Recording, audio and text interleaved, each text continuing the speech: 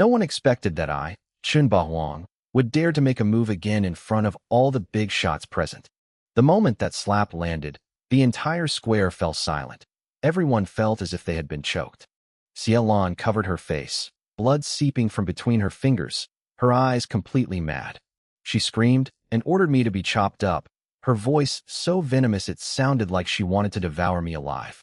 13 martial arts practitioners approached simultaneously, and one-eyed Xuen narrowed his single eye, his killing intent pressing down upon them. Just as the tension reached its peak, a panic shout suddenly came from outside. "Wait, don't do anything." Everyone turned around and saw 200 or 300 bodyguards in suits rush into the commercial street and instantly surround the square. Leading the group was Zhang Tianyang, a big shot who ranked third on the Qinsheng rich list, with an intimidatingly heavy aura. He walked briskly to my side, stopped, and said only one sentence. "I've come to protect young Master Chun." These words caused another uproar. The CF family members looked grim, and one-eyed Xue coldly asked them, "What use are these ordinary bodyguards?" Zhang Tianyang didn't back down an inch. He looked at Xialan, his tone sharper than a knife. He said, "He saved my life, and since Xialan is determined to kill someone today, then I'll take his life first." I saw him stand beside me, and I wasn't surprised, but his eyes grew colder. Because I knew he wasn't there to put on a show, he was genuinely prepared to die here. Xialan gritted her teeth and stared at Zhang Tianyang, asking, "Is one life enough?" She had barely finished speaking when another cold female voice came from outside. "What if I join you?" Next to a Porsche, Song Yuyin got out of the car. She was dressed in a sharp suit, her long legs were eye-catching, and her face was as cold as frost. She walked alone into the crowd, facing the CF family and martial artists without the slightest fear. When Lin Yao saw her, she immediately called out, leg, and the two stood together, their presence no less imposing.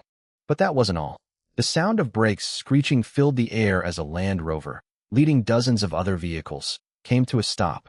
Immediately afterwards, 400 or 500 people surged into the street corner, completely blocking the surrounding area. The woman in the black dress walked in, surrounded by the crowd, her imposing presence causing even the business tycoons to instinctively make way. She is Yin Shenyang, Xiaomani. She was accompanied by Fei Si and a group of confidants, but her subordinates were not as disciplined as Zhang Tianyang's men. Whether they were tycoons or rich young masters blocking their way, they were all forcibly pushed aside. Xiaomani walked up to me, glanced at me briefly, and then stared coldly at Xialan. At that moment, Zhang Tianyang, Song Yuyin, and Xiaomani all stood on my side. The onlookers were completely dumbfounded. They couldn't understand what my identity was that could make several forces from Qin City intervene at the same time. Some people stared at Lin Yao, Song Yuyin, and Xiaomani, their eyes filled with shock and jealousy. The three women were all different, but standing together, they all seemed to be holding up half the sky for me. Xialan looked at them, her expression a mixture of laughter and anger, jealousy practically written all over her face. She suddenly pointed at me, her voice shrill and piercing. "So what if you have more people?" One-eyed Xue, "Chop that bastard up." One-eyed Xue responded, his gaze sweeping over the hundreds of people around him, a cruel sneer appearing on his lips. He casually pointed out 2 martial arts practitioners and ordered them to clear the area. Without uttering a word, the two charged directly into the group of bodyguards Zhang Tianyang had brought. 20 or 30 bodyguards immediately surrounded them, but the situation completely reversed the next second. In less than 10 breaths, all the bodyguards were sent flying, and 3 of them collapsed in pools of blood. Blood flowed down the ground, and the once aggressive crowd instantly fell silent. One of the martial arts practitioners yelled, "Get out!" His voice was so loud it hurt everyone's eardrums. Zhang Tianyang's bodyguards exchanged glances, their faces pale, and instinctively took a step back. They knew perfectly well that this was a warning to others, but not a single one dared to rush forward. After all, they were just ordinary people. Having witnessed their companion's gruesome death, their legs were already trembling uncontrollably. The bodyguards Zhang Tianyang brought were, in the end, just ordinary people. In their eyes, murder was a grave matter, a red line only a madman would dare cross. But now, 2 corpses lay before them, blood still flowing on the ground. The 2 martial arts practitioners, carrying weapons, walked from left to right, their gazes as cold as knives. With each step they took forward, The bodyguards took a step back. No one dared to block their way. Some people turned pale, some vomited on the spot, and others trembled uncontrollably. Finally, someone broke down and shouted, "I can't take it anymore. I quit." That shout seemed to ignite fear. The second, the third, all turned and ran. More than 300 people were reduced to just over a dozen in the blink of an eye, their formation collapsing completely.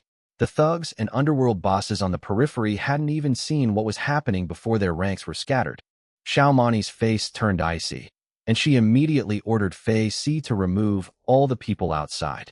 She understood that having more people was useless against martial artists. It would only make the situation more chaotic. Soon, the once crowded square was reduced to only a few dozen Qin city tycoons. These business giants were not surprised, as if this was all within their expectations. The Xie family is the Xie family. Even without martial arts practitioners, ordinary bodyguards wouldn't dare to actually attack. The fact that they're standing here today is a testament to the Xie family's power. These people control most of Qinqing's resources. Who would dare to ruin their future for Zhang Tianyang? No one would do that. That's reality, and that's human nature.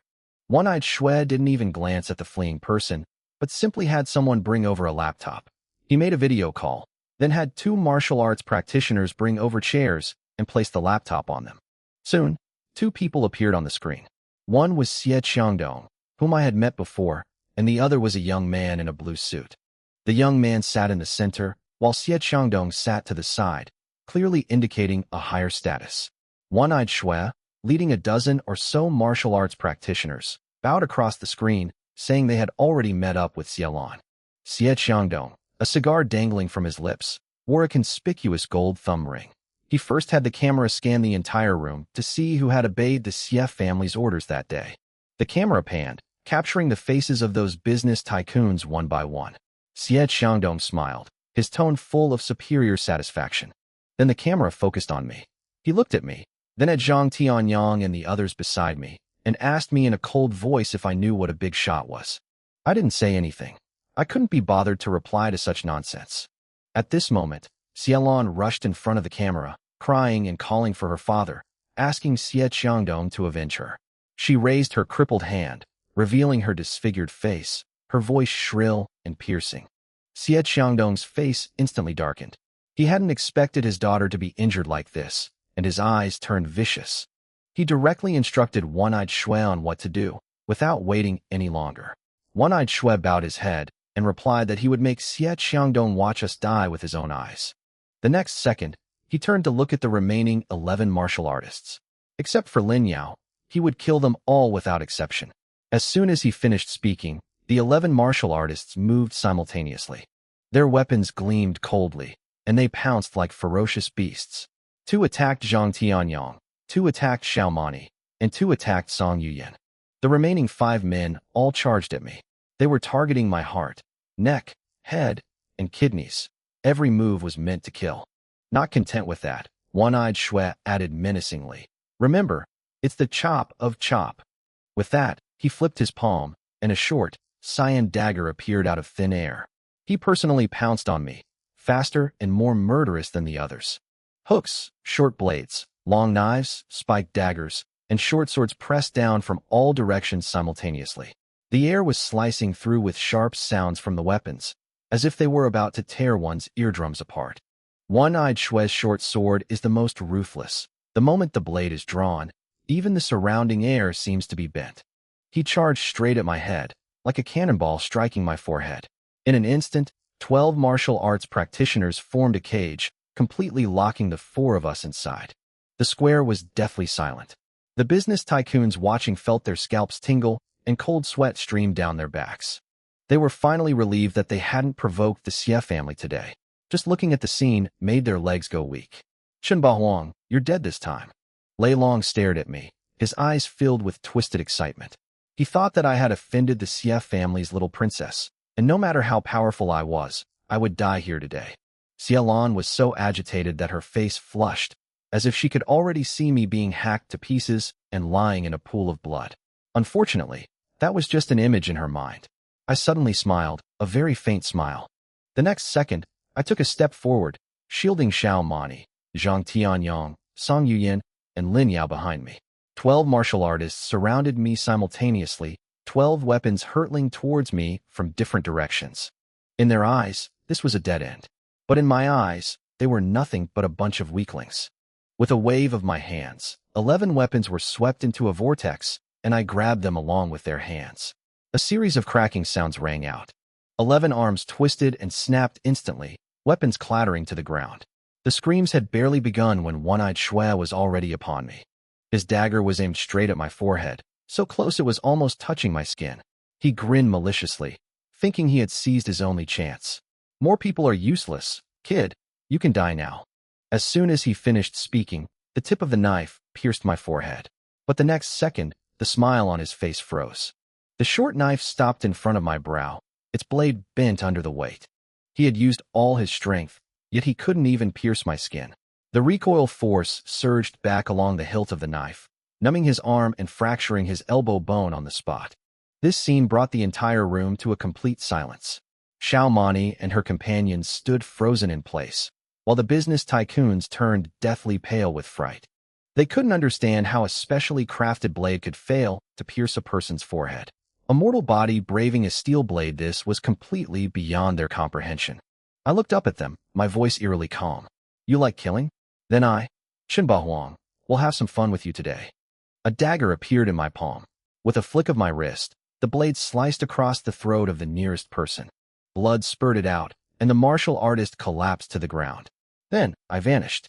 When I reappeared, I was already standing behind another person. He opened his mouth to scream, but the dagger was already piercing his mouth. With a gentle twist, his throat shattered. The remaining men finally trembled with fear. Their eyes changed from fierce to terrified, and they turned and fled in all directions. But they couldn't escape. I killed one person with each step, and with each appearance, another corpse lay on the ground. A series of splattering sounds rang out, and 9 martial artists died instantly. I didn't stop. A dagger flew from my hand, piercing the brow of a man in the distance like an arrow. The last man was terrified and scrambled to escape the square. But he had only taken a few steps when a white light streaked through the air and instantly killed him. In the blink of an eye, all 13 martial artists were dead. Only one-eyed Shui remained standing on the field. I turned to look at him. His single eye was filled with terror, as if he were witnessing death approaching. I drew closer, saying with each step, "Just now, did you think you'd found my weakness? Did you think that one strike would definitely kill me? Your angle was indeed tricky, and the opportunity certainly existed. Unfortunately, you and your men are too weak." 4 steps later, I stood in front of him and brought my palm down. A loud bang. One-eyed Shui appeared unharmed, but his brain core had been shattered by my attack.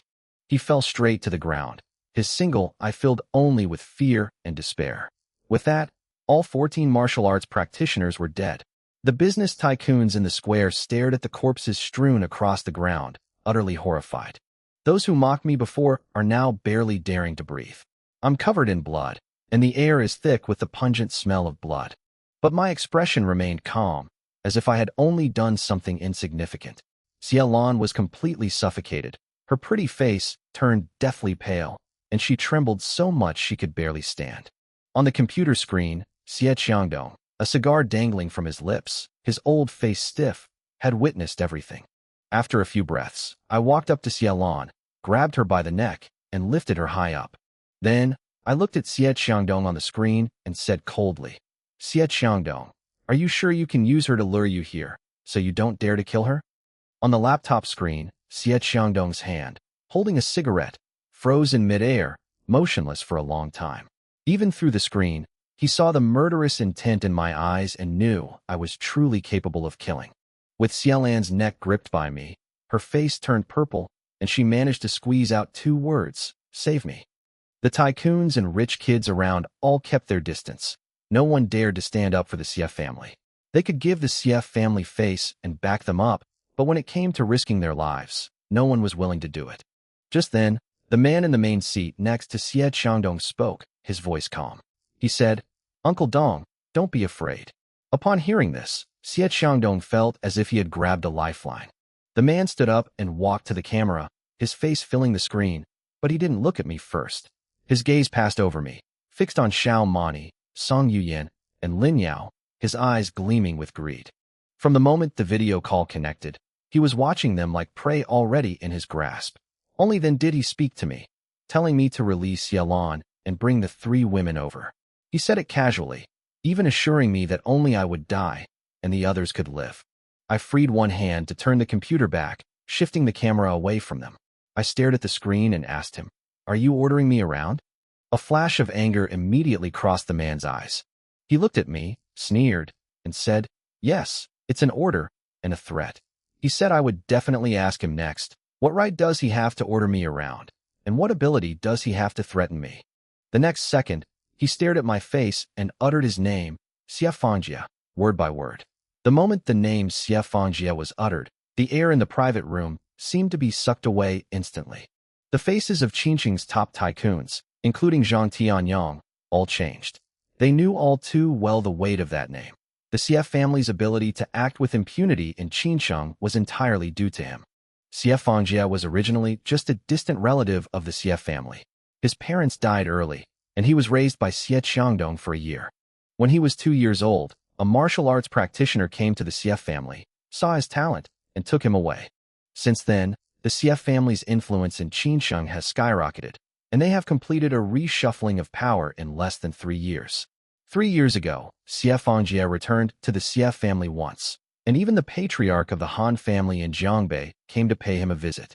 What outsiders didn't know was that the reason the Han family patriarch went into seclusion after leaving was because he had been defeated and subdued by Xie Fangjie. That year, Xie Fangjie was only 20 years old, which was the real reason why everyone in Qingqing was terrified. Zhang Tianyong couldn't help but walk to my side, his voice trembling, and begged me to release Miss Xie. He said Xie Fangjie was someone you couldn't afford to offend. People could really die, and no one in Qingqing could withstand his wrath. Looking at that arrogant face on the screen, I loosened my grip slightly and put Xiaolon down. Zhang Tianyong breathed a sigh of relief, as if as long as Xiaolon didn't die, there was still room for maneuver. Xie Fangjie on the screen also smiled, a bright smile, as if he had known all along that I would back down. In his eyes, his name always carried weight, and no one dared to disobey his orders. But the next second, I clenched my fist and slammed it into Xiaolon. A muffled thud rang out, and Xiaolon flew out like a cannonball, crashing heavily to the ground. She didn't even have time to scream before she died on the spot, completely and utterly dead. Zhang Tianyong stood frozen in place, cold sweat streaming down his face, his eyes filled with despair. The tycoons were also terrified.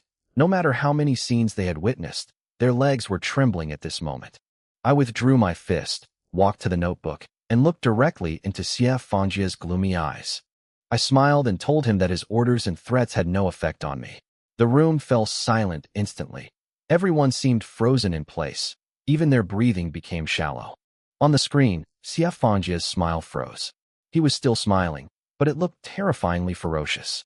He was so angry that his lips trembled, and a cracking sound came from the computer, as if something was being crushed. After a long time, he suddenly laughed and said that I was bold, arrogant, and cocky. He said he hoped I would keep my courage, just stand there and don't run away, wait for him to come find me. If I ran away, he would start killing everyone I knew and keep killing until I appeared. After saying that, he punched the camera, and the screen instantly exploded with static. The video disappeared in the shopping mall, but the oppressive chill lingered.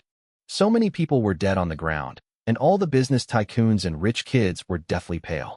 They were afraid of me, so afraid that they didn't even dare to breathe too heavily, at least not before Xie Fangjie arrived. The entire square was eerily quiet. For a short time, no one dared to speak. I turned to look at Zhang Tianyong, Xiao Mani, Song Yuyan, and Fei Si, and said a faint thank you. Zhang Tianyong immediately lowered his head, saying that I had saved his life, and helping me was what he should do. But the next second, his expression changed, and his voice trembled with anxiety as he told me to leave Qingqing immediately. He said Xie Fangjie was not someone I could afford to offend right now, and that the farther away I went, the better, and I should come back when I was stronger. Xiao Mani also gently advised me, saying she had heard of Xie Fangjie's name, but this time it would be best to listen to Zhang Tianyong. I just smiled. For more than 10 years, I've been walking back and forth between life and death, and I've long since forgotten how to write the word fear. Xie Fangjie is nothing to me, Chunbahuang, who would turn around and run away so easily. Zhang Tianyang was sweating profusely, saying that if he didn't leave now, it would be too late. He looked more panicked than if he were about to die. I looked at him and asked who this Xie Fanjia was that could scare him like this. Zhang Tianyang was silent for a moment, then quickly recounted what was circulating among the wealthy in Qinqing. The Xie family's ability to wield absolute power in Qinqing stemmed from the name Xie Fanjia. He even mentioned that Xie Fanjia had connections with the patriarch of the Han family in Jiangbei, indicating deep-seated ties. Only then did I understand why these people were so terrified at the mere mention of Xie Qiangdong's name. With the Han family patriarch in Jiangbei, the Han family can dominate the country, and Xie Fanjia also stands behind the Xie family. Zhang Tianyang said that Xie Fanjia's relationship with the Xie family was actually quite distant, far less close than that of the Han family's patriarch. Even so, the Xie family had still managed to achieve what they had today, demonstrating just how terrifying the power behind Xie Fanjia was. In his final moments, he was practically begging me to leave Qinqing prison immediately. He also said that after I left, he would do everything in his power to protect my friends, family, and brothers. I patted him on the shoulder and said that the person in this world who could make me, Chunbahuang, escape is not yet born. Then I looked at Lin Yao, Song Yuyin, and Xiao Mani, and asked them to come with me. Amidst everyone's shocked gazes, I turned and walked into the clothing store next door. The shop assistants were already huddled in a corner, terrified. They wanted to call the police, but found their phones had no signal. In fact, the signal had been blocked there. Without special equipment, no one could contact the outside world. I asked the three women to wait a moment, then went into the bathroom to wash the blood off my hands and face. When I came out, the three women looked at me with confusion, not understanding what I was trying to do at a time like this. I picked up the three outfits Lin Yao had chosen earlier and asked them with a smile which one would suit me best right now. The three of them fell silent instantly, their eyes all conveying the same message. What kind of time is this to be picking out clothes? Lin Yao spoke first, extremely worried, urging me to leave before Xie Fanjia arrived. Song Yuyin also frowned, saying that as long as we're alive, we can always make a comeback. There's no need to force ourselves to stay. Only Xiao Mani smiled with a hint of helplessness. She knew me too well. She knew that once I made up my mind, no one could change it. She pointed to the black robe in the middle and said that this one suited me best. Lin Yao chose three outfits: a black suit, a casual outfit, and a black long gown. The long gown resembled the clothing worn by ancient physicians, composed, clean, and with a touch of coldness. Xiao Mani asked the other two for their opinions, but Song Yuyin coldly said she didn't care. She just wanted me to leave quickly. Lin Yao pursed her lips and whispered that she looked good in any of the clothes, but her eyes were full of worry. I smiled, picked up the black long gown, and turned to walk into the dressing room. Less than 3 minutes later, I changed out of my blood-stained old clothes and came out wearing the long gown. I looked at them and asked with a smile if they looked good, as if there was no deadly trap waiting for me outside. Xiao Mani nodded without hesitation and said they looked good. Song Yuyin snorted, and Lin Yao also nodded slightly. After changing into this outfit, I felt like a completely different person. The long robe fit me perfectly. The wine flask at my waist was still there, and my expression remained nonchalant, but I now possessed a touch of antiquity and carefree spirit. Zhang Tianyang, standing outside the shop, was as anxious as an ant on a hot pan, hoping I would leave immediately. The business tycoons, however, were all staring at me with extremely strange expressions. In their eyes, my daring to change clothes in front of Xie Fanjia was utterly arrogant.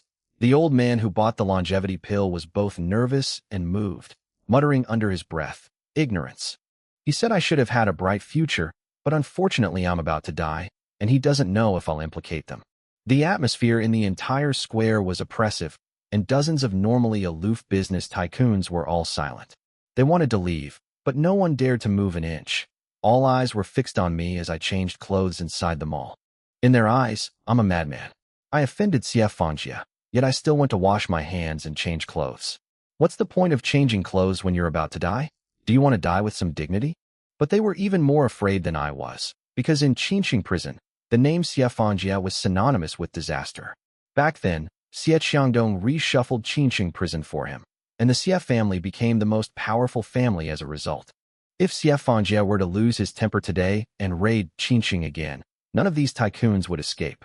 They knew very well that dying at the hands of such a person would be a pointless death. Even more terrifying is that they themselves might not be the only ones to die. Their families and businesses would also be uprooted. Finally, someone couldn't help but urge Zhang Tianyang to persuade me to leave immediately. They spoke one after another, their voices filled with fear, hoping that if I left, the matter could be kept quiet. Zhang Tianyang stood in the crowd, his expression changing repeatedly, as if he were making an extremely difficult decision. A moment later, he gritted his teeth and strode towards them all. At that moment, I was leading Lin Yao, Song Yuyan, and Xiao Mani out of the store. Dressed in a long black robe, clean and sharp, paired with a freshly washed face, he exuded a sharp, commanding presence. 3 women of distinct styles walked beside me, making me appear like a king from a bygone era. The people in the square were completely dumbfounded, their shock mixed with anger and utter absurdity. Even at a time like this, I had managed to keep myself so clean. What shocked them even more was that I was still smiling, as if I didn't take Xie Fangji seriously at all. Zhang Tianyang quickly ran up to me, and I saw the cold sweat on his forehead. I asked casually, scared? He took a deep breath and said with a wry smile, honestly, I've lived for decades and never been this scared. I looked at him and asked, so, you still want to persuade me to leave? Zhang Tianyang shook his head, his voice low but firm. No, young Master Chun, I can't persuade you of what you've decided. He paused for a second, then looked up at me. I'm here just to make my stance clear. From now on, no matter what happens, I, Zhang Tianyang, and the entire Zhang family will stand by your side. The square fell eerily silent the moment those words were spoken. I knew this was his second high-stakes gamble. Last time, facing the Han family, he had a way out. Even if he lost, he might not be completely wiped out. But this time, he was betting the lives of the entire Zhang family. If Xie Fangji really made a move, the Zhang family could be wiped out overnight. If he won the gamble, his Zhang family would rise to the top, perhaps even surpassing the Xie family. If he lost, his family would be destroyed, and he wouldn't even have a chance to recover. Yet, he still chose me, because he remembered that I had saved his life. Businessmen are driven by profit, but in crucial moments, there's always something one can't afford to lose. The tycoons finally realized what was happening, their faces contorted with rage. They thought Zhang Tianyang would try to persuade me, but instead he dragged himself into it. Some called him crazy, some called him an old geezer, and some said he had no idea how powerful the Xie family was. But I just looked at Zhang Tianyang and felt a little more approval for him. The first time I saw him, I felt a connection with him, which is why I saved him. Looking back today, he hasn't disappointed me. I've spent 10 years in the military and witnessed countless deaths, but I also know that Zhang Tianyang is not alone. He has a wife and children, businesses, and the entire Zhang family's lifeline behind him. The fact that he stepped forward means he's already placed his life on my shoulders. Xiao Mani glanced at him, a hint of approval in her eyes. She hadn't expected a businessman to make such a choice between profit and life. Zhang Tianyang gave a bitter smile. Young Master Chun, my life has long been yours, so why say such things? After saying that, he lowered his voice and reminded me, Xie Fangji must be very strong, so don't be careless. I picked up the gourd, tilted my head back, and took 2 gulps, the pungent aroma of the liquor burning down my throat. I smiled faintly, but my voice turned cold. I also want to know just how strong he really is. I'm still waiting for him to kill me, to kill everyone I know, and everyone I know. Zhang Tianyang fell silent. He had already chosen his side. All he had to do now was stand firm. Xiao Mani carried a rattan chair out of the shop and placed it behind me, saying softly, sit. I thanked her and sat down in the center of the square. Xiao Mani stood beside me, opened a paper fan, and gently fanned me. Chapter 207 The Real Waiting. This time, I was truly waiting for Xie Fangji to come in person. Xiao Mani stood beside me, gently fanning me, her posture like that of a maid. The big shots around him were envious and panicked, and felt even more suffocated.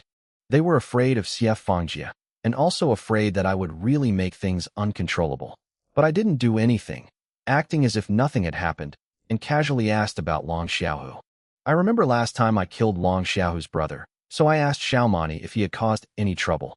Xiao Mani laughed and said, I found her, and she even threatened to take over the South District if she didn't hand me over.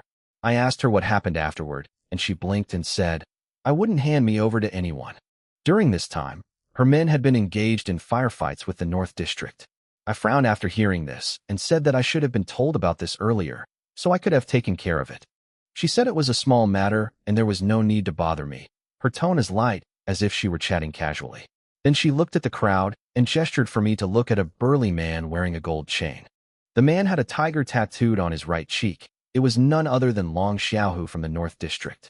Xiaomani said that after today, he probably wouldn't dare to mess with the South District again. I followed her gaze, and Long Xiaohu's expression instantly changed. His scalp tingled, and he took 2 steps back, fearing that I would attack him on the spot. I looked away and said calmly, "Dealing with someone like that must be exhausting." Xiaomani replied softly, "That's something my brother left behind. I have to protect it." I didn't say anything more, just sat quietly in the wicker chair, waiting for Xie Fangjie to appear. 15 minutes later, a roar suddenly came from the sky, and everyone looked up at the same time. Below the clouds, a black helicopter was flying rapidly towards the square. Soon, the helicopter landed above the square, about 20 meters above the ground. The door opened, and Xie Fangjie, dressed in a blue casual suit, stood in the doorway with his hands behind his back. He looked down at the entire area, his gaze finally settling on me. But his gaze only lingered for a moment before sweeping over Xiaomani, Song Yuyan, and Lin Yao. The greed and possessiveness in his eyes were undisguised, sending chills down one's spine. The latter descended, and Xie Qiangdong carefully climbed down from behind. As soon as he landed, he saw the wrecked Porsche and the bodies of Xie Yuba and the others. Xie Qiangdong trembled, his eyes filled with heartache, resentment, and murderous intent. But he didn't cry, nor did he even glance at his children. Because in his heart, as long as Xie Fangjie was still alive, he could bear the death of his children. He stood at the foot of the ladder and bowed deeply to the helicopter. Xie Qiangdong respectfully asked young Master Xie to come down and avenge his children and men. Xie Fangjie above chuckled, his face full of confidence. The next second, in front of everyone, he stepped directly out of the hatch. He didn't use the ladder, but jumped down from a height of 20 meters. With a deafening roar, the ground shook violently, and Xie Fangjie landed steadily. The floor beneath his feet instantly cracked, with fissures spreading outwards like a spider web. The scene was so shocking that the business tycoons and wealthy heirs in the square were completely dumbfounded. Some were speechless, their mouths agape, while others' legs went weak and they nearly collapsed to their knees. To jump from a height of 20 meters and emerge unscathed, was this even human? Those who had never seen a martial arts practitioner before were trembling with fear. The entire plaza seemed frozen, with only the roar of helicopter rotors filling the air. Xie Fangjie was quite pleased with the crowd's fear, a condescending smirk playing on his lips. He looked like a scholar, yet he dragged a long sword in his hand. The hilt was gripped in his palm, the tip scraping against the ground with a chilling aura. He also exuded a strong murderous aura, the kind that only those who had killed many people possessed. The murderous intent emanating from him contrasted sharply with his appearance, causing many to collapse to the ground. They finally understood why the Xie family was so powerful and ruthless. Xie Fangjie swept his gaze across the crowd and coldly uttered, "A bunch of ants."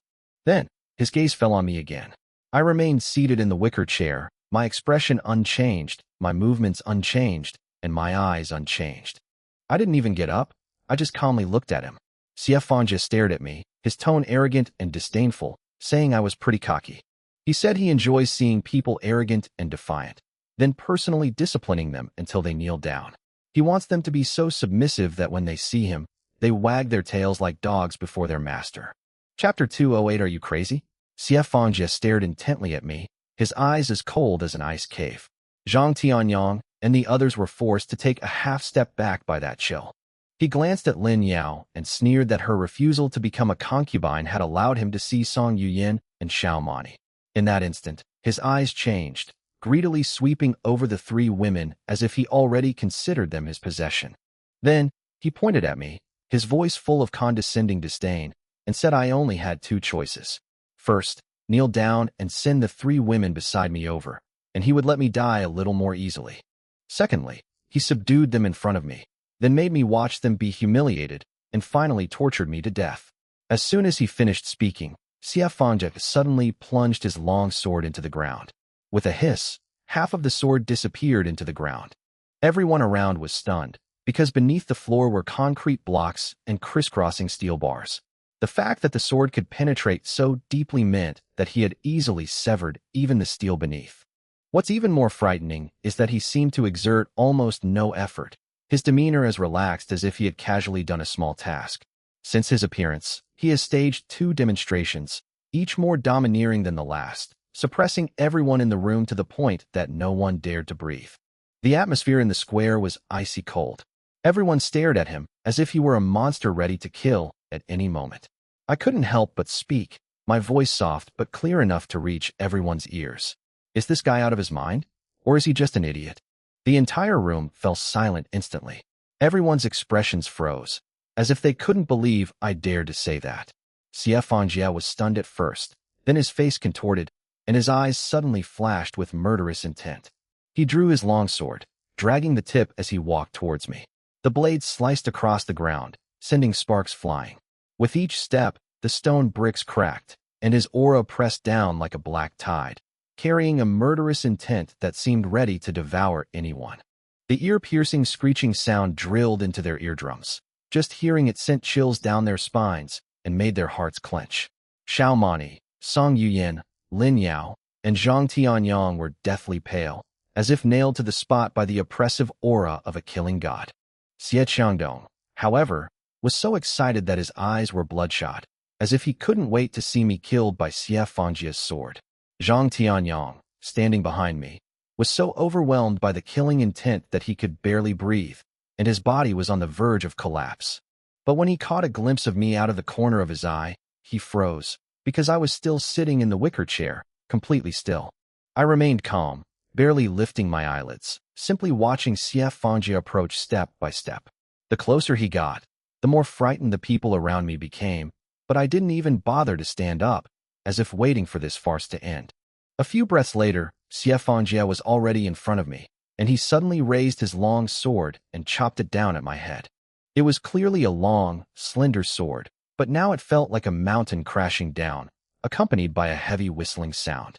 The spiritual energy on the sword swirled wildly, and the force pressed down so hard that the air vibrated, as if it could cleave me in two at any moment. I looked up at him, suddenly smiled, and said, Xie Fangjie, I thought you were so great. Now it seems you're just so-so. Sitting here waiting for you feels like a waste of my time. After saying that, I neither dodged nor got up. I simply raised one hand and struck directly at the sword. This scene stunned everyone. Zhang Tianyang and the others' expressions changed drastically, their eyes filled with disbelief. That was a sword that could cut through iron like mud. It could easily slice through the steel bars underground just now. Xie Fangjie, standing upright, unleashed his power with a downward slash, carrying momentum and inertia. This strike was clearly delivered with full force. Meanwhile, I, seated in a wicker chair, attacked from below, putting me in the most disadvantageous position by all accounts. Palm against sword, lower against upper, hasty against prepared power to others. This wasn't a fight, it was suicide. They couldn't understand why I didn't dodge, why I didn't use a dagger, why I insisted on taking the blow barehanded. With so many choices, I chose the simplest and most suicidal option. At that moment, everyone's mind was filled with only one thought. Am I insane? As the blade was about to cleave my palm, Xie Fangjie revealed a cruel smile. In his eyes, anyone who dared to catch his sword with their bare hands was either a madman or an utter fool. He started practicing swordsmanship at the age of 3 and had been wielding this specially made longsword since he was 8. He had never encountered anyone who dared to fight him barehanded.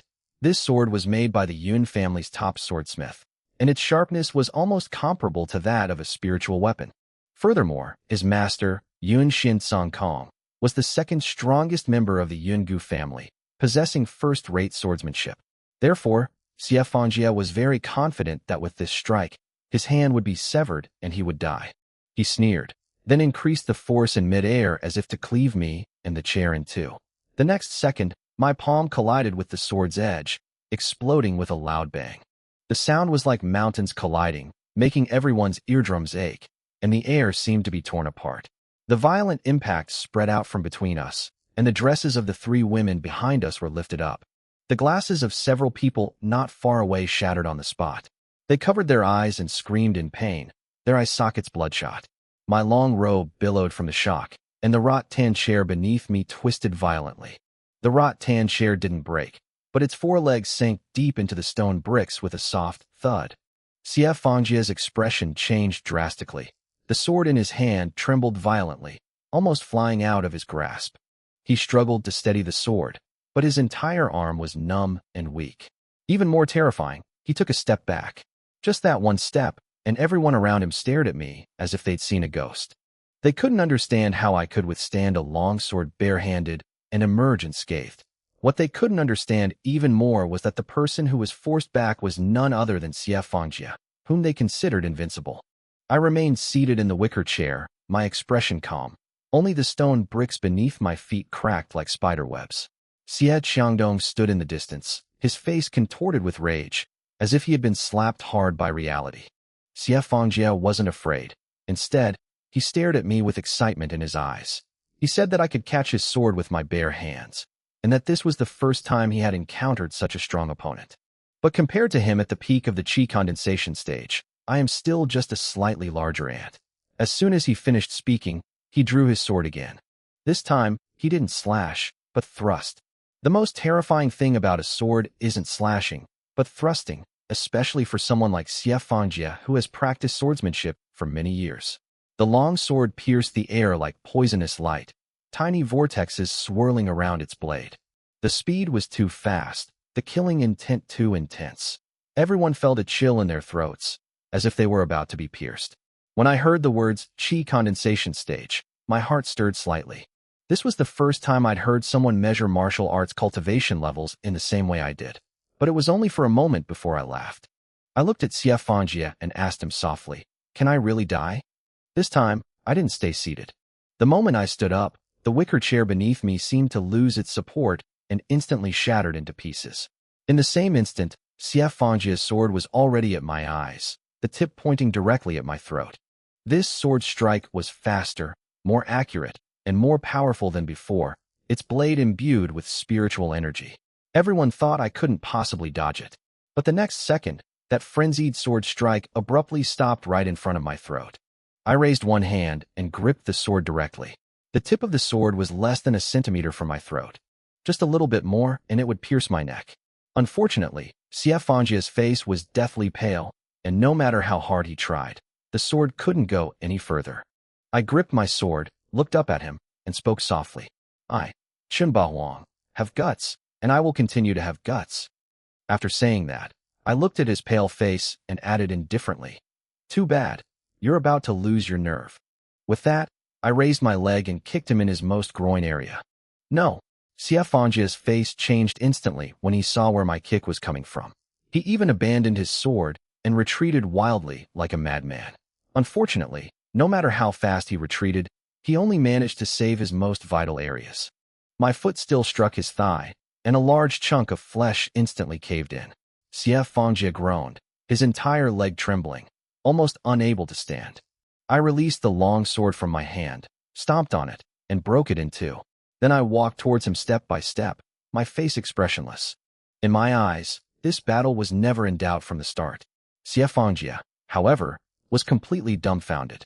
He was at the peak of the chi condensation realm, which in the secular world would be comparable to a grandmaster. Yet his full-force sword strike was caught by me with my bare hands. There were only a few red marks on my palm, not even any blood. This scene completely shattered his arrogance. He stared at me intently, as if he had seen a monster that shouldn't have been there. A few breaths later, I was standing in front of him. In the setting sun, I held an ordinary dagger in my hand, its blade reflecting the glow of the sunset. Sief Fangjia struggled to his feet, his injured leg giving way, his voice still carrying a final bit of bravado. "Chunba Huang, you've managed to push me to this point. You certainly have something to be proud of." After saying that, he took out a small bottle from his person, poured out a pill, and swallowed it. I knew that thing could temporarily boost one's strength by a level. The price was also heavy. Once the effects wore off, both body and mind would be completely drained. But he couldn't care less. He couldn't lose, especially not to the worldly martial artists he looked down upon. The drug's effects quickly kicked in, and his aura surged dramatically. Sief Fangjia's eyes lit up with excitement again, as if he had seized a chance to turn the tide.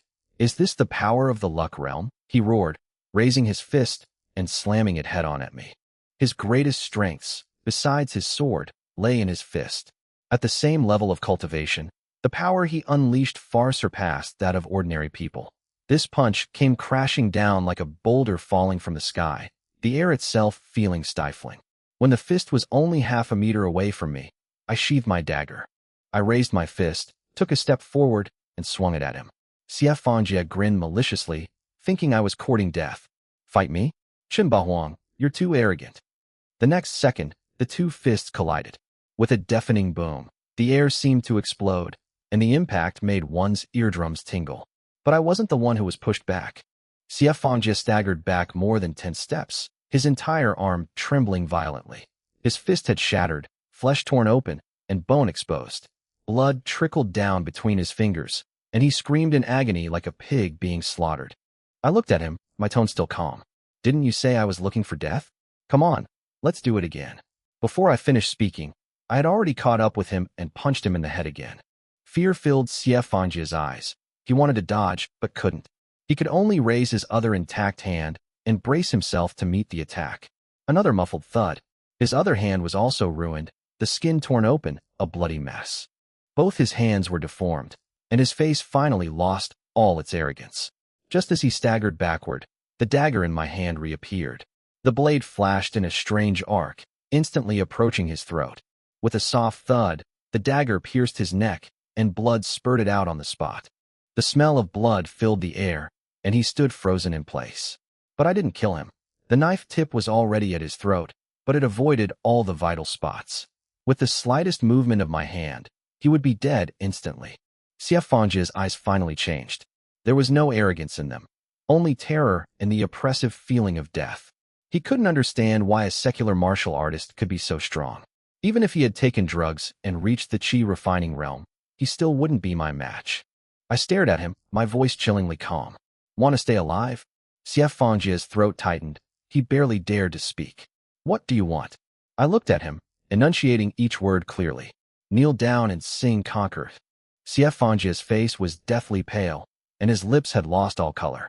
He stared intently at me, blood dripping from his hands, his eyes filled with resentment. From childhood to adulthood, Xie Fangjie had always been proud. He embarked on the path of martial arts at the age of 16 and reached the peak of the chi condensation realm at the age of 23, making him dazzling enough among the younger generation. The Crouching Dragon ranking only accepts the top 50 under the age of 30, and he ranked 47th. Even though he was not a direct descendant of the Yun family, he had the capital to look down on everyone else. But at this moment, whether he kneels or not is entirely up to me. I watched him remain silent for a long time, then gently turned the dagger in my hand, the blade slicing coldly along his throat. The aura of death instantly crushed him. Xie Fangjie trembled, cold sweat streaming down his face, and finally roared out in a heart-wrenching voice, "No, I'll kneel." The moment the blade stopped, he knelt down before me with a thud.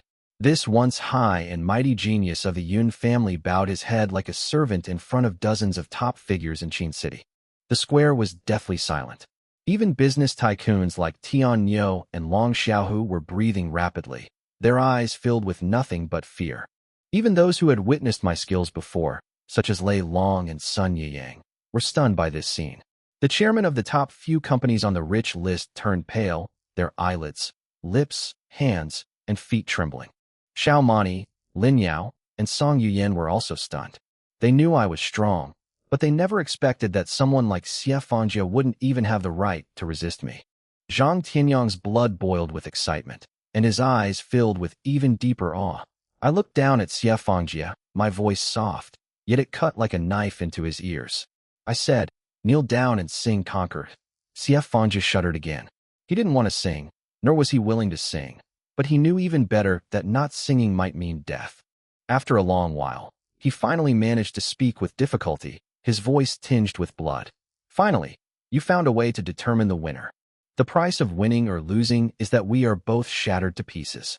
Each word was squeezed out of his mouth, off-key, hoarse, and tinged with tears. But no one in the square dared to laugh. Everyone listened quietly, watching as I personally trampled the dignity of this proud man to the bone. At the end of the song, Xie Fangjie actually shed tears. That wasn't resentment, it was regret. He regretted letting Xiaolon go to Lin Yao, and he regretted even more that he had provoked me. But I know that even if I gave him another chance, he would most likely still come. Because Song Yuyin and Xiao Mani are too beautiful, and Lin Yao is also too beautiful, he would never stop before knowing my strength. It's too late to regret it now. Xie Qiangdong, standing not far away, looked as if he had aged more than 10 years in an instant. Xie Fangjie was the Xie family's biggest backer, but now he's kneeling on the ground, looking as pathetic as a stray dog. Xie Qiangdong, suppressing his fear, shouted at me. Chen Sheng, he's already knelt down and sung. Why aren't you letting him go? He had to speak up, because Xie Fangjie couldn't die. With Xie Fangjie dead, the Xie family will also suffer. Seeing that I didn't move, Xie Qiangdong threatened again in a hurry. If you kill him, the Yun family will not let you off, and neither will Yun Zuan Kanking. He was afraid I didn't know about the Yun family, so he quickly added another sentence. The Yun family is a true reclusive martial arts family. My Xie family is like an ant in front of them. If you mess with Xie Fangjie, you will die a very bad death. I only glanced at him. Old man, you have no right to talk to me. Upon seeing that look, Xie Qiangdong felt as if a knife was pressed against his heart, and he couldn't help but tremble and take a step back. Just then, a deep, cold voice suddenly came from high above. Shameful. The sound wasn't loud, but it eerily reached everyone's ears. Everyone instinctively looked up at the circling helicopter. At the cabin door, a bald man was standing there. He was in his 30s or 40s, with his hands behind his back. He looked like a mountain, and just standing there made it hard to breathe. The next second, he stepped onto the ladder. The 20-meter-high rope ladder was floating in the air, but when his feet landed, the ladder came to a steady stop as if it had been frozen. He didn't climb down. He walked down step by step. Those businessmen and rich kids who had never seen a martial arts practitioner before had their understanding of martial arts refreshed once again. Can you really descend a ladder like that? What exactly is the source of his strength that allows him to stand firm? Also, when did he stand inside the hatch? Chapter 212 was useless. Xie Qiangdong was horrified. He had no idea that there was such a person hidden in the helicopter he had arranged. When Xie Fangjie saw that figure, he grasped at it like a last straw and cried out in a trembling voice, "Brother Xie, save me." The man stopped 3 meters away from me, his tone calm, yet carrying an undeniable pressure. Chen Sheng, you can't kill him. His appearance didn't surprise me. My senses had already detected that someone even stronger had been secretly watching this battle. My decision to make Xie Fangjie kneel down and sing Conquer was never simply to humiliate him. I was waiting for this person to show himself. But when I finally saw him clearly, the murderous intent in my chest exploded instantly. Above his right eyebrow was a bright red mark, like a lion or some kind of bloody brand, which stung my eyes. I took out the white cloth I always carried with me from my pocket. There was an identical mark on the white cloth. That was the only clue Zhang Fan left behind before his death. It's also the source of the blood debt I've been investigating all these years. My heart was pounding harder and harder. My blood and spirit were boiling at the same time, as if a volcano was about to erupt from my chest. I stared intently at him, suppressing my almost overwhelming killing intent, and asked coldly, "Why shouldn't I kill him?" The man sneered. "There are many reasons, but I'll only say one. Because I'm here." I stared into his eyes and asked, word by word, "Who are you?" He spoke without any hesitation. "My name is Xie Wujian." "You guessed it right. I'm the one who killed your brothers." As those words fell, I seemed to see Zhang Fan's gruesome death again before my eyes. His face was disfigured beyond recognition, his 10 fingers were broken, and his arms were cut into several pieces. The other 2 brothers were also newcomers who joined the Dark Team after Las Vegas. They had only been there for less than 2 years, full of enthusiasm and only wanted to serve their country, but they were tortured to death. Those images are etched into my very bones. I will never forget them, and I can never forgive them. Xie Wujiang looked at the white cloth in my hand and said in a light tone, "Back then, I originally wanted to kill you.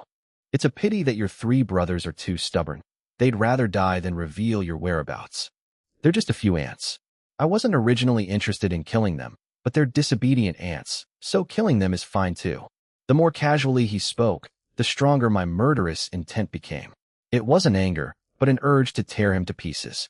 I finally understand why Zhang Fan and his group, despite being so strong, died without any chance to fight back. When facing truly powerful martial artists, they have already given their all if they can take one enemy with them before they die. My throat tightened, and my voice sounded like it was being squeezed out of blood. Why did you kill me? Xiao Wujiang's eyes were cold.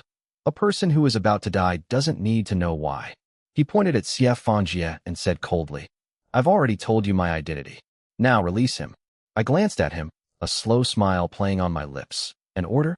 Too bad. Your order is useless. As soon as I finished speaking, I spun the dagger in my hand, and the blade sliced Xie Fangjie's artery. Xie Fangjie instinctively covered his throat, but his hand was already badly rotten, and the bleeding couldn't be stopped. He stared at me wide-eyed in disbelief, stammering, You promised you wouldn't kill me. As the last word fell, Xie Fangjie collapsed to the ground, lifeless. I killed him with my own hands in front of Xie Wujiang, Xie Qiangdong, Zhang Tianyang, and dozens of other top tycoons. The entire square fell silent instantly. Everyone seemed to have lost their voice, leaving only terrified breathing.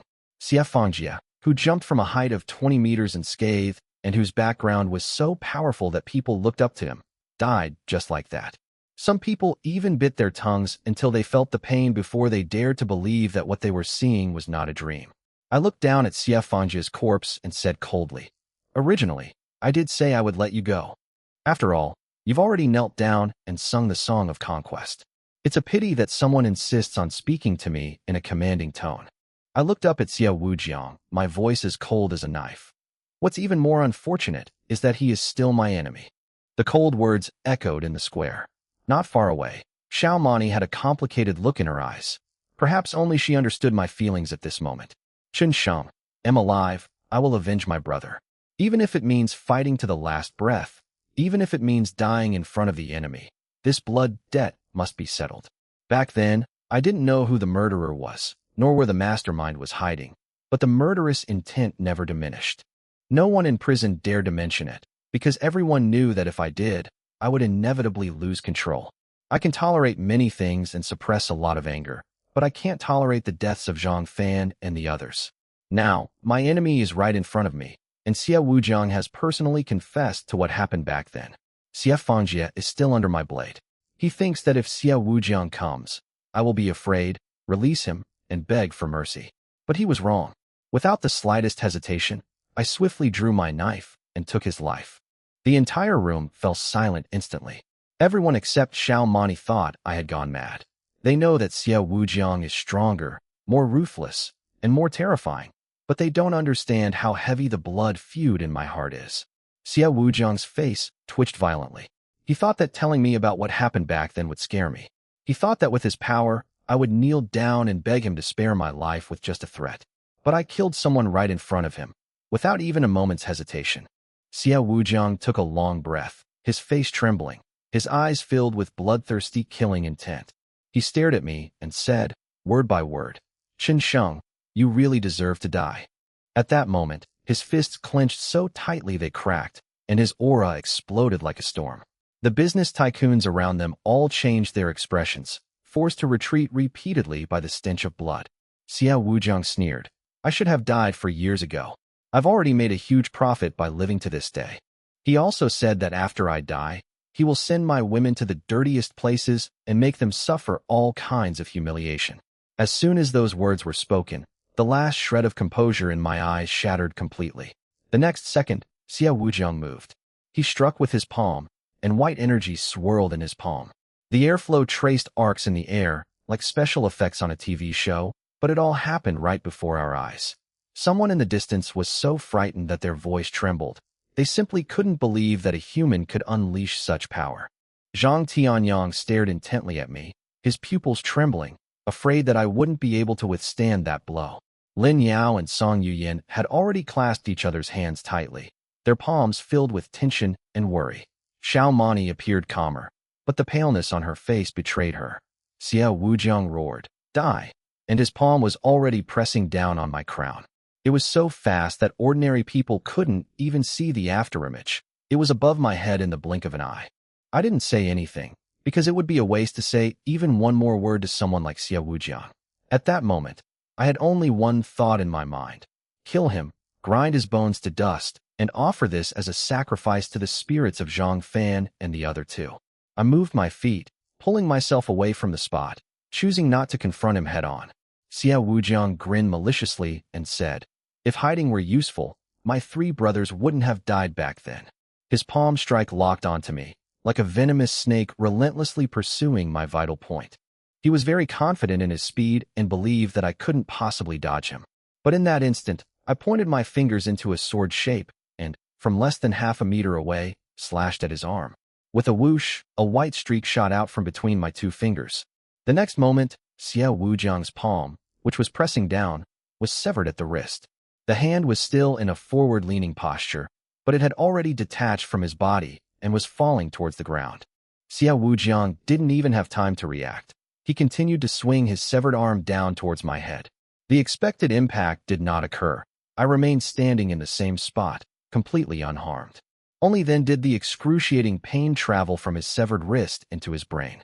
With a loud bang, the severed hand slammed into the ground, shattering the floor tiles instantly and causing a sudden collapse in an area. Everyone felt their scalp tingle because they dared not imagine the consequences if that palm strike had landed on them. In less than 3 seconds, the situation completely reversed, and Xiao Wujiang's sneer turned into a scream. He clutched his severed wrist, cold sweat pouring down his face, his features contorted in pain, the blood and bone chilling to the bone. He stared at me intently, roaring as if he'd seen a ghost. Chi transformation realm? How is that possible? I didn't answer, but took 3 steps to stand in front of him, as if I had come out of hell to take his life. With this palm strike, I held back not a shred of strength, carrying all my hatred as I slammed it hard against his shoulder. With a loud bang, my palm struck down, and half of Xiao Wujiang's shoulder shattered on the spot, his bones exploding inch by inch in the force of my palm strike. He suddenly knelt down, his knees sinking deep into the ground, his kneecaps shattering, as if he were nailed to the ground right in front of me. The next second, the dagger appeared in my hand. Its cold light flashed, and I stabbed it fiercely into his body. Splatter, splatter, splatter, one cut after another, and blood holes quickly covered his body. These knives were used to stab my dead brothers, and also to stab their parents, wives, and children. With each cut, I avoided vital points, but deliberately chose the most painful spots, making him consciously suffer a fate worse than death. I didn't stop. In my eyes, Xiao Wujiang was no longer a human being, but a piece of flesh and blood that deserved to be torn to pieces. The blade pierced my bone, blood splattered, and crimson blood soaked through my black clothes, staining the white bricks beneath my feet. The strong smell of blood filled the air, and everyone froze in place, looking at me as if I were a madman. They had never seen me so ruthless, nor had they ever seen a powerful figure like Xiao Wujiang kneel and be slaughtered. But only Xiao Wujiang himself knew that it wasn't that he didn't want to move, but that he simply couldn't. His body was as if it had been destroyed, with only the sensation of pain remaining alive. Every cut felt like tearing his soul apart. I stabbed him more than 100 times. He went from screaming in agony to losing his voice, and finally only had desperate gasps left. I finally stopped, holding the blood-dripping dagger, and stood in front of him, my mind filled with the faces of my brothers. Zhang Fan, Li Lin, Qiu Shangping. I roared in my heart, "Brothers, I've avenged you. Did you see that?" Xiao Wujiang knelt on the ground, his body riddled with holes, trembling with pain as he tried to breathe. But the worst part is that he's still alive. He desperately wants me to send him on his way right now.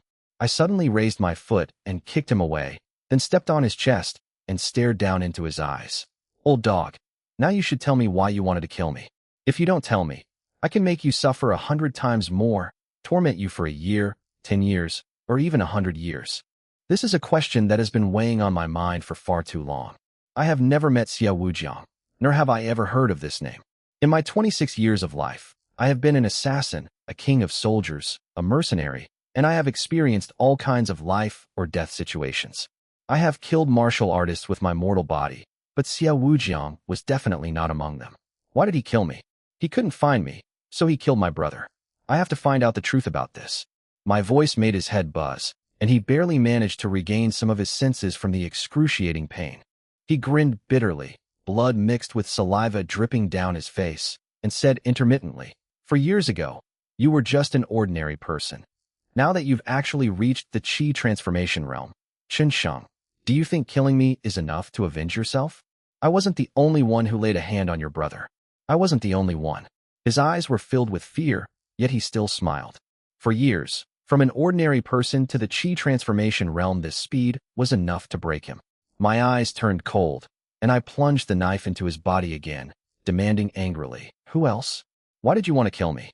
The knife pierced a specific meridian, and I followed up with 20 or 30 more cuts, instantly amplifying the pain tenfold. Xiao Wujiang finally couldn't hold on any longer. His whole body trembled violently, and with red eyes, he begged hoarsely, "Stop," I said. I drew my knife and stared at him like I was eyeing prey.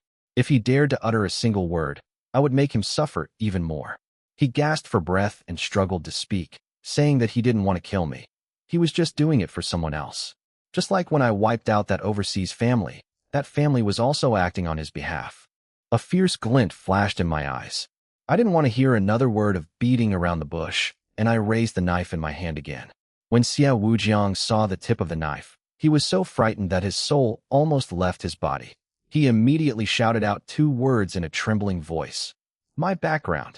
My knife froze in midair. My origins. My origins. These 2 words were like a needle, piercing the deepest part of my heart. I grew up in an orphanage, and who my parents are and where I come from has always been my most sensitive secret. Xiao Wujiang nodded painfully, begging me to give him a quick death and stop torturing him. I stared intently at him. I'll give you 10 seconds. Tell me who I am, who's looking for you, and who killed my brother. In 10 seconds, I'll give you another 100 cuts, and I guarantee it will be more painful and cruel than before. I feel I'm very close to the truth. Perhaps my background is far more complicated than I imagined. Otherwise, an ordinary person simply couldn't persuade a powerful figure like Xiao Wujiang to kill me. Xiao Wujiang's lips trembled as he uttered the word, "You're," when a sudden change occurred. With a hiss, a flower of blood bloomed between his eyebrows. His words came to an abrupt halt, and his expression froze instantly. The next second, his head drooped, his breath completely disappeared, and he died instantly. At the same time, I suddenly raised my hand and grabbed at the air. When I opened my palm, a blood-stained golden bullet lay quietly in my hand. There are snipers. I looked along the trajectory of the bullet towards the tall buildings in the distance, and on the rooftop, a figure just appeared in my line of sight. The next second, instead of running away or dodging, he stepped off the rooftop and jumped down. He fell straight down from a height of over 200 meters, like a stone hitting the ground. The business tycoons in the square were all dumbfounded, thinking that another top-notch master had arrived. With a loud thud, the man crashed to the ground, his limbs deformed, and he died instantly. The sniper rifle in his hand was also smashed to pieces. Everyone's face turned deathly pale instantly, their stomachs churned, and the shock they had felt earlier turned into fear. This is not the skill level of someone at all. This is suicide. I stared at the mangled corpse, my face ashen. Xiao Wujiang was silenced. My high-profile actions lately are to let the people who killed my brother back then know that I, Chen Sheng, am still alive. We finally managed to capture Xiao Wujiang today, and just as we got a lead, he was shot and his plans were interrupted. A master of the luck realm can give up so easily. The group behind this was even more ruthless than I had imagined. I could sense that the sniper was just an ordinary person, not a martial artist at all. He committed suicide because he knew that if he fell into my hands, he would definitely be captured and tortured. I suppressed my anger and checked Xiao Wujiang's life force. The result was very clean. He's completely dead. There's absolutely no chance he'll survive. The sniper's timing was terrifyingly precise. If it had been earlier, Xiao Wujiang would have had a chance to escape. Later, he will tell you everything he knows. Therefore, the purpose of that sniper's existence was to keep an eye on Xiao Wujiang. He was silenced immediately if he revealed any secrets he shouldn't have. The square fell into dead silence. No one dared to utter a sound. All eyes were on me, and everyone's expression was more unpleasant than the last. Chen Sheng would be the unlucky one today. They came here to avenge the Xie family and to humiliate me.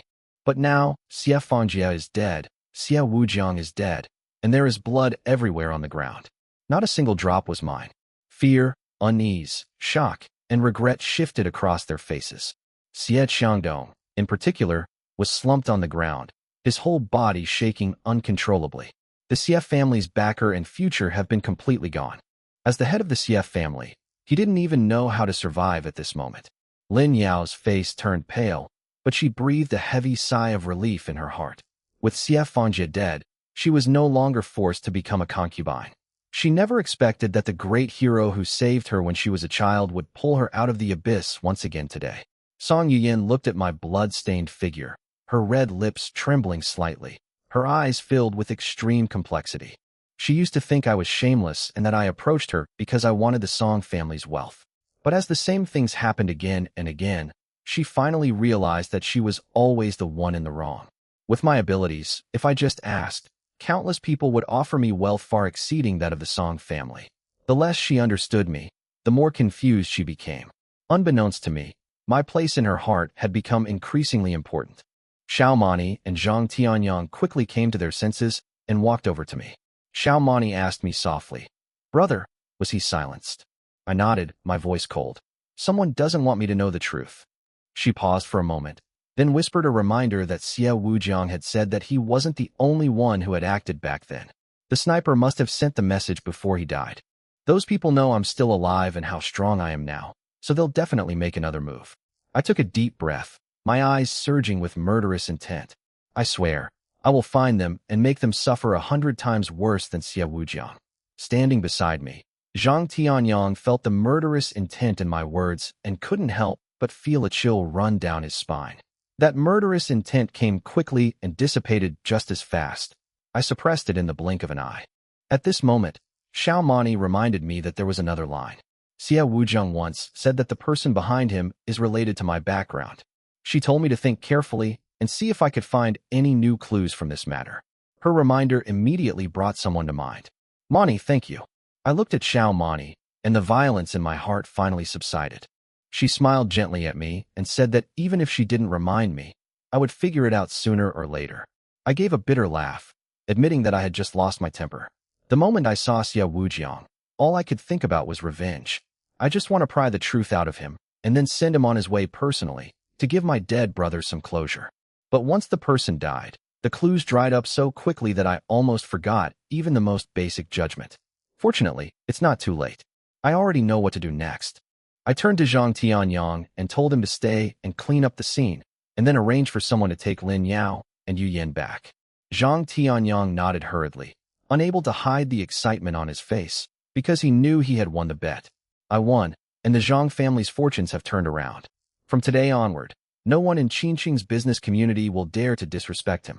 Xie Xiangdong is a thing of the past, and the Xie family will be gradually replaced by the Zhang family. Little did I know that right after I left, real trouble was already brewing at the Han family's place in Jiangbei. The old Han family house has long lost its former grandeur. Furniture and appliances are scattered all over the ground, and the flowers and plants have been charred black by the fire. The authorities have sealed off this area and are investigating for 2 consecutive days, determined to find out exactly how the Han family was wiped out. Jiang Shuling had been at the Han family's house for several hours. She was wearing a black suit, her long hair was tied up, but her face was a little pale. The lingering smell of blood in the air was too strong, and she forced herself to endure the discomfort while staring at the surveillance footage on her computer. 9 figures appeared in the scene, 8 of whom were carrying a huge urn containing ashes. That urn was exactly the same as the one that used to be placed in front of the Han family's house. The person walking at the very front is me, Chen Sheng. Jiang Shuling gasped for breath. She couldn't believe it, yet the timing perfectly matched the massacre of the Han family. This surveillance footage is currently the only evidence that captured me, and once it's reported, things will become extremely complicated. Because it involves my identity and the grudges between martial artists, ordinary procedures simply cannot suppress it. She had just taken out her phone, ready to ask her superior for instructions, when a frail voice suddenly sounded behind her. "Young lady, don't rush to report." No sooner had she finished speaking than a withered hand snatched her cell phone and laptop at the same time. The whole process was eerily fast. Jiang Shuling didn't even have a chance to react. She turned around abruptly, and 7 or 8 investigators in the Han family's hall immediately surrounded her. Everyone drew their guns in alert. Only then did they realize that there was an old man with white hair standing in the middle. The old man was dressed in coarse linen clothes and old cloth shoes. His back was slightly hunched, and his face was sallow, as if he had not recovered from a serious illness. Jiang Shuling frowned, told him to return the computer, and reached out to snatch it. The old man simply pushed her, and the force sent her staggering backward until she fell to the ground. Other investigators also made their move. They were all martial arts practitioners, and 2 of them were close to master level. Even with 8 people working together at top speed, they couldn't even touch half a corner of the old man's clothes. The old man snorted coldly and waved his sleeve, instantly sending 8 martial arts practitioners flying to the ground. He spoke coldly, saying that since they were government officials and had helped him find the murderer, he would spare their lives for the time being. But anyone who dares to disobey him again will be killed without mercy. After saying that, he took his laptop and walked up to Jiang Shuling, asking her to find out the information about the person in the picture within 3 minutes. Otherwise, she and her colleagues would all have to be buried with his grandchildren and great-grandchildren. Jiang Shuling's expression changed drastically, and she almost instantly guessed his identity. Han Xuanzong. The old man reached out and lifted her chin, gave a sinister smile, and said she guessed right. Next, he either has to hand over my information or he has to die, and then he can investigate it himself. Meanwhile, an hour later, I had changed into the casual clothes Lin Yao had given me and returned to the entrance of Century Center. Not long after, Miao Xiaoqing came out from inside, still wearing the same cheongsam. When she saw me, her pace quickened noticeably. She asked me, "Didn't you leave? Why are you back?" I told her directly that I needed her help. Miao Xiaoqing feigned disappointment, saying she thought I missed her and asked me what was wrong. I asked her if she remembered the orphanage where I used to live, and if she had any news about Uncle He since she started working in Qincheng. Upon hearing the name Uncle He, Miao Xiaoqing's expression suddenly turned strange. She was silent for a moment before telling me in a low voice that Uncle He had passed away 4 years ago. Gone. After hearing this, I fell silent, feeling as if something was tightly blocking my heart. For months ago, I returned to Qincheng and visited the orphanage, but it had already been relocated and all the familiar people had changed. At that time, I thought the past should be the past, and I only wanted to take good care of Zihan, so I stopped investigating my own background. But I never expected that Uncle He, who took care of me back then, was no longer alive. Miao Xiaoqing told me that after Uncle He passed away, only his wife Zhang Yuxian and son were left at home to depend on each other. She said that Aunt Zhang now lives in an urban village next to Nanmen Bridge, and life is not easy for her. I immediately asked Miao Xiaoqing to take me there. I wanted to find out about my background and also see Aunt Zhang. More than half an hour later, Miao Xiaoqing and I arrived at an old residential area carrying fruit, milk, and supplements. The buildings here are crammed together, the paint is peeling off, the alleys are damp, and most of the residents are migrant workers and elderly people. Miao Xiaoqing said she had met Aunt Zhang last year when she visited relatives. Aunt Zhang's house was on the 3rd floor, so she took me upstairs to knock on the door. The door opened quickly, and a woman in her late 20s stood inside, coldly scrutinizing us. Miao Xiaoqing politely asked if this was Zhang Yuxian's home. The woman nodded, but did not invite us in. When she heard that I was a child whom Uncle He had taken care of, she simply said that she was Aunt Zhang's daughter-in-law. Then she reached out and took the things we brought, saying that if we were looking for someone, we should go to the rooftop. She slammed the door shut without saying another word. Miao Xiaoqing and I exchanged a glance, both wondering why Aunt Zhang was on the rooftop. I asked Miao Xiaoqing if she had ever seen this daughter-in-law before, and she shook her head, saying she had never seen her before. She told me that a few years after I left, the orphanage was relocated, and Uncle He and his group of old employees were laid off. With no income left in the family, Uncle He's son, He Tun, dropped out of school to work on a construction site, where he later broke his leg in an accident. I remember He Tun. When we were kids, he was always jealous because Uncle He favored me. I even called him pufferfish. But I never imagined that Uncle He's family would end up like this. My heart sank, and I felt a pang of guilt. After returning to Qincheng, I was so focused on Zihan that I didn't come to see them sooner. We didn't linger and went straight upstairs, passing through 6 flights of stairs to reach the rooftop terrace. As soon as I pushed open the rooftop door, I saw a small wooden hut in the corner, so dilapidated it looked like it might fall apart at any moment. The area outside the hut was piled high with bottles and cans, with plastic bottles and cardboard boxes stacked up like a small mountain, indicating that they had been collecting them for a long time. Just then, an old cough came from behind, and Miao Xiaoqing and I immediately went over to it. An old man was lying in the room, wearing a cheap floral shirt and sandals, his hair half black and half white. She is not even 60 years old, but she looks more weathered than many people in their 70s or 80s. She got up shakily, rummaged through the medicine box for medicine bottles, poured out a few pills, and swallowed them with water. From beginning to end, she didn't even notice that Miao Xiaoqing and I were already standing at the door. At that moment, I was speechless. It felt like a stone was pressing on my chest, and I was so uncomfortable that even my breathing became difficult. I can't believe that Aunt Zhang, who has always doted on me since I was a child, now lives in a place like this. The wooden house is barely habitable on sunny days, but when it rains, it will probably leak everywhere, leaving nowhere to hide. The air was filled with a damp, musty smell, not from dirt, but from being soaked in rainwater for a long time. Pots and pans are all laid out here, and a few bunches of green vegetables and some leftovers are placed in the glass cabinet. It was obvious that Aunt Zhang didn't come up here occasionally. She lived in this dilapidated house year-round. Her home was downstairs, but she was left on the rooftop like an outsider with no one to care for her. My anger surged up instantly. How could they treat an elderly woman with limited mobility like this? What chilled me to the bone was that I could tell at a glance that Aunt Zhang was very ill. If she doesn't receive treatment soon, she probably won't even make it through the year.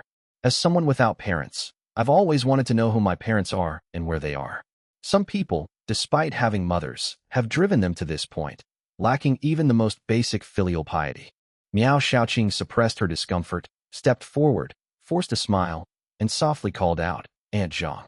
Aunt Zhang then looked up, and upon seeing Miao Xiaoqing clearly, a kind and delighted smile immediately appeared on her face. She said, "Why did Xiaoqing come here without telling me beforehand? I could have bought some meat to treat us." After saying that, she quickly invited me into the house and took out 2 small stools from the corner. She asked somewhat shyly if I was Xiaoqing's boyfriend and told me not to mind the simplicity of the place. Miao Xiaoqing helped her sit back on the edge of the bed and gently reminded her, "Aunt Zhang, don't you remember him? He is Chen Shang, and he is also Chen Shang." Aunt Zhang paused for a moment, and a glimmer of light suddenly appeared in her cloudy eyes. She looked at me excitedly, her voice trembling. "Chen Shang? You've grown so much." I quickly stepped forward to support her, suppressing the soreness in my throat, and whispered, "Yes, Aunt Zhang, it's me." I held her thin, bony hand and asked softly, "Look closely, can you still recognize me? Chen Shang, is it really you?" Aunt Zhang stared at me for a long time, her rough hands trembling as she touched my face. I didn't dodge or move. If outsiders saw this, they would probably be shocked to see the dignified Mr. Chun being touched like this by an old lady. But in my heart, she is not an outsider. She is Aunt Zhang, who used to visit me at the orphanage, and the person uncle he cared about most. I whispered, "It's me." Looking at her wrinkled and weathered face, my heart felt like it was being choked. It had been more than 10 years since I'd last seen her, and she had really aged. But when she saw me, her eyes were filled with the excitement of having something she had lost and then found again. Aunt Zhang choked up as she said that before Lao he passed away, he kept talking about me, saying that his biggest regret in life was losing me. Hearing Uncle He's name, my throat tightened. The man who had taken care of me since I was a child ultimately didn't wait for my return. Aunt Zhang wiped away her tears and asked me if I had suffered a lot over the years. I shook my head and said that I was doing fine. But the next second, I looked around and my voice lowered. "Aunt Zhang, why are you living here?" Her original home was downstairs, so why did she move to this drafty and leaky dilapidated house? Miao Xiaoqing's face also darkened. This place offers no shade during the day and no shelter from the rain at night. It's simply not a place for humans to live. Aunt Zhang was taken aback for a moment, then quickly explained with a smile that she wanted to stay here and didn't want to disturb her son and daughter-in-law. I interrupted her directly. "Aunt Zhang, you're lying." Her eyes darted away, and her voice was weak. She would never lie, and the more she explained, the more heartbreaking it became. Miao Xiaoqing also urged her to tell the truth. Aunt Zhang remained silent for a long time before finally sighing. She said her son became paralyzed a few years ago, and she was diagnosed with tuberculosis 2 years ago, so she doesn't have much time left. Her only wish before she passed away was to find a wife for her son so that someone could take care of him in the future. But who would want to marry a paralyzed man? Until last year, news spread that this urban village was about to be demolished. A woman named Tang Yin finally agreed to marry into the family. But not long after the marriage, Tang Yin had Aunt Zhang move in. Aunt Zhang forced a smile, saying that this place was great, it had everything, and she could enjoy the scenery. She also said that if she got sick, she wouldn't infect her family. She spoke casually, but tears streamed down her face. The unspoken grievances were more painful than those that were spoken aloud. I felt terrible. She's still trying to cover for her son and daughter-in-law, unwilling to confront the embarrassing situation. Miao Xiaoqing took out a tissue to wipe her tears and said that there were still rooms in the house and she could come and stay there. Aunt Zhang refused without even thinking. She said her illness was contagious and that she couldn't be too far from her son. I looked at her and told her the real reason. You're afraid that if you go too far, the pufferfish will be bullied. Aunt Zhang stiffened and lowered her head. She hadn't expected me to notice even that. Miao Xiaoqing's eyes reddened, but there was nothing she could do. Her husband, He Fu, was now paralyzed in bed and had a wife. Things weren't that simple. I helped Aunt Zhang up and said earnestly, I can cure your illness. I lied to her and said that I had studied medicine for more than 10 years and that tuberculosis was nothing to me, as long as she came back with me. I wanted to take her downstairs and tell that woman named Tang Yin that Aunt Zhang wasn't left unattended. But as soon as I reached out to help her, she instinctively struggled, and her sleeve was lifted up a bit. She hurriedly pulled down her sleeve, but it was too late. I could clearly see a glaring bruise on her wrist. My eyes instantly turned cold. Aunt Zhang. She tried to dodge, but I grabbed her hand and rolled up her sleeve. The next moment, a large patch of purplish-blue bruises was exposed before my eyes, like marks from being whipped with a stick, densely packed. I lifted up her other sleeve and even looked at a small part of her body. In that instant, my face turned completely grim. Miao Xiaoqing's eyes widened, too shocked to speak. Aunt Zhang's arms and body were covered with bruises and swelling, some new and some old. I stared at her, my voice terrifyingly low. Who did this? It couldn't be Pufferfish. Could it be Tang Yin? I know Pufferfish. Even if he were paralyzed, he would never do such a thing. Faced with the undeniable truth, Aunt Zhang could no longer continue her fabrication and could only nod helplessly. She wanted to say it was all her fault, but I interrupted her directly. Don't say anything more. I know Aunt Zhang better than anyone else. She may have been blunt when she was young, but she was always kind-hearted. Back then, she didn't work at the orphanage, but she often used her own salary to buy snacks and clothes for us children. During holidays and festivals, she would always ask Uncle He to send her things. She was especially kind to me. What mistakes could such a kind-hearted person make? Even if they did make a mistake, they shouldn't have been beaten like this. I can't stand it, and it's impossible for me to stand it. I turned to look at Miao Xiaoqing and said coldly, Come with me. Let's go downstairs and teach that woman what it means to be human. I have a burning desire for justice. I came here to investigate some clues related to my origins. Seeing that Aunt Zhang was forced to live on the rooftop, I couldn't care about anything else. All I wanted to do was get her settled first. Whether we achieve anything today is not important.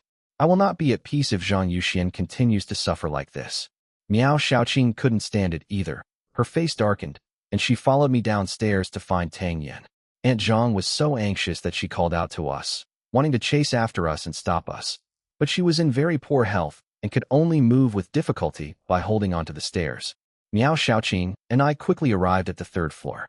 I raised my hand to knock on the door, my anger already at its limit. As soon as the door opened, Tang Yin frowned at us and asked in a sharp tone why we had come back again. I didn't waste any words with her. I grabbed the door frame, pulled it open, and led Miao Xiaoqing inside. Tang Yin immediately changed her expression, shrilly, and accused us of trespassing, threatening to call the police if we didn't leave. Just then, a man's voice came from the inner room, and a very thin man came out in a wheelchair. His face was pale, and he had little energy. Only when he saw Miao Xiaoqing did his eyes show a flicker of emotion. Miao Xiaoqing said coldly that she came to see Aunt Zhang and asked him how he could bear to let his own mother live on the rooftop. I stared at him and asked if he remembered me, while simultaneously using my X-ray vision to look at his legs. His bones are somewhat necrotic, and his condition is very bad, but with my skills, it's not impossible to save him. What really makes me hesitate is whether this person is worth saving, and what his attitude is towards Aunt Zhang. He stared at me for a long time before finally recognizing me. A long-lost look of surprise appeared on his face, and he called out the name Chen Sheng. I nodded in agreement, keeping my voice very low, and asked him to give me an explanation to explain why Aunt Zhang had acted this way. He Tun's face was grim. He subconsciously looked at Tang Yen. His lips moved, but he couldn't say anything for a long time. Tang Yen immediately jumped out and scolded me, saying who I was and that this was not my home, and it was not my place to act wildly. She wore glasses, was overweight, had a fierce look on her face, and spoke in a sharp and harsh tone, like a knife stabbing into someone's ear. I ignored her and focused on He-tun, because his attitude would determine what I should do next. But He-tun glanced at Tang Yen and actually advised us to leave, though he swallowed his words halfway through. Tang Yen became even more arrogant, saying that if we didn't leave within 5 seconds, she would have people deal with us, including Aunt Zhang. She even threatened He-tun in front of us, saying that he, this coward, would never have a good life in the future. My gaze turned completely cold. At this moment, Tang Yan's position in this family was very clear. She controlled everything by herself and never treated Zhang Yuxian and He-tun, the mother and son, as real people. Aunt Zhang is terminally ill and has difficulty walking. He-tun is in a wheelchair, and even standing up is a luxury for him. It goes without saying how much beatings and scoldings such a mother and child would suffer in Tang Yan's hands.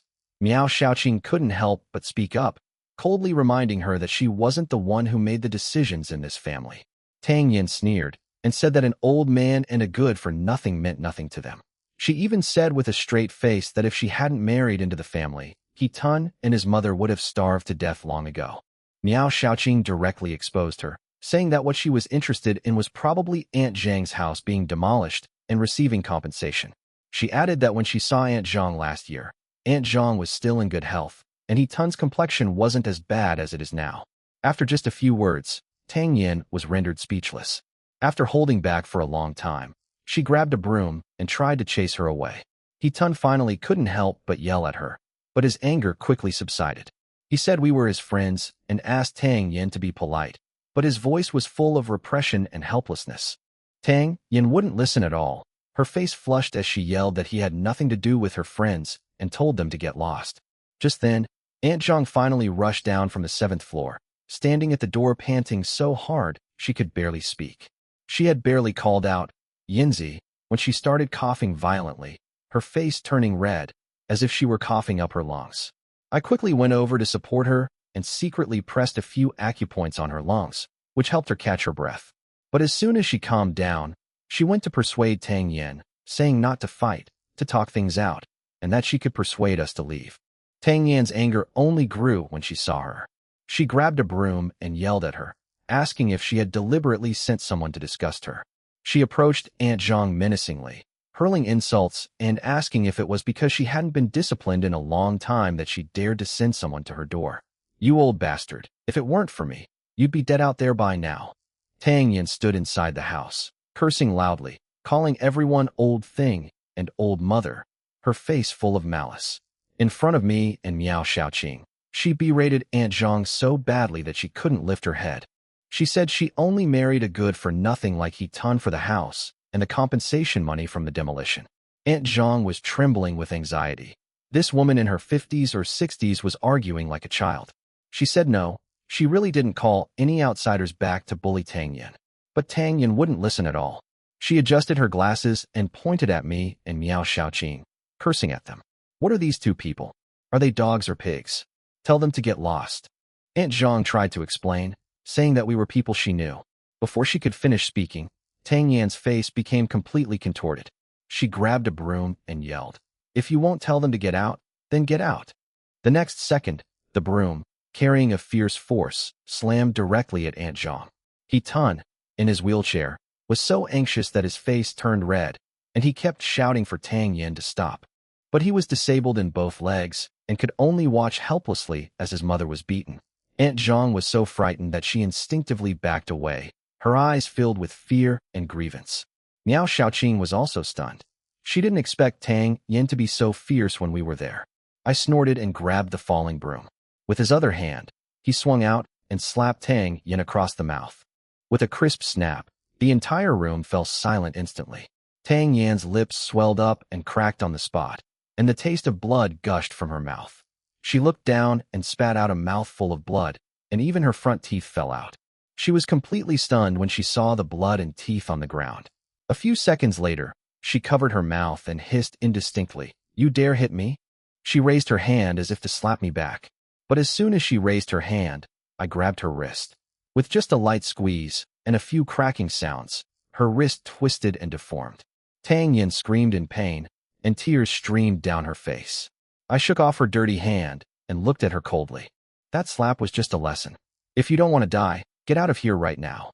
My gaze fell on her like a knife, and she was so frightened that she took 2 steps back. Blood was flowing from her mouth as she cried and cursed, saying, "I'm finished. Tell me to wait." She then grabbed her phone from the sofa, rushed out the door, and continued yelling. She said I would definitely regret it, and told me not to leave if I had the guts. But after she shouted those words, she turned around and went downstairs, not daring to stay for even a second longer. She was going to the hospital, and also to seek revenge. Miao Shaoqing stared at her retreating figure, her chest heaving with anger. She said that women like that deserve to be beaten, and today has completely shattered my worldview. Even if she didn't know Aunt Zhang, she would still step in if she encountered something like this on the street. Aunt Zhang finally came to her senses, her face full of panic. She grabbed my hand and said, "Chen Sheng, you shouldn't have hit him." He Tun also got anxious and said that this was the northern district of Qinsheng, and Tang Yin knew many people in the underworld. Aunt Zhang urged Miao Shaoqing and me to hurry up, saying that Tang Yin must have gone to find someone. Miao Shaoqing and I exchanged a glance and finally understood why they had suffered so much injustice. Tang Yan's marriage to He Tun was probably motivated by the prospect of receiving a house due to demolition compensation. She has thugs backing her up, so Aunt Zhang and He Tun are no match for her. Once this kind of woman enters the family, the household will be at her mercy. I helped Aunt Zhang up and whispered, "Don't worry, nothing will happen." I asked her to come in and sit down first, and I was going to examine her. Aunt Zhang was still worried, afraid that we wouldn't be able to leave after those people came back. Miao Shaoqing also tried to persuade her, saying that I am no longer an ordinary person and that petty thugs can't touch me. Aunt Zhang was terrified. In her eyes, those people were simply not to be trifled with. Even if you call the police, they will continue to harass you after they get out, and you can't shake them off. In the end, she couldn't persuade us otherwise, so she went inside and sat down on the sofa. He Tun sighed heavily and said that his mother had tuberculosis, which was incurable.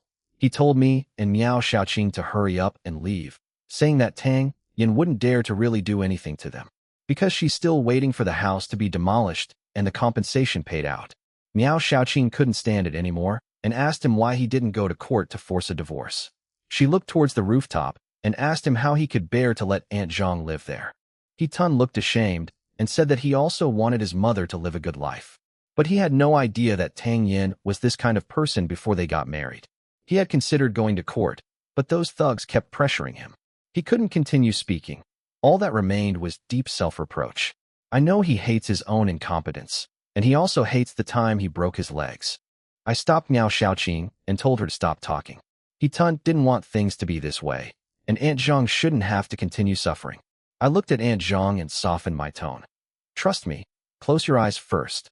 Please be quiet. Let me examine Aunt Zhang first." Zhang Yuxian wanted to refuse, but He Tun spoke first, saying, "Mom, just let me try. What if it really cures me?" He didn't actually have much hope, but when you get to this point, you can't let go of even the slightest chance. As for Tang Yin, he could only suppress her for now, and if things really escalated, he would find a way to mediate. Zhang Yuxian finally nodded, closed her eyes, and said to me in a trembling voice, "Mr. Chun, thank you." I lifted her eyelids, asked a few more questions about her symptoms, and after a simple examination, I already had a good idea of what was going on. With my current medical skills, one look would actually be enough, but Aunt Zhang's body is too weak, and I'm afraid she may have other hidden illnesses. Fortunately, the outcome wasn't too complicated. Her most serious problem now is that her tuberculosis has been left untreated for too long. This disease might seem troublesome to others, but it's not a problem for me. The medicine bottle left by the ugly master happened to contain medicine specifically for this kind of illness, which could completely suppress the disease in about 3 days. I asked Miao Shaoqing to stay with Aunt Zhang for a while, then turned around and went out to get the medicine and needles. At the same time, in a small clinic outside the urban village, Tang Yin was treating her wrists and lips. She gasped in pain as she dialed the phone, but her voice immediately broke into a sob as soon as the call connected. The man on the other end of the phone was named Long Xiaohu. His tone was low, and he was clearly impatient. Tang Yin quickly identified herself as Tang Daping's sister and said that someone had come to her house to cause trouble and beat her. Long Xiaohu frowned. Tang Daping had saved his life years ago, and this younger sister of his had come to see him several times after her death. So he really can't completely ignore this bit of face.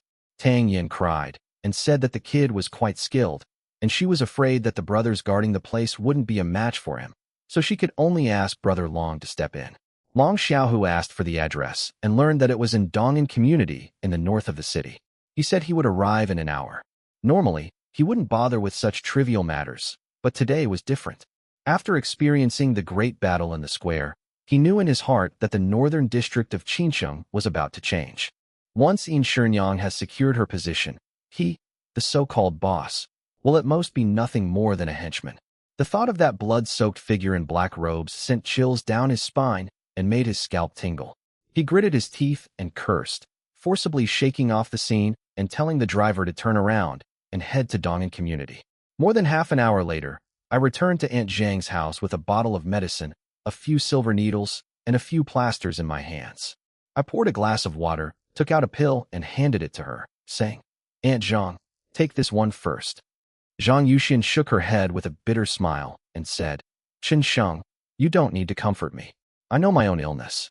She didn't believe me, but to avoid embarrassing me, she took the water and swallowed the pill. The pills didn't taste bitter at all. Instead, they had a slightly sweet taste, and they slid down into my stomach with the warm water. The next second, she was suddenly stunned, and her previously blocked breathing seemed to have been half cleared. A touch of color quickly returned to her sallow face, and her eyes brightened. Zhang Yuxian's hands were trembling as she held the cup. She looked at me excitedly and said, "Chen Sheng, this medicine really works." He Tun was stunned. He knew very well that his mother would not lie, and quickly asked, "Mom, is it really effective?" Zhang Yuxian nodded repeatedly, saying that she felt much better after eating it and her chest didn't feel so stuffy anymore. Miao Xiaoqing was also stunned. She originally thought I was just comforting the old man, but she didn't expect the medicine to take effect so quickly. I didn't explain much, just said it was a minor illness, and then walked up to He Tun. I looked at his legs and said directly, "He Tun, your legs can also be healed. Don't move them." As soon as I finished speaking, I pointed my fingers into a sword shape and tapped him twice. He Tun froze instantly, unable to move. His face changed, and he hurriedly asked me what was wrong. I told him it was just acupressure, and that since his legs had been numb for too long, the acupuncture would be very painful, and I was afraid he would struggle. After saying that, I spread out the silver needles and quickly and accurately inserted them into several acupoints on his legs. The next second, He Tun's leg, which hadn't felt anything for many years, suddenly felt a piercing pain. His face turned deathly pale, cold sweat poured down his forehead, and his jaw clenched so tightly it made a grinding sound. This doesn't just hurt a little, it feels like my veins are being torn apart inch by inch. But he didn't shout or cry out, because this pain was too unfamiliar and too precious to him. Over the years, he had almost forgotten that his legs belonged to him, and even forgotten what pain felt like. He was in excruciating pain, but his eyes were growing brighter and brighter. The stinging pain gave him hope. I saw hope that I could stand up again. No one understands what it's like for a man to be confined to a wheelchair for years. Only He Tun himself knew, and only I could see, that he had been tortured to the point of being unrecognizable as human. At first, he only had no feeling in his legs, but later his entire lower body felt like it was dead.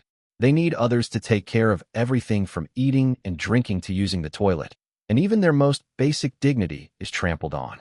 Over the years, he had thought about death and even tried to die, but even suicide was a luxury for him. So when the silver needles were inserted and he felt excruciating pain in his legs, he actually laughed out loud. It hurts so much, but it feels so good. He Tun trembled with excitement, his eyes filled with tears. He stared at me, his voice trembling. "Chen Sheng, thank you. Thank you for making me feel pain." I didn't stop, because this pain was just the beginning of his getting back on his feet. But just then, the door was kicked open from the outside with a bang. Tang Yin walked in with her wound bandaged. She didn't say anything, just stood there staring intently at me. Her eyes were filled with resentment, as if she had already tormented me 100 times in her mind. I couldn't be bothered with her, and Miao Xiaoqing didn't look at her either. All her attention was on He Tun's legs. The next second, a series of chaotic footsteps came from the stairwell, getting closer and heavier. A dozen burly men rushed into the living room, carrying steel bars and machetes, their faces menacing. Miao Xiaoqing, Zhang Yuxian, and He Tun's expressions changed instantly, and the air in the room seemed to freeze. I remained squatting in front of the wheelchair, my fingertips moving the silver needles, continuing to clear He Tun's meridians. Zhang Yuxian was so frightened that her voice trembled as she asked Tang Yin who these people were and told her to call her people away immediately. She still thought that as long as He Tun recovered, life might be able to go on again. Tang Yin sneered and called her an old hag, saying that they were the ones who forced her into this mess. As soon as she finished speaking, a man with a cigar in his mouth and a tiger tattoo on his face walked in. When he appeared, Zhang Yuxian was so frightened that she dared not speak, and He Tun's face turned as white as paper. Because this person is Long Xiaohu, the underground boss of the North District of Qinqing. He Tun never expected that Tang Yin would invite such a person to her home. His heart was pounding, and he urged me in a low voice. Chen Sheng, stop the treatment. Let's go. I pretended not to hear and continued inserting the needle, because if I stopped now, He Tun's leg would be ruined. Miao Xiaoqing mustered her courage and stepped forward to question Long Xiaohu about why he had trespassed on her property. But she had only taken 2 steps when Tang Yin shoved her away and scolded her for not being qualified to get close to Brother Long. Tang Yin immediately put on a wronged look and cried, asking Long Xiaohu to make the decision for her. She said she had mentioned Long Xiaohu's name, but Miao Xiaoqing and I still beat her up. Long Xiaohu glanced at her, his face darkening, clearly feeling that his pride had been insulted.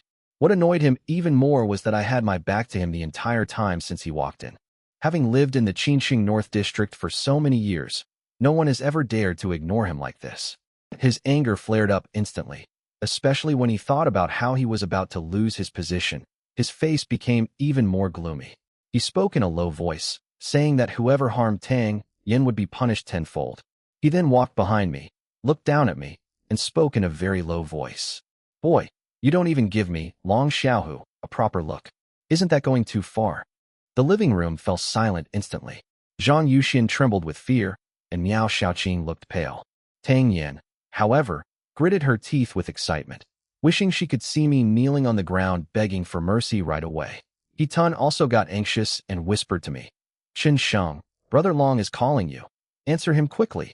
I didn't turn around, because there were only a few more needles left to be inserted, and He Tun's meridians were about to be opened. Long Xiaohu's face turned completely dark. He was clearly embarrassed in front of so many of his subordinates. He threw his half-smoked cigar on the ground, stomped it out, and suddenly pulled out a pistol from his waist. The cold muzzle of the gun was pressed directly against my head. He roared, I told you to turn around. I paused in my actions, then slowly turned around and looked at him with a cold gaze. Is it too much for me, Chen Sheng, to ignore you? Do I have to have heard of your name? I looked at the gun in his hand and said in an even colder tone, if you need something from me, go wait by the door. I coldly glanced at Long Xiaohu, my voice low but sharp as a knife. Get out of here. He Tun was so frightened that his scalp tingled and his face turned pale. He desperately tried to wink at me. He thought I was crazy. After all, Long Xiaohu had a gun and was a notorious ruthless man in the northern district of Qinqing. Miao Xiaoqing was so nervous that she dared not breathe, and Aunt Zhang closed her eyes tightly, not daring to even look. Everyone thought I was courting death, but Long Xiaohu froze when he saw my face. His arrogance vanished instantly. He still held the gun, but his legs had begun to tremble. The fierce tiger that used to roam freely in the North District now looked as if its soul had been ripped out, its face deathly pale. He never imagined he would run into me, Chen Sheng, in this kind of urban village. He witnessed me suppress the Xie family, and he also witnessed Xie Wujiang die at my hands. I remember even more clearly how I casually caught the sniper bullet that pierced Xie Wujiang's head. Even a sniper rifle can't do anything to me, so what's this pistol in his hand? So he dared not move, much less fire a shot, and could only stand there dumbfounded, his throat tight. He Tun thought Long Xiaohu was about to get angry, so he quickly smiled and apologized, saying that there was something wrong with his brain. I ignored him, staring only at Long Xiaohu, and spoke again. Didn't you hear what I said? He Tun was completely stunned, his eyes filled with anxiety, wishing he could rush up and cover my mouth. Tang Yin became agitated. She knew Long Xiaohu's temper all too well and was waiting to see me kneel down and beg for mercy. But the next second, Long Xiaohu suddenly put away his gun, bent over, and his voice trembled. Okay, Mr. Huang, I'll be right there. As soon as those words were spoken, everyone in the living room froze. Long Xiaohu then turned to He Tun and whispered that it was his blessing to have me treat his illness. He said no one dared to disturb him and that he would personally guard the door. As soon as he finished speaking, he actually lay down on the ground in front of everyone and rolled all the way out. The living room fell silent instantly. He Tun, Miao Xiaoqing, and Anzhong all stood there, stunned. The henchmen that Long Xiaohu brought were also stunned, as if struck by lightning, and none of them dared to utter a sound. Lord Huang, the dignified underworld boss of Qinqing North District, actually called me Master Huang. I really need to get out of here. Tang Yin stared wide-eyed, her mouth swollen, completely unable to believe what she was seeing. She chased after him to the door, her voice trembling as she asked, Brother Long, what's wrong? What's so scary about him? Before he could finish speaking, Long Xiaohu suddenly turned his head, his eyes filled with murderous intent. Say one more word, and I'll kill you right now. Tang Yin shuddered in fright, her whole body stiffening on the spot, and the color drained from her face instantly. Long Xiaohu gritted his teeth and growled, How dare you mess with Master Huang? He's my elder brother. These words struck Tang Yin like a heavy hammer blow to her heart. She then realized that she hadn't found a backer today, but had instead pushed herself into a fire pit. Long Xiaohu was even more flustered. He didn't dare to blame me, so he could only direct his anger at Tang Yin. If it weren't for this woman, why would he have come here, and why would he have lost face in front of everyone? But I was right inside the house, and he didn't even dare to get angry. He just wanted to stand quietly and not get my attention. A young driver leaned over and whispered, Boss, are we leaving? Long Xiaohu said with a bitter face, Leave? Master Huang told us to wait at the door, not to leave. The dozen or so thugs immediately stood in a row obediently, their fierce demeanor completely gone. Tang Yin finally panicked. Her legs went weak, and she instinctively wanted to escape from this place. But Long Xiaohu's two henchmen drew their swords and blocked her way, coldly saying, You can't leave. We must wait for Lord Huang's decision. Tang Yin turned pale, knelt down with a thud, and tears immediately streamed down her face. She cried and begged Long Xiaohu to spare her life, saying that he would let her go for Deping's sake. But no one dared to agree to her request, because she had offended a terrifying being that even Long Xiaohu couldn't kneel before. Don't try to intimidate me with your connections. I'm the one who provides for his wife, children, and elderly mother. What are you, his cousin, compared to him? Long Xiaohu's voice turned cold, and he immediately ordered his men to drag Tang Yin out and shut her up completely. 4 or 5 people immediately stepped forward. Tang Yin tried to struggle, but in the blink of an eye, she was carried out of the door. Long Xiaohu led his men out, and before leaving, he respectfully closed the door for me. Soon, Tang Yin's cries for help and screams came from outside the door, growing fainter and fainter until they disappeared completely. The room fell silent, but He Tun and Miao Xiaoqing stood there dumbfounded. Of course they knew who Long Xiaohu was. He was the leading figure in Qinqing's underground forces. Yet this same person didn't even dare to breathe loudly in front of me just now. Miao Xiaoqing looked at me with a complicated expression. She suddenly realized that she understood me less and less. He Tun's heart raced, and he couldn't help but ask me, Qin Sheng, are you really his older brother? I shook my head and said calmly, No, he's not qualified to be my underling. He Tun fell silent on the spot. If it had been before, he would have thought I was bragging. But given Long Xiaohu's attitude just now, he no longer dares to doubt me by even a single word. I said I could cure his tuberculosis, and I really could. I said his legs would hurt, and the excruciating pain really came. Thinking about how he had said I was mentally unstable in order to save me, He Tun smiled bitterly and wanted to apologize to me. I didn't take it to heart and just told him that we were friends and that he meant well. After I finished speaking, I continued to unblock his meridians, inserting silver needles one by one, and the pain kept coming. He Tun gritted his teeth and didn't utter a sound, but his eyes held a hope he had never felt before. After a long while, I pulled out the silver needles and handed him the plaster I had brought. I told him that if he applied one patch every day, his leg would recover in as little as half a month or as long as 2 months. Once you regain feeling in your legs, You need to exercise more. You'll definitely feel uncomfortable at first if you haven't walked for too long. I casually released his pressure points, and He-tun immediately felt a glimmer of life return to his lifeless legs. He was so excited that his eyes reddened. If it weren't for his leg injury, he probably would have knelt down to thank me on the spot. I said there was no need to thank me. Uncle He took care of me back then, so it's only right that I take care of you now. Aunt Zhang also stood up from the sofa, her frail body trembling slightly, her eyes terribly red. She said I was a benefactor to her family, and that I should just ask her and He-tun for help whenever I needed them. Miao Shaoqing then took over the conversation, asking about my background and wanting to know if Uncle He had left any clues before his death. Aunt Zhang paused for a moment, then suddenly remembered something, saying that Uncle He had instructed her that there were things she had to give me. She pulled me outside, and as soon as we reached the door, we saw Tang Yin tied up in the stairwell. Her mouth was stuffed with a smelly sock, her face was covered in tears, and she struggled desperately when she saw Aunt Zhang, as if she wanted to beg for mercy. Aunt Zhang just sighed and didn't look at her again. This kind of person didn't deserve any sympathy.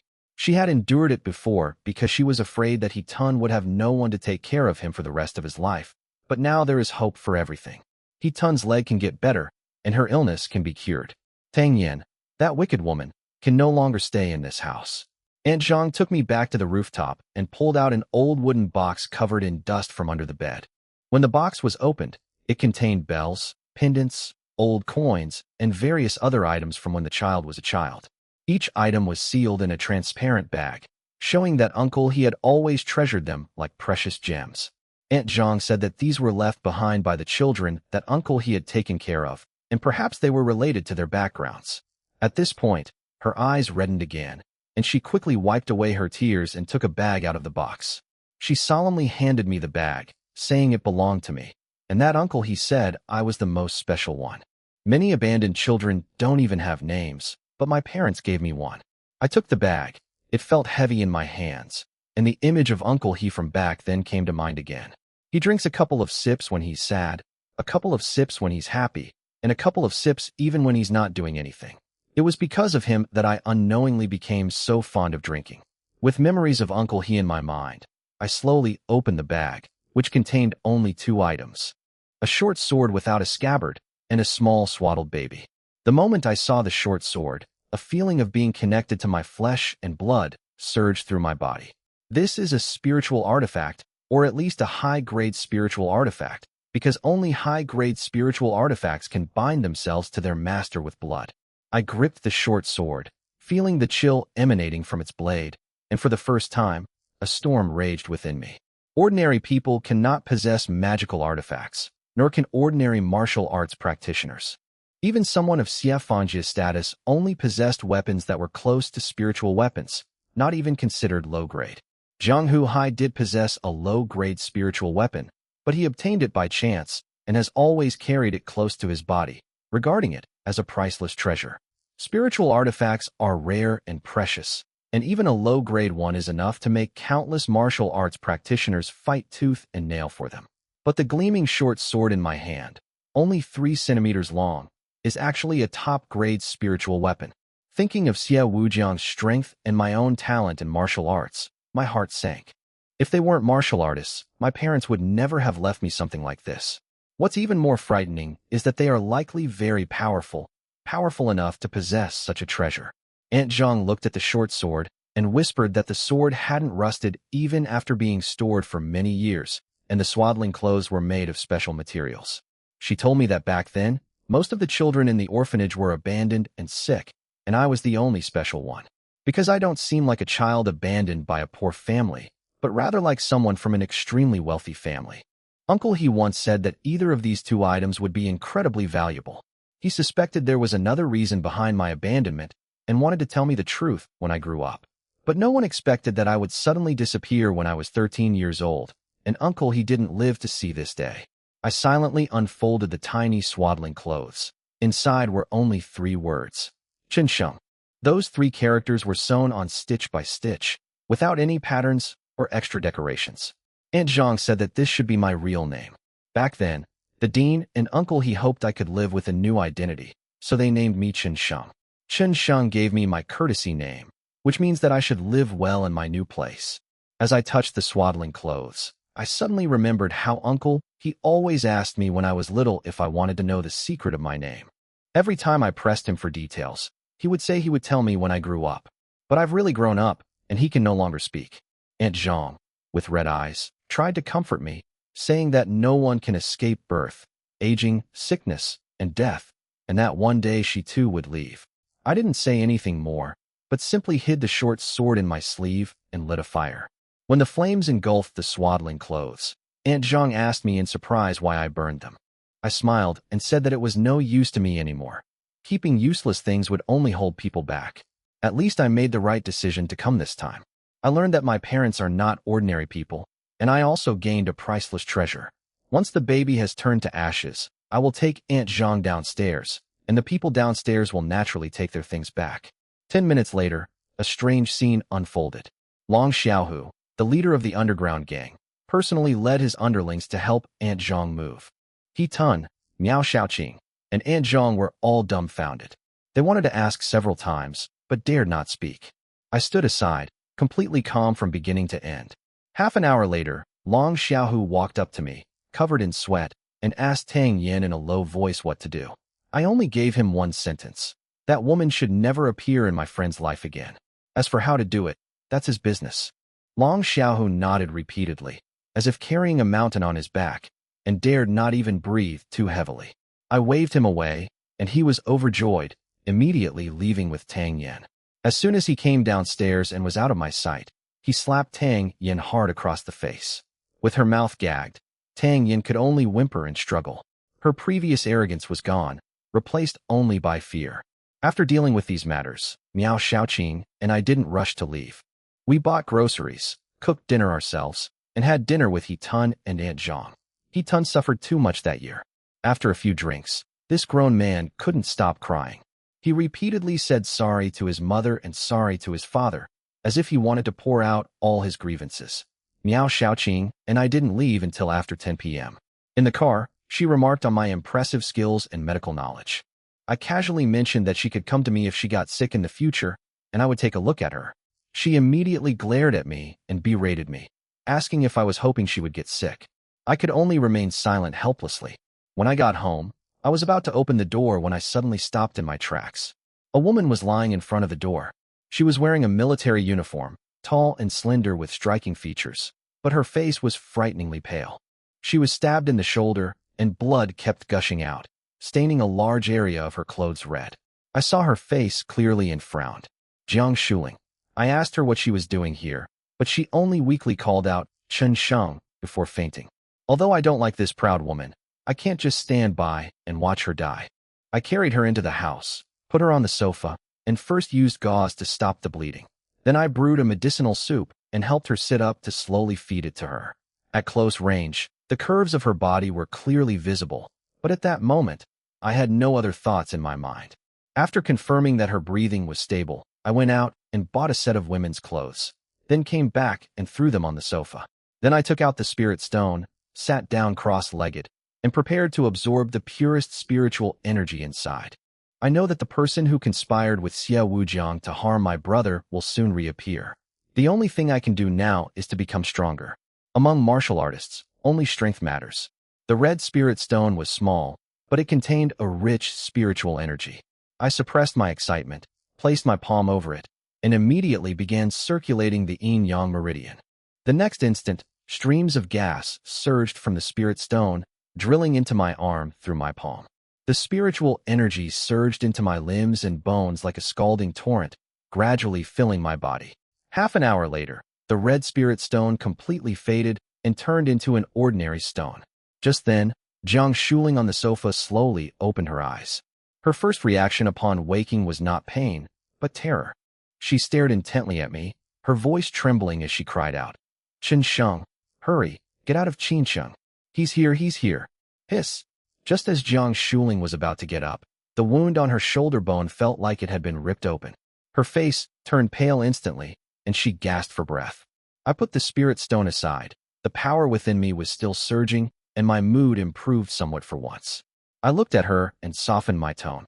It's best not to move around. You're badly injured, and any movement will only cause you to bleed more.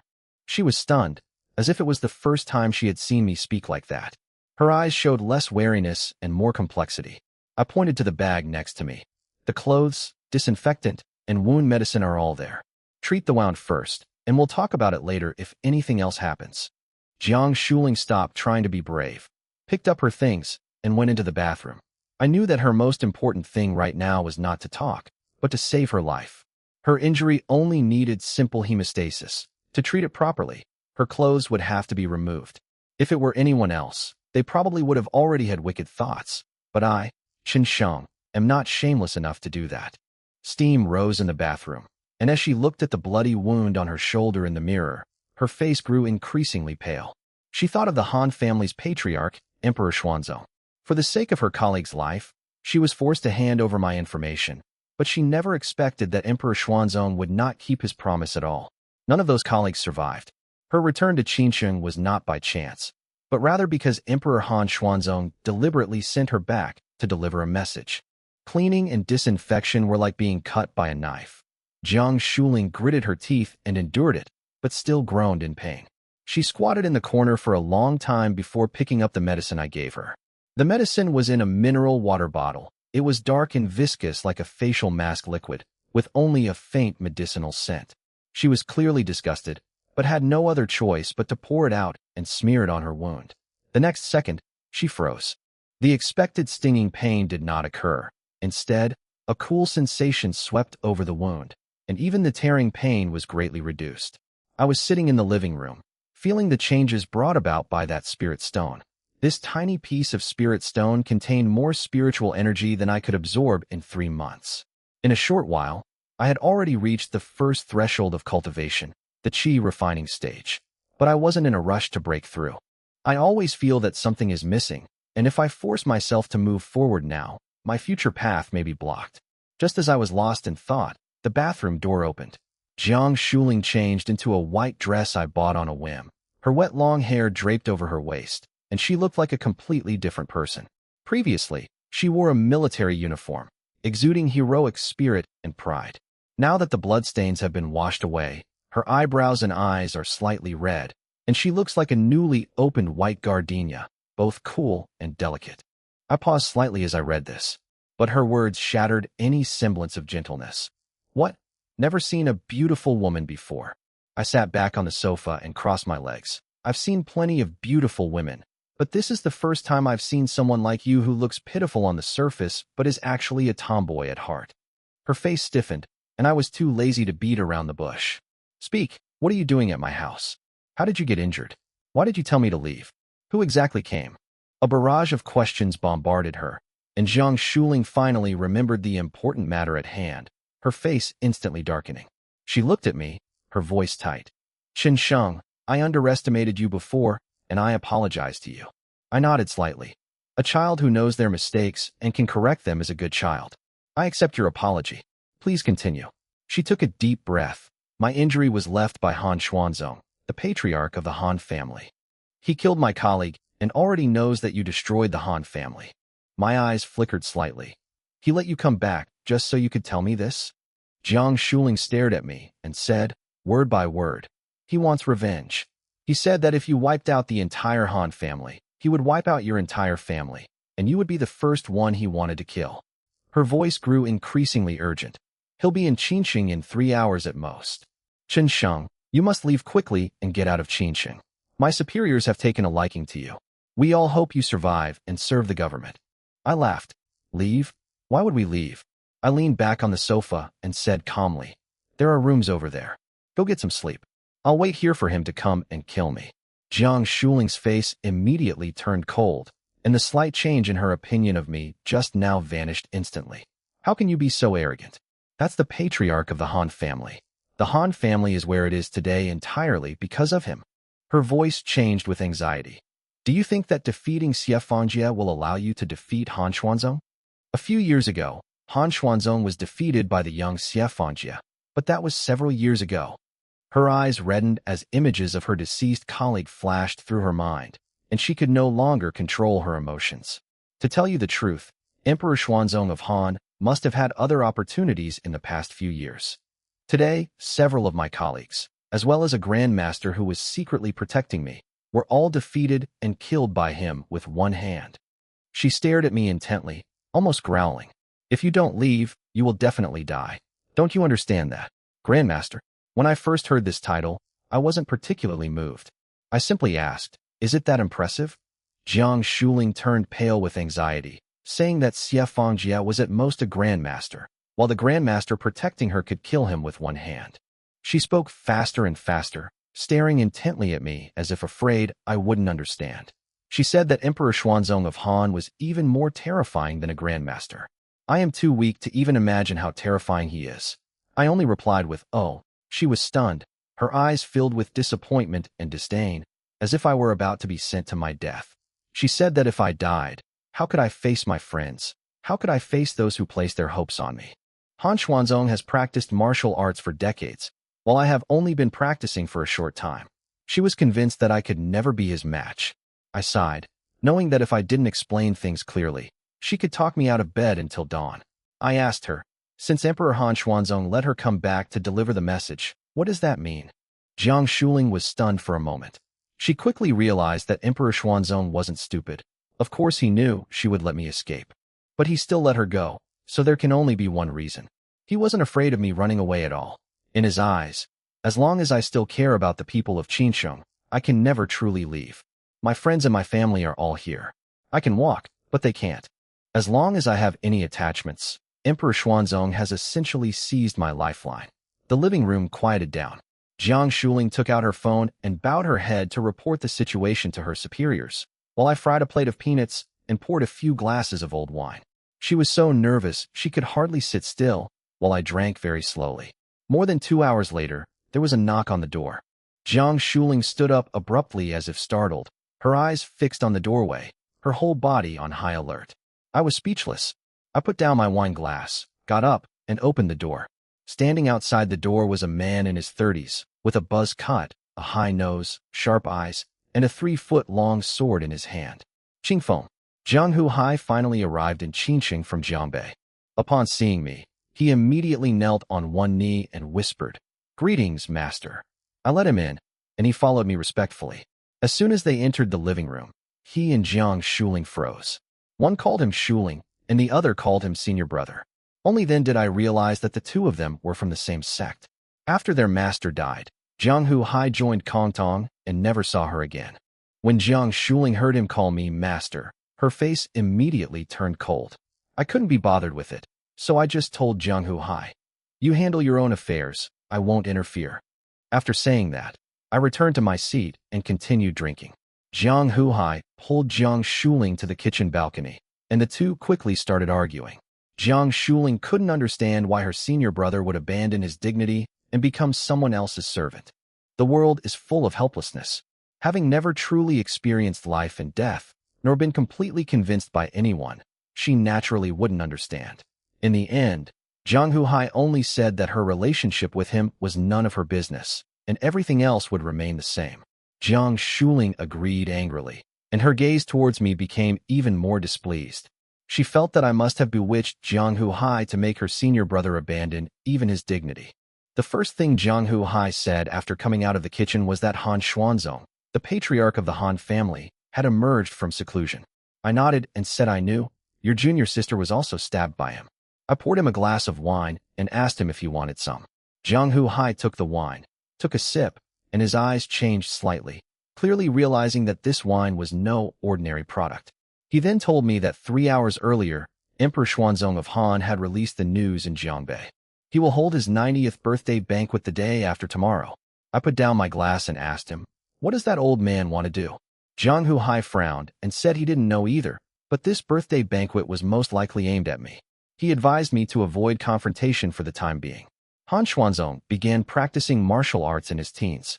Decades later, he became the most senior and strongest martial artist in the Jiangbei and Qinsheng areas. He is the patriarch of the Han family in Jiangbei and also the president of the North China Martial Arts Association. The fact that he was able to become the chairman of the association, given that North China province comprises the cities of Jiangbei, Qinsheng, and Shenzhen, is enough to prove his importance. Jiang Huhai said that he had seen Han Xuanzong once from afar. That old guy is even stronger than before, by more than one level. Nobody knows what they're planning to do at this birthday banquet.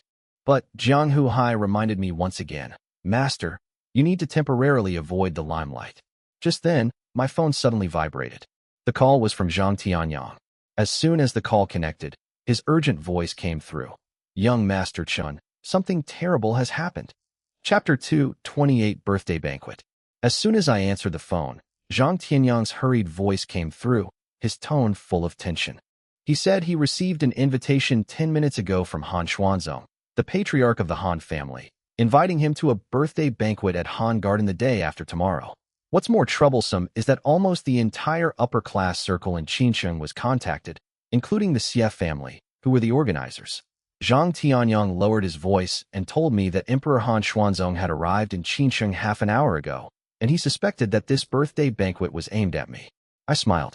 There was no doubt that if he wasn't after me, why would he hold his birthday banquet in Qinsheng? I told Zhang Tianyang to attend as usual and not to panic. He should go the day after tomorrow. With me here, nothing will go wrong. Zhang Tianyang wanted to advise me to avoid it, but he also knew that once I made up my mind, no amount of persuasion would change it. After hanging up the phone, I remained silent for a moment, then turned to Zhang Huhai and instructed him to go to Tianyu Pharmaceutical immediately. Someone needs to be on guard over Song Yuyin and Lin Yao's side. If Han Xuanzong wants to harm me, he might target the people around me first. Zhang Huhai didn't waste any words, agreed on the spot, turned around and left. I also sent a message to Song Yuyin. After doing all that, I looked at Jiang Shuling and said calmly, "It seems that old guy isn't in such a hurry as you said. He doesn't plan to touch me tonight." Jiang Shuling snorted coldly and said that I would suffer sooner or later because I didn't listen to advice. She said that if I died one day, I shouldn't blame China for not helping me. She straightened her uniform, slammed the door, and left, preparing to return to the 9th Department to report. I just smiled. I don't care what she thinks of me. Right now, I only care about one person, and that is Zihan. Emperor Xuanzong of Han threatened to wipe out my entire family, but my only real family member left is Zihan. So I left home and went straight to the 308 hospital. No matter how chaotic things get in Qinsheng, she can't be allowed to get hurt. It was late at night. When I arrived at the ward, Zihan and Xiaoko were both asleep, and Lin Kai was sitting next to them checking their homework. Upon seeing me enter, Lin Kai immediately stood up, his face full of excitement, yet he lowered his voice, afraid of waking the two children. I asked him how the two children were doing, and he said that Zihan had fully recovered and could be discharged from the hospital at any time. Xiaoko has recovered quite well and can now get up and walk with difficulty. Hearing this, I finally breathed a sigh of relief. But the next second, Lin Kai took out a bank card from his person and handed it to me with both hands. He said he couldn't keep the more than 3 billion in the card. The money should belong to me. That painting of Qinghe River was indeed his, but without me, it would have remained gathering dust for the rest of its life. He knew even more clearly that he was the one who saved Xiaoke's life, and that he was the one who discovered the value of the painting. With over 3 billion yuan at stake, it's enough to drive people crazy and make many people turn their backs on you. But after Lin Kai calmed down, he still chose to return the money to me, which surprised me a bit. I looked at the bank card in his hand, patted him hard on the shoulder, and confirmed in my heart that I hadn't helped the wrong person. I told him to consider the money as mine, and that he could use it to start a business or develop his own things. Lin Kai tried to refuse, saying he would ask me for money when he needed it, but I pushed his hand back. I let him take it because I trusted him. He was silent for a moment, then finally nodded solemnly. His eyes were firm, and he said he would definitely not waste the money. I knew he understood what I meant.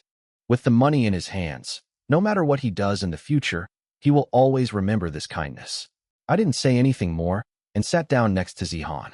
I'll stay here tonight and keep her and Xiaoke company. Just as she sat down, Zihan, still half asleep, suddenly murmured softly, "Brother Chen Sheng, Brother Zhang Fan, Zihan will be a good girl." Hearing the name Zhang Fan, I felt a sharp pain in my heart. I could only gently stroke her head to help her sleep more peacefully. Meanwhile, when Jiang Shuling returned to the 9th Department, it was already late at night. She immediately found medical supplies, preparing to retreat the wound on her shoulder before going to see Gao Shilong to report. Because she had no idea what the black liquid I gave her was, she only remembered that it was in a mineral water bottle. The packaging was too simple, and the more she thought about it, the more uneasy she became, fearing that bacteria might get into the wound and cause even bigger trouble. In the bathroom, Jiang Shuling took off her long dress and, facing the mirror, peeled off the layers of gauze from her shoulders. The next second, she froze, and the expression on her face in the mirror changed from calm to shock. The wound from last night's stab wound should have been a bloody mess, but it has now scabbed over. She tried moving her shoulder, but the expected sharp pain did not occur. Only a slight pulling sensation remained. As a soldier, she knew all too well how serious this kind of injury was, and that a normal recovery would take at least 1 or 2 months. The blade was almost touching the shoulder bone, and every movement could tear the wound open again. But the wound turned out like this in just a few hours, which is completely illogical. The image of the dark liquid I had given her immediately flashed through Jiang Shuling's mind. Since she was injured, she has only used that one thing, and the answer is already quite obvious. She didn't dare delay, so she immediately changed her clothes and rushed to Gao Shilong's residence to report everything. Upon hearing this, Gao Shilong stood up in shock and pressed her to confirm whether she was certain that she had only used his medicine. Jiang Shuling nodded emphatically, saying that if this medicine could be sent to the battlefield, it could save countless frontier soldiers. Gao Shilong remained silent for a few seconds, his eyes becoming extremely serious. He too had once fought on the battlefield. In every battle, brothers fall, many not from the enemy, but from their wounds. If my medicine truly has this effect, the soldier's chances of survival will be completely changed. So Gao Shilong immediately decided to have Jiang Shuling take me there the next day, as he wanted to see me in person. The next morning, I woke up at the 308 hospital, and Zihan was already waiting for me with her big eyes open. As soon as she saw me, she excitedly rushed over, wanting me to hug her and lift her up high. I played with her for a while, and then told her with a smile that I would be taking her and Xiao Ku to get discharged from the hospital today. When Zihan heard the words discharged from the hospital, her face lit up instantly, and she was so happy she almost jumped for joy. The formalities were completed long ago, and she was finally able to leave the hospital. She had been cooped up for a month. She jumped to Xiao Ku's side and, like a little adult, told him to listen to Lin Kai from now on. Xiao Ku nodded obediently, then asked her in a low voice if she could still play with her in the future. Zihan earnestly told him that as long as he took good care of himself and recovered soon, he could be discharged from the hospital and they could play together. The two children said goodbye reluctantly. I looked at Lin Kai and told him to contact me anytime if he needed anything. Lin Kai readily agreed, adding that he would go through fire and water for me as long as I needed him. I patted him on the shoulder, said nothing more, and led Zihan away from the hospital. Zihan waved her little hand all the way, saying goodbye to Lin Kai and Xiao Ku, her eyes full of reluctance. But as soon as we left the hospital, she became excited again and grabbed my hand, wandering around aimlessly. I patiently played with her until noon, and the little girl was finally too tired to continue. I picked her up, gently stroked the tip of her nose, and asked her if she wanted to stay at Teacher Lu's house tonight. I have some things to do these few days and can't be with her all the time. She nodded obediently, but then she suddenly blinked and asked me if I was going on a date with that older woman. I was taken aback and looked in the direction she was pointing. There was a red Mercedes parked 10 meters away. The car door opened, and Jiang Shuling stepped out, still wearing the long dress I bought for her yesterday. She wasn't wearing a military uniform. She stood by the car, exuding a cold and aloof air, attracting frequent glances from passers-by. Jiang Shuling walked up to Zihan, took out a small yellow duck, and said it was a gift for her. Zihan happily accepted it, thanked her sweetly, and hugged the little duck tightly, unable to put it down. I could tell that Jiang Shuling had investigated me before coming and knew about Zihan's existence. After exchanging greetings, she looked at me and said directly that her boss wanted to see me. I frowned and asked her what was wrong, but she just said she would know when she got there. Without even thinking, I refused outright. I never want to get too involved in official matters. Many things become complicated and lose their original flavor once they get involved with the authorities. After I finished speaking, I turned and left. Jiang Shuling hurriedly chased after me, her tone clearly anxious. She said the leader just wanted to talk to me, and that I would have to go with her soon. I still gave her 2 words, no? After being rejected by me repeatedly, her eyes even turned a little red. She couldn't understand why I was always so cold to her, as if I didn't give her any mercy. At this moment, Zihan tugged at my sleeve and whispered, "Brother Chen Sheng, my sister is about to cry." I paused, I can ignore what others say, but I will consider what Zihan says. I glanced down at her and finally nodded, taking her to teacher Lu's place first. More than 50 minutes later, I followed Jiang Shuling to the ninth department. The atmosphere at the entrance was exceptionally solemn. 2 soldiers stood ramrod straight in front of the gate. Upon seeing us, they immediately saluted and let us through. Jiang Shuling led me into Gao Shilong's office, where the people inside were working on documents with their heads down. When he saw me enter, he immediately put down what he was holding and greeted me warmly. Gao Shilong smiled and extended his hand, his voice filled with anticipation. "Mr. Chun, you finally arrived. Please have a seat." As soon as I sat down, I looked at Gao Shilong and, without beating around the bush, asked him directly what he wanted to see me about. Gao Shilong was also very straightforward, saying that Jiang Shuling was seriously injured last night, and after using his medicine, the wound scabbed over in a few hours. He stared at me and asked if I made the medicine, his eyes filled with barely suppressed greed and probing. I raised an eyebrow and asked him if he was interested. He immediately nodded and said he was willing to offer conditions in exchange for my prescription. He said I might not care about money, so he could save my life once and even get a master to help me solve the Han family's troubles. In his view, if it weren't for official intervention, he would have no chance of surviving if that old fox, Han Xuanzong, had pressed his attack. I found it funny after hearing that and stared at him, asking, "Are you trying to negotiate with me?" Gao Shilong looked confident and said that this was called negotiation and that I couldn't refuse the conditions he offered. He thought he understood my situation and that with my life and the prescription laid out before me, I would surely give in. But he was wrong. He was wrong from the very beginning. I, Chen Sheng, never fall for threats. I stood up abruptly, leaving only an apology. I don't like negotiations, and I especially dislike negotiations that involve threats. Gao Shilong stood there, stunned, not yet reacting, while I had already turned and walked towards the door. But I had only taken 2 steps when 2 soldiers suddenly rushed out from the side and blocked my way, clearly having been prepared. Jiang Shuling got anxious and asked me if I could reconsider, asking whether my life or the prescription was more important. She said that Emperor Han Xuanzong was not someone to be trifled with, and without their help, I would have certainly died this time. Without turning my head, I coldly retorted, "Save my life? Do I, Chen Sheng, need you to save my life?" As soon as I finished speaking, I casually waved my hand, and an invisible force slammed directly into the 2 soldiers. They were all Gao Shilong's personal guards and trained martial artists, yet they couldn't even stand steadily. The 2 staggered backward, finally losing their balance and falling awkwardly to the ground, not even having the right to stop me. I then turned to Gao Shilong and reminded him to keep his people in check and not to be so rude in the future. If this happens again, it won't be as simple as him and his people taking a fall. In that instant, Gao Shilong's expression changed.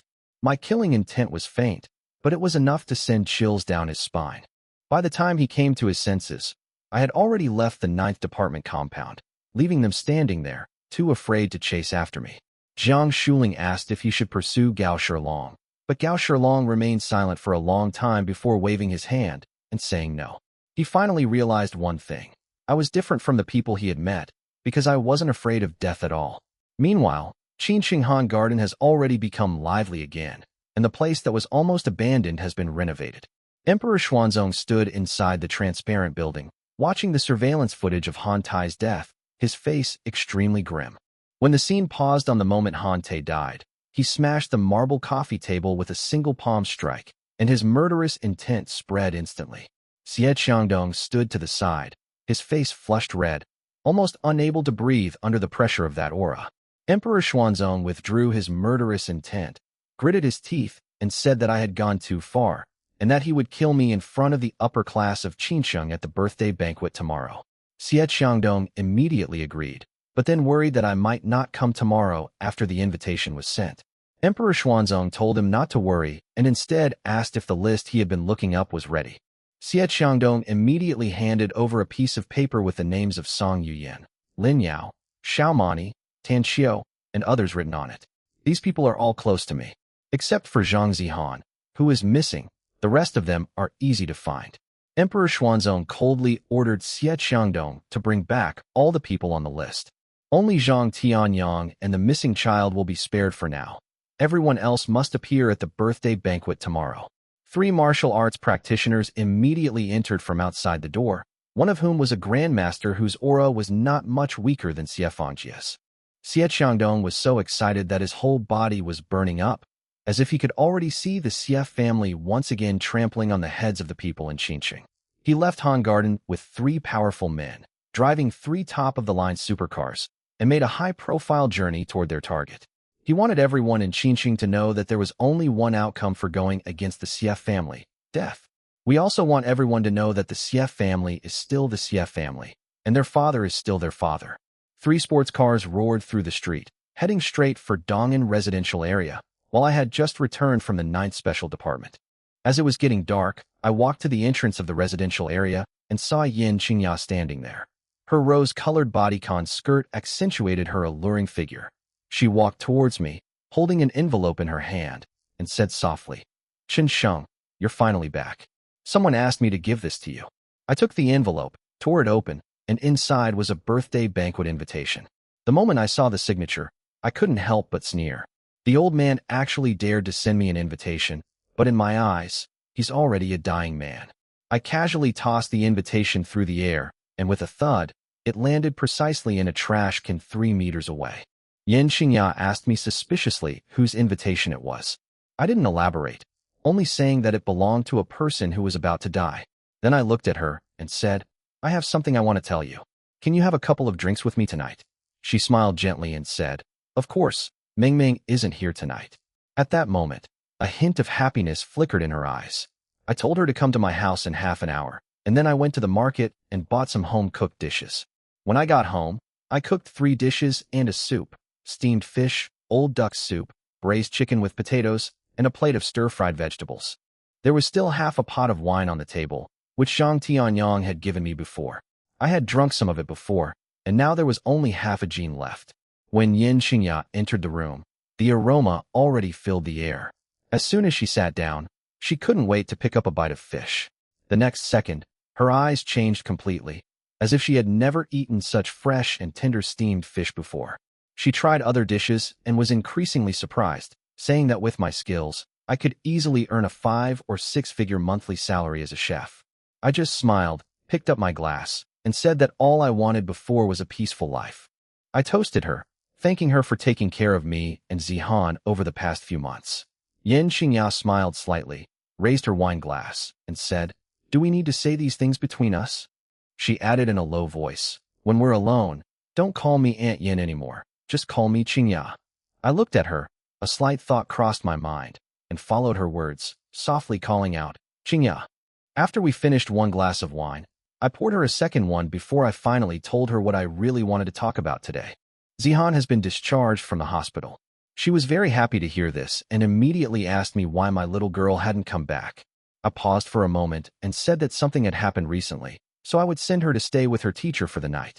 Then I told Yin Qingya that after Zihan was discharged from the hospital this time, I planned to move her away from Dong'an community. Her hand visibly trembled as she picked up the food. Her eyes lowered, and she asked me softly why. She even asked me if there was something wrong with her. Her voice was soft, but it couldn't hide her disappointment. I shook my head and said no. It's just that my life is destined to be anything but peaceful, and I could implicate the people around me at any time. People have already come knocking on her door. Continuing to live here will only cause trouble for her and the other residents. Yin Qingya didn't make a scene or try to stop her. She simply nodded quietly, saying she understood. She asked me where I was going and if I had any money. If I was short of money, she said she could sell her house to help me find a new place to live. I was taken aback. I thought she would be reluctant to part with it, but she was more sensible than I had imagined.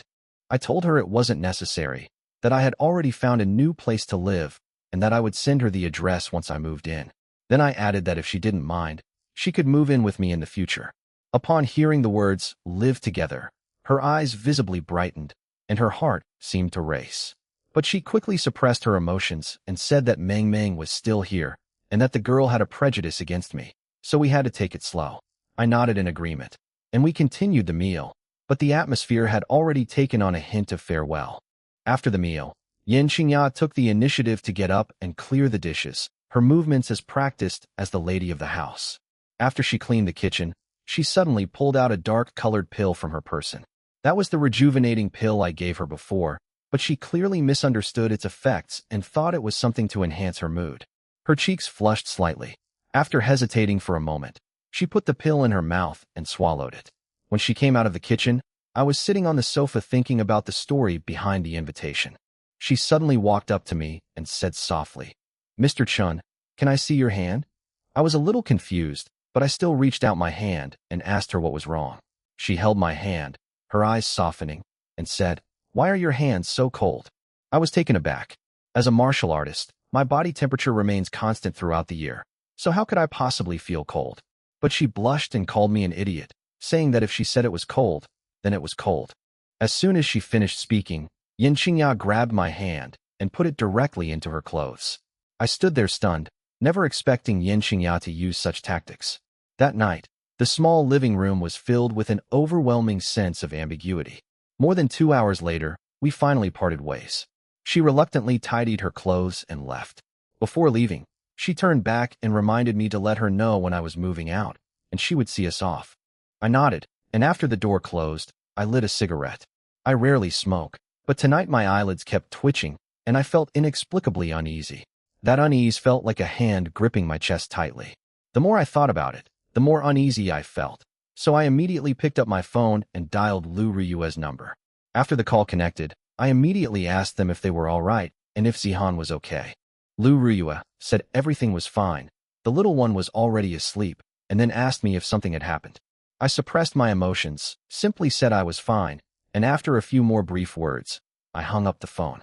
Even after inhaling the smoke, the panic didn't dissipate. Just then, my phone vibrated. It was a call from Xing Zongtai. I answered almost instantly, my voice turning somber, and asked him what had happened. The moment Xing Zongtai uttered his first words, my heart sank. He said that 2 hours earlier, someone in Dong'an community called the police, saying that someone had forcibly kidnapped a family. After he rushed over and found out what had happened, he discovered that the person who had done it was Xie Qiangdong. Those taken away were Zhang Yuxian and her son. My face instantly turned cold, and the cigarette in my hand stopped mid-air. But what Xing Zongtai said next made my killing intent surge even more. He said the business school also reported the case, and Tanxiu was also taken away. In addition, a major incident occurred at a villa in the southern district, resulting in the deaths of many members of the underground forces. The investigation revealed that the owner of the villa was none other than Yin Shenyang, the boss of the South District. After the person on the other end of the phone finished speaking, the whole world seemed to suddenly fall silent.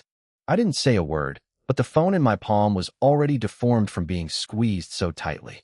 The name Xie Qiangdong gradually became jarring in my mind. I didn't touch him before because he was just an ordinary person, and the Xie family hadn't really crossed my bottom line. I only crippled Xie Fangjie, without implicating the rest of the Xie family. But I never expected that Xie Qiangdong would dare to lay his hands on the people around me. Does he really think that with the Han family backing him up, he can act arrogantly in front of me?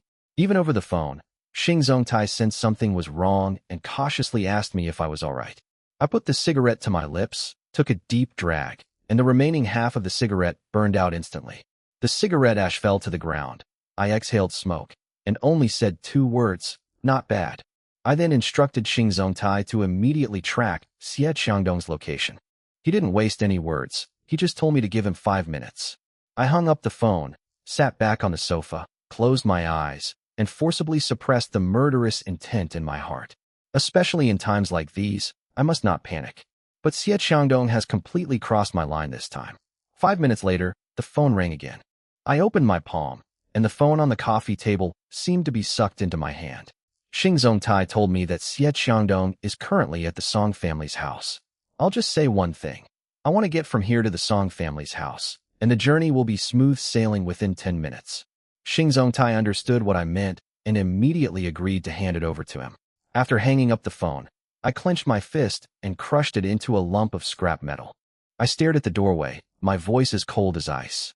Xie Qiangdong, regardless of whether you have the Han family or the forces behind Xie Fangjie, this time, no one can save you. I rushed out of the house and went straight to Yin Qingya's door to knock. The door opened quickly, and Yin Meng stood inside. When she saw me, her eyes held a complex expression with a deep-seated, obvious disgust. She's probably still bothered that I have money, but I kept it from her, causing her to lose face time and time again. Even in her eyes, I must have ulterior motives for renting this place. She frowned and asked me, Mr. Chun, is something wrong? I didn't care about her emotions and just coldly asked her, where's your mother? My face was expressionless, but the chill in the air was enough to make her tremble with fear. Just as she was about to speak, Yin Qingya came out from inside. She had just finished showering and changed into her pajamas, and she looked visibly puzzled when she saw me. After all, she had only been gone for a short time, and she didn't understand why I had come looking for her again. I went straight to the point and said, Aunt Yin, can I borrow your car? She didn't ask any further questions, turned around, and handed me the car keys. She only told him one thing. It's getting late, be careful, and go home early. I answered, took the keys, and turned to leave. Yin Ming, standing behind me, asked with dissatisfaction, why did you lend me your car? Yin Xingya interrupted her, saying that they were all neighbors and should help each other out. When I used to work as a handyman, I helped her quite a bit. Yin Ming wanted to say more, but Yin Xingya told her to go to sleep early. She didn't tell Yin Ming about what happened between us. She herself hadn't figured out how to bring it up yet. I went downstairs, found the Volkswagen, started the engine, shifted gears, and jerked the steering wheel sharply. The car drifted several times before speeding out of the residential area and heading straight towards the Song family's house. There were red lights everywhere along the way, but now they were all cleared for me. Xing Zongtai has already used his authority and issued a strict order to completely control the roads. The entire road seemed to have been forcibly torn apart, leaving me with only a straight line. I floored the accelerator and drove this ordinary car with the aura of a sports car. In the darkness, with the engine roaring incessantly, I sped along at 200 miles per hour towards the Song family's residence. In the courtyard of the Song family villa, 3 cool sports cars were parked under the lights, their red, blue, and purple colors dazzling to the eye. When I was away, this place had become a ruin. The garden had been crushed by car wheels, and the ground was a mess. Besides the rotten flowers and plants, there were pools of blood on the ground, and Song family bodyguards lay scattered about. These people were all highly skilled fighters hired at great expense, including some left behind by Song Tianyu. But now 20 or 30 of them are dead or injured. In front of the villa, Lin Yao, Song Yuyin, and Yi Qingyin stood side by side, all 3 of their faces grim. Yi Qingyin's facial injuries had disappeared, her skin was even more delicate, and her suit and high heels made her look stunningly beautiful. Jiang Huhai, holding a 3-foot-long green sword, stood in front of them, his back ramrod straight, like the last wall. Xie Xiangdong stood in the courtyard with 3 martial arts practitioners, his face full of pride, as if he had regained his position as the #1 person in Qinqing. He glanced at the bodyguards scattered on the ground and sneered, saying that the Song family was quite famous back then, but now that Song Tianyu is dead, their subordinates are so easily killed. He then stared at the 3 women and said that they were so beautiful, yet they insisted on standing with me. Chen Sheng. He urged them to abandon their evil ways and follow him, even promising to plead with Patriarch Han to save their lives. Just a day ago, he had lost face in front of many tycoons and was even frightened into losing his composure, but now he's acting arrogantly again.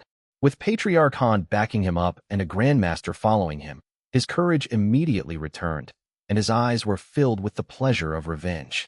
Then, he looked at Jiang Huhai and advised him not to stay with the Song family anymore, saying that with his abilities, he could survive by joining the Xie family. Jiang Huhai sneered, raised his Qingfeng sword, and pointed it at Xie Xiangdong, cursing him as trash who was not worthy of being followed. Xie Xiangdong's face turned cold. He said that he hated it most when people pointed weapons at him, and then ordered Master Huang to cut off one of his hands. Master Huang responded, and with a swift movement, he was gone, leaving only a blur in place. The next second, he was already in front of Jiang Huhai.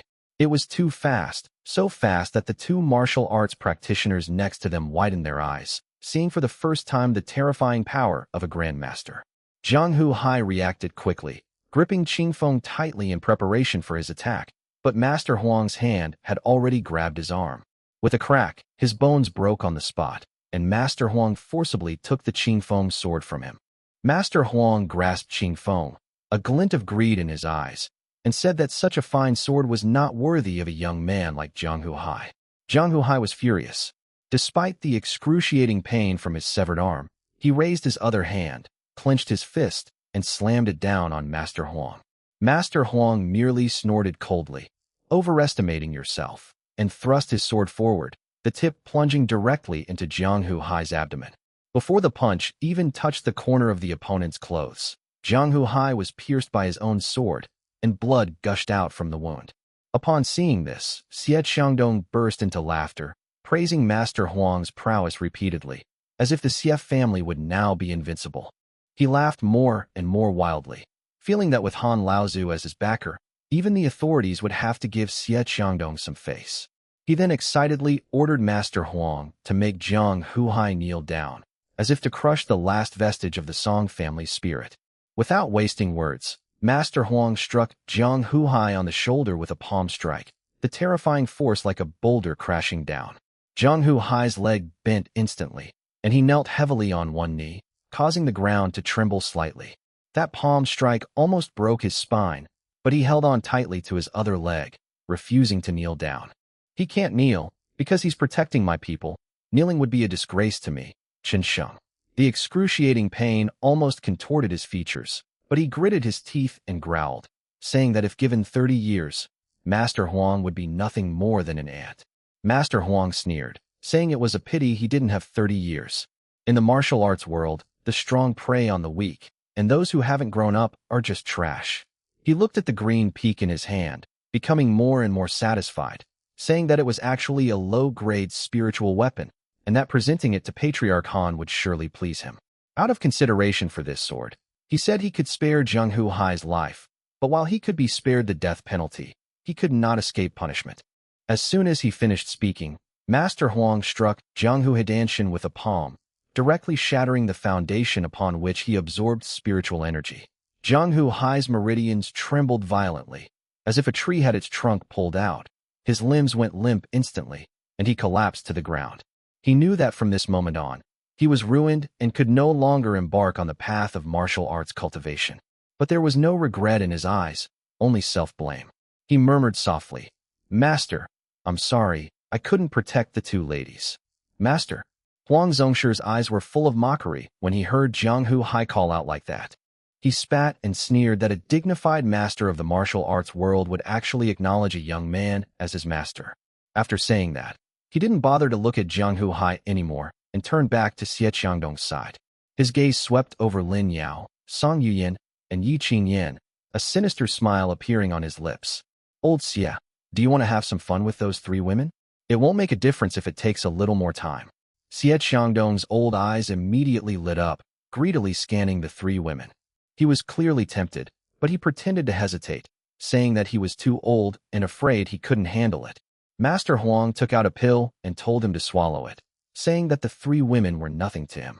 Xie Qiangdong took the pill and swallowed it. His blood rushed to his head, and he became excited. He grinned maliciously as he approached the three women, as if he already considered them fish on a chopping board. Yi Qingyan's face turned pale, but she still drew her dagger and stood in front of Lin Yao and Song Yuyan.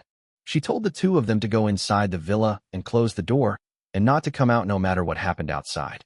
However, a martial artist next to Master Huang casually flicked a pebble, directly knocking the dagger out of her hand. Yi Qingyan's arm went numb, the dagger fell to the ground, and her last bit of resistance was shattered.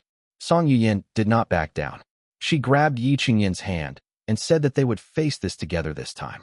Lin Yao gritted her teeth and stood still, invoking the Lin family name to warn Xie Qiangdong not to act recklessly. Xie Qiangdong laughed even more unrestrainedly, saying that he liked this kind of stubborn woman the most.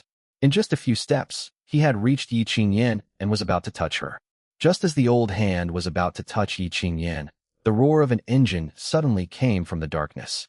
The roar tore through the night like thunder, and everyone instinctively turned to look. The next second, a Volkswagen sped in from outside the Song family's gate, its headlights blinding. The car body rolled over flower beds, paving stones, and trees, soaring into the air like a runaway beast. With a loud bang, it crashed squarely into the three supercars parked side by side. The three supercars instantly deformed, their windows shattered and scattered all over the ground, crushed into piles of scrap metal. Xie Qiangdong flew into a rage on the spot. Those three cars were the fruits of his labor and the capital he had to show off. Now everything is ruined. He was trembling with anger, his eyes fixed on the Volkswagen like knives. Master Huang, Jianghu Hai, the three women, and all the bodyguards were also staring intently at the car. Suddenly, a light shone in Song Yuyin and the others' eyes, because they had guessed who had come. The car door slammed open, and I jumped out. The floor shattered the moment my feet touched the ground. The floorboards, which were 30 centimeters thick and contained steel bars, dinted when I stepped on them. I could no longer suppress my killing intent. With each step I took forward, a piece of the ground beneath my feet shattered. I stared at Xie Xiangdong, my voice as cold as ice. "You old bastard, if you want to die, I'll grant your wish." The bodyguards around were all dumbfounded, and the two martial arts practitioners next to Master Huang were also frozen in place. Before they could react, I was already in front of them, my hands gripping their necks. With two snaps, I simply squeezed them lightly, and the two martial arts practitioners died on the spot. They didn't even have a chance to resist. Their bodies fell limply to the ground, and the courtyard fell silent instantly. Master Huang immediately retreated, standing at a distance, staring at me with a look of surprise and suspicion. He couldn't believe that I looked to be only in my 20s, yet I was so strong. When Xie Xiangdong saw me, his face was full of resentment and malice, because Xie Fengjie died at my hands. I destroyed the Xie family, and he wishes he could grind me to dust and scatter my ashes. He roared and ordered Master Huang to kill me, saying that even if Patriarch Han knew, he wouldn't blame me. Without his prompting, Master Huang had already made his move, because he knew that if I didn't die, he would be the one to die in the future. He drew his sword, a flash of cold light, and leaped high into the air, slashing down at my head. He used all his strength in this sword strike, and the blade pressed down so hard that the air itself emitted a piercing crackling sound. He wanted to kill me in one blow, to kill me on the spot in the Song family compound. But the moment the sword fell, my figure suddenly vanished from the spot. The Qingfeng sword missed its target and plunged into the cement and steel floor. The hard ground cracked like tofu under the sword, the fissures spreading like a spider web. "Where is he?" Master Huang stared at the floor beneath his sword, his face filled with horror. Bang! The moment the Qingfeng sword fell, the cracked floor tiles exploded on the spot, sending shards of stone flying into the sky before crashing back down to the ground. That sword was so fast and ruthless. If it had truly struck me, an ordinary person would have been pinned to the spot long ago. But Master Huang showed no joy on his face. His hand holding the sword froze in midair, and his pupils trembled, because he knew that his most powerful sword strike hadn't even touched the hem of my clothes. He couldn't believe it, but the facts were right in front of him. He missed, and I was no longer under his sword. The next second, my voice exploded like a muffled thunder. "Xie Xiangdong, you're asking for it." Xie Xiangdong was still staring at Master Huang. By the time he came to his senses, I was already standing in front of him. His face turned deathly pale instantly, and he staggered back several steps. As if he had seen the Grim Reaper, his legs went weak. I looked at him coldly. "If you want to die, I, Chen Sheng, will send you on your way." With a thud, Xie Xiangdong sat down on the ground, and water immediately flowed from his crotch. The former #1 man in Qinxing prison was so scared that he wet himself in front of me. He was trembling all over and shouted at the top of his lungs, "Master Huang, save me." I kicked my foot, and a piece of gravel flew up from beside me, shooting towards his throat like a knife.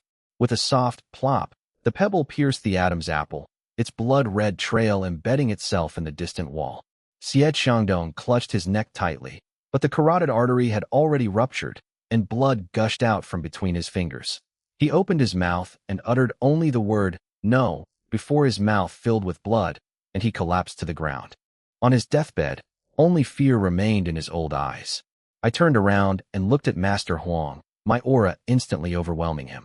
Master Huang's face turned deathly pale, his hand holding the sword trembled violently, and finally, with a clang, he dropped the sword. He suddenly knelt down. "This old servant, Huang Taiyu, begs Lord Huang to spare my life. I am willing to follow you forever." He knew very well that from the moment his sword missed its mark, he had already lost completely. He finally understood why Jianghu Hai was willing to be his servant. I picked up the green-edged sword, walked up to him, and spoke in a calm tone without a trace of emotion. "Tell me, where were the people you arrested sent?" Huang Taiyu dared not hide anything and immediately said, "They've left." Xie Qiangdong had someone send them to Han Garden overnight. Emperor Han Xuanzong wants to use them as bait to lure you over there. I nodded. Okay, I understand. After saying that, I looked at him and added, besides, you are not worthy to be my slave. No sooner had he finished speaking than the green-edged sword was thrust out. Huang Taiyu's expression changed drastically, and he instinctively tried to dodge, but the sword was faster than his reaction. The sword tip pierced his heart in an instant and emerged from his back, giving him no chance to resist.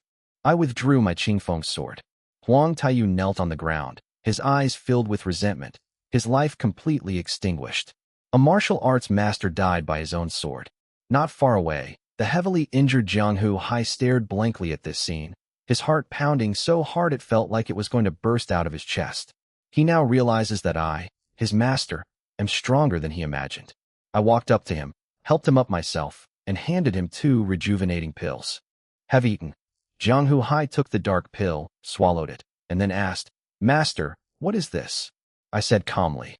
The rejuvenation pill is mostly used by women. We don't have any other pills right now, so you'll have to make do with this for now.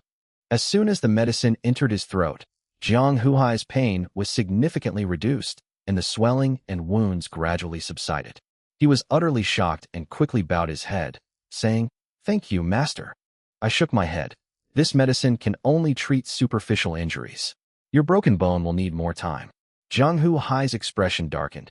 But my Dantian Qi vortex has been destroyed, and I can no longer follow you. I looked at him and said firmly, My men, Chun Sheng's men, are not useless. Even if the cyclone is destroyed, I can help you recover. Jiang Hu Hai suddenly looked up, his eyes lighting up. Really? I handed the green-edged sword back to him. Once you recover, you will only be stronger than you are now. Keep this sword safe. If it gets taken from you again, you'll have to take it back yourself. Jiang Hu Hai gripped his sword tightly, his voice trembling. Yes, Master. He had already planned to commit suicide somewhere secluded once everything was over. For him, being unable to cultivate martial arts and becoming a cripple was worse than being dead. But my words completely dispelled his dying wish. At this moment, Yi Qingyan walked over and looked at me with a complicated expression. She saw it clearly just now. The medicine I gave Jiang Hu Hai was the same as the one Song Yuyan gave her. I was just about to ask them if they were all right when she suddenly moved closer and kissed me with her red lips. At that moment, Lin Yao, Song Yuyan, and Jiang Hu Hai all froze on the spot. Even I was stunned, only to feel a soft yet cool touch on my lips. 10 seconds later, Yi Qingyan took 2 steps back, a slight blush rising on her face. She forced herself to remain calm and said in a professionally composed tone, I lost the bet last time. This is a loss to you, and I, Yi Qingyan, am willing to accept defeat. Yi Qingyan suddenly brought up the bet, and that's when I remembered what happened that day. I didn't expect her to actually honor it at a time like this. Song Yuyan's eyes flickered, clearly aware of the bet. But the way she looked at me held a strange, inexplicable quality. When Yi Qingyan was injured on the face, Song Yuyan spent a lot of money to hire experts to treat her, but it still left a scar. Even the experts couldn't do anything about it, so naturally they didn't believe I could cure it. But the facts were right in front of them, and no one could say a word. What's even more puzzling is that Song Yuyan and I have registered our marriage, but we've never even held hands. Yi Qingyan kissed me first, which made her heart ache, but she couldn't bring herself to say anything. Lin Yao, on the other hand, took it all in stride. Coming from a wealthy family, she knew all along that powerful men wouldn't have just one woman by their side. The injured bodyguards nearby were even more envious. To receive a kiss from a goddess like Yi Qingyan would be worth sacrificing a few years of your life. I didn't want to dwell on this topic any longer, so I immediately looked at Song Yuyan and told her to take Jiang Hu Hai and the bodyguards to the hospital first. These people are all injured and need to be kept in a secluded place. They cannot participate in any operations before dark tomorrow. Song Yuyan nodded. Saving people was the most important thing right now, and she quickly suppressed the kiss she had just experienced. Lin Yao looked at me worriedly and asked if we could hide together. I shook my head and said no. I know what she's afraid of, but that old man is no match for me. If I stay, I'll only be a burden to them. Jiang Hu Hai also tried to persuade me, but I raised my hand to interrupt him. If we don't leave now, the officials will arrive, and no one will be able to leave. Before leaving, Song Yuyan reminded me to be careful and to prioritize my own safety if anything happened. Her voice was soft, but it carried an overwhelming worry. Just then, Lin Yao suddenly stood on tiptoe and, before I could react, kissed me on the cheek. With a crisp sound, Song Yuyin and Yi Qingyan were stunned on the spot, and Zhang Huhai was even more dumbfounded. He probably never expected that another woman would suddenly appear next to me, and the situation instantly became awkward. Lin Yao blushed and said that I would always be her hero, then turned and ran towards the underground parking garage. Soon, she drove back and, together with Song Yuyin and Yi Qingyan, helped all the injured people into the car. Yi Qingyan simply told me to be careful, and Song Yuyin gave me a deep look before leaving as well. Before long, the three vehicles drove away with all the wounded, leaving only a mess and cold wind in front of the Song family's house. Xing Zongtai had been waiting outside. As soon as Song Yuyin and the others left, he immediately led more than a dozen of his trusted men to the scene. He called me Grandpa Huang as soon as he saw me. I glanced at the corpse on the ground and asked him what he planned to do with it. Xing Zongtai's face was serious. He said that these people kidnapped people in broad daylight and deserved their punishment. He would make the truth of their crimes public. However, this matter has become too big a fuss, and perhaps no one will dare to speak out. As for their family members, they dare not utter a single word. After saying that, he took out a satellite phone and handed it to me, saying that my old phone must be broken. This is a military-use machine. No one can eavesdrop on it. The SIM card is already installed, containing his number. I took the phone, knowing that Lao Xing was a reliable person. I handed the scene over to him. I had other things to do. Before leaving, I saw the Volkswagen that was lying on top of the three supercars. Its body was completely deformed. After Xing Zongtai finished dealing with the scene, I asked him to buy me a car suitable for a woman to drive and deliver it to the apartment building where I rent. Xing Zongtai immediately agreed. I turned and left, while he and his men began cleaning up the scene. Looking at the dead bodies of Xie Xiangdong and the others, he couldn't help but sigh. I'm still the same person I used to be, never showing any mercy. These people went from Dong'an residential area to the business school, then to Xiao Mani's residence, and finally broke into the Song family's home. They injured 20 or 30 people along the way, and more than 10 died, all of whom were ordinary people who deserved to die. The next morning, Han Garden suddenly became lively. The entrance was decorated with lanterns and colorful streamers, drums and gongs resounded, and the Dragon Dance team performed energetically. Luxury cars arrived from all directions, each with an impressive license plate that was rarely seen under normal circumstances. Top-tier license plates from Qinsheng, Jiangbei, and Shenzhen were all gathered at the entrance of Hanyuan, leaving passers-by dumbfounded. Everyone knows that the people sitting in the car are no ordinary people. Those who follow the news even slightly know exactly who they are. Top business tycoons, underground bosses, and even popular male and female celebrities from North China all gathered here. Passers-by were talking amongst themselves. So many people in the Han family had died, yet old man Han was throwing a lavish banquet. It was truly incomprehensible to them. Some say he's not heartbroken, some say it's a way to bring good luck, and others feel that something is definitely off about Qingqing this year. The grand event at the Century Center has just ended, and now bigwigs are gathering at Han Garden. The winds of change in this city have completely shifted. What's even more shocking is that when some people who have never been on camera before appear, the big names on the rich list immediately bow down to greet them. Wu Xiantong, who ranked 8th on the rich list, was bowing and scraping to an old man in coarse linen clothes, leaving everyone dumbfounded. Outside Han Garden, a crowd of onlookers had already gathered, all staring at the big shots who were rarely seen on ordinary days, their eyes filled with shock. But they didn't stay long before they were forcibly driven away by Han's bodyguards. On the surface, they said they were afraid of blocking the road, but no one dared to say the real reason. Because the later people arrived, the more frightening their identities became.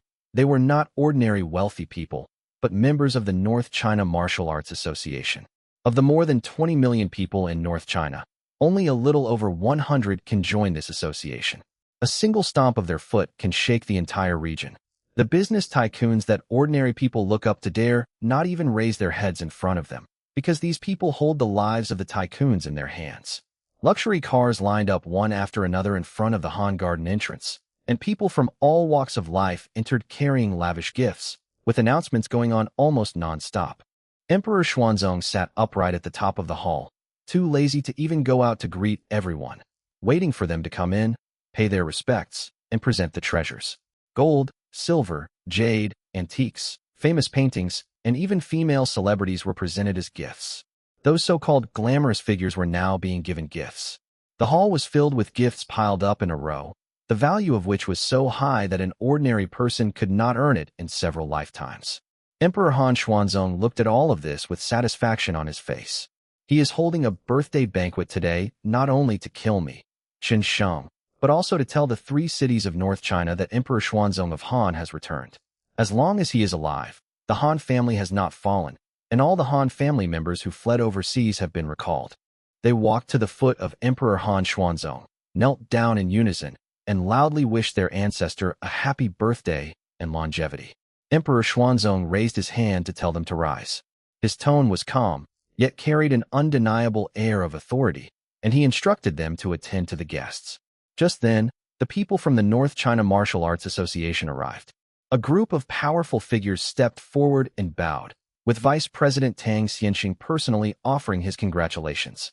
As soon as Tang Xianxing approached, he sensed something was wrong with Han Xuanzong's aura and asked him in surprise if he had broken through again. Han Xuanzong then stood up from his seat, smiling as he admitted that he had had some good fortune and could now probably rank among the top 250 in the Chinese Martial Arts Association. Upon hearing this, Tang Xianxing's expression changed instantly, and all the martial arts practitioners felt their hearts tighten. The Huaxiao Martial Arts Association has only 300 members. There is only one condition for joining: defeat any one of them.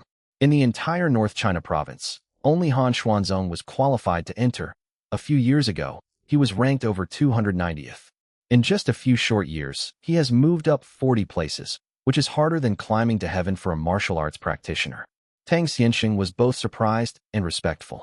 He knew in his heart that Emperor Han Xuanzong must have obtained an extraordinary opportunity, and he quickly lowered his head and admitted that he was inferior to him.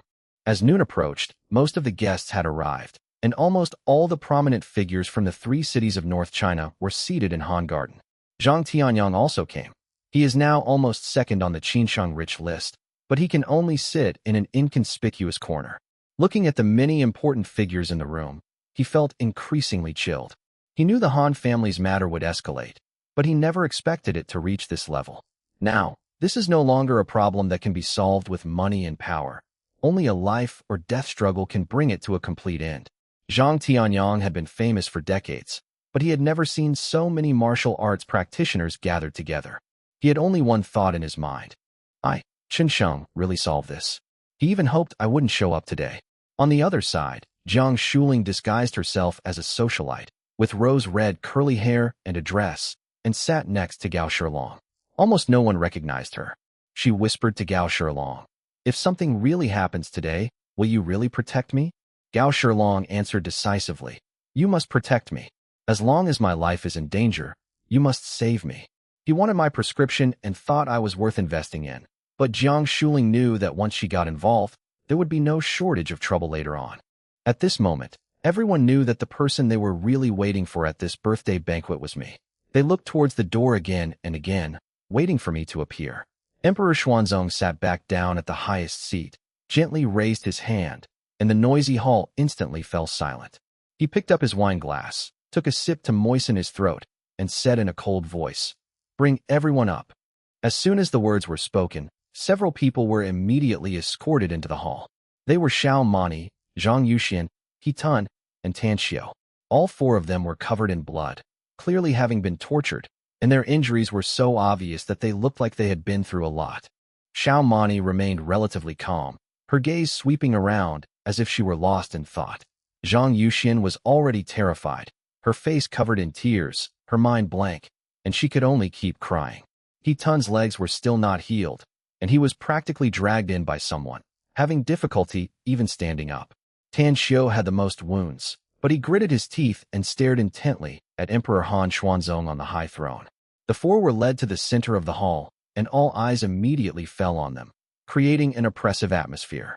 At this moment, a newly appointed member of the Xie family stepped forward beside Emperor Han Xuanzong, his voice icy cold, uttering only 2 words: "Kneel down." Chapter 238, Who's in Favor and Who's Against? Before I even reached Han Garden, Emperor Xuanzong of Han had already brought my men out. Standing next to him was Xie Fengshi, the heir of the Xie family, who was in his 40s, dressed in designer clothes, and had a very arrogant mustache. At his command, Tan Xiao, Xiao Mani, Zhang Yuxian, and He Tun were forcibly pinned to the ground. He Tun's legs were crippled, so he couldn't kneel and could only lie on the ground, his face pale with pain. Zhang Yuxian crawled to his side, tears streaming down her face, her voice trembling with heartache. Xiao Mani gritted her teeth, and despite her disheveled appearance, her face remained as cold as ice. Tan Xiao looked up and spat at Han Xuanzong, cursing him that he would die a horrible death. He laughed and said, "Even if you capture them, you can't capture me. When I get here, I will definitely tear Han Xuanzong to pieces." As soon as he finished speaking, Xie Fengshi's face darkened, and he rushed to Tan Xiao in a few steps. He raised his foot and kicked, slamming it hard into Tan Xiao, who immediately spat out a mouthful of blood. The celebrities and wealthy people around watched with bated breath, but no one dared to utter a sound, because they all understood that those who offended Emperor Xuanzong would not have a good ending today. At this moment, Emperor Xuanzong of Han, standing on the high platform, finally spoke. He said today is his 90th birthday, which should have been a joyous occasion, but as soon as he came out of seclusion, he heard that something had happened to the Han family. His descendants died without leaving behind any bodies, and all of this was done by me, Chen Sheng. At this point, his face turned completely grim, and a murderous intent burst forth from his body. Several glasses nearby couldn't withstand the pressure and shattered with a bang, shards flying everywhere. Some people had their faces slashed and blood was flowing, but they could only lower their heads to wipe it away, not daring to make a sound. Emperor Xuanzong was very satisfied. This was exactly the kind of fear he wanted. He wanted everyone to see clearly that the Han family was still the most formidable force in Jiangbei. He then told the audience that he had invited them there today to witness two things. First, witness his 90th birthday banquet. Second, to witness him personally kill me, Chen Sheng. He even said that seeing blood at the birthday banquet was not unlucky, but rather a way to bring good fortune and remove the bad luck from the Han family. Then, with a single sentence, he redefined the Gujyu, a term referring to the overall situation or structure of the three cities. Qinsheng remained under the control of the Xie family. Jiangbei continued to be led by the Han family, and Chengdu was still controlled by the Li family. The words sounded the same, but everyone understood them. From this day forward, the status of the major families in the three cities will no longer depend on their strength, but on the Han family's approval. The Xie family had already declined, and Zhang Tianyang's Zhang family should have taken its place. But with just one sentence, Han Xuanzong was going to kick the Zhang family out of the game and also bring the Li family of Chengdu under his thumb. Xie Fengshi stood beside Han Xuanzong, his face full of pride, as if he had already become the new king of Qinsheng. Zhang Tianyang's face was grim, and Li Zhonghai, the head of the Li family in Shenzhen, also had his face flushed red. Since the people from the Martial Arts Association didn't say anything, they could only endure it. The garden suddenly fell silent. Everyone was resentful, but no one dared to stand up. Emperor Xuanzong surveyed the entire room and coldly asked, "Who agrees and who disagrees?" This question was like a knife pressed against the necks of all the important figures. After a brief silence, Zhang Tianyang suddenly stood up. He shouted, "I object." He knew very well that even if he didn't speak up today, the Zhang family would have no way out. He and I have a very close relationship. Since Emperor Han Xuanzong has already excluded the Zhang family, he will surely settle scores with them after the birthday banquet. So he had to step forward, even if it meant facing a dead end. All eyes immediately fell on him. Even Han Xuanzong slowly looked over. Tan Xiao's mouth was full of blood, but she still shouted that Zhang Dong was good and that they should not bow down to this kind of person. Before he could finish speaking, Xie Fengshi slapped him across the face and threatened to cut off his tongue if he said another word. Zhang Tianyang did not back down, staring at Han Xuanzong and asking why he alone could decide the situation in the three cities. His words finally gave the suppressed crowd an excuse. Some people whispered in agreement, some said it was inappropriate, and others joined in the opposition. But Han Xuanzong just sneered and walked down from the high platform step by step. As he approached, the murmurs grew quieter and quieter until they disappeared completely. The way those people from the Martial Arts Association looked at Zhang Tianyang was like they were looking at a dead man. They all knew that Emperor Han Xuanzong had just said that he didn't mind killing people and drawing blood today. Zhang Tianyang's eyelids twitched, and a strong sense of foreboding rose in his heart. The next second, Han Xuanzong stopped in front of him, pressing down like a mountain. A terrifying pressure instantly enveloped Zhang Tianyang, making it difficult for him to breathe and turning his face deathly pale.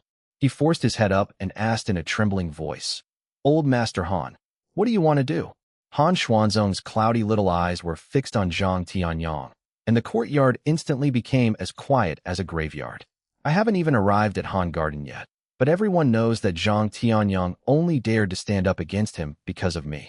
Han Xuanzong simply stood there, his imposing aura pressing down like a mountain, making it difficult for Zhang Tianyang to even breathe. The next second, Han Xuanzong suddenly made a move, grabbed Zhang Tianyang by the collar, and lifted him up like a chick. He casually tossed Zhang Tianyang aside, and before Zhang Tianyang even landed, Han Xuanzong had already kicked him, sending him flying. With a thud, Zhang Tianyang rolled several times on the ground and landed right in front of Tan Xiu and the others. The entire audience of celebrities and tycoons was stunned. A 90-year-old man could beat someone up like this with just a flick of his wrist. Those who had dared to object just moments before turned deathly pale, their hearts pounding, and they didn't even dare to breathe. Zhang Tianyang coughed up a mouthful of blood, staring intently at Han Xuanzong, wanting to say he was all right, but then coughed until his face turned ashen. Xiao Mani hurriedly crawled over to support him, whispering for him to hold on, because she believed that I would definitely come. Emperor Xuanzong slowly turned his head to look at a middle-aged man beside him and asked him in a cold voice if he also objected. The man had barely uttered a single word when Han Xuanzong slammed his fist down, striking him directly in the temple. With a loud bang, the man's head deformed instantly, his skull collapsed, and he didn't even have time to scream. In an instant, the person died, and the entire birthday banquet fell into complete silence. This was no birthday banquet, it was a massacre. Emperor Han Xuanzong showed not a single emotion on his face as he killed people. Ordinary people were terrified, fearing they would be the next one to be named. The people from the Martial Arts Association remained calm, because they knew that Han Xuanzong hadn't even used his true strength yet. Han Xuanzong stood before the crowd, his voice booming like a bell into everyone's ears. He said, "I'll ask you one more time, who's in favor and who's opposed?" This time, no one dared to stand up for themselves. All the wealthy and famous people rushed to bow their heads and express their support. Some people shouted in approval, some shouted in support, and some even flattered Han Laozu on the spot, saying that he could take charge of the overall situation in North China. They weren't convinced, they were just afraid of dying. Nobody wanted to lose all the status and money they had worked so hard for overnight. Emperor Xuanzong laughed with satisfaction. Everything was under his control. As the laughter subsided, he slowly walked up to Zhang Tianyang, Xiao Mani, Tan Xiu, Zhang Yuxian, and He Tun. In his eyes, these people were nothing but ants, not worth even a second glance. He stared at Zhang Tianyang and said coldly, "I arrested them, but not you. Do you know why?" Zhang Tianyang was in so much pain that he couldn't speak and could only stare at him with a ferocious look. Emperor Xuanzong of Han said directly, "If even you are arrested, these people will not dare to attend my birthday banquet." He wasn't afraid of others hearing this, because once people arrived, they couldn't leave even if they wanted to. In the face of absolute power, all resistance is a joke. Emperor Xuanzong of Han said that the purpose of keeping them here was to lure me out, but I don't seem to dare to come. He added, "It's all right if I don't come. Just kill them first, then come find me in person." After saying that, he returned to the main seat, took the wine poured by the woman beside him, and drank it all in one gulp. He then spoke calmly, entrusting the lives of the men to Xie Fengshi. Xie Fengshi immediately smiled, and especially made curved knife appeared in his hand. With just a light slash, he could take a person's head. When Zhang Yuxian saw the knife, her first reaction was to shield He Tun with her body, and she was trembling all over. Xie Fengshi said viciously, "Since you like protecting people so much, then I'll kill you first." He also said that I killed his father, and that everyone who has even the slightest connection to me deserves to die. He Tun's eyes were bloodshot. He struggled desperately and hoarsely shouted for Xie Fengshi to kill him first. Xie Fengshi patted his face and sneered, "Don't worry, it'll be your turn soon." Xiao Mani and Tan Xiu also tried to rush over, but they were both held down tightly and couldn't move at all. The curved blade slowly approached Zhang Yuxian's neck, the edge already cutting through her skin, and blood seeped out. Xie Fengshi coldly shouted, "Die!" At that very moment, the gate of Han Garden burst open with a deafening roar, and wood chips flew everywhere like a torrential rain. An ordinary dagger pierced through the wood chips and went straight into Xie Fengshi's forehead. Xie Fengshi's movements stopped abruptly, and the next second, he collapsed to the ground, dead beyond any doubt. He Tun immediately pounced and removed the curved knife from Zhang Yuxian's neck. Amidst the flying sawdust, my voice echoed throughout the entire Han Garden. "Old man, didn't you want to kill me?" The next second, I walked out of the pile of wood, and everyone's eyes were on me. I dragged an iron chain into Han Garden, the other end of which was locked to a black stone coffin. In front of the stone coffin, a glaring longevity character was sprayed in red paint, like a slap in the face to a birthday banquet. The chains rattled, and everyone's eyes turned to me. The once noisy Han Garden fell silent instantly. Zhang Tianyang, Xiao Mani, and Tan Xiu, who were tied up in front and thought they were going to die, were now filled with wild joy. "I've arrived. Chun Sheng has arrived, carrying a coffin, standing at the banquet for Emperor Han Xuanzong's 90th birthday." The celebrities and tycoons present all changed their expressions. They never expected that I would actually dare to step into this seemingly hopeless situation. No one expected that I hadn't come empty-handed, but rather brought a birthday gift for Emperor Xuanzong. Jiang Shuling stared at me blankly, as if she were seeing me for the first time, while Gao Shilong remained calm. He knows my temperament. I dislike trouble, but when trouble comes knocking, I never shy away. The next second, I gripped the iron chain tightly, swung my arm violently, and the stone coffin weighing over 1,000 pounds flew up. I used the stone coffin as a hammer, sweeping it horizontally through the air and slamming it into the people guarding Xiao Mani and the others. With several loud bangs, the henchmen were sent flying backward before they could even scream.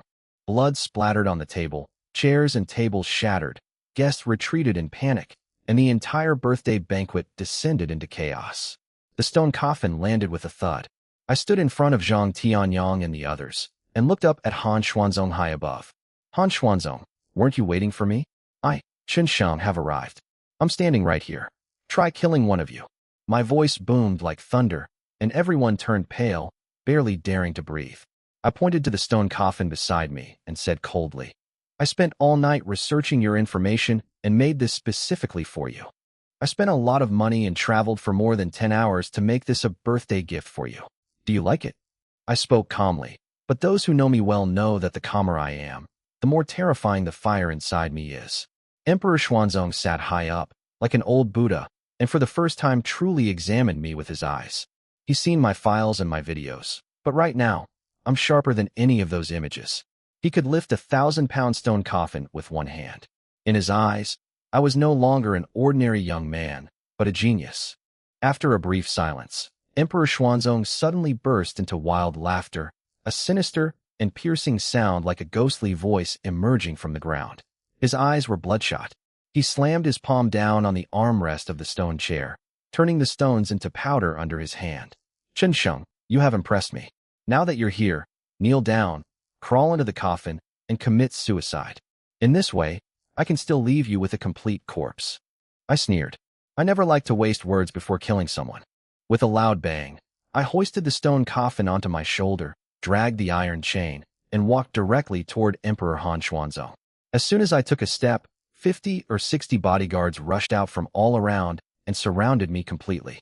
These people were all ruthless individuals among ordinary people, armed with knives, axes, and even guns. Without any orders, they all acted simultaneously, with flashing knives, gleaming axes, and gun barrels all pointed at me. They were very confident. Even though I am a martial artist, I am only one person and I will surely die here today. But they forgot that if I dared to come to Han Garden, I had no intention of letting this birthday banquet continue. I moved swiftly, leaving only a blur in my wake, and rushed into the center of the crowd. The knife missed, the axe chopped off course, and the gunshots rang out, but not a single bullet hit me. With one hand I carried the coffin, and the other I controlled the chain. The stone coffin swept across the air, each fall bringing up a cloud of blood mist. Some people suffered chest injuries, some had their arms broken, and some were thrown away before they could even see where they were going to escape. They were fast and quick, but they couldn't even touch the hem of my clothes. I was like a wolf that had broken into a flock of sheep, killing faster and more fiercely, until the stone coffin was stained crimson with blood. Moments later, a group of people collapsed on the ground in Han Garden, their wails drowning out all the music at the birthday banquet. My clothes were splattered with blood, but not a single drop of it belonged to me. I carried the stone coffin, my gaze sweeping over the dozen or so people still standing there, my voice as cold as a knife. To live or to die, the choice is yours. To die or to live, the choice is yours. I only said 7 words, and my voice wasn't loud, but it was like a muffled thunderclap hitting everyone's ears. The remaining dozen or so people had long since given up. Their legs buckled, and they knelt down in the pool of blood. They dared not charge again, nor shout again, because the battle they had just fought had already shown them the truth. Before me, their so-called swords, spears, axes, and halberds were no different from scrap metal. Bullets couldn't hit me, blades couldn't touch me, and they didn't even brush against the hem of my clothes. They finally realized that having more people was useless. Standing in front of me was just a line to die. The entire Han Garden fell into a deathly silence. Celebrities, tycoons, and bigwigs from all walks of life were all dumbfounded. They stared at me, a young man covered in blood, their eyes filled with nothing but fear and disbelief. None of the corpses at my feet were intact. Bones were broken, limbs were twisted, and the stench of blood was overwhelming. These bodyguards, all elites when they're out there, are now nothing but rotten flesh on the ground. I looked up at Han Xuanzong high above and said coldly, "Old man, is all you know how to do is send ants to their deaths? Since you don't dare to come down, then I'll go up to find you myself." After saying that, I once again shouldered the blood-stained stone coffin, stepped on the blood-soaked ground, and walked forward step by step. My steps were light, but each step felt like stepping on the hearts of those celebrities. The blood splattered underfoot, the stench rose, their faces turned pale, and they even began to breathe cautiously. But Han Xuanzong remained seated, his face calm, as if the dead were not human beings, but merely a swarm of ants. He was even a little excited, as if he hoped I would be even stronger and not be played to death by him too quickly. He looked down at me and said calmly, "Chen Sheng, you are not worthy of my personal attention." As soon as he finished speaking, 23 people immediately stepped forward from the front row of the North China Martial Arts Association. These people were all around 50 years old and were trusted confidants personally trained by Emperor Xuanzong of Han. The incident involving the Han family happened so suddenly that night. Before they could even react, I had wiped out the entire Han family.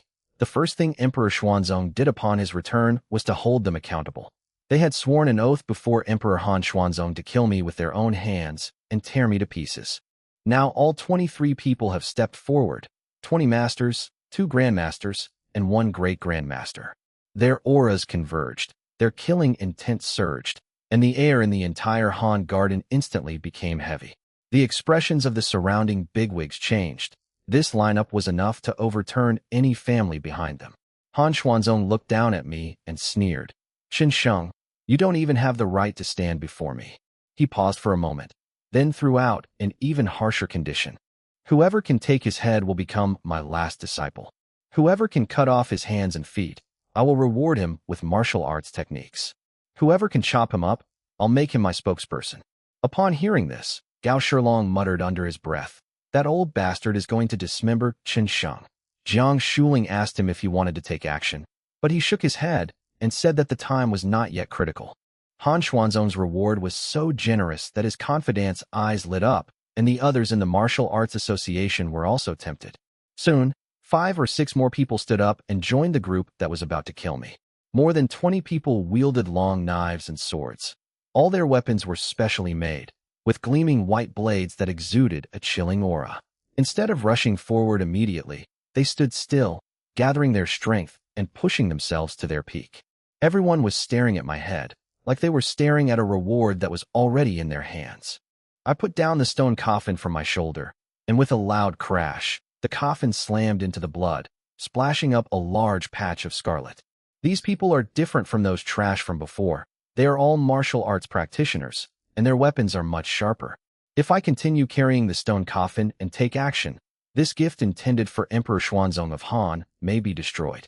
So I put it down and looked up at the murderous intent rushing towards me. The next second, Nearly 30 martial arts practitioners roared in unison. Kill! The flashing blades and shadowy swords descended instantly, like a dark cloud crashing down on my head. The surrounding guests were so frightened that they stood up, their faces pale and their bodies trembling uncontrollably. That aura was terrifying, as if it wanted to tear the entire Han garden to pieces. You bastard, your head is mine. You little bastard, I'll send you to hell. Curses rose and fell as they jostled each other, afraid that if they were a step too late, they would miss out on my corpse. The blade locked onto my heart, the sword tip pointed directly at my brow, and all the killing moves fell simultaneously. Amidst the flashing blades and the oppressive shadows of swords, 20 or 30 martial arts practitioners surrounded me from all sides, their killing intent tightening like an iron cage. At that moment, not even a flying insect, let alone a human, could escape from this net of knives. Everyone around them held their breath. Zhang Tianyang and Xiao Mani's faces changed drastically, their eyes filled with terror. Xiao Mani tried to rush over, but Zhang Tianyang held her back tightly. All she could do was scream at me in anguish. Some people shook their heads and sighed, saying that no matter how strong I am still just one person. Going against the Han family is tantamount to courting death from the very beginning. But I stood still, motionless, letting the swords and blades approach, as if I were truly terrified. 1 second, 2 seconds, 3 seconds. The cold light was already right in front of my eyes, and the strong wind made my hair stand on end.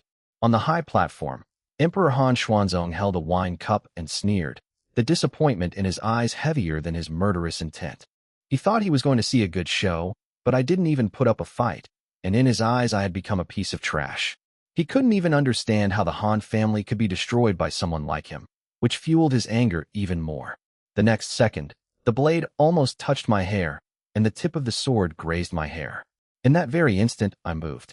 My figure vanished from the spot, so fast that only a blur remained, like a bolt of lightning cutting into the crowd. Those celebrities and tycoons couldn't see clearly at all. They only felt a blur before their eyes, and then I disappeared from the center of the swords. The 20-odd martial artists only saw afterimages. Their long swords and sabers all fell into thin air. I moved among them, gripping their wrists with my own, and using their knives to slash at their own men. A series of splattering sounds rang out as blood gushed out as swords pierced chests, throats, and hearts, each strike precise and fatal. In less than 5 breaths, more than 20 martial arts practitioners fell to the ground, their weapons stuck in each other's vital points. Only one grandmaster remained standing in the arena. His sword pierced his brother's heart, and his own arm was severed, the severed arm lying at his feet, still twitching. The nearly 80-year-old man was trembling all over, the fear in his eyes overshadowing his martial arts pride. The surrounding high society figures were completely dumbfounded. They simply couldn't understand why these people would kill each other. The members of the North China Martial Arts Association stared wide-eyed, their arrogance completely shattered, replaced by shock.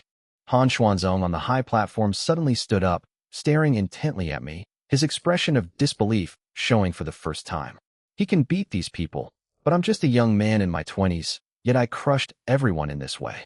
The only one who truly understood it was the Grandmaster who survived. The moment I made my move, their hands no longer belonged to them. I led them to swing at their companions. The whole process was too fast, so fast that no one reacted, no one struggled, and no one had the right to resist. I looked up at him, my voice calm. You can die too. As soon as I finished speaking, I stepped forward and slapped him on the top of the head.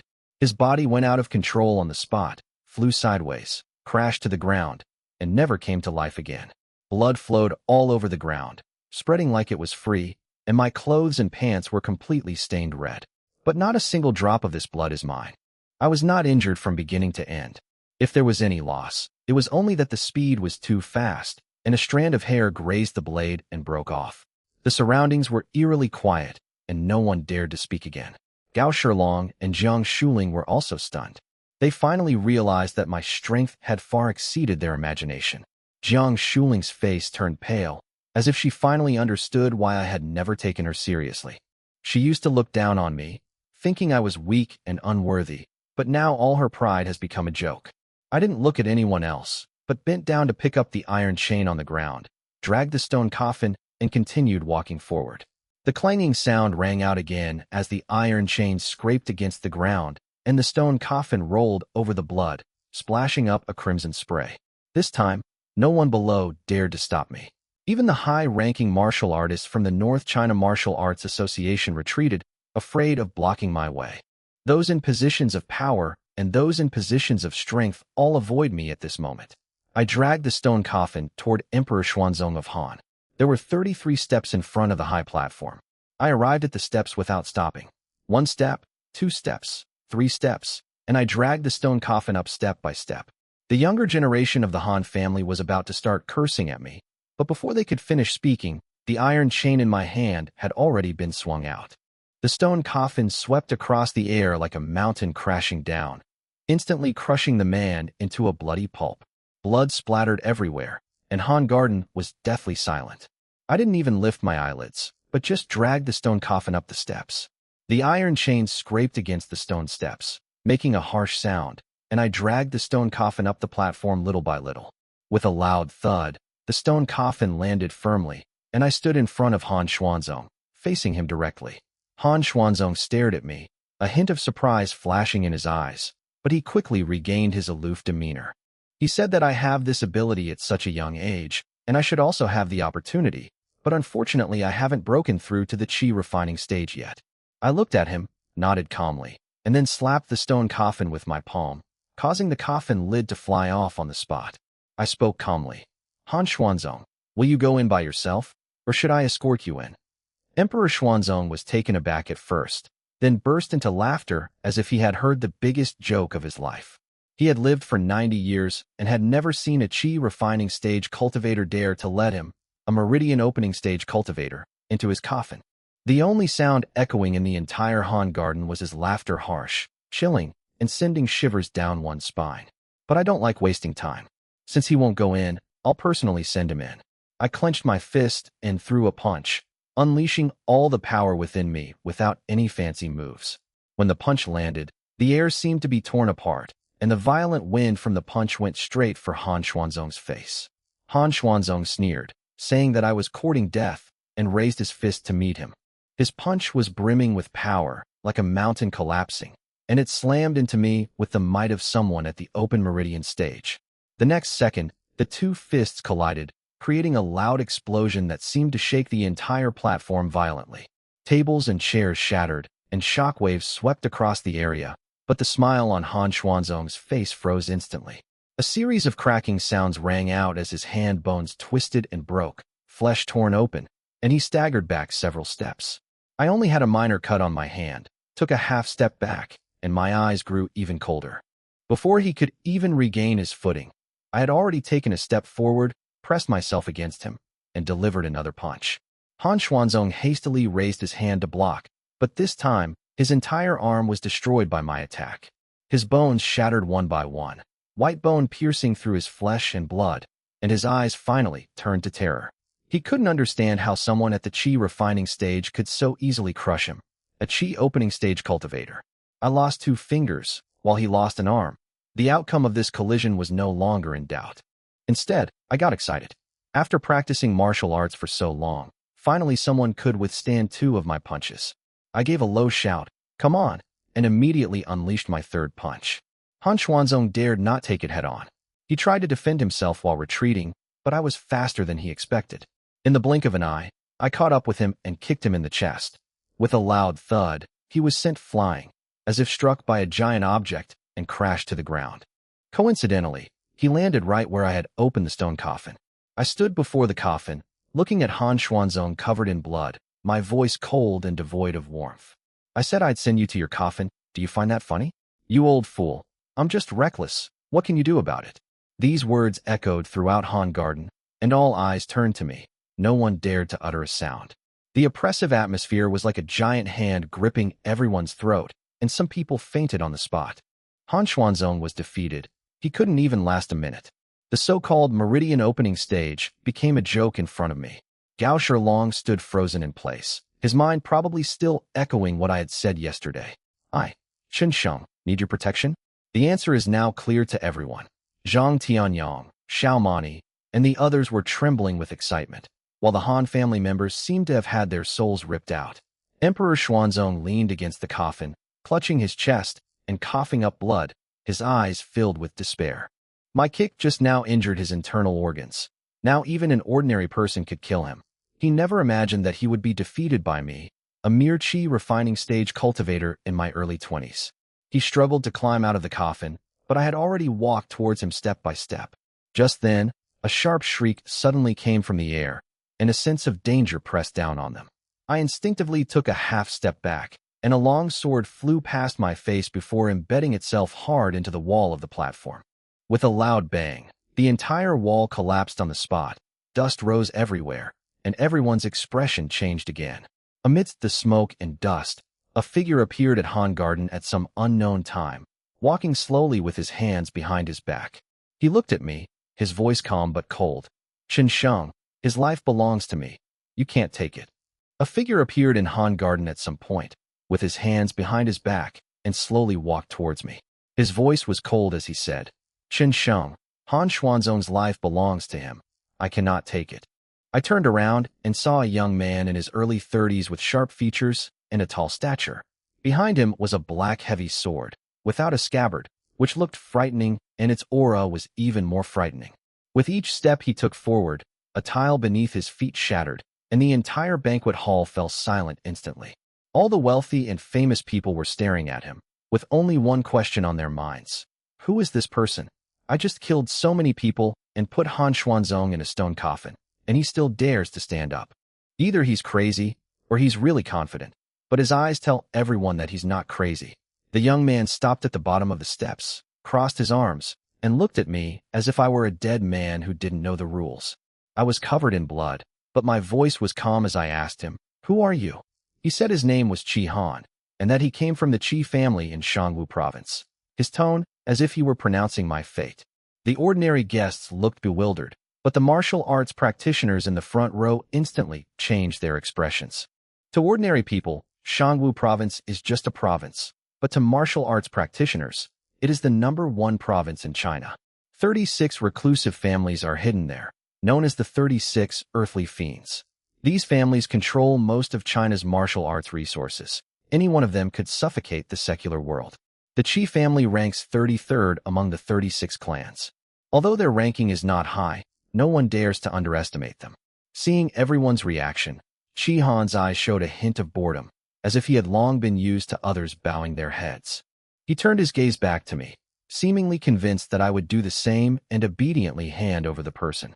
Han Xuanzong, inside the stone coffin, was filled with doubt.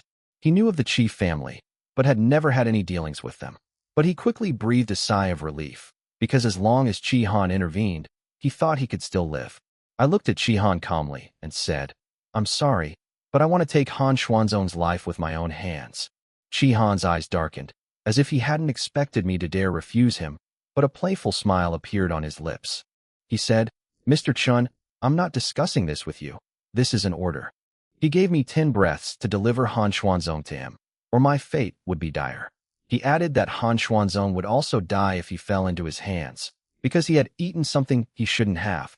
Inside the stone coffin, Han Xuanzong's expression changed drastically, as if he had suddenly remembered his greatest secret. 2 years ago, he was just a grandmaster, but he relied on a pill he accidentally stole to rush all the way to the Meridian opening realm. He finally understood that Qi Han had come for the pill, and also for his life. Faced with Qi Han's order, I simply gave a soft, "Oh." The next instant, I raised my hand and aimed it at Han Xuanzong's neck, grabbing at him from a distance with my 5 fingers. With a snap, Han Xuanzong's neck deformed instantly, and his eyes went gray. Emperor Xuanzong of Han, who was on his 90th birthday, died at his own birthday banquet, next to his stone coffin. I let go, and he fell back into the coffin like a kite with a broken string, without making a sound. Then I kicked the stone coffin, and the heavy coffin flew up. The stone coffin swept through the air and crashed down, stopping right in front of Qi Han, causing the ground to tremble. I looked at Qi Han and calmly said, "The last person who gave me orders died a terrible death.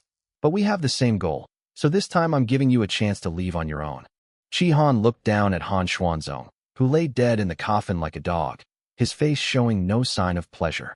His anger intensified, because he didn't want Emperor Xuanzong to die, but rather to kill him with his own hands. That pill should have belonged to him, but it was stolen by Han Xuanzong, causing him to suffer endless suppression within the family for the past 2 years. He searched for Han Xuanzong for 2 whole years and only received the news 2 days ago, so he immediately rushed to North China province. But now, the person is dead, but not at his hands. The result was the same, but the process was completely different, which was a public slap in the face for Chi Han. He slowly raised his head, his cold eyes fixed on me. He said, "Mr. Chun, you gave me a chance, so I'll give you a chance too. Be my servant, and I'll spare your life." The 2 young men stood on the high platform, facing each other sharply, the air seeming to be slowly sliced apart by a knife. Chi Han stared at me, his eyes full of arrogance, as if all worldly martial arts practitioners were nothing but ants in his eyes. He came from a reclusive family and was used to people bowing their heads when they heard someone's identity, so he never took the people here seriously. But I didn't back down or show any fear, which surprised him for the first time. He spoke coldly, saying that as long as I became his servant, he would spare my life and grant me wealth and honor for the rest of my life. I laughed after hearing that, looked up at him, and asked him calmly, "Are you sure you have the right to spare my life?" Chi Han's face darkened, and he reached down to take the heavy black sword from his back. The sword weighed several hundred pounds, but he held it with one hand. He walked step by step onto the platform, each step feeling like a blow to everyone's hearts, so heavy that no one dared to breathe. The next second, he suddenly leaped up, his greatsword leaving a black shadow in midair, like a bolt of lightning striking me. The wind was torn apart by the sword's edge, the whistling sound piercing the eardrums, and the entire banquet hall instantly changed color.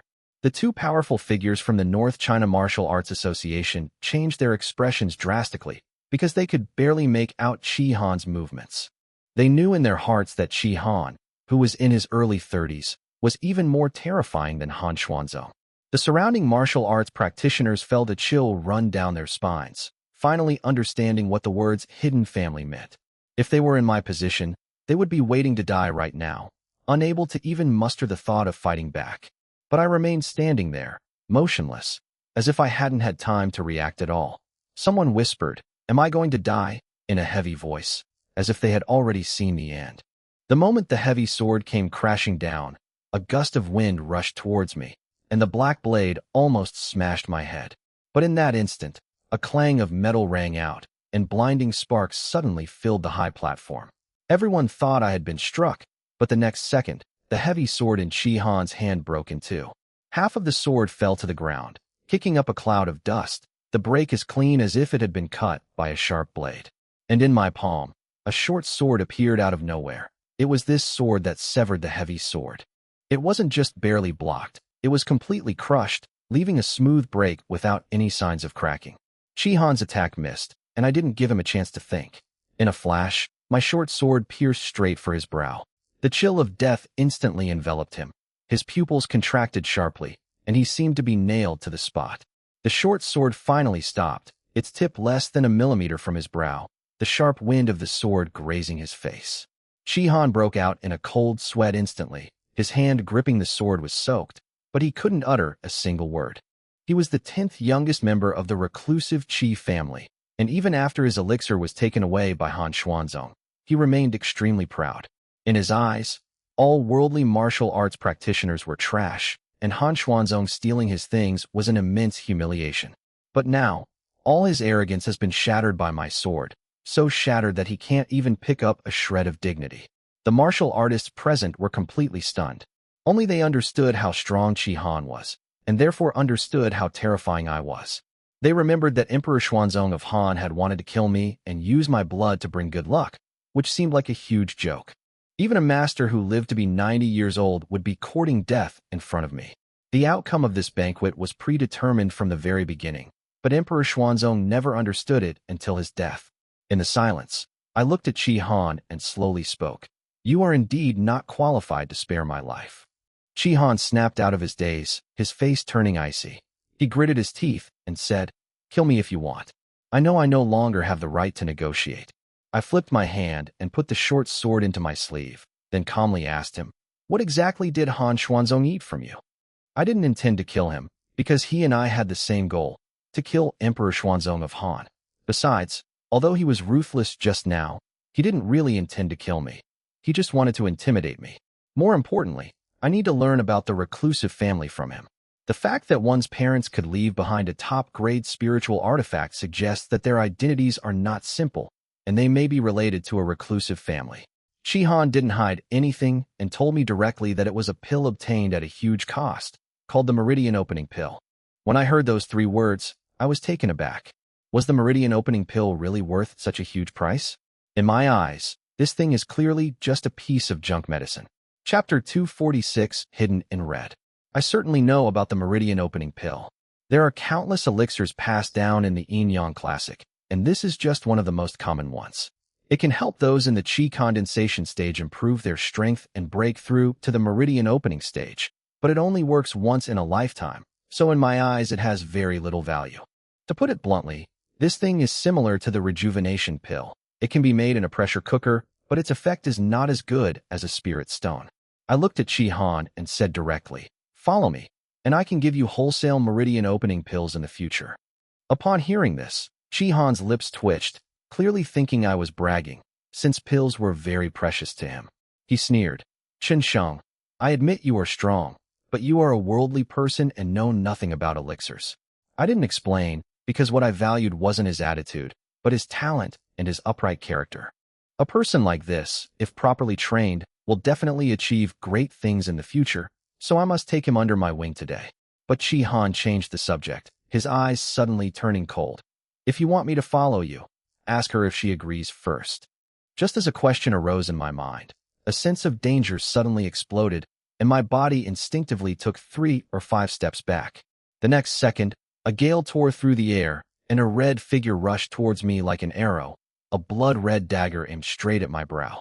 It was a woman, dressed in an ancient red hanfu, red cloth shoes, with a long braid hanging down her back, her movements as light as a ghost. She appeared without warning, as if she had been hiding nearby, waiting for this moment to unleash her full killing intent. The dagger drew closer and closer to my brow, its icy killing intent devoid of any emotion, as if it existed solely to kill. Shihan calmly said, "Her name is Hongi. She is a mercenary that my father assigned to me." The martial arts practitioners below the stage all changed their expressions. No one could see how she got there, nor could anyone find out where she was hiding. Even I didn't realize there was such a terrifying presence beside me before she made her move. Fortunately, my senses are sharp enough, otherwise, her dagger would have pierced my forehead just now. Without a word, the woman in red moved again after her attack missed, and once more thrust her blood-red dagger toward my throat. This was the first time I truly felt threatened. Since becoming a martial artist, this was the first person who put me under life or death pressure. This woman is very strong, even stronger than I am now, but she looks to be only in her early 20s. At her age, having such strength is truly surprising and makes me want to keep her even more. Just as the dagger was about to reach me, I neither dodged nor resisted, but simply stared at her and spoke calmly. "The poison has seeped into my organs. If you kill me, do you still want to live?"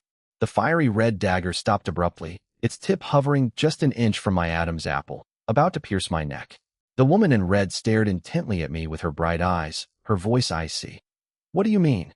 I breathed a sigh of relief. Her stopping meant she was afraid of dying, and it also meant I had made the right bet. If she really doesn't value her life, this time, I'm afraid I'll be in a real life or death crisis. Looking at her face, I continued, "No matter how bright your lipstick or how heavy your eyeshadow, it can't hide the fact that you're about to die. It's quite rare to be poisoned with such a rare toxin in one's early 20s and still be able to survive until now." The murderous intent in the red-clad woman's eyes intensified. "Say another word of nonsense, and I'll kill you." She was indeed poisoned, but she didn't want to listen to my rambling, and she didn't want others to see through it. I smiled and cut to the chase. "Every night, do you feel like you're in excruciating pain, like ants are crawling on your veins?" As soon as she finished speaking, the woman in red finally showed a slight change in expression, though it did not escape my notice. I could tell at a glance that the poison had seeped into her bones, and with her current resources, it was impossible to cure her. Otherwise, she wouldn't have allowed the poison to corrode her to this extent, nor would she have been forced to stop wielding the dagger by my words. I seized the opportunity to speak. "I can cure this poison, but Chi Han must follow me." And you must stay by my side for the next month. I am almost all alone now, and I can't handle many things. I need a really strong helper. Chi-Han is one, and Hong-yi is another. With a little training, they will both become extremely powerful forces. The woman in red spoke in a voice as cold as ice. Are you threatening me? She pressed the short sword forward again, the blade almost touching my throat, but I still didn't move. I knew she was already interested, and I also knew she wouldn't kill me, much less dare to. Sure enough, the dagger hovered in front of my throat for a long time, but ultimately did not pierce it. A moment later, the woman in red sheathed her dagger and stood directly behind me. You win. If you cannot cure my poison in a month, I will kill you immediately. I nodded and smiled. Okay, deal. Then I walked up to Chi-Han again, looked at him, and asked, Now, will you refuse to follow me, or will you agree? I didn't turn around, but said to the woman in red behind me, If he refuses, you will take his life. Do you have any objections? The woman in red replied coolly, No objection. Her relationship with the Chi family was purely transactional, and the deal could be terminated at any time, so she wouldn't feel any pressure to act. Chi-Han was completely stunned.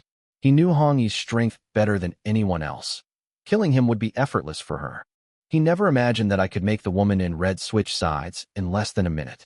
What shocked him most was that Hong-yi had been with him for 3 months, and he had never noticed that she was poisoned. But I saw through her secret with just one glance. Chi-Han remained silent for a long time. Then his eyes finally changed, revealing a hint of genuine admiration. Perhaps at this moment, he began to believe that when I said Tong Mai Dan could be sold wholesale, I wasn't just bragging. Finally, he lowered his head and said in a deep voice, Okay, I agree. From now on, I will follow you. Chapter 247 Earthquake. Chi-Han agreed readily, and I nodded, quite satisfied with this pragmatic person. The martial arts practitioners, celebrities, and wealthy people in the audience all shut their mouths. No one dared to utter another word. They had come to attend a birthday banquet, but the banquet had long since turned into a funeral. I won completely, and I terrified everyone. Corpses lay strewn about in Han Garden. Blood flowed everywhere, and the pungent smell of blood was suffocating. Jiang Shuling, Gao Shilong, and those who thought they had seen it all were stunned. I stood on the high platform, my blood-stained clothes glaringly visible. My gaze swept across the entire audience, but no one dared to meet my eyes. I said to Chi-Han, I'll leave things here to you. Chi-Han immediately lowered his head and agreed, his tone respectful, without the slightest hesitation. I stepped down from the platform and approached Zhang Tianyang, Xiaomani, Tan Xiao, Zhang Yuxian, and He Tan. Looking at their injuries, my heart sank, and I whispered, You've suffered. Tan Xiao gritted his teeth and cursed. These bastards deserve to die. They acted arrogantly because of their family background. They deserve to die. Xiaomani shook her head and said she was fine, but I knew she was quite frightened. Zhang Yuxian is still in shock, and she pulled me aside to ask if killing so many people was illegal. He Tan also looked bewildered. The mother and son were just ordinary people, and today's scene was too frightening. I comforted Aunt Zhang, telling her to go and heal her wounds first, and that I would explain everything that happened today slowly later. Zhang Tianyang had already made arrangements for Guanhu, with a car and a doctor already. Everyone was quickly taken away.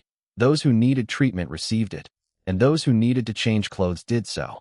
I washed off the blood and changed into clean clothes, with the red dress always by my side. I looked at her and asked the question that had been bothering me. Why did you suddenly appear next to Chi-Han?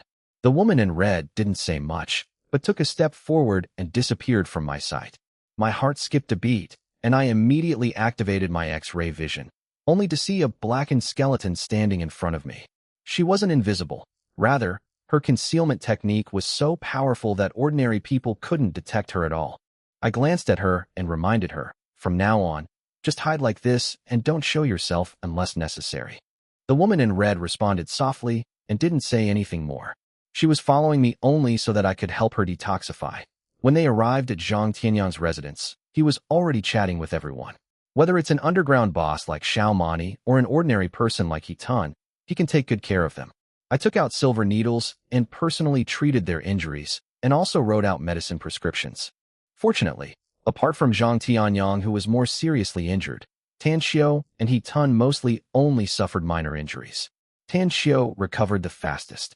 As soon as he was bandaged up, he excitedly said, My move just now was so cool. I looked at him and said that once he recovered from his injuries, I would teach him martial arts so that he could become stronger. Then I looked at He-tun and told him that once his leg healed, he could become a martial artist if he wanted to. The two of them widened their eyes almost simultaneously and asked me if it was true. Having witnessed the power of Han Xuanzong, Chi Han, and the red-clothed figure firsthand, no one could remain unmoved. I nodded seriously.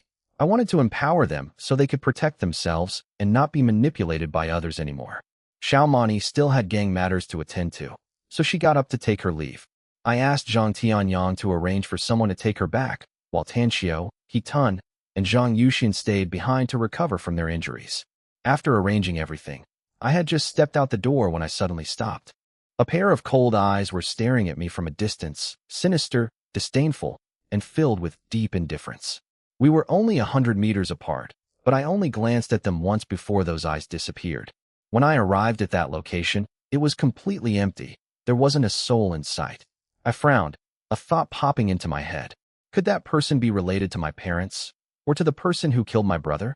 If it really is them, since they've come all this way, why don't they show themselves? My doubts grew stronger, and perhaps I couldn't wait any longer. I had to take the initiative to investigate. At this moment, Chi Han arrived and said that the matter of Han Garden had been resolved.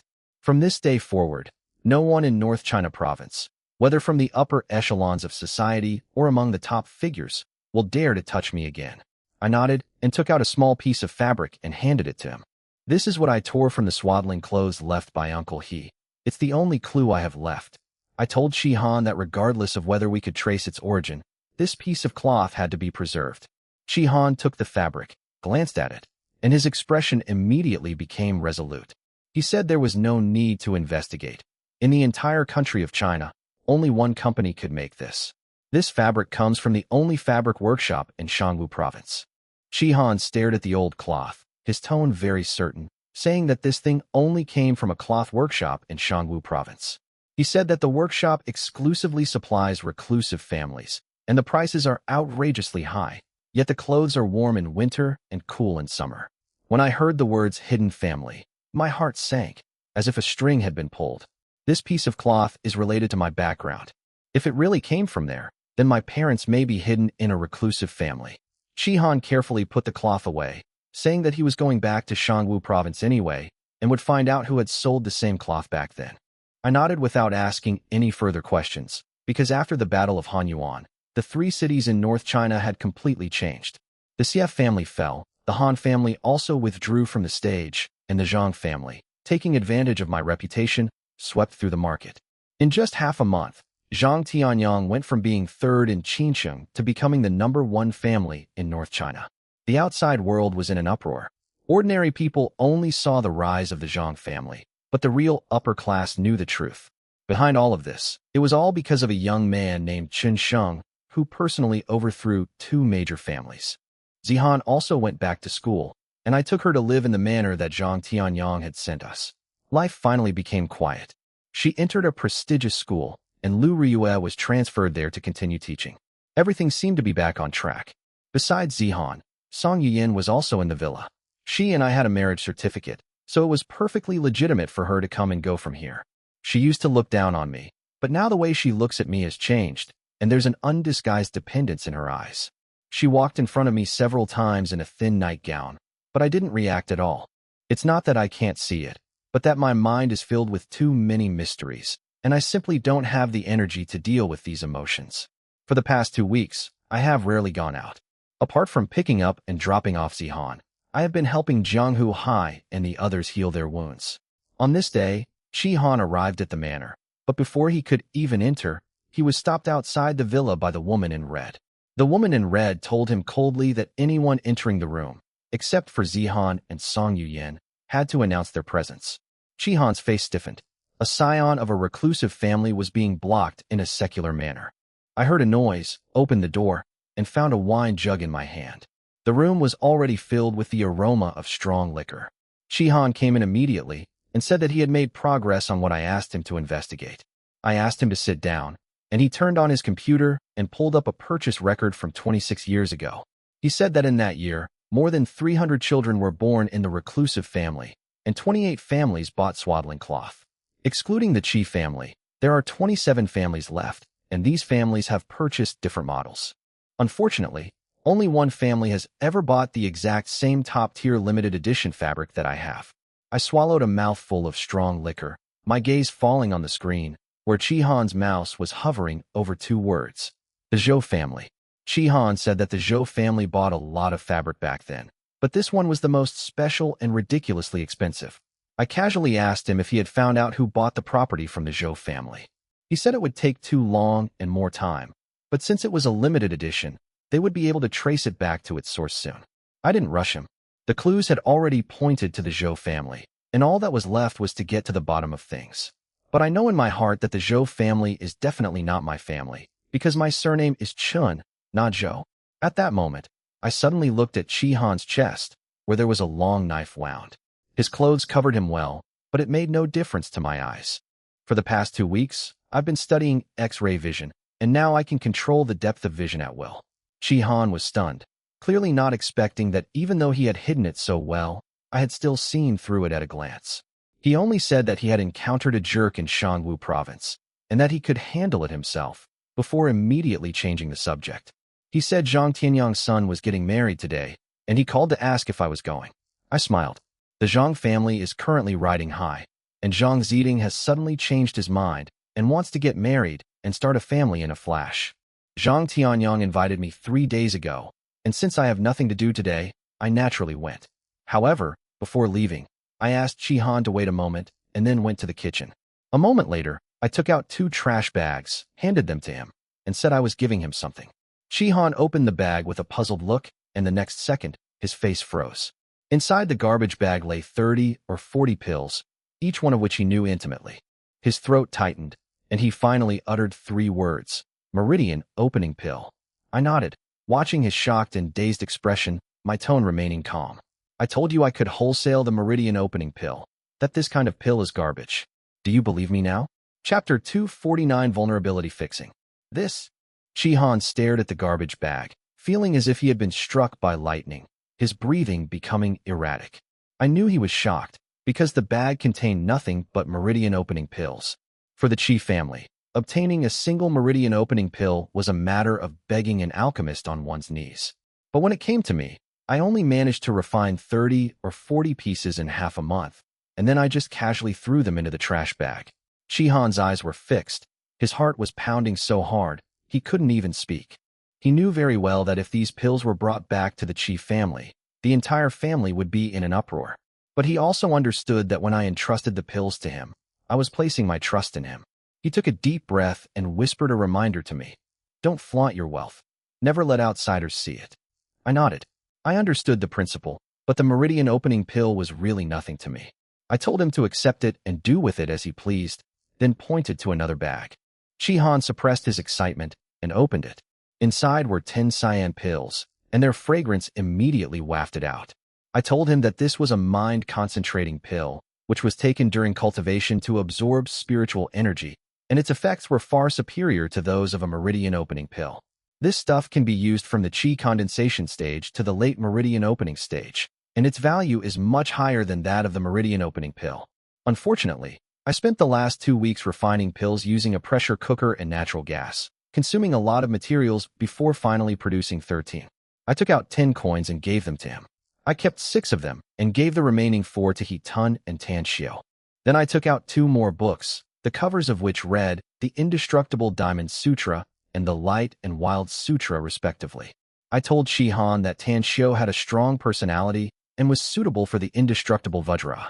He Tun's legs have just recovered, and his calm yet agile personality makes him the perfect candidate for the Qinghong Sutra.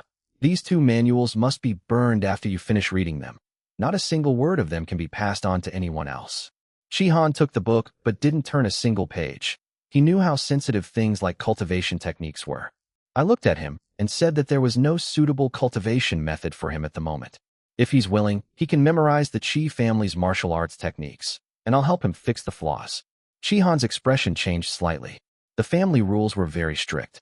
If the secret of the cultivation technique was leaked, any outsider who knew about it would die. But after a moment of silence, he chose to believe me. saying that only you and I knew what had happened today. He then recited the entire Chi family martial arts manual word by word. As I drank, I listened, and at crucial moments, I casually pointed out a few flaws. Chi-Han initially listened attentively, but later his expression grew increasingly shocked, and his eyes changed. Because every time I speak, I can point out a fatal flaw and then conveniently offer a solution. In less than half an hour, I modified the Chi family's incomplete cultivation technique, which had been flawed for hundreds of years, to near perfection. The originally sluggish running route instantly became smooth, and its power increased several times over. What Chi-Han didn't expect was that his internal energy suddenly surged, and he broke through on the spot. He stepped into the peak of the mid-stage of the Meridian opening realm, only half a step away from advancing to the late stage. Chi-Han was so excited that he clasped his hands in a salute, his voice trembling, and repeatedly said, "Thank you, young Master Chun." I waved my hand, saying that these were trivial matters to me and not worth his seriousness. But I could tell that from that moment on, the last bit of pride in his heart was completely gone. Elixirs, cultivation techniques, bug fixes, releasing any one of these would be enough to cause a stir. But I just casually took all these things out. Just then, my phone rang. It was Zhang Tianyang calling. He respectfully asked me if I could come and have a seat at his son Zhang Ziding's wedding today. I smiled and said, "Of course I'll go. I'm an old acquaintance of his son." Zhang Tianyang coughed awkwardly and quickly said that the past was the past. He said Zhang Ziding fell in love with a woman and has now changed his ways. I'm actually quite looking forward to seeing what it would be like for a spoiled brat to turn over a new leaf. I told him that I would go there with Chi-Han in a little while. Half an hour later, Chi-Han and I arrived at Tianyang Hotel, which was owned by the Zhang family. Zhang Tianyang is now the #1 person in North China, and his son's wedding was naturally a lively affair. He booked the entire hotel, decorated it with lanterns and colorful streamers, and set out a banquet, which was attended by almost all the wealthy and powerful men of North China. Song Yuyan, Xiao Mani, He Tun, and the others were already present. Tan Xiao and Zhang Ziding were chatting and laughing, and it seemed that the two had put aside their past grievances. As soon as Chi-Han and I arrived at the door, Zhang Tianyang and his family hurriedly came out to greet us. He was visibly excited and bowed to me and Chi-Han, saying, "Young Master Chun, young Master Chi, it is truly an honor for me to have you here." As soon as Chun Sheng arrived, Xiao Mani and Song Yuyan stood on either side of me, as if they had planned it beforehand. Today is Zhang Ziding's wedding. They didn't dress up deliberately, but just standing there, they already overshadowed everyone else. When Zhang Ziding saw me, his eyes were filled with complicated emotions, but he still respectfully came forward and called out in a low voice, "Young Master Chun." Zhang Tianyang quickly introduced the bride, saying that her name was Tu Qingqing and that she was now Zhang Ziding's wife. Tu Qingqing wore a white wedding dress. Her figure wasn't particularly stunning, but she had a pretty face and a gentle smile. She had someone bring over some wine and poured 3 glasses herself, one for Zhang Ziding and one for herself. She looked at me and said she had heard about my past with Zhang Ziding and wanted to use this drink to apologize. Zhang Ziding also lowered his head and said that he was wrong in the past and hoped that I could forgive him. After they finished speaking, they drank their wine in one gulp. I looked at them, and the old grudges in my heart were finally put behind me. I raised my glass, smiling as I wished them a lifetime of happiness, a long and happy life together, and many children. At this moment, Chi-Han brought over a box and solemnly handed it to Zhang Tianyang, saying that it was a wedding gift from him. He lowered his voice again and reminded him that the things inside could help Zhang Ziding embark on the path of martial arts cultivation. Zhang Tianyang was stunned on the spot. His face turned red, and he was so excited that he almost bowed deeply to me. I immediately helped him up. With so many people watching, he was, after all, the richest man in North China province. But Zhang Tianyang said that in front of martial arts practitioners, even the richest man is nothing. He knew in his heart that the Zhang family's success today was entirely due to him, Chen Sheng. Now I'm giving his son another chance to become a martial artist. This kindness is heavier than my own life. I patted him on the shoulder, said nothing more, and led Xiao Mani and the others into the hotel. The surrounding guests were all dumbfounded. This was the first time they had ever seen a young man treated like this by Zhang Tianyang. Many people don't know me and can only guess in secret which family's top young master I am. The hotel has 6 floors. The wedding was held on the 1st floor, but the banquet was held on the 2nd to 6th floors. The 300 or 400 tables were packed, and almost all the attendees were prominent figures from the 3 provinces of North China. Even the vice president of the North China Martial Arts Association came. When he saw me, he respectfully stepped forward to greet me. The hotel was decorated with lanterns and colorful decorations, and was filled with flowers, balloons, and the character for double happiness. The tables were laden with expensive snacks. Even the bottled water they drank was imported from abroad. This wedding banquet must have cost at least $1 million. Zhang Tianyang arranged for us to sit at the very front, closest to the wedding stage, which was also the most prestigious position in the entire event. He then led Zhang Ziting and Tu Qingqing onto the wedding stage and bowed to the tens of thousands of guests to express his gratitude. Applause erupted instantly, and everyone stood up. No one dared to accept his bow while seated. After the applause subsided, Zhang Tianyang smiled and stepped aside, handing the wedding over to the MC. The lights came on, the music started, and the MC announced loudly that Zhang Ziting and Tu Qingqing's wedding had officially begun. When the newlyweds made their entrance, flowers filled the venue, cannons fired, and balloons rose into the air. All the lights shone on them, and at that moment, Zhang Ziting felt like he had truly reached the pinnacle of his life. The ceremony proceeded quickly, and the host asked Tu Qingqing if she was willing to marry Zhang Ziting and love him until the end of her life. With a face full of happiness, Tu Qingqing said without hesitation, "I do." The host then asked Zhang Ziting if he was willing to marry her, take care of her, protect her, and remain faithful to her until death. Zhang Ziting replied solemnly, "I do." The two turned to face Zhang Tianyang and his 3 wives, and together they made their marriage vows.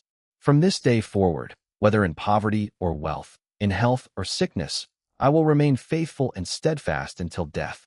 Many women in the audience were moved to tears, envying Tu Qingqing for having such a wedding.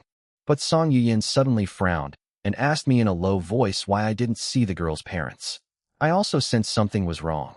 The wedding omitted almost all of the bride's role from beginning to end. Logically, the bride's parents should hand her over to the groom and sit on the stage to witness the vows. But now, not only her parents, but not even one of Tu Qingqing's relatives has shown up. Looking at Tu Qingqing on the stage, I had a vague feeling that this matter was not so simple. Perhaps for some special reason. Just as I finished speaking, the hotel door was suddenly pushed open from the outside. A furious and arrogant voice rang out. What a lifelong commitment. What unwavering loyalty. The newcomer sneered and roared. The Zhang family is really bold, daring to marry my fiancée, Cheng Qiwen.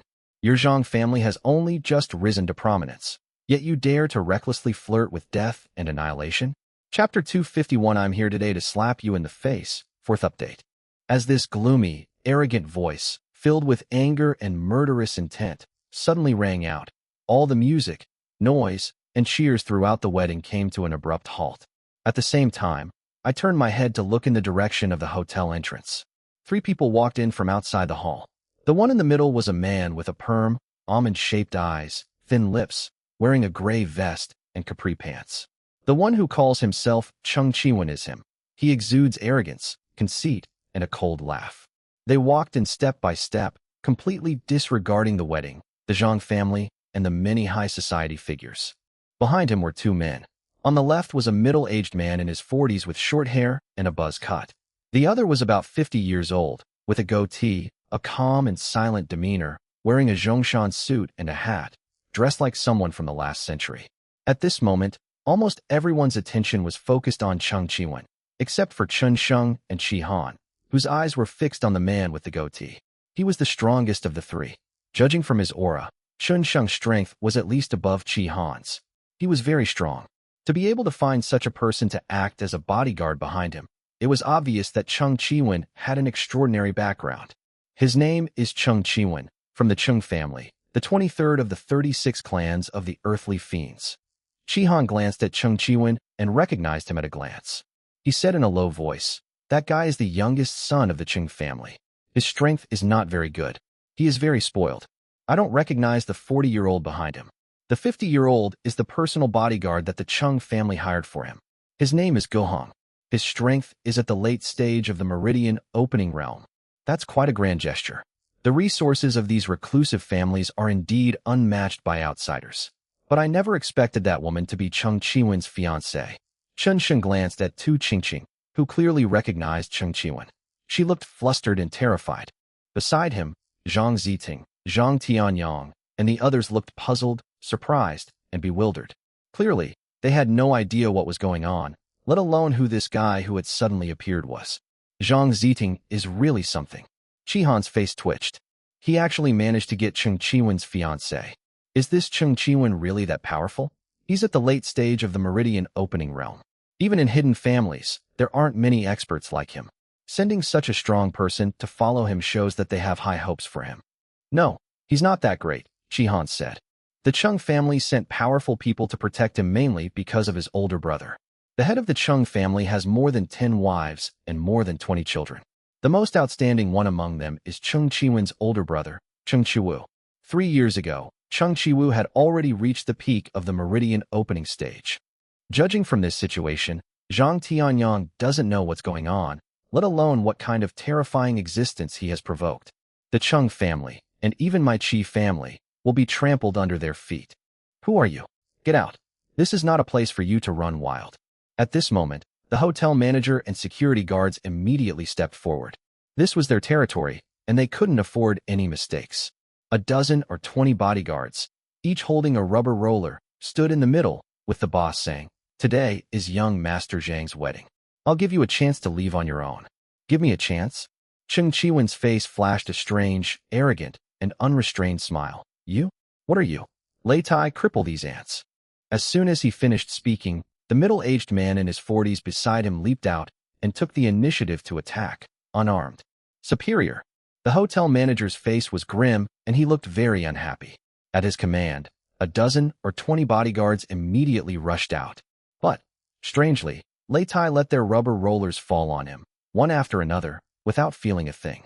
He continued to punch with ferocious force, one after another. Every time a fist lands, the sound of bones breaking is heard. In less than half a minute, all the bodyguards collapsed. Immediately afterwards, Lei Tai walked up to the boss, grinned maliciously, and kicked him. Click-clack. Immediately, the boss let out a scream, his legs broke, and he fell heavily to his knees. Cheng Qiwen walked up to him, stepped on him, and said arrogantly without any restraint, "You dog, you dare to talk about the word opportunity in front of me?" The boss was trembling and pale, and dared not utter a single word in front of Cheng Qiwen. The people at the wedding were all astonished. That Lei Tai from earlier was simply inhuman. One person can handle a dozen or 20 bodyguards without any trouble. This method is so audacious, so fierce, so powerful. The room was extremely quiet, so quiet that only Cheng Qiwen's arrogance remained. He treated the boss like a carpet, trampling over him wantonly. They walked straight to the wedding altar. "Sir, what brings you here? And what's the story behind your fiancée?" On stage, Zhang Tianyang had no choice but to come down. He was a smart man and naturally realized that Cheng Qiwen was no ordinary person.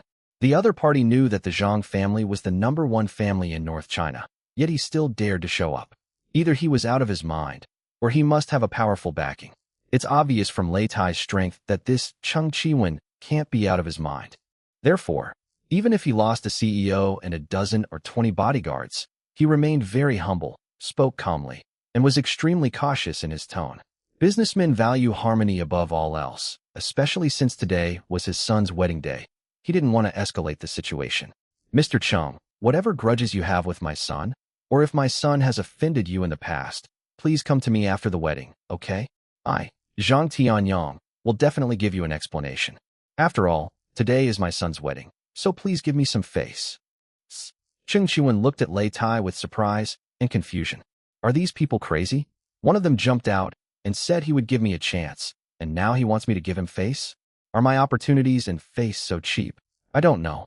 Lei Tai shook his head, expressionless. Perhaps these worldly people are just that naive and stupid. Fine, I give up. Cheng Qiwen looked utterly speechless, utterly disdainful and contemptuous, saying, "Who the hell are you? You dare ask me to give you face? What qualifications do you have? If I give you face, do you dare to accept it? Sorry, but I'm here today to slap you in the face." Suddenly, Lei Tai stepped forward from beside Cheng Qiwen, raised his hand, and slapped Zhang Tianyang across the face. Smack! The resounding slap immediately startled everyone present. Nearly 1,000 guests were all completely dumbfounded. Does Chapter 252 count as an explanation? Fifth update. Who is Zhang Tianyang, the #1 in North China Province? Nowadays, even the Chinese government has to give him considerable respect. He provides jobs for hundreds of thousands of people and shoulders a huge mission for North China Province. Along with this mission comes immense power and influence. If he stomps his foot, the entire North China Province will tremble and be overthrown. Today, at this moment, he actually got slapped. Does this young man named Cheng Chiwen have a death wish? Where did this brat come from, daring to cause trouble here? Get out of here. This is Qinqing, not a place for you to run wild. Today is a joyous occasion for young Master Zhang. How dare you be so arrogant? You little bastard, get out of here. Before Zhang Tianyang could speak, people in the room immediately stood up and berated Cheng Chiwen and his two companions, each saying a few words, their words raining down on Cheng Chiwen like a storm. These ants. Cheng Chiwen's face was gloomy and ugly, and he gritted his teeth. Lei Tai, you know what to do. Yes, young master, Lei Tai responded, then immediately grabbed the nearest person. The one who had been cursing them lifted him by the neck and coldly shouted, "Anyone who dares to utter another word will die." A deep, resounding shout echoed throughout the room. The man being lifted up was a bigwig in high society, around 30 years old, in the prime of his youth and strength. But, faced with Lei Tai's hand, he was powerless to resist and could only struggle. His throat was being squeezed by Lei Tai, and he was almost suffocating. The room fell silent. But Lei Tai didn't let this big shot off, coldly saying, "Just now, you were the one who called me a little bastard, right?" Before the big shot could answer, Lei Tai had already tightened his grip on his palm. Click. This person died from direct suffocation and a deformed trachea. Quiet. A deathly silence. Murder. To kill an upper-class person in broad daylight. Although the dead meant nothing to those present, these were people of very high status who had all experienced similar events. But that depends on who dies. The death of even one person from the upper class can cause a huge uproar. If he dares to kill someone like that, what wouldn't he dare to do?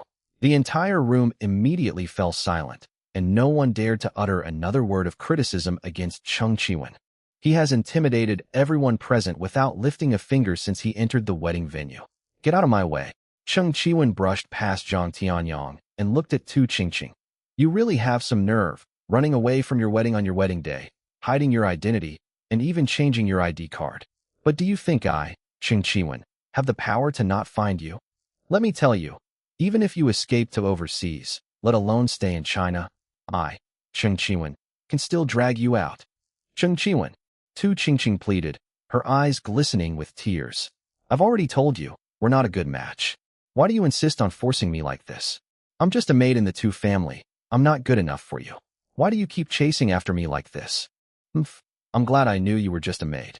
You, a mere maid, dared to marry me, and you even dared to run away from the wedding? Marry me, and you could live a life of luxury and wealth. What right do you have to run away? Do you know how much face you've made me lose? You wretched woman. Cheng Chiwen's tone was sinister. Indeed, Tu Qingqing was just a lowly maid in a reclusive family. She was just a maid with an average figure and not particularly beautiful.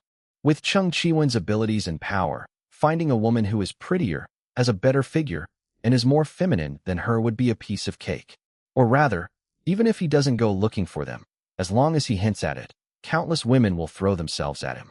But 6 months ago, he accidentally learned a secret, a shocking secret that no one else knew. Tu Qingqing's blood is extremely noble, so noble that even the most reclusive families in China cannot reach her level.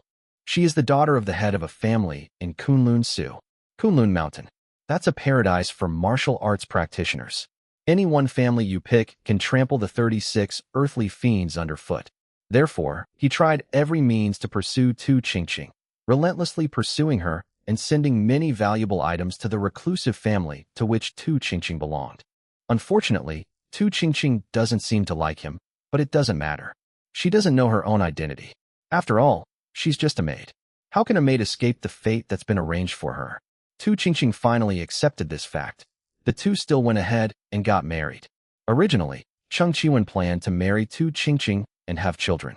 When the time was right, he would find a way to let the people of Kunlun Mountain know about Tu Qingqing, and thus use Kunlun Mountain to help the Cheng family rise to prominence. But Who could have imagined that on the very day of the wedding? He was having a great time with his 4 bridesmaids at the hotel, but in his excitement, he was discovered by that damned Tu Qingqing. That same day, Tu Qingqing ran away. A grand wedding, but without a bride. He lost all face, but fortunately, few people knew Tu Qingqing. He managed to save some face by replacing Tu Qingqing with another woman as the bride that day. From that day on, he's been looking for Tu Qingqing. Finally, he still managed to find it. This time, no matter what, I must bring Tu Qingqing back, lock her up, and never let her escape again. Even if she does escape, I must conquer her and make her bear my child. After a brief silence, Tu Qingqing spoke, her voice heavy. Nothing ever happened between us. In fact, we broke up that day and became strangers. Don't you know what you did? Originally, Tu Qingqing thought that by changing her name, she could avoid Cheng Qiwen and meet Zhang Ziding. She found that Zhang Ziding was really good to her and was willing to change for her, even give up everything.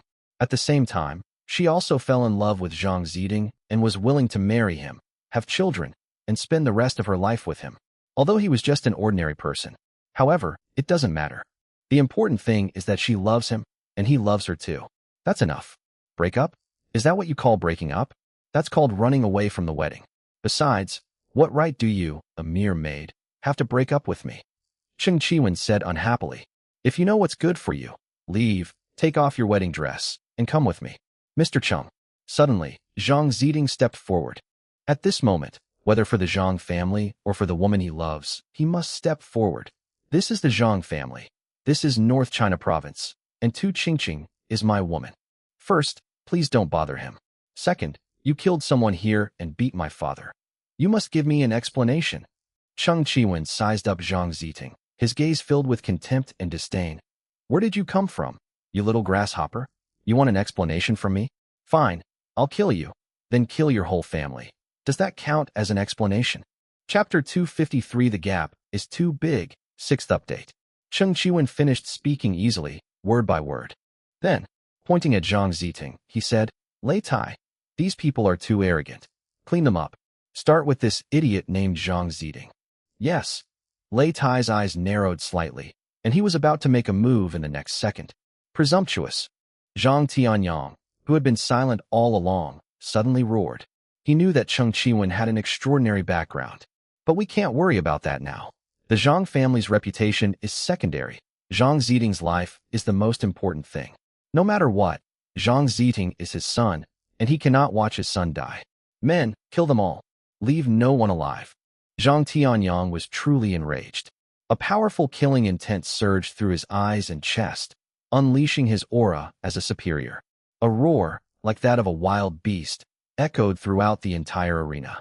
Instantly, 12 men stepped forward. They were all quite old, the youngest being 40 and the oldest appearing to be around 60 or 70. These bodyguards are all martial arts practitioners. These were the guests he had been cultivating over the past 2 weeks, spending a lot of money and leveraging his connections and relationships to invite to the Zhang family. When these people come together, their aura is quite powerful. Brush. The 12 martial arts practitioners launched their attack in the blink of an eye. His domineering and arrogant manner directly challenged Cheng Qiwen and his 2 companions. Heh, trash.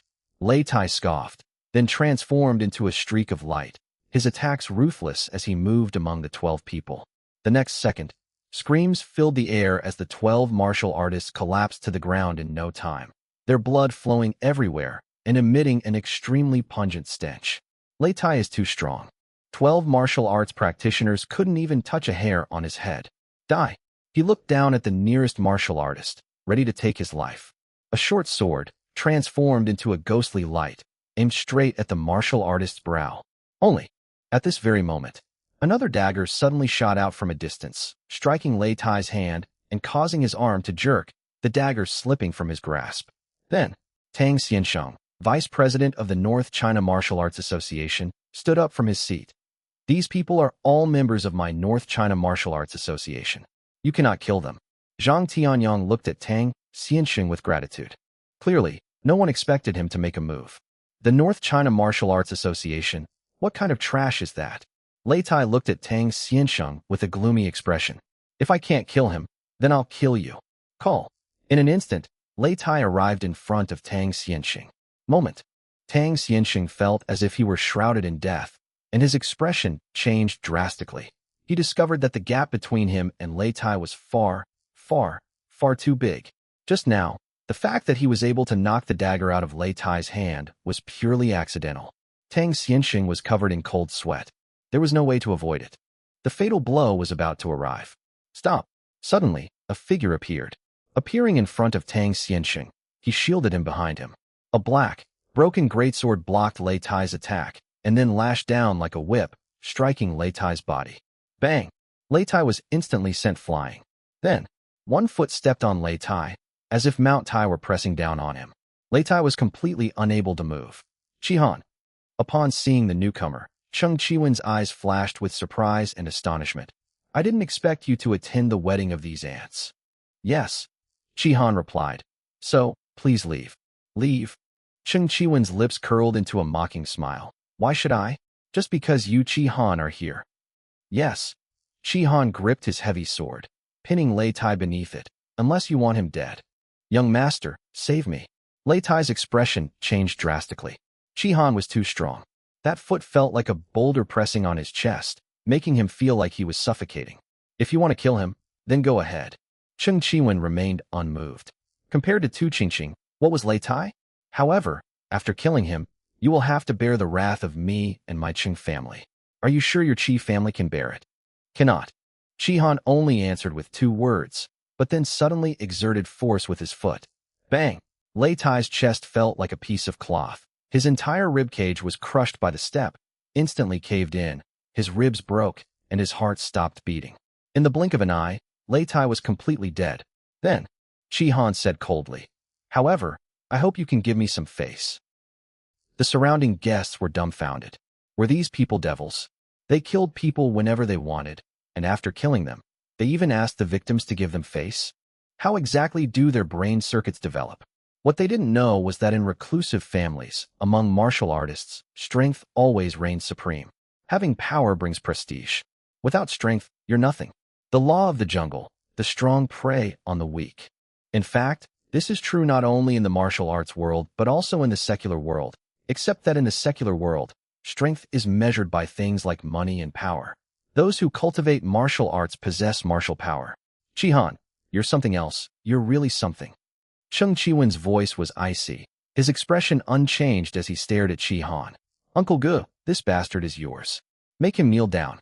Don't hold back. If the Qi family dares to cause trouble, I'll take full responsibility. Gu Heng remained silent. He didn't say a word. They took direct and decisive action. His speed was almost supernatural. He flipped in midair and was already in front of Chi-Han, directly punching Chi-Han. Chi-Han's expression changed slightly, and he raised his heavy sword. Boom. The fist collided with the heavy sword, producing a dull thud. Then, Chi-Han stumbled backward 5 steps. Instead of retreating, Gu Heng pressed forward once more. This time, he was no longer unarmed. A black axe appeared in his palm, which he swung down at Chi-Han's head. Gu Heng dislikes killing, but when he kills, he never treats his opponent as a human being. They are utterly beasts. They showed no mercy. Every move was deadly. Cheng Chi-Wen's order to him was to make Chi-Han kneel down, but his actions were aimed at taking Chi-Han's life.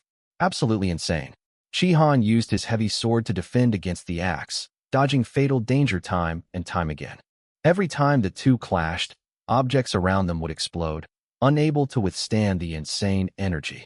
Chi-Han retreated again and again, and with each step he took, the paving stones beneath his feet shattered, and his feet sank deep into the ground. The people around them felt their hair stand on end. Some people have never seen such a scene before. What kind of power would be needed to create such a scene? Everyone was terrified, as if they had seen a ghost. At first, Chi-Han was able to fight back, but later he could only defend, and then even defending became very difficult. The two were vastly different in strength, their power on completely different levels. Every time Chi-Han defended, he had to exert all his strength, and his arm would tremble every time the axe struck his heavy sword. Chapter 254 A Mysterious Crack Opens, 7th Update. Chun Sheng watched the two fighting in the arena without saying a word. No one knew what he was thinking. He just watched Chi-Han and Gu Heng fighting in the arena.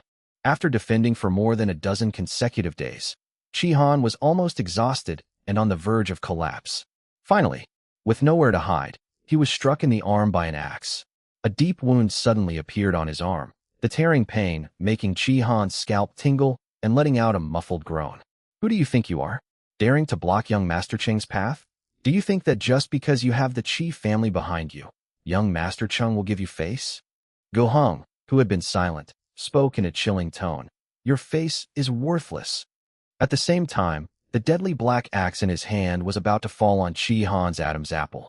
Zhang Tianyang, Zhang Ziting, Tang Xiansheng, and Xiao Mani and the others all changed their expressions drastically. Chi Han was completely exhausted. In his current state, he absolutely couldn't dodge that axe blow. A cruel smile appeared on Gu Heng's face. He seemed to already see Chi Han's head rolling off and the horrified expressions of the ants around him. However, is that really the case? The moment the axe fell, abruptly, exhausted, Chi Han was pulled away in an unbelievable way, as if dragged by something. Gu Heng's axe missed its mark, but with momentum, it cleaved in mid-air, producing a strange whistling sound. The airflow followed the axe blade, as if the air itself had been split in two, creating a stunning visual effect. It's easy to imagine just how heavy that axe blow was. If it falls, Chi Han is doomed. Pity. But it missed. Gu Heng looked up and saw another figure in front of Chi Han. A tall, slender figure with distinct features and incredibly deep eyes. Chen Sheng, young Master Chen. At the same time, Zhang Tianyang, Xiao Mani, Song Yuyin, and the others also saw that figure and subconsciously exclaimed in surprise. They didn't even see when Chen Sheng disappeared or when he reappeared. They were all extremely surprised. Even Gu Heng and Cheng Chiwen didn't see clearly how he so strangely and suddenly rescued Chi Han and appeared in front of Chi Han. Young Master Chen. Chi Han was rescued, but instead of being excited, he said with concern, Young Master Chen, you should leave quickly. He is very strong. You may not be his match. Don't worry. Chen Sheng comforted Chi Han without turning his head, his words devoid of any emotion. Just go home. It's nothing. He had refrained from intervening, originally intending for Zhang Tianyang to resolve the matter himself, as it was Zhang Tianyang's own family affair, and he felt it inappropriate to interfere. At the same time, Chi Han's actions were also intended to give Chi Han some training. To be able to withstand so many attacks from Gu Heng, who was at the peak of the Meridian opening stage, with only the strength of a mid-stage Meridian opening stage cultivator, and to hold on until now, Chi Han has done an exceptionally good job. After all, not everyone is Chen Sheng. Not everyone starts at the age of 13, constantly teetering on the edge of death. Upon careful recollection, Chen Sheng had already killed some martial arts practitioners when he was still an ordinary person. Their face is worthless. They don't know how much face I have. Chen Sheng ignored Gu Heng and looked at Cheng Chiwen, his tone relatively calm. Cheng Chiwen hadn't provoked him, and he didn't want to take Cheng Chiwen's life. After all, Cheng Chiwen was backed by a hidden family, and provoking him would cause some trouble. What he dislikes most is trouble. As long as Cheng Chiwen can give Zhang Tianyang, the Zhang family, and the many wealthy people in North China a satisfactory explanation for what happened today, he can let it go. You? Who are you? Cheng Chiwen stared at Chen Sheng, not immediately getting angry. He wasn't a fool. He knew there were some people in this world he couldn't mess with, and he had to figure out the former's identity first. Chen Sheng. Chen Sheng. Cheng Chiwen thought about the name carefully. He had memorized all the people and families he couldn't mess with since he was a gangster. However, after careful recollection, I couldn't find such a name or a family with the surname Chun. Who is Chen Sheng? Is he some big shot? Why should I give him face? After confirming with absolute certainty that this name wasn't among the people he shouldn't mess with, his expression turned playful and strange. Chen Sheng's sudden and strange appearance, without any warning, and his confident demand for face, made him think that Chen Sheng was someone of great importance. To be honest, for a moment, he became a little cautious. He, Cheng Chiwen, was actually intimidated by a mere kid. After being cautious, once Cheng Chiwen regained his senses, he was filled with anger, resentment, and an endless murderous intent. To be honest, he had noticed Chen Sheng a long time ago. After all, he was the calmest person in the entire room just now. Most importantly, he was accompanied by two beauties, Xiao Mani and Song Yuyin, who were the most beautiful of the best. The two beauties, even without much makeup, were extremely eye-catching and had attracted his attention long ago. He originally planned to use the remaining influence he had left behind to conquer the two women after this. Unexpectedly, A man who appeared to be two women stepped forward. Still acting so pretentious, he had no choice but to kill him. Uncle Gu, kill him, and then cut his face off with a knife. Cheng Chiwen said viciously, his eyes greedily sweeping over Xiao Mani and Song Yuyan. Let me see how big his face is, how thick his skin is, and who he is, daring to give me Cheng Chiwen face. Yes, young master, don't worry. Uncle Gu held the black axe, his eyes gleaming with excitement. They're going to kill animals again. Every time he killed an animal, he would become extremely hungry and excited, and his eyes would turn bloodshot. Oh, Chun Sheng sneered, a murderous glint flashing in his eyes. How could Cheng Chiwen's gaze towards Song Yuyan and Xiao Mani escape his notice? He dares to have feelings for his woman. He absolutely cannot let him go. Letting him go would be like letting a fly escape. It would be incredibly annoying. Call. In an instant, Uncle Gu had already made his move. With a large axe in his hand, he swung it upwards from below, aiming straight for Chun Sheng's face, intending to slice off his skin. However, Chun Sheng only glanced at him. Then, she lightly raised her hand, fingers together. He slapped her across the face. Bang! The next second, the palm struck the side of the black axe squarely, and the entire black axe seemed to shake as if an earthquake had occurred, buzzing and trembling in an instant. Then, click! The tough black axe, crafted from special materials, had cracked. A crack first appeared on the axe. Then, 2, 3, 4. After one breath, the entire head of the black axe shattered completely, falling off piece by piece like shards of glass. Final. Only one controller is left. Chapter 225 Double or Triple, 8th Update. Sluggish. Chi Han was the closest to the scene, and it was the first time he had ever witnessed such a sight. His eyes widened, his pupils filled with shock and confusion. You should know that Go Hong is a martial artist at the peak of the Meridian opening stage. His strength is around 10,000 kilograms. With such power, what kind of ferocious, surging, and terrifying force would be needed to shatter his weapon? It would require at least 2 or even 3 times more power than Go Hong, right? Chen Sheng, what level has he reached? Or is he truly an extremely monstrous talent, capable of fighting across different realms? Not only was Chi Han stunned, Go Hong was also stunned, feeling cold and uneasy. He clearly saw the murderous intent flashing in Chen Sheng's eyes, like a wild beast in the forest staring at him. The next second, he hadn't come to his senses yet. A hand descended from the sky, aiming for the top of his head. Bang! Moment. Go Hong flew straight out like a cannonball, crashing into the wall, and his entire body was deeply embedded in it. Boom! A moment later, his body fell, leaving a shallow human-shaped mark on the wall. Go Hong lay dead inside a 10-layer cake, his skull a blurry mess, blood flowing incessantly. Mingling with the cake, a strong, pungent smell of blood rising high in the air. There is absolutely no chance of survival. The entire hotel fell into silence, a deathly silence. Everyone's mind was in a state of chaos, and they had lost the ability to think. Their expressions were grim, and they stared blankly at the humanoid imprint and the dead Go Hong. Their eyes were filled with fear and disbelief, as if they had seen 2 blazing suns in the sky. The arrogant, presumptuous, and unrestrained Cheng Chiwen was completely taken aback. He looked as if he had seen a ghost. His face turned deathly pale, and he was so terrified that he could not even describe it in words. He was very clear about Go Hong's strength. Those who stay by his side are always able to hit their target and are invincible. But Chen Sheng only used 1 slap. They beat him to death. Who exactly are you? Cheng Chiwen stared at the young man before him, utterly terrified. Today, he, Cheng Chiwen, had kicked a hornet's nest. I already said, my name is Chen Sheng. Chen Sheng had already reached Cheng Chiwen, reached out and grabbed Cheng Chiwen's neck, lifting him high into the air as if pulling him up from the ground, staring at him intently. Let me tell you, I, Chen Sheng, am awesome, and I have a lot of influence. What can you do about it? Cheng Chiwen was not strong to begin with, and was no match for Chen Sheng. At this moment, he was suffocating and struggling, his heart filled with fear and terror. Throughout the hotel, gazing at Chen Sheng's tall, godlike figure, one felt a sense of awe. Really, Zhang Tianyang and the Zhang family are still forces that people don't want to mess with.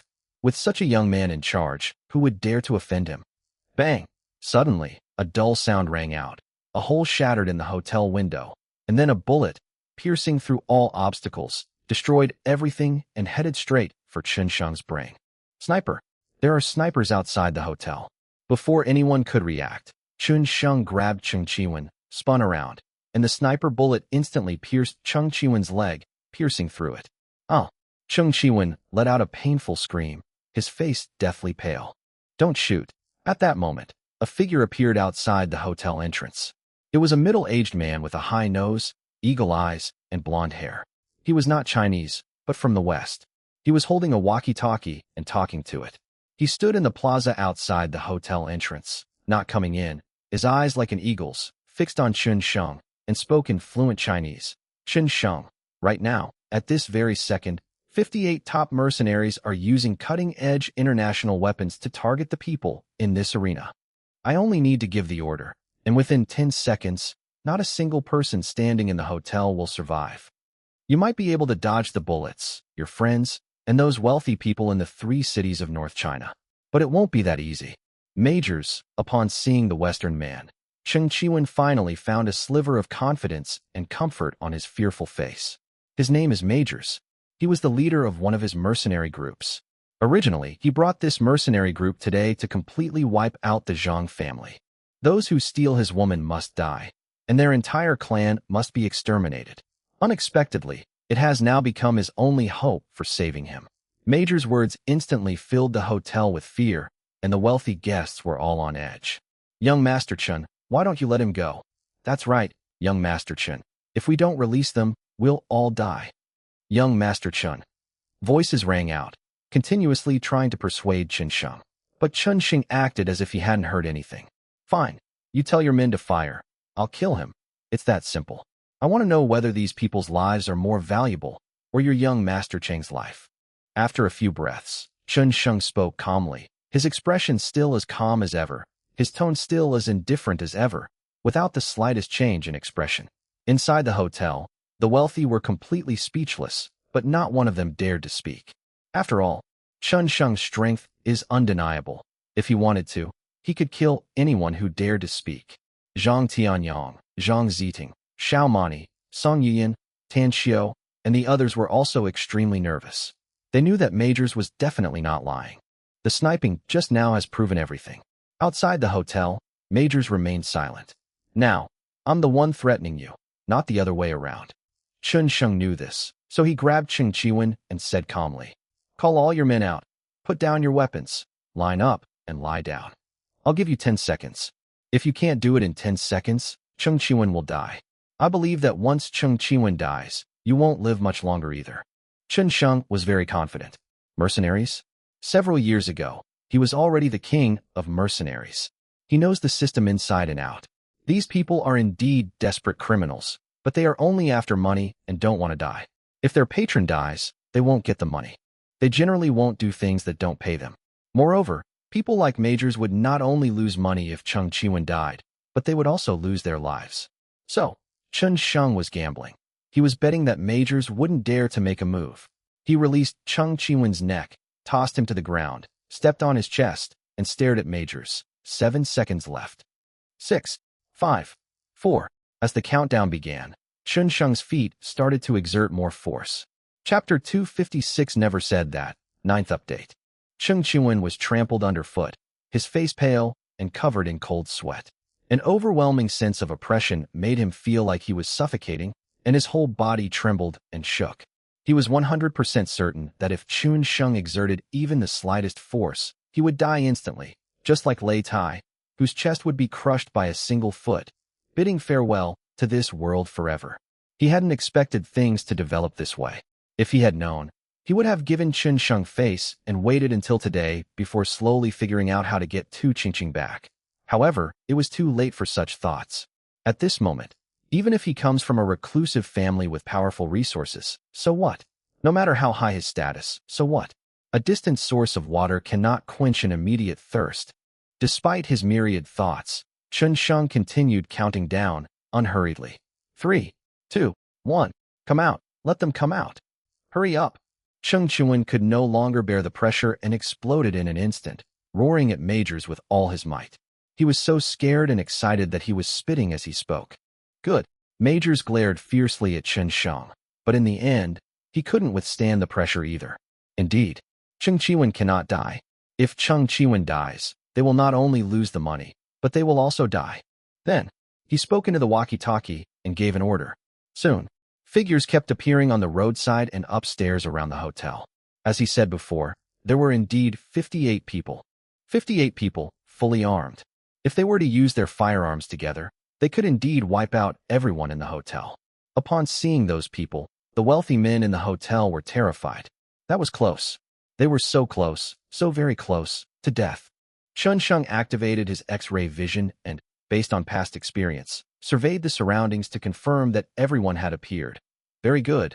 Put down your weapons, step back 3 meters, and all lie down on the ground. Do as he says. Majors gave the order decisively. The 58 teammates immediately dropped their weapons, retreated 3 meters, and lay prone on the ground. Zhang Tianyong, send someone to collect the weapons. Okay. Zhang Tianyong, with a grim face, immediately summoned 40 or 50 men, personally led them to the square, and collected all the weapons. Chen Sheng, can you release young Master Cheng now? No. Chen Sheng answered without hesitation. Majors frowned. What did you say? I only asked you to lay down your weapons and let your men out, not to release Cheng Chiwen, Chen Sheng said coldly. However, I can spare your life, as well as the lives of your teammates. Chen Sheng. Suddenly, a military Land Rover pulled up in the hotel plaza. Gao Shilong, dressed in military uniform, stepped out and strode confidently toward Chen Sheng. Mr. Chen, please release Cheng Chiwen.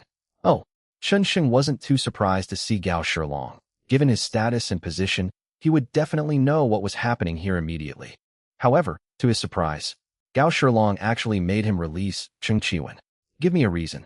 Even if one doesn't give Gao Shilong face, one must give him face because he is in military uniform and represents China.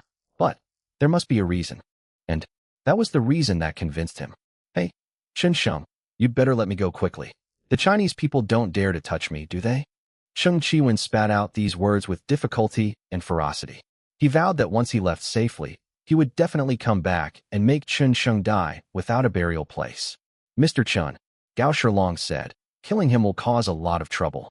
He is the son of the Cheng family, and his brother Cheng Chiwu is an even more monstrous talent. If you provoke him, you will die.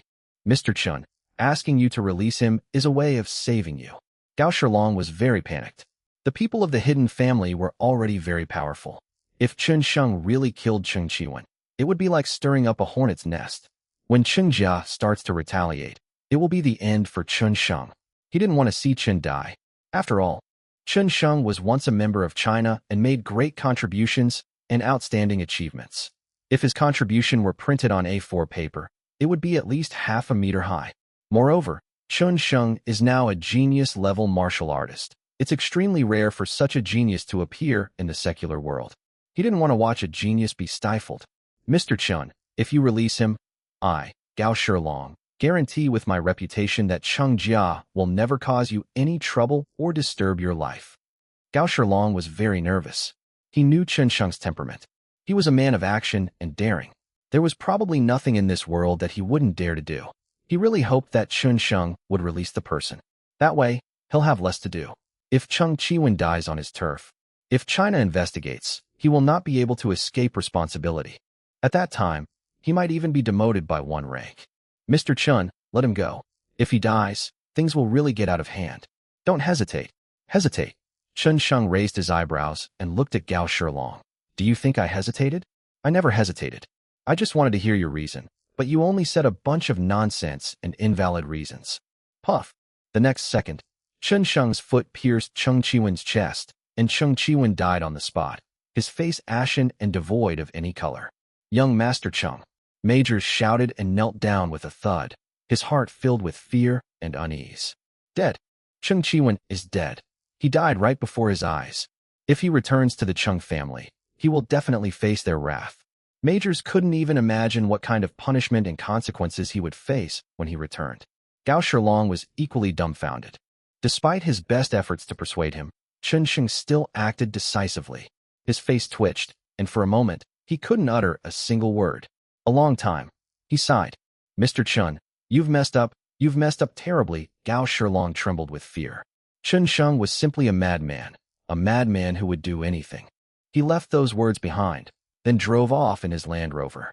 He had to go back and report to his superiors immediately. Chihan's lips were a little dry. Chen Sheng was too fierce. Even he didn't dare to kill Cheng Chiwen, but the former killed him without the slightest hesitation or fuss. Decisive, ruthless, and deadly. Looking back on the day of Han Xuanzong's 90th birthday, he felt very fortunate that he had not shown any murderous intent towards Chen Sheng at that time, but had decisively chosen to follow him instead of stubbornly confronting him head-on. Otherwise, his fate certainly won't be any better than Cheng Chiwen's, will it? Chapter 257 Recall, 10th Update. Under everyone's watchful eyes, Chen Sheng withdrew his foot, leaving behind a series of bloody footprints, and walked up to Majors. Go back and give me a message. Tell the Cheng family that Cheng Chiwen is dead. If they don't want revenge, then let's keep to ourselves from now on. If they do want revenge, then come at me. I don't mind wiping out the Cheng family. Majors slowly got up, said nothing, told his teammates to get up, and left immediately. They were all wearing recording devices today, and he had to take the whole thing back with him so the Cheng family could see it, hoping to avoid their wrath. After Majors left, Zhang Tianyong walked up to Chen Sheng in a few steps. Young Master Chen, I am really sorry for what happened today. I made you take action again and even provoked such a behemoth. It doesn't matter. Chen Sheng waved his hand. It's just a marriage, nothing much. Have someone tidy up, and the wedding can continue. This was destined to be an unforgettable wedding. The whole process was somewhat oppressive, but no one dared to leave. They waited until it was over and had the banquet before leaving. After the wedding, Zhang Ziting and Tu Qingqing came hand in hand and knelt before Chen Sheng. Zhang Ziting said, Young Master Chen, thank you. We're classmates after all, so let's not dwell on the past. I hope you can live a good life from now on. The pills and cultivation techniques I gave you, practice them diligently. When you grow stronger, you won't have to suffer the humiliation you did today again. Chen Sheng said to him. Yes, young Master Chen, Ziting will follow your teachings. Although they were classmates, Zhang Ziting regarded Chen Sheng as a senior, benefactor, and mentor, and kowtowed deeply. Today he was almost kidnapped from his wedding, and Zhang Tianyong was even slapped in the face. Ultimately, it comes down to our own lack of strength. He made up his mind that he would never let today's humiliation repeat itself. He could no longer hide behind his father. He had to stand up and stand with his father to support the Zhang family, ensuring its continued prosperity and allowing his wife to live a peaceful and carefree life. Get up. Chen Sheng helped him up and told him about some important aspects of the martial arts training process. Chihan then found Tan Xiao and He Tun and began to teach them martial arts without stopping.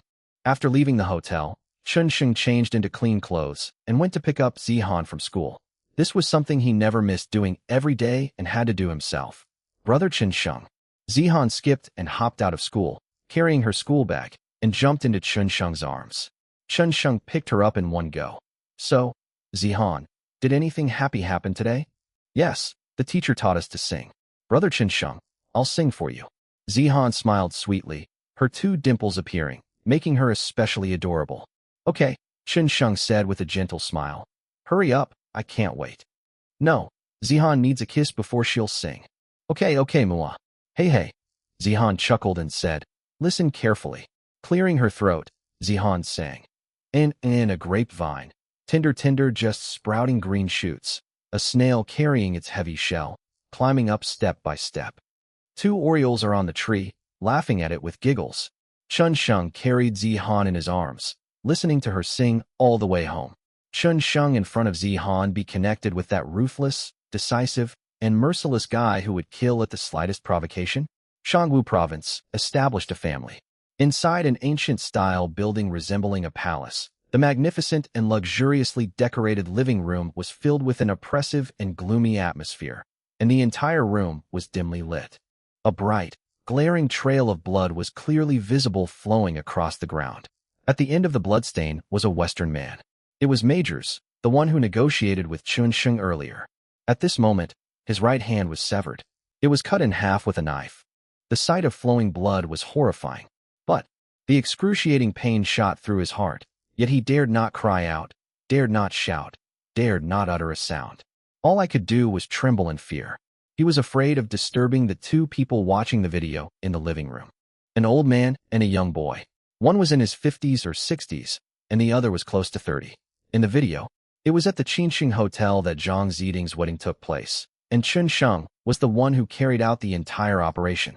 However, whether old or young, their faces were expressionless, showing not a trace of emotion. Until the video ends. The older one slowly said, "Chiwen is dead, and nothing we do can bring him back. Chiwu, although you and I didn't know about this, we bear some responsibility for not disciplining him properly.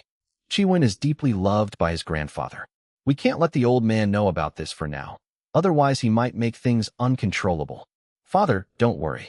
Only after the old man finished speaking did the young man say, "I will personally go to North China Province and bring back the head of this man named Chen Sheng." Very good. Only when your grandfather sees the perpetrator's head will he feel relieved and not be too angry, the old man said.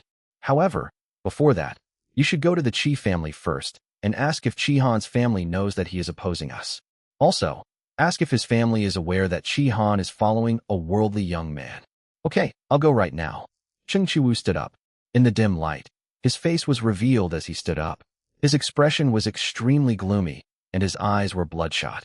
His facial features were somewhat similar to Cheng Chiwen's, but his hairstyle was a short buzz cut, and he wore a golden Buddha on his neck. But the Buddha statue was stained with red blood. It was splashed on by accident when I was chopping up Meyer's hand.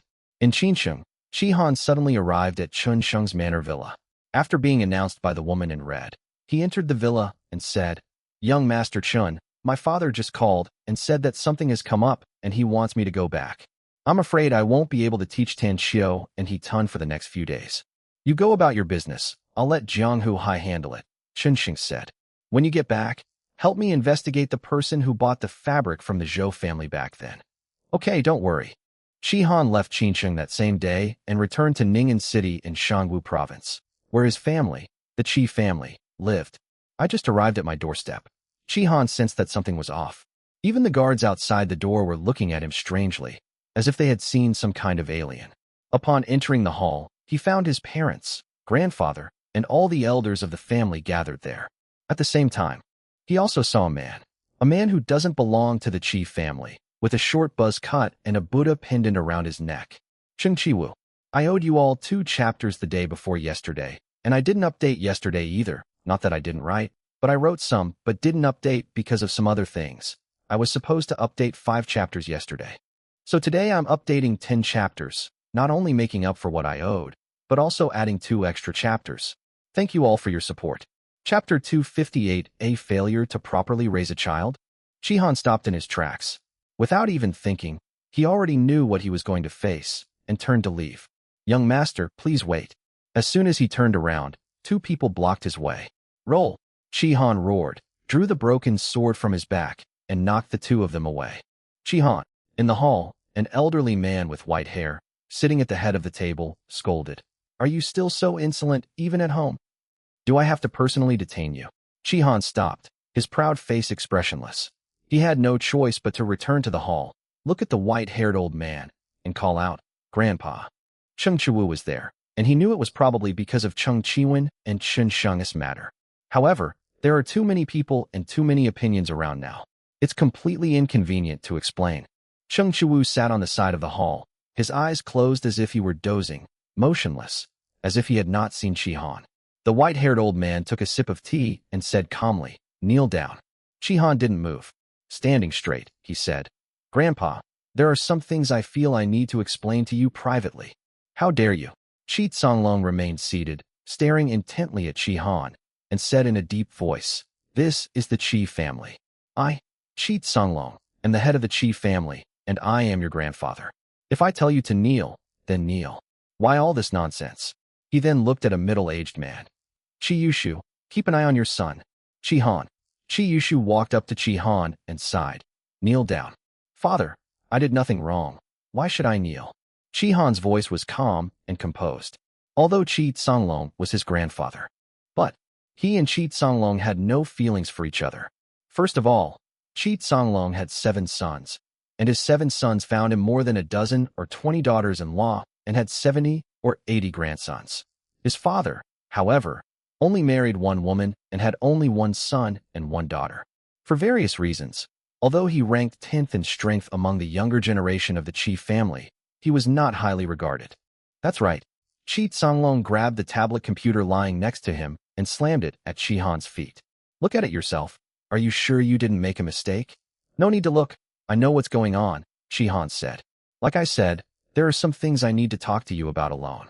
You follow a worldly brat, disgracing the Chi family and even killing members of the Chung family. What's there to talk about? Where's the Chi family law? Where's my Chi Songlong? Shihan really wanted to say that Chen Sheng was an extraordinary person. He considered the Meridian opening pill to be trash and could easily produce 30 or 40 of them. In just half an hour, the Chi family's martial arts technique was repaired.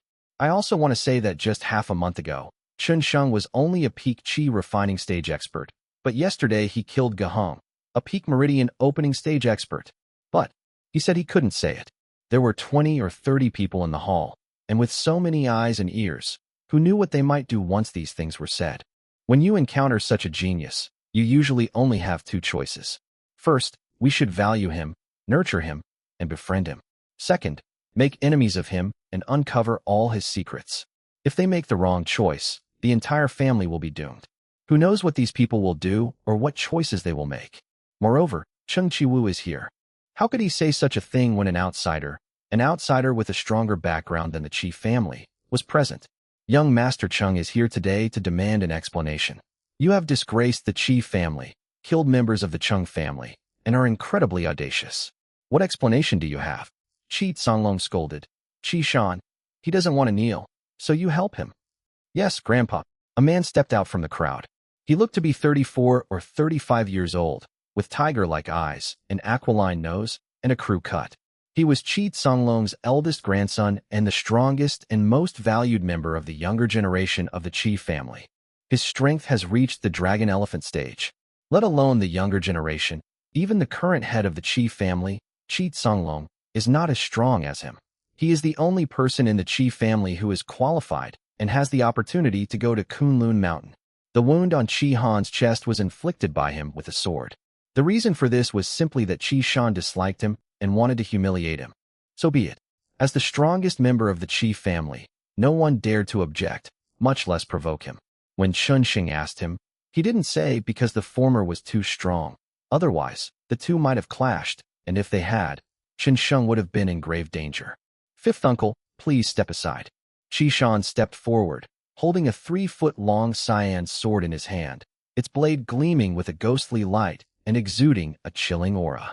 Chi Han, Chi Yushu said in a low voice, his face grim, kneel down now, or you'll suffer. He didn't want his son to suffer, but with Chi Songlong above him, there was nothing he could do. I won't kneel. Chi Han's voice was cold and unyielding. Standing upright at 1.9 meters tall, he resembled an old pine tree. What ambition! Chi Shan grinned maliciously, ignoring Chi Yushu, and slashed Chi Han's calf with his sword. The blade cut into the skin as easily as cutting tofu, slicing through the flesh. He was so fast that the whole process took less than a breath, and no one could react at all. In an instant, blood gushed out like a torrent.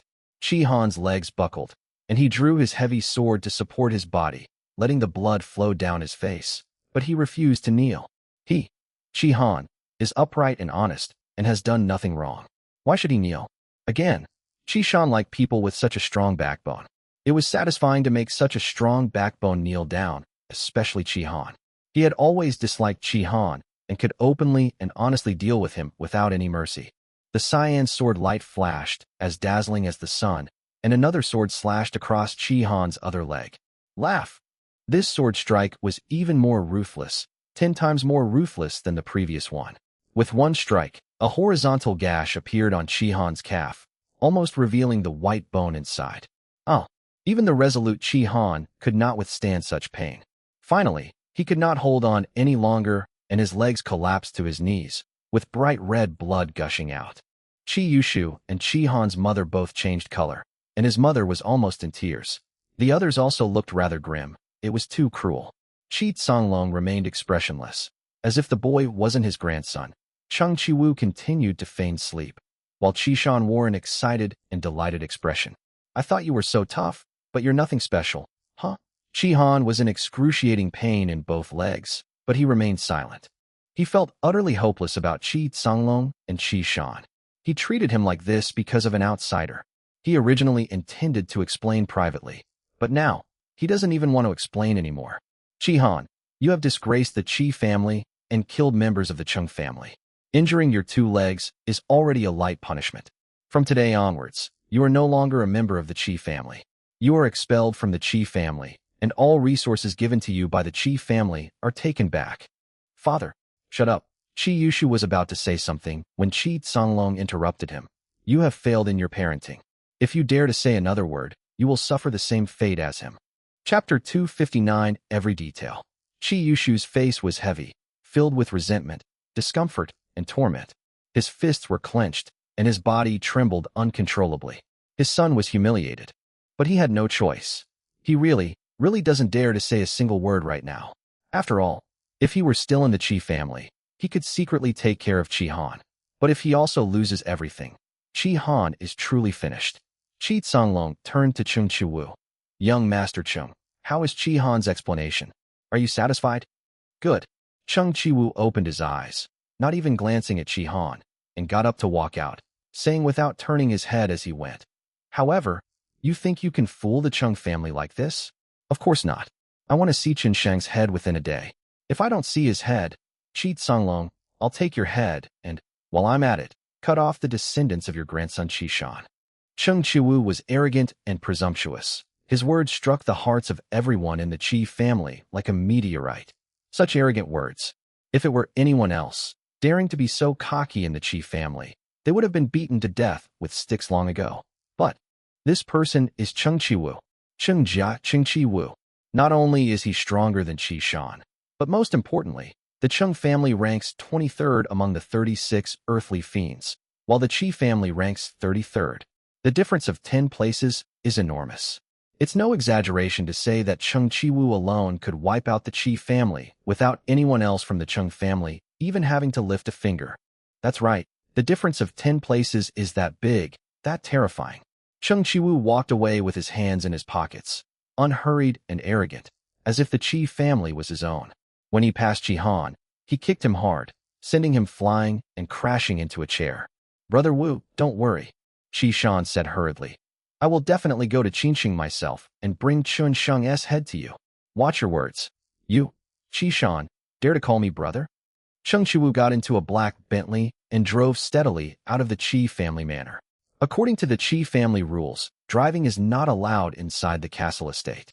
However, this family rule is meaningless in the eyes of the powerful.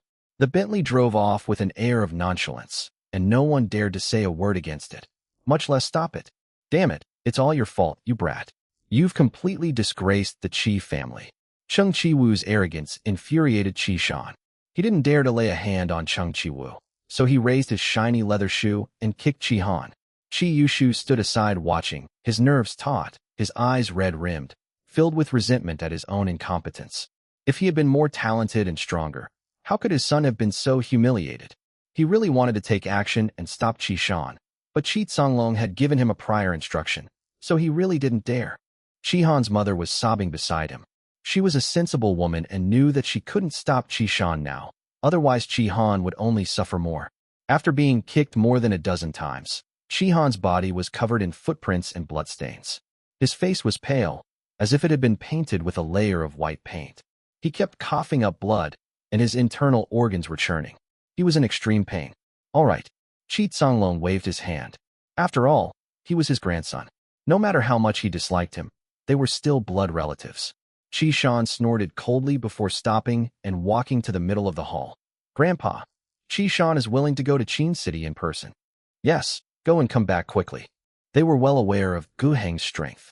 The fact that Chen Sheng could kill Gu Heng so easily was enough to prove that his strength was not to be underestimated. In the entire Chi family, there were probably no more than 10 people who could deal with him. Chi Shan personally taking action is naturally the best choice. Qinsheng, the Forbidden City Villa Estate. At Qinsheng's home, he was drinking with Zhang Tianyang. Young Master Qin, thanks to your help yesterday, I would probably be a corpse by now. Who would have thought that my good-for-nothing son would actually seduce someone from a reclusive family? Zhang Tianyang sighed with emotion. He had come today specifically to thank Qin Sheng, bringing many generous gifts and spending a lot of money to search for more than a dozen jars of aged wine. Chen Sheng saved his life and the Zhang family once again. He really didn't know how to thank him, so he could only try his best to bring Chen Sheng things he liked. At the same time, if Chen Sheng needed him, he wouldn't hesitate to die for him. Zhang Tianyang took a jar of 18-year-old Nuerhong wine and prepared to open it. I told you, we are destined to meet. Chen Sheng stopped Zhang Tianyang from opening the wine jar and took it from him. Then, a magical scene appeared. Suddenly, a ball of white flame shot out from his palm and warmed the wine jar. This, Zhang Tianyang was dumbfounded, completely bewildered. What the hell is going on? How does fire come out of a person's palm? What a miracle! That's simply divine skill. If he hadn't seen it with his own eyes, Zhang Tianyang would never have believed it. Young Master Chun, what is this? Zhang Tianyang stared wide-eyed at the pale, eerie flame, unable to describe it. It's nothing, just a trick used by martial arts practitioners, Chen Sheng explained casually. In fact, this is a technique that only alchemists possess. Fire attribute. Only those with the fire attribute can become alchemists. Once they reach the meridian opening realm, they can condense their qi into fire. Or rather, it is not a flame, but rather the condensation of air into a shape, which is then coated with a layer of temperature through its unique properties. For the past half-month, Chen Sheng has kept a low profile, focusing on researching his X-ray vision and consolidating his cultivation level. He has completely broken through the qi condensation stage and reached the mid-stage of the meridian opening stage, the same level as Qi Han. However, his strength is greater than Qi Han's. Even a powerful figure like Go Hong could easily kill him instantly. After warming the wine, Chen Sheng poured a cup for Zhang Tianyang and a bowl for himself, then downed it in one gulp. Zhang Tianyang was dumbfounded. Just how amazing was Chen Sheng's alcohol tolerance? He couldn't believe it. He picked up a small glass of wine, drank it, and felt dizzy. Young Master Chen, do you remember that stone you bid on at the auction last time? I remember, Chen Sheng asked. What's wrong? At first I thought it was just an ordinary stone, but then I thought about it, and with your discerning eye, you would never spend 300,000 to buy an ordinary stone, so. Zhang Tianyang said, I looked it up. Although I still don't know what it is, I found the person who discovered the stone. The source is in the Yunbei city area of Shangwu province, where jadeite rough is abundant. The person who brought the stone to auction said that the stone was found in a pile of jadeite rough. Young Master Chen, I wonder if that stone is important to you? If it is, I will have someone continue to investigate. I think that small stone is a piece cut off from the large stone, and perhaps there is more. Chapter 260, A Keen Eye for Talent. Zhang Tianyang possessed keen insight and was a shrewd strategist. People outside say he likes to gamble. However, the longer Chen Sheng spent with him, the more he realized that although the old man loved to gamble, he did not gamble without any basis or certainty. He has an extremely sharp eye and exceptional judgment. They also have meticulous attention to detail and extraordinary courage. These are the real reasons why he has come this far and become the #1 person in North China. If he lacked vision and courage, he would already be riddled with illness and a corpse, instead of sitting here drinking. Chen Sheng was deeply moved. He had only bought an inconspicuous stone, yet Zhang Tianyang was able to trace the clues back to its source. How many people in the entire country could do that? If he were in a different role, Chen Sheng knew he couldn't do it. Continue the investigation. Although Chen Sheng was excited and moved, he only said these 3 words. Good, getting those 3 words is enough. As long as Mr. Chen requests it. No matter how small the matter is, Zhang Tianyang will treat it with 1000% seriousness and personally take charge of it. Young Master Chen. At that moment, a woman in red suddenly entered from outside the door. There's a woman outside who wants to see you. Who? Chen Sheng asked. Qi Han's younger sister, Qi Hong, said the woman in red. Qi Han's sister? Chen Sheng thought for a moment and said, let her in. Good. The woman in red turned and went out. Not long after, she came back in with a woman who looked to be about 22 or 23 years old. She had a great figure. Although not as tall as Qi Han, she was still about 1.7 meters tall, close to 1.8 meters. Her appearance and demeanor bore a resemblance to Qi Han, except that while Qi Han was masculine, she possessed a woman's beauty, with delicate eyebrows, almond-shaped eyes, vermilion lips, and hair as black as ink, like blooming peach blossoms, pleasing to the eye. Excuse me, which of you is Chen Sheng? Qi Hong rushed in from outside. Sizing up Chen Sheng, and Zhang Tianyang. A hint of panic flickered across her pretty face. Before Chen Sheng could answer, she continued. Regardless of who you are, my brother texted me to tell you to leave North China province immediately. Why? Chen Sheng asked. My brother, he's in trouble.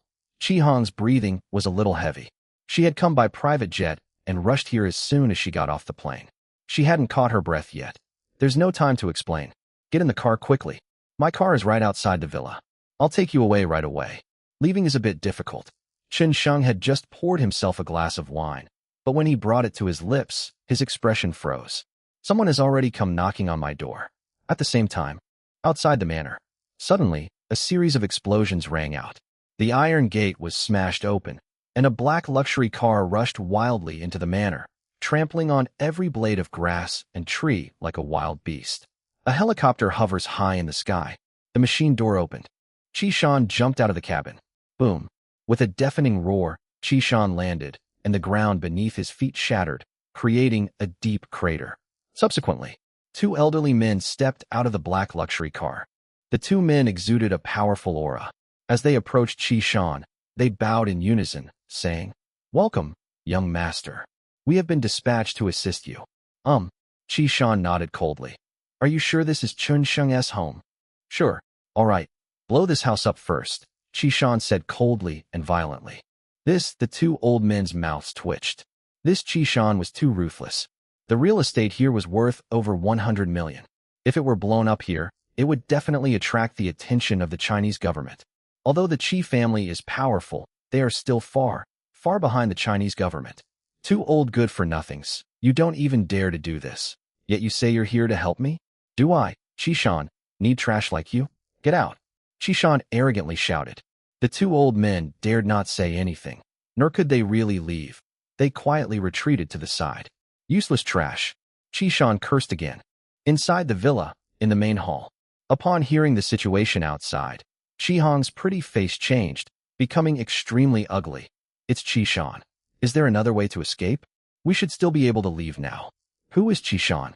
Zhang Tianyang asked. Chi Shan, a powerful figure in our Qi family, is here to kill Chen Sheng. Chi Hong said urgently. He's ruthless. If he catches you, you'll definitely suffer a terrible fate. Chi Hong was extremely flustered. She was worried that Chi Shan would find out.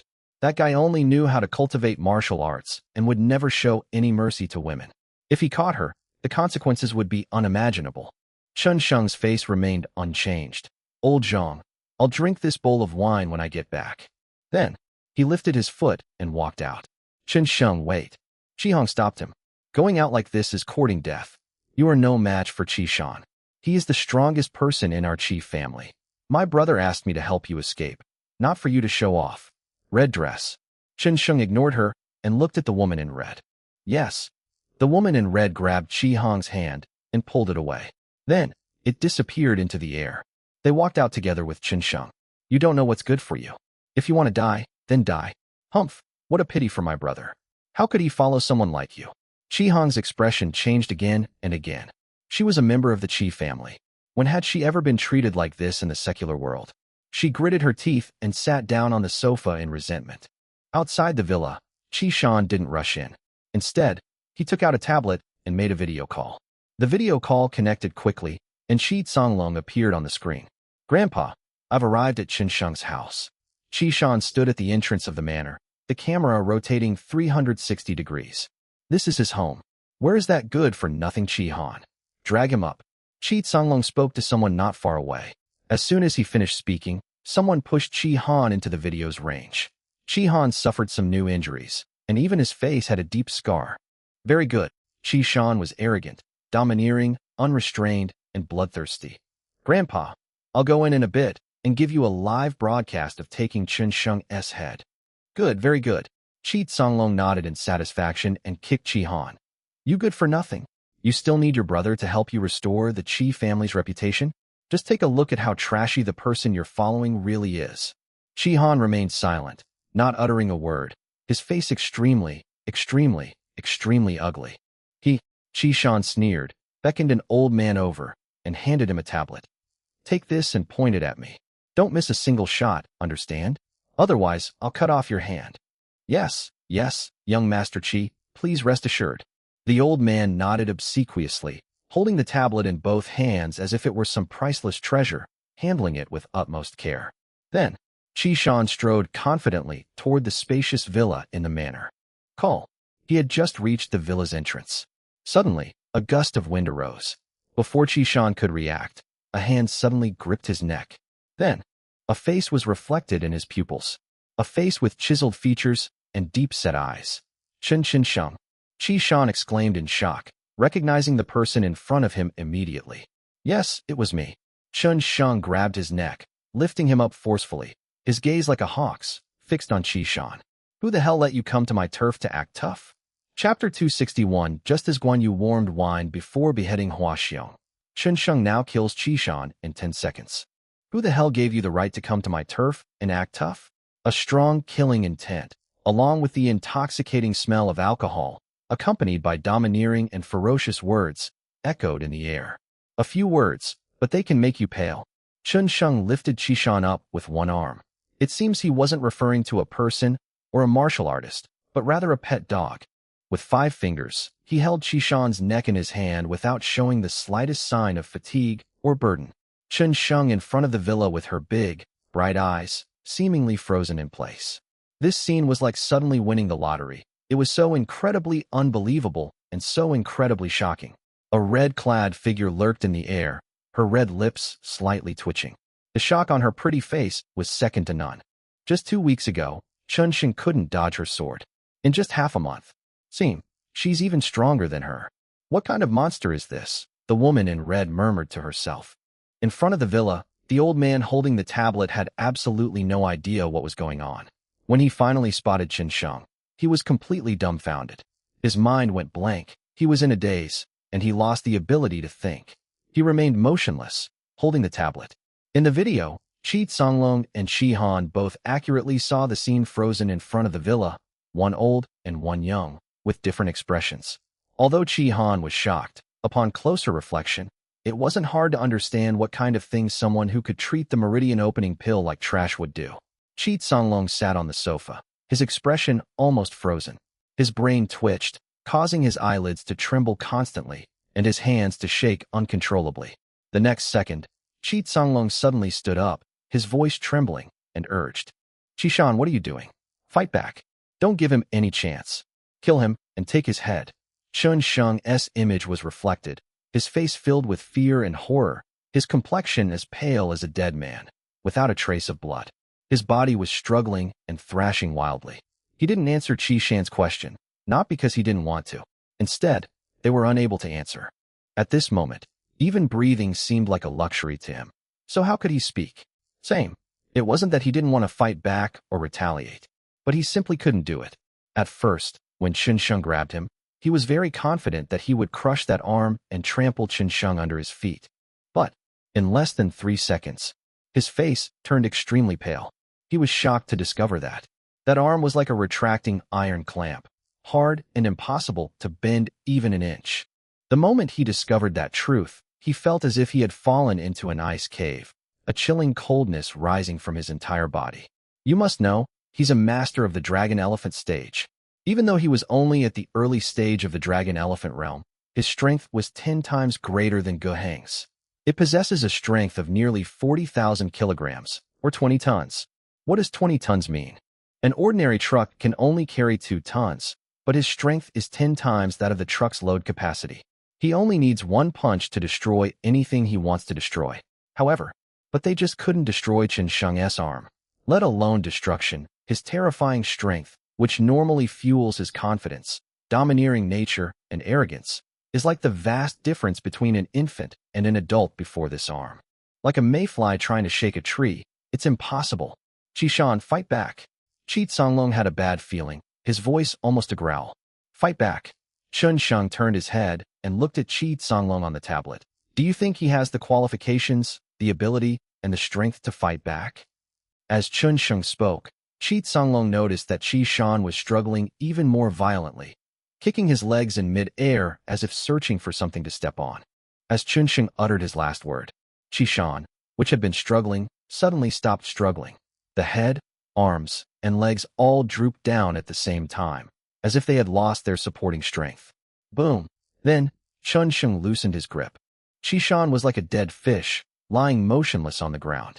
His movements, expressions, and demeanor all clearly show that he is dead. He died of suffocation. His face was ashen. Upon seeing this scene, Qi Songlong's face instantly turned extremely ugly. His eyes were fixed on Qi Shan's corpse, and he simply couldn't believe what he was seeing. Puff! Suddenly, Qi Songlong spat out a mouthful of blood, which landed on the camera, covering the entire screen with bloodstains. He staggered and sat down heavily on the sofa, his lips trembling and his heart filled with coldness. Dead. Qi Shan, the person he valued most, the only young person with the opportunity to enter Kunlun Mountain, died just like that. With Chun Sheng lasted less than half a minute. He didn't even have time to fight back or say a single word to Chun Sheng. Inside the manor, the two old men trembled at the sight, as if frozen in place, too afraid to move, lest Chun Sheng kill them.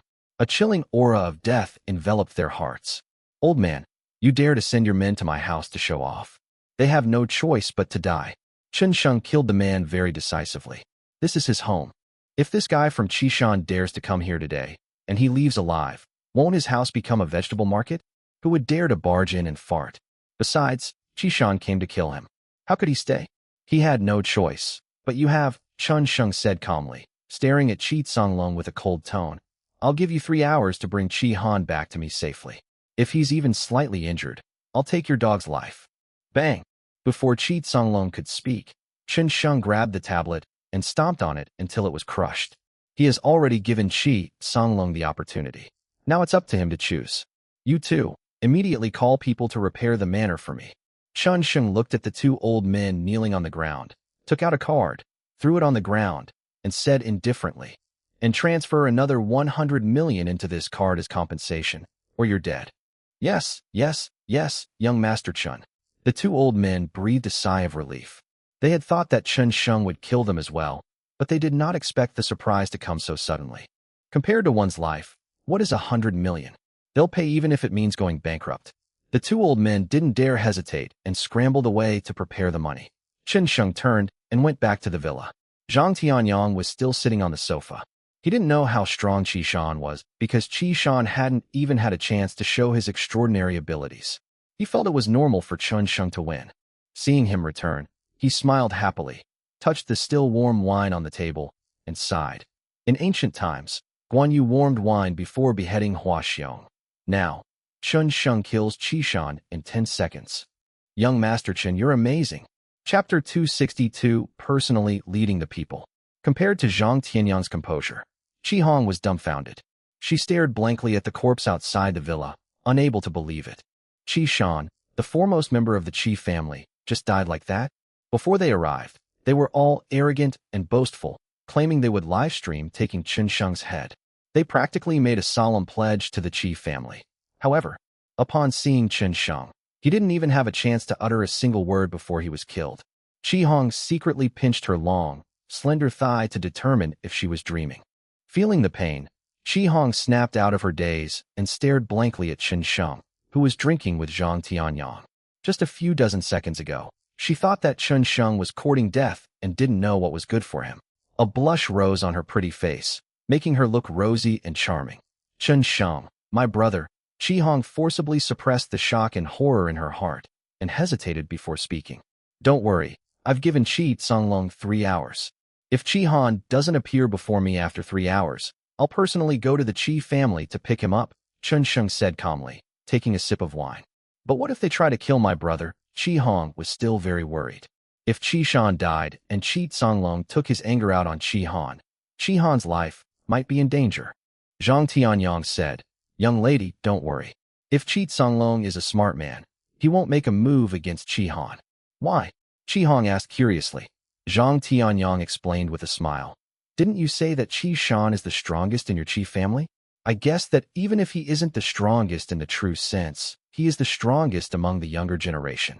Think about it. How many people are in your Qi family? How many are in the younger generation? Even if there are stronger people in the Qi family who can threaten the young master, if something happens to Qi Han first before the young master is in any danger, can the Qi family head protect the remaining younger generation? In other words, with the young master's abilities, as long as he is still alive, He can wipe out the Qi family line at any time. Qi Hong suddenly realized, but she was still quite worried. Don't worry. Even if he dares to touch Qi Han, he'll have to think twice before he gets involved. Chen Sheng said calmly. If anything happens to Qi Han, I'll make them pay the price. Now, tell me what's going on with Qi Han and what the Qi family is planning. Qi family, Ning'an City, Shangwu Province. Qi Songlong was pale and trembling with anger. Just as Zhang Tianyang had predicted, he did nothing to Qi Han. Qi Songlong is capable of becoming the head of the Qi family, and he certainly has some skills. Before Chen Sheng's death, he would never dare to really do anything to Qi Han. Otherwise, those who have nothing to lose are not afraid of those who have something to wear. Based on Chen Sheng's performance, he possesses the strength to instantly kill Qi Shan. Heaven knows what he might do if you anger him. Chen Sheng, my Qi family is a reclusive family. How dare you threaten us?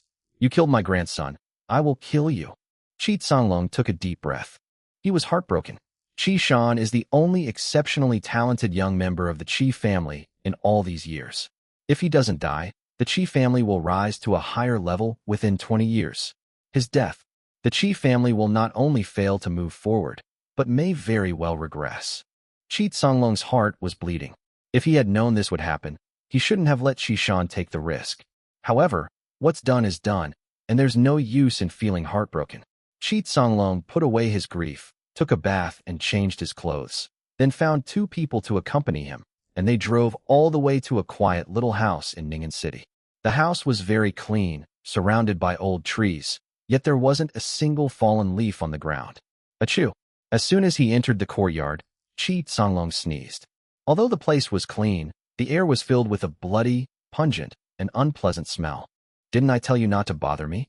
Just as Qi Songlong entered the courtyard, an aged voice came from behind a tightly closed door in the center of the yard.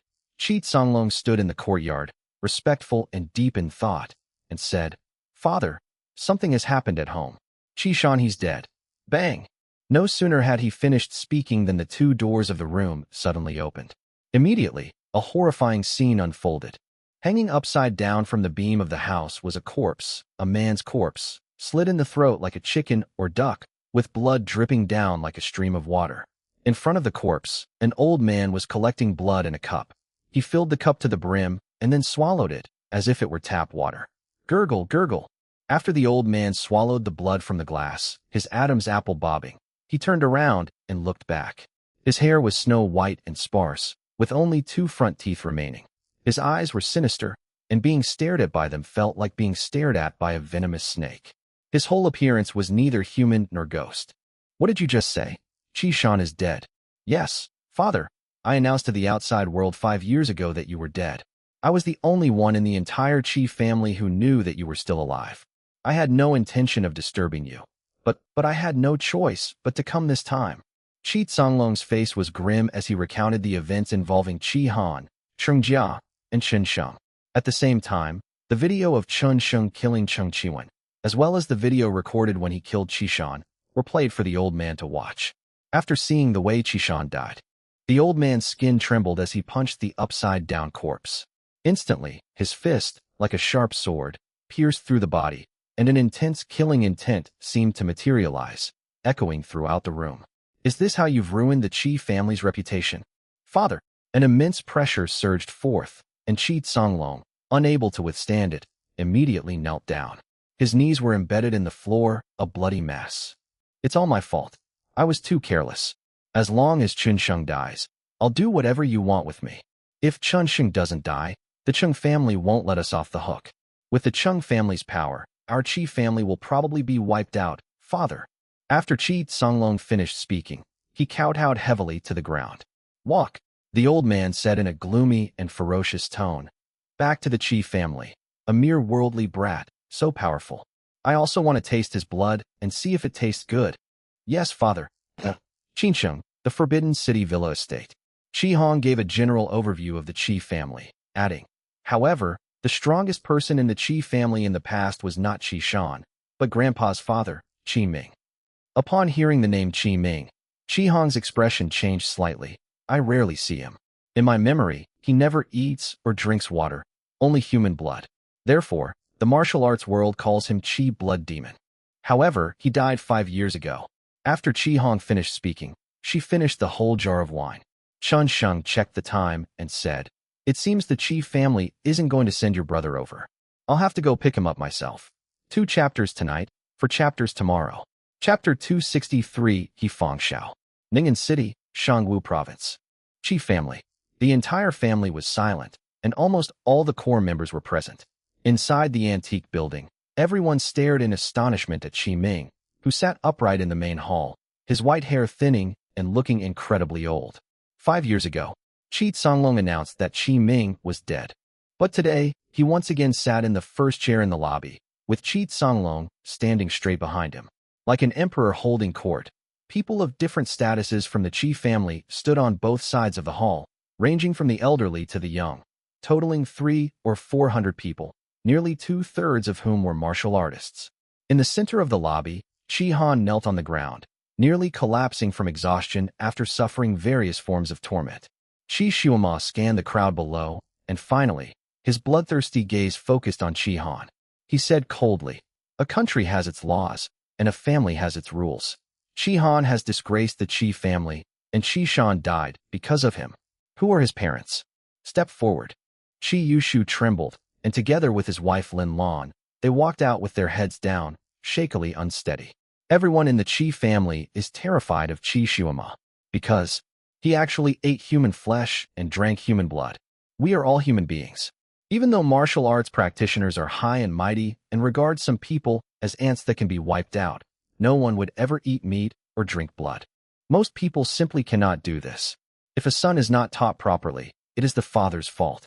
You two are guilty of a crime punishable by death. Sudden, Qi Shuima vanished from the chair, appearing before Qi Yushu with uncanny speed. He grabbed Qi Yushu's shoulder with his 5 fingers, lifted him up, and then punched out with his other fist. Boom! Qi Yushu was like a punching bag, his body swaying as he took the fierce and domineering punch, and he vomited blood on the spot. Clearly visible, Qi Shuima's 5 fingers had dug into the flesh of Qi Yushu's shoulder, leaving 5 terrifying, bloody holes. Therefore, even after taking an incredibly heavy punch, Qi Yushu still did not fly away. Fine. Qi Yushu was a martial artist in the early stage of the Meridian Opening realm. If he were an ordinary person, Qi Shuima's punch would probably kill him directly.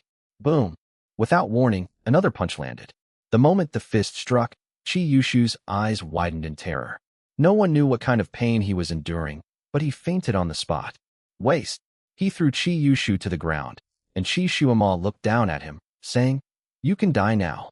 Without any hesitation, Qi Shuima raised his foot and stomped down on Qi Yushu's head in front of the entire Qi family. "Father!" Qi Han trembled and screamed. He tried to crawl over, but the 2 people beside him held him down tightly. Lin Lan panicked and, instinctively, shielded Qi Yushu's head in that instant. Click-clack. At the same time, Lin Lan's spine made a cracking sound, breaking into multiple pieces. Cold sweat dripped from her forehead like beans, falling along with the blood in her mouth. But Lin Lan still stubbornly held on, not moving an inch with her frail body. "In that case, you two might as well die together." Qi Shuima showed no pity or hesitation whatsoever. The Qi family has many children and grandchildren. The death of a few is not a big deal. Besides, he was a dead piece of trash. Waste is of no use to the Qi family. He raised his foot once more, this time unleashing a torrent of spiritual energy within him, continuously gathering power before slamming it down upon the 2 of them. Some members of the Qi family couldn't bear to watch, their faces turning cruel. Even those who were merely observing felt fear. Most of them looked terrified and pale. See? This is what happens when you disgrace the Qi family. Never blindly follow others in the future. And never offend someone you can't afford to offend. Among the crowd, many members of the Qi family felt a chill run down their spines, and some whispered instructions to their children. "Don't want," Qi Han roared. His eyes were filled with murderous intent and hatred. If he were able to fight now, he would fight Qi Shuima at all costs, even if it means death. We must also protect our parents. But he was helpless and could only watch as the kick continued to land. Qi Shuima deliberately wanted to intimidate the Qi family, so his kick wasn't particularly fast. What should have taken a second took him more than 10 seconds. That kick, it was about to fall.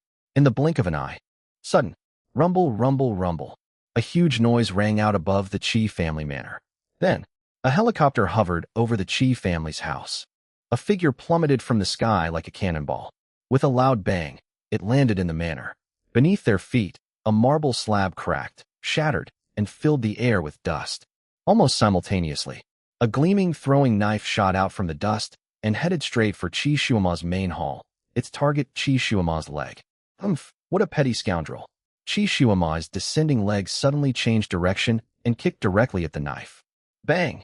Instantly, the short knife was kicked away and embedded in the roof beam.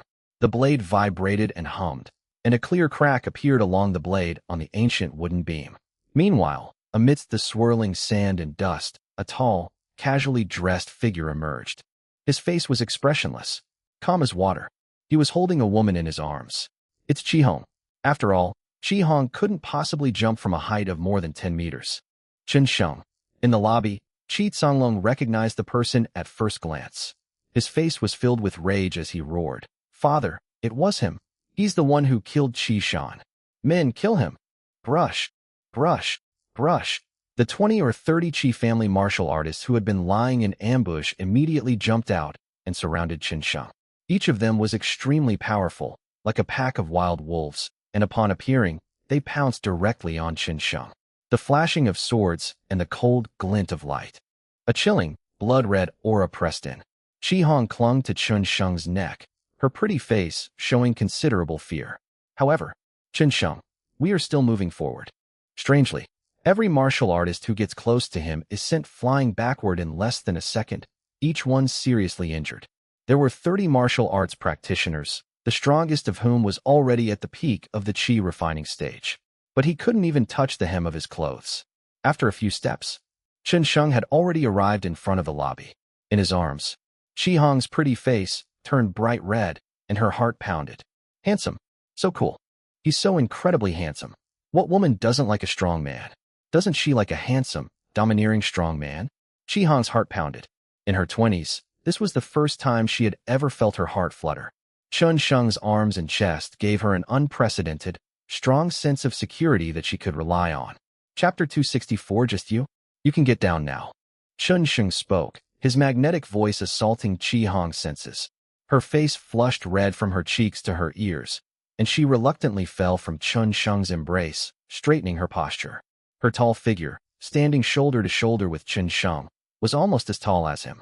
She had perfectly inherited her parents' genes, with a beautiful, curvaceous figure, like a stunning sight. At this moment, however, no one is watching this beautiful scene. All eyes were on Chen Sheng. The entire Chi family was stunned. They were all stunned, their hearts churning with shock. They stared at Chen Sheng in horror, dumbfounded, bewildered, terrified, and a mix of emotions suddenly rising within them. They felt utterly incredulous, their scalps tingling, and they gasped for breath. Suddenly, Chi Hong saw the old, white-haired Chi Shuama in the main hall, and her pretty face changed. Young Master Chen, he is Chi Ming. Okay, I understand. Chen Sheng wasn't too surprised. If Chi Tsanglong dared not send Chi Han back to Qin Sheng, it meant that he must have some reliance, and a very confident one at that. Boy, how arrogant you are, daring to come to my Chi family alone. Chi Tsanglong roared, his old face turning red. Insult. This is an insult. For a martial arts practitioner from the secular world to dare to come to the Chi family like this is the greatest insult to the Chi family. Old man, I gave you a chance to deliver Chi Han to me obediently and intact. Since you didn't cherish it, then of course I'll do it myself. However, the outcome will be very different if you deliver it to me versus if I come to collect it myself. Chen Sheng led Chi Hong step by step into the main hall. Even though there were more than a dozen cultivators in the meridian opening stage in the hall, none of them dared to stop him without receiving any orders. You should know that even Chi Shan died at his hands. Anyone who acts without authorization will surely die. Chen Sheng, without any restraint, walked up to Chi Han and helped him up, completely ignoring Chi Shuama. Young Master Chen, my parents. Chi Han looked at Lin Lan and Chi Yushu not far away. Lin Lan was still protecting Chi Yushu, trembling and crying. After glancing at Chi Yushu and Lin Lan, Chen Sheng said, Don't worry, they'll be fine. Young Master Chen, you shouldn't have come, Chi Han said in a low voice, sounding distressed. He knew Qi Shuima's strength very well, and he didn't think Chun Sheng could be a match for him. Arrogant. Qi Songlong was furious at Chun Sheng's arrogance, his body trembling with rage. He didn't understand why Qi Shuima had remained motionless and silent, so he pleaded, "Father, quickly kill him." Qi Shuima's eyes were gloomy and greedy as he looked Chun Sheng up and down. Not bad, not bad, very good. At such a young age, you've already reached the meridian opening stage. With this strength, you certainly have the right to be arrogant and haughty. As an old fox, Qi Shuima saw Chun Sheng's potential at a glance. He was too strong. He was at most in his 20s. At this age, he was able to kill Qi Shan, who was in the dragon elephant stage, while still in the meridian opening stage. Clearly, this is a true martial arts genius. It's not shameful for Qi Han to follow him, to remain so calm and arrogant in front of me. Qi Ming, you are the first. However, considering you are an exceptionally talented genius, Qin Sheng, I am willing to take you as my disciple to serve the Qi family. As long as you are willing, not only will you not die, but you will also enjoy a very, very high status. As for the matter of Qi Shan, it will be wiped clean. Also, I'll pay a price to help you shoulder the pressure of starting a family. How about that? What? Everyone in the Qi family, including Qi Songlong, was shocked. Over the years, Qi Shuima has only ever taken on one disciple. That's Qi Shan. And Qi Shan, he was both his great-grandson and his personal disciple, so it can be said that his feelings for Qi Shan were extremely deep. But, at this moment, he's actually willing to give up avenging Qi Shan for Qin Sheng? My God, how can this kid be so lucky? Yes, he's incredibly lucky to be valued by Grandpa. He must have accumulated a lot of good fortune over 8 lifetimes. Who knew it would end like this? Immediately, a murmur arose from the crowd. Qi Songlong was completely taken aback by his father's decision. His fists clenched so tightly they cracked, and he felt like he was suffocating. His heart pounded wildly, and his blood flow accelerated. If Chun Sheng agrees, there will be no way to avenge Qi Shan. That's his son, his most beloved son. If Chun Sheng agrees, with Qi Shuima in charge, how can he avenge his son? Qi Shan died right before his eyes, and he wished he could chop Chun Sheng into pieces and feed him to the dogs as a tribute to his son. Qi Songlong was extremely nervous. He desperately hoped that Chun Sheng wouldn't agree. He begged him not to agree. Young Master Chun, how about you agree to his request? Qi Han said through gritted teeth in a low voice. Since following Chun Sheng, he had great confidence in Qin Sheng. But no matter how strong, talented, or monstrous he was, how could he, with only the strength of the meridian opening stage, fight against Qi Shuima, who was 10 times stronger than Qi Shan, and who was at the dragon elephant stage? He knew Chun Sheng wouldn't be willing to serve someone else, but this was the only way to survive. As long as he can survive, with such monstrous talent, he will one day break free from the Qi family and the control of Qi Shuima. Perhaps with the help of the Qi family's resources, they can rise to even greater heights. Chun Sheng remained silent, his gaze fixed on Qi Shuima, not uttering a word, as if he were considering something. Qi Shuima was not in a hurry. Geniuses always have their own pride and cannot submit to him and be willing to be his disciple all at once. He was willing to give Chun Sheng some time. In his opinion, if Chun Sheng wasn't out of his mind, he would definitely agree if he knew his abilities. After all, this is a choice between life and death. Qi Shuima was very confident about this. You? After several seconds, a smile suddenly appeared on Chun Sheng's lips, a sinister, mocking smile. He finally spoke, an old, toothless coward, half buried in the ground. If I were you, I would get out of here right now, go back to where I was, and continue to be a dead person, as if nothing had happened, hide away, and never, ever show up again. Chun Sheng's voice was not loud, even somewhat soft, and his tone was very calm. However, his words resonated in everyone's ears. All 300 or 400 people in the room heard them clearly and distinctly. In an instant, the entire hall fell into a deathly silence. It was even quieter and more deathly still than a morgue where people die. Chapter 265, A Decisive Refusal. He refused. Chun Sheng not only resolutely refused and gave up his chance to survive, but also mocked, scorned, and ridiculed Qi Shuima in that tone. No one expected him to say such a thing. Qi Han didn't expect it. Qi Hong didn't expect it. Lin Lan, Qi Songlong, and the 300 or 400 people in the Qi family, including Qi Shuima, none of them expected it. That's insane. That's incredibly arrogant.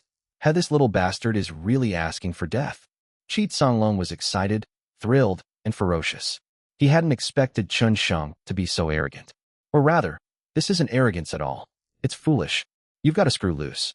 Otherwise, how could someone be so stupid as to say something like that?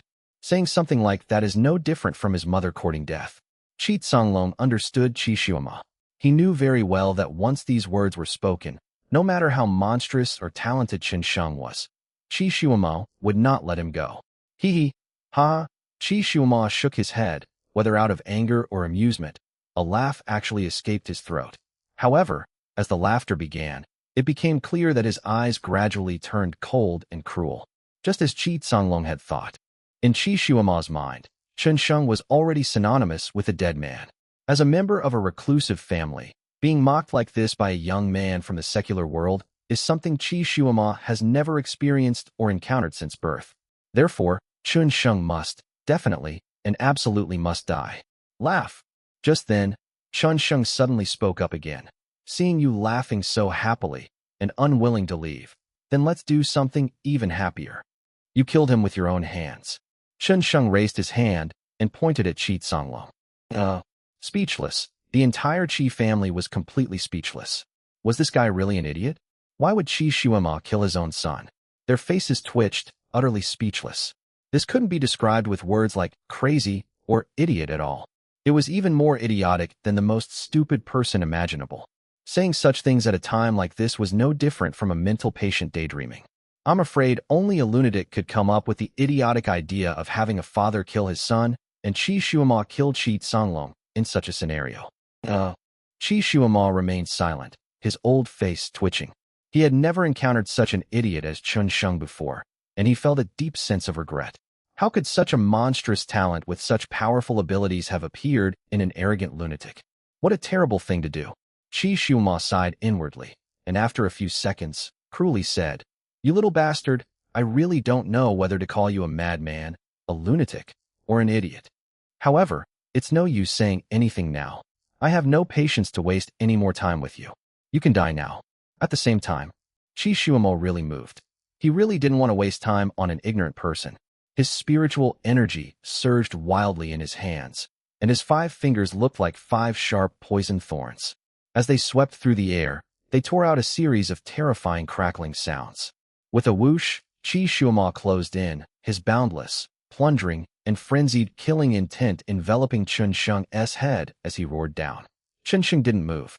They didn't even try to dodge. Faced with such a raging and violent attack, he simply opened his mouth and moved his lips. Yes, he just moved his lips slightly. But in that instant, Qi Shuima's surging 5 claws, so strangely, and without warning, stopped in mid-air, above Chen Sheng's head. It seemed to have encountered a major obstacle and suddenly stopped. They didn't touch a single hair on Chen Sheng's head. The boundless, surging, and ferocious killing move was completely subdued in that instant, completely concealed, leaving not a trace behind. Subsequently, that hand was also withdrawn. Qi Shuima stared at Chen Sheng as if he had seen some priceless treasure, his eyes gleaming with dazzling light. After a long while, he uttered 3 words heavily. "Are you sure?" Chen Sheng remained calm and coldly said, "Want to know? I'll tell you if you kill Qi Songlong." Qi Shuima was silent for a second, just a brief second. The next instant, his eyes, which were as old as could be, turned towards Qi Songlong with a vast killing intent.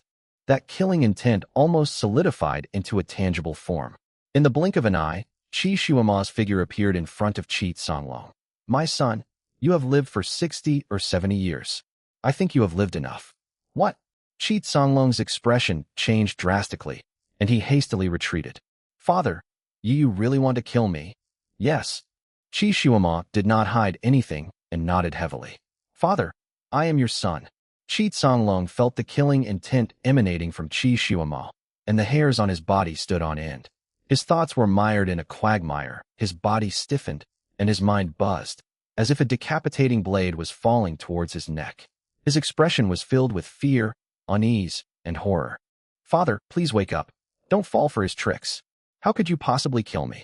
Qi Songlong didn't understand what possessed his father, but the palpable killing intent made him feel suffocated, his breathing heavy and uncomfortable. I'm perfectly lucid, Qi Songlong. You must die. Don't worry, I'll give you a quick death. Qi Shuama was in just as much pain, but he had no choice. He had a reason why he had to kill Qi Songlong. Father, Qi Songlong shouted, wanting to say something, but Qi Shuama didn't give him a chance to speak. He closed his eyes, and the palm that should have landed on Chun Sheng instead landed solidly on Qi Songlong's body. Boom! In an instant, half of Qi Songlong's shoulder collapsed, and he knelt down along with his body, sinking into the ground. His internal organs were all shattered. Qi Songlong dead. He knelt down and died in front of Qi Shuama. Even in his dying moments, his eyes held disbelief and extreme fear. Throughout his life, he had considered many, many ways to die. But she never imagined she would die at the hands of her own father. He was filled with resentment. However, it was of no use. He's dead after all. The entire Qi family, numbering 300 or 400 people, was completely dumbfounded by what they saw. Their heads were buzzing, and they simply couldn't believe what they were witnessing. What exactly happened? What happened? Has Qi Shuama gone mad? Has he gone insane? Why didn't he kill Qin Shang, but instead attacked his own son, the head of the Qi family? Everyone was extremely confused, and unresolved questions swept through their minds like a tornado. All right, Qi Songlong is dead. Now you can tell me. Qi Shuama's blood-stained hands trembled slightly. He was deeply distressed at having killed his own son. Chapter 266 Cannot. Even tigers don't eat their cubs, but Qi Shuama killed his own son with his own hands today, and he is in great turmoil. However, these hardships are only temporary. As long as what Mr. Chen said is true, Qi Songlong can die. Moreover, his death was worthwhile. He stared at Chun Shang, his heart pounding with nervousness, his breath completely locking onto the man as he waited for him to speak. Chun Shang deliberately waited a few breaths to make sure Qi Songlong was dead before speaking calmly. Of course I'm sure. Here, take this. Then, inexplicably, Chun Sheng took out a small bottle made of porcelain from his person and threw it to Qi Shuama. Drink it. Qi Shuama, suspicious, opened the small bottle, which contained a bluish-green liquid. Qi Shuama, aged and somewhat stooped, stared motionlessly at the bluish-green liquid in the bottle, lost in thought. What? Afraid it's poison? You, Qi Shuama, are afraid of death. Chun Sheng sneered twice, his eyes filled with contempt. This isn't poison. Qi Shuama possessed extensive medical knowledge. After a brief moment of contemplation, he determined that the liquid was not poison and poured it directly into his mouth. The next second, he sat cross-legged, circulating his internal energy to completely absorb the energy into his body, into every part of his limbs and bones. After a few breaths, Qi Shuama suddenly opened his eyes. His eyes flashed with shock, ecstasy, and excitement. He had never been so excited before. Then, under the watchful eyes of everyone, he suddenly stood up, ran to Chun Sheng, and knelt down with a thud. Young Master Chen, please save me. His kneeling. Once again, an incredibly eerie and terrifying silence fell over the spacious hall of the Qi family home. Qi Shuama actually knelt down before Chun Sheng. This is insane. They stared at the scene with ferocious expressions. The events that had happened one after another today had repeatedly crossed their bottom line, their understanding, and their values. How so? Am I dreaming? No one in the Qi family, including Qi Han and Qi Hong, could believe what they were seeing. Qi Shuama, that name meant demon, devil. How could a devil possibly kneel? Some people secretly pinched their thighs, trying to wake themselves up from this dream, but were horrified to find that it was not a dream, but real. Several descendants of the Qi family even fainted on the spot. What exactly happened? Just now, Chun Sheng's lips moved slightly. What exactly did he say? Scurvy, poisonous, cold-blooded. 6 words. Chun Sheng said these 6 simple words, which seemed inexplicable and unremarkable to others. However, these are the 6 words. To make Qi Shuama commit such insane and unbelievable acts as killing his own son and kneeling down. The outside world, and even the entire Qi family, only knew that Qi Ming was ruthless, insane, and ate human flesh and drank human blood. They called him a devil, and even gave him the nickname Blood Demon. But only he himself knows how painful it is to do this. Does human flesh taste good? Does human blood taste good? He's not a pervert. He is not a normal martial arts practitioner. How can something like cannibalism taste good? How can it be delicious? It's absolutely disgusting. For 20 years, he has not known what rice and vegetables taste like. just because 20 years ago, he's been poisoned. An extremely bizarre and deadly poison. That poison was rooted in his 8 extraordinary meridians, seeped into his bone marrow and blood, and was simply incurable.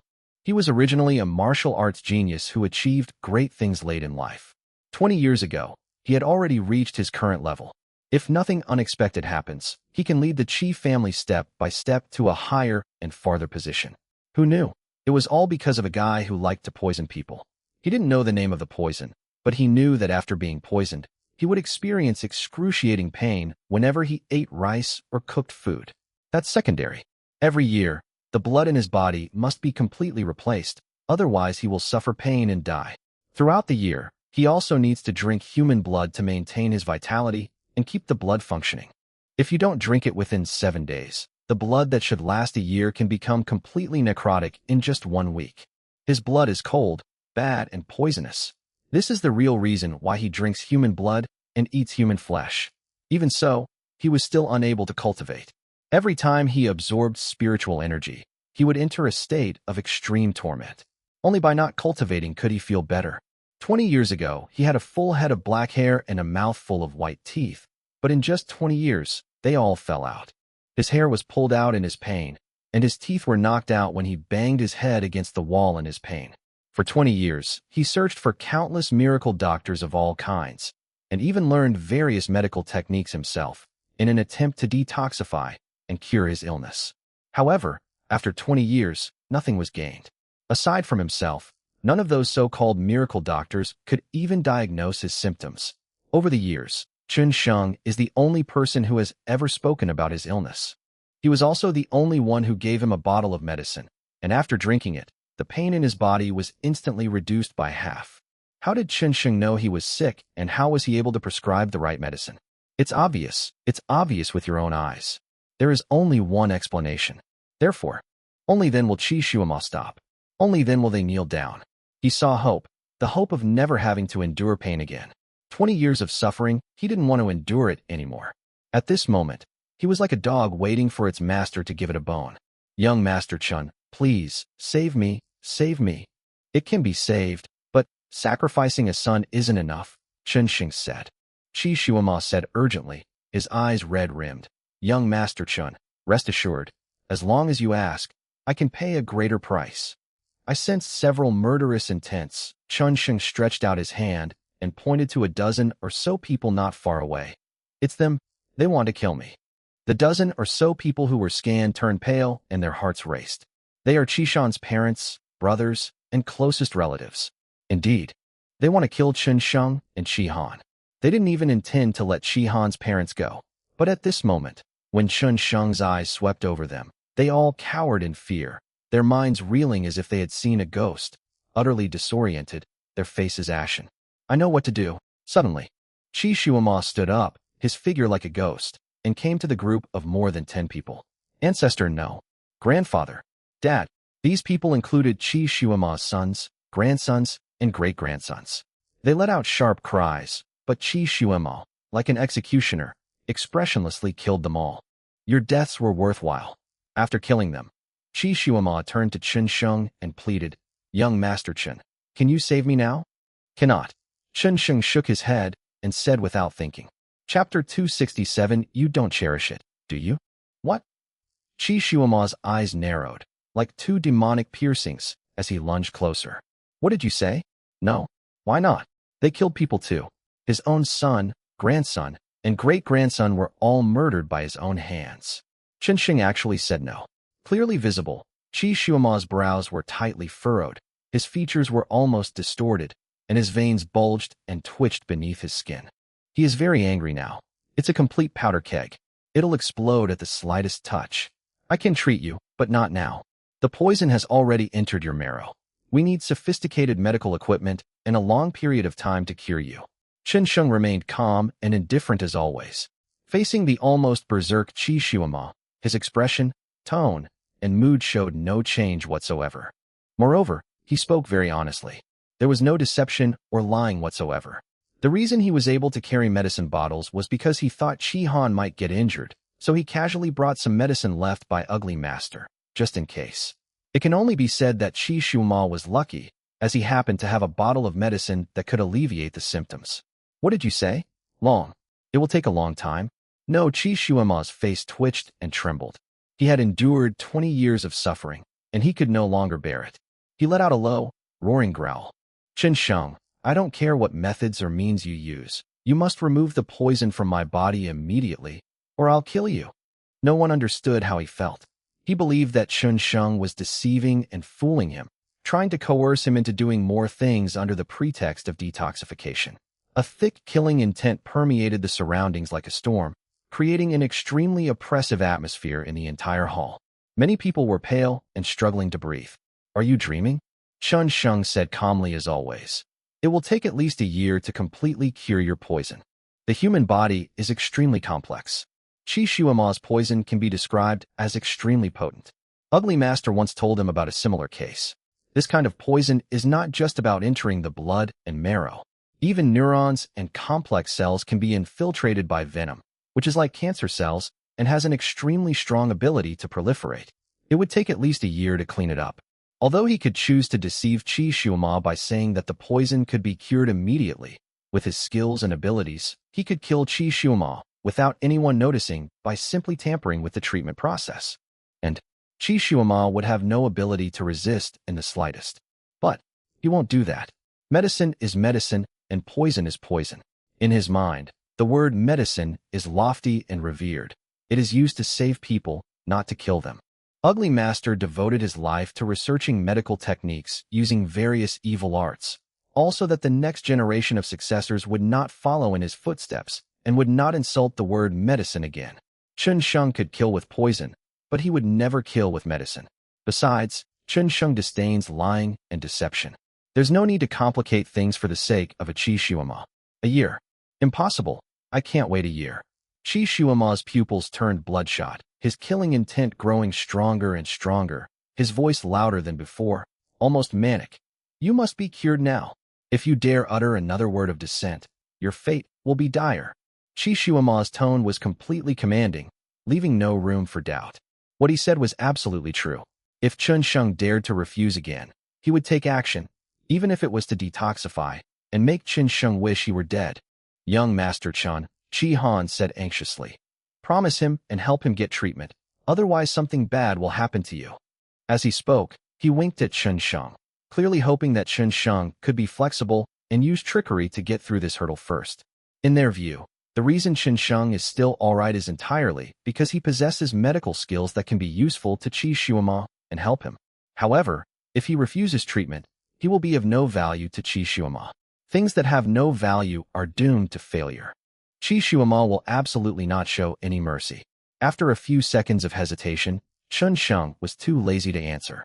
He simply shook his head, not wanting to say another word to someone like Qi Shuima, who was tormented to the point of madness and twisted by the deadly poison. Moreover, he has never liked to talk nonsense. Damn ant! Why did you force me? Qi Shuima roared, like a madman, his eyes bloodshot.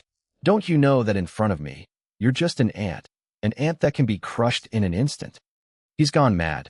Qi Shuima is almost insane. He kneels down, his features contorted and grotesque, grabbing the few remaining strands of white hair and tearing out dozens of them. He had finally seen a glimmer of hope, but Chen Sheng pressured him, toyed with him, and mocked him. Now he was like an angry mad dog, ready to jump up and bite at any moment. Young Master Chen, Qi Han reminded him again. While Qi Shuima hadn't made a move, there was still room for maneuver and a chance of survival. Qi Hong and Lin Lan were also very anxious. They didn't want anything to happen to Chen Sheng. However, at this moment, Chen Sheng suddenly spoke up. He stared at Qi Shuima and said in a cold voice, Old monster, you don't actually think I'm treating you because I'm afraid of you, do you? I'm not killing your sons and grandsons just because I want them to experience despair. Originally, seeing how obedient you were, I was going to help you detoxify. Chen Sheng paused, then said coldly and calmly, but what I dislike most is being ordered around or threatened. I will not treat your poison. Chen Sheng's expression remained unchanged, as did his tone. I want to see just how strong and powerful you are, and how you can crush this ant like me in an instant. As Chen Sheng finished speaking, the mad Qi Shui demon suddenly fell silent. He smiled. His smile was ferocious. Fine, you little bastard, very well. I gave you a choice, and you didn't cherish it, did you? The aged words spurted out of Qi Shuama's throat, one word at a time. I want to see if you'll still be so arrogant and conceited when you're trampled underfoot, facing life and death, and living a life worse than death. Qi Shuama appeared calm, but his heart had already gone completely insane. The moment the last word fell, he, who was kneeling, suddenly jumped up, his figure like a ghost, and approached Chun Sheng step by step. Qi Shuama was clearly very old, but at this moment, he was as agile as an old ape. With each step he took, the paving stones and stones under his feet would sink deeply. The next second, he was already standing in front of Chun Sheng, his eyes ferocious and cruel, bloodthirsty and violent. Chapter 268 Fatal Weakness. His 5 fingers curled into claws, and spiritual energy surged forth, resembling needles and thorns, vicious and ruthless, falling towards Chun Sheng with a howling wind. If you want to die, I'll grant your wish. These 8 words, like the roar of a lion and the howl of a tiger, were deafening, and like the thunder of spring, echoed throughout the hall, creating a series of reverberations. The sound was so deafening it seemed to kill people. The Qi family members' expressions changed drastically, and some instinctively covered their ears, their minds buzzing from the shock. But no one closed their eyes.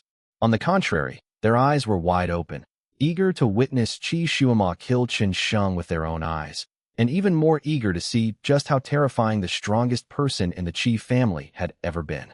The 5 fingers swept across the void, tearing the air apart. The immense force split the airflow, creating 5 distinct arcs in midair.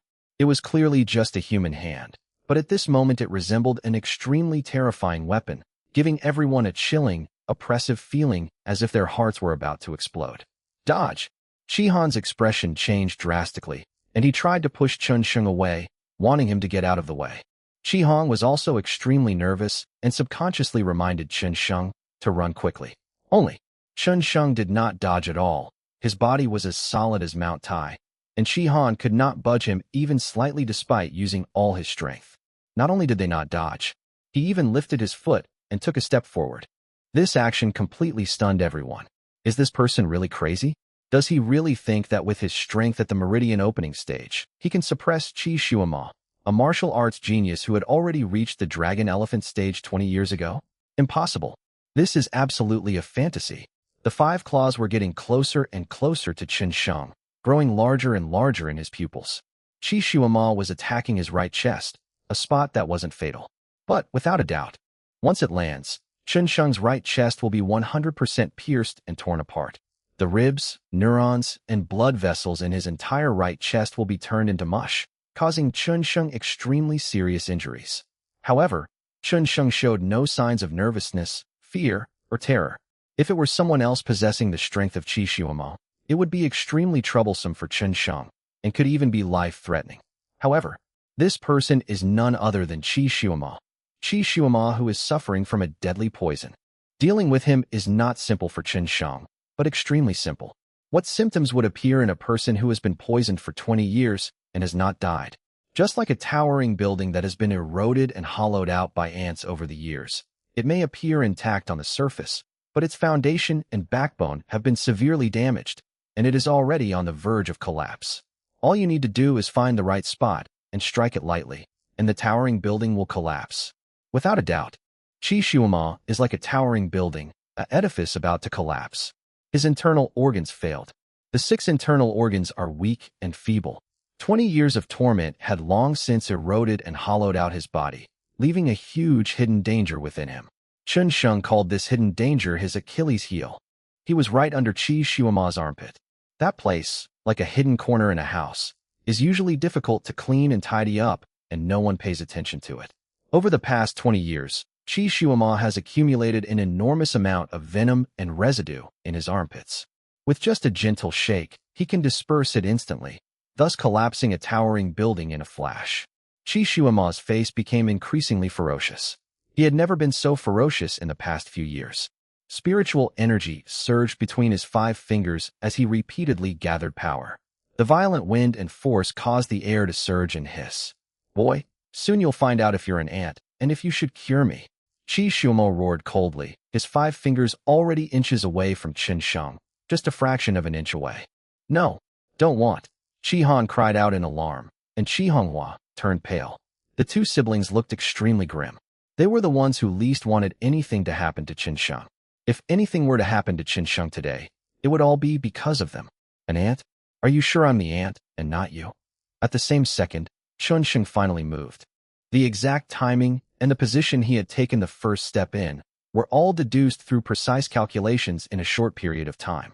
If he moves even a centimeter forward or backward, he won't be able to dodge Qi Shuama's 5 claws. If he strikes even a second earlier or later, he won't be able to hit Qi Shuama's vital points or weaknesses, and the opponent will react and defend. Even if someone else knew Qi Shuama's weaknesses, they might not be able to make such precise calculations under these circumstances. But Qin is different. For the past 13 years, out of 365 days a year, he spent at least 360 days on the battlefield, being baptized in life and death and bloodshed. Having lived on the edge of a knife for many years, as long as I am alive, even if I only have 1 second left, I will calculate everything, deduce everything, and seek a glimmer of hope. Even for powerful martial artists, it is extremely difficult to achieve this. Ants are just ants. They can't even fight back properly. They're so weak. Qi Shuama's sinister smile deepened. Qin's counterattack was too weak and feeble. He hadn't even displayed the strength of a peak Qi refining stage cultivator. Therefore, he believed that Qin's counterattack was a hasty, subconscious retaliation, which was completely inconsistent with his level of skill. Despair flashed in Chi-Han's eyes. Qin underestimated the dragon elephant stage experts, or rather, he underestimated Qi Shuama. With 20 years of dragon elephant stage experience, Qi Shuama was fully capable of killing people of higher levels. Qin, on the other hand, used his peak Qi condensation stage strength to fight against it. This is like comparing an ant to an elephant. They are simply incomparable. Many people in the Qi family sneered. Qin's life is over. They're still too young. They don't know what true power is. Some people made sarcastic remarks and mocked, saying that what kind of monstrous genius was he? Facing Qi Shuama, he would only face death. However, at the same time, a horrifying scene unfolded. Qin dodged Qi Shuama's attack from an uncanny angle, an angle no human could possibly achieve. At the same time, he formed a sword with one hand, channeling his inner energy into a white light that struck Qi Shuama's armpit. Immediately afterwards, Qi Shuama's ferocious expression and cruel, murderous eyes froze instantly, as if he had seen a ghost or been electrocuted.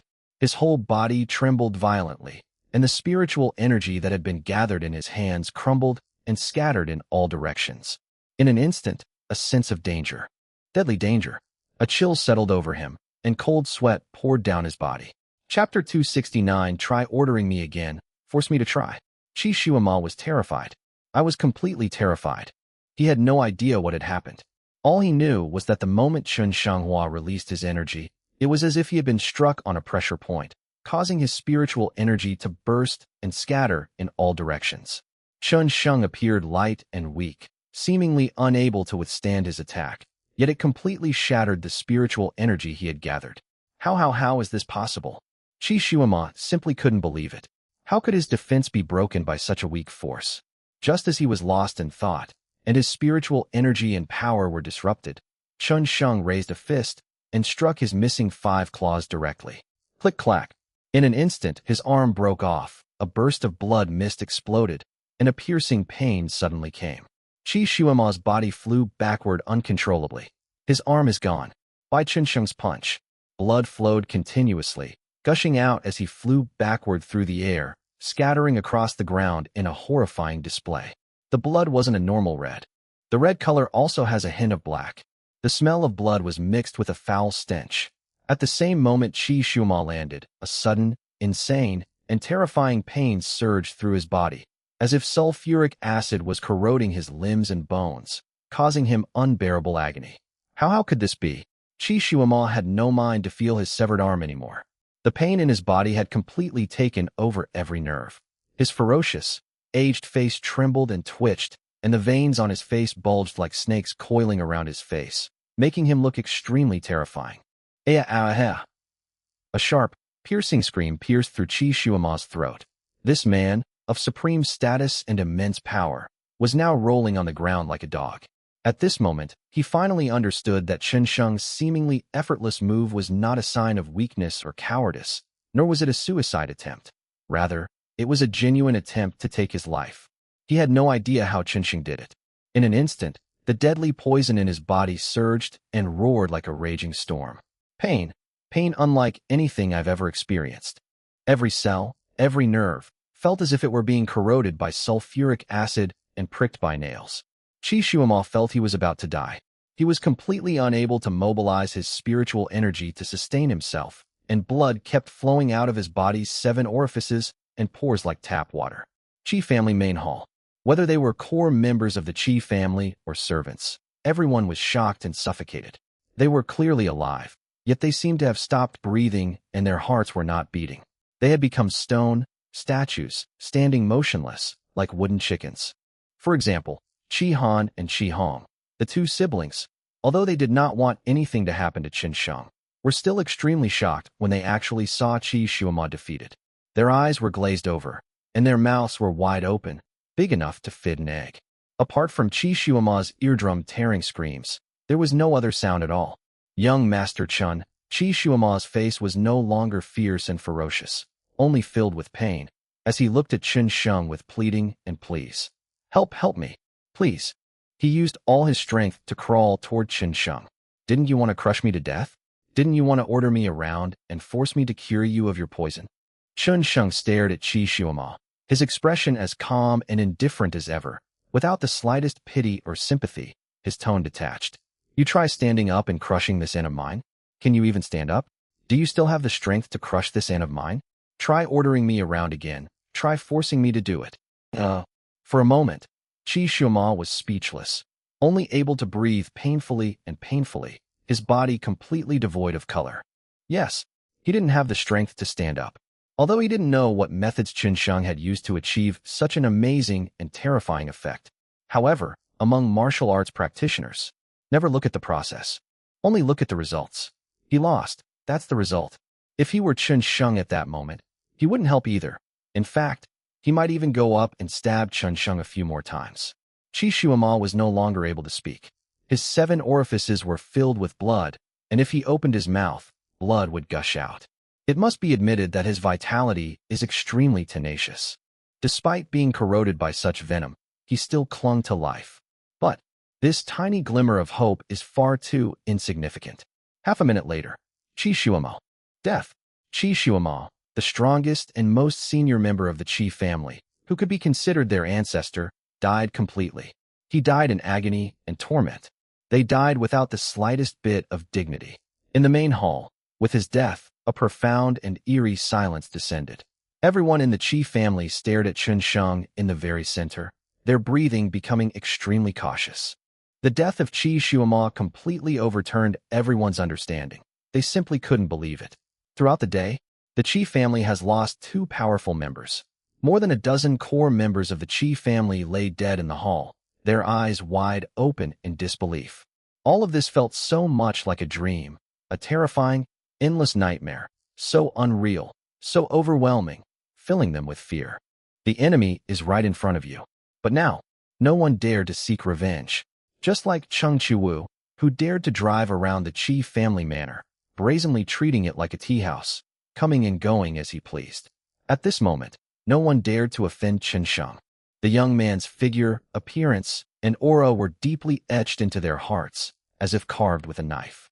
With each stroke, they trembled, leaving behind indelible memories. Their legs went weak, and all they wanted to do was kneel down and submit, hoping to save their lives. Chen Sheng ignored all of that and immediately went to Lin Lan and Qi Yushu. Lin Lan had already fainted before Qi Shuima died. She was also seriously injured. Chen Sheng took out a medicine bottle from his body and applied it to their wounds as if no one else was around. At the same time, he took out 2 pills and gave them to the 2 men. During that time, no one dared to say anything. Not a single person dared to leave. Chen Sheng didn't speak, so they could only stand there in the lobby, waiting in fear. Despite his injuries, Qi Han helped Chen Sheng treat his parents. Qi Hong also arrived. The 2 siblings were the only ones who dared to move. When they came to their senses, they also felt like they were dreaming, but for them, it was a good dream. Of course, more importantly, this is not a dream. It's true. From this day forward, the Qi family belongs to Qi Han. A few minutes later, Chun Sheng's cold words suddenly rang out in the hall, echoing and resounding in everyone's ears. Does anyone object? Chapter 270, Releasing the Tiger Back to the Mountain. The main hall of the Qi family was quiet. Chun Sheng's words swept through every corner like a tornado. From elderly people in their 60s and 70s to teenagers, not a single person dared to stand up and utter a single word of opposition. This is the world of martial arts practitioners, the law of the jungle, where the strong prey on the weak. As long as you are strong enough, one person can suppress an entire family. There's no logic to it. Chun Sheng knew very well that he had won, which was why these people dared not speak or utter a sound. But if he lost, the consequences would be extremely unpredictable. Qi Han's parents, and everyone he knew would most likely be captured and killed by the Qi family's experts. Of course, Chun Sheng wouldn't go so far as to kill them all. This is, after all, Qi Han's home.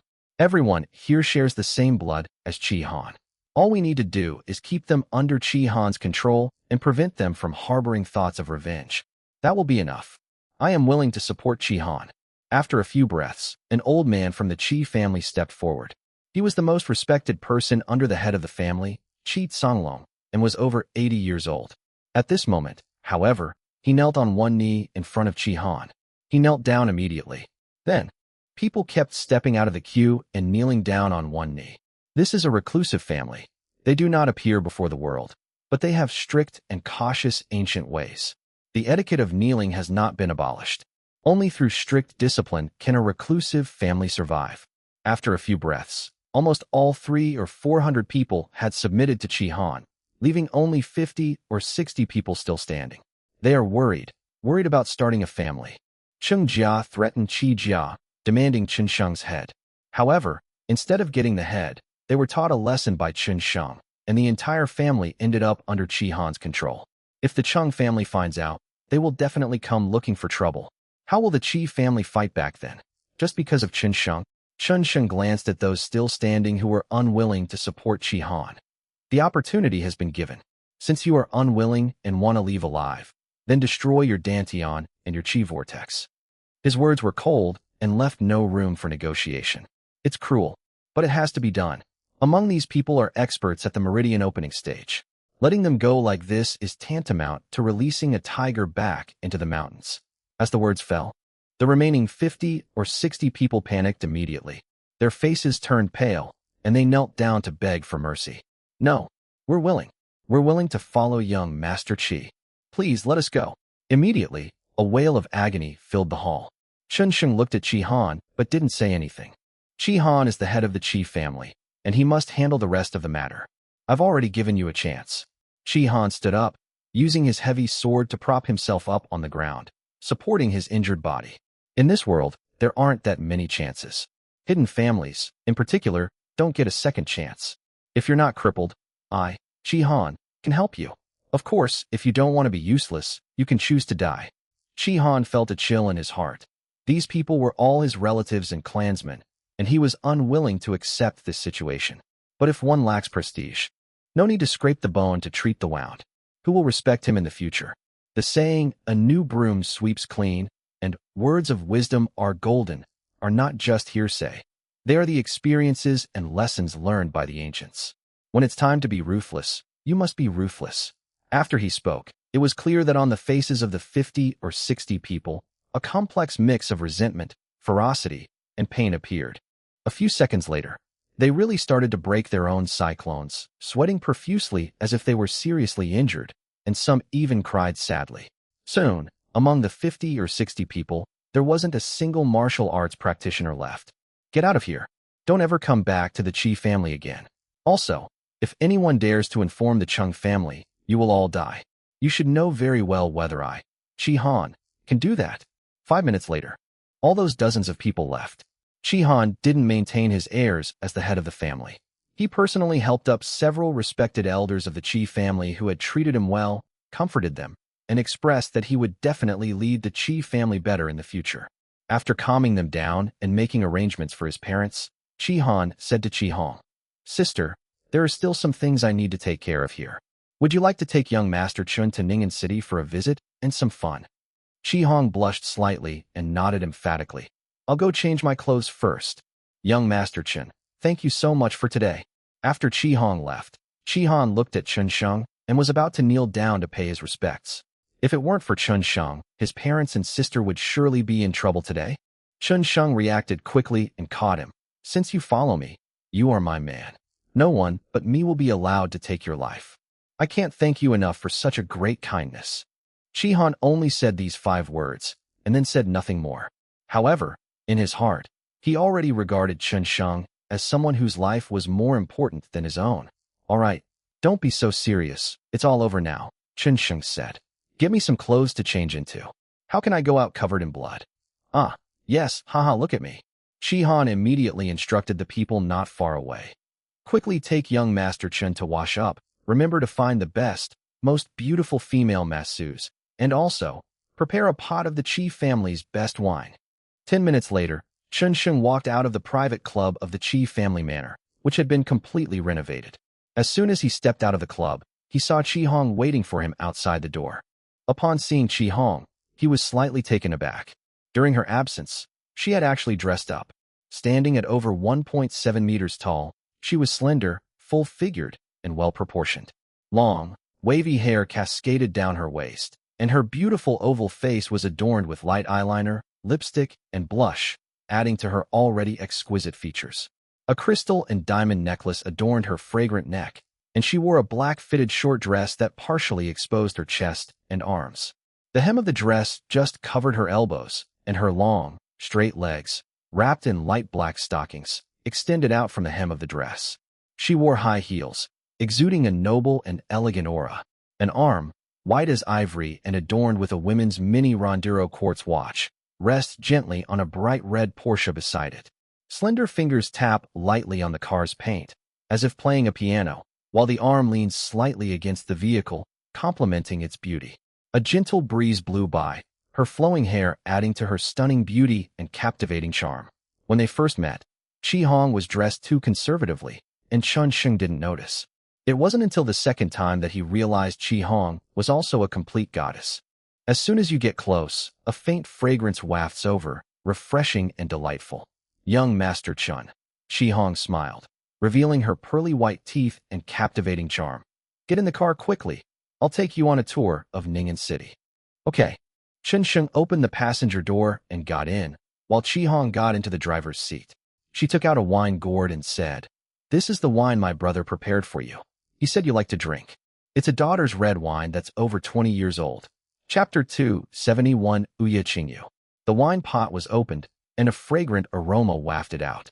Chen Sheng's eyes lit up, and he took a deep breath, his face filled with intoxication and fascination. Chen Sheng took a sip without waiting and exclaimed, "Good wine." "Of course not." Chi Hong blushed slightly. "This is the daughter's red wine that my father buried for me when I was born. It's been 23 years. Yes, it is indeed good wine." Chen Sheng took another sip, his face full of delight. With such a beautiful woman right next to him, he was only focused on drinking. Was she less important than a pot of wine? More importantly, the meaning of daughter's red is quite special. A jar of wine must be buried when a girl is born, and it can only be dug up on the day she gets married. Only then can it be called daughter's red. Now that Chi Han has dug it up and given it to Chen Sheng, the meaning and implication are already very clear. Doesn't he know what it means? Chi Hong felt a pang of disappointment. At least for now, Chen Sheng seemed like a man she could entrust her life to. Even now, the image of Chen Sheng domineering, mad, powerful, and handsome in the Chi family's main hall still lingered in her mind, impossible to shake off. In fact, Chen Sheng naturally knew the origin of daughter red wine, but he didn't think much about it at all. He was enjoying the fragrant wine as it went down his throat, his mind filled with pleasure. "Young Master Chen, let me take you for a drive first," Chi Hong said, then pressed a command, and the Porsche's roof immediately began to deform, turning into a convertible sports car a few seconds later. Then, Chi Hong drove smoothly to a scenic road with little traffic. This road was built specifically for racing. It's still early, so there's hardly anyone here. But every night, all the rich young men and playboys from Ning'an City come here to race, Chi Hong explained to Chen Sheng as she drove. The area is surrounded by beautiful mountains and clear waters. As night falls, rows of red lights flash, and there are few vehicles and pedestrians on the smooth road. After taking Chun Sheng a long way, as night deepened, Chi Hong finally brought Chun Sheng to the urban area of Ning'an City. The entire urban area was different from cities like Qingcheng and Jiangbei. Ning'an City did not have tall buildings. Almost all of them were low-rise buildings resembling palaces. The only tall building is Ning'an Tower, which has more than 30 floors and is over 200 meters high. Chi Hong led Chun Sheng to the top of the tower, where they stood and looked down over Ning'an City.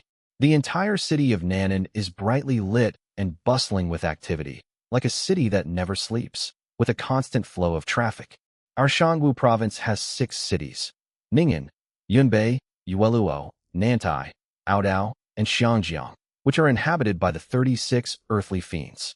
Ning'an is considered the most backward city.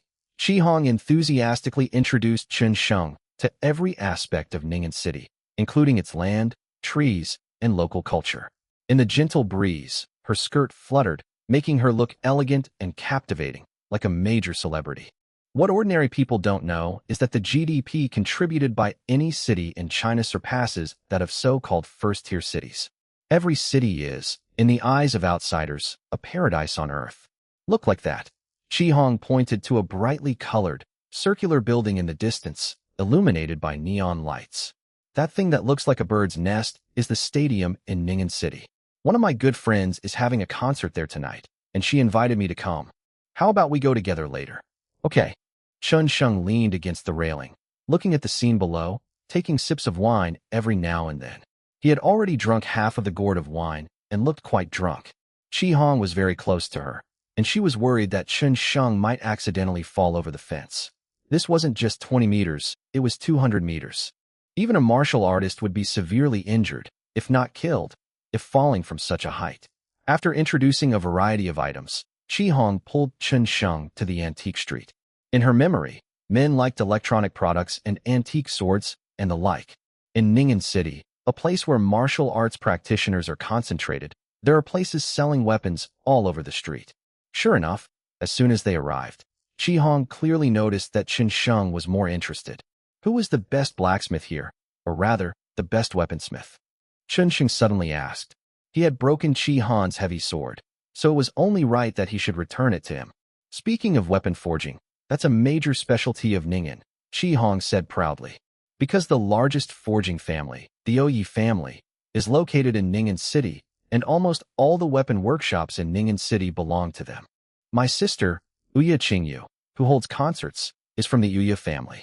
If young Master Chen wants good weapons, it is very necessary to get to know her. After all, the weapons sold outside are all very ordinary. Yeah. Chun Sheng looked around and, as expected, didn't find any good weapons. Most of them were even inferior to Chi Hong's own heavy sword, and not even as good as the sword Xie Fangjie had used before. Were these tripods also forged by their family? Chun Sheng asked Chi Hong, looking at the few tripods in the shop. That's right, Chi Hong said with a smile. But very few people buy them. After all, only a few alchemists can use a cauldron, and alchemists are rarer than pandas. Okay, it seems like it's necessary to get to know your best friend. Chun Sheng not only needs to forge a fine sword for Chi Hong, but also a good cauldron. Now that he can condense true fire, he only needs a good cauldron to refine even higher-grade pills. The ordinary cauldrons sold in the market and outside simply do not meet the requirements. To put it bluntly, if he unleashed his true fire, he could completely burn those ordinary cauldrons into liquid. 10 minutes later, Chi Hong led Chun Sheng to Ning'an City's only stadium. The stadium, which could hold tens of thousands of people, was already packed with people, and the sound system around them was constantly broadcasting instructions to maintain order. Is your sister very famous? Chun Sheng asked, puzzled, upon seeing this scene. Oh, Yi Qingyu, you don't know her? Chi Hong asked in surprise. I don't know them. Chun Shengli shook his head naturally. In the past 10 years or so, he had either been on the battlefield or in prison, and the only people he knew were soldiers, scientists, astronauts, researchers, and other professionals. He's never been particularly interested in celebrities. See that poster? Chi Hong showed the tickets and led Chun Sheng to the front row VIP seats, the closest to the stage, and focused her gaze on the poster in front of them. The poster features a stunningly beautiful woman with a cool and aloof demeanor, a graceful figure, and captivating curves. Her clear eyes are like autumn water, and she moves with breathtaking grace.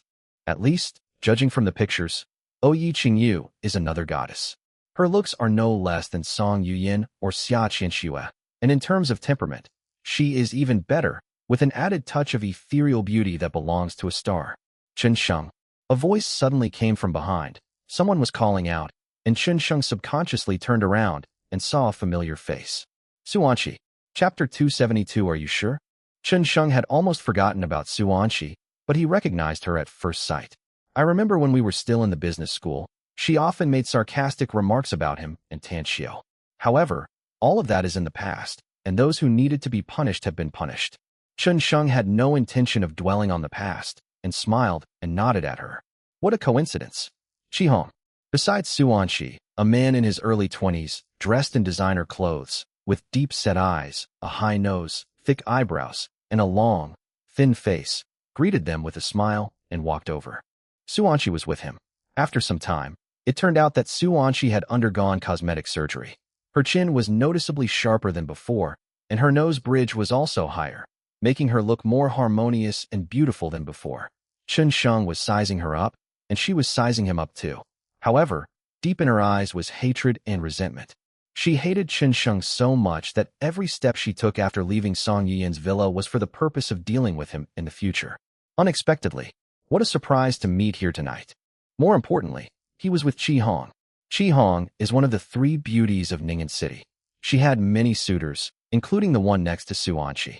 Every time Suanqi slept with him, she would make him wear Qihong's most frequently worn clothes. He was extremely fond of Qihong, obsessed with her, and always wanted to have sex with her. As far as she knew, Qihong rarely had men around her, but today, Chen Sheng was actually with her. Suanqi vaguely sensed that she finally had a chance to avenge herself. It was almost 2 or 3 months earlier than she had anticipated and planned. Yunlu, you're here to see Qingyu's concert too. Qihong smiled gently when she saw the man. Yunlu usually acted very gentlemanly in front of her, and the two were friends. Yes. Yunlu's eyes flashed with surprise. He had invited Qihong to his concerts many times, but she had always refused. He never expected her to come today, accompanied by a man. He couldn't help but ask, and this gentleman is? My name is Chen Sheng, and I'm the former classmate of this beautiful lady next to you. Chen Sheng introduced himself. My name is Yunlu. Yunlu said his name indifferently, then glanced at Chen Sheng from head to toe, feeling that he looked familiar, but couldn't remember who he was for a moment. But, seeing him and Qihong standing so close, their skin almost touching, Yunlu's expression was particularly unpleasant. Suanqi's former classmate. In other words, are they just ordinary grasshoppers in the mundane world? How can a scoundrel like him stand so close to Qihong? And Yunlu noticed that Qihong was dressed exceptionally beautifully and elegantly tonight, a stark contrast to her usual casual attire, making her look like a goddess. He was extremely unhappy. Qihong actually dressed up specially to accompany a worldly man to a concert, and even stood so close to him. Yunlu is jealous. I'm genuinely jealous. Chen Sheng, how did you and Qihong meet? Yunlu asked with curiosity and scrutiny. Chen Sheng was quite speechless. Did it really matter how he and Qihong met? Why bother about that? Besides, the way they met was rather complicated and difficult to explain. Therefore, I could only give a perfunctory answer. It was by chance. Yunlu, is this your girlfriend? At this moment, Qihong's lips moved slightly as she looked at Suanqi beside her. No, she's just a friend, a female friend. Yunlu smiled. He wasn't lying. He and Suanqi were indeed female friends. Where are you located? Qihong asked with a friendly smile. Anqi and I are sitting not far from each other, but Yunlu looked at Chen Sheng and said in an almost unquestionable tone, Chen Sheng, you and Anqi are old classmates. Why don't we switch seats and you two sit together and catch up? Chen Sheng was taken aback and glanced at Yunlu. Chen Sheng immediately understood what was going on by noticing the jealousy and anger deep in the other person's eyes. But Yunlu probably doesn't know that he and Suanqi don't have a good relationship, and there are even some grudges between them. Yes, Mr. Chen, we haven't seen each other for so long. Why don't we chat and catch up?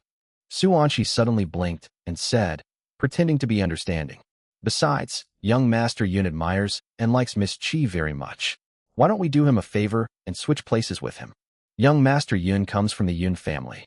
You may not have heard of him, but that doesn't matter. As long as you switch places with him, he will definitely not treat you unfairly. Su Anqi seemed to be speaking up for Yunlu. In fact, she was provoking Qin Sheng. She understood Qin Sheng. Although he was usually low-key, quiet, and unassuming, he was filled with confidence and arrogance at heart. He may not fight, snatch, or hide, but he absolutely will not allow anyone to take his things. Her words not only used Yunlu's status to pressure Qin Sheng, but also secretly advised him to respectfully send the woman away. Given Qin Sheng's temperament, how can we tolerate this? Yunlu, unaware of these ulterior motives, assumed Su Anqi was helping him. He gave Su Anqi an approving look, his face growing increasingly proud and arrogant, and added, "That's right, Mr. Chun. As long as you let me be with Qi Hong, you can ask for anything. Or, I can give you 1,000,000. Or, my Yun family's Yunlu can owe you a favor. By the way, you may not know the Yun family, but since you are Anqi's classmate, you should know the Xie family of Qinsheng, right?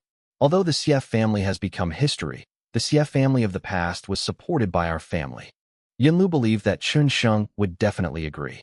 After all, in the secular world, 1,000,000 is an incredibly tempting number, capable of solving almost 80% of the problems in the secular world. He didn't believe that someone as young as Chun could resist the temptation of so much money. And he even revealed his identity and promised to do a favor. I suppose Mr. Chen wouldn't dare to disobey him. Qin Sheng smiled, naturally aware that Su Anqi had ill intentions. However, he wouldn't take Su Anqi's thoughts and schemes to heart at all, and he wouldn't deliberately change his mind because of her little tricks. The path of martial arts cultivation requires a clear and unobstructed mind. After a pause in his smile, Qin Sheng replied, "I'm sorry, I don't want to change this position." Then, he turned around and prepared to leave. Yin Lu frowned, deeply frowned. His gentlemanly expression from a moment ago turned somewhat gloomy in the next moment. Qin Sheng's answer surprised him greatly. At the same time, I'm extremely annoyed. He reached out and stopped Qin Sheng from leaving, asking in a threatening tone, "Are you sure?" To be continued tomorrow. Chapter 273, Playing in the Palm of Your Hand. Yunlu's tone was undisguisedly threatening. A hand was placed across Qin Sheng's body. Qin Sheng frowned. Before he could speak, Yunlu spoke again, asking with a coercive and arrogant tone, "Are you sure you don't want to catch up with Anqi and have a chat?" "Yunlu, what are you doing? Young Master Chun is my honored guest." Qi Hong clearly sensed that the atmosphere was off. Her face turned slightly cold, and she said unhappily, "He has already refused. What you are doing is very impolite." In the secular world, suddenly stopping someone might simply be considered an impolite act. However, in reclusive families, this practice is absolutely taboo. Such an action is equivalent to slapping someone in the face and is insulting. As a disciple of a reclusive family, Yunlu couldn't possibly be unaware of this. The only explanation is that Yunlu did not treat Qin Xingping and others properly, and Qi Hong could clearly sense this from his tone and expression. A distinguished guest. Yunlu faced Qi Hong gently. "Qi Hong, are you joking?" "Him? A distinguished guest. Yunlu, whether you believe it or not is your business. Please take your hand away." Qi Hong said coldly. She didn't expect that Yunlu, who was usually so elegant and gentle, would do this. Was he just pretending all along? Qi Hong secretly resolved to have less contact with Yunlu in the future. "No. Qi Hong, you know I like to get to the bottom of things." Yunlu turned his gaze to Qin Sheng. "Qin Sheng, please give me some face, but if you insist on not changing, please tell me your reasons." Up to now, location no longer matters. The important thing is being rejected. Being rejected by a worldly person is incredibly humiliating in front of Qi Hong and Su Anqi. Yunlu can't just give up like that. A reason? Qin Sheng's lips curled slightly. This was his position all along. Why did he need a reason to disagree with changing it? This cloud tower is truly domineering. I can tell you the reason. Qin Sheng spoke calmly and unhurriedly. "First, I don't want to sit with that bitch next to you, let alone reminisce with her, chat with her, or even see her. It makes me want to vomit. Secondly, your 1,000,000 is too little, and your favor is not worthy of my position. Third, the Xie family you mentioned, the Xie family that Qinsheng is now history, was wiped out by me, Qin Sheng." Yunlu was stunned. He was so stunned by the rebuttal that he stood there dumbfounded, completely motionless. Qin Sheng gave 3 reasons. Each one is more ruthless, more domineering, and more arrogant than the last. Calm words, like a giant hammer, struck Yunlu's mind. Yunlo's eyes and expression changed from displeasure to anger, to shock, then to an impending explosion, to sudden realization, and finally to fear and panic. The whole process took less than a minute. He finally understood why Chunsheng looked so familiar. He is the one who killed Xie Fangjie and single-handedly destroyed the Xie family. This incident, while not a major event for the Yun family, was still a slap in the face for them. The Yun family was extremely angry about Xie Fangjie's death. Almost the entire family knew about it. However, the Yun family has been dealing with other matters recently and has not sought revenge against Chunsheng. Unexpectedly, he actually came to Ning'an. Yunlu was originally very arrogant and confident. When Chunsheng gave his first and second reasons, he was so angry that he almost couldn't help but attack. However, as soon as the third reason was given, he immediately backed down. His arrogance, confidence, and anger vanished like a deflated balloon, replaced by shock and fear. Because he was no match for Chunsheng at all. Seeing Yunlu remain silent, looking shocked and terrified, Chunsheng asked with a smile, "Well, young Master Yun, I, Chunsheng, am giving you face. Do you still dare to accept it?" Silence, a deathly silence. Yunlu didn't know how to answer. Indeed, he really couldn't accept Chunsheng's face. It is no exaggeration to say that. With the former's strength, he could be killed with a single slap. How could he possibly accept such a loss of face? Young Master Yun, Su Anqi reminded Yunlu when she saw him in a daze. This is a good opportunity to get in touch with Qi Hong. Yunlu's lips twitched. A good opportunity? What the hell is this good thing? Is a woman more important or one's life? He had seen the video of Xie Fangjie's death. This Chunsheng was a complete madman who feared nothing. In this isolated and helpless situation, he dared not provoke him at all. He forcing out an awkward smile. "Mr. Chun, since you are Qi Hong's honored guest, it is only right that you keep Qi Hong company. I'll save that face for next time. The concert is about to start. You guys have fun. Anqi and I are going ahead." Yunlu cautiously and awkwardly withdrew his hand from Chunsheng's side, said goodbye, and slunk away with Su Anqi. "Young Master Yun, what's going on? Don't you like Qi Hong? Why did you let such a good opportunity slip by? What's so scary about that Chunsheng?" Su Anqi asked, puzzled and curious, but inwardly she felt utterly contemptuous of Yunlu. She could tell that Yunlu had chickened out. Absolutely chickened out. Otherwise, given his personality, he wouldn't have left like this. "You don't know anything." Yunlu was in a bad mood, and his face was also unpleasant. Su Anqi's question was like stepping on a landmine, and he exploded on the spot. "What do you mean by scary? I don't care about him. He's just a kid from the secular world. Do I need to do it myself to deal with him?" "All right," Su Anqi said eagerly. "All right, young Master Yun, let's continue watching the concert. That Yi Qing Yu is quite a beauty. Screw you, you can look all you want." Yunlu shoved Su Anqi aside and left. This matter couldn't be left like this. He had to go back immediately and report Chunsheng's arrival in Ning'an. "Chunsheng, don't be so smug, just you wait, damn it." Upon seeing the furious Yunlu, Su Anqi stood there, initially looking sad and regretful. But as soon as Yunlu left, a smug smile immediately appeared on her lips. In the end, she still managed to manipulate men.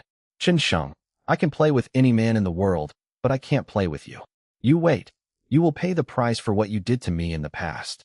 Not only you, but also Song Yuyan, Lin Yao, and those other bitches, none of them will get away with this."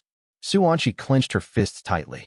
She was looking forward to the clash between the Yun family and Chunsheng, and she also looked forward to seeing the appearance of Chunsheng's corpse, his bulging chest rising and falling with his rapid breathing.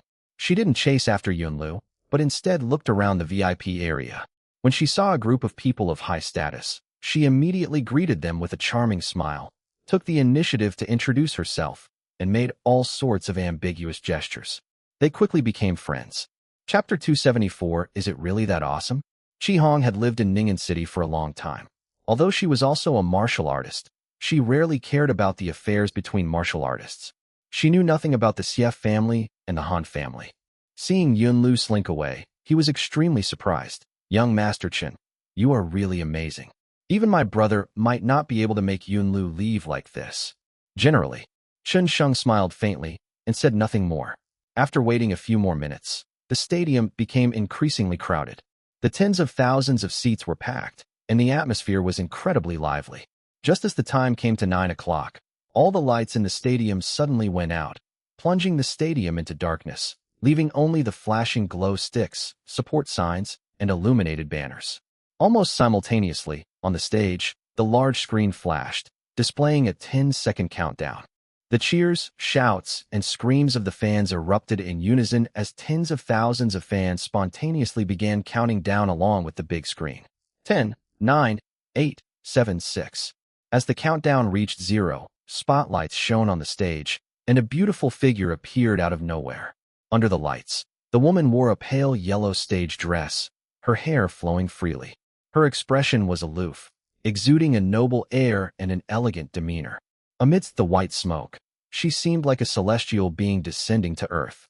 The moment she appeared, thousands cheered and screamed, one wave after another, like ocean waves, each higher and more passionate than the last. The cheers and screams were endless. Some people even screamed until they suffocated and fainted, and had to be carried out by fans and taken to an ambulance.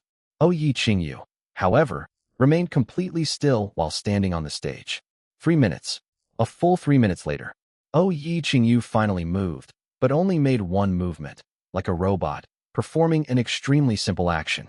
The cheers, which were about to fade, became passionate and high-spirited again at this moment. Is it that amazing? Chen Sheng was probably the only one in the room who remained seated and the most composed. Even Qi Hong next to him stood up and cheered along with the fans. After about 5 or 6 minutes, the cheers began to subside, and music finally started playing from the surrounding speakers. Yi Qingyu began to sing and dance. On stage, she is passionate and unrestrained. She clearly has the temperament of a fairy, but when she dances, she seems to become a different person, full of passion. Every movement and every expression drew cheers, and the first song sparked a massive sing-along, creating a stunning and amazing scene. This one concert alone is enough to show just how popular and hot Yi Qingyu is. How about it? Isn't my sister great? Qi Hong said proudly. There are very few people in all of China who don't know her.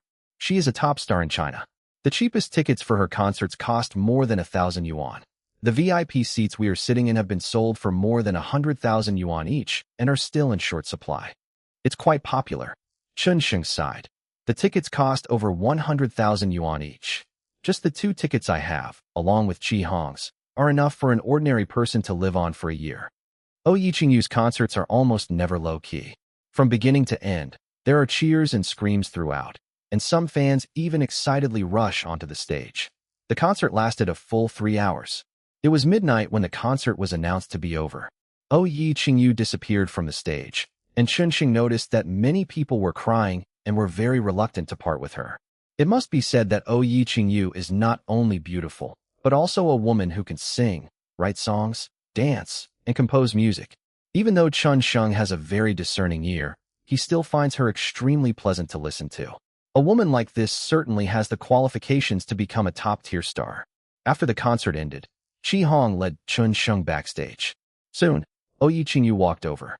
She had changed out of her stage dress and was now wearing a fitted light green gauze dress.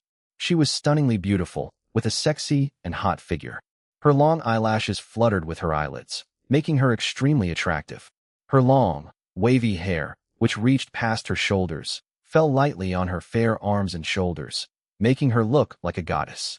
She was the most ethereal woman Chen Sheng had ever met, like a daffodil, fragrant and elegant, pure and flawless. In private, she was the complete opposite of her lively and fiery personality on stage. However, Chen Sheng didn't look at her for long. His gaze had already been drawn to the ornament around her neck. It was a small white sword, only about the size of a little finger. Besides singing, playing the piano can make Qingyu more open-minded. She's usually quite conservative, Qi Hong whispered to Chen Sheng. She's the granddaughter of the head of the Yuya family, and her family protects her very well. Although she's in the entertainment industry, she's one of the cleanest. Hong Hong. Yi Qingyu walked over from a distance, with a beautiful smile, and gave Qi Hong a big hug. Long time no see. Yes, Qi Hong said with a smile. You've been on your national tour for half a year now, and you've finally come back to your hometown to perform. Yes, I'm planning to stay for a few days after coming home this time. Yi Qingyu looked at Chen Sheng. Is this the friend you mentioned? Yes, his surname is Chun, his given name is Sheng, and his courtesy name is Chen Sheng. Qi Hong introduced Yi Qingyu to Chen Sheng. Young Master Chun, this is my good sister, Yi Qingyu. If you need to have a good weapon made, you can't go wrong by asking her. Hello. Yi Qingyu professionally shook hands with Chen Sheng, then sat down and asked the staff to bring 3 cups of coffee. Hello. Without any preamble, Chen Sheng got straight to the point. I would like to ask you to forge a sword and a cauldron for me. The material will be the same material as the necklace around your neck. Yeqing frowned slightly. Mr. Chun, with Hong Hong's connection, it's not a problem for me to forge a weapon for you, but there's almost no hope of finding the materials to forge my necklace. Why? Chi Hong asked. The necklace was a coming-of-age gift from my grandfather. It's made of celestial stone. The materials we have left can only forge a maximum of 3 swords. It's a family treasure, and we won't give it away easily. At this point, Yi Qingyu suddenly changed the subject. However, if Mr. Chun is willing to join the Yi family and serve the family, there may be an opportunity. Is there any other way? You can name your price. Weapons are not difficult for Chen Sheng to make. Among the inheritance he received was the ability to forge weapons using formations. What he was looking for wasn't actually someone who could forge weapons, but rather materials for forging excellent weapons or medicine cauldrons. The pendant on Yi Qingyu's necklace was made of the best material he had in mind, and it was already very close to being a spiritual weapon. If Chen Sheng were to personally craft it, he could even make it into a low-grade spiritual weapon. I'm sorry, Mr. Chun, the Tianfeng stone is priceless, and Qingyu cannot set a price.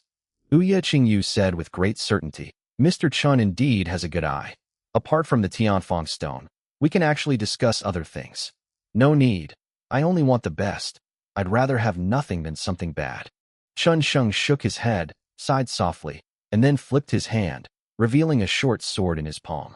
Qingyu, may I ask if you know the origin of the materials used to make this sword? Chapter 275. Want to try? The sword in Chen Sheng's hand is naturally the only high-grade spiritual weapon he possesses, and it is inextricably linked to his background. The Yi family has forged weapons over generations. Perhaps, possibly. What if we recognize them? Now that he was here, Chen Sheng naturally had to ask. The short sword gleamed with a ghostly light, its sharp flashes mingling with a mixture of spiritual and malevolent energy. As soon as it appeared, the temperature of the entire air dropped sharply. The gleaming blade seemed poised to slice through a fatal spot at any moment. Bite! Yi Qingyu was drinking coffee when she saw the short sword in Chen Sheng's hand, and her arm trembled suddenly. The coffee in her hand fell, wetting her long dress, and her beautiful eyes stared incredulously at the sword in Chen Sheng's hand. Her pure and elegant face was filled with surprise, astonishment, and shock. Dragon's roar. How did it end up in your hands? Almost subconsciously, Yi Qingyu uttered the name of the short sword, her tone fluctuating and her breath unsteady. At the same time, she reached out and couldn't help but take the short sword from Chen Sheng's hand. Chen Sheng's eyes narrowed, his arm flicked, and in an instant, the short sword was at Yi Qingyu's throat. He said coldly and calmly, "Only the dead touch my sword. Do you want to try?" Young Master Chun, Chi Hong, who was standing to the side, cried out in alarm, not understanding what had happened. "No, she's my friend. Please don't hurt her." Humph. Chen Sheng snorted coldly, sheathing his short sword and hiding it in his sleeve. Yi Qingyu was still in shock, and her face was pale. Just now, she really felt the killing intent. This guy named Chen Sheng really intended to kill her. She was very glad she hadn't encountered that sword. I'm also very fortunate that Chi Hong pleaded for me. Otherwise, she might really die. Where had Yi Qingyu ever experienced anything like this? In ordinary times, whether they are men from secular or reclusive families, they all treat her with utmost respect, try to please her, and do their best to impress her in order to gain her favor. Chen Sheng was definitely the first person to put a knife to her neck. In that brief moment, she didn't sense any pity or tenderness from Chen Sheng at all. It seems that the phrase, cherishing women and showing compassion, is completely out of place for him. This was the first time Yi Qingyu had encountered such a domineering man, and also the first time she had met a man who wasn't conquered by her beauty. She could clearly tell that Chen Sheng's coldness was not something he was deliberately putting on, nor was it something he was using to attract her attention. "Mr. Chen, I'm sorry, I was just too excited."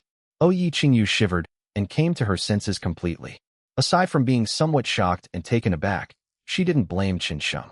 Among martial arts practitioners, It is indeed extremely impolite to touch someone else's weapon. Can I see it one more time? Oya Kinjiu's eyelashes fluttered, her eyes sparkling as she looked at Chun Sheng pleadingly. If it were an ordinary man, he definitely wouldn't be able to resist her alluring, pitiful eyes.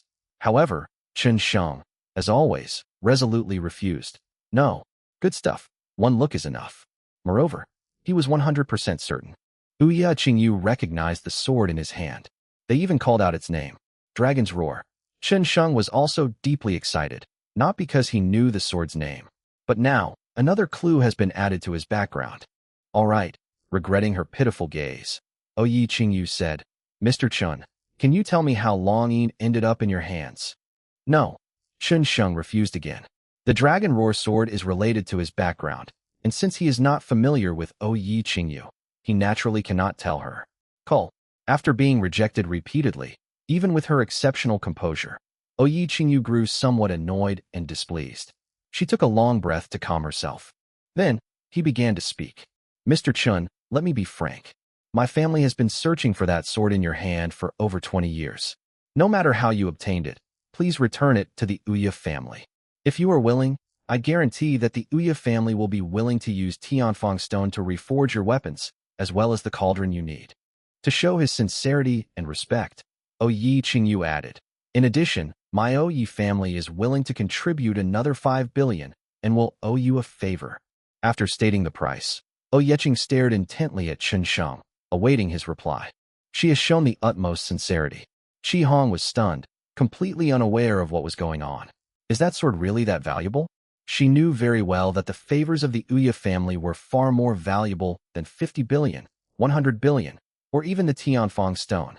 Despite the fact that the Ouya family ranks last among the 36 earthly fiends, they are still powerful. However, because they possessed superb and unparalleled sword-making skills and helped various families forge weapons, their network of relationships was extremely powerful.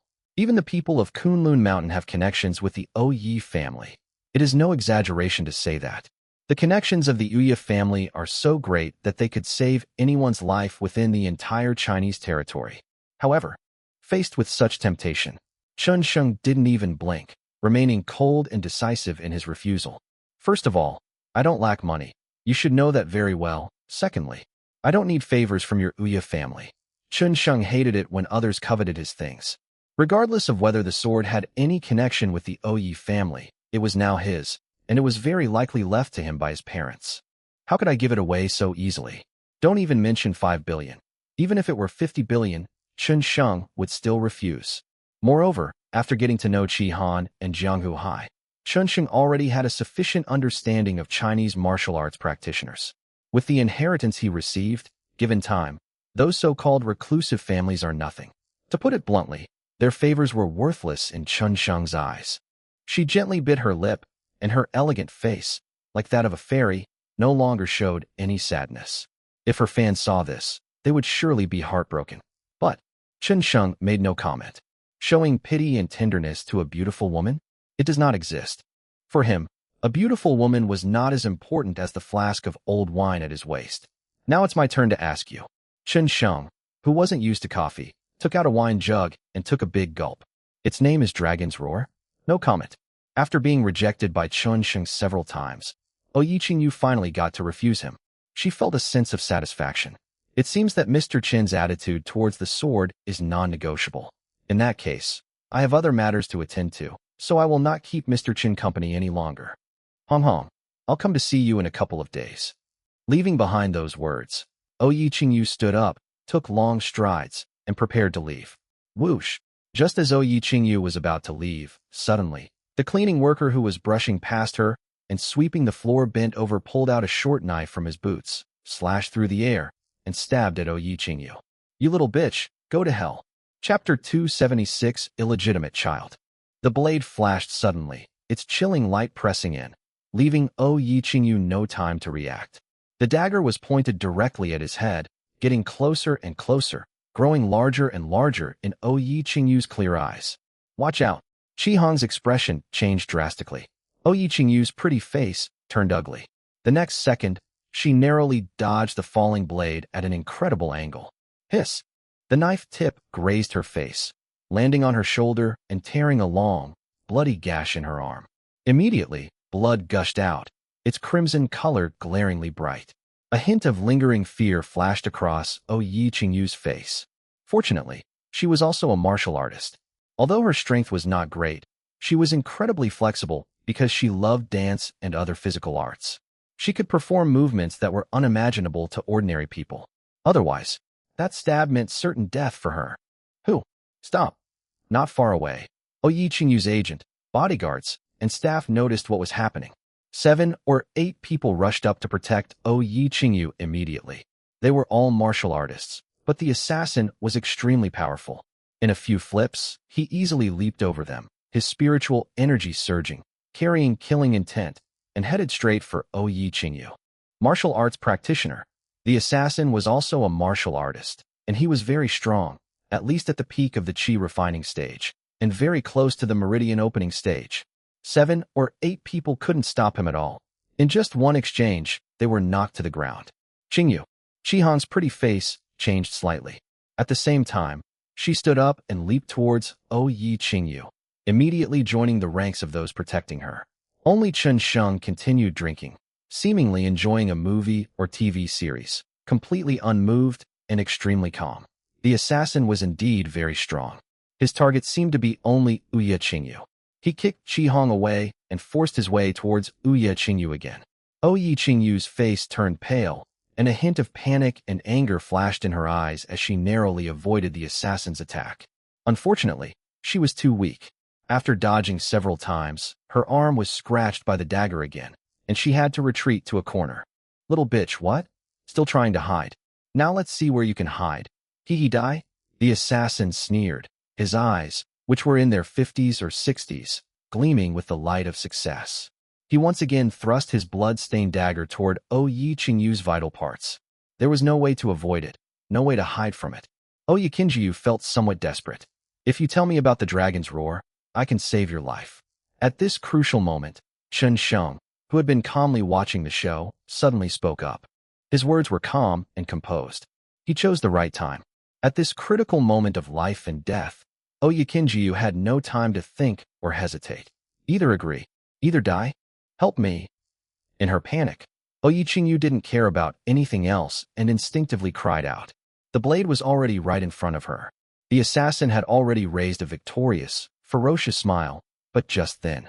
Clatter. Abruptly, a coffee cup struck the top of his head.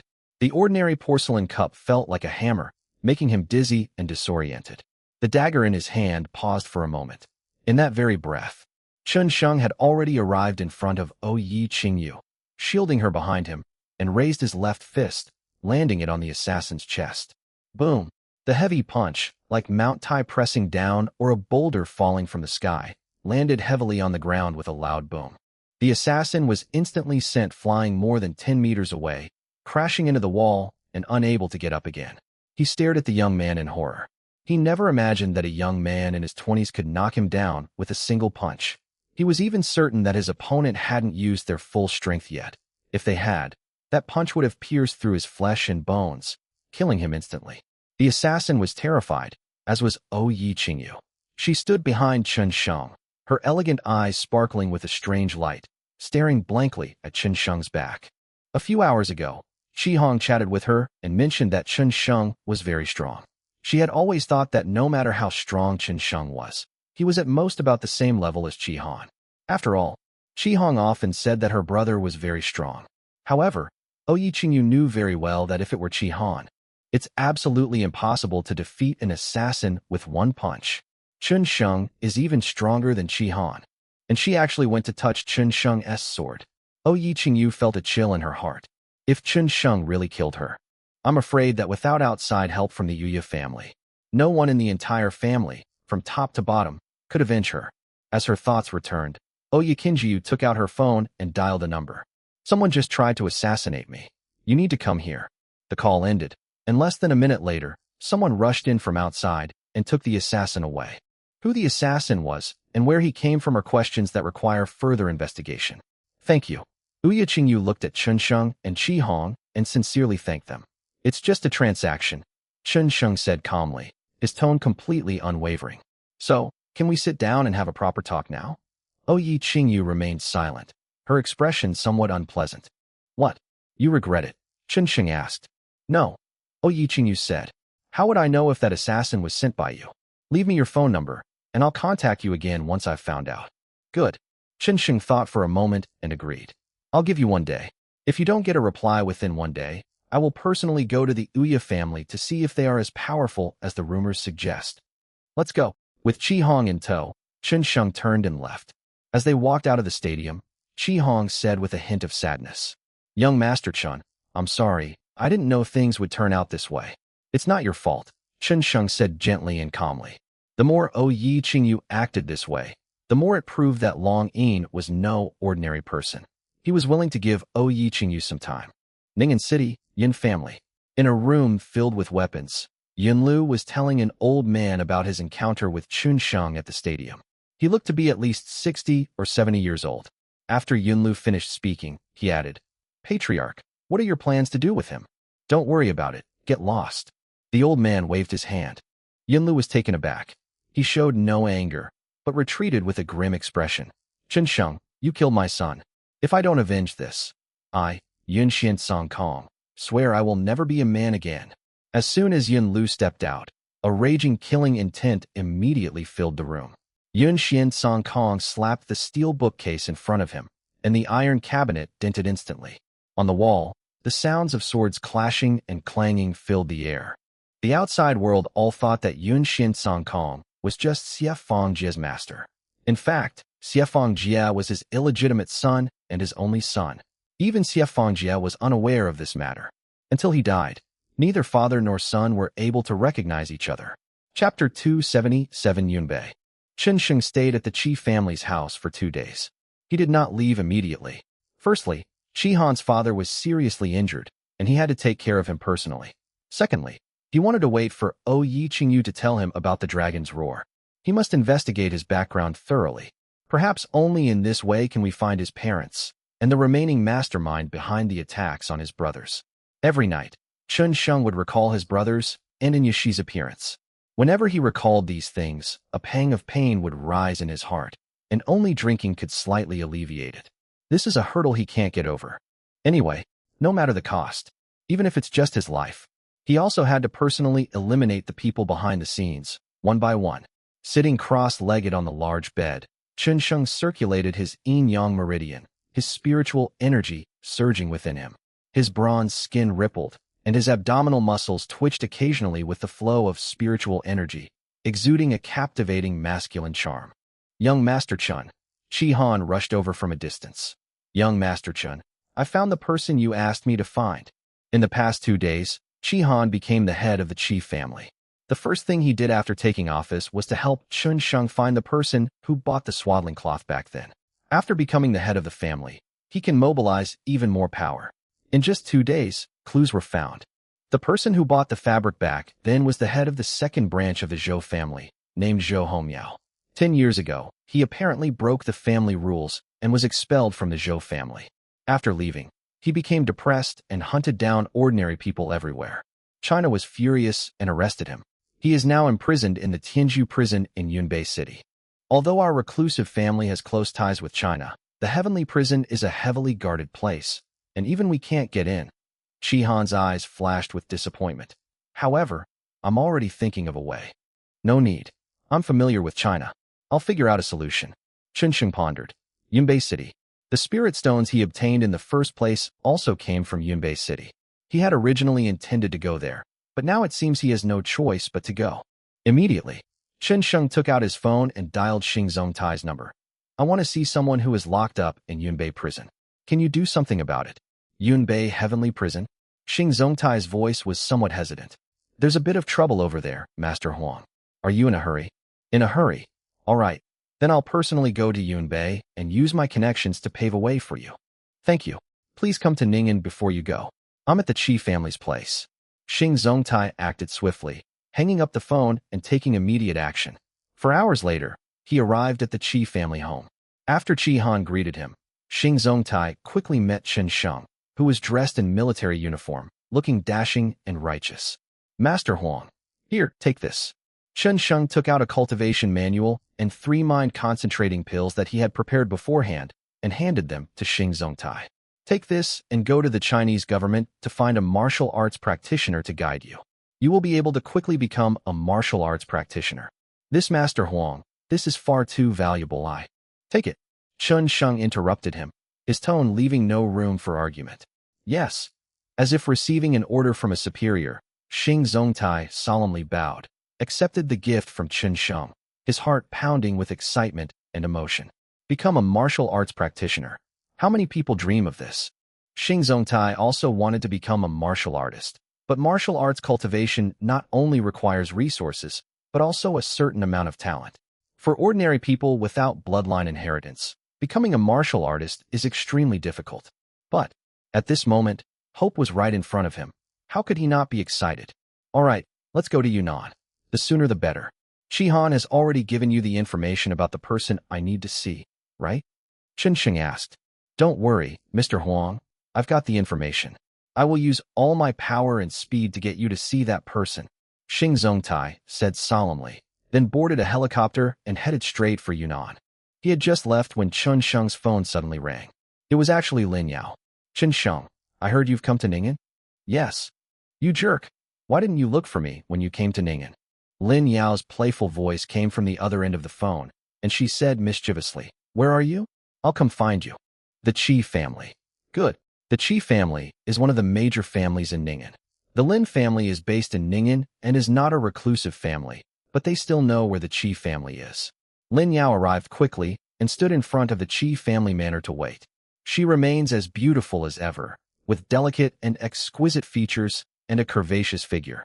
Wherever she goes, her tall stature and perfect S-curve are always so hot, stunning, and eye-catching, like a beautiful landscape, winding and undulating, breathtakingly beautiful. Lin Yao was not ranked among the 3 beauties of Ning'an. However, her looks were by no means inferior. The reason she wasn't excluded is entirely because she's been living away from home for the past few years. Ning'an. Ning'an has always been a place for martial arts practitioners.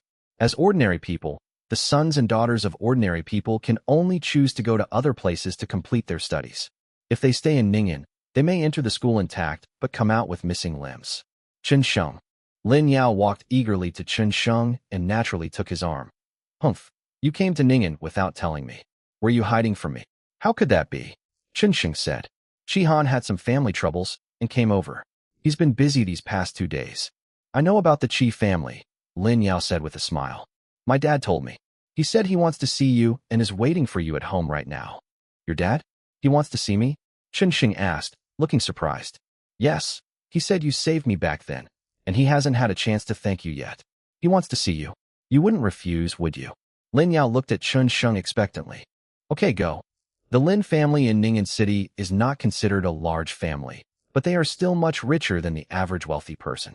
They run many businesses and shopping malls, and their property is a detached riverside villa located outside the 3rd ring road of Ning'an. The villa covers an area of 2,000 to 3,000 square meters. Its spacious area and luxurious decorations everywhere are enough to show the Lin family's wealth. Miss, led by the driver, Chun Sheng and Lin Yao arrived at the manor. The manor gate opened, and the security guards on both sides respectfully opened the car doors for them. After getting out of the car, Chun Sheng frowned slightly. Yao, do you know these 2 security guards? Yes, I know them. They've been living in my house for over 2 years. Lin Yao asked curiously, What's wrong? It's nothing. I just feel that it's a bit quiet around me. Chun Sheng glanced at the villa that stood not far away, like a castle. In fact, it's not just quiet. He could still faintly sense a trace of killing intent permeating the air. The killing intent was faint and weak, yet it was undeniably present. Let's go in and take a look. Chen Sheng became wary and walked towards the villa with Lin Yao. This chapter was written yesterday, but it hasn't been approved yet, which is why only 1 chapter was updated yesterday. So, including this chapter, there will be 5 chapters updated today, with 4 more to come. Chapter 278, Unapproachable. The residences of the wealthy are always so luxurious and extravagant, with marble floors and expensive greenery planted around the villas in a special pattern. The villas, decorated in yellow and red, are surrounded by expensive greenery, artificial hills, and streams, like stars surrounding the moon.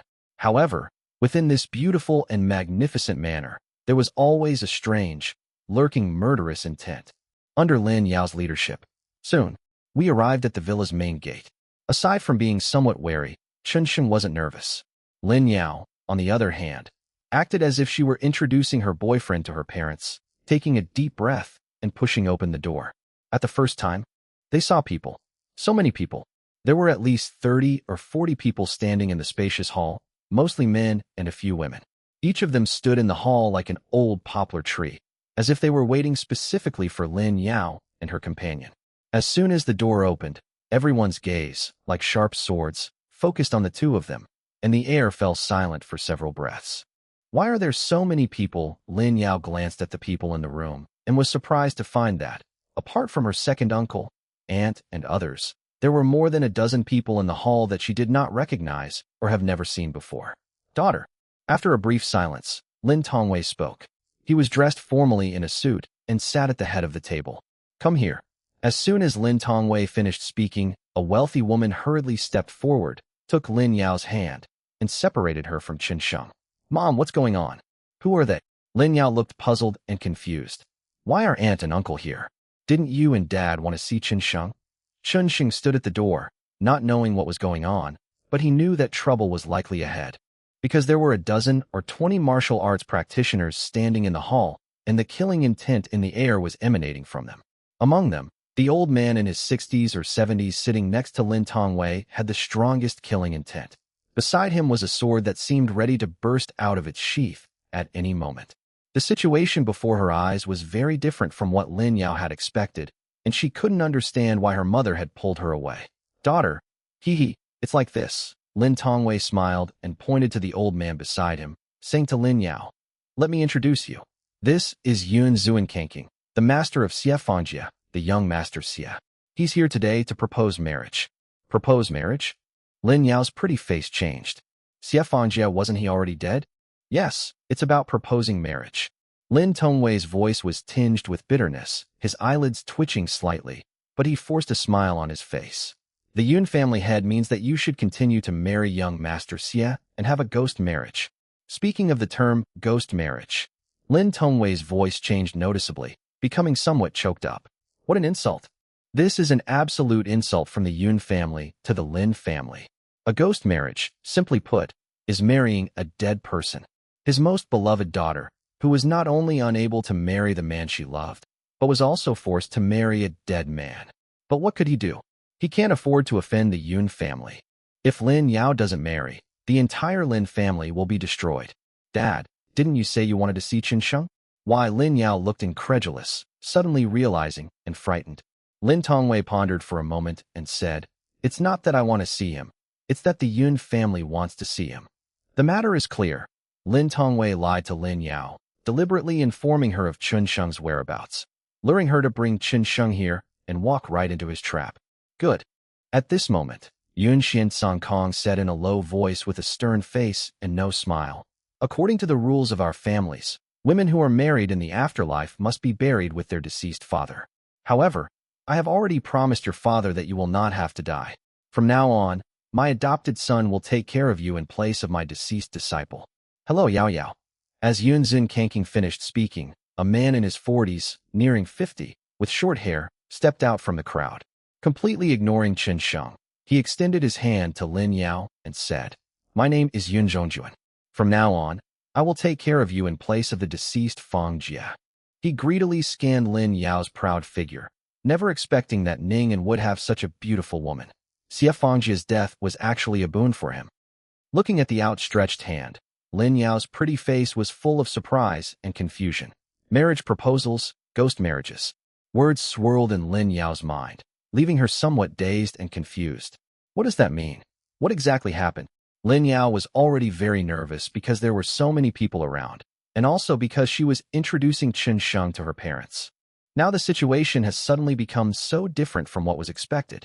It's a ghost marriage again, and someone who's almost as old as her father is saying he wants to take care of her. Lin Yao subconsciously shook her head, took 2 steps back, and returned to Chunsheng's side, at a loss. It's okay, don't be afraid. At that moment, a magnetic and reassuring voice rang out. Chunsheng said calmly, I'm here. No one can force you to do something you don't want to do. Then, he took a step forward, grasped the hand that Yun Zhongjuan extended, and said to Yun Zhongjuan, I'm sorry, Yao Yao doesn't like strangers. Also, not just anyone can call you Yao Yao. Is that so? Yun Zhongjuan, of course, recognized Qin Sheng. Seeing the other party offer himself up, he sneered, completely uninhibited and brazen. Do you know why Yao Yao was able to avoid being buried alive with someone in a ghost marriage? Because the person who was buried alive with her is you. You killed your godfather's most beloved disciple. Your godfather not only wants you to die, but also wants you to watch Lin Yao, the woman you protect, or rather, the woman you love, marry a dead man. After a pause, Yin Zhongjuan continued, not only will she marry a dead man, but I, the living one, will also take care of her. You know how I will take care of her, of course. Before you die, I will have you watch over me and take good care of such a great beauty. And you can only watch. What can you do against the Yun family, against me, Yin Zhongjuan? Kneel down, kid. Yun Zhongjuan was extremely ferocious, and his words, spoken without any attempt to conceal them, reached everyone's ears. At the same time, he suddenly increased the force in his hand, and thousands of pounds of power surged out. A smug and arrogant smile appeared on his lips as he prepared to wait for Qin Sheng to feel the pain and kneel down. However, not long after, he was horrified to discover that the raging power had absolutely no effect on Qin Sheng, who remained completely calm and composed. You talk too much nonsense. The next second, just as Yin Zhongjuan was wondering, suddenly, Qin Sheng spoke calmly. Subsequently, a strange and terrifying power surged forth in an instant. Click! A strange sound was heard, and it was clearly visible that Yun Zhongjuan's hand was severed. Chapter 279. You think you can beat this bunch of trash? Yes, Yun Zhongjuan's hand was forcibly and violently torn off his arm by Qin Sheng. Like a raw lotus root being forcibly broken in half, with blood vessels, veins, and bones still attached, it was forcibly torn off. It was horrifying, covered in blood. You think you can kill me? Or rather, you bunch of trash? Qin Sheng's eyes were calm and deep as an abyss. He threw his arm on the ground as if discarding trash. Yun Zhongjuan stared blankly, horrified, at the severed hand, first in shock, then trembling, shaking, and filled with fear. "Ah!" In an instant, a blood-curdling scream, like a pig being slaughtered, rang out, and Yun Zhongjuan finally felt the pain. A tearing, excruciating pain reached his senses. He crouched down, rolling on the ground, blood splattering everywhere, glaring, dazzling, and bloody. Everything happened in the blink of an eye. Everyone in the hall was dumbfounded, bewildered, and astonished. No one expected that. Qin Sheng was incredibly reckless, striking without warning. Lin Tongwei sat stiffly in the main seat, feeling extremely uncomfortable, his face tense and unsightly. The hall fell silent. In a short time, no one reacted at all. They stared blankly at the severed hand, their faces filled with horror and shock. Whoosh! A moment later, Yun Xian Song Kong suddenly stood up. "Qin Sheng, how dare you be so insolent in front of me? Yun Xian Song Kong. I've gone too far, so what?" Qin Sheng was fearless, his expression neither humble nor arrogant, his composure reaching its peak. As his words rang out, silence fell over the hall once again. Yun Zuonkang's face was ashen, like that of a dead man, his expression tense and veins throbbing. All around him, a dozen pairs of eyes, like thorns, were fixed on Qin Sheng, staring at him with murderous intent. Today, Yun Xian Song Kong has brought many people to avenge his illegitimate son. Each one of them is a powerful member of the family. For example, his adopted son, Yun Zhongjuan, was over 40 years old and in the early stage of the meridian opening stage.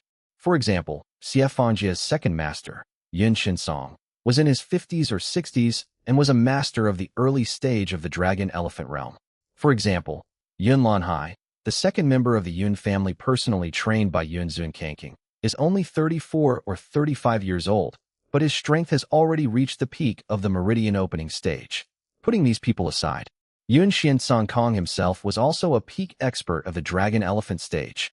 These dozen or so people almost represent the top strength of the Yun family, the 30th most powerful hidden family among the 36 earthly fiends in Ning'an City.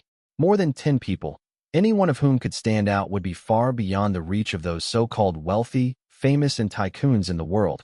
a height that they could never reach in their lifetime. And Chun Sheng, who is nothing more than a flea or a grasshopper in this world, dares to be so arrogant, calling them trash? Still so arrogant and cocky. Are you courting death? Lin Tongwei's eyelids twitched, and he sighed inwardly. Lin Yao's mother, Yao Yihan, had a slight change in her pretty face. Although she and Lin Tongwei were wealthy men, they had never done anything to wrong anyone over the years and had always been known for their kindness. Besides, Chun Sheng was once their daughter's savior. They really didn't want Chun Sheng to die like this. But Buddy really had no choice. Compared to the reclusive families, their ordinary families were nothing, let alone the Yun family, which ranked 30th among the reclusive families. Kill him, Godfather, help me kill him. Yun Zhongjuan clutched his bleeding hand, still immersed in pain, his voice hoarse, his eyes blazing with fury. Zhongjuan, why would we need the patriarch to deal with such a bastard? Yun Lanhai, the #1 young member of the Yun family, stepped forward. If he cuts off one of your hands, I will cut off both of his arms. Good, Yun Xin Sankong said. I look forward to your performance. Then, Yun Lanhai looked at Chun Sheng as if he were staring at an ant. Kid, you're very arrogant. You're so young, yet you're so cocky. I want to ask, who gave you the courage to provoke the Yun family? Your mother gave it to you, Chun Sheng sneered. Court death. Yun Lanhai was furious. How dare a mere mortal dare to speak to him like that? Brush. Without saying a word, Yun Lanhai made a sudden move, slashing down at Chun Sheng with a palm. The spiritual energy surged wildly beneath his palm, like a knife, moving with incredible speed, like a white lightning bolt falling. A strong wind howled. A tiger descended the mountain, the sound deafening. Pang Bo's power and pressure terrified even some ordinary members of the Lin family, causing them to shiver involuntarily. That palm strike didn't lock onto Chun Sheng's arms. It was aimed directly at his head. He wanted to take Chun Sheng's life directly. Chun Sheng narrowed his eyes, and the next second, he moved. His body was strange, leaving behind many afterimages. A fist arrived after the attack and slammed into Yun Lanhai's head. Bang! On the spot. Yun Lanhai flew backwards, crashed to the ground. The world spun around him, and blood flowed from his 7 orifices. Blue ocean. Immediately, someone rushed out to check on Yun Lanhai's condition. Their faces were cold and shocked, and the hand holding Yun Lanhai trembled slightly. Dead. What? Everyone in the room was shocked. Blue clouds and blue sea. He was killed in one hit. Is this guy from the mortal world really that strong?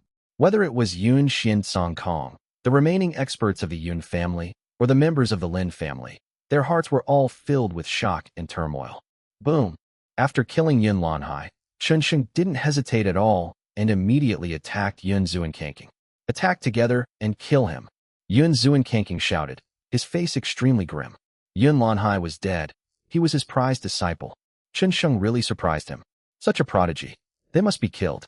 Otherwise, the consequences will be dire. At the same time, a dozen or so members of the Yun family attacked together. The oldest of them were in their 60s or 70s, and the youngest were in their 40s or 50s. They were some of the top experts in the Yun family. The strongest were at the early stage of the dragon-elephant realm, and the weakest were at the peak of the chi refining stage. A dozen or so of them together were more terrifying than a dozen heavy trucks. They surrounded Chun Sheng from all directions, from above, below, left, right, and all sides, their weapons drawn. No one held back. They used all their strength. The Yun family has already given enough. Yun Lanhai and Yun Zhongjuan, one dead and the other seriously injured, they did not want any more accidents to happen. Boom, boom, boom, boom.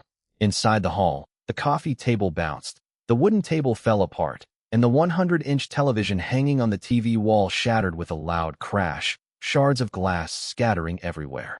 The Lin family members standing there were also unable to control themselves and took 2 or 3 steps back, their faces pale.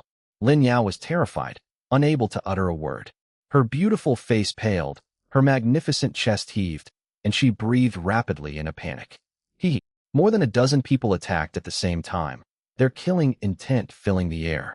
Chun Sheng picked up the wine pot, took a big gulp, spun around, and a dragon roared from his sleeve, flashing with a cold light, drawing a dazzling arc. Chapter 280 Ding Dong Dong. Jingle bells. All that could be seen was a burst of sparks, swirling around Chun Sheng, the sparks flashing and falling, dazzling and bright, illuminating the hall in a crimson glow, reflected in everyone's eyes. In Chun Sheng's hands, the dragon's roar was like a dragon, roaring and swaying, dominating everything in its path, with nothing able to stop it. At the same time, the weapons of more than a dozen people were all cleanly cut in half. Whether it was a sword or a knife, none of them were intact after being slashed by the dragon's roar. At the same time, a surge of sword energy, as powerful as a mountain collapsing and a tsunami crashing down on their throats. Brush, brush, brush. Red lines suddenly appeared, slicing their throats. The next instant, blood gushed out, and the 12 men instinctively clutched their throats. Before they could even figure out what was happening, they were already dead. Not a single drop of blood stained Chun Sheng's dragon roar. It's too fast. Auras swirled, malevolent energy raged, and eerie light flickered. Surrounding Chun Sheng were Xie Fanjie's second master, Yun Shinsong, who was at the early stage of the Dragon Elephant realm, and 2 experts at the peak of the Meridian opening stage. They had escaped a fatal blow and were filled with fear. A magical artifact. Upon seeing the dragon's roar in Chun Sheng's hand, Yun Shinsong, who was sitting in a high position, was stunned. It was definitely a spiritual weapon, and not just any ordinary low-level spiritual weapon. It was even sharper and more ferocious than the low-grade spiritual weapon in his hand. All right, kid, your magical artifact is mine. Buzz. Beside Yun Zuankanking, a sword over 3 feet long was drawn from its sheath. He gripped the hilt and wielded it with fluid grace, slicing through the air. Immediately, sword energy surged forth, sweeping through the air, and the arms of 2 or 3 Lin family members who were nearby were severed instantly. Quick! Yun Shinsong was incredibly fast. He and his sword were almost impossible to catch a glimpse of. That sword strike propelled boundless waves, carrying billowing heat. A peak expert of the Dragon Elephant stage. It was truly terrifying. He was more than 10 times stronger than Yun Shinsong at the early stage of the Dragon Elephant realm. When he slashed with his sword, even they had to retreat far away. Sword energy radiated in all directions, causing the space to ripple. A fierce and terrifying force rolled down. Boy, you're lucky. Before you die, you managed to get me, Yun Shinsong, to wield my sword. Even in death, you have reason to be proud. In the blink of an eye, Yun Shinsong had arrived in front of Chun Sheng.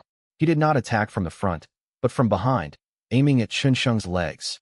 He did not attack Chun Sheng's vital areas. This was intentional. He wanted Chun to die, but not so easily. He wanted him to die in agony, in unbearable pain. Only in this way can his son's spirit in heaven be comforted. In that instant, Chun Sheng felt as if life and death were imminent. For the first time, he felt such immense pressure. His heart trembled, and without thinking, he moved swiftly, trying to distance himself from the other party. Hiding? It's useless. Yin Xuansong sneered. His strength far surpassed Chun Sheng's. Whether it was speed or power, Chun Sheng was simply no match for him. Dragon and Elephant stage. 1,000 tons of force. One punch can knock down a villa. One sword strike can cleave mountains in 2. Yun Shinsong was very confident that his sword strike would cripple Chun Sheng forever, forcing him to kneel in excruciating pain. Really, no matter how fast Chun Sheng was, he was still far behind him. In less than a second, the sword was almost within reach of Chun Sheng. However, at this very moment, suddenly, Chun Sheng's figure vanished from thin air in a strange and eerie way. Boom! Almost simultaneously, Yun Zuankanking's sword pierced through the wall, directly penetrating the villa's wall. Click! A crack spread rapidly, and the villa trembled. Where is he? Yun Shinsong drew his longsword, filled with doubt. What exactly happened? Where is Chun Sheng? Where did you go? Old man, I'm here. Just as he was wondering, not far behind him, Chun Sheng's figure emerged from thin air, with a tiny bit of cold sweat on his body. At the same time, there was also someone dressed in red. The woman in red was deathly pale, her body trembling, and she looked extremely weak. Just now, it was the woman in red who saved Chun Sheng. She used her concealment technique to move Chun Sheng away with great difficulty. Although she saved Chun Sheng, she had almost exhausted all her spiritual energy and could no longer hide herself. So she had to reveal herself. As Chun Sheng stepped forward, he brandished the dragon's roar in his right hand, unleashing a wild and fierce attack towards Yun Shinsong. An ant dares to contend with God? It's courting death. Yun Kanking drew his sword, and instantly, the villa swayed precariously, with sand and stones tumbling down. He then brought his sword down on Chun Sheng once more. Clang! The next second, the dragon's roar collided with his long sword, like two meteorites colliding, the sound waves rippling and spreading outwards. Lin Tongwei, Yao Yihan, Lin Yao, and several ordinary members of the Lin family had their eardrums ruptured by the shock, and they were terrified. At that moment, all the furniture in the hall cracked simultaneously. Chun Sheng's right hand went numb, and with a crack, his bone broke and deformed. He was forced into a distorted position by the sword strike, a position that no ordinary person could achieve. Boom! His feet seemed to bear an immense, surging force. His legs sank into the ground below his knees. His trousers tore open, and his skin was torn open, with blood flowing freely. Yun Song Kong's power was immense. Even with Chun Sheng's current strength, he still struggled to withstand all of Yun Song Kong's power. He felt as if his entire skeleton was about to fall apart. And the vast sky and clouds.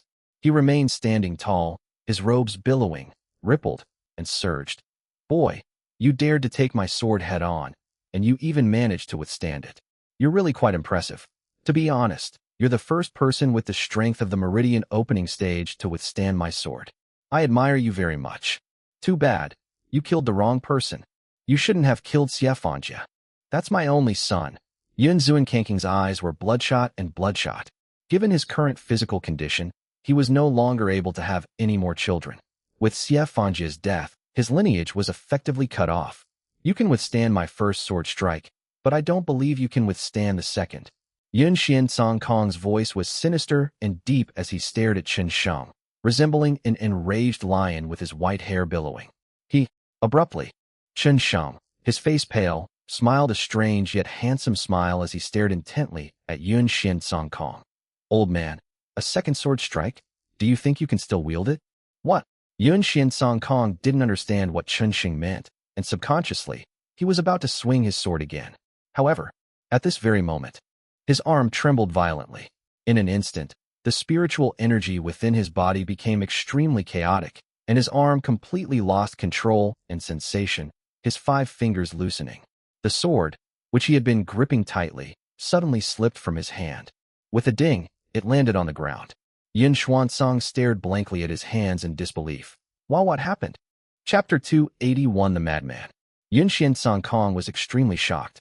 After being freed from the sword, his hands regained feeling, but at this moment, his hands were a terrifying blood-black color. He was horrified to discover that he couldn't muster any spiritual energy in his body at all. As soon as he tried to use his spiritual energy, his arm would go numb and he would lose control of it. Patriarch, your face. Yun Song's face turned pale with horror as he stared at Yun Kanking's face. His face, like his hands, turned the same color, a blood-black, even more grotesque than a dead man. At the same time, Yun Song Kong felt a tightness in his chest and coughed up a mouthful of black blood. Poison, I've been poisoned. Yun Kanking had lived for 60 or 70 years. Looking at the blood on the ground, he finally understood what had happened. But he had no idea when Chun Sheng had poisoned him. Click-clack, Chun Sheng's leg was pulled out of the ground. His right hand was broken and deformed, and he held the dragon's roar sword in his left hand. He stared at Yun Song Kong and said, Old man, didn't you want to draw your sword again? Try drawing it again. Chun Sheng walked step by step toward the vast sky. Yun Xuansong was terrified, retreating continuously, his eyes filled with fear. For the first time, he felt death was so close to him. He was puzzled, confused, and horrified. Staring at Chun Sheng, she was terrified. He never expected Chun Sheng to poison him.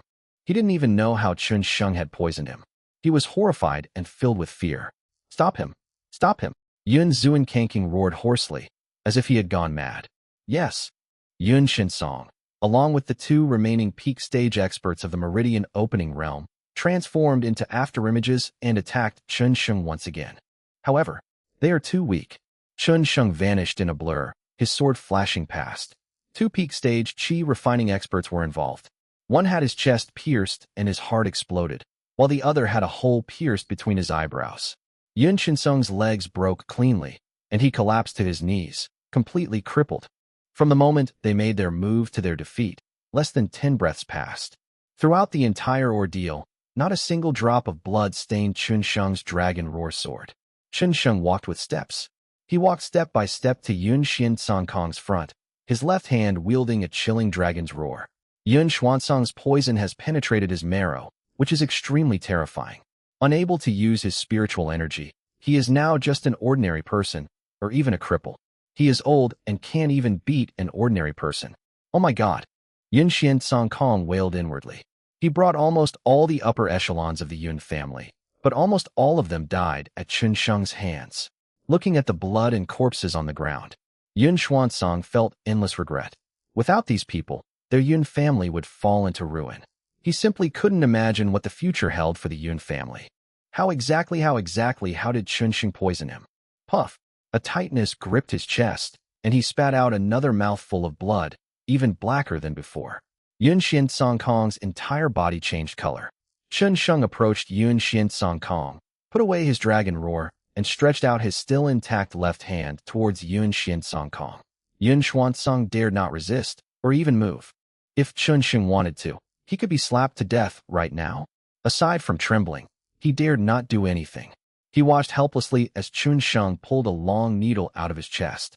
Black, slender needles. After wiping the blood off the needle, Chun Sheng calmly put it away. Really, Ugly Master is right. If you can win, fight. If you can't, use poison. That long needle instantly brought a scene to Yun Zuinkanking's mind. Just before, Chun Sheng held the broken sword in his right hand, while his left hand remained empty. At the moment his sword fell, he caught a glimpse of what seemed like for a fleeting instant. He saw a black light flash across Chun Sheng's left hand. Then, he didn't notice.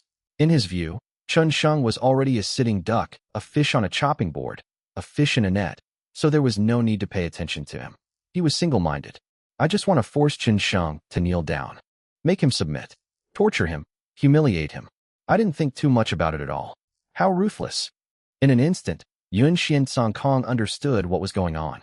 Chun Sheng's use of the sword to fight him head-on was an attempt to tempt and bewitch him. The real purpose was to insert the silver needles into his body. But this will come at a heavy price. Indeed, Chun Sheng succeeded only after losing a hand and suffering serious injuries. Madman! Yun Zuinkanking exclaimed coldly. Chun Sheng was too ruthless to himself. Yes, I am a madman. Chun Sheng took out the dragon's roar sword and said coldly, but you have lost. The only consequence of defeat is death. I told you, you bunch of trash think you can kill me. Yun Xian Songkong was about to say something when Chun Sheng interrupted him, his sword intent flashing. Brush! The next second, Yun Zuinkanking's head completely separated from his body and neck and rolled down. Blood gushed out like a fountain, filling everyone's nostrils with a pungent, metallic smell. Lin Tongwei, Yao Yihan, the other members of the Lin family, and the woman in red who was almost exhausted, watched this scene with twitching eyelids, utterly horrified, and cold sweat pouring down their faces. Yun Zhongjuan and Yun Chensong, who were still alive, wished they could find a crack in the ground to disappear immediately and forever. Their scalps tingled, and their hearts were filled with despair, as if they were in a nightmare. Chen Sheng. They actually won. This scene was like a dream. The Lin family members simply couldn't believe it. Not to mention them. Even Hong Yi hadn't expected this. She had sensed that Chun Sheng might be in danger, which is why she intervened to save him. Now it seems that her intervention was somewhat unnecessary. Lin Tongwei and Yao Yihan exchanged glances, somewhat frightened. They were the instigators of the whole affair. They, as a couple, had tricked Lin Yao and deliberately lured Chen Sheng here. Now, Chen Sheng has won. He single-handedly killed more than a dozen top experts from the Yun family. At this moment, if he were willing, the Lin family are lambs to the slaughter. After Yun Zuinkanking died, Chen Sheng turned his gaze to Lin Yao and asked, "Were you scared?" No, Lin Yao stammered, shaking her head. Deep down, she was overjoyed. Chen Sheng had won. Although she found it unbelievable, she was genuinely relieved and excited. A huge weight had been lifted from her heart. Chen Sheng, your hand. Fine. Chen Sheng put away the dragon roar, as if his hand had not been broken or twisted, and his legs had not been torn or bleeding. His expression showed no sign of pain or distress. After confirming that Lin Yao wasn't frightened, he turned around and looked at Lin Tongwei and Yao Yihan. Uncle and Aunt, how are you doing? A hawk-like gaze fell upon the two of them, and instantly, Yao Yihan's face turned deathly pale. He was completely terrified. Lin Tongwei's legs trembled and shook. Facing those dark eyes, he could barely stand, struggling to breathe. Tushio has launched a gift-giving feature, which is available to only 3 books on the entire platform. I'm honored to be one of them, so I'm holding an event. From June 27th to June 30th, for every 10,000 book coins you accumulate from gifts, you'll get an extra chapter, up to a maximum of 14 chapters. The results will be tallied over the weekend, and the extra chapter will be added next week. Additionally, follow the Tushio account Shin Wuzong to get updates about the novel, such as updates. Sometimes there are problems with updates, or there are no updates, or there are extra updates. These messages will be posted on Tushio. Follow me to see them. Chapter 282 Black License. Lin Tongwei's lips were dry, and he was extremely frightened. He forced a smile and said, "No, it's nothing, we're fine. Mr. Chun, I'll find a doctor to take a look at your injury right away, okay? No need, don't be nervous. You're lucky to have such a good daughter. I won't do anything." Seeing the fear on the faces of the couple and the Lin family, Chun Sheng smiled. He could understand Lin Tongwei's situation. There was a world of difference between the Yun family and the Lin family. What could he do in the face of the Yun family's threat? But Chun Sheng still felt disgusted. For the sake of family interests, they betrayed their daughter and her friends. If it weren't for Lin Yao's sake, these people would definitely have paid the price. Mr. Chun, young Master Chun, Lin Tongwei said tremblingly. This house might collapse soon. Should we go somewhere else to talk? Can. Chun Sheng nodded. Yun Xian Song Kong's sword strike was incredibly powerful. The villa's walls were crumbling, and the cracks had already deepened. It seemed it wouldn't be long before it collapsed. Lin Tongwei glanced at Yun Xian Song, then asked Yun Zhongjuan, "Young master, what should we do with those two?" Chun Sheng glanced at the two men and said, "Go back and tell the Yun family that if they want revenge, they can come to me anytime. I, Chun Sheng, will be waiting for them." Roll. Yes, yes, young Master Chun. Yun Zhongjuan was deathly pale. He uttered a single word, "Get out," as if it were heavenly music. With his only intact hand, he helped Yun Xian Song, and they limped away. "Young Master Chin, please move to another courtyard to rest. This place, I'll leave it to my steward," Lin Tongwei said cautiously and fearfully. "Chun Sheng, let's go." Lin Yao was still filled with excitement and emotion. Looking at Chun Sheng's deformed and bleeding hand, she said, "I'll go bandage it for you." Chun Sheng nodded slightly, and Lin Yao led her to a separate courtyard. Although Chun Sheng said that a doctor was not needed, Lin Tongwei still found an orthopedic expert.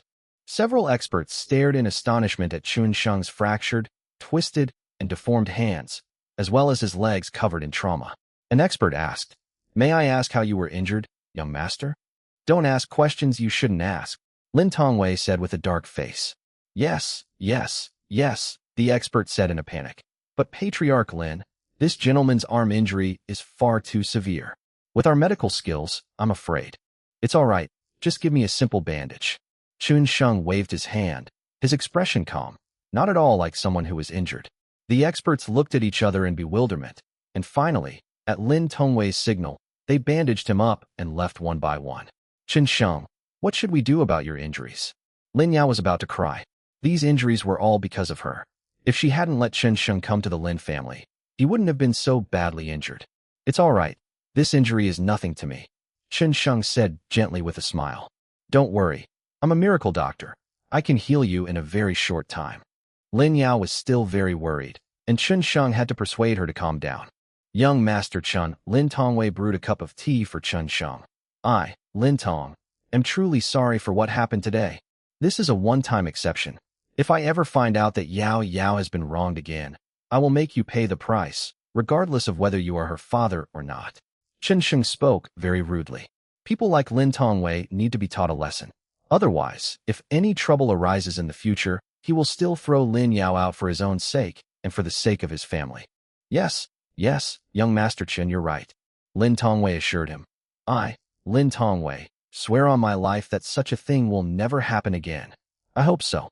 With the assurance, Chun Sheng's expression softened slightly. "Uncle Lin, I also want to apologize. I frightened you today." It's nothing. Young Master Chin's martial arts skills have truly broadened my horizons. Even among hidden families, he is quite remarkable." Lin Tongwei sighed, realizing he wasn't lying. For Chen Sheng, a man of the secular world, to possess such ability, using the phrase very capable, was actually a conservative and humble way of putting it. With his strength, he could be considered a genius even among reclusive families.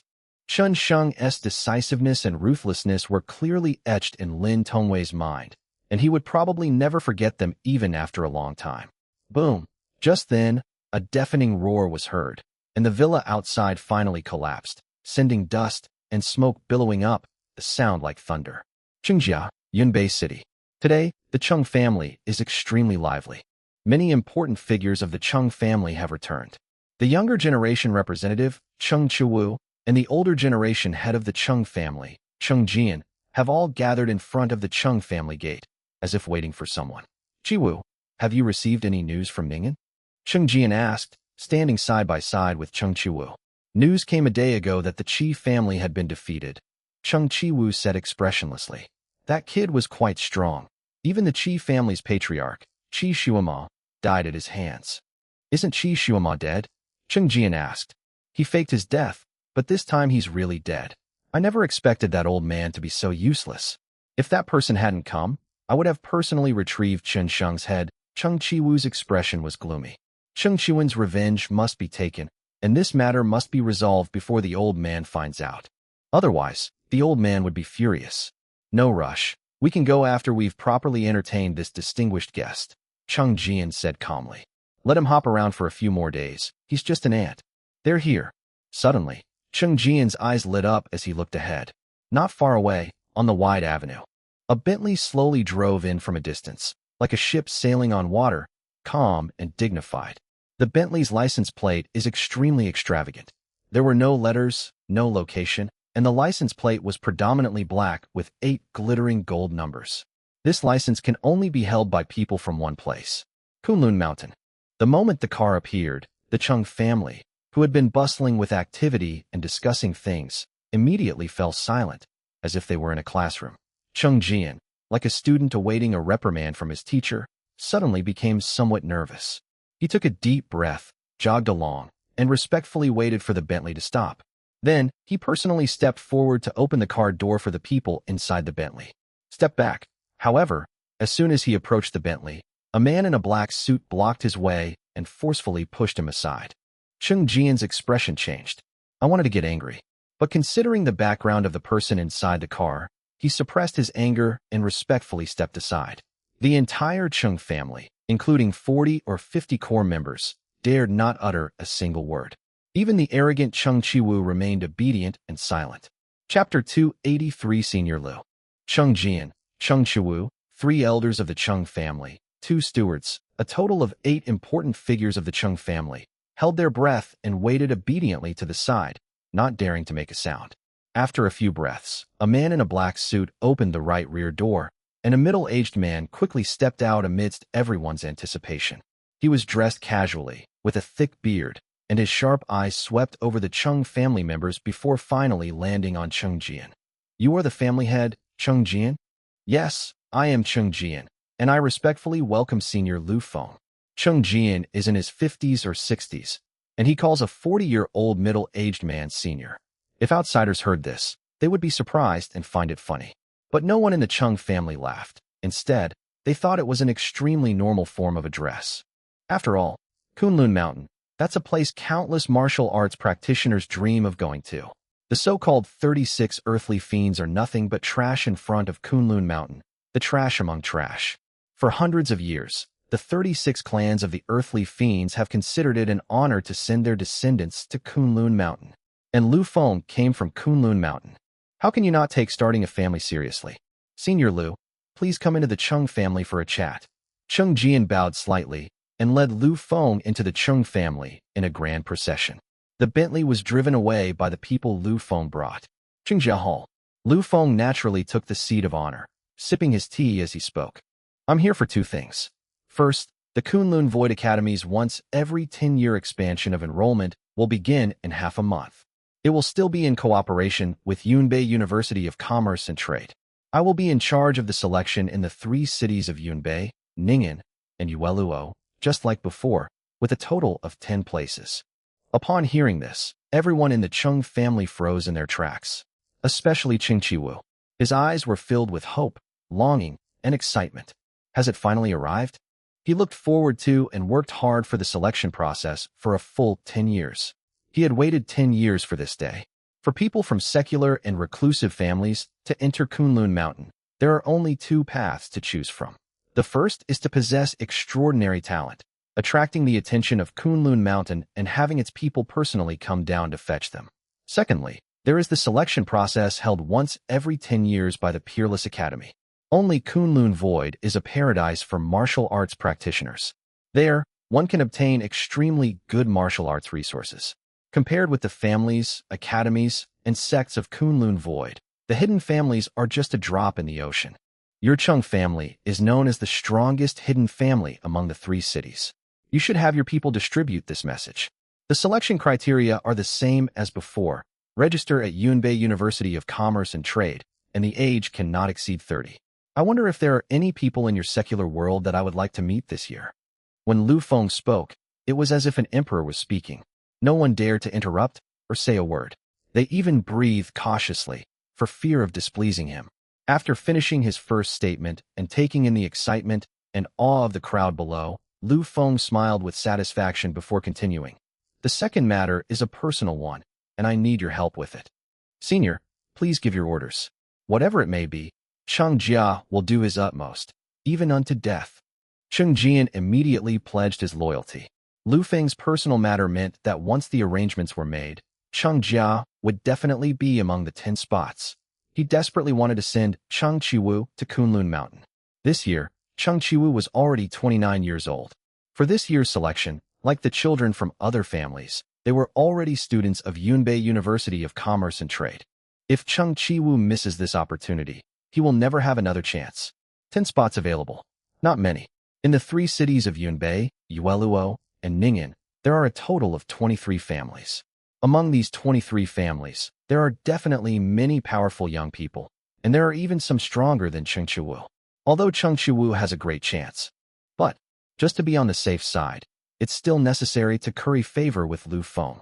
Moreover, even if we don't go to Wushuang Academy, currying favor with a powerful figure from Kunlun Su is always beneficial. Good. Lu Feng nodded with great satisfaction. I've heard that Yunnan is rich in jadeite rough. Some time ago, someone discovered a strange material on Qingyu Mountain. Do you know anything about it? I've heard about it. Cheng Jian thought for a moment and nodded. In that mountain, they mined a kind of red stone. It's very beautiful, but it doesn't seem to be very useful. Most people take it back as souvenirs or for research. Yes, that's the kind of stone I'm looking for. It's called a spirit stone, and it's extremely helpful to martial artists. Even in Kunlun Void, it's incredibly rare. Lu Feng did not hide the existence of spirit stones. Even if he revealed their existence, these people would not know how to use them. Besides, given their audacity, they wouldn't dare to hoard it without permission. I need you to help me collect the scattered spirit stones, and also bring back the rest that weren't mined. How long will that take? 1 week, Senior Lu. I guarantee I'll bring them all back to you within a week. Cheng Jian said without hesitation. 3 days. Lu Feng's tone was certain and left no room for doubt. Cheng Jian hesitated for a moment, then said respectfully, "This all right, Senior Lu. Please rest assured. The Chung family will do everything in its power to gather the items for you within 3 days and find them." All right, I look forward to your good news. Also, I think your son has great potential. With 10 spots available, there might be hope. Lu Feng looked at Cheng Chiwu. Cheng Chiwu, Cheng Jian, and the rest of the Chung family were all shocked, and their faces lit up with joy. Thank you for your praise, Senior Lu. Cheng Chiwu was excited and thrilled. Qi family. Inside the private villa that Qi Han had prepared for Qin Sheng, he was using a pressure cooker to refine medicine and heal himself. His broken bones had been set, and after half a day of effort, his severed meridians were also rapidly recovering. He brewed a lot of concentrated medicinal liquid and applied it to his legs and hands. It was clear that the wounds were slowly healing. By evening, the surface wounds had almost completely healed. His right hand has also returned to normal and can move slightly, but it will take another day or 2 to fully recover. If those medical experts outside knew, they would probably be shocked. Looking at his injuries, which were almost fully recovered, Chun Sheng muttered to himself. Shortly after cleaning up the dregs of the medicine and the pressure cooker, his phone suddenly rang. It was Yi Qingyu.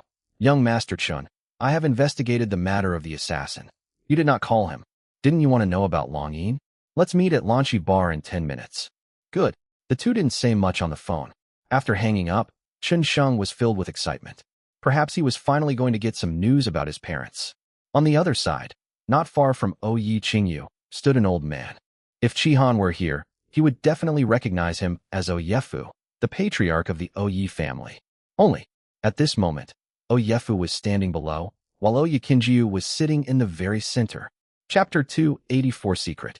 Outside world. And the entire Yi family, nobody knew. On the surface, Yefu is the head of the Yi family, but in reality, all decisions and resolutions of the Yi family are made by Yi Qingyu. Yefu is at most a spokesperson standing at the forefront. Miss, are you sure you want to tell him about Long Yin?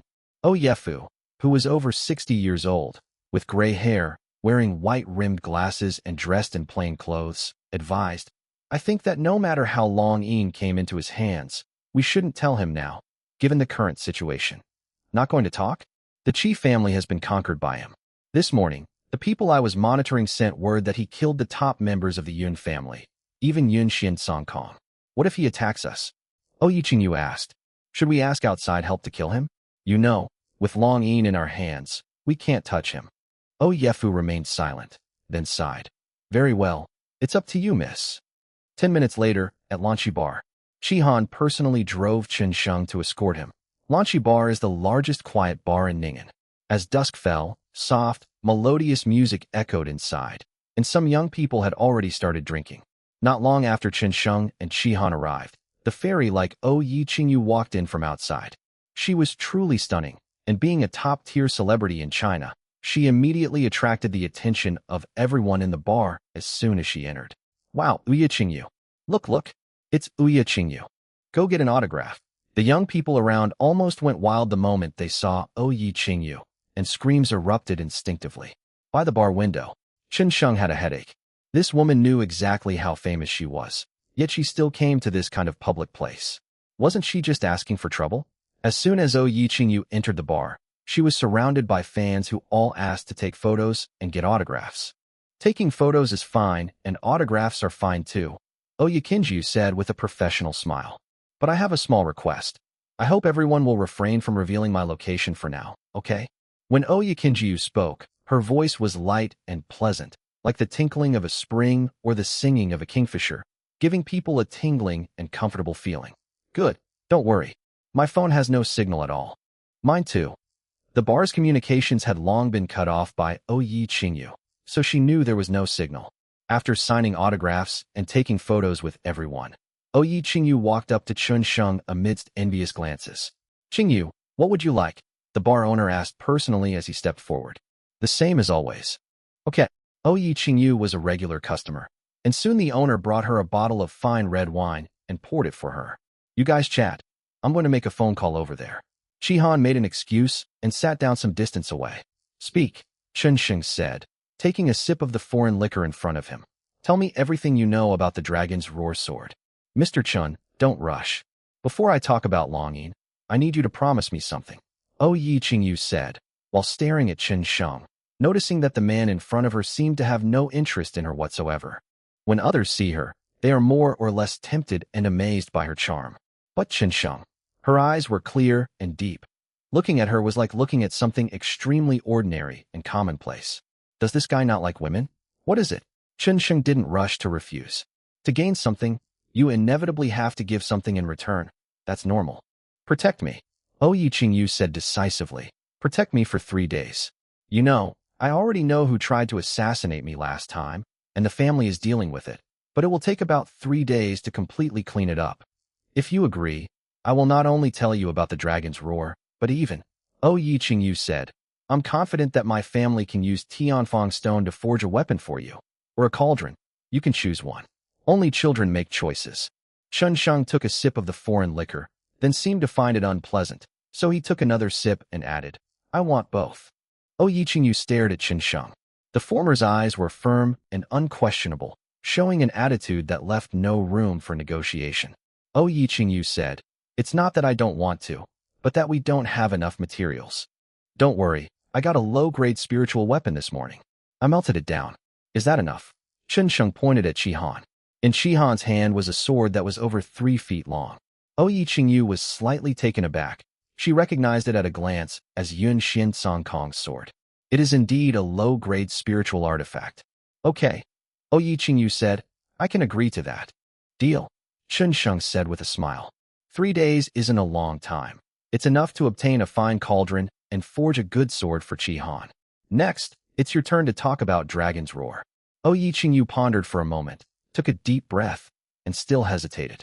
The matter of the Dragon's Roar sword is of utmost importance. Chen Sheng wasn't in a hurry, so he just waited. Finally, Oyi Qingyu spoke, her voice like a musical instrument, melodious and pleasant to the ear. The Dragon's Roar was forged many years ago by a renowned swordsmith from the Uya family. For hundreds of years, it remained in the Uya family and was guarded as a priceless treasure until more than 20 years ago when my father gave it away. Who should I give it to? Chen Sheng's mind went blank. I don't know. Oyi Qingyu gently shook her head, a flash of pain in her clear eyes. More than 20 years ago, the year he sent the sword away, he was seriously injured and died less than 3 years after returning home. At that time, I had just been born. Moreover, he didn't say who he was giving it to, and he only left one sentence about the Dragon Roar sword. Seeing that Oyi Qingyu was somewhat sad, Chen Sheng apologized and then asked, What message did your father leave behind? He said that when the Dragon's Roar sword reappears, my Uya family must not seize it, much less lay a hand on it.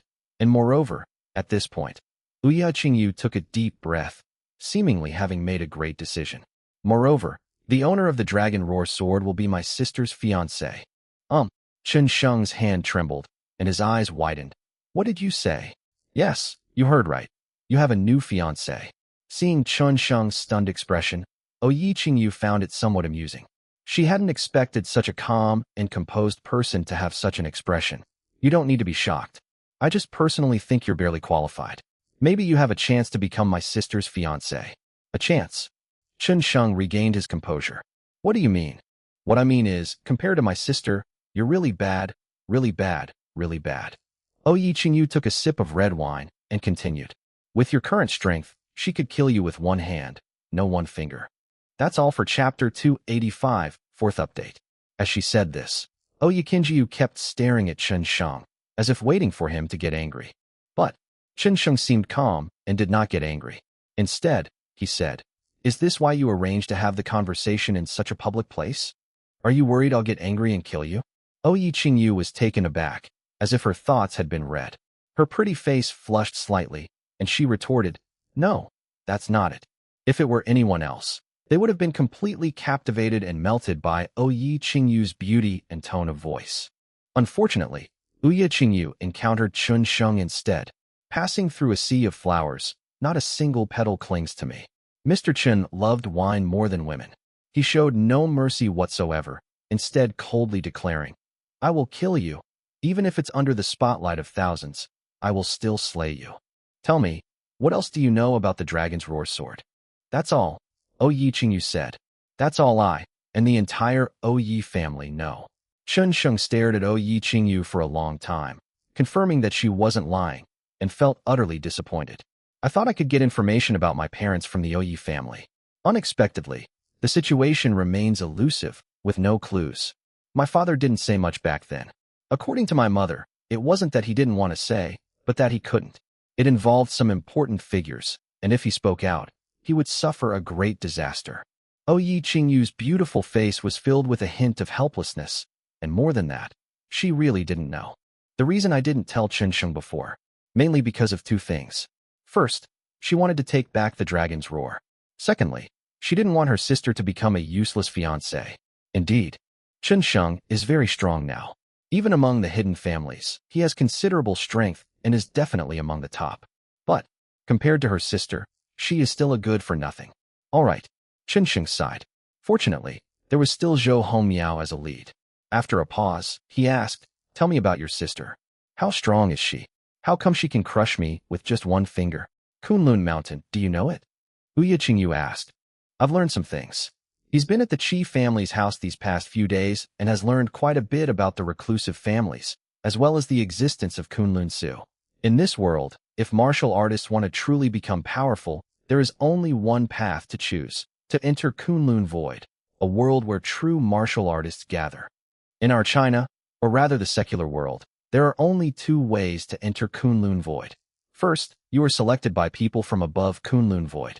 Second, you have extraordinary talent, so extraordinary that it alarms Kunlun Void, and people from Kunlun Void come to pick you up personally. You should know these 2 points, right? I understand, Chun Sheng said. He did indeed know. My sister, Uya Siling, is the second type.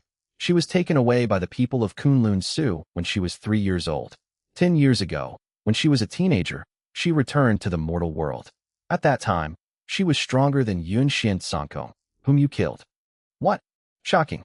Chun Sheng was truly shocked. He had always known that the people on Kunlun Mountain were very strong, and that the martial artists there were far more powerful than those in the mortal world. However, over the years, among the younger generation, Chun Sheng has been quite good to himself. At least so far, among those of similar age who have appeared around him, no one is stronger than him. Yun Xian Sankong, if it comes down to sheer strength, Chun Sheng is truly no match for him. However, Oyi Qingyu's older sister was already stronger than Yun Xian Sankong 10 years ago. What kind of prodigy is she? 10 years have passed. What level has she reached now? Hee, are you surprised? Oyi Qingyu said with a smile. In fact, my sister is quite low-key and conservative. After all, she has never made a move. I only sensed her strength based on what she showed. I was surprised, but it's nothing. After a short while, Chun Sheng had already suppressed his surprise. Oyi Siling was indeed good, but he was not bad either. You have to know that he has only been cultivating the yin-yang scripture for 3 years, and he officially entered the Qi refining stage in less than 3 months. In comparison, Oyi Siling, despite her exceptional talent, is nothing special. Nothing much. You're really confident. Oyi Qingyu rolled her eyes, thinking Chun Sheng was being too pretentious. If this wasn't nothing, why would Kunlun Su send someone to pick him up personally? Anyway, I have already conveyed your matter to my sister through some means, and it is not yet clear how she will react. Well, I've sorted out what you've said. So, Longyin originally belonged to your family, but now it's mine. According to your father's will, I'm your sister's fiancé, so you are my sister-in-law. A hint of embarrassment appeared on Oyi Qingyu's ethereal face. She really didn't know how to answer. Sister-in-law. This title is hardly a good one. It's said that a sister-in-law is half her brother-in-law's. If she admits that, wouldn't that mean that half of hers is also Qin Sheng's? Qingyu, I knew you'd be here. Suddenly, a man's voice came from outside the bar, and then a man who was about 1.75 meters tall, in his mid-20s, with thick eyebrows, wearing a blue casual outfit, walked in with a smile. He glanced at the people drinking in the bar, exuding an air of superiority and arrogance, and walked towards Oyi Qingyu and Chun Sheng. Stop. Chi-Han stood up and blocked his way. You can't go over there. Chi-Han. Upon seeing Chi-Han, the man chuckled and said, You dare to block my way? Who gave you the guts? Gao Yuan, my young master is discussing matters over there. If you want to go over, just wait a moment. Chi-Han was blunt and confrontational, gripping his sword as if he might draw it at any moment. All right, stop with that nonsense. What do you mean by young master? Go play somewhere else. Gao Yuan ignored Chi-Han and strode forward. Clang. In an instant, Chi-Han drew his sword and held it in front of Gao Yuan. I told you, you can't go over there. I advise you to take it away. Gao Yuan's expression changed instantly. Let him come over. Chi-Han is no match for him. A hint of displeasure flashed in Oyi Qingyu's clear eyes. Your friend? Chen asked. I guess so. Chun Sheng gave Chi-Han a wink, and Chi-Han then sheathed his sword. Humph, you're smart to know your place. Gao Yuan snorted coldly, walked past Chi-Han, and came to Oyi Qingyu's side. Qingyu, I heard you were in danger, so I came all the way from Yuluo to protect you. Your information network is quite impressive, but I already have someone in mind. Oyi Qingyu didn't like Gao Yuan. In fact, a hint of disgust flickered deep in her eyes. However, given the other party's status, it was inappropriate to make a scene or to refuse directly. Chapter 286 More suitable than you, 5th update. Someone has been chosen? Who? Gao Yuan asked, completely ignoring Chun Sheng standing beside him. Is it Chi-Han? Or some other young master? It's me. Suddenly, Chen Sheng spoke up. Chen family, Chen Sheng. As soon as Chen Sheng finished speaking, Gao Yuan's gaze immediately shifted to him, then looked at Yi Qingyu. It's him? Chen Sheng. Yi Qingyu nodded and then introduced Chen Sheng. This is Gao Yuan, young Master Gao, from the Gao family, which ranks 28th among the 36 clans of the earthly fiends. He is also the first heir of the Gao family. Have you heard of the Crouching Dragon list? He ranks 13th. Yi Qingyu gave a rather detailed introduction, mainly to let Chen Sheng know Gao Yuan's identity, because she was worried that a tough guy like Chen Sheng might accidentally kill Gao Yuan. After all, a lofty and arrogant personality has always been particularly annoying. Qingyu, keep a low profile. Rankings and status are all external things. What matters most is your own strength. Aren't some people who didn't participate in the rankings also very strong?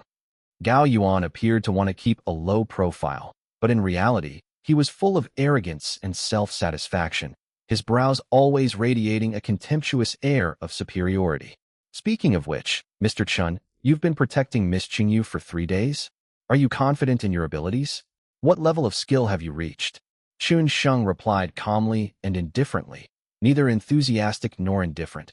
Probably between the middle and late stages of the Meridian opening realm, just a little short of the late stage.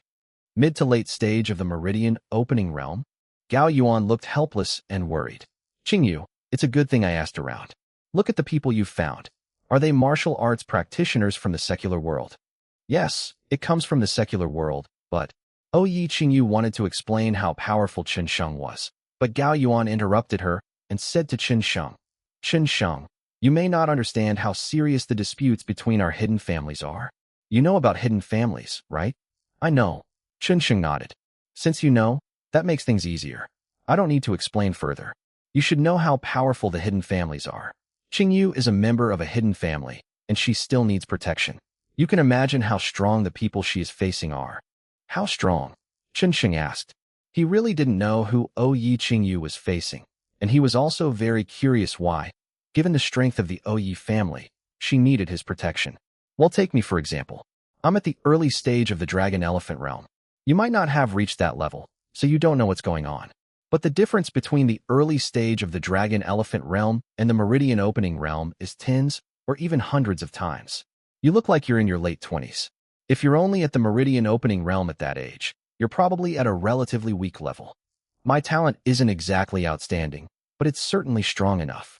Even I can't guarantee Qingyu's safety 100%. There's at least a 50-fold or even a 100-fold gap between us. Just think about how dangerous that is. All right. Chen Sheng could tell that Gao Yuan was very proud, but unlike his pride, the former was a shameless pride with a sense of superiority in his bones. This sense of superiority, combined with pride, turned into arrogance. Chen Sheng was speechless for a moment, not knowing how to respond to Gao Yuan's words. Should we slap him a couple of times to wake him up? I think I'll pass. After all, he was a friend of Yi Qingyu, and Gao Yuan hadn't offended him, at least not yet. I've roughly explained the level of danger to you. If there's nothing else, you can leave. Gao Yuan cut to the chase directly, making no attempt to conceal his intention to dismiss Chen Sheng. Gao Yuan, please watch your words. Mr. Chen is a distinguished guest I invited. He is responsible for protecting me and is now my man. Where do you think he can go? Yi Qingyu was immediately displeased. Gao Yuan had gone too far, showing absolutely no respect for Chen Sheng. Strangers usually address each other as Mr. or Young Master upon first meeting, or at least with a slightly more intimate tone, without using full names. Gao Yuan, from beginning to end, always addressed him as Mr. Chen. She could tolerate being addressed that way, but from the moment Gao Yuan arrived, he openly and subtly belittled Chen Sheng, and even turned the tables on him, driving Chen Sheng away. She was really worried that Chen Sheng might kill Gao Yuan if he got upset. Qingyu, I'm doing this for your own good. Someone so weak can't protect you. From today onwards, I'll be by your side, protecting you closely. That's much better than him. Gao Yuan was also a little unhappy. He noticed the words, my people, in Yi Qingyu's words, frowned slightly, turned to look at Chen Sheng, and said in a lecturing tone, aren't you leaving yet? Standing here watching the show? Oh, and before you go, let me remind you one more time. There are some things you want to do, some people you want to think about. but you have to consider whether you're qualified to get involved, understand? He was reminding Chun Sheng not to have any thoughts about Yi Qingyu, and even less to have any designs on her. Because you're not qualified. Only someone as lofty as him is worthy of Yi Qingyu. Forehead. Chun Sheng was speechless, utterly speechless. Was this guy out of his mind, or what? What was he thinking? What was he preoccupied with? I really don't know how this guy could be so stupid. So far, this is probably the most idiotic young man from a reclusive family he has ever met. Even Cheng Chiwen and Xie Fangzhe before him were not this stupid. This fucking sense of superiority is practically off the charts. Chun Sheng almost laughed. Young Master Gao, you're right, but I've already promised Qingyu that I can't protect her without her consent, don't you think? Gao Yuan said to Yi Qingyu. Qingyu, I'm doing this for your own good, and also for his own good. It's not easy for a worldly martial artist to get to where he is today. You don't want to harm him, right? Actually, just as Yi Qingyu was about to speak, Gao Yuan interrupted her again. Qingyu, just listen to me. Not only can he not protect you, but he might also leave you at a crucial moment. Only I can protect you. Gao Yuan, can you let me say a word? Yi Qingyu is usually very fairy-like and gentle, but now she is almost unable to suppress the demon in her heart, and her tone is a little cold.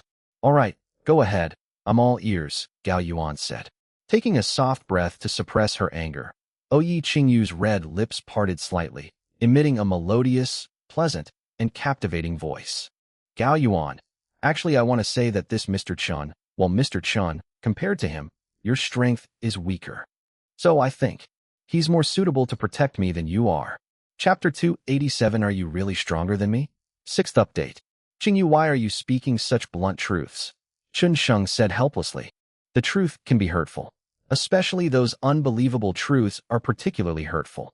Yi Qingyu's words were clearly meant to provoke Gao Yuan, who was arrogant and had a strong sense of superiority.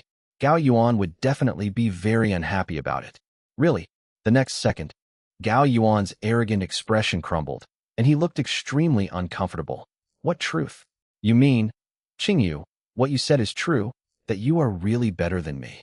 Chun Sheng didn't want to argue with someone so clueless about his own abilities, so he gave a perfunctory reply. You're strong. You're strong. I'm not as good as you. I misspoke just now. Qingyu, don't talk nonsense in the future. What do you mean? Are you looking down on me by being so perfunctory? Gao Yuan's tone was very displeased. He was unhappy that Yi Qingyu said Chun Sheng was better than him. How can someone in the mortal world, who is only 26 or 27 years old and in the middle stage of the meridian opening stage, claim to be stronger than him? He wanted Yi Qingyu to know what true strength was. Chun Sheng, if you truly believe you're inferior to me, please be serious and say so. Say you're not as good as me, that you're weaker than me. If you don't say it, you're looking down on me. To look down on me, Gao Yuan, is to look down on the Gao family. You'd better be prepared to bear the consequences. Gao Yuan. Yi Qingyu's palms were sweating. He was challenging Chun Sheng's bottom line and flirting with death. It's no exaggeration to say that if Chun Sheng got angry, he could kill him with a single slap. Gao Yuan, don't be like that. I was just joking, Mr. Chun. Well, he is weaker than you, but I still need him to protect me. I've already made a deal with him. Besides, you, the eldest son of the Gao family, how could you be reduced to being a bodyguard, right? Facing Yi Qingyu, Gao Yuan's expression softened slightly. He snorted and said smugly, I knew you were joking. As long as it's to protect you, a little grievance is nothing. Whatever deal you make, I want it to be void immediately. Chun Sheng, do you agree? He didn't ask Yi Qingyu, but looked at Chun Sheng. I disagree, Chun Sheng said without thinking. He urgently needed a cauldron to refine medicine, while Qi Han also urgently needed a new heavy sword. The sword left behind by Yunxian Songkong was too light and too small, and not suitable for Qi Han. So, how could he possibly agree? Moreover, even if he agreed, Yi Qingyu probably wouldn't want such a chinibyu, arrogant, conceited, or even stupid person as her bodyguard. Disagree? You. Boom. Just as Gao Yuan was about to speak, a loud bang rang out, and a figure flew across from not far away, falling in front of them. It's Qi Han. At the same time, Chun Sheng and Yi Qingyu's expressions changed as they looked towards the distance. A man with thin eyebrows and an extremely flat nose walked over from a distance. Chun Sheng had noticed him walking this way earlier, but he didn't expect that the other party would attack without saying a word. Chi-Han didn't even have time to draw his sword. "How are you?" Chen Sheng helped Chi-Han up, frowning as he asked. "It's all right. He didn't hit hard enough." Chi-Han shook his head. At this time, the middle-aged man had already walked over here.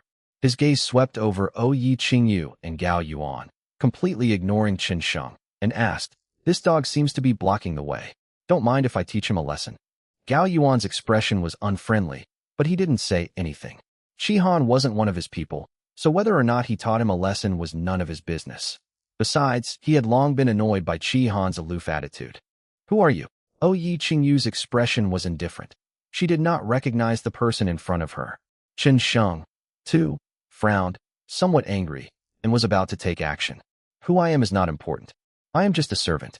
All you need to know is that my young master came to Ning'an for tourism and to celebrate his birthday. He was drinking and singing when the network suddenly went down, so I came down to see what happened. I never imagined that someone would maliciously block the network here.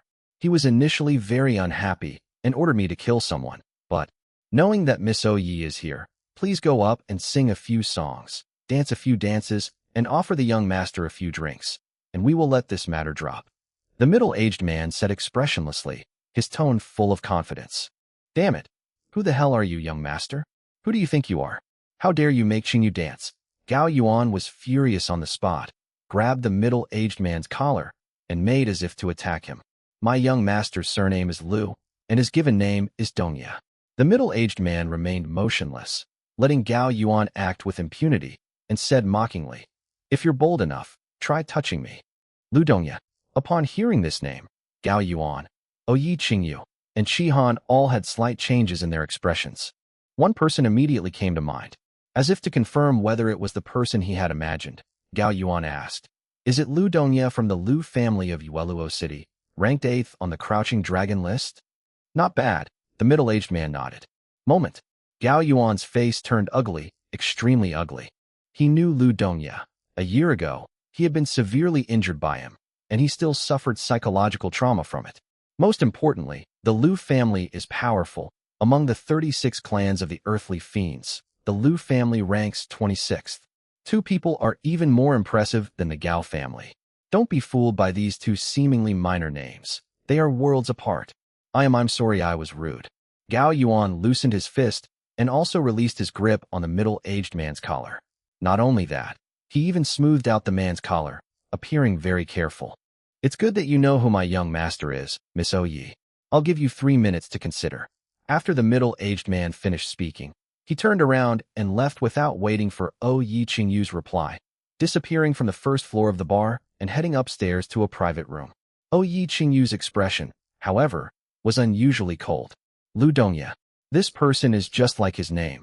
He's wild, a complete madman, capable of anything. The Yi family does know many people and has connections with many powerful figures, but distant water cannot quench immediate thirst and cannot solve the current troubles at all. Otherwise, she would not have needed to seek Chen Sheng's protection. That madman Lu Dongya. If you piss him off, he won't care about your background. He'll just take action without any room for negotiation."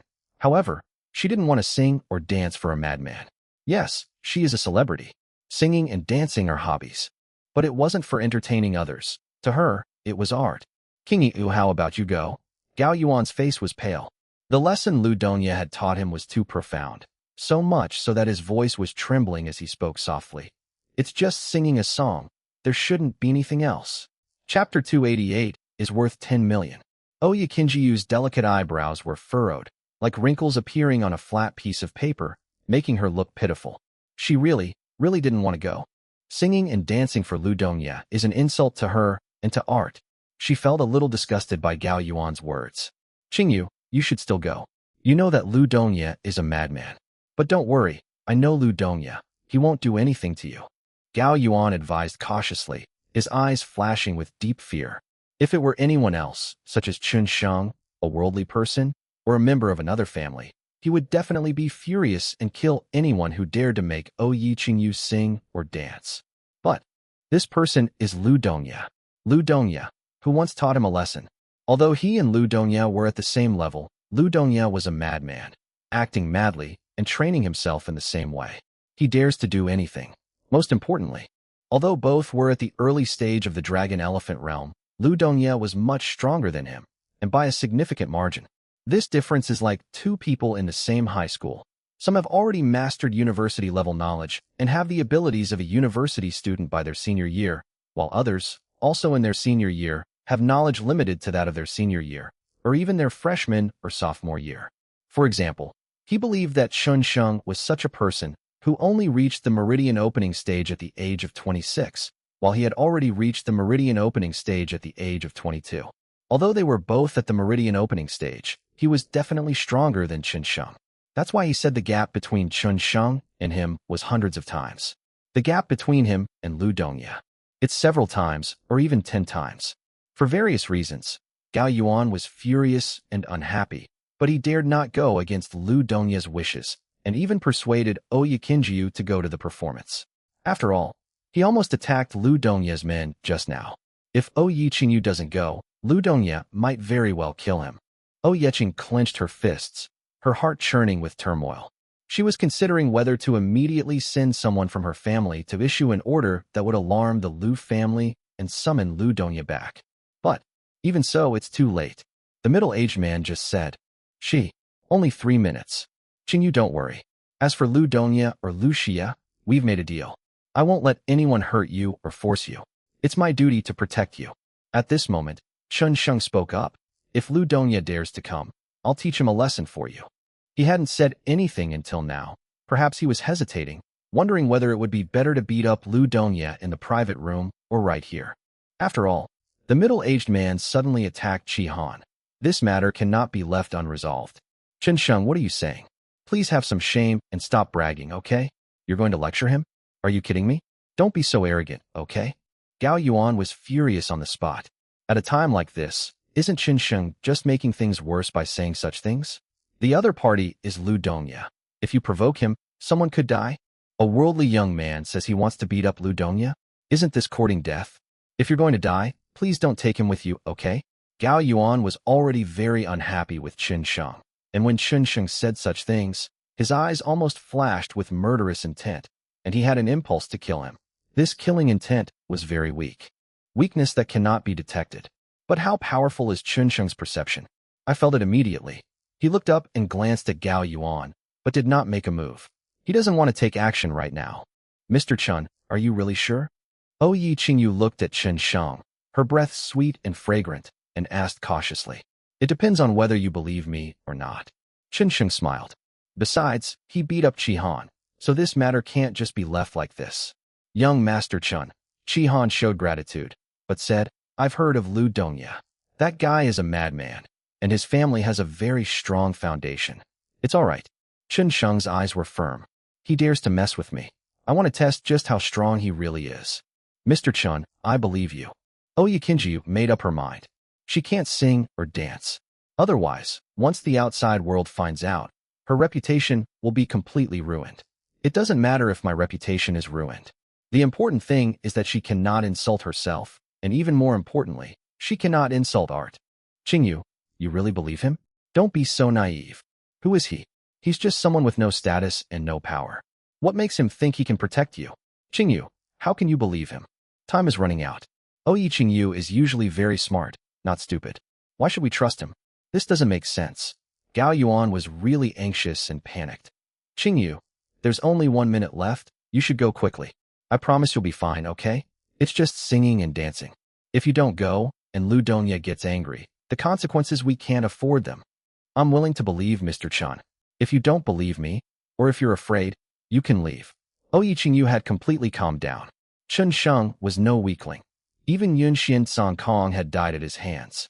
Although the winning process was somewhat lucky. However, luck and chance are also part of strength. She chose to believe Chun Sheng. We don't expect Chun Sheng to be able to defeat Lu Dongye. Even just delaying things would be excellent. Given some time, she can overcome this danger. Chun Sheng glanced at Oya Qingjiu in surprise. He had thought she would hesitate for a moment, but she was so decisive that he looked at her with new respect. Qingjiu, it's not that I'm afraid. It's that you shouldn't have trusted him. Gao Yuan's expression was strange. While feeling ashamed, he was also furious, and his killing intent towards Chun Sheng was even stronger than before. Why is Oya Qingjiu so stubborn? It's just singing and dancing. Lu Dongya is quite famous in the hidden family circle. What's wrong with singing and dancing for him? It's not shameful even if word gets out. Besides, many people want to sing and dance for him but don't have the chance. Gao Yuan couldn't understand why Ouya Qingyu would risk her life like that. Enraged, he glared at Chen Sheng.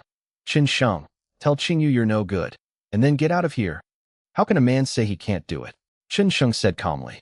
But I see a light purple tinge on your face, so I feel you're the one who really can't do it. Have you been taking some medication lately to last longer? I have a prescription here, worth 10 million, that can cure your illness. Does young Master Gao need it? What the hell did you say? Gao Yuan was truly enraged, as if someone had stepped on his tail. His killing intent surged forth without any concealment. Chen Sheng, you damned ant. You really haven't seen the world before. Do you think you're invincible just because you're a martial artist? Chapter 289, This Nobody Dares to Talk Like That. Gao Yuan spoke with a fierce tone, almost through gritted teeth, his surging killing intent revealing itself without the slightest attempt at concealment. Time is running out. If we don't deal with Chen Sheng, this flea, soon if Lu Dongya really comes, it won't be as simple as just one person dying. It won't be that easy. Qingyu, don't blame me. Although he is your honored guest, friend, and bodyguard, he must die today. If he doesn't die, it might be me who dies, or even the others in the bar. You know the personality of that madman, Lu Dongya.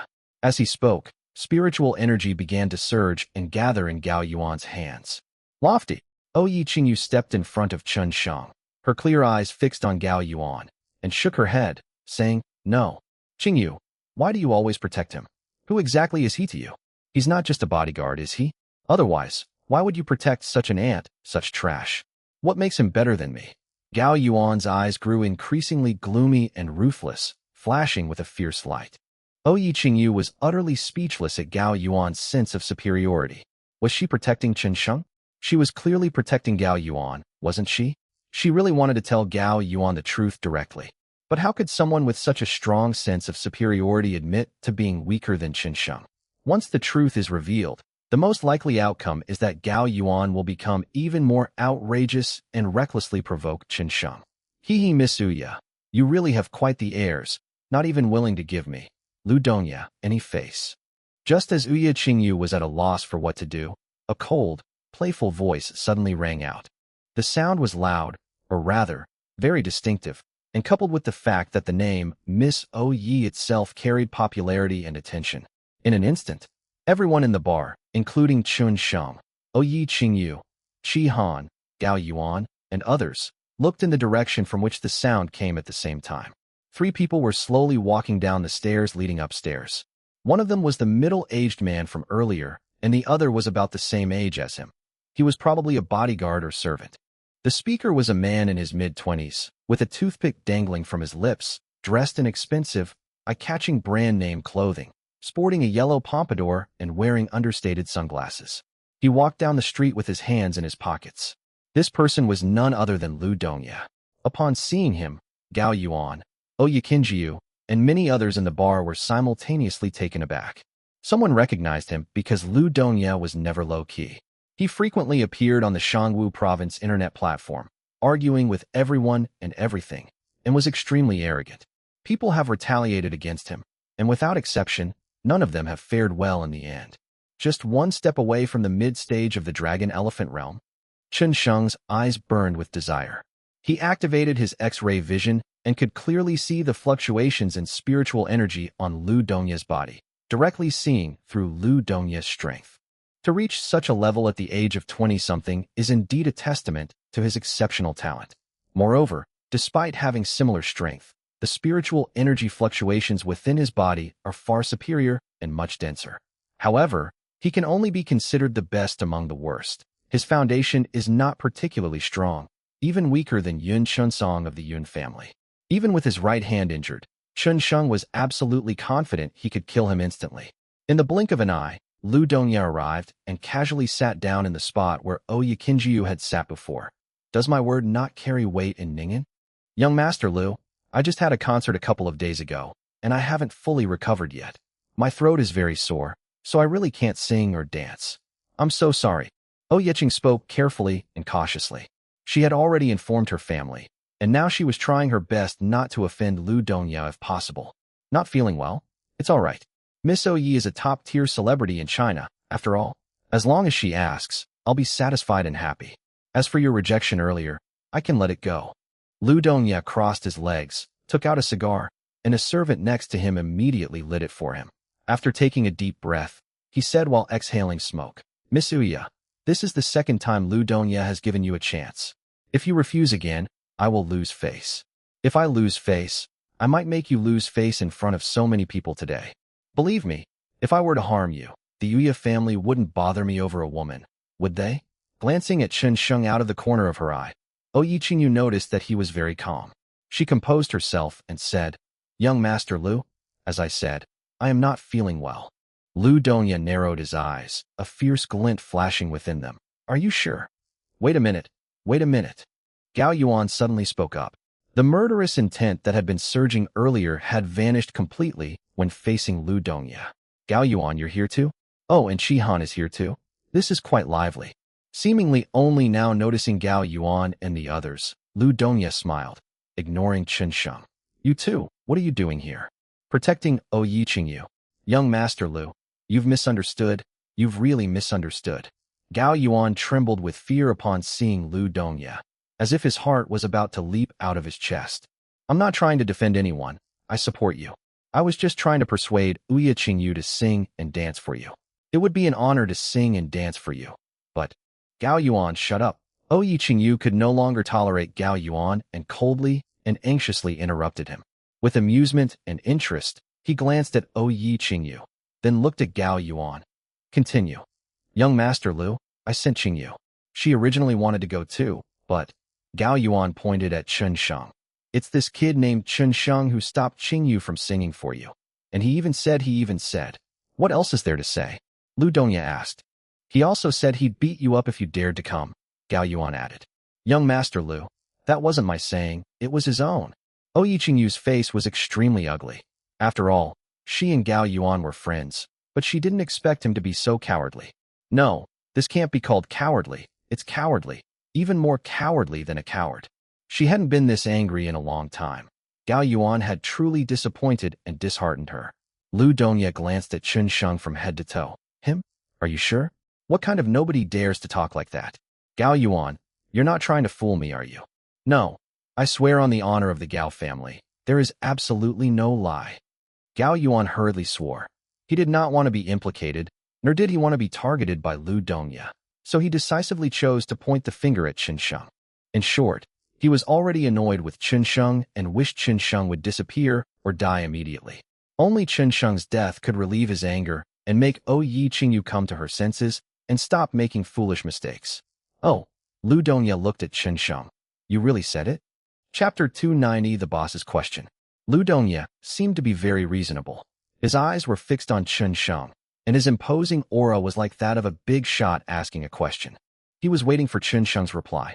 Oyi Qingyu, Shi Han, and the others were also looking at Chen Sheng. They hoped that Chen Sheng would be more tactful and flexible and not admit anything, so that they could get away with it. After all, Lu Dongya was different from others. Don't be fooled by his current reasonable demeanor and lack of any apparent intention to cause trouble. Once he gets angry, he's a completely different person. Yes, I said it. Chen Sheng spoke up the next second. He answered decisively, without the slightest hesitation, evasiveness, or sophistry. He admitted it frankly and openly. Interesting. It seems you don't take me, Lu Dongya, seriously? Lu Dongya asked again, a hint of madness gradually appearing in his eyes. You little bastard, are you fucking looking for death? How dare you be so arrogant in front of young Master Lu? Who do you think you are? Kneel down and apologize to young Master Lu. Gao Yuan clenched his fists, tense and breathing rapidly, afraid of being implicated, and shouted at Chen Sheng. Lu Dongya, I don't care how arrogant you are. Your men hit Shi Han. This matter can't be left like this. Chen Sheng completely ignored Gao Yuan. He didn't want to talk to an idiot like Gao Yuan. He was worried that if he talked to an idiot for too long, the idiot would drag him down to the same level, and then the other person would defeat him with their rich experience in being an idiot. Who did my men hit? This is getting more and more interesting. Lu Dongya hasn't met anyone in a long time who dares to be so arrogant and unscrupulous in front of him. He took a puff of his cigar. The middle-aged man next to him recounted how he had attacked Chi Han earlier. Oh, I see. Lu Dongye casually tossed the cigar on the ground, then gently stomped it out with his foot. Your name is Chun Sheng, right? Since you say you can't just let it go like this, then I'll give you an explanation. He turned around and looked at the servants beside him. Without warning, Lu Dongye slapped the servant across the face, leaving a bright red handprint. Then, Lu Dongye suddenly flew into a rage, yelling, Are you fucking stupid? Why are you hitting people? Huh? Did I tell you to hit people? I told you to kill someone, and you come and beat someone up? Damn it, if someone were killed, why would there be so much trouble? Thump. The middle-aged man immediately knelt down, trembling as he said, Young master, I was wrong. I was wrong. Wrong my ass. Wrong. He kicked the middle-aged man again. What's the use of making a mistake? You fucking get up and make up for it. If you can't make up for it, then go die, you know? And you, stop standing there like an idiot. I told you to come down together, but you insisted that you could handle it all by yourself. Handle your mother? Did you get your head stuck in a door? Lu Dongye gave the two men a good scolding, and the two middle-aged men didn't dare to breathe loudly. In the end, all their anger was directed at Chi Han. Kill him. He must be killed. If we don't kill him, Lu Dongye will definitely kill them. That's right, he's that crazy. When he goes crazy, he won't even spare his own people. Brush, brush. At the same time, the two drew their knives and, without any further words, attacked their target Chi Han. Both were experts at the Meridian opening stage, and with the Lu family's generous cultivation resources, their combined attack was unstoppable. Chi Han was very proud and aloof. That was just his personality. He didn't say a word and prepared to draw his sword. I'll do it. At this time, Chun Sheng placed one hand on the hilt of his sword and pressed the sword back down. The next second, he took the initiative and flashed forward. Quick and strange, before anyone could understand what was happening to the two middle-aged men, they were suddenly sent flying backward and landed on the ground, one dead and the other injured. The one who died was the one who attacked Chi Han earlier. At this moment, he was being trampled under Chun Sheng's feet. Then, he glanced at Lu Dongye, a slight smile playing on his lips. A gentle, warm smile, beautiful yet with a hint of something eerie, as she softly said, Thank you for your understanding, young Master Lu. This explanation is quite good and can barely offset the mistake of attacking Chi Han just now. As for you, I'll give you a chance. Take your men and get out of here. Chun Sheng's words filled the air, leaving many people nearby dumbfounded. Fortunately, this bar is a high-end bar with an average cost of 7,000 or 8,000 yuan per person, which is quite expensive. People who come here are usually relatively wealthy and have a good mindset. When they see this situation, they don't scream or panic. To avoid being implicated, some people gradually begin to leave quietly. The bar owner was very observant. As soon as the people who wanted to leave left, he immediately went to close the door and even turned off the music completely. The music disappeared. It immediately became extremely quiet. After Chun Sheng uttered the word "get out," almost no one dared to speak anymore. Because the person who wrote "get lost" is Lu Dongye. Lu Dongye remained seated, but his expression was grim, his eye sockets twitching intermittently, making him look extremely frightening, like a volcano about to erupt. He didn't care that one of his men was dead and the other wounded. What I care about is the word "get lost." How dare someone who's never even heard of him tell him to get lost? Ha! Suddenly, Lu Dongye laughed, clearly out of anger. His features gradually became ferocious and grotesque, with veins bulging, making him look like an enraged tiger. Chun Sheng, you think you can just tell me to get lost after you've taken care of two of my men? Holy crap. I'm so scared. So scared you think you can mess with them? Come on, you fucking try touching me. Oh, Chun Sheng responded with a faint yes. Then, it suddenly moved. He left a shadow in place. His left hand moved rapidly. A dragon's roar swept through the air. An arc of light flashed, and he swiftly approached Lu Dongye. Lu Dongye, who was laughing just a second ago, froze the next. He was fully focused, on high alert, ready to make a move at any moment. However, even as Chun Sheng moved, he still couldn't see the other person. Apart from that arc of light in midair, he saw nothing. Buzz! A sudden whooshing sound came from the air, and a flash of sword light appeared. Lu Dongye felt a sharp pain in his abdomen, followed by a warm sensation. It's blood. Although he didn't see it, he was 100% certain that it was absolutely blood. Only, he had no time to react. In less than half a breath, a sword suddenly appeared in front of his throat. Immediately afterward, Chun Sheng was already inches away from him, his resolute and deep eyes fixed on Lu Dongya, and he spoke softly. Young Master Lu, I've already done your damn thing, so what? Bite me. I wrote too much yesterday and got confused, writing coffee instead of bar. I've corrected it now. Chapter 291 The Clever Madman. Lu Dongya's face was ashen. Behind his pale yellow sunglasses, his eyes were cold. He could clearly feel the chill and murderous aura emanating from the short sword in front of his throat. How did you do that? Lu Dongya was utterly terrified. He was at the early stage of the dragon-elephant realm, and, as a madman, he has always loved fighting. Over the years, he has fought countless battles and killed so many people that he can't even remember them all. His combat experience is extremely rich. Even some older men of similar skill level who were older than him had been defeated by him. But, despite his extensive experience, he still didn't realize how Chun Sheng had arrived until a sword pierced his abdomen, and the warm current and the stench of blood rushed towards him at the same time, at which point he realized the danger. Just as he was preparing to act and retaliate, before he could even mobilize his spiritual energy, the sword was already positioned in front of his Adam's apple. He couldn't imagine how Chun Sheng had done it at all. He was certain that even a mid-stage dragon-elephant cultivator couldn't possibly do that. Could it be? Is Chun Sheng stronger than someone in the mid-stage of the dragon-elephant realm? Lu Dongya dared not think any further. If he continued to think about it, he might start to doubt his life. This was the most mentally impactful battle he had ever experienced since becoming a martial artist. No, it cannot be called World War I at all. He didn't even lift a finger. Take off your sunglasses. I don't like people looking at me while wearing sunglasses. Chun Sheng stared intently at Lu Dongya, his chilling words sending a shiver down Lu Dongya's spine. Then, slowly, he raised his hand and took off his glasses. Chun Sheng, I am a member of the Lu family. I believe you are a smart man and won't kill me. Kneel down, Chun Sheng said calmly. Suddenly, Lu Dongya fell silent. Kneel down. Make Lu Dongya kneel down. How is that possible? A ferocious, incomparably fierce look appeared in Lu Dongya's eyes. Then he raised his fist, and, with lightning speed, a gust of wind, and domineering fist intent, swung it at Chun Sheng. Only, in an instant, before his fist could even touch Chun Sheng, his movement abruptly stopped. Because the sword in Chun Sheng's hand had already pierced his Adam's apple. Not deep. It could even be described as very shallow. Not fatal. However, in that instant, Lu Dongya's entire body stiffened. His hair stood on end, and drops of cold sweat instantly poured from his forehead. Stop, stop, stop! Lu Dongya shouted in terror. The sword was still being pushed further in. If it were any later, he would surely die. Chun Sheng was absolutely not joking. He really wanted to kill him. Yes, Lu Dongya is indeed a madman, but when faced with life and death, he was ultimately afraid, truly afraid. He is still young, born with a silver spoon in his mouth, and there are so many things waiting for him to do and so many wonderful things in the world waiting for him to enjoy. He doesn't want to die yet.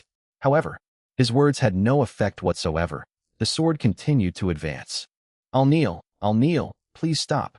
The next second, unable to withstand the pressure, Lu Dongya bent his knees and knelt down. In front of everyone in the bar, he knelt down, straight and sweating profusely. Lu Dongya, the madman Lu, has truly knelt down. Yi Qingyu looked surprised, her eyelashes trembling slightly. She and Shihan both knew that Chun Sheng was quite strong, but they were still stunned by what they saw. Instant kill? Is this what they call a flash sale? Lu Dongya, that madman, didn't even have time to go mad. Shock, surprise, delight, and a variety of other unusual glints flashed in Yi Qingyu's clear eyes, as if she had found a treasure. She stared at Chun Sheng as if trying to see right through him. Perhaps this man really does have a chance to become her brother-in-law. On the other side, Gao Yuan witnessed this scene and almost suffocated. His lips twitched, and he subconsciously took 2 steps back, feeling a chill run down his back. That's Lu Dongya. Lu Dongya of the Lu family, known as Lu the Madman, is a Lu Dongya who is in the early stage of the dragon elephant and ranks 8th on the crouching dragon list. Damn it. We lost just like that. He didn't even have a chance to resist? Chun Sheng, is he really a martial artist at the mid-stage of the Meridian opening realm? Am I dreaming? Gao Yuan wanted to swear. He knew this wasn't a dream. The reality was right before his eyes. Suddenly, Gao Yuan felt as if he had fallen into an ice cave. Thinking of his previous arrogance, conceit, and mockery of Qin Sheng, his face turned extremely ugly, filled with mixed feelings. His face was a complex mix of expressions: fear, anger, astonishment, disbelief, and a whole host of other emotions. He looked as if he had seen a ghost. His expression was incredibly vivid. Qin Sheng withdrew his dragon roar, his face expressionless. But the murderous intent did not diminish. You were trying to use the Lu family to pressure me just now. Young Master Chun, I was wrong. I was wrong. If you spare my life, I and the Lu family will never cause you any trouble again. Wherever you appear, you are the master. Lu Dongye is indeed a madman, but he is very smart. Their will to survive was extremely strong, and they even resorted to swearing oaths to save themselves. Because no one could guarantee that Qin Sheng would kill him. You're quite sensible. Qin Sheng laughed, realizing that although Lu Dongye was called a madman, his intelligence far surpassed that of a spoiled brat like Gao Yuan.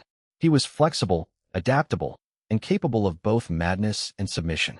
Only such intelligent people could live longer. Young Master Chun, spare my life. Seeing a glimmer of hope for survival, Lu Dongye pressed his advantage and begged for mercy again. Get lost.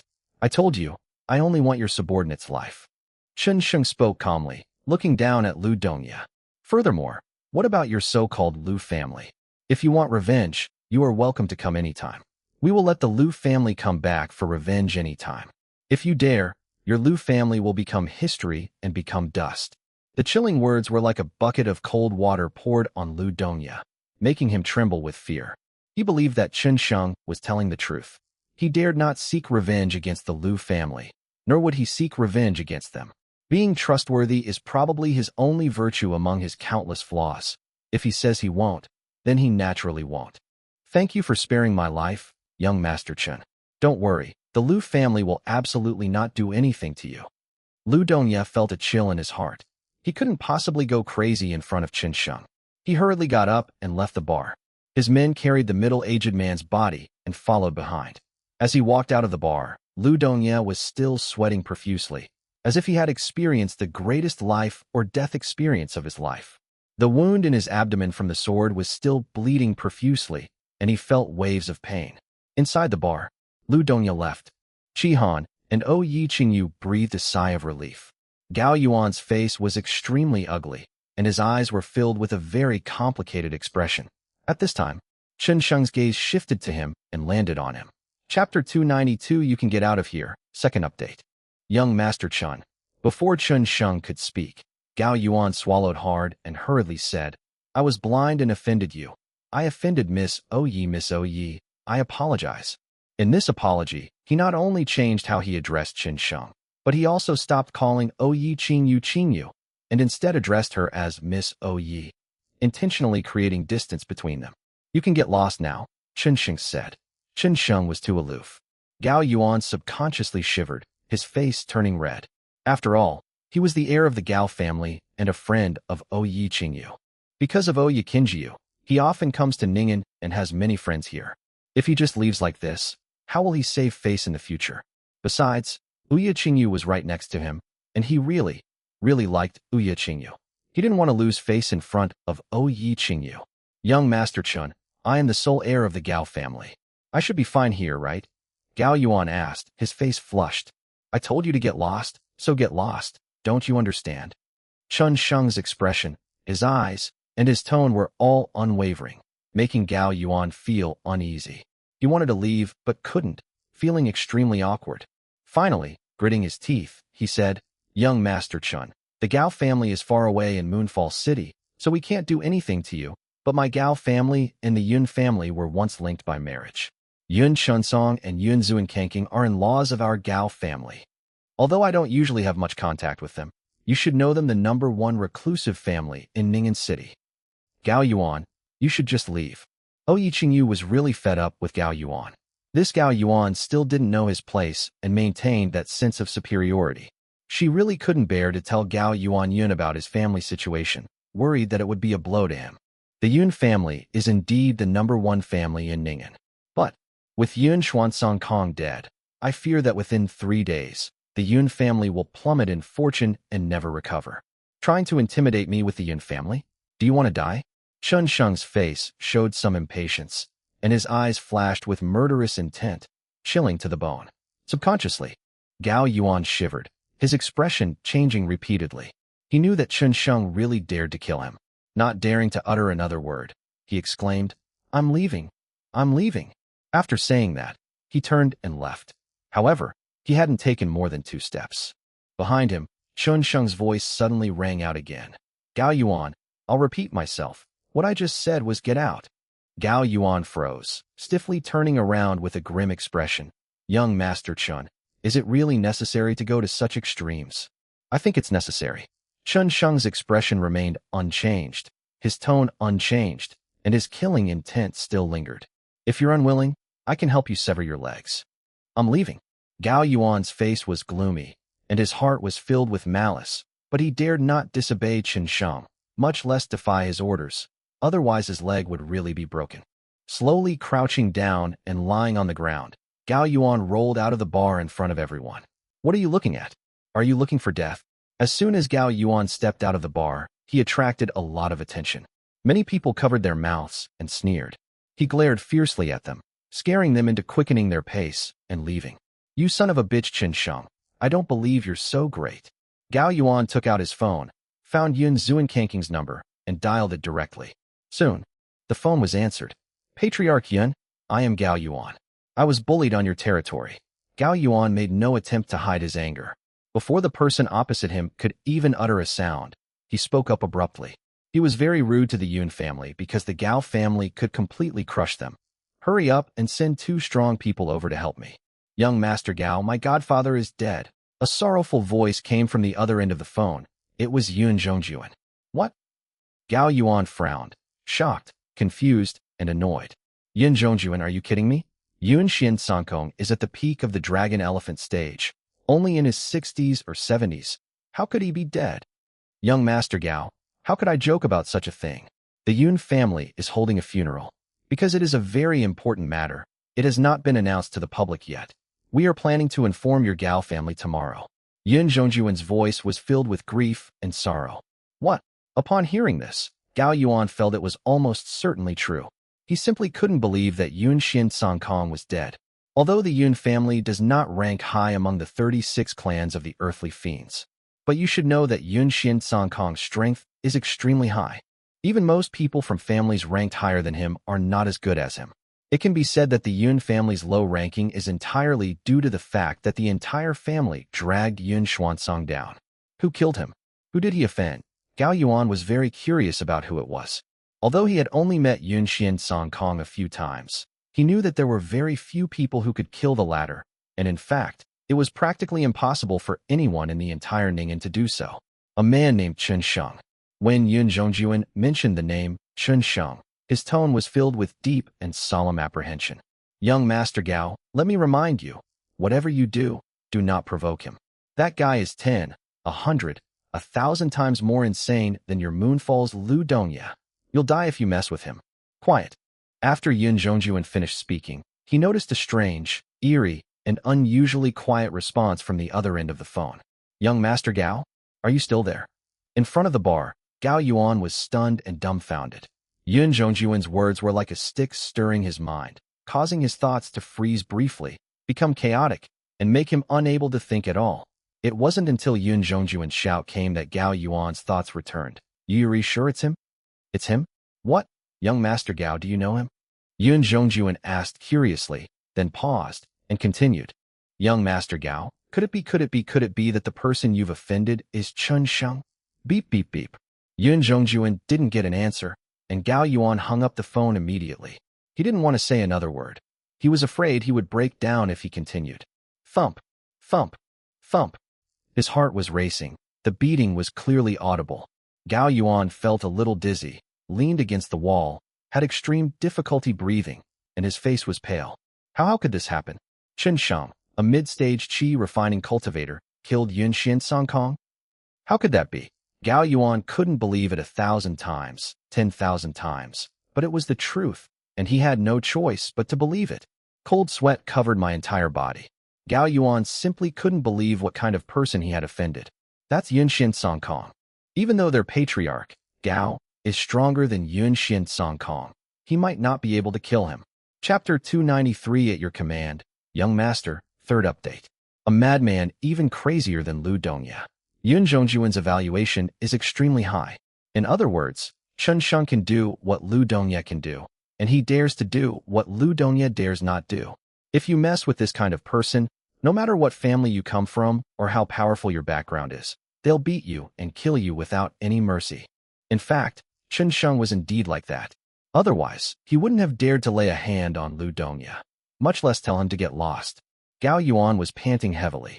He was very fortunate that, although he had lost face, at least he had actually gotten away. Otherwise, he would definitely face certain death. Only, he suddenly realized that even if he left, it wouldn't be safe. I have to go back properly, and apologize sincerely, otherwise who knows if that guy will hold a grudge later. Inside the bar, at the same second, Oyi Kinjiu received a phone call from the Yun family. Miss Oyi, are you with young Master Chen? Yun Qinsong's voice came from the phone. This kind of thing was not difficult for the Yun family to investigate. Yes. Oyi Qingyu's beautiful eyes were filled with doubt. Is there something you need? Could you let Mr. Chen listen to the phone? Yun Qinsong said. Mr. Chen, it's for you. Oyi Kinjiu handed the phone to Mr. Chen. Looking for me. Chen Sheng took the phone with a puzzled look. Who is this? Young Master Chen, hello? I am Yun Qinsong from the Yun family. Yun Qinsong introduced himself cautiously. What's up? It's like this. Just now the young master of the Gao family, Gao Yuan, called us and asked our Yun family to help him teach someone a lesson. I suspect it has something to do with you, so I'm just letting you know. That guy wants to get revenge on you. Yun Qinsong said his thoughts in a low voice, cautiously. Yun Zuankanking is dead, and the Yun family is in grave danger. Yun Qinsong is worried that Gao Yuan has really offended Chen Sheng, so he has mentioned the Yun family's name. At this critical moment, the Yun family must not provoke Chen Sheng again. Chen Sheng again, things will only get worse. He must sever ties with Gao Yuan while simultaneously demonstrating his loyalty to Chen Sheng. This is the only way to survive. The Yun family cannot afford to make another mistake. Okay, I understand. Chen Sheng hung up the phone and handed it back to Oyi Kinjiu. What an enigmatic guy. Oyi Qingyu muttered to herself. This man had once again surprised her. Just what kind of extraordinary abilities would he have to display to make the Yun family risk offending Gao Yuan in order to please him? Young Master Chen. Sudden. Outside the bar, Gao Yuan staggered in, looking flustered, and rushed in front of Chen Sheng and Oyi Qingyu. Then, bang! He knelt down on both knees with such force that the floor cracked open. Young Master Chen, I was wrong. Please forgive me. It was all my fault just now. I was such an idiot. As Gao Yuan spoke, he raised his hand and slapped himself across the face. He hit himself until his face was completely red. Young Master Chen, please forgive me just this once, Gao Yuan said in fear and horror, accompanied by the sound of a slap. You're smart to know your place. Originally, Chen Sheng had already planned to kill Gao Yuan because what he hated most was others taking revenge. Some madmen, when they took revenge, would implicate many people. Unexpectedly, Gao Yuan was so sensible and understanding that he came back. Now that he's back, this shows that he has truly put aside his desire for revenge. Chen Sheng was too lazy to kill him anymore. You can kneel here for one night and leave tomorrow morning. Yes, I will obey young Master Chen's orders. Gao Yuan nodded deeply, not daring to be the slightest bit presumptuous. Oyi Kinjiu's eyes were strange. After knowing Gao Yuan for so long, he had finally been smart enough to make amends in time and avoid bringing real disaster upon himself. Qingyu, let's find another place to continue our conversation. Good. Oyi Kinjiu nodded and asked the boss to arrange a quieter place for her. The two then left side by side. Shi Han, holding his sword, sat a little further away so as not to disturb them. Although the three left, Gao Yuan remained kneeling on the ground, not daring to get up. He knew that this was already Chen Sheng's leniency and forgiveness towards him. If he dares to get up, death will likely be the only path awaiting him. In another booth, the owner brought out some good imported liquor again, but Chen Sheng continued to drink his own baijiu, Chinese white liquor, feeling that it tasted better. Let's continue with what we haven't finished talking about. I have 2 questions for you. First, what dangers might you encounter next? Please be as clear as possible. Secondly, regarding your sister Uya Xiling, does she know more about the dragon's roar? Ouya Qingyu picked up her glass of red wine and elegantly sipped it. The danger I encountered was indeed troublesome. It involved another Ouya family, one that outsiders rarely know. In fact, the Ouya family is divided into two factions. One faction was expelled from the family by my grandfather's father, and they— Stop. Chunsheng interrupted her. I don't want to hear your family's story, nor do I want to know why they killed you. Just briefly tell me about their strength. Their exact strength I'm not quite sure. In short, they're very strong, and because they operate in the shadows, they always manage to catch us off guard. However, this time, the family has a perfect plan to completely eradicate them, but it will take 3 more days to close the net. Okay, I understand. For the next 3 days, I will stay by your side, accompany you at all times, protect you, and make sure no one hurts a single hair on your head. Chun Sheng said calmly. The transaction will be completed in 3 days. Chun Sheng's words were nothing special, quite normal, but to Ouya Qingyu, they were particularly alluring. After all, she was a woman. Even if she was the behind-the-scenes head of the Ouya family, she still had a woman's heart. Her domineering words made her heart itch. She calmed herself down and said, Okay, don't worry. You saved me last time, so I already owe you a favor. Plus, you protected me this time. I'll give you the rest of the heavenly stones. My family won't say anything. Okay. Chun Sheng's eyes gleamed with anticipation. He had always lacked a medicine cauldron. Once the medicine cauldron was completed, he would be able to refine more pills. My sister might indeed know something about the dragon's roar sword, because a glimmer of memory flickered in Ouya Qingyu's eyes. She didn't want to talk about this, because, previously, she believed that Chun Sheng was absolutely, 100%, unqualified and incapable of being her sister's fiancé. She was even trying to find a way to bring back the dragon's roar, even if, only. This incident involving Lu Dongya showed her some possibilities. Although the possibility is extremely small, negligible. However, this improvement is already quite significant. After all, her older sister, Ouya Xiling, has truly terrifying talent. People like Lu Dongya and Gao Yuan aren't even qualified to carry her shoes. Why? Chun Sheng asked earnestly. Chapter 294, A Paradise on Earth, 4th update. After a long silence, Ouya Qingyu continued. Because, 10 years ago, when my sister came back, she mentioned something. What did you say? She once said that her fiancé's surname is Chun. After Ouya Qingyu finished speaking, she looked at Chun Sheng and said, You also have the surname Chun. I'm thinking that this might not be a coincidence. Yes, I also don't think it's a coincidence. Chun Sheng's heart tightened. He was 100% certain that Ouya Xiling knew something. When will she come back next time? I don't know. She almost never returns to the mortal world. She has transcended the mortal world. Ouya Qingyu said. Even I have to go through special channels to contact her. Moreover, unless the Ouya family is in danger or facing a life or death situation, she said she would not come back. Okay, I understand. Chun Sheng understood. Ouya Xiling was not only an absolute genius, but also seemed somewhat cold-blooded. She didn't even go home. Did she only know how to cultivate? Is there anything else you want to tell me? Chun Sheng asked. No, just stay with me for the next 3 days. Tomorrow I'm going to Yunnan for my second concert tour. I'm entrusting my safety to you. Ouya Qingyu said. Chun Sheng greeted Qi Han and told him to go back and wait. From now on, he would be following Ouya Qingyu. Young master, I just received some news, Qi Han said. Someone from Kunlun Void has arrived. The Kunlun Void Peerless Academy's once-in-a-decade selection is about to begin. I also want to go to Yunbei to register. Oh, Chun Sheng said. Okay, I understand. Please register me as well. Kunlun Mountain. Chun Sheng became increasingly interested in that place. Not to mention that it was the legendary holy land for martial arts practitioners. Ouya Xiling was there, and in order to find out about his background, he had to go there as well. At the same time, he was also very curious about Ouya Xiling, his fiancée, just how talented and capable she was, and to what extent. After exchanging a few words with Qi Han, Chun Sheng followed Ouya Qingyu out of the bar and arrived at her residence. She didn't stay at Ouya's house, but instead booked 3 floors of a separate 6-star hotel. Certainly, she stayed in a super luxurious presidential suite, which was essentially a duplex villa with 2 floors. It had all the amenities you could need, including a gym, entertainment facilities, relaxation area, swimming pool, and karaoke rooms, and the service was impeccable. There's no need to look for cameras or listening devices.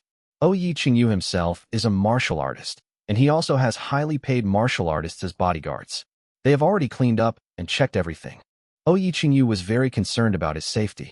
He not only booked many rooms to mislead others, but also had bodyguards guarding the door of each of the rooms he booked.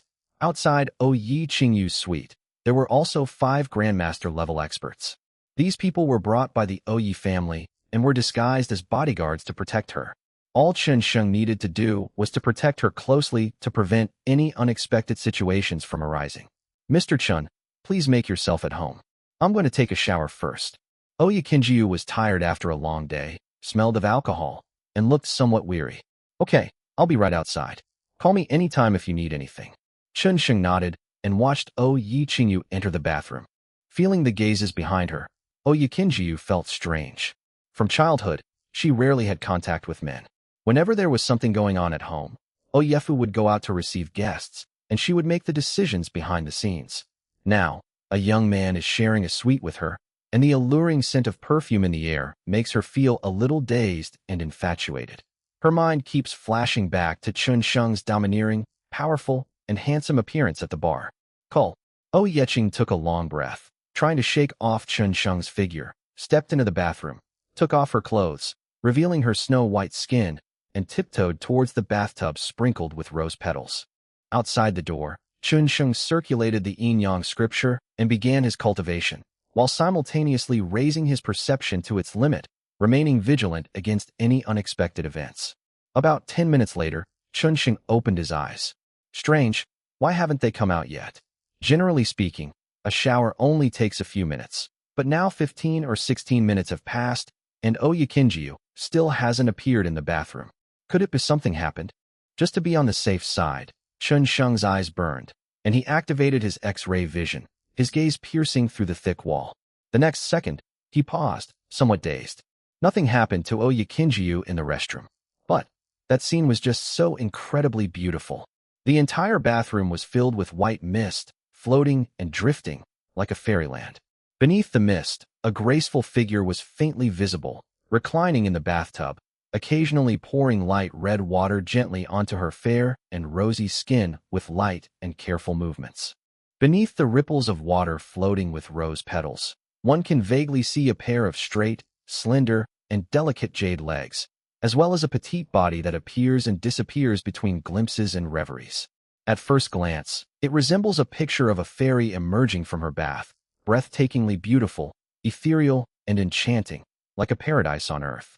Yi Qingyu is like a fairy in a fairyland, pure and refined, delicate and charming, seemingly ready to ride the clouds and ascend to the sky at any moment. Chen Sheng looked away, his expression quite astonished.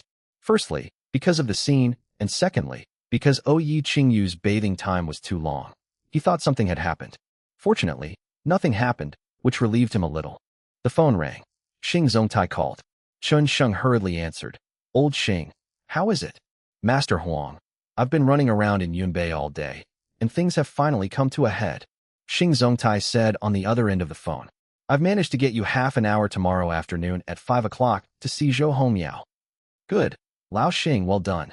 Chen Sheng was delighted, finally having another clue about his background. Master Huang, call me when you arrive in Yunbei, and I'll come pick you up. Okay, I'll contact you then. Xing Zongtai didn't waste any words, and neither did Chen Sheng. They exchanged a few brief words, and then hung up the phone. As they hung up, suddenly, all the lights in the suite went out. Immediately, Chen Sheng felt a chill run down his spine, sensing an ominous premonition. These high-end hotels would never experience a power outage. They all have their own backup power systems, so they can continue to operate normally even if there is a power outage. Obviously, something's happened. Oh. Almost simultaneously, several screams came from outside the suite door, and then, with a bang, the suite door was violently kicked open. This is the 4th update. I calculated with a calculator that the total amount of book coins donated from June 27th to June 30th is 23,777. According to the limited time bonus update event, which gives 1 extra update for every 10,000 book coins, I can add 2 extra updates this week. That means I will be updating 4 chapters every day today and tomorrow, a minimum of 3 updates plus 1 more. Thank you all for your hard work and support. Chapter 295 so fast. First update. Boom. The steel door was kicked and deformed, then flew backward. In the darkness, Chunsheng activated his X-ray vision. Clearly visible, a figure dressed as a waiter rushed in from outside the door. He was an elderly man in his 40s with powerful spiritual energy fluctuations. He wore special night vision glasses, held a steel knife, and attacked Chunsheng without saying a word. Show no mercy, use deadly force. Bang! Chunsheng raised his fist and smashed it down, shattering the steel knife and landing directly on the man's chest, shattering his internal organs. How could this be? The attacker was clearly shocked, not expecting Chunsheng to be so strong.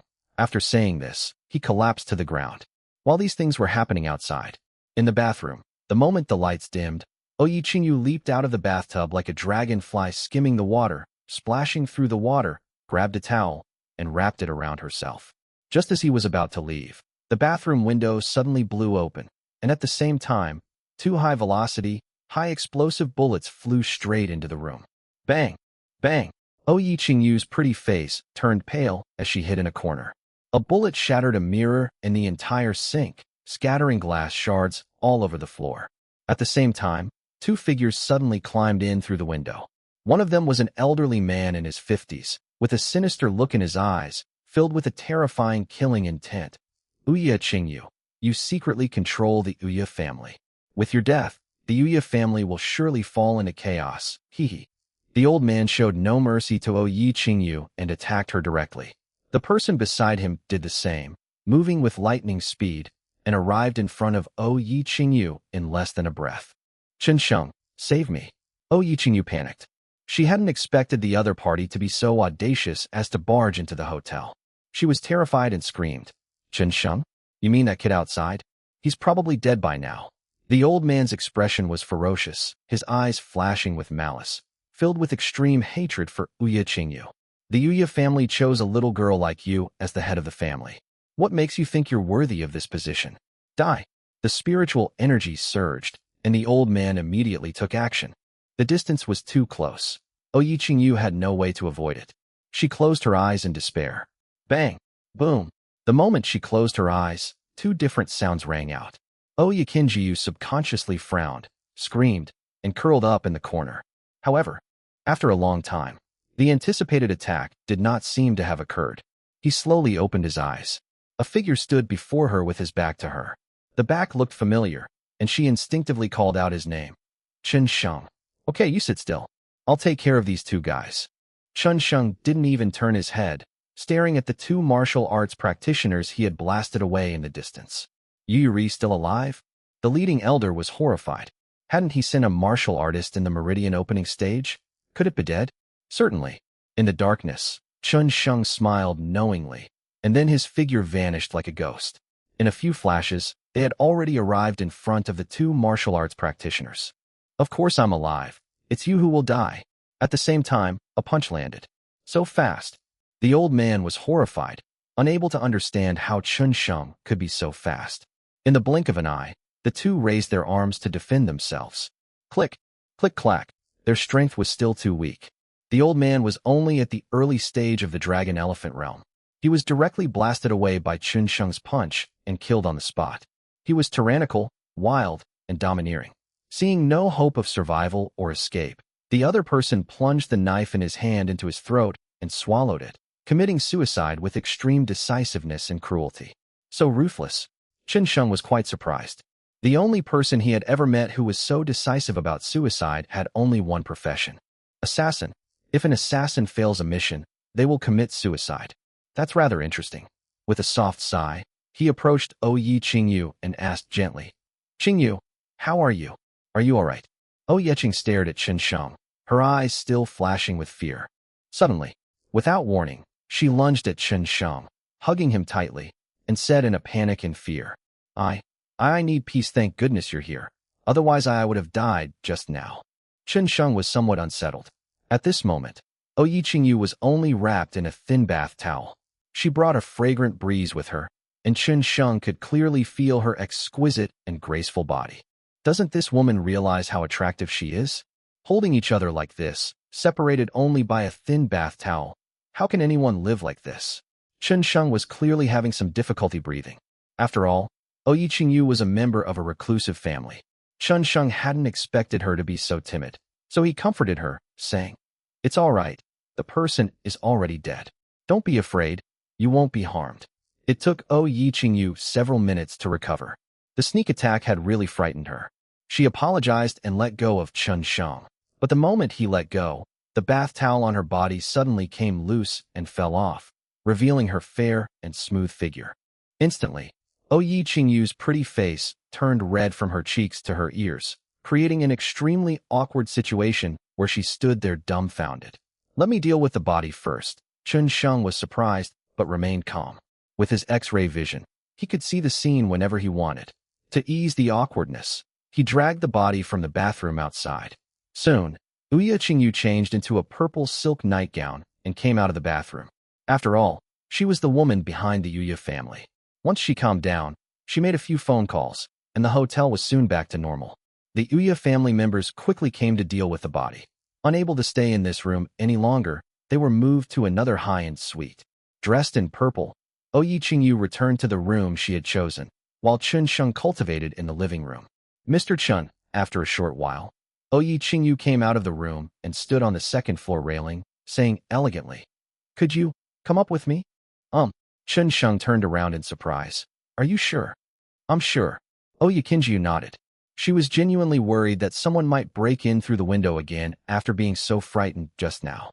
If Chun Sheng had been a second later, she might have been in trouble. She really didn't dare to gamble anymore. All right.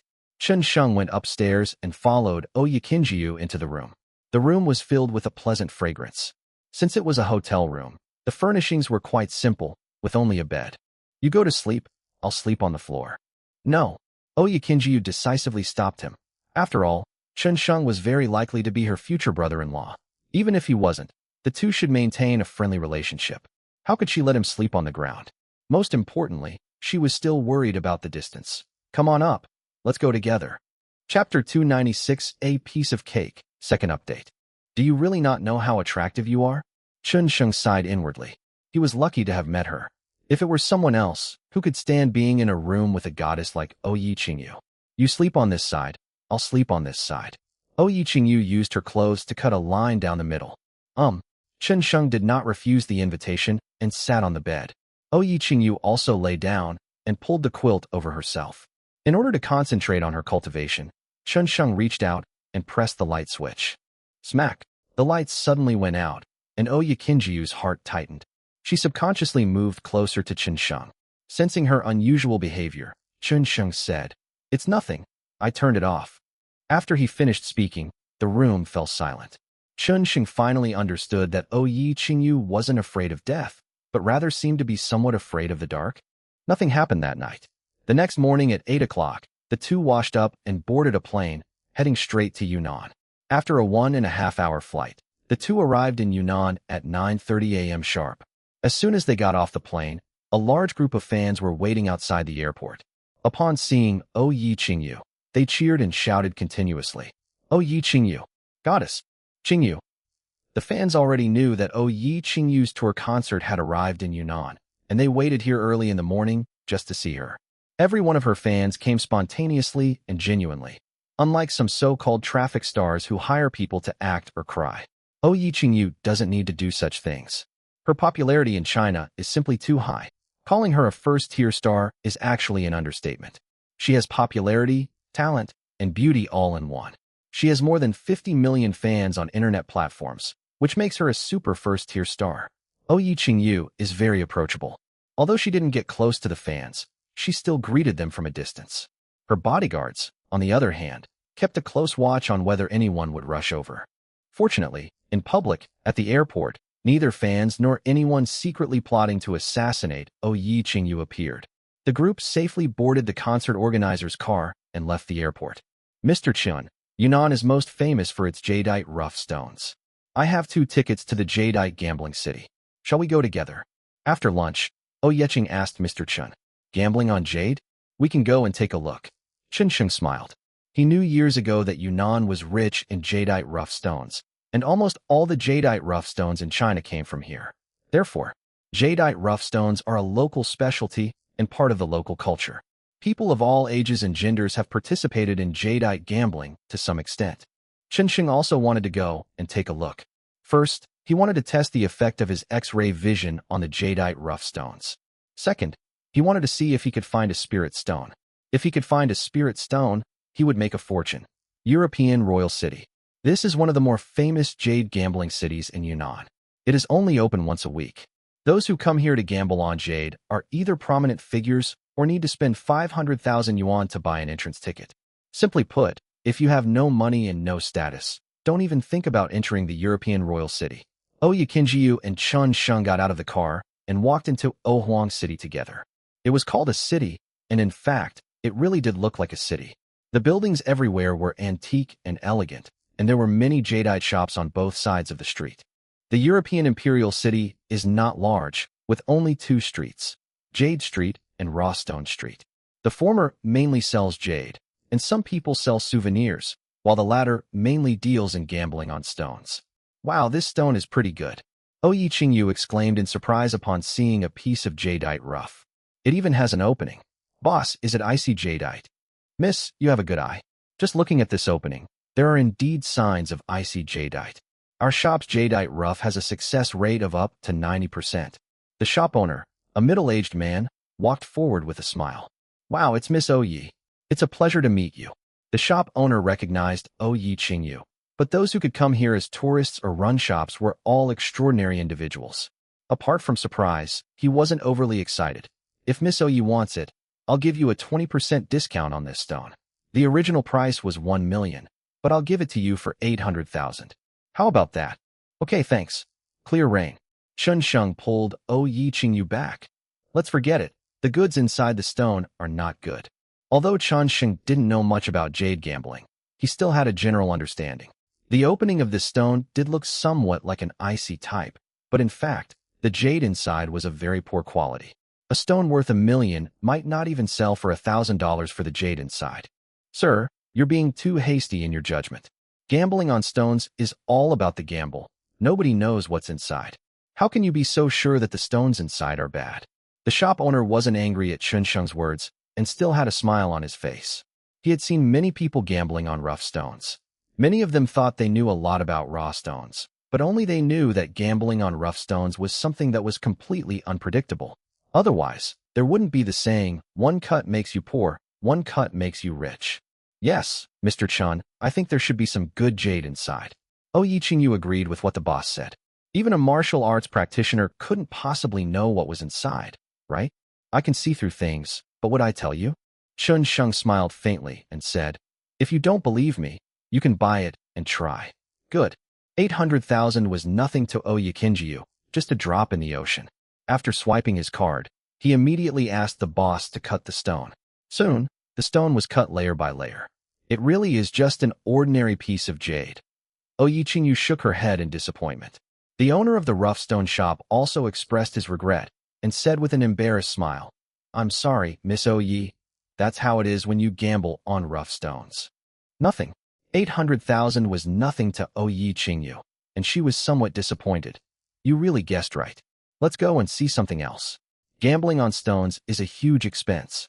In less than an hour, Oyi Qingyu spent more than 5 million yuan. Only one stone barely broke even. Before each cut, he would ask Chun Sheng what was inside. Unsurprisingly, each time, Chun Sheng was able to accurately describe the situation inside.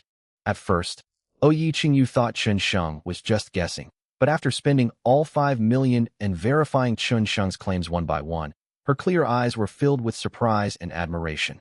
Mr. Chen, you are amazing. No problem at all, Chun Sheng smiled. After wandering around for a while, Chun Sheng did not participate in jade gambling. He was not short of money and had no interest in it. He was simply accompanying Oyi Qingyu shopping. Mr. Chun, the biggest raw stone shop on this street, is just ahead.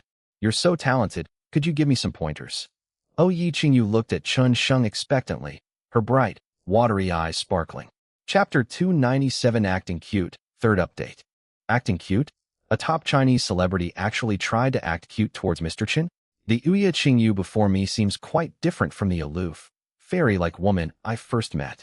Is this her true nature? Women are, after all, not easy creatures to understand. Okay, Chun Sheng nodded in agreement. For him, it was just a matter of taking a look, and it wouldn't be a big deal. Excitedly, Oyekinjiu led Chun Sheng to the jade gambling shop. The shop was filled with all kinds of jade rough stones, some cut and some uncut, a dazzling array. In the hall, many people dressed in designer brands looked around, searching for the stones they wanted to buy. Many people recognized Oyekinjiu and came up to greet her, take photos, and so on. However, these people didn't chase after people like fans outside. Those who came here, regardless of gender, were very rational. They often saw celebrities and the like. They wouldn't even bother with most celebrities. Miss Oye. Suddenly, a voice rang out. Not far away, a man in overalls and gleaming leather shoes walked towards them. He looked to be about 27 or 28 years old, accompanied by two men who seemed to be his subordinates. Miss Oye, I didn't expect to see you here. Kai Kuan. Upon seeing the man, a hint of annoyance flashed in Oyeching's eyes, but she still smiled and said, Yes, the tour concert is here. I came here to have some fun before the concert starts. As expected of Miss Oye, while other people need to rehearse beforehand for their concerts, only Miss Oye can do whatever she wants. Kai Kuan said with a look of envy. Miss Oye, I'm a regular here and I know this place very well. Would you like me to introduce you? No need. Oyeqingyu decisively refused. First of all, Kai Kuan's status and position were far inferior to hers, and secondly, she really didn't like Kai Kuan as a person. Both are in the entertainment industry, but she debuted based on her talent, while Kai Kuan debuted based on his looks. He hired a lot of online trolls to hype himself up, and even had people insult him on the internet. He hired a group of people to play the good cop, and another group to play the bad cop. His hype methods were extremely disgusting, and Oyeqingyu has always despised this kind of behavior. She refused decisively. Kai Kuan was somewhat embarrassed and annoyed, his eyes darkening. All right, Miss Oye, I hope you have fun. Oyeqing gave a nonchalant reply and brushed past him. Chun Sheng walked behind. Just as they were about to pass by. Oops! Kai Kuan suddenly cried out in surprise and said angrily, What's wrong with you? You touched my clothes. Do you know how much these clothes cost? Chun Sheng glanced at him, not knowing what to say, and finally said in a flat, speechless tone, Are you an idiot? There are surveillance cameras everywhere here. Why are you playing these tricks? After saying that, Chun Sheng didn't bother to say anything more and simply walked past him. Kai Kuan was so embarrassed that he couldn't say a word. Indeed, he wanted to cause trouble for the guy who was following Oyeqingyu, but he really overlooked the fact that there were many surveillance cameras here. Grass. He stomped his feet in anger. Hee hee. Oyeqingyu's laughter was like the tinkling of a spring. That guy is really funny. It's kind of funny. Chun Sheng shook his head. After browsing the shop for a while, he casually asked Oyeqingyu to buy a few stones. Unsurprisingly, every piece of jadeite rough was a top-quality jadeite when cut open. Based on market value, she not only stopped losing money, but also made more than 10 million. Oyeqingyu was extremely surprised, her clear eyes shining with admiration. Mr. Chun, you are really amazing. Suddenly, Chun Sheng was startled. He found a stone. Red stones. Spirit stone. It was displayed among a pile of miscellaneous stones in the shop, and among the colorful jadeite rough stones, it was very inconspicuous. But Chun Sheng noticed it immediately. The spirit stone is huge. It's 10 times larger than the one from the Qin City auction, which only weighed 3 or 4 pounds. And this spirit stone right now, weighing at least 100 pounds, they were square and neatly cut, lying among various kinds of jade-like decorations. However, despite the large number of people coming and going, no one paid any attention to it. Most people only had eyes for the raw jadeite. In an instant, Chun Sheng's heart almost jumped out of his chest. He was really excited. I never expected to encounter such a large spirit stone. You know, a small piece before, weighing 3 or 4 pounds, was enough for him to break through to the qi refining stage. But this piece now weighs over 100 pounds. Calm down, calm down. I originally just came to visit and accompany Oyeqingyu for some fun, without much expectation, but I didn't expect to be so lucky. Chun Sheng forced himself to calm down. Hearing Chun Sheng's puzzled, Oyeqingyu thought he hadn't heard her clearly and added, I said you're amazing. No. Chun Sheng casually pretended to examine the jadeite rough stone, then slowly approached the red, 100-pound spirit stone, reached out his hand, and touched it to feel it. It really is a spirit stone. He could clearly sense the abundant and rich spiritual energy within. Boss, this stone is quite beautiful. How much is it? Chun Sheng turned his head and looked at the boss, who was in his 40s or 50s, somewhat bald and obese, wearing gold-rimmed glasses, not far away. Young man, I'm not trying to rip you off. That's just an ornament, not a raw jade stone. You should look at something else, the shopkeeper said with a smile, looking quite honest. I just think it looks nice. I can take it home and carve it into a decoration. Boss, how about you name a price? Chun Sheng knew that there were no deals that couldn't be done, only prices that couldn't be agreed upon. Young man, if the price is too low, I don't need it. If it's too high, you won't buy it anyway, the shopkeeper said. If you really like it, you can buy a few rough stones, and I'll bundle them together and give them to you as a gift. Okay, boss is a good friend. Mr. Chun, what are you buying this for? Oh Yiqingyu asked curiously. She really couldn't understand Chun Sheng's thought process. With such great skills, why didn't he gamble on stones and instead came to buy a broken stone? It works. Chun Sheng simply said 2 words, and then selected 3 stones containing valuable items, worth over 1.5 million yuan. Oh Yiqingyu eagerly paid for them. Unsurprisingly, the jadeite rough he chose made a fortune again. The stone, worth 1.5 million, yielded jadeite worth over 3 million, top-quality jade. My God, this guy's luck is incredible. Yes, that's impressive. Tisk tisk. Even the shop owner was dumbfounded, exclaiming in surprise, Young man, you're in luck. How about selling these jades to me? Okay. Chun Sheng smiled and nodded, which meant that not only did he not spend any money, but he also earned 1.5 million, and he also got over 100 gene of spirit stones. Boss. Just then, 5 people suddenly burst into the shop. The leader stepped directly onto the spirit stone and said, I'm taking this stone for myself. Chapter 298, Becoming a Tyrant, 4th update. Getting married? Upon hearing this title, inside the store, almost everyone's eyes were drawn to the newcomer. This was a middle-aged man in his 40s, wearing a bowler hat, with a rather muscular physique.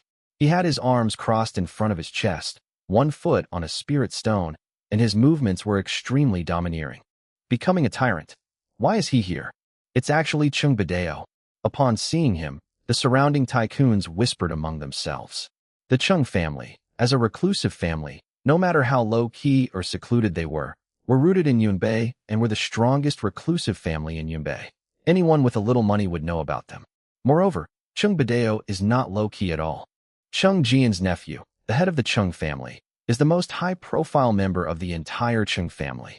Everyone in the wealthy world knows that he has an extremely serious fetish. Women. He will snatch any woman he sets his sights on, domineeringly snatching her away, even if her boyfriend or husband is right in front of him. A year ago, he did something that shocked the entire circle of the wealthy. There is a wealthy man's wife who is very beautiful and stunning. She is arguably the most beautiful wife among all the wealthy men in the circle. Chung Bideo saw the woman's photo and immediately stormed into the wealthy man's house, ordering the wealthy man to guard the door while he enjoyed himself inside. The wealthy man dared not do or say anything. After the incident, he could only leave Yunbei, and the woman naturally fell into Chung Bideo's hands. His reputation for being domineering stemmed from these incidents, accumulated one by one. If anyone displeases him in the slightest. Therefore, there is only one way. Die. So, in Yunbei, with the exception of an extremely small number of people, no one dares to disobey him. When the shop owner saw him, his face turned pale. He hurriedly went up to him and said, Brother Chung, what brings you here? Do you want the stone? It's just an ornament anyway. Take it. I don't need it. The shop owner isn't stupid. He was 100% certain that the red stone was no ordinary object. Otherwise, it would never have alarmed Chung Bideo. Most importantly, Chung Bideo requisitioned it not in his personal name, but in the name of the Chung family. This is very complicated. Chung Jia is not someone he can afford to offend. So what if it's a treasure? It still has to be given away. Let alone this stone. Even if Chung Bideo wanted his entire shop, he wouldn't dare utter a sound. As for the promise he made to give it to Qin Sheng, he had long forgotten about it. Haha, boss, you're quite sensible. Chung Bideo patted the fat boss's face lightly, as if patting a dog. The boss bowed and scraped, extremely submissive. It's nothing, it's nothing. We're all protected by the Chung family. This broken stone is nothing. Beside, Qin Sheng, who was about to get the spirit stones, suddenly looked rather unwell. When the duck that was about to be beak flies away, no one would be happy. Mr. Chun, please don't. Oya Kinjiu said worriedly when she saw the unpleasant look in Chun Sheng's eyes. Don't go over there. That's the Chung family. We can't afford to offend them. Fine. Getting married? What is it? He's already killed Chung Chiwen. Why would he care about Chung Badeo? For that spirit stone, let alone Chung Badeo. Even if that arrogant Chung Chiwu came here, it wouldn't work. Boss, Chun Sheng stepped forward. You just gave me this stone. Strictly speaking, it's mine now, and you have no right to dispose of it. Grass. As soon as Chun Sheng walked out, the people around him were surprised. Although the shop was large, most people noticed Chun Sheng because he had sold 3 million worth of jadeite in a row, and they knew that the stone was indeed a gift from the boss. But no one expected that he would actually dare to stand up. That's Chung Jia. That's Chung Badeo? Doesn't he know? The fat boss was equally surprised, his expression frozen. He had thought that Chun Sheng wouldn't dare to speak up, and that he would just give some compensation after Chung Badeo left. Unexpectedly, the other party actually stood up and stopped him from sending the stone away. Boss, doing business is all about integrity. If you say you'll give it to me for free, then you'll give it to me for free, right? Chun Sheng asked before the fat boss could speak. In a short time, all eyes were on Chun Sheng. Is this young man courting death? How dare they steal something belonging to the tyrant? I've changed my mind, the fat boss said through gritted teeth. This thing originally belonged to me. Now I'm not giving it to you. You're not worthy of this stone. I'm giving it to Brother Chung, to the Chung family. His small eyes gleamed, and his previous amiability and smile vanished without a trace. Compared to Brother Chung, what are you? You want to get your hands on what he wants. Chun Sheng smiled. Reality. It's so real. What was originally meant for him is now considered unworthy of him and untouchable. It's really funny. After a few breaths, Chun Sheng said, I'll say it again, you just gave it to me and I paid for it. So it's mine now, and you have no right to dispose of it. I'm not discussing this with you. I'm informing you. You should know what a notification is, right? Chun Sheng was reasonable, but also very impolite. He couldn't possibly miss out on the spirit stone. It's even less likely that we just hand it over to someone else. In a short time, almost everyone's eyes were fixed on Chun Sheng, marveling at his audacity, arrogance, and ignorance. Saying these things in front of Chung Badeo is practically slapping him in the face, isn't it? Slap the domineering face. Can it survive? The fat boss's eyes were extremely ugly, filled with unease and worry that Chung Badeo beside him would grow impatient and kill him. You, boss, in business, you really have to be trustworthy. The boss was about to say something when Chung Badeo abruptly interrupted him, his tone playful. Since it's been given to him, it's his, don't you think? Right or wrong? Or, the fat boss felt very uneasy and flustered. He gritted his teeth and said, Brother Chung, it's up to you whether it's right or wrong. If you say it's right, then it's right. If you say it's wrong, then it's wrong. Haha, not bad. Chung Badeo felt great. He loved seeing others fear him and submit to him. A businessman must keep his word. If you say you're giving something away, you mean you're giving it away, understand? Brother Chung is right. Brother Chung is right. The fat boss nodded repeatedly. Despite Chung Badeo's words, his feet remained on the spirit stones. After speaking to the fat boss, he turned his gaze to Chun Sheng's face. Since it's yours, then I need this stone to start a family. Chung Badeo arrogantly raised a hand, pointed at Oyi Qingyu, and continued. At the same time, I, Chung Badeo, also need that woman. Now, I want to take the stone in her. Do you agree or disagree? Chapter 299. Agree or disagree. Fifth update. In fact, Chung Badeo had already noticed Chun Sheng long ago. However, he did not know Chun Sheng. Chung Chiwen's death was still a secret, and not many people knew about it. Among the entire Chung family, only Chung Jian and Chung Chiwu knew that Chung Chiwen had died at the hands of Chun Sheng. He noticed Chun Sheng for only one reason. Oya Qingyu. Oyi Qingyu is so beautiful, like a firefly in the dark, it's hard not to notice her.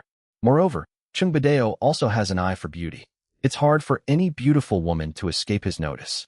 The moment he entered, he noticed Oyi Qingyu. Oyi Qingyu is a celebrity, but he didn't know him. As a member of a reclusive family, he doesn't bother to pay attention to, understand, or know about most celebrities, as these are things that the wealthy have already discarded. Therefore, he doesn't know many celebrities.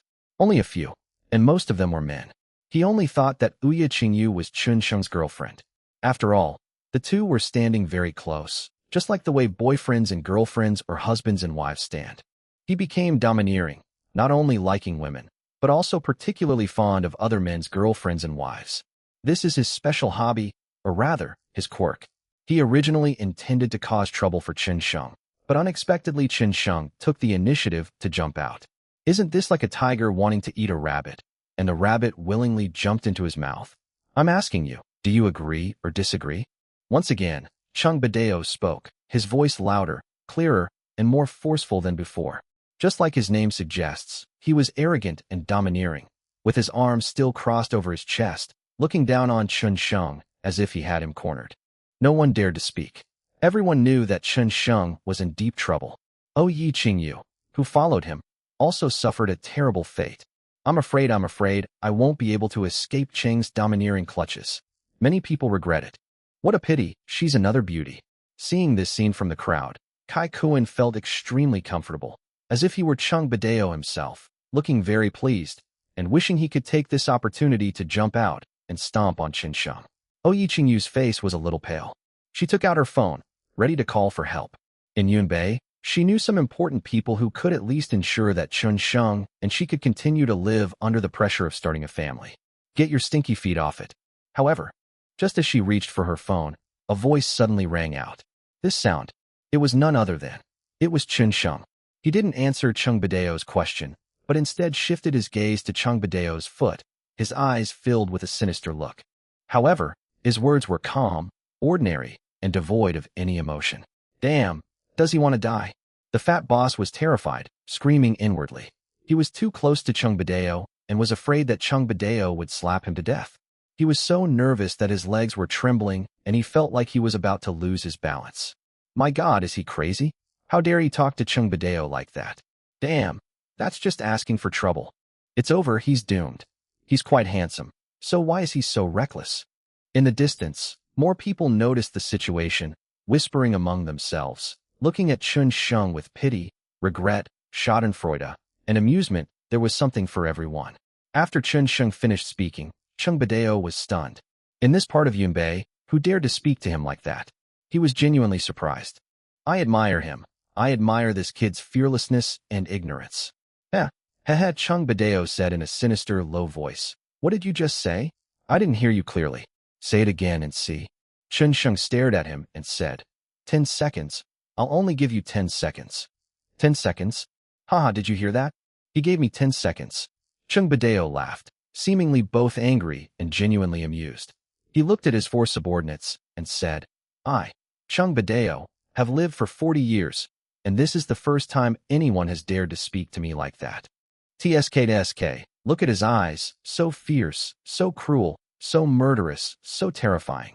Chung Badeo rolled up his sleeves, looking at the expensive watch on his wrist. You, a piece of trash, dare to order me around? Who do you think you are? Come on, I'll count down for you. If you don't dare to move when the time is up, you're my grandson.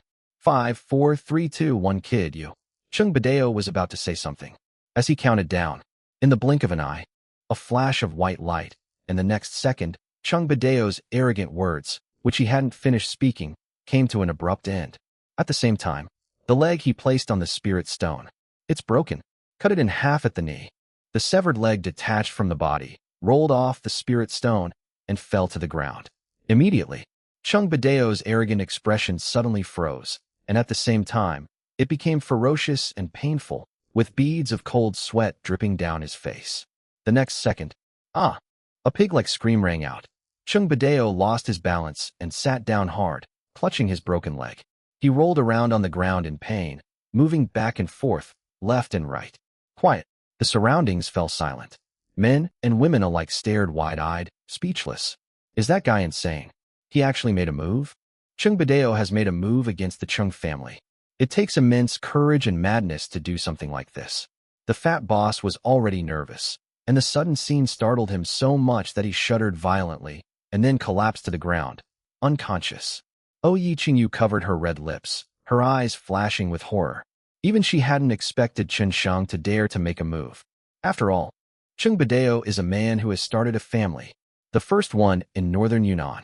Her decision to hold a concert in Yunbei, which would offend the most powerful family in Yunbei, was not a wise choice at all.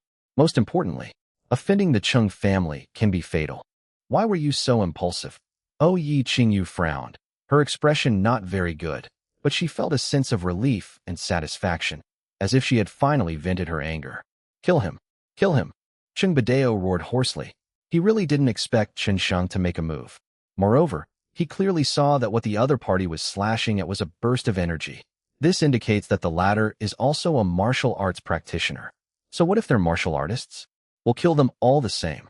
Chung Badeo roared, but in fact, he didn't even need to roar. The 4 people who came with him had already made their move after they came to their senses. The 4 of them surrounded Chen Sheng from all sides, and their fists, feet, claws, and palms, carrying surging and violent spiritual energy, pressed down on Chen Sheng at the same time, directly aiming to kill him. There's nothing to say. Chen Sheng also made his move.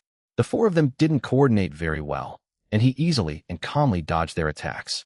In just a few moves, the 4 of them were sent flying backward, all suffering severe injuries. They are too weak. The strongest among them is only at the peak of qi refining. They can handle ordinary people, but against Chen Sheng, even if all 4 of them attacked together, they wouldn't be enough. Chapter 300 The Gap is too big. 6th update. Chen Sheng took less than 10 breaths to deal with the 4 people.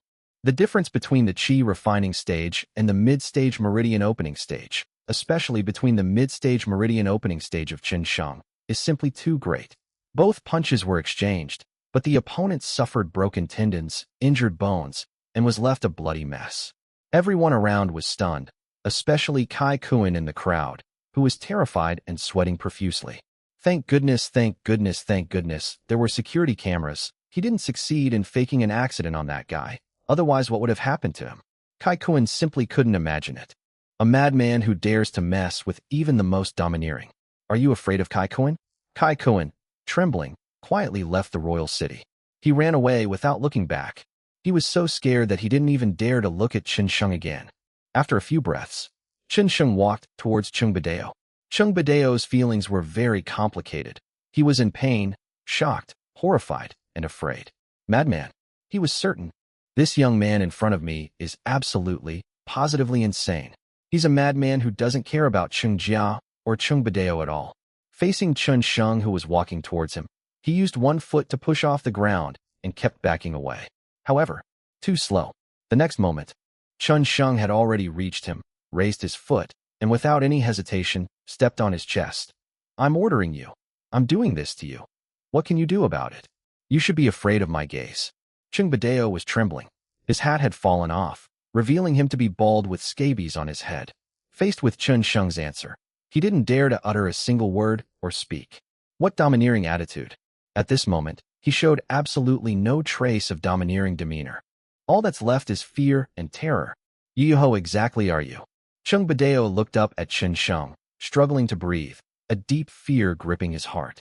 My name is Chen Sheng. What? You want revenge after asking about my identity? Chen Sheng's lips curled into a smile that was both terrifying and unruly. Chen Sheng? Chung Badeo searched his mind for the name, but he had never heard of it before, let alone the Chen family. The wealthy people around him had also never heard of it. Chen Sheng, what do you want? Chung Badeo's voice trembled. He stammered and spoke cautiously. If you kill me, my Chung family will not let you get away with this. Are you married? Chen Sheng seemed to be thinking about something. Soon, he removed his foot. Chung Badeo thought it was the Chung family's intimidation that had worked, so he hurriedly added, Yes, it's the Chung family. I am the head of the Chung family, Chung Jian's nephew. If you kill me, he will be furious. Come on, crawl over here. Chen Sheng walked to the spirit stone and waved to Chung Badeo, as if ordering a dog around. What are you doing? Chung Badeo asked curiously and suspiciously, enduring the pain in his leg. Help me clean this stone. Chen Sheng pointed to the footprints and bloodstains on the spirit stone. Hurry up, I don't have much time. What? Chung Badeo didn't expect Chen Sheng to ask him to do this, and he found it hard to accept. Young Master Chung, you don't move, I'll do it. Chung Badeo's injured servant crawled over to him in an attempt to please him. However, they had only taken a few steps when Chen Sheng stomped on him, shattering his internal organs, and looked at the remaining 3 with amusement. Does anyone else want to help this domineering Mr. Cheng? Upon seeing this, the three of them simultaneously shrank back, their expressions filled with fear. Cheng Badeo's eyes widened. It seems the threat of getting married is completely useless. Originally, he still wanted to be stubborn and struggle a bit more. But now, where would we dare? To wipe, Cheng Badeo tore off the cloth on his body, crawled to the spirit stone, and carefully cleaned and wiped the spirit stone, not letting go of a single speck of dust. The people around were stunned. Who has ever seen someone act like this, so domineering? Nobody's here. In the entire Yunnan province, who dares to let Cheng act so domineeringly? There's nobody here. Even those reclusive families probably wouldn't dare to let Cheng Badeo clean and tidy things up like a servant, right? Oh Yecheng walked up to Chun Sheng and whispered, Mr. Chun, let's go quickly, or Cheng's family will be here soon. As a member of a reclusive family, Oyi Qingyu was well aware of how terrifying the Cheng family was. Even though there were no members of the Cheng family here for the time being, everything that happened here would be accurately reported to Cheng Jian's ears within half an hour. If a married person comes here in person, something terrible is bound to happen. Given Chen Sheng's current strength, it's unlikely he'll fare well against Cheng Jia. Yes, it's time to go. After cleaning up the spirit stones, there was still an hour left until 5 p.m. He had arranged to go to the Yunbei Heavenly Prison with Xing Zongtai at 5 p.m. This is a big event, we can't miss it. 100 pounds of spirit stones is heavy for ordinary people, but it's nothing to Chen Sheng, who easily picked it up. Then, kick out. Boom. Cheng Badeo was sent flying backwards, crashing into a pile of jadeite rough stones and dying on the spot. Then, he turned and glanced at the remaining 3 survivors. You 3, go back and tell the Cheng family, inform Cheng Jian, and say that I killed him. Remember, my name is Chen Sheng. He finished speaking casually. Chen Sheng left without looking back. Oyi Qingyu stood there, her pretty face flushed red, stunned, her eyes shimmering with disbelief. Is he really not afraid of getting married? After a brief moment of stunned silence, Oyi Qingyu followed after them. Cheng Badeo is dead. Visibly, a large dent was visible in his chest. His head hung low, motionless, and a large pool of blood beneath him stained the raw stone, the jade, and the floor red. Cheng Badeo is really dead. The onlookers were completely stunned. For a long time after Chen Sheng left, the entire store fell into a deathly silence. Then a woman let out a scream. The scream shattered the peace, and the store immediately erupted in chaos. Immediately afterwards, the entire Yuanshe street and the entire European imperial city were in an uproar. Cheng Badeo died here. Some people were happy, while others were terrified. The name Chen Sheng spread like wildfire among the wealthy in Yunbei. They simply couldn't believe that someone would dare to lay a hand on the Cheng family in Yunbei. Bang! Cheng Jia, Cheng Jian, sat in his room, a jade cup in his hand crushed in his hand, his old face trembling. Chen Sheng, you Chen Sheng, you've gone too far. His chest heaved, and after a long while, he slowly calmed down and said to the person kneeling in front of him, before things escalate, you must immediately go and block the news. We can't let the news spread any further. Go with Cheng Badeo during the day and kill all 3 of the surviving people. This, the man kneeling on the ground asked in surprise. Master, why? Chapter 301 Yunbei Heavenly Prison, 7th Update.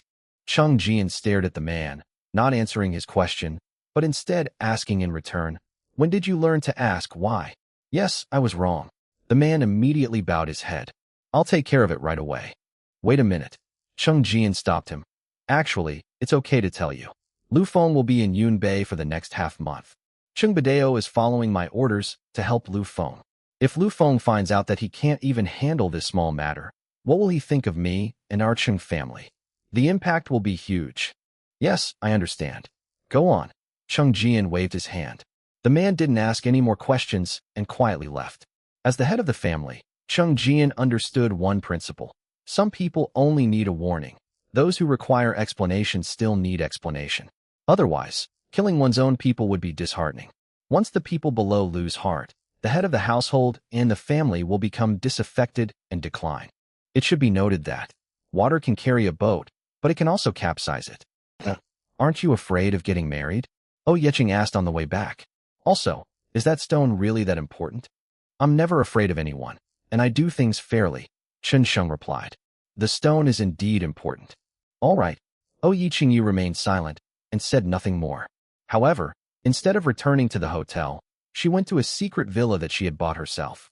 She was worried that getting married would lead to trouble, so she had to be on guard.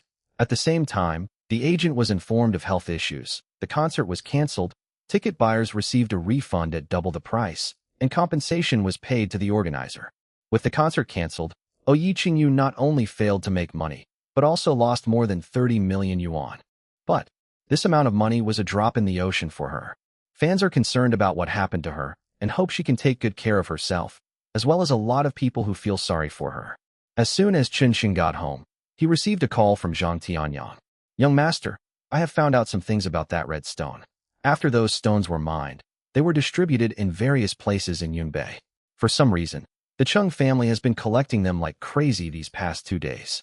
The total weight is approximately over 1,000 jin. What? Chen Sheng was surprised. This was the first time he had been so surprised since his release from prison. 1,000 caddies of spirit stones. If he obtained all of these spirit stones, what level of cultivation would he reach? Young master, with the Chung family involved in this matter, given my abilities, it's really, Zhang Tianyang sighed, unwillingly saying, it's really difficult to handle, and it's hard to continue the investigation, or rather, to collect any more information. I'm currently in Yunbei. Do you have any instructions? No for now. Go back to Qingqing. Leave things here to me. Young master, you are also in Yunbei? Yes, you just need to go back and take good care of Zihan. All right, young master, please rest assured. After hanging up the phone, Chen Sheng fell into deep thought. The Chung family is also collecting spirit stones. Why? Did Chung Jia know the function of the spirit stone? Judging from Chung Badeo's appearance, it seems he doesn't know. Otherwise, he wouldn't be stepping on the spirit stone. And, based on the information he currently possesses, it's likely that, apart from him, no one else in the entire country, including China, can master the method of absorbing spirit stones. It seems that so far, only a small number of people in the Chung family know about spirit stones, and the lower-level members don't. After a little thought, Chen Sheng guessed the general idea. Mr. Chen, the car you asked me to prepare has arrived. Yeching said softly from the second floor of the villa. Okay, I'll be back in half an hour. Stepping out of the villa, Chen Sheng paused, red dress. Behind them, the air stirred, and without warning, the woman in red stepped out of thin air. You stay here to protect Qingyu. I'm going to the Yunbei Heavenly Prison. Yes, young master. The woman in red hesitated, unable to finish her sentence. What is it? Speak, Chen Xing said. I just want to ask, when will you help me cure the poison in my body, young master? A month is almost up, and during this time, Hongyi has been following Chen Sheng, but Chen Sheng has no intention of curing her poison. Don't worry, I'll help you as soon as the time comes. Chen Sheng didn't explain further, got into the Mercedes parked outside, and headed straight for the Yunbei prison. Generally, the prisons are all located in relatively remote areas. The Yunbei Heavenly Prison was an exception. According to the message sent by Xing Zongtai, it was actually located in a well-known shopping mall in the center of Yunbei City. As soon as he got out of the car, he saw Xing Zongtai standing at the entrance of the mall, waving at him and running towards him. Xing Zongtai, dressed in a suit, was handsome and exuded the charm of a mature man. Master Huang. Old Xing, are you sure this is the Yunbei prison? Looking at the bustling scene around him, Chen Sheng was quite surprised. Certainly, Xing Zongtai said, Yunbei prison is almost entirely filled with martial arts practitioners, making it a veritable secret base. If we weren't investigating this time, I probably wouldn't even know where it is. Xing Zongtai led the way, taking Chen Sheng into the mall, then into the elevator, pressed the button for basement level 3, and arrived at the basement parking lot. Xing Zongtai then showed his identification to a security camera. Soon, a white sports car worth millions drove away from a secluded parking space, beneath which was a metal plate. Lifting the plate revealed a staircase leading downwards. Is the most dangerous place the safest place? Chen Sheng looked at the scene inside with considerable surprise. I guess so, but this is only the first door. After Xing Zongtai and Chen Sheng went down, they passed through 7 more checkpoints, where their documents, fingerprints, retinal scans, and other features were checked before they finally arrived at the real prison. Old Xing, you've arrived. Inside the prison, a middle-aged man saluted Xing Zongtai. Zhou Hongmiao has been placed in the agreed-upon secret room. You may proceed. Thank you very much. I'll treat you to a meal next time I come to Qinsheng. Xing Zongtai patted the middle-aged man on the shoulder and led Chun Sheng to a room.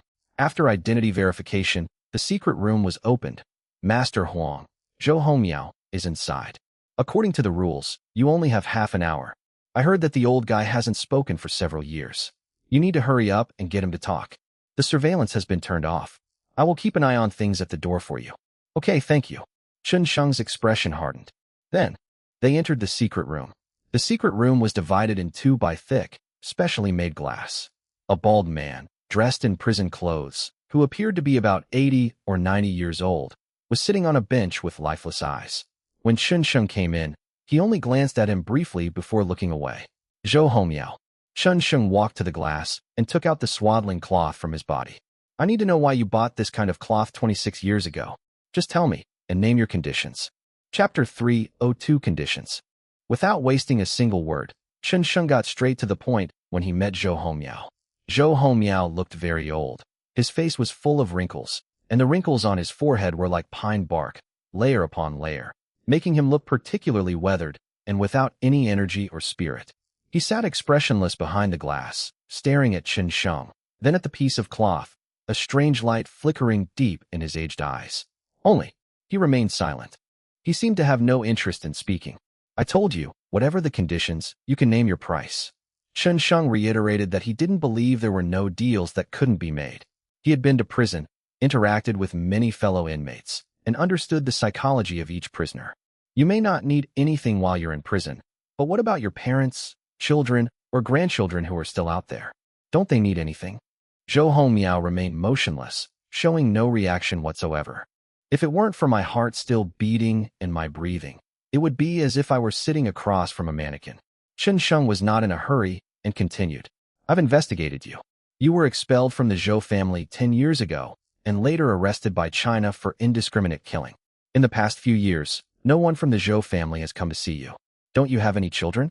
Or are your children already dead? The words fell. Chun Sheng clearly saw that Zhou Hongmiao's lips trembled slightly. It was very slight and very brief. But nothing escaped Chun Sheng's eyes. Very good. Having experienced and witnessed too much, Chun Sheng already had a pretty good idea of what was going on with Zhou Hongmiao's behavior. So, your children are no longer alive, and you, as the head of the second branch of the Zhou family, were suddenly expelled from the family back then. It seems there's more to the story than meets the eye. In other words, this secret is related to your son and daughter? Go away, don't bother me. Suddenly, across the glass, Zhou Hongmiao's lips moved. As if a sore spot had been touched, his eyes filled with barely concealed anger. But he held it in well, his voice hoarse and low. I said, as long as you tell me why you were in the Zhou family back then, and why you specifically and specially went to buy this kind of expensive fabric, I will leave immediately. Chun Sheng knew he had hit the nail on the head, so he pressed his advantage. Most importantly, my appearance is your opportunity. I think you must have suffered a lot over the years. Zhou Hongmiao stared at Chun Sheng for a long time, took a deep breath, and then, unhurriedly and slowly, spoke. You're very smart, but unfortunately you're young. Haha, I have a granddaughter who, 10 years ago, was tricked out by the son of the Zhou family patriarch and forcibly raped by Cheng Qiwu of the Cheng family. My son and granddaughter are both dead. The culprits are the Zhou family and the Cheng family. One is the second largest family in Yunnan, and the other is the largest family in Yunnan. Chun Sheng, if you bring their heads to me, I'll tell you your story, hee. Can you do it? Don't even mention Cheng Qiwu. Zhou Yuehua's head will do. I advise you to leave and not waste my time. Zhou Hongmiao finished speaking slowly and unhurriedly, as if he had used up all his strength. He leaned back weakly in his chair, looking at Chun Sheng with amusement. Although there was a mocking smile on his lips, 2 lines of tears streamed down his aged eyes. Chun Sheng looked at him for a while, then remained silent for a long time. Get up. They left the secret room. Zhou Hongmiao gave a self-deprecating laugh, his eyes red-rimmed. He closed his eyes, looking extremely tired, and slumped weakly into the chair. Master Huang, how did it go? Xing Zongtai asked as Chun Sheng came out from outside the door. Did that guy say anything? Yes, he's spoken up. Chun Sheng asked, Old Xing, how long do I have to wait if I want to see him again next time? 2 days. Xing Zongtai said, This is Yunnan, and the prisoners here are all serious criminals. Even if I were to personally visit them, we would still have to go through the proper procedures. Okay, then please make the arrangements for me. I need to see him again in 2 days. Okay, Mr. Huang. Don't worry, I'll make the arrangements. Back at Oyakinjiu's villa, nothing happened. Chun Sheng called Chi Han and asked him to help find out who the Zhou family patriarch's son was, or rather, what kind of person he was. Perhaps it's time for a breakthrough. Hang up the phone. Looking at the spirit stones inside the room, their spiritual energy surging, Chun Sheng's thoughts raced. He killed Chung Chiwen and stole the spirit stones. The Chung family won't let him off so easily. At the same time, to uncover his origins and to find out who killed his brothers, he might have to offend the Zhou family. Offending two reclusive families at once. It puts immense pressure on anyone. Facing them, someone at the mid-stage of the meridian opening realm is still somewhat inadequate. In Ningen alone, Yun Zuankanking, the patriarch of the Yun family, ranked 30th, is already at the peak of the dragon elephant stage. So, what about the patriarchs of the Chung and Zhou families? How strong must they be? To fight them head-on, we must let our strength speak for itself. Chun Sheng arranged for Hongyi to guard the villa and not allow anyone to approach it. At the same time, he discussed with Oya Kinjiu and hoped that she would not go out for the time being. After receiving permission, Chun Sheng began to stay indoors. He placed the spirit stone beside him, covered it with one hand, and circulated his yin-yang meridian, feeling the texture within the spirit stone and the circulation of spiritual energy. In less than 5 minutes, the spiritual energy within the spirit stone slowly entered Chun Sheng's body through his arm and meridians. Chun Sheng became completely absorbed in cultivation. It wasn't until the evening of the second day that he slowly opened his eyes, feeling the surging, turbulent spiritual energy within his body. He couldn't help but frown. The dragon elephant stage is not enough. We must go further. Perhaps some members of the Qingjia and Zhou families have already surpassed the dragon elephant stage, but we still need to improve. Qi refining, meridian opening, dragon, and elephant. Master the basic methods of using spiritual energy, which will open up the meridians of the limbs and grant one the power of a dragon and an elephant. This is a summary of the 3 realms by martial arts practitioners. These 3 realms also have a collective name, the 3 levels of earthly origin. As long as one is still within the 3rd level of the earthly origin realm, there is a possibility of challenging someone of a higher level. For example, Chun Sheng, who is in the middle stage of the meridian opening realm, can kill someone in the early or middle stage of the dragon elephant realm. If it is someone at the peak of the meridian opening realm, he is even confident that he can take action against someone at the peak of the dragon elephant realm. However, once he surpasses the dragon elephant stage and reaches the 1st level of the heavenly origin 3 realms, which corresponds to the earthly origin 3 realms, even if Chun Sheng reaches the peak of the dragon elephant stage, he is not confident that he can kill someone of a higher level. Just like how it's difficult to challenge junior high school knowledge with 6th grade elementary school knowledge. Because the difference is really huge.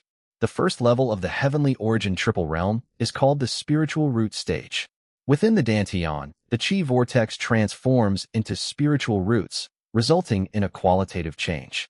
Once one enters the 3rd level of the heavenly origin realm, one will be able to sense the power of heaven and earth, thereby cultivating martial arts techniques. The method used by the woman in red to conceal herself in space is a martial art. Chapter 303, Differences. Although Chun Sheng didn't quite understand how Hongyi managed to cultivate martial arts with the strength of the dragon elephant stage, but he should know that with martial arts, even Yun Xian Song Kong couldn't detect her presence. Or rather, she stayed by his side for more than half a month, and no one could see her unless she showed up herself. If it weren't for X-ray vision, even Chun Sheng wouldn't have been able to find it. It's simply the difference between having martial arts skills and not having them.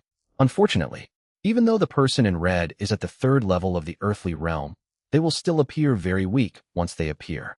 However, in a battle between people of equal strength, having martial arts skills and not having martial arts skills are 2 completely different things. The earthly triple realm and the dragon elephant triple realm represent heaven and earth, respectively. Chihan, can you find out where Chung Badeo has been active recently as quickly as possible? Chun Sheng dialed Chihan's number. Young master, let me give it a try. Every reclusive family has spread its influence throughout various cities to gather information from the outside world. Their domineering and high-profile actions make them easy to track down. Less than an hour later, Han called Chen Sheng. Young master, Chung Bideo has been frequently seen at the Juanhao Hotel in Yunbei these past few days. Moreover, I just checked, and the Juanhao Hotel has recently closed down, and there are many more guards around it, probably all of them martial arts practitioners. Also, young master, didn't you kill him? Why are you still investigating him? We'll just take a few things from the Chung family, Chen Sheng said calmly. What? Han's hand trembled, and for a moment, he didn't know what to say. Getting married? You dare to rob me? His lips twitched. Ever since the young master came to Ning'an and dealt with the head of the Qi family, Han had been worried that the Chung family would come looking for trouble. That's really bad. The family hasn't come knocking, so the young master is going to come to them himself?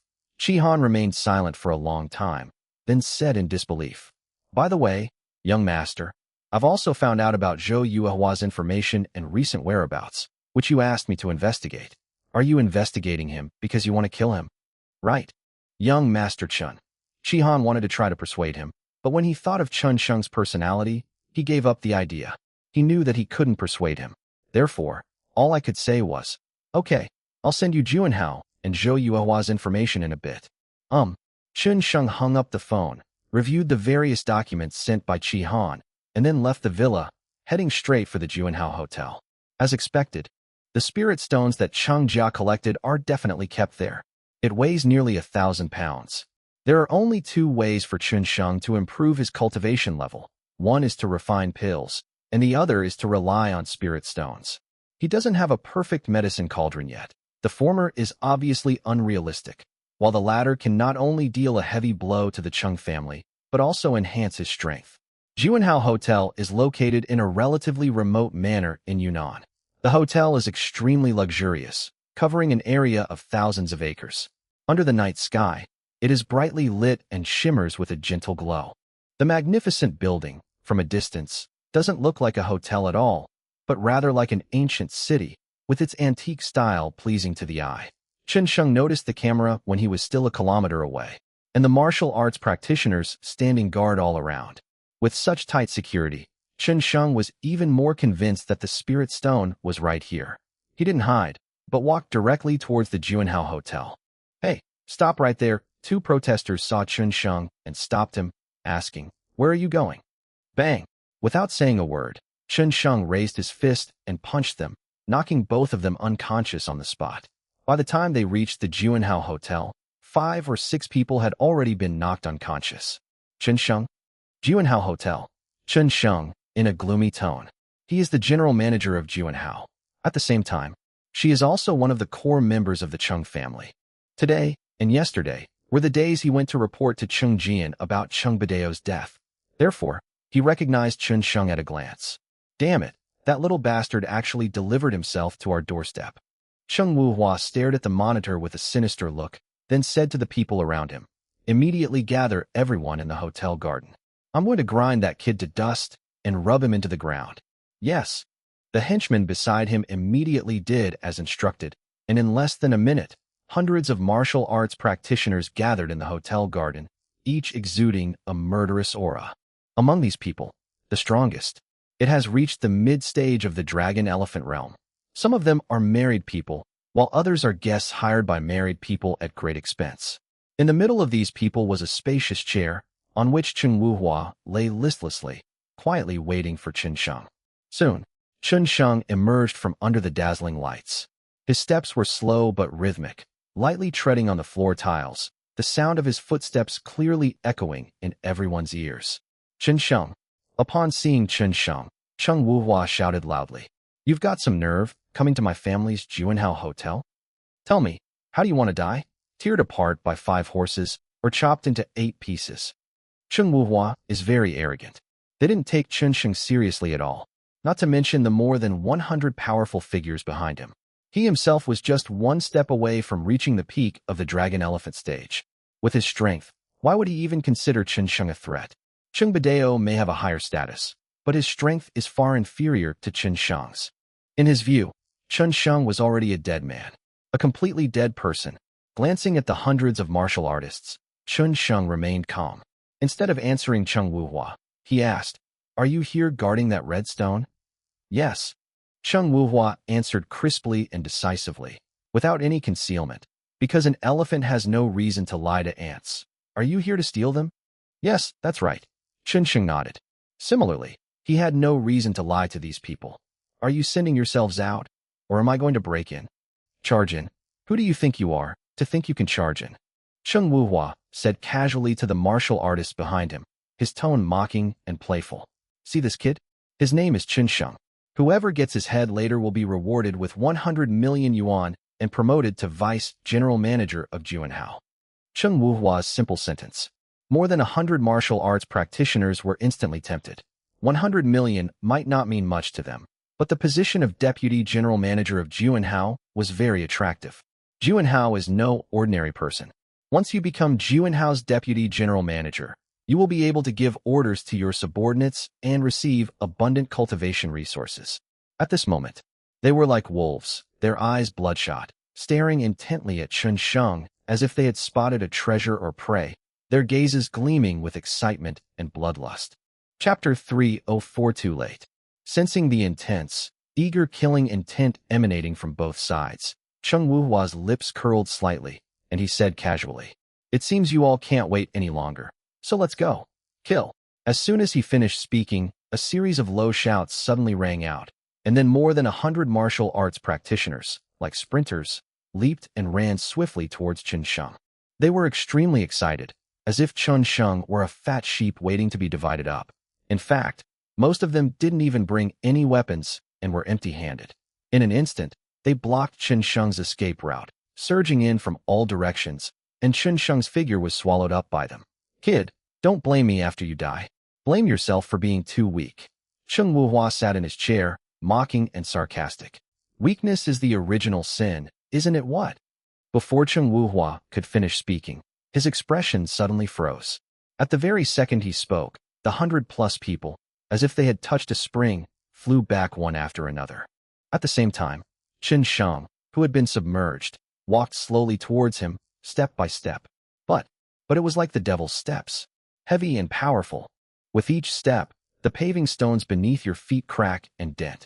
With every step they took, 2 or 3 people were seriously injured or killed. Facing over 100 powerful martial artists, he moved with impunity. Those who attacked him were either crippled or killed. And he died a horrible death. This scene, that's absolutely amazing. After more than 30 people died, the remaining dozens of martial arts practitioners were all dumbfounded and at their wits' end. Their faces were filled with fear and unease. There were clearly 70 or 80 of them, surrounding Chen Sheng in a circle.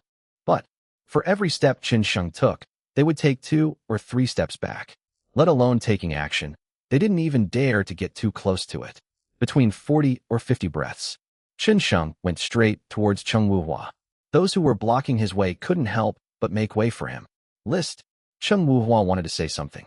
However, he had only uttered one word when Chen Sheng grabbed his neck with one hand and lifted him up, his fingers slowly digging into his skin and bones. "You're right. Weakness is the original sin. But the guilty one is not me, it's you." Click. The next second, Cheng Wuhua died. He didn't even have time to say a word before he was completely dead. Blood kept flowing from the 5 finger holes piercing his neck. His eyes were filled with absurdity, confusion, fear, and dread. Did he just die like that? The remaining martial artists were stunned. They had thought that Cheng Wuhua would resist, would take action, and would even say some sarcastic, disdainful, or mocking things. But from beginning to end, he had no chance to resist at all.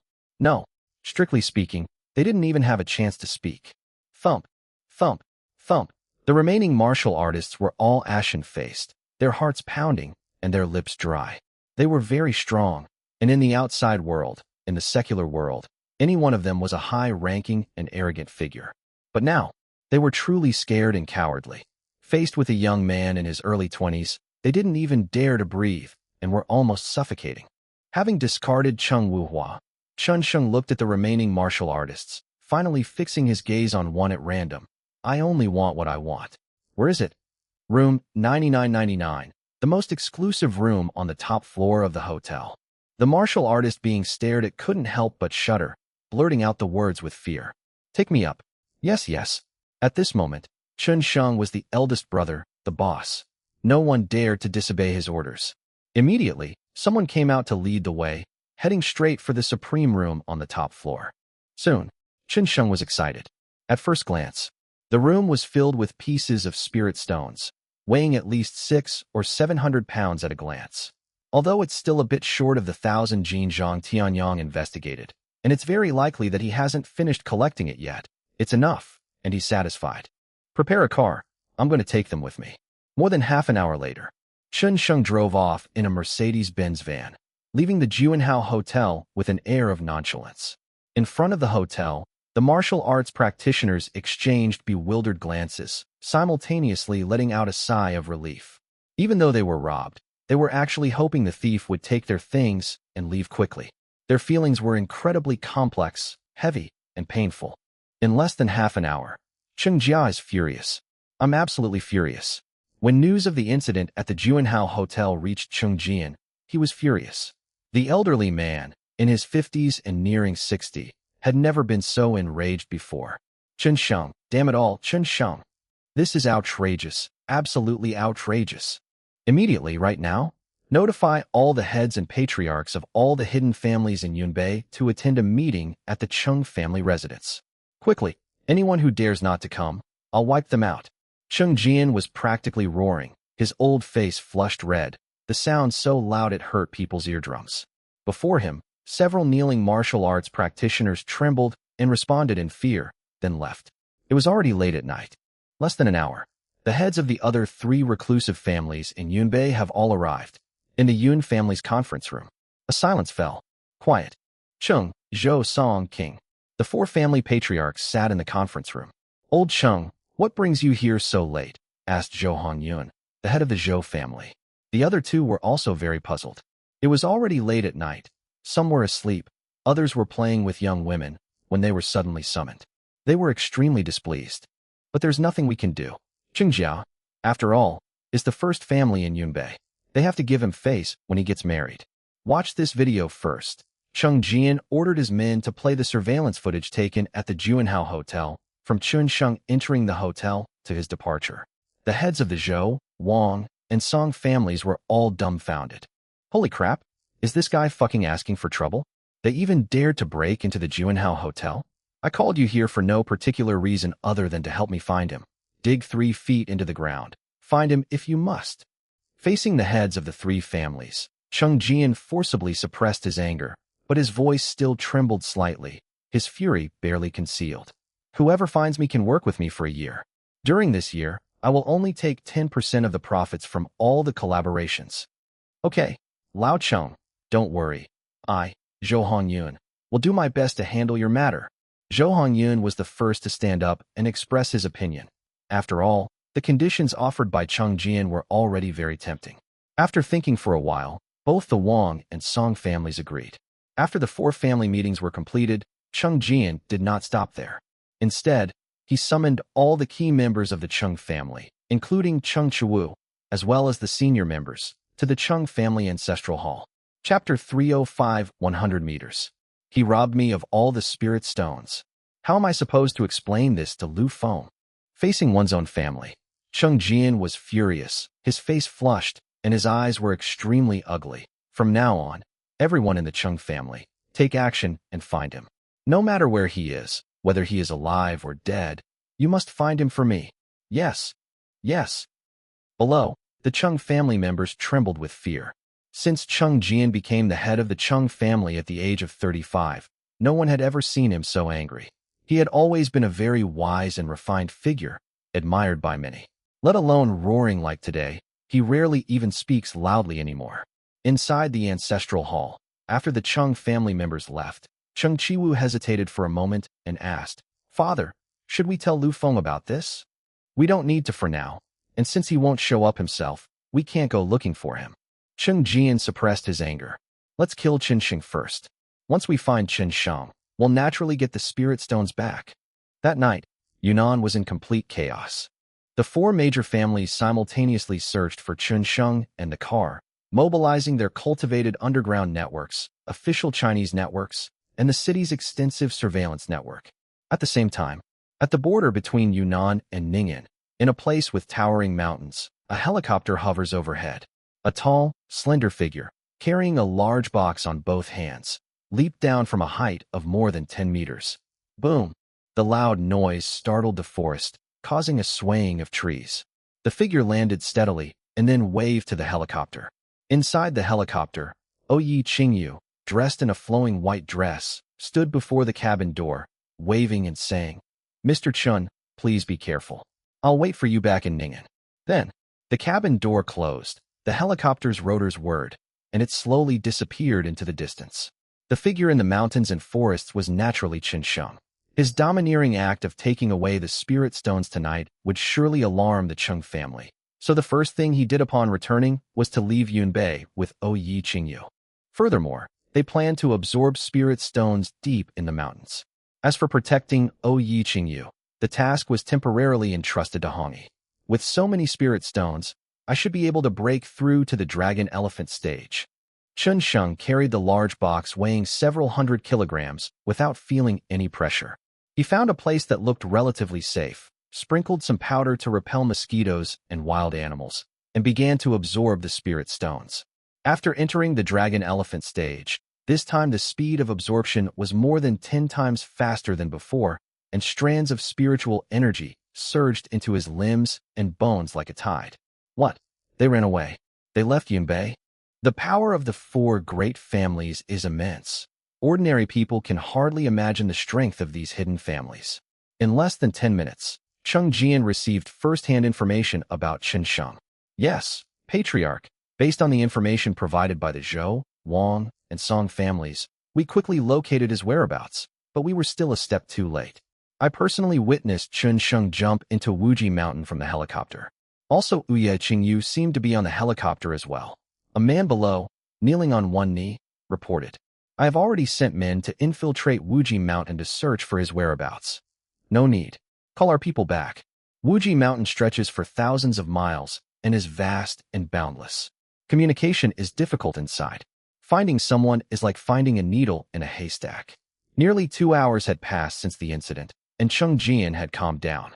His eyes flashed with a gloomy light. "Call all the Chung family members back. There's no need to look for them anymore." "Yes, master." The man walked away, and Cheng Chiwu asked curiously, "Father, why did you stop looking?" "No need to search." Chen Sheng didn't return to Ning'an and jumped into Wuji Mountain, which means he's still unwilling to leave Yunbei. With the Zhou, Wang, and Song families searching, he'll be discovered as soon as he appears in Yunbei. Our people don't need to take that risk. Cheng Jian picked up a cup of tea beside him and slowly drank it. "What if it doesn't appear?" Cheng Chiwu asked. "Not showing up? Heh. Registration for Yunbei University of Commerce starts the day after tomorrow. Those 10 spots will definitely attract attention, like Chi Han. I heard he's one of Chen Sheng's men. If Chen Sheng doesn't come, and you kill Chi Han during the competition, he'll definitely seek revenge." Cheng Jian's words were soft, but they carried a palpable killing intent. Regardless of whether it's for the sake of saving face when starting a family, it was all to avenge his son. Chen Sheng must die.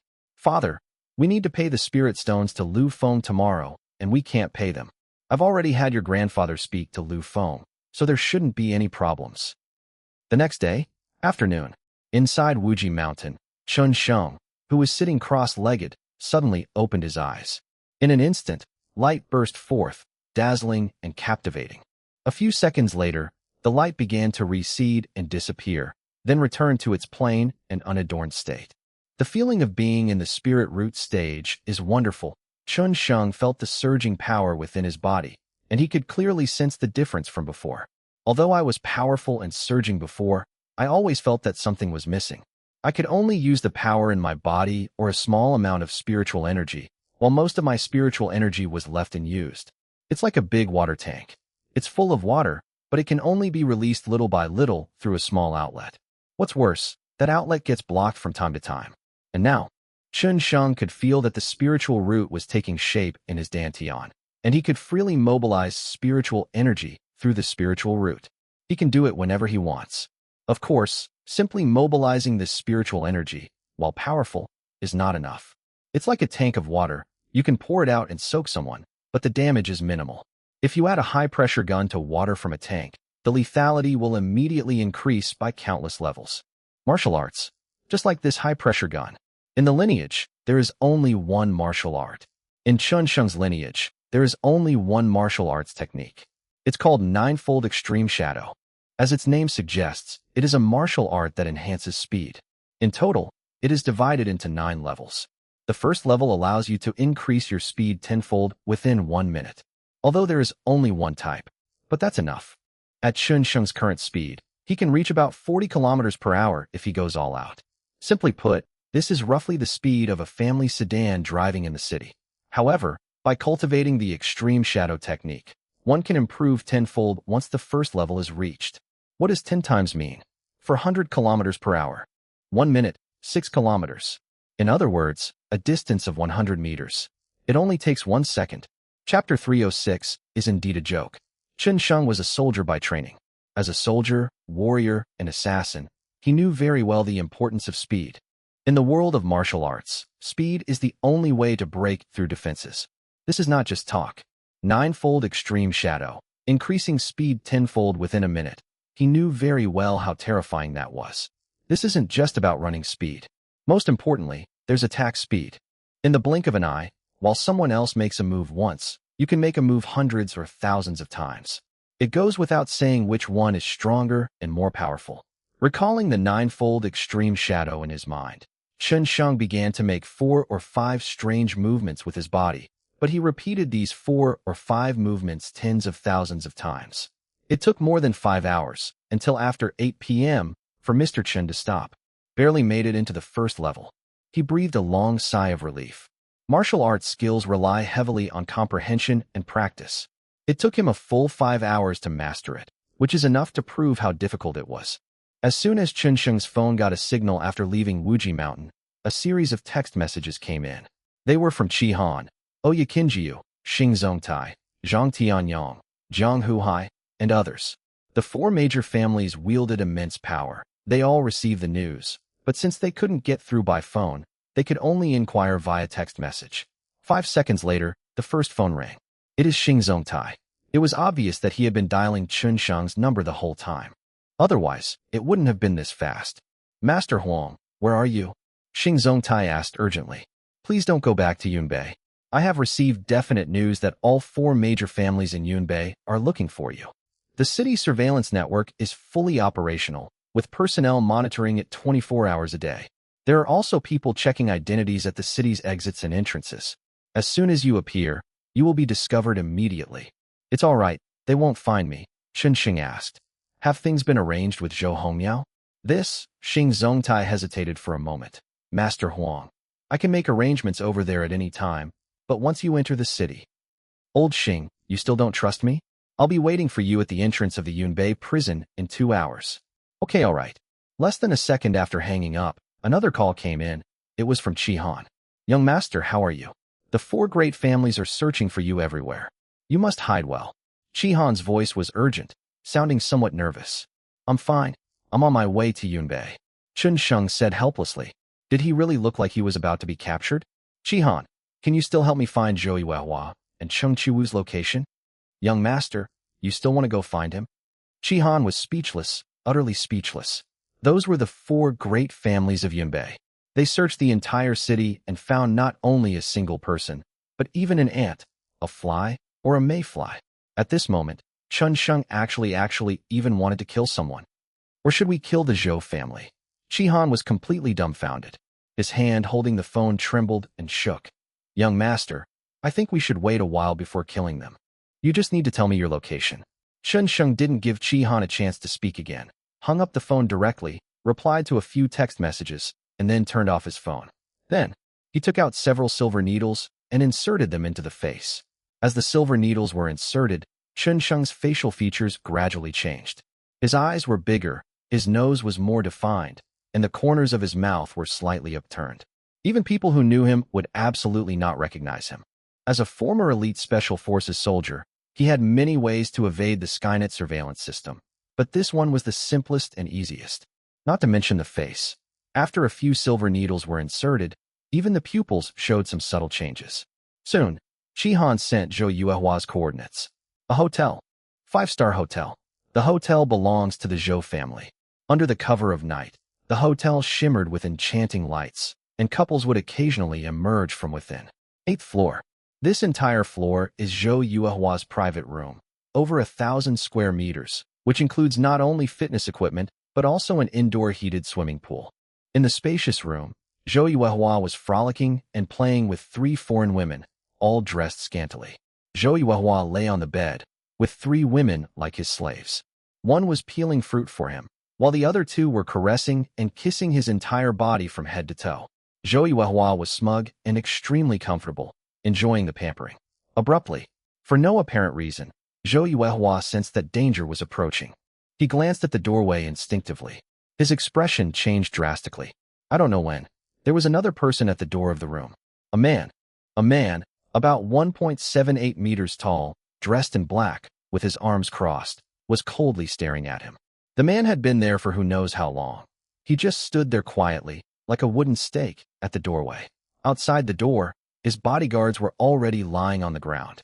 Who the hell are you? How dare you trespass on my territory? After a brief moment of shock, Zhou Yuehua quickly calmed down and patted the woman beside him. The 3 women then noticed the man standing at the door. But they were not alarmed. Very calm. Because the man in front of them was named Zhou Yuehua, the head of the Zhou family, Zhou Hongyun's son, the entire Yunnan province. A quarter of the world was in his father's hands.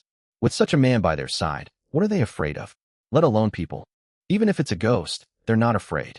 This is also why Zhou Yuehua quickly regained his composure. Lying on the bed, he stared at the man at the door and said calmly, "What the hell are you here for? Robbery or murder? No matter what you're here for, I'm in a good mood today. I've met these 3 foreign celebrities, so I'll give you a chance to live." Zhou Yuehua turned to the side, took 2 wads of money from the bedside table, and threw them at the man's feet. "As long as you kneel here and watch me play with these 3 girls, you can become my subordinate from now on, and then you can take this money." Although Zhou Yuehua is reckless, he is not stupid. The fact that this man could take down his bodyguard so silently was proof enough of his strength. Losing trash and gaining a strong one is still a worthwhile trade. Oh, the man at the door was naturally Qin Sheng. He glanced at Zhou Yuehua indifferently and said, "Unfortunately, I'm not here for money. I'm here to take your life." "What?" Zhou Yuehua, wearing only a pair of shorts, crossed his legs and glanced at Qin Sheng. He sensed a trace of a martial arts practitioner's aura from Qin Sheng. But he didn't believe the former could be stronger than him, and scoffed. "You want my life? Are you sure you're not joking? You're not kidding. Talking to you is a joke indeed." Qin Sheng sighed helplessly, revealing a dagger in his hand. Chapter 307 The Banquet. The dagger was ordinary. It looks like a fruit knife. Qin Sheng raised his hand and flicked it. The next second, it hurtled straight toward Zhou Yuehua's heart. The speed wasn't fast. Zhou Yuehua could clearly see the dagger approaching and closing in. "Kid, do you think you're so great just because you're a martial artist? Have you ever seen anyone stronger than you?"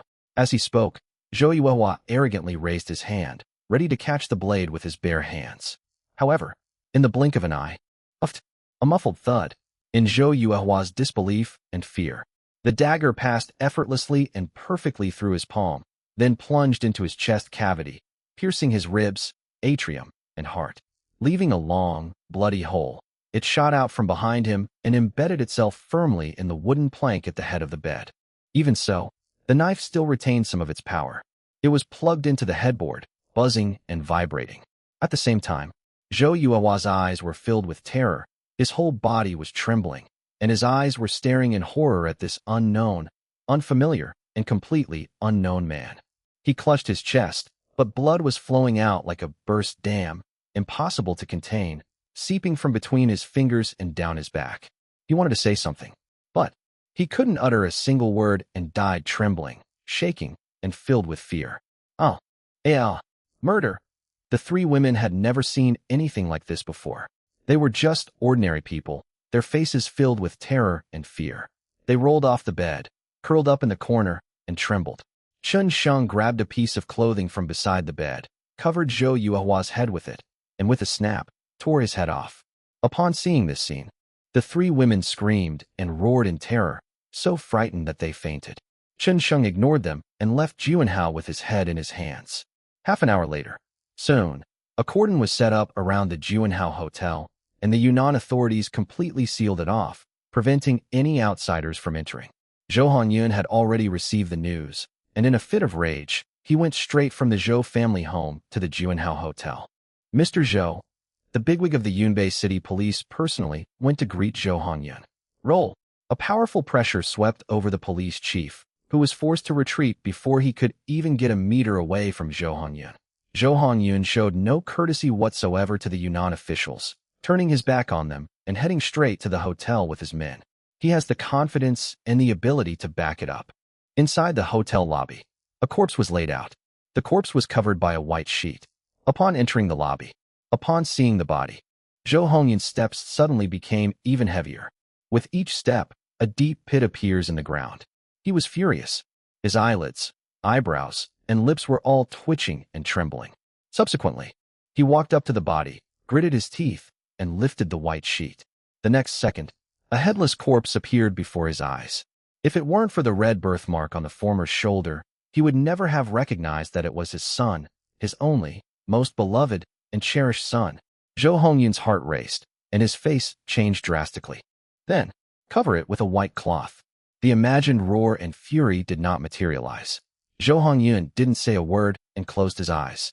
A 5-minute silence fell over the lobby. It was as if they were in mourning. Cull. A full 5 minutes. Zhou Hongyun finally let out a breathing sound.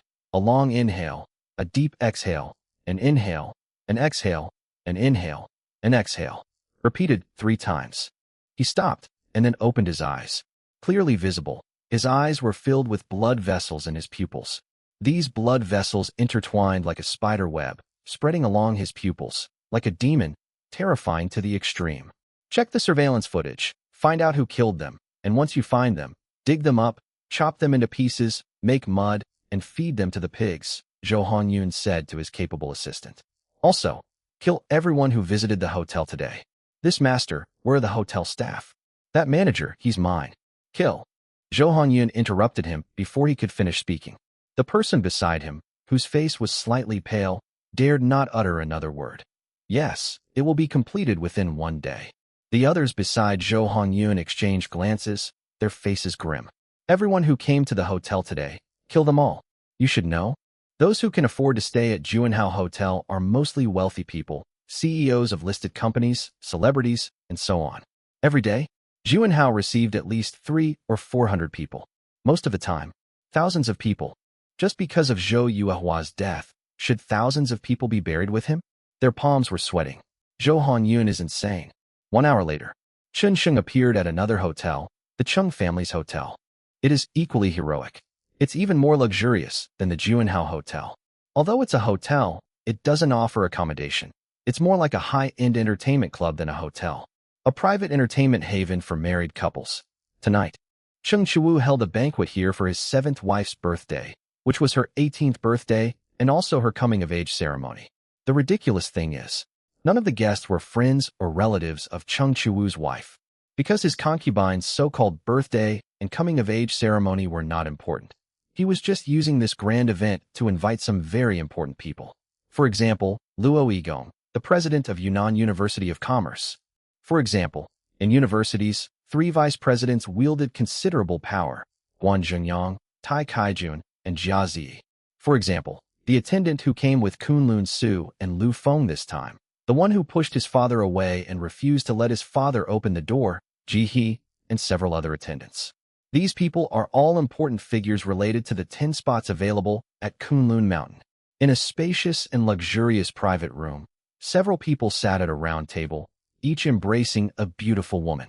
Not far away, a group of scantily clad, charming, and sexy women were dancing.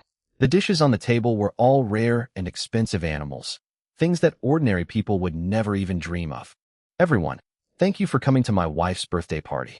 On behalf of my wife, I, Cheng Chiwu, would like to propose a toast to everyone. Cheng Chiwu enthusiastically raised his glass. In the future, if you need anything in Yunnan, just let me know, and I will definitely do my best to help you get it done perfectly. Xiao Wu, you're too kind, Guan Jingyang said with a smile. Is there anything in Yunbei that the Yun family can't handle?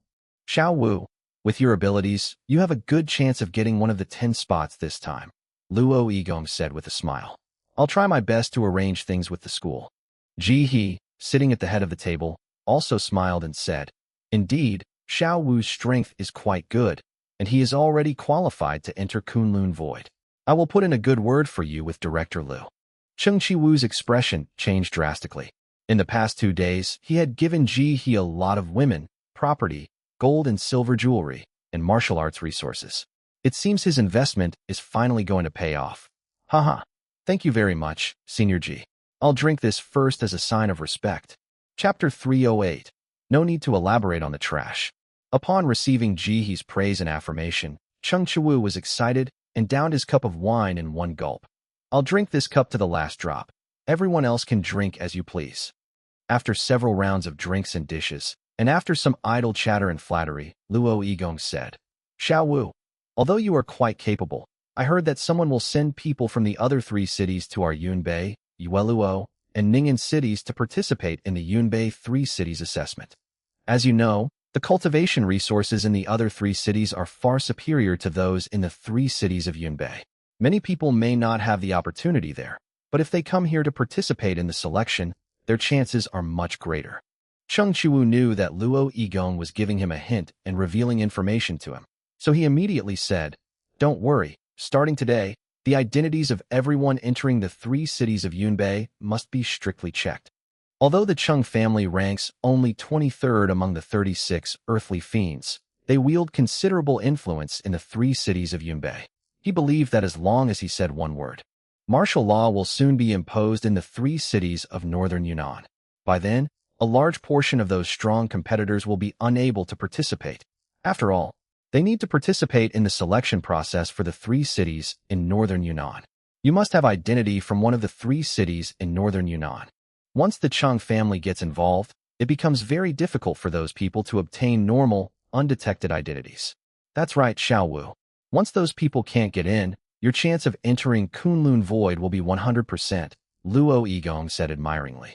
With Senior Ji's help, even if you go to Wushuang Academy, you will definitely excel. Congratulations in advance. Thank you, Principal Luo haha. Cheng Chi-Wu was not modest. He felt that what Luo Yigong said was true, and he was indeed very confident that he could enter Kunlun Mountain. Senior Ji. Knock knock knock. Cheng Chi-Wu was about to say something. Sudden, there was a rapid, frantic knocking at the door. Before Cheng Chi-Wu could speak, the door has been pushed open. A bodyguard in a suit rushed in and knelt down abruptly. It's terrible, young Master Cheng. It's terrible. What's all the fuss about? Cheng Chi-Wu frowned, extremely displeased. Who let you in? If you don't give me some explanation, you know what the consequences will be. Young Master Cheng, there's someone outside, the newcomer said in a panic. He looks a lot like Chen Sheng, the man we're looking for.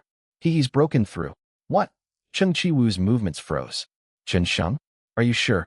Yes, it must be him. Our brothers are outside, fighting to the death to stop him, the bodyguard said. Okay. Cheng Chi-Wu was so angry that he laughed and said 3 times, This Chen Sheng is really like someone who would rather die than take the road to heaven. Go down and tell your men not to stop him and to let him come over. Yes, young master. The bodyguard hurriedly replied and left. Chen Sheng. He took a sip of wine and asked, Is that the Chen Sheng who stole Director Liu's spirit stones? That's right, Senior Ji, it's him. This kid is extremely arrogant and doesn't take anyone seriously. We've been looking for him everywhere, but he actually delivered himself to our doorstep. It's a good opportunity to kill him to avenge Director Liu and get those spirit stones back. Cheng Chi-Wu's eyes were filled with murderous intent. The Buddha pendant on his chest swayed with his heavy breathing. The Buddha, which was clearly benevolent, looked like a demon on him. This kid is indeed arrogant and needs to be punished. Luo Yigong agreed wholeheartedly. Chen Sheng's name had become quite well known recently. Even he, a university president, had heard of him. It is said that Yun Xian Songkong also died at the hands of this boy. Xiao Wu, can you handle him? If not, let this old man take action. Principal Luo, don't worry. Yun Xian Songkong? Although both are at the peak of the dragon elephant stage, I can still kill him. Cheng Chi-Wu was confident of victory. He had never taken Chen Xing seriously from the beginning. Perhaps I won't even need to lift a finger. Upon seeing Senior Ji, Principal Luo, and the others, he'll be too scared to move. That's not impossible, he said calmly. No matter how powerful a person is, they are still just in the mortal world, specifically in the 3 cities of Yunbei. In the entire 3 cities of Yunbei, There are only a handful of martial artists who have broken through to the dragon elephant stage. 99% of the people who see him would have to sit cross-legged, lie down, or kneel down. Soon, less than a minute, a figure walked in from outside the door. The person who came was none other than. It was Chun Sheng. He carried the package inside his clothes in one hand. Zhou Yuehua's head had been restored to its original appearance, and he had not disguised himself again. He walked into the spacious hall, glanced around, and couldn't help but be slightly taken aback. The people present are very strong, with 3 at the mid-stage of the Dragon Elephant realm and 2 at the peak of the Dragon Elephant realm. There are 4 people left. 3 of them have already surpassed the peak of the Dragon Elephant stage and are only half a step away from entering the Spirit Root stage. The person sitting in the main seat is already a martial artist at the Spirit Root stage. He is very strong. However, compared to Chun Sheng, he is still very weak. It's only the early stage of the Spirit Root stage. It's nothing. His gaze lingered on Cheng Chiwu. You are Cheng Chiwu? That's right, it's me. I am Cheng Chiwu. Cheng Chiwu stood up from his seat, walked forward, and looked Chun Sheng up and down, left and right. You are Chun Sheng, the one who killed my brother and stole Senior Lu's spirit stones? Right. Chun Sheng nodded. I'm here to take your head. Puffed. Luo Yigong and the others, who were drinking, all burst into laughter, as if they had heard the biggest joke in the world. Chun Sheng, who killed Cheng Chiwen, destroyed Yun Zuankanking, and killed many experts of the Yun family. Why is this so stupid? How could someone say such a brainless, idiotic thing? To take Cheng Chiwu's head? And to say those words in front of these top experts from Yunbei? They have tried their best to hold back. After all, they are highly accomplished individuals and should maintain a high level of demeanor. But I just couldn't help it. This kid is practically in the late stages of delusional disorder. No, he's even more advanced than that. Take my head. Cheng Chiwu couldn't help but laugh, still holding a glass of wine in his hand. He swirled the glass slightly, downed it in one gulp, and said playfully, Many people in this world want to take my head as Chi Wu's, but they're all dead. How confident are you that you can succeed? Xiao Wu, there's no need to waste words with him. Just kill him if he deserves it. Gee, he said casually. There's no need to waste words with trash like this. Did you hear that? Cheng Chiwu said casually and contentedly. Seniors G can't wait any longer. By the way, you might not know them yet. Let me introduce them to you. These 3 are the vice presidents of Yunnan University of Commerce and Trade, Guan Jingyang, Tai Kaijun, and Jia Zi. This is the president, Luo Yigong. Chapter 309, I can't wait to see you die. After introducing the school's principals, Cheng Chiwu pointed to Ji He. This is Senior Ji He from Kunlun Su, who came with Senior Lu Feng, along with his 3 friends, Yu Jian, Chiu Yueming, and Chen Yuesong. When introducing them, Cheng Chiwu looked aloof and said that knowing Ji He was a great honor, as she had a super powerful backer and right-hand woman. Because, people from Kunlun Mountain, not everyone is qualified to make friends, get to know each other, or have meals together. Senior Ji is eager to see you die, but I am a compassionate and Buddhist man. If you hand over the spirit stones you stole a couple of days ago, I might consider leaving you with a whole corpse, Cheng Chiwu said. Chen Sheng wasn't fond of talking, especially not of wasting time. He remained motionless, waiting for Cheng Chiwu to continue. Since they were both going to die anyway, he didn't mind giving the other man some time to speak. Huh? Scared out of your wits? Seeing that Chun Sheng remained silent and motionless, Cheng Chiwu frowned. Is this really the Chun Sheng who has been praised to the skies by the outside world, the Yun family, and the Qi family? Although he had never taken Chun Sheng seriously and knew that Chun Sheng was the worst of the worst, he never expected that Chun Sheng would be so bad that he was even worse than the worst of the worst. They were so scared they didn't dare to move or speak after the introduction was even finished. Disappointment. I'm so disappointed. Yun Xian Song Kong and Qi Shui Mo, 2 prominent figures, died at the hands of this trash. Chun Sheng, you've disappointed me so much, you're disgusting. How could someone like you make me say so much? Bah! Cheng Chiwu spat in disgust, his features contorted in a grotesque expression, and then he moved. In a short while, he had already stood in front of Chun Sheng. However, Chun Sheng still didn't move, standing in place like a wooden stake. As expected, they're trash. Ji He shook her head in disappointment. How could such trash cause such a stir in Yunbei, and even steal things from the Qing family? Even though the mortal world is the mortal world, it shouldn't be this weak. What happened? Die, kid. At the same time, Cheng Chiwu clearly raised his fist. Although he looked down on Chen Sheng, he did not hold back. He used all his strength, tens of tons of force, to sweep forward with a thunderous roar. 0.5 meter, 1 foot, 1 centimeter. It was a fist as hard as flesh, but at this moment, it was almost invincible.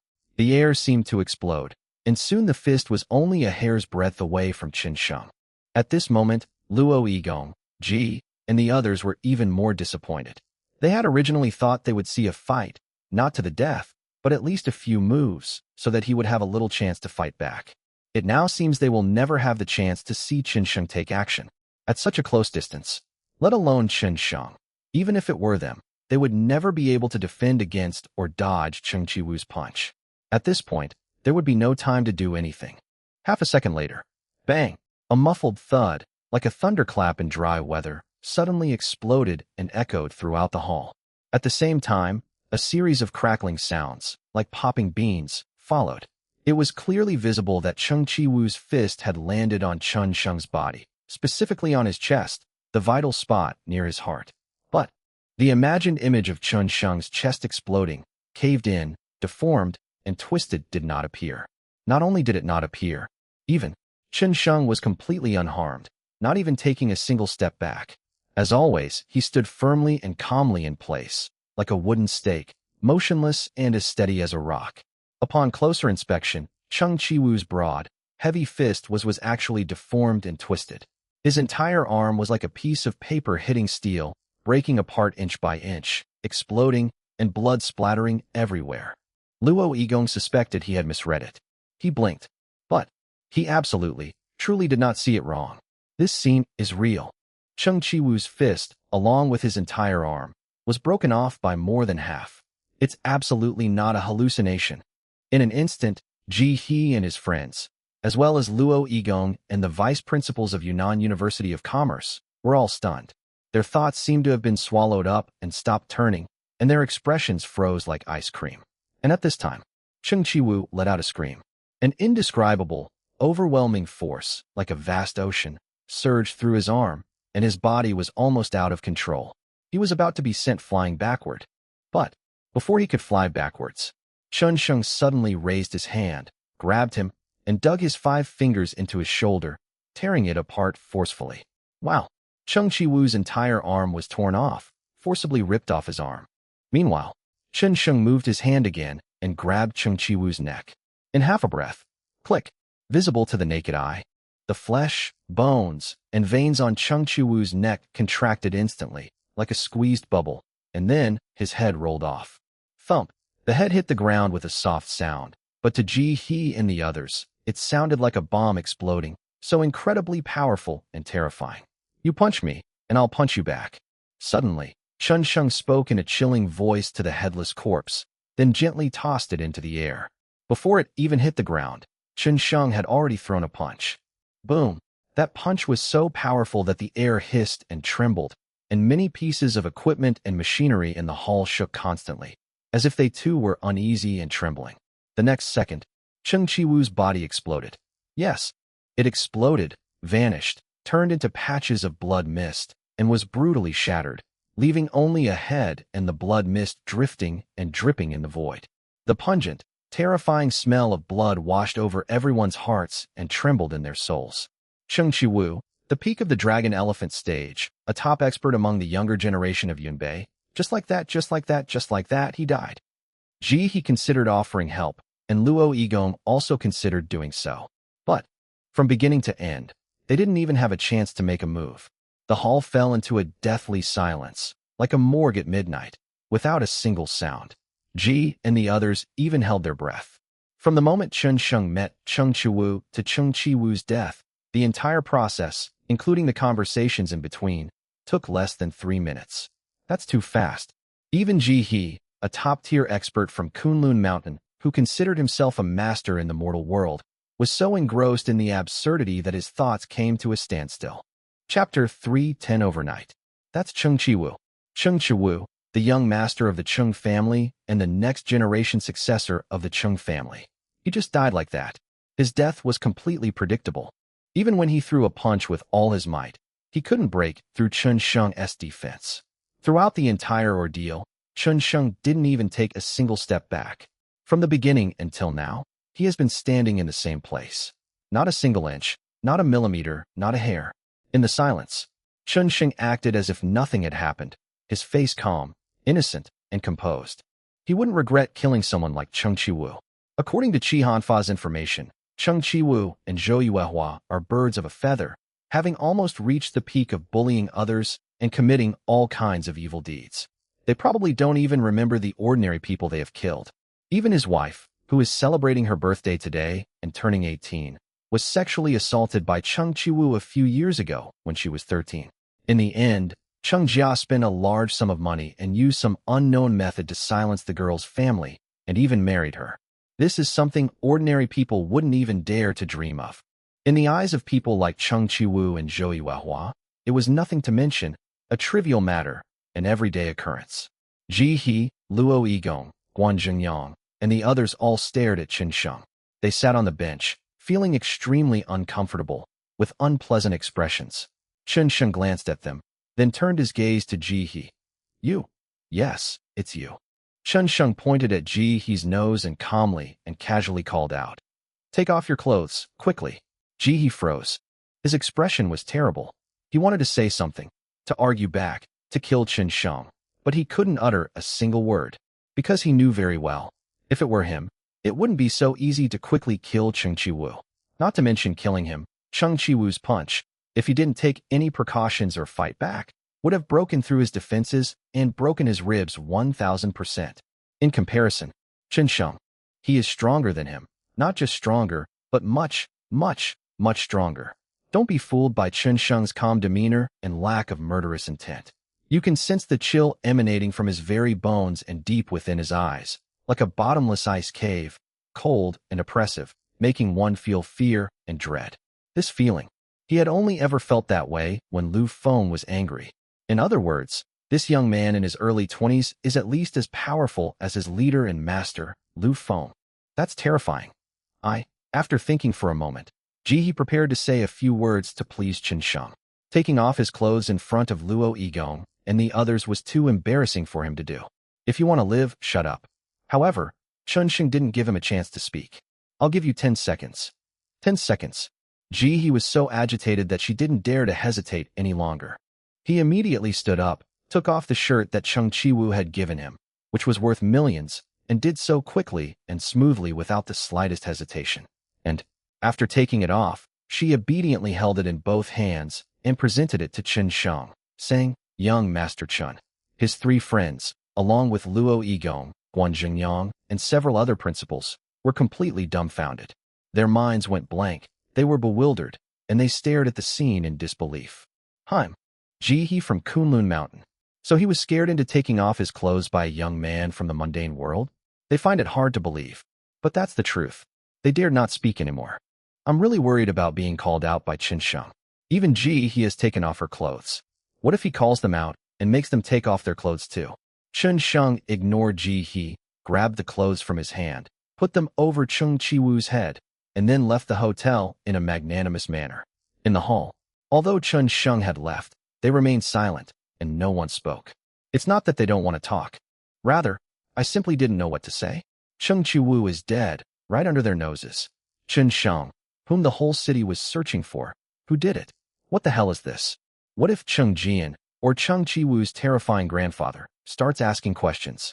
Ji He wasn't afraid, but Luo Yigong and the others were terrified, as if they had just had a particularly horrifying nightmare. Their faces so gloomy they looked like they were about to burst into tears. Don't worry, everyone. I will report this to Director Liu. Right now, Wushuang Academy is recruiting students, so that old man from the Chung family won't dare to do anything to you. After a long silence, Ji He spoke. I will inform the Chung family about today's matter. You may leave. Thank you very much, Senior Ji. Thank you, Senior Ji.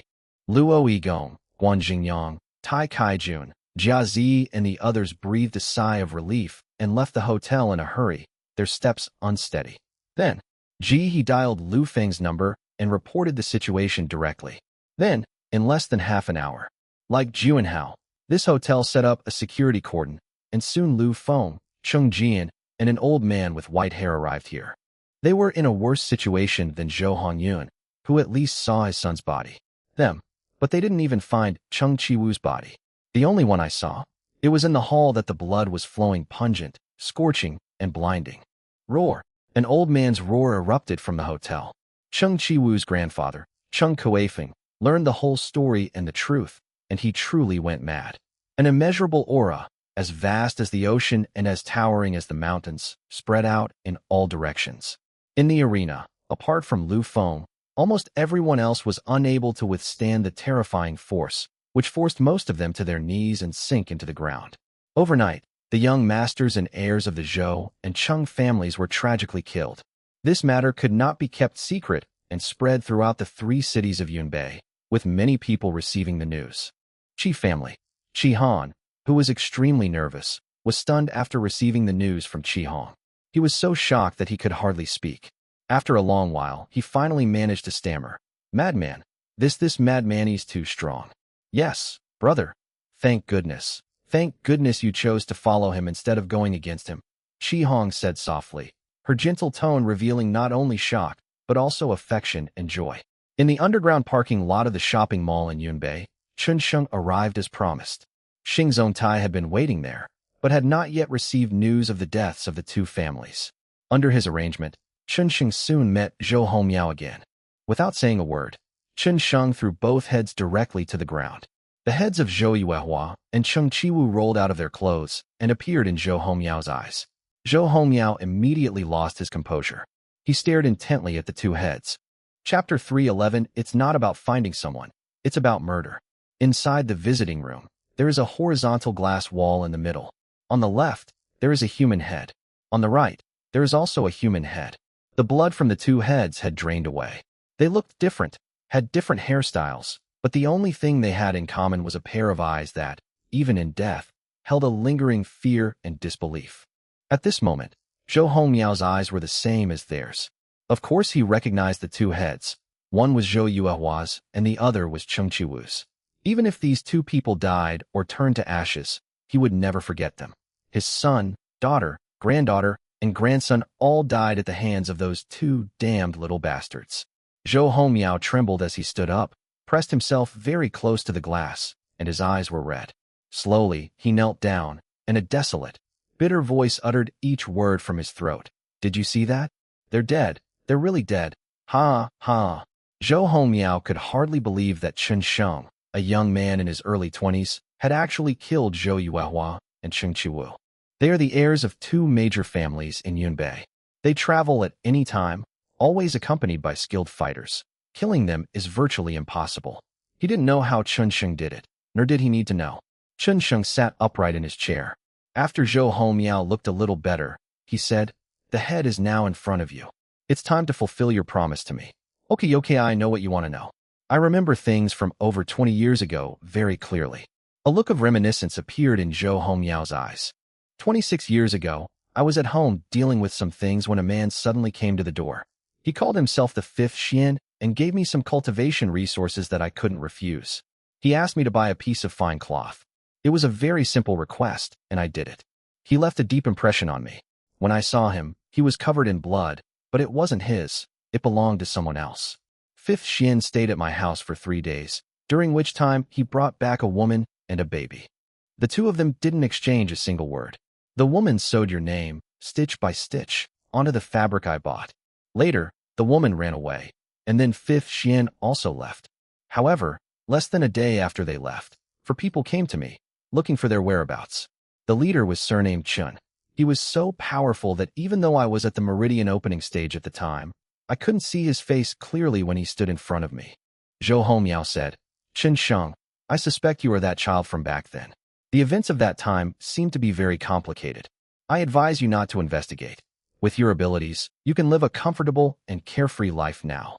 This has nothing to do with you." Chun Sheng frowned and asked, "Is this all you know?" "Yes, that's all. Based on the circumstances at the time, what are your speculations, or rather, what are your thoughts?" Chun Sheng continued to ask. "It won't hurt to tell you," Zhou Hongmiao said slowly. "My thoughts are simple. That 5th Xian is clearly a woman. Maybe your mother. She might be related to you, but they're definitely not husband and wife. They could be relatives. As for the people who came later, One of them was injured. The wound was clearly from a sword, the fifth Xian's sword. They definitely didn't come to find someone, but to kill someone. Chun Sheng remained silent, sorting through the information he had gathered that day, while also analyzing Zhou Hongyao's conclusions. No one knew what conclusions he had reached. Do you remember what they looked like? Yes, I remember. Okay, wait for me a moment. Chun Sheng walked out of the visiting room. Old Xing, is there any way to get Zhou Hongyao out? Master Huang, to tell you the truth, I really can't control what's going on in Yunbei. Besides, he's a member of the Zhou family.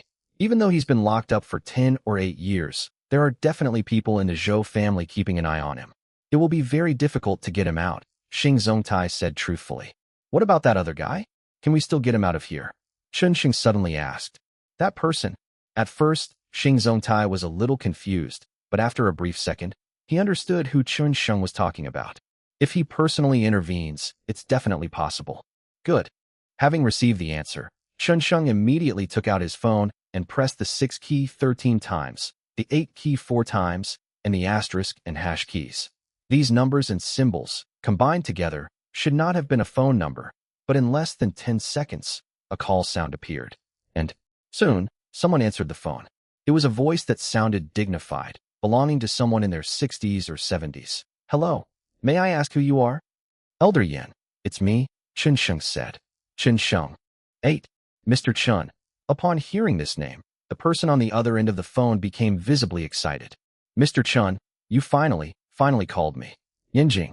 This is the most prosperous city in China. In the very heart of this bustling city, in a spacious courtyard, an elderly man in his 70s, sitting in a wheelchair, holds a satellite phone and speaks with great emotion. Mr. Chun, I've always wanted to tell you about what happened back then. Zhang Fan and his group certainly bear some responsibility, but I've investigated internally. Old Yan, stop talking. I already know it has nothing to do with you. I called you because I wanted you to help me get someone out of jail. His name is Zhou Hongyao. He's locked up in Yunbei prison. He is related to the case from back then. All right, Elder Yin agreed without hesitation. I'll make arrangements right away.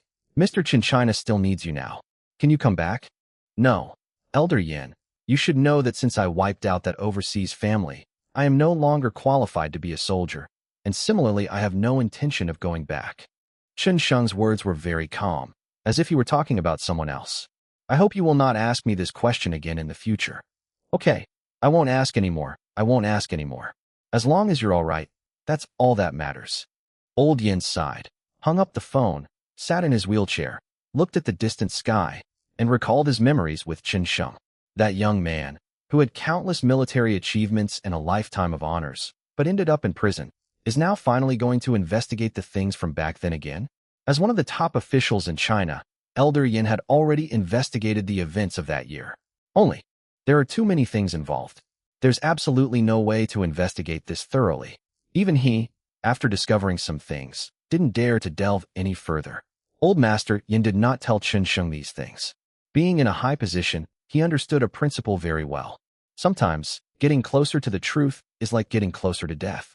And he, Chen Sheng, a former warrior, fearless and meritorious, to approach death so soon. Chapter 312, I don't need. Old Yin understands Chen Sheng. He knows that Chen Sheng will definitely investigate the cause of death of Zhang Fan and the others, and there's no way to stop him. And that's all he can do. The only option is not to tell Chen Sheng what he knows. Chen Sheng, you may be able to resolve those matters in the future, but not now. Old Yin sighed, then summoned a guard to arrange things for Zhou Hongyao. In less than 10 minutes, Chen Sheng had already taken Zhou Hongyao away.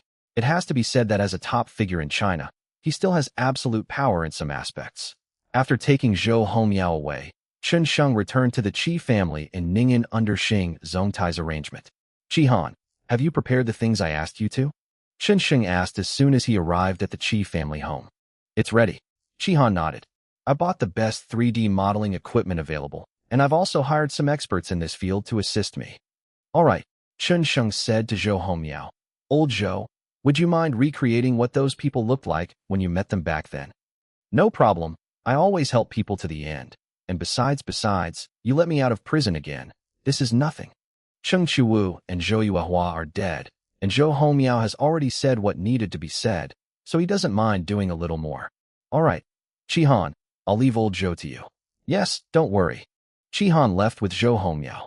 Chun Sheng originally planned to go back to Qinsheng to visit Zihan and the others, but less than 10 minutes later, Oyi Qingyu suddenly arrived at the Qi family. She was always so beautiful, like a holy fairy. Even up close, she exuded an ethereal, otherworldly aura, as if she might fly away at any moment. A purple dress covered her exquisite, perfect figure, giving her an air of nobility, with an added touch of aloof elegance. Mr. Chun, what you wanted has been prepared at home. I'll come and pick you up. So fast, Chun Sheng was excited. He took Yun Xian Song Kong's sword and followed Oyi Qingyu all the way to the Oyi family. They acted very discreetly and did not disturb anyone in the family. While I was away for the past 2 days, did any of the traders from your Uya family come looking for you? Chun Sheng asked apologetically. He had promised to protect Uya Qingyu for 3 days, but he hadn't expected that in just over a day, he would ruin her concert. No, the family pulled the net ahead of time, and those people have all been caught. Oyi Qingyu smiled brightly. What? Is young Master Chen feeling apologetic? That's true to some extent, Chun Sheng said with a faint smile. Oyi Qingyu winked mischievously. Okay, why don't you give me back the dragon's roar? That will cancel it out. Dream. I knew you wouldn't do that. Sigh. Actually, it's not a good thing that Longyin is in your hands. My sister might kill you. At this point, Oyi Qingyu pushed open the door to a room. As soon as the door opened, a refreshing breeze wafted in, and the air was filled with the scent of women's perfume. What came into view was a room. A spacious room, belonging to a woman. The room was spotless, with scattered cosmetics, high heels, and all sorts of beautiful clothes, skirts, stockings, etc. In the center was a large round bed that could accommodate at least 3 or 4 people. Huh? Upon seeing this, Chun Sheng asked in surprise, "Why did you bring me here? Don't think too much about it. This is my room on the surface, but actually..." Oyi Qingyu walked to the dressing table, pulled open a drawer, and instantly, as if triggering some mechanism, a screen in the room suddenly moved aside. This is our Oyi family's important training ground for weapons. Behind the screen, a door appeared. Oyi Qingyu focused her pupils on the scanner, and after a moment, the door opened, revealing a passageway with luminous pearls inlaid on both sides. Follow me. As Oyi Qingyu and Chun Sheng entered, lights lit up in the passage, and soon the two arrived at an extremely grand, spacious, and expansive place. All around, there were various stoves, boilers, and so on. Even though the flames had been extinguished, the air still felt scorching. This place is just an ordinary forging ground. Oyi Qingyu led Chun Sheng into a special foundry. The room was built in the shape of an octagon, with different forging instruments placed in different locations. In the very center was a square bronze boiler, with magma rolling inside, like flames salvaged from a volcano. Before the bronze incense burner stood an elderly man, seemingly in his 80s or 90s, with white hair and beard, leaning on a cane. Miss, Grandpa Xingyun. Uya Qingyu greeted him and introduced him to Chun Sheng. This is the strongest swordsmith in our Uya family. Hello. Chun Sheng shook hands with him symbolically. My name is Chun Sheng, courtesy named Chun Sheng. Miss, is he the eldest young lady's fiancé? Oyi Xingyan's eyes flickered as she looked Chun Sheng up and down. Yes. Oyi Qingyu nodded lightly. He is the owner of the Dragon Roar Sword Heart. Sword Heart. This was the first time Chun Sheng had heard this term. Yes, it is the Sword Heart. There's something I haven't told you. The Dragon Roar Sword is divided into the Sword Body and the Sword Heart. The Sword Heart is a short sword, which is a piece carved off the Sword Body. The Sword Body is with my sister. Oyi Qingyu explained. Only in this way can it become an engagement token. Only when the Sword Heart and the Sword Body are combined into one can it become the true Dragon Roar Sword. All right, young friend, I advise you to return the Sword Heart to the Uya family. Although you are strong, you are not worthy to be the young lady's fiancé. Uya Xingyun spoke very bluntly. Compared to her, one of you is the smallest ant in the mortal world, while the other is the bright moon and the blazing sun in the sky. I hope you can have some self-awareness. That's none of your concern, Chun Sheng said calmly, with a hint of interest. Should I not be her fiancé, and instead you be? You. All right, Grandpa Xingyun, I've said what I needed to say. Oyi Qingyu said. You should start helping him forge the sword and the cauldron. Inside the Bagua stone, there is a stone as white as jade. It is the Tianfeng stone. Although it is stone, its precision, density, and hardness are even greater than those of steel, diamonds, and so on. In the secular world, it would be considered a priceless treasure.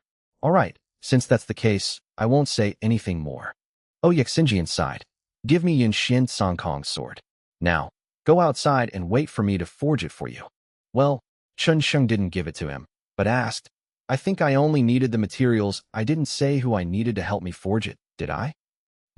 Young Master Chun, forging weapons, whether swords or tripods, requires not only good materials, but also master forging masters. Grandpa Xingyun can be considered one of the top forging masters in China. He had already retired, but I specially invited him here this time. Ouya Qingyu paused and asked, Young Master Chun, could it be that you intend to forge it yourself? Good. Chun Sheng said.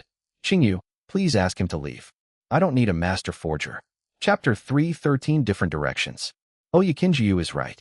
In casting, good materials alone are not enough. You also need casting masters who are proficient in casting. Whether it's forging ordinary kitchen knives or weapons for martial arts practitioners, the same materials, when placed in the hands of different people, will produce completely different results. That's exactly it. Chun Shinkai doesn't need a master foundry, he added. I believe I can build it myself, without the help of this master foundry. Young Master Chun, I think you should reconsider. Ouya Qingyu was speechless. Although Chun Sheng could barely be considered a genius-level martial artist, forging and martial arts cultivation were two completely different directions. A top-tier forging master might just be a martial artist in the chi refining stage. However, martial artists at the dragon elephant stage or the spirit root stage are not necessarily proficient in forging. I really don't need it, Chun Sheng said without thinking. I can forge it better myself. Young friend, the forging industry requires countless trials and accumulated experience. Ouya Xinjian was somewhat embarrassed and also a little annoyed. The same materials, in the hands of different people, will produce weapons or other things of different grades. Without exaggeration, Ouya Xinjian is a top-tier blacksmith in China. Even the blacksmithing skills of those old men in the Chinese government are far inferior to his. It is because of him and the other old guys in the Ouya family that the Ouya family has been able to maintain its position at the top of the weapon-making industry and stand tall among the 36 clans of the earthly fiends. It can be said that he represents the pinnacle of forging techniques. And now, Chun Sheng actually doesn't need him? Are you kidding me? He felt that Chun Sheng was being a bit too arrogant, so he spoke in a lecturing tone. Young man, you should learn more. You are so young. Even if you really know how to forge, you have only had about 20 years of experience since you were born. Compared to me, you are definitely not as good. Qingyu specifically asked me to help you, so I am standing here. This is a rare opportunity, don't miss it. Thank you for your kindness, but I really don't need it. Chun Sheng originally didn't want to discourage the old man in front of him, but seeing that he was actually starting to lecture him, he had no choice but to say, My forging skills should be far superior to yours. Young friend, you are far too confident and arrogant. If you don't need my help, you will definitely be disappointed. Ouya Xinjian became even more displeased. Above him, what are you bragging about? The art of forging. He is the pinnacle. Have you ever seen a peak above the peak? If Ouya Qingyu hadn't personally invited him and used all sorts of coquettish tactics, and if the materials used for this forging were Tianfang stone and Yun Xin Song Kong's sword, he wouldn't have come here at all, let alone taken action himself. Qingyu, since your friend doesn't appreciate it, then forget it. Ouya Xingyun sneered repeatedly and said with a flick of his sleeve, I won't help you. It's just a pity about those Tianfang stones. After saying that, before Chun Sheng could speak, he walked out. Ouya Qingyu glanced at Chun Sheng, then at Ouya Xingyun. You go out too, Chun Sheng said without changing his expression. You can watch from outside, but no one else can be in this room. Well, young Master Chun, I'll head out now. Ouya Qing sighed softly. Chun Sheng was too arrogant. She felt that those Tianfang stones and the materials for Yun Xin Song Kong's sword were probably going to be wasted. Outside the Bagua room, Ouya Xinjian didn't leave immediately. He wanted to stand there and wait to see how Chun Sheng would surpass him and how he would forge trash. Grandpa Xingyun, I'm sorry, Mr. Chun has always been like this. Ouya Qingyu felt slightly apologetic. After all, Ouya Xingyun was an elder. It's all right. It's normal for this young man to be a bit arrogant. Ouya Xinjian sneered. We'll just watch from here and see how he forges it. If it really doesn't work, I'll go and help him. Then we can show him what true peak forging skills are. Thank you, Grandpa Xingyun. Ouya Qingyu breathed a sigh of relief. With Ouya Xingyun watching over things, those Tianfeng stones wouldn't go to waste. The door to the Bagua room was not closed. Inside, Chun Sheng surveyed the surroundings. Then, he moved an empty, flameless furnace from one of the areas and replaced the one in the center. Then, he threw in some of the heavenly stones, as well as Yun Xin Song Kong's sword. His first step is, it's sword forging. Help Chi Han forge a sword. Chi Han himself is quite talented. With a little guidance and a good sword, his martial arts training speed can be greatly improved. His sword was broken by Chun Sheng, so naturally he needs to return it to him. With his eyes slightly closed, Chun Sheng began to recall the array formation and weapon forging techniques he had inherited. Soon, he opened his eyes. The instant he opened his eyes, a sharp glint flashed in them. At the same time, his X-ray vision was activated, and he took in all the elements around him. Whoosh! The next second, 2 balls of white, true fire surged out from his palms. The temperature of the true fire was extremely high, to an outrageous degree. As soon as they appeared, it was very clear and obvious that the already scorching air around us had risen to another level, becoming even hotter and more scalding. Even though Ouya Qingyu was at the meridian opening stage, a few beads of transparent sweat appeared on her cheeks, and the same was true for Ouya Xingyun. What are those flames? Ouya Qingyu was stunned. Flames appeared in his palms. It's still a white flame. She had never seen such a miracle. This good at beta legendary true fire. Ouya Xinjian's cloudy old eyes were also somewhat dumbfounded. He recalled some records in ancient books. To condense spiritual energy into fire, one not only needs to possess the fire attribute, which is 1 in a billion, but also needs to have a terrifyingly precise control over spiritual energy. Yes, it really is real fire. No wonder he needs a cauldron. Could it be he wants to refine medicine? Thinking of this, Ouya Nebula's heart was pounding. A true alchemist. In all of China, as far as he knew, there was only that one in Hong Kong, right? Most importantly, that person is now over 110 years old and enjoys all kinds of high-end and excellent treatment in Hong Kong. With a single word from him, he can overturn the entire Shangwu province. At the same time, it was precisely because of his existence that that family ranked first among the 36 earthly fiends. Because he can refine pills, which can make his disciples grow rapidly. With the same talent, if they are in that family, their growth rate is 3 times that of others. All of a sudden, Ouya Nebula was excited. I'm incredibly excited. Chapter 314, Winning Him Over. Chun Sheng was actually an alchemist. Alchemists who are alive, young, and only in their 20s. If we bring him to the Ouya family, and have the Ouya family provide the prescriptions so that he can refine medicines and be used by the Ouya family, then how terrifying will the Ouya family grow to? He simply couldn't believe it. Given time, the Ouya family will inevitably rise from last place to the top, and it's even possible that they will surpass them after that Hong Kong guy dies. Miss, win him over. No matter what, no matter the cost, we must win him over. Ouya Xinjian had already overlooked Chun Sheng's pride, arrogance, and haughtiness. After all, he is qualified. So what if my forging skills are inferior to his? Just because he possesses real fire. In the future, we'll be miles ahead of them in every way by 10, 100, no, by 1,000 or 10,000. That's the difference. He didn't acknowledge Chun Sheng's forging skills, but he did acknowledge his future. What? Ouya Qingyu was somewhat surprised. In all these years, Chun Sheng seemed to be the first person to make Ouya Xingyun say such a thing. He is very likely an alchemist. Ouya Xingyun offered no explanation, only uttering this single sentence. In short, Ouya Qingyu immediately understood the meaning behind it. Her clear eyes widened in surprise and disbelief as she stared at the tall and slender figure inside the Bagua room, her expression becoming complicated. Alchemist, any reclusive family knows just how terrifying that title is. I understand, Grandpa Nebula. The 2 men remained silent, both staring intently at Chun Sheng inside the gossip room. The temperature of the fire was too high. Even though the room had a sophisticated, top-of-the-line ventilation and cooling system, the thermometer on the wall still read 40. This is still outside the gossip room. How terrifying must the temperature be inside the Bagua room? How high is the temperature of the furnace? Clearly visible, the furnace, scorched by the real fire, became translucent and fiery red, as if even the heavy bronze furnace was about to melt. Inside the bronze furnace, the Tianfeng stone and Yun Xin Song Kong's sword were melting at a visible speed. quickly and completely turning into a pile of bright red liquid. The two ingredients, mixed in the copper stove, resembled a pot of thick soup, which was particularly eye-catching. It is clear that although the two materials have melted, they have not fused together. Melting is the first step in forging. I'd like to see how you fuse two materials. Although Xinjian acknowledged Chun Sheng as a person, he did not acknowledge his forging skills. No one knows forging better than him. Forging requires decades of time and experience to reach a level of consummate skill. Chun Sheng, obviously not. Put away the real fire.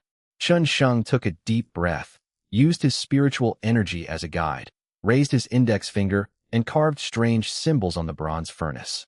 Right. He used his fingers to carve symbols on the bronze furnace.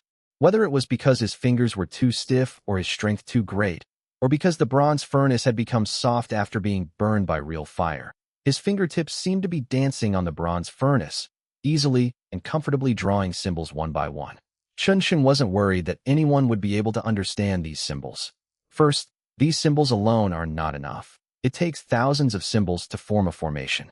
Second, in order for the formation to take shape, in addition to the symbols, a massive amount of spiritual energy is also needed.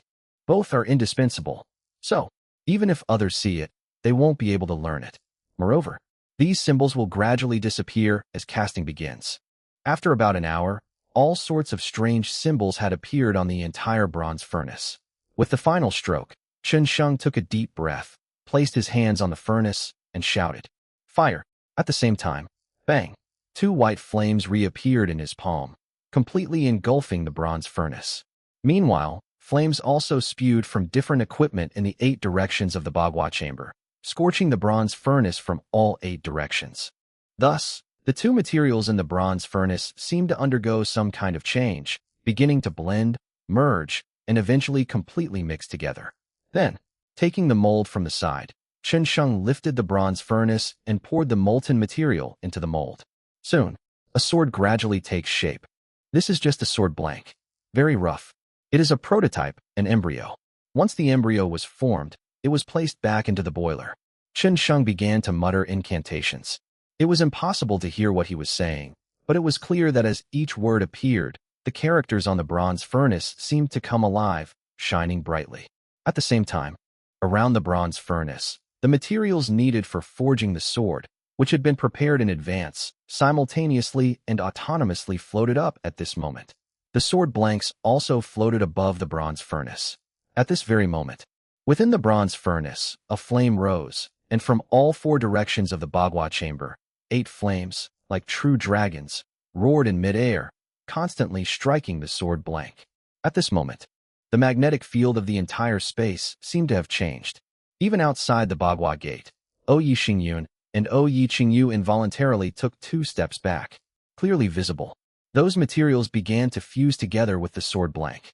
The symbols on the bronze furnace shone with a mysterious light, which gradually disappeared. The 9 flames, much like a craftsman's hammer, struck the sword blank again and again, forging it.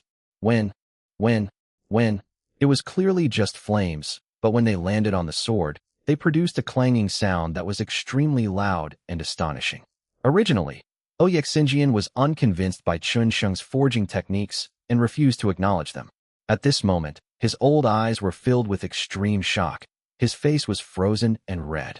The sounds of forging with 1,000 hammers were like hammers on his heart, shattering it into pieces, turning it into a vast ocean, and stirring up turbulent waves. Depend on. After a long while, Xinjian couldn't help but curse and slap himself hard. The sound was crisp and loud, and 5 finger marks quickly appeared on his old face. "Grandpa Xingyun," Yi Qingyu exclaimed in surprise. "What are you doing?" "No, nothing. I just wanted to make sure I wasn't dreaming."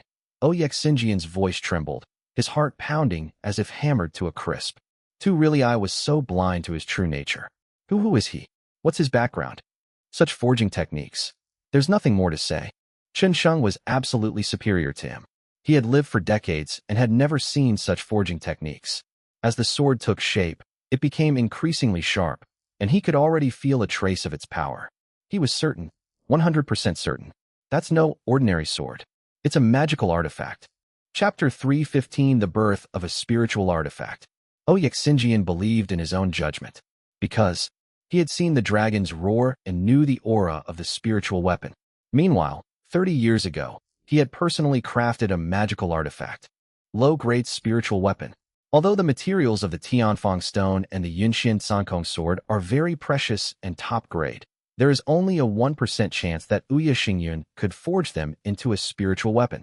The remaining 99% is nothing more than a sword that is infinitely close to a spiritual weapon.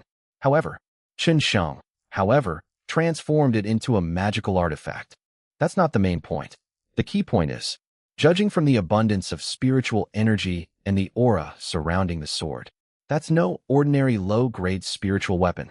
It's already incredibly close to being a mid-grade spiritual weapon. What peak of China? Compared to Chen Sheng, he's nothing but a load of bull. Calling it utter nonsense is giving him too much credit.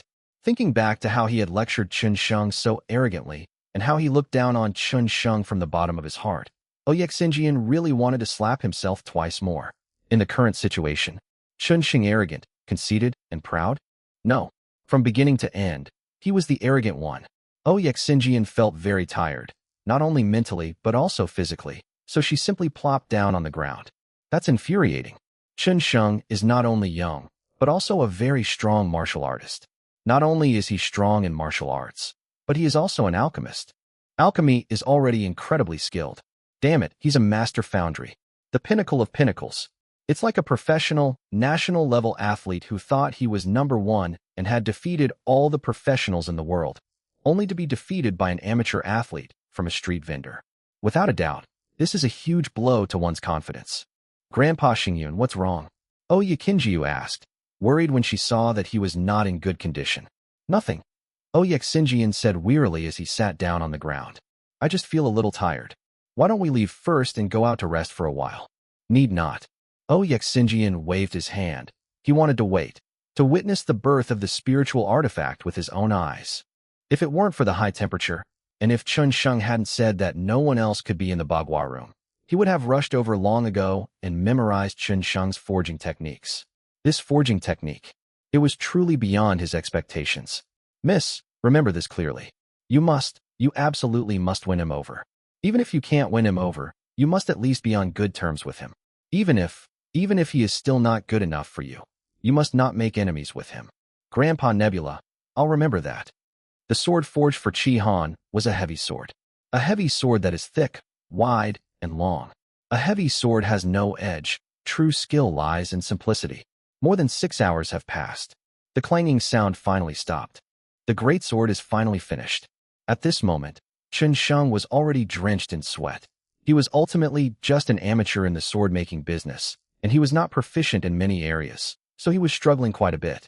The moment the great sword was completed and the flames went out, the sword hummed and trembled.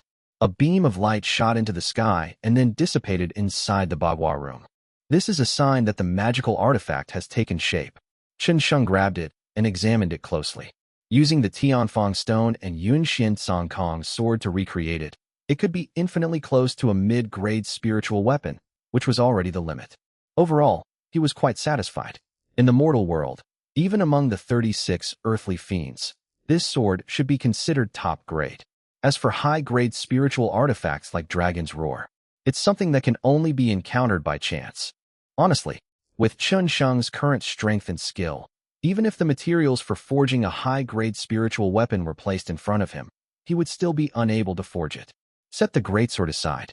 Chen Sheng began casting the tripod. Although there weren't many Tianfeng stones left, it was enough. Casting a tripod is much simpler than casting a sword. The heavy sword took 6 hours to make, while a cauldron with a diameter of half a meter took less than 2 hours.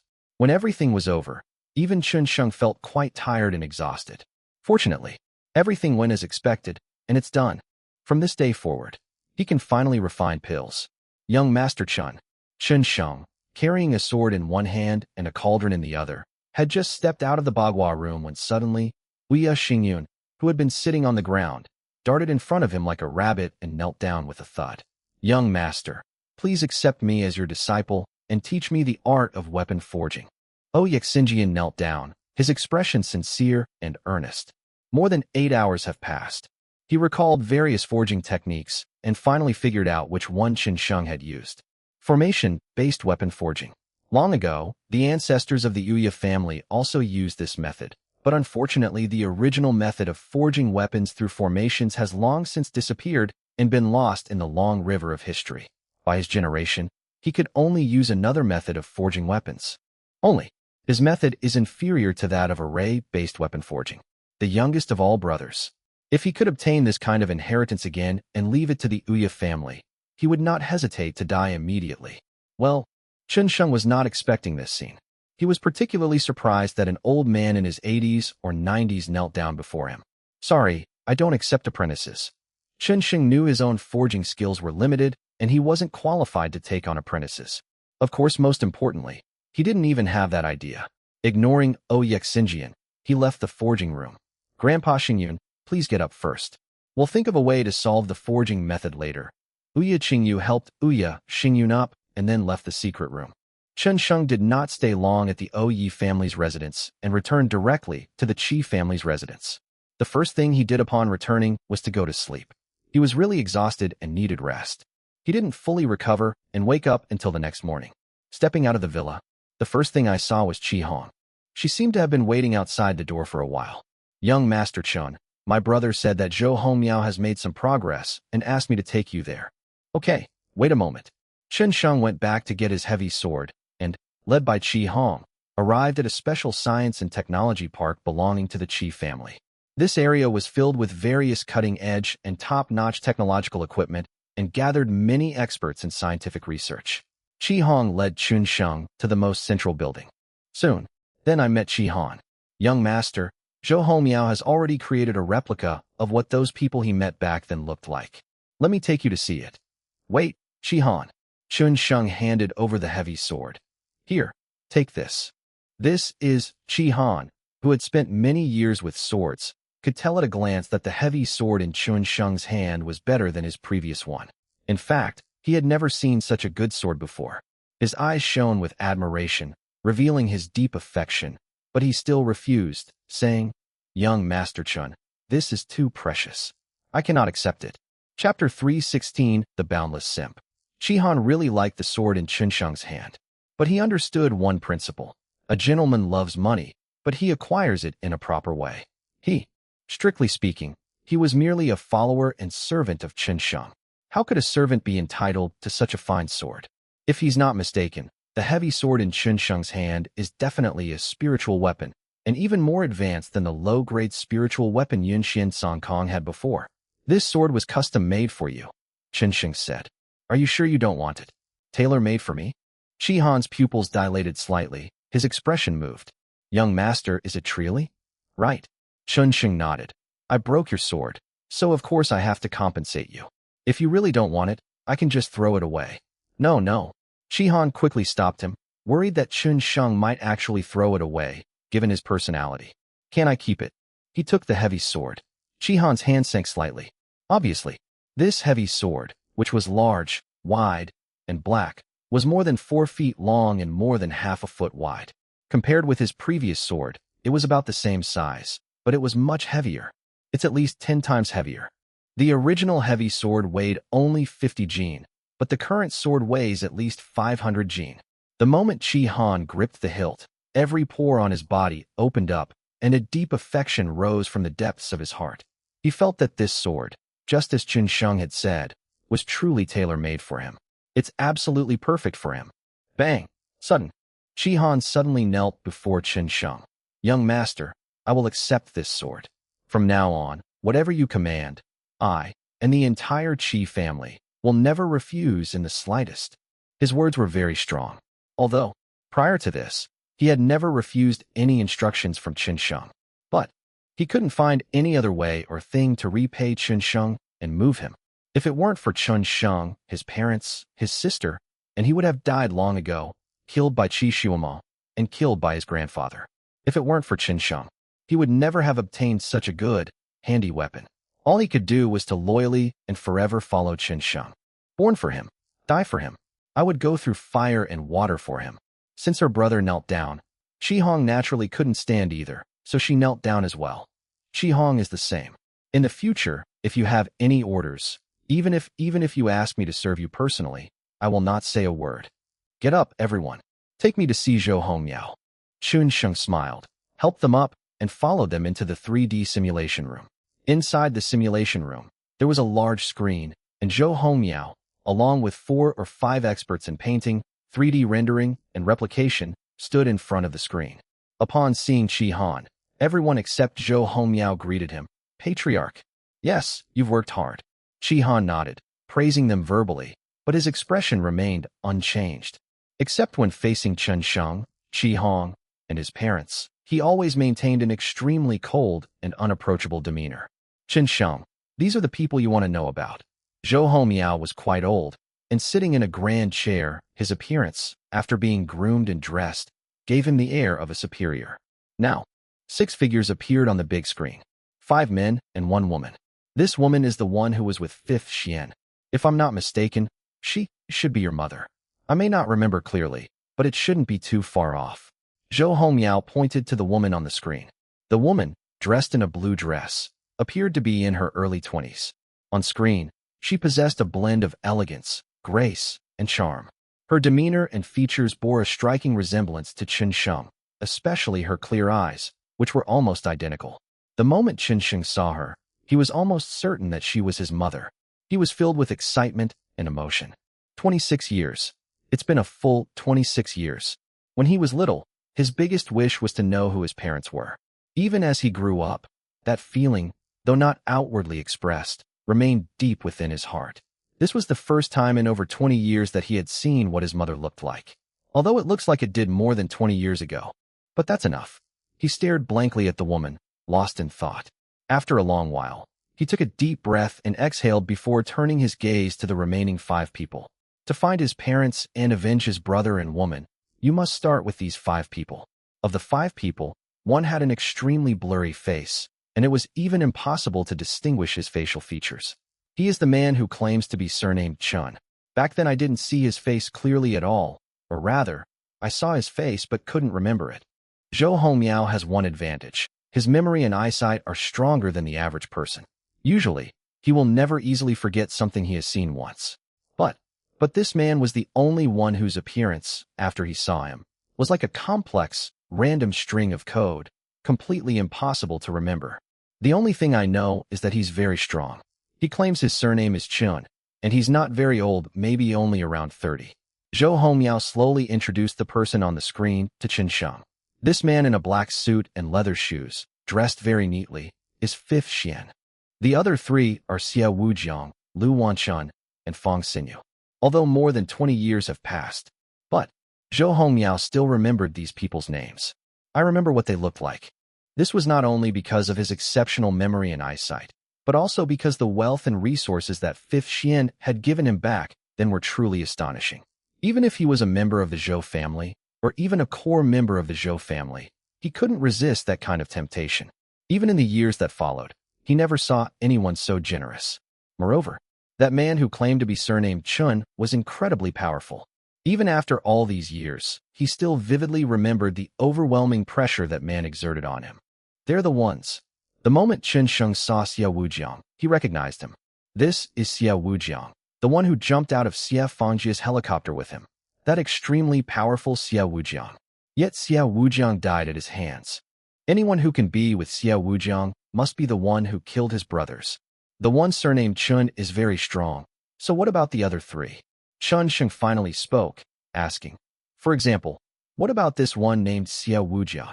Him, he's basically the lowest of the low, the weakest and youngest of the 3, Zhou Hongmiao said. I can tell that Xia Wujiang is a sycophant. Whether it's the Qin family, Lu Wanchun, or Fong Xinyu, they don't take him seriously. Chapter 317, the strongest martial artist in Yunbei. Among them, apart from the one surnamed Chun, Lu Wanchun is the strongest. 26 years ago, he was already at the peak of the Dragon Elephant stage. Fong Xinyu is also a strong person at the early stage of the Dragon Elephant stage. However, compared to that guy surnamed Chun, they are still too weak. Even now, Zhou Hongmiao is still marveling at the strength of that guy surnamed Chun, which shows how deep an impression the latter has left on him. Fong Xinyu. Qi Han stood beside Chen Sheng. He had felt a sense of familiarity upon hearing the name, and his brows furrowed. Only now did he finally remember. Isn't this Fong Xinyu the strongest martial artist who appeared in Yunbei 6 years ago? Suddenly, Chen Sheng's gaze shifted to Qi Han. You know him? At the same time, Shangwu Province, Macau City. Inside a large mansion, a man in his 50s was sitting cross-legged on the ground in the courtyard. There seemed to be a strange magic around his body, and dozens of fallen leaves on the ground were slowly rotating around his figure. If Chen Sheng were here, he would surely recognize him. He is Fong Xinyu. Although he looked older than Zhou Hongmiao remembered and had grown a long, 10-centimeter beard, his facial features had not changed much. Thick eyebrows, phoenix eyes, and a hooked nose. At that very moment, the courtyard gate was pushed open, and a young man, about 28 or 29 years old, entered. A Japanese katana, curved like a crescent moon, was tucked into his waistband. Master. A leaf fell to the ground, and Fong Xinyu opened her eyes. What is it? Master, after Xiao Wujiang died, didn't you tell me to follow Chen Sheng? Just a day ago, he took Zhou Hongmiao away from prison. In addition, Cheng Qiwu and Zhou Yuehua both died at his hands. Oh, Fong Xinyu stood up and gently stroked his beard. He's quite capable. It seems he knows my identity. I'm not sure about that. Zhou Hongmiao was taken to the Qi family. The Qi family is very vigilant, and disciples can't get in for the time being if they need to hide their identities. Chen Sheng all this time, and he hasn't noticed you? Fong Xinyu sat down under an old tree, on a rattan chair. A gentle breeze blew, causing his beard to sway slightly, giving him a rather otherworldly air. Not yet. He's very wary. In fact, to avoid revealing myself, I haven't really gotten close to him. The man looked frustrated, confused, and resentful. Master, why didn't you let me just kill him? Why did I have to hide my identity? Don't rush. Shuelong, before killing someone, you have to see if they are worthy of touching your knife, understand? Fong Xinyu said calmly. Remember, you have to stay calm in everything. Maybe someone will help us kill him. You mean the Cheng family, the Zhou family? Shuelong asked. Good. Fong Xinyu stroked his beard and said with a nonchalant smile. The Zhou family and the Cheng family will kill him for us. Qi family. Qi Han stared at Chen Sheng for a while before saying, I not only know him, but I've also met him. 6 years ago, he came to Yunbei and even fought with Cheng Kueifeng. Cheng Kueifeng, who is this? From the Cheng family. Chen Sheng asked. That's right. He is Cheng Qiwu's grandfather and Cheng Jian's father, the head of the Cheng family. It's no exaggeration to say that his strength represents the pinnacle of Yunbei, of course. That is, provided that Fong Xinyu doesn't show up. 6 years ago, Cheng Kueifeng was already a spirit root stage expert, but he still lost to Fong Xinyu. In that battle, Fong Xinyu only used one palm. That palm strike seriously injured Cheng Kueifeng. At that time, Cheng Kueifeng was still the head of the Cheng family. It was because of that palm strike that Cheng Jian succeeded him. In recent years, Cheng Kueifeng has rarely appeared. It is said that he is recuperating from his injuries. Therefore, he is known as the strongest martial artist in Yunbei. I see. Chen Sheng took a deep breath. Maybe.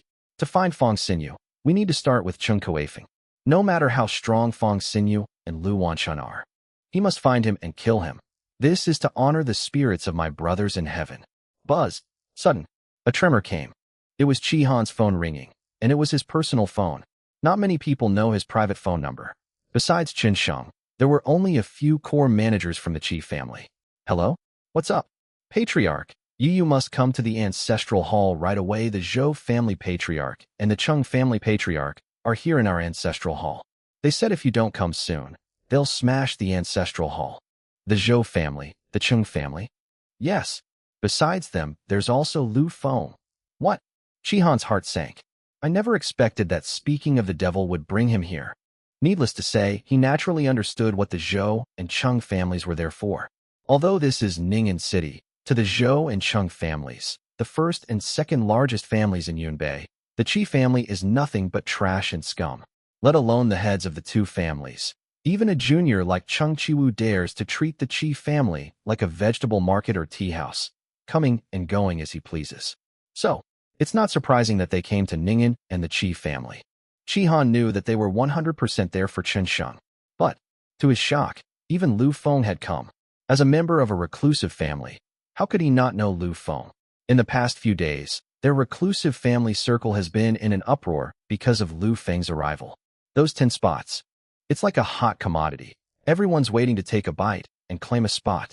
So, Lu Feng, a powerful figure from Kunlun Mountain, was someone they couldn't help but recognize. That's an existence that surpasses even reclusive families. Chi Han had seen many grand scenes, but the heads of two major families, plus the Kunlun Void experts, he had never seen anything like it before. I never imagined I would encounter something like this. Gritting his teeth, Chi Han said, Young Master, Zhou Hongyun and Cheng Jian are here. You should hide for a while. I'll go and meet them. Oh, perfect timing. That's exactly what I was looking for. Chen Sheng's expression remained unchanged. He knew the Cheng and Zhou families would come knocking sooner or later, but he didn't expect them to arrive so quickly. How long has it been? Just one day and one night. The Zhou and Cheng families just barged in like that, showing absolutely no respect to the Qi family or any of the families in Ning'an City. Young Master, Chi Han said, those two old men are very strong. You may not be their match. Besides, Lu Feng from Kunlun Void has also come. The three of them together are very strong. Chi Han emphasized the word very strong. These three people definitely deserve the title of very strong. At least, anyone could easily pulverize Chi Han, reduce his bones to ashes, and destroy the Qi family. Chapter 318 Slaughtering the Qi Family. The arrival of three powerful figures at the Qi family caused a solemn atmosphere throughout the family. The Qi family ancestral hall was packed with people at that moment.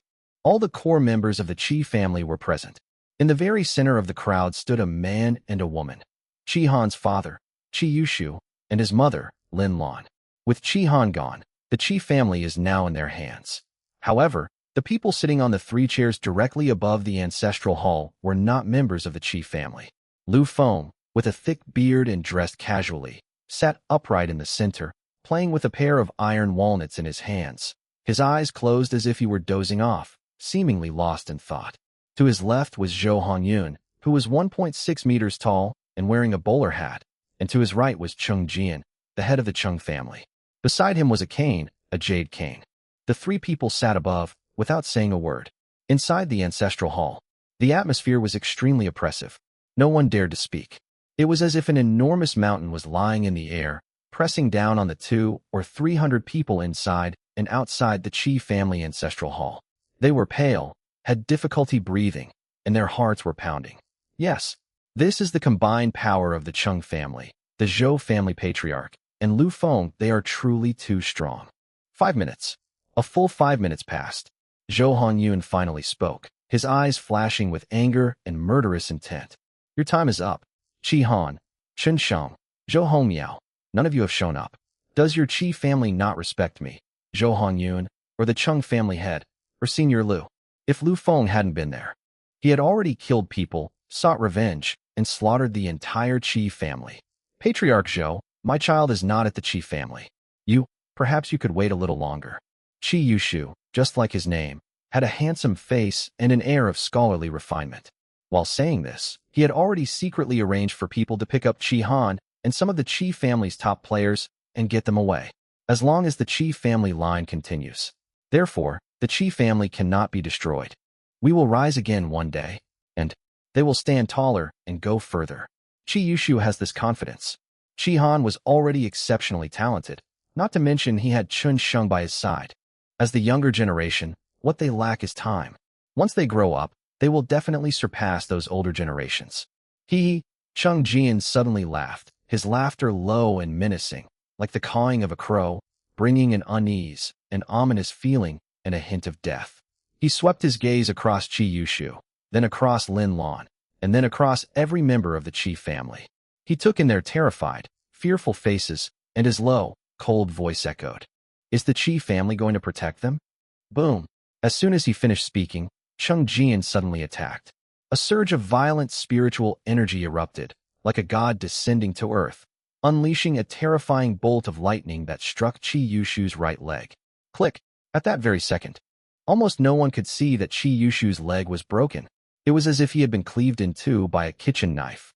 It was just that one section was abruptly cut off.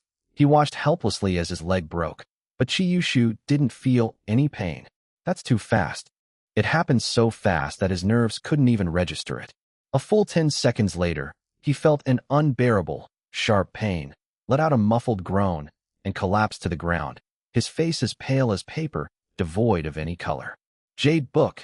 Lin Lan was shocked, and tears immediately streamed down her face. Her body was stained with the blood splattered from Qi Yushu, and the smell of blood felt like sharp needles piercing her heart. She was heartbroken. 2M fine. Qi Yushu endured the pain. His pupils were bloodshot, and his voice trembled as he spoke, but he still managed to force a smile in front of his woman. Inside the ancestral hall, the Qi family members stared wide-eyed. One move. Just how strong is Cheng Jian? He was 3 meters away from Qi Yushu. At a distance of 3 meters, a single move can subdue the enemy. Consider this leg your punishment for not taking your job seriously. Wait 10 more seconds. If Qi Han doesn't show up in 10 seconds, then I'll take his other leg. Cheng Jian leaned on his jade cane, his gaze sweeping over the Qi family with disdain. Actually, he didn't need the cane, but he liked the feeling. Holding the cane felt like holding power, and his tone was domineering. If you want to run away, I advise you to give up that idea. Everyone outside the Qi family is under my and Brother Zhou's control. Not even a fly from the Qi family can escape, let alone a single person. Cheng, clan head Cheng. Qi Yushu's heart sank, and cold sweat appeared on his forehead. Why must you be so ruthless? Uft. Qi Yushu had barely finished speaking when his other leg was broken too. Both legs, from the thighs down, were cleanly severed. Ah! Qi Yushu finally couldn't bear the pain any longer. He convulsed in agony, his veins bulging. Lin Lan burst into tears. Not a single member of the Qi family dared to speak out, take action, or seek revenge. I'm going to wipe them out completely, so what? Or rather, what can your Qi family do about it?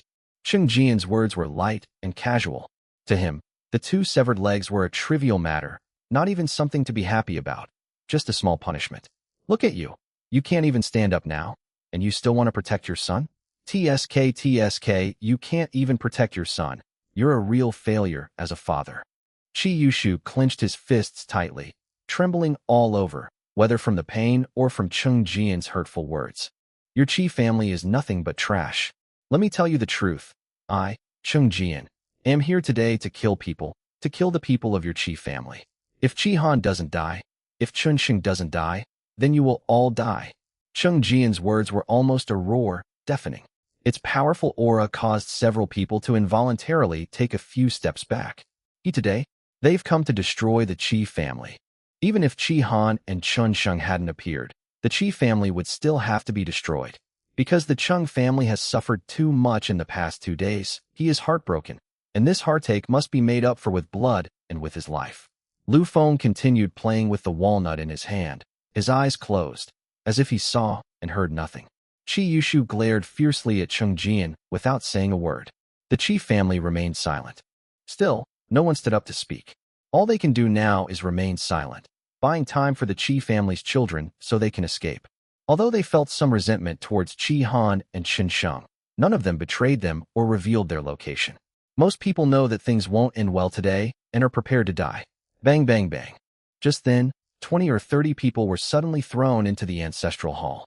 That's right, it was thrown in, like sandbags or garbage, from outside into the ancestral hall. Chapter 319 Bloodstained Clothes. Qi family. The sudden scene left everyone stunned.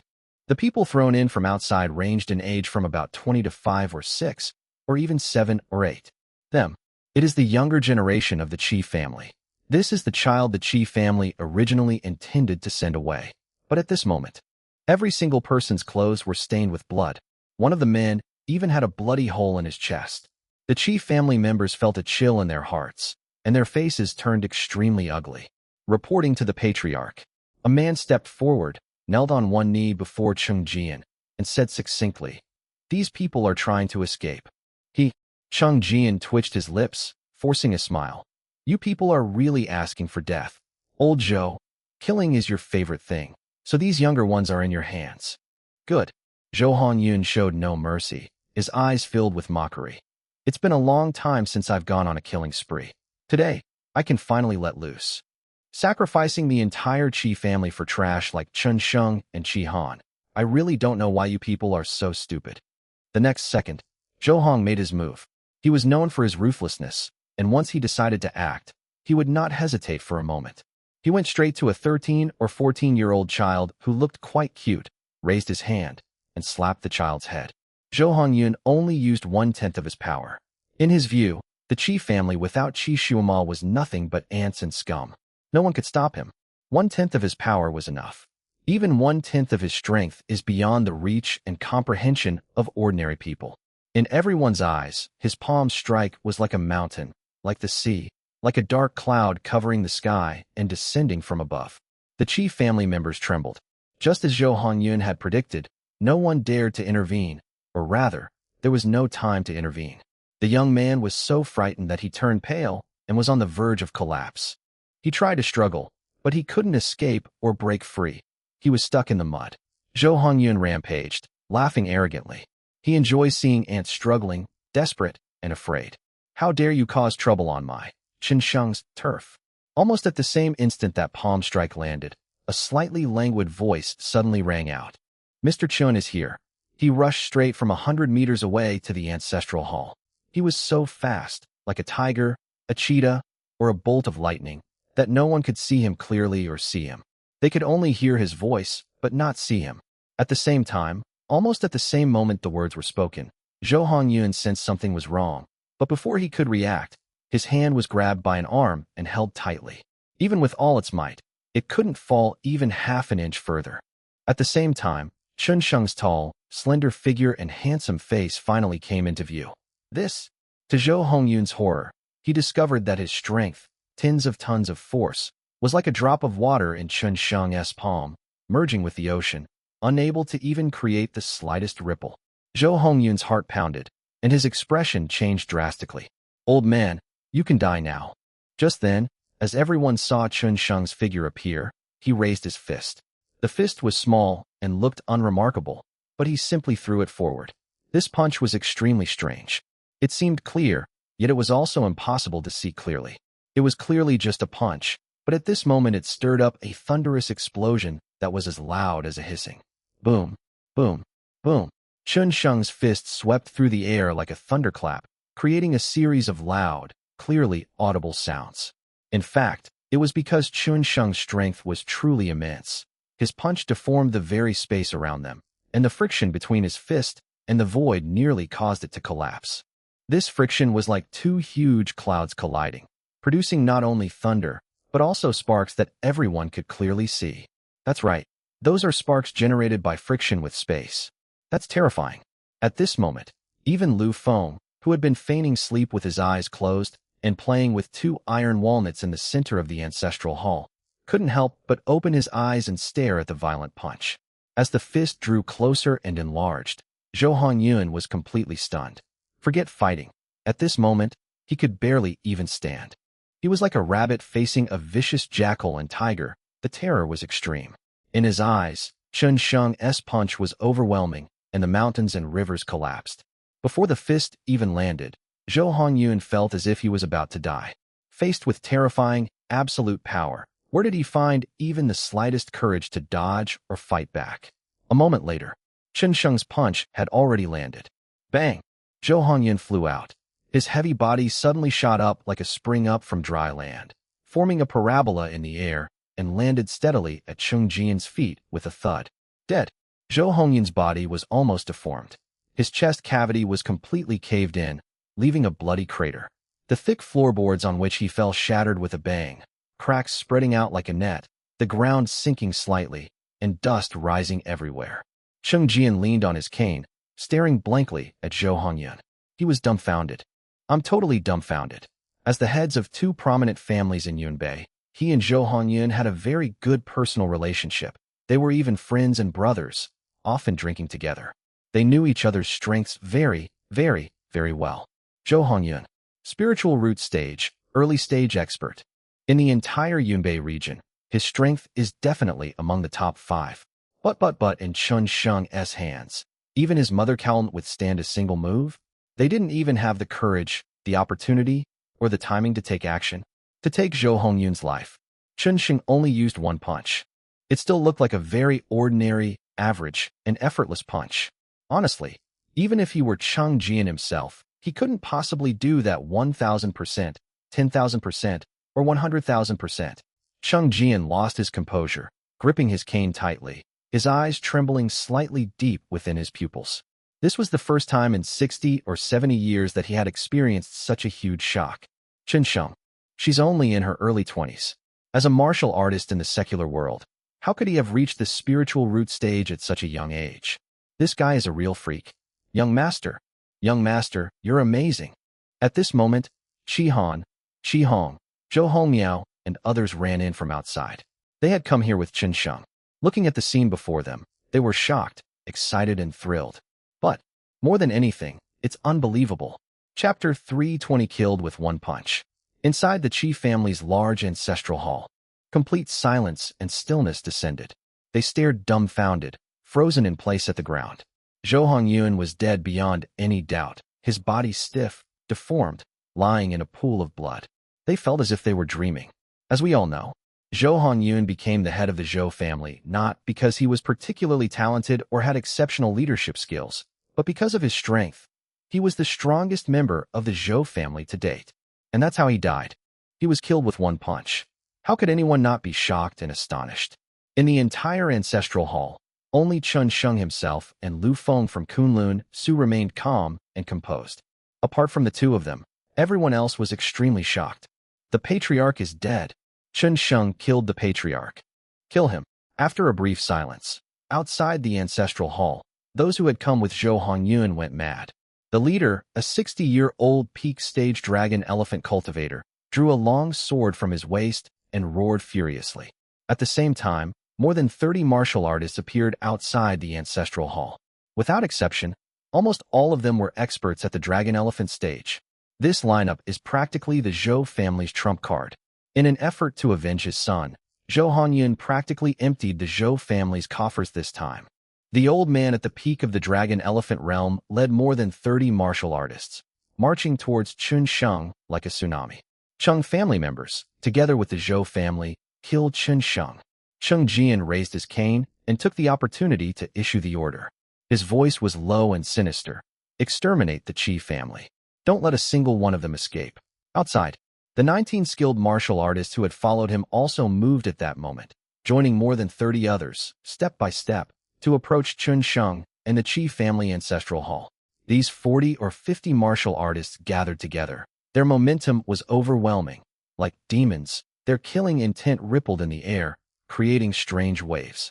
They were almost the top strength in Yunbei, and no one in the 3 cities of Yunbei could withstand them. Buzz, clang, dozens of different weapons were drawn from their hands, exuding a chilling killing intent. In the next instant, they rushed into the ancestral hall, and almost everyone's primary target was Chen Sheng. Because, once Chen Sheng is killed, the rest are nothing but ants and grasshoppers, easily crushed with a single foot. Swords, spears, axes, 40 or 50 different weapons, densely packed and intertwined. Everyone used their ultimate techniques to target Chen Sheng's vital and critical areas, including his blood vessels, internal organs, viscera, brow, and head. These powerful individuals gathered together, and their sheer numbers created a quantitative change. Visibly, dazzling sparks flashed in the air, sword lights clashed, and the clash of blades was deafening. Chen Sheng was completely locked down and surrounded from all sides, so tightly that not even a fly or a mosquito could get out through those gaps, let alone a person. Lu Feng played with the walnuts, quietly and calmly observing everything, his expression remaining unchanged, and no one knew what he was thinking. The Qi family members broke out in a cold sweat, filled with fear and dread. In Cheng Jian's eyes, there flickered excitement, the excitement of killing and seeing blood. In contrast, Chen Sheng seemed completely unaffected, standing still without making a single move, as if he hadn't seen the swords and spears around him. He remained unmoved, as if even if Mount Tai collapsed before him, his expression would remain unchanged. 1 meter, half a meter, 1 foot, half a foot, 3 inches. Those deadly weapons, like the Grim Reaper, drew closer and closer to Chen Sheng, but he remained motionless, not even blinking. What the hell? Scared out of your wits. In the end, he's still just trash. Even Lu Feng couldn't help but speak up, feeling utterly disappointed. It was like someone who had spent a fortune on the best, most expensive ticket in the entire theater, only to be greeted with a story of Pleasant Goat and Big Wolf. So trash, it's better if he's dead. Lu Feng scoffed, a hint of killing intent even appearing in his otherwise calm eyes. He had expected a strong person, but who knew he would be met with such a rookie? Trash? Garbage? He was utterly disappointed. Another second passed. Those weapons, swords and sabers, were already incredibly close to Qin Sheng. The blades and edges of the swords were even touching the hairs on his body. And at this time, finally, Qin Sheng is alive. Suddenly, in a flash, in a life or death moment, he finally made his move. With a flick of his palm, a short sword flashed between his 5 fingers, cutting through the air like lightning. Immediately, a clash of weapons erupted, accompanied by piercing sounds. Immediately afterwards, an astonishing scene has unfolded once again. The swords, spears, and axes, as if propelled by a tremendous force, suddenly twisted and veered off course, their original directions of attack altered. Then, clang, clang, clang. A crisp, deafening sound rang out. All the weapons suddenly broke apart. The weapons in the hands of 40 or 50 dragon elephant stage martial artists all snapped and deformed as soon as they approached him, just like sugarcane being sliced. Suddenly, Lu Feng, who had previously lost interest, became interested again. Certainly, he was not interested in Qin Sheng. Instead, they were interested in the sword in Qin Sheng's hand. Without a doubt, it was an absolute divine weapon, a powerful tool, and an unparalleled treasure. Even in Kunlun Mountain, such a treasure is extremely rare. 40 or 50 experts at the dragon elephant stage, even an ordinary blade of grass would be a deadly weapon in their hands. But now, what they are holding is not grass, but weapons. Yet it broke so easily, so readily. Lu Feng immediately set his sights on the sword. Honestly, Qin Sheng's strength was only at the mid-stage of the spirit root realm. Such strength was nothing to brag about in Kunlun Void. In his eyes, he was still a novice. He could kill someone instantly with a single punch or palm strike. The reason he hasn't made a move is twofold.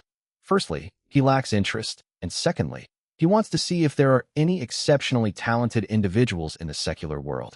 If so, bringing them back to Wushuang Academy would be a tremendous achievement for him. But now he has his eye on that sword. Greed surged within him like a tsunami, sweeping wildly. Ahead, the minds of the 40 or 50 martial arts practitioners were almost in a state of chaos, having lost the ability to think independently. The scene before them was like a dream, a terrible, terrifying nightmare. They weren't Lu Feng.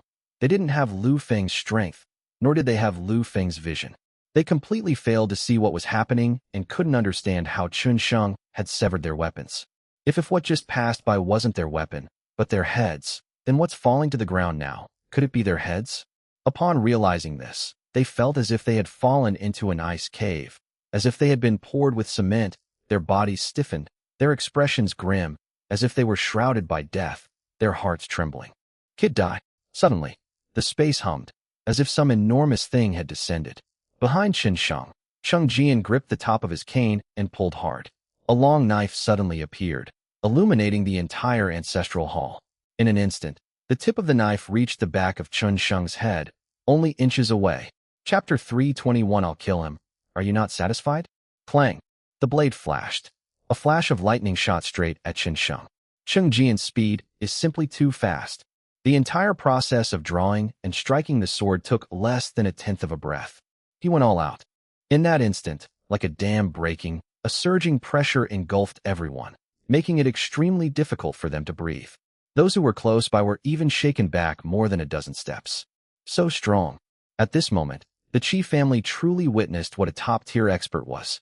Although the strike was not aimed at them, the killing intent made them feel terrified and fearful, as if they were shrouded by a vast sea of Asuras and death gods. The sword intent surged, almost materializing, radiating light that was dazzling and eye-catching. This was no ordinary strike. It incorporated the martial arts techniques of the Chung family. The blade trembled and crackled with electricity. The power it contains is enough to split mountains and cut rivers, and suppress everything. Even Lu Feng, who had remained silent and calm, showed a hint of approval in his eyes. That was indeed a good strike. Qingjia truly deserves the title of the #1 family in Yunnan. Qi Han and Qi Hong were not far from Qin Sheng, their bodies trembling uncontrollably. Cheng Jian was too shameless and despicable. As a senior, he actually chose to launch a sneak attack. And not a single bit, not even the slightest bit, was held back. Go all out. They recognized the blade. They had long heard that the Chung family possessed a martial art called the life-severing blade. With one strike of a knife, a life will be cut off. This is Chung Jia's secret skill. Was it necessary to use my strongest strength, my most powerful martial arts, and a sneak attack against Chen Sheng, a martial arts practitioner from the secular world? This completely blocked Chen Sheng's way out, and they were determined to kill him. Although Qi Han, Qi Hong, Qi Yushu, and the others felt that Chen Sheng was very strong and quite impressive, despite coming from a secular background, his strength was absolutely extraordinary. But they absolutely did not believe that Chen Sheng could withstand that blow, let alone Chen Sheng. Even if Zhou Hongyun, who just died, or even if 2 more Zhou Hongyuns came, they absolutely couldn't handle it. Chen Jian slash. In Yunnan, enough to be invincible. As the blade rapidly approached, it was almost about to touch Chen Sheng's hair. At that very moment, in the nick of time, but then Chen Sheng moved and turned around. No one saw how he turned around, but just as the blade was about to touch him, he, who had been facing away from Chen Jian, did indeed turn around. Then, he went straight to meet them. Without retreating or dodging, he raised his short sword and met the blindingly sharp long sword head-on, less than half a breath. Under everyone's watchful eyes, the short sword and the long saber clashed completely. Chen Sheng's eyes flashed with divine light, and he shouted, "Break!" Just one word. Then, clearly visible, under Chen Sheng's sword strike, the knife suddenly stopped, and then with a crack appeared at the tip, a crack appeared on the blade, and a crack appeared on the hilt. Bang! The long sword suddenly shattered, like a light bulb that suddenly exploded. One moment it was flashing a dazzling, blinding, and brilliant light, and the next second it suddenly exploded, went out, dimmed, and fell to the ground. Everything happened extremely fast. The entire process took only one breath, and Chen Sheng's sword did not stop, heading straight for Chen Jian's brow. Chen Jian froze, his eyes filled with endless terror. His features and body were frozen in that instant, as if he had been immobilized. His hand, gripping the hilt of the knife, trembled uncontrollably. This to show, is this possible? Is this a dream? Is this an illusion? Upon seeing the rapidly approaching short sword, Chen Jian felt an aura of death trapping him. He was unable to break free, cold sweat pouring down his face, and could only await the arrival of death. Because that sword strike was too fast. He barely had time to make any move. "Old man, aren't you going to get out here and save your son?" Suddenly, Chen Sheng spoke lightly and calmly, as if addressing no one. "If you don't show yourself, he's dead." The instant Chen Sheng finished speaking, as if in response to him, a sudden ripple appeared behind Chen Jian. Then, a person appeared there, so mysteriously and strangely, no one knew when or where he had appeared. He appeared suddenly, yet it seemed as if he was always meant to be there, or rather he had been standing there for a long time. This is an old man. He was an old man with white hair and beard, wearing coarse linen clothes, and a slightly hunched back. He was about 1.6 meters tall. He raised a hand, placed it on Chen Jian's shoulder, and pulled him back. Whoosh! It was a close call. Chen Sheng's sword just missed Chen Jian. If the old man hadn't appeared, Chen Jian would surely be dead. Chen Kueifeng. The moment Zhou Hongyao saw the old man, he called out his name. Qi Hong, Qi Han, and everyone in the Qi family recognized the old man. Chen Kueifeng, the #1 person in the Yun family.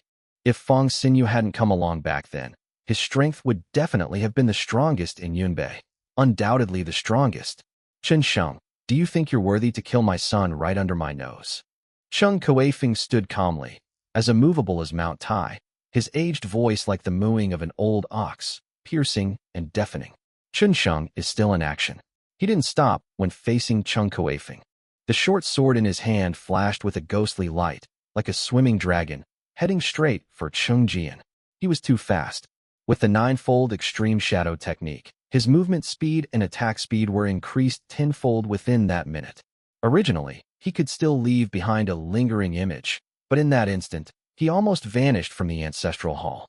In a fraction of a breath, he appeared incredibly strangely, like a ghost or spirit, before Chen Kueifeng and Chen Jian. Then, a sword fell, clearly visible. In that instant, accompanied by a muffled thud, the dragon roar sword pierced Chen Jian's chest cavity without deviation, breaking through his ribs and reaching his heart. Finally, Chen Sheng twirled his hand. Hiss! Chen Jian's heart was shredded into blood. When Longing pulled it out, a terrifying blood hole appeared, and blood gushed out like a fountain. Cheng Jian's pupils suddenly constricted, and he died instantly, his life force gone. One sword. Annihilation will bring extreme peace. And Chen Sheng, holding the dragon's roar, he stood less than half a meter away from Cheng Kueifeng, glanced at the dead Cheng Jian lying on the ground, and then fixed his gaze on Cheng Kueifeng. He smiled slightly, then said calmly and coldly, "So what? Just because I, Chen Sheng, killed your son right in front of you, right under your nose, do you not agree?" Chapter 322 I, Chen Sheng, Seek Death. How cold this be? The next second, everyone in the ancestral hall was stunned, their eyes wide and mouths agape, staring fiercely at Cheng Jian, who had died suddenly, but was still convulsing and trembling. Qi Han, Qi Hong, the entire Qi family, over 100 or 200 people, the Cheng and Zhou families, Cheng Kueifeng, and Lu Feng, who had been silently playing with the iron walnut, were all filled with horror at this moment. That's so weird. The scene before me was like watching a thriller with a huge plot twist, followed by another terrible nightmare. Incredible. Chen Sheng really killed Cheng Jian. Everything happened so fast. From the moment Cheng Jian made his move to his death, the whole process took less than a minute. That's so fast.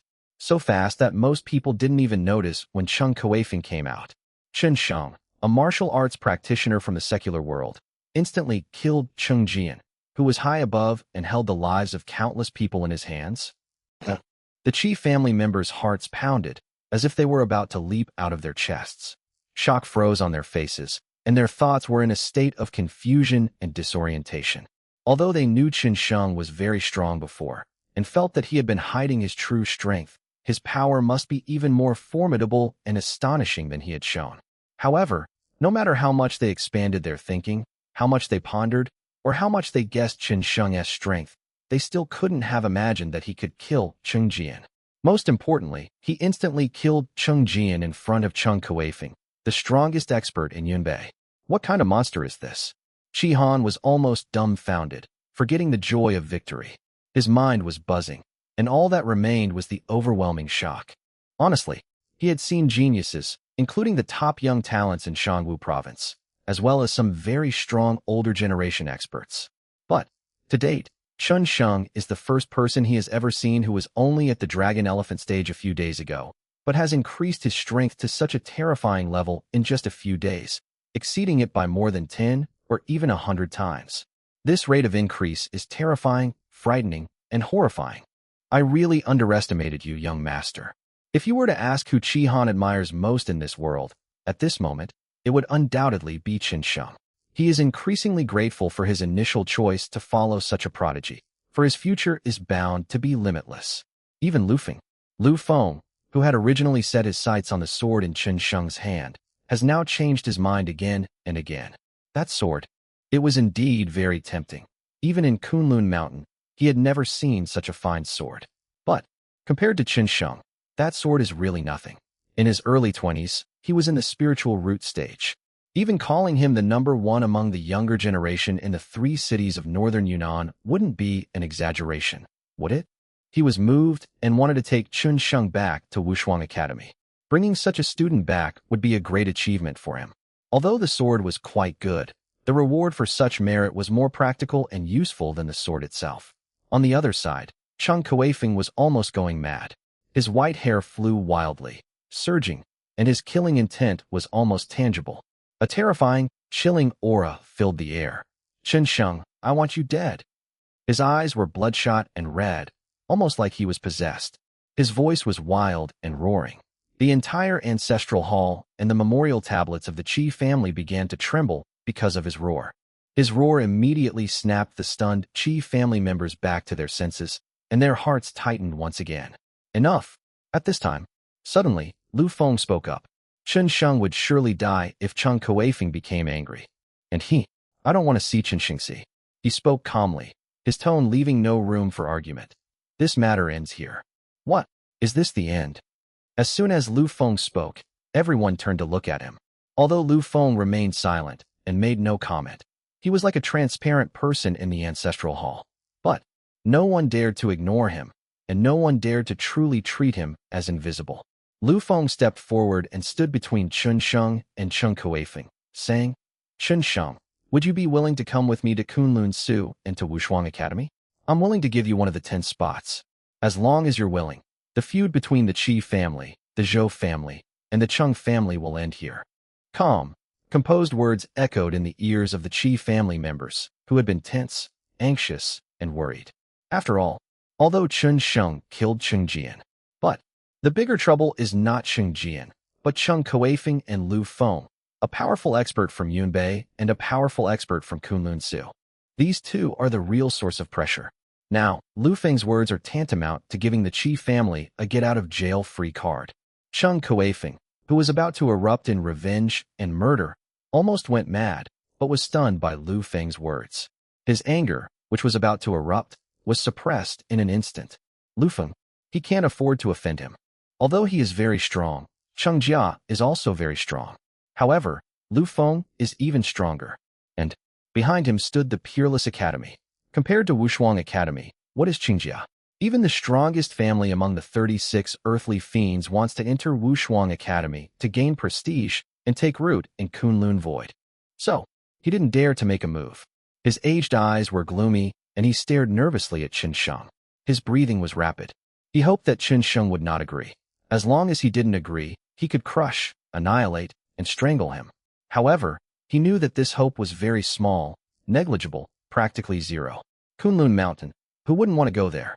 At that moment, the entire Qi family, as well as Zhou Hongmiao, stared at Qin Sheng, filled with envy, surprise, and excitement. In their eyes, Qin Sheng would definitely agree. The Qi family's crisis has been completely resolved. With Lu Feng speaking, who dares to touch the Qi family? The entire Qi family breathed a sigh of relief. However, in the very next second, Qin Sheng withdrew his gaze from Cheng Kueifeng, glanced at Lu Feng, and quietly said, I'm sorry, but the feud between the Qi family, the Zhou family, and the Cheng family cannot end here. When he opened his mouth, Lu Feng, who was ready to say welcome to the team, was completely dumbfounded. This was a completely different answer from what he had imagined. Not only him, but also Zhou Hongmiao, Qi Han, and the rest of the Qi family were dumbfounded. Qin Sheng, what does this mean? They didn't wait long before they understood what Qin Sheng meant. But then he took a step forward, stepping over Lu Feng, and turned his gaze to Cheng Kueifeng, calmly saying, They all said they wanted me dead. How can you just let it go like this? Cheng Kueifeng, is that it? You want me dead? Come on. I, Qin Sheng, wish to die. Chapter 323 might just be a piece of trash. I, Qin Sheng, wish to die? These 6 short words, like cannonballs, bombarded everyone's hearts, stirring up endless waves of fire. His words were as calm as water, but his expression, eyes, and pupils were filled with confidence and unparalleled self-assurance. It was this indifferent attitude that made people feel a wave of fear and thought he was incredibly arrogant and conceited. Suddenly, Lu Feng, standing before him, narrowed his eyes, furrowed his brows, and his expression became somewhat strange. He felt that Qin Sheng was a bit arrogant, and this arrogance made him uncomfortable. Although Qin Sheng is indeed, by a narrow margin, a genius, he is far from being one in a million, and therefore absolutely deserving of being recruited by Wushuang Academy. The fact that he was willing to step down from the stage, personally invite him to Kunlun Mountain, give him a special spot without having to take the exam, and even help him solve the 2 major problems of the Zhou family and the Cheng family, is already an exception among exceptions. In one's imagination, Qin Sheng should be extremely grateful. He wouldn't necessarily kneel down to thank him, but at the very least, he should be incredibly grateful and respectful. He would immediately go along with it and nod in agreement. And Qin Sheng, this is rejecting him? Not only rejecting him, but also seeking death. Looking for death? Does he really think he's a match for Cheng Kueifeng? These few words froze the expressions of the Qi family members. Their throats felt as if they were blocked with a cork, making it extremely difficult to breathe. What is Qin Sheng doing? Seeking death? Do you really want to die? No. His expression and tone told everyone that he was not really seeking death, but was facing Cheng Kueifeng head-on. Old man. The next second, before anyone could stop him, Qin Sheng spoke again. Considering you're in your 70s or 80s, your bones are about to fall apart, and you've already stepped into the coffin with 1 foot in the grave. I'll let you make the first move. Speechless, everyone, including Qi Han, Qi Hong, and Zhou Hongmiao widened their eyes upon hearing Chun Sheng's words, a sense of fear rising from nowhere. Are you crazy? This is way too arrogant. This is Cheng Kueifeng we're facing. Cheng Kueifeng, once the #1 martial artist in the 3 cities of Yunbei, with decades of experience and expertise in martial arts. Chen Sheng, aren't you being a bit arrogant? Young master, this old guy is very strong. Not far away. Qi Han couldn't help but whisper a reminder. He didn't want Chen Sheng to be too proud and arrogant. Even if he killed Cheng Jian, it didn't mean he could kill an old fox like Cheng Kueifeng. Lu Feng's brows furrowed even more deeply. Now, he already felt there was no need to recruit Chen Sheng into Wushuang Academy anymore. With such arrogance and pride, he wouldn't survive a single day if he went to Kunlun Mountain and entered Wushuang Academy. He doesn't need to hire a dead person. He immediately stepped aside and said, "Do as you please." His attitude was clear. He was no longer involved in this matter. Do whatever you want. If you're looking to die, then die. Cheng Kueifeng was incredibly excited and thrilled at that moment. Originally, he thought he had no chance to kill Chen Sheng. After all, who would refuse Lu Feng's invitation? In the entire 3 cities of Yunbei, no one could, and no one would dare, refuse him, right? Who knew that this ungrateful, arrogant, and conceited guy would actually fucking reject Lu Feng? This is practically courting death. He'd be embarrassed if he didn't kill him. I'll give you 5 more seconds. If you don't make a move now, I'll strike first. Once I do, you might not have a chance to live. Suddenly, Chen Sheng spoke again, his expression showing some impatience.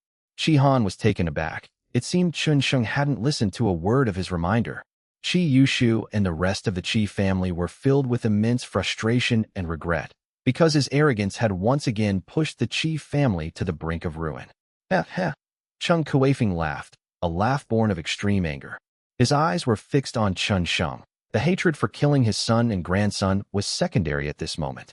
Chen Sheng is the first person to insult him like this. Even his former rival, who defeated him, has never insulted him like this before. He had thought that after living for decades, his temperament had become calm and peaceful. But today, his heart felt like it had been burned by chili peppers, burning his internal organs and raging with anger. Damn it. That's fucking damn good. Chen Sheng, they must die? He must be torn to pieces. Cheng Kueifeng roared inwardly, his anger written all over his face. His boundless killing intent was almost tangible, and the terrifying killing aura was like a raging wave, forcing some of the Qi family children to their knees, spitting blood. The next moment, boom, boom, boom. Cheng Kueifeng made his move. He hadn't brought any weapons with him, nor had he ever brought any with him. In his view, the insignificant Qi family wasn't worthy of his use of force. But, even without weapons, he was incredibly fierce. As Cheng Kueifeng moved, the air around him rippled and spread out with each burst of energy. The ancestral tablets in the Qi family ancestral hall exploded and shattered the moment he made his move, sending wood chips flying everywhere and throwing the entire ancestral hall into chaos. That's terrifying. The life-severing blade. Cheng Kueifeng raised his palm, transforming it into a blade. The same martial arts technique, when used, was worlds apart from Cheng Jian's. Cheng Kueifeng had only raised one hand, but at that moment, that hand seemed to have truly become a knife, chilling and oppressive, with a coldness that penetrated to the bone, like a Shura knife, a knife of judgment, descending from the sky. In an instant, the temperature in the entire ancestral hall dropped significantly. Young master, act quickly. Qi Han was on edge. The life-severing blade, wielded by Cheng Kueifeng, was terrifying. If it continued to build up its power like this, that palm strike would definitely be able to split mountains and shatter the earth. If they didn't act now, Chen Sheng would surely die. Therefore, Qi Han felt palpitations and became anxious. But Chen Sheng didn't move. He remained standing and even shook his head. It was obvious that he didn't want to make a move. Grasp. Qi Han couldn't help but swear. He was speechless. Why was the young master so arrogant? Couldn't he lower his stance a little? He's really courting death. Lu Feng scoffed, increasingly disliking Chen Sheng. This kind of person was just too annoying. He didn't have much ability, but he acted like he was the only one who mattered. He knew very well how strong Cheng Kueifeng was. He was at the peak of the mid-stage of the spiritual root realm, and he had remained at this level for 10 years. Although this was a display of limited talent, it was his capital to defeat Chen Sheng at this moment. Even if he had made no progress in the past 10 years, he must have cultivated to the extreme in some special areas. For example, this life-severing blade technique. Even without a knife, he can unleash a stronger and more ferocious attack. Once such a martial skill is used, even Lu Feng himself might not be able to withstand it unscathed. Perhaps genius is just an appearance. His IQ and EQ are just useless. Lu Feng let out a disdainful sneer. In his mind, this battle was already over. Chapter 324, I Am Invincible. Of course, looking at it from another perspective, it's better that Chun Sheng is dead. Bringing someone like him back to Kunlun Mountain would only lead to his untimely death. It's better for him to die here. In this way, the sword in Chun Sheng's hand can rightfully and naturally fall into his hands. What is this guy thinking? Hiding in the spatial rift, almost forgotten by everyone. No one paid attention to or noticed the woman in red, her delicate brows furrowed. At a point like this, if you don't act now, the chances of dying are extremely high. I'm still waiting for you to save me. You can't die. The woman in red was filled with worry, but she knew very well that this worry wasn't just because Chun Sheng could save her, but rather it seemed a worry about Chun Sheng himself. Alas, young master, if all else fails, the red-clad one will have to help you eliminate him. The woman in red seemed to have made up her mind. There was a reason why she could use martial arts at the 3rd level of the earthly realm, but no one but her knew the reason. Chun Sheng, I must say you are very strong. At least in the 3 cities of Yunbei, you are definitely one of the best. You dared to kill my grandson and son, and even dared to humiliate me. You are the most arrogant and domineering person I have ever met in my life. I do admire you. Chen Kueifeng's gaze was cruel, and he spoke coldly. His entire raised arm had almost completely transformed into a blade, fully prepared and ready to strike. So, since you desire death, I will grant your wish and satisfy you. Moreover, I will chop your corpse into 10,000 pieces. In his last sentence, Chen Kueifeng's voice suddenly grew louder, like a lion's roar, a hoarse and piercing cry. Chun Sheng remained still and silent. He never liked to talk nonsense, especially when he was about to kill someone. Similarly, his expression remained unchanged, indifferent, extremely cold, nonchalant, and arrogant, as if he were facing not a powerful figure like Chen Kueifeng, but an ant or a grasshopper.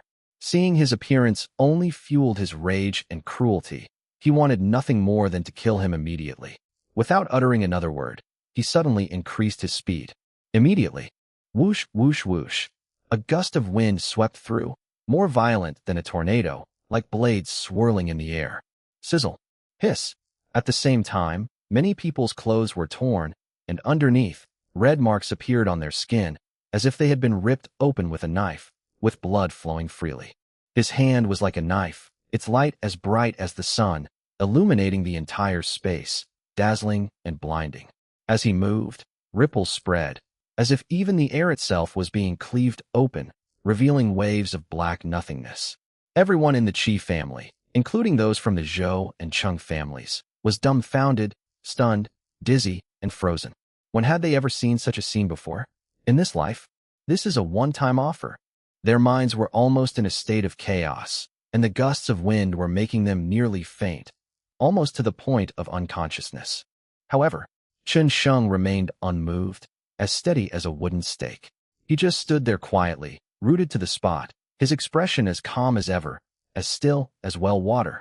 Inside and outside the ancestral hall, everyone was speechless and exasperated, especially the Qi family members, whose hearts were pounding in their chests with tension.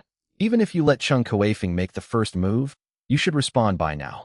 Whether it's retreating, defending, or attacking, one should at least make a statement and take some action, just like when dealing with Cheng Jian. One should counterattack at the same time he makes his move. But it's still not moving. What the hell does this mean? Did they realize at this moment that they were no match for the former? Hurry up and do it. Both Qi Han and Qi Hong were extremely nervous, their breathing rapid and shallow, their hearts screaming. Within the space, the woman in red's eyes showed slight worry, and a strange, eerie fluctuation emanated from her body. With the appearance of this fluctuation, her aura steadily increased. She will make her move immediately if Chun Sheng shows signs of being outmatched. You little bastard, you're so young, and you only have a little talent. Do you think you're invincible? You've insulted me, so I'll chop you into 10,000 pieces. Faced with Chun Sheng's composure, Chung Kuei-feng became even more ashamed and angry, filled with resentment.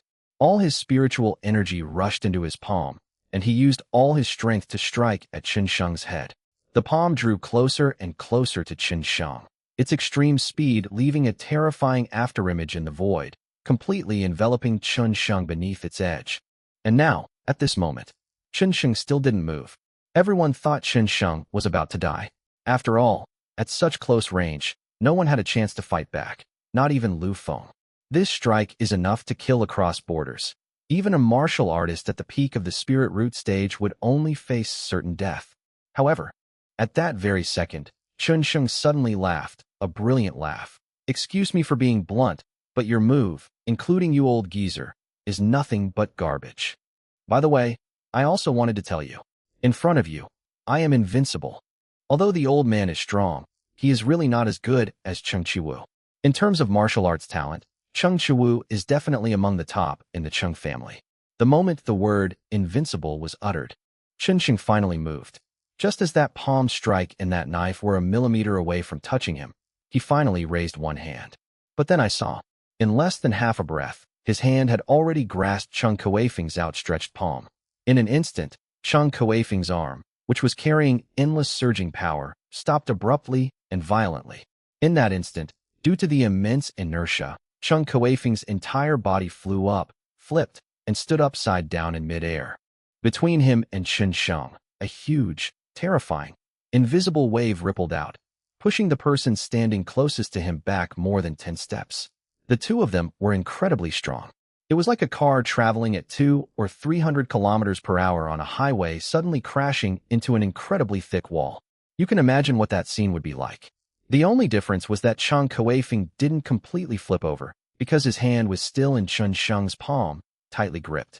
No matter how much inertia or force he had, he was always kept within a certain range by Chen Sheng's hand. Chen Sheng, however, remained standing still from beginning to end, never taking a single step back, as steady as a mountain. The scene seemed to freeze in time. Chen Sheng and Chung Kuei-feng locked eyes. Chen Sheng was still smiling. As Chung Kuei-feng remained upside down in midair, his face and features were completely frozen in time. With his gaze fixed on Chung Kuei-feng's intriguing expression, Chen Sheng said quietly, "You've already made your move. Now it's my turn." Chapter 325. How could I possibly know his whereabouts?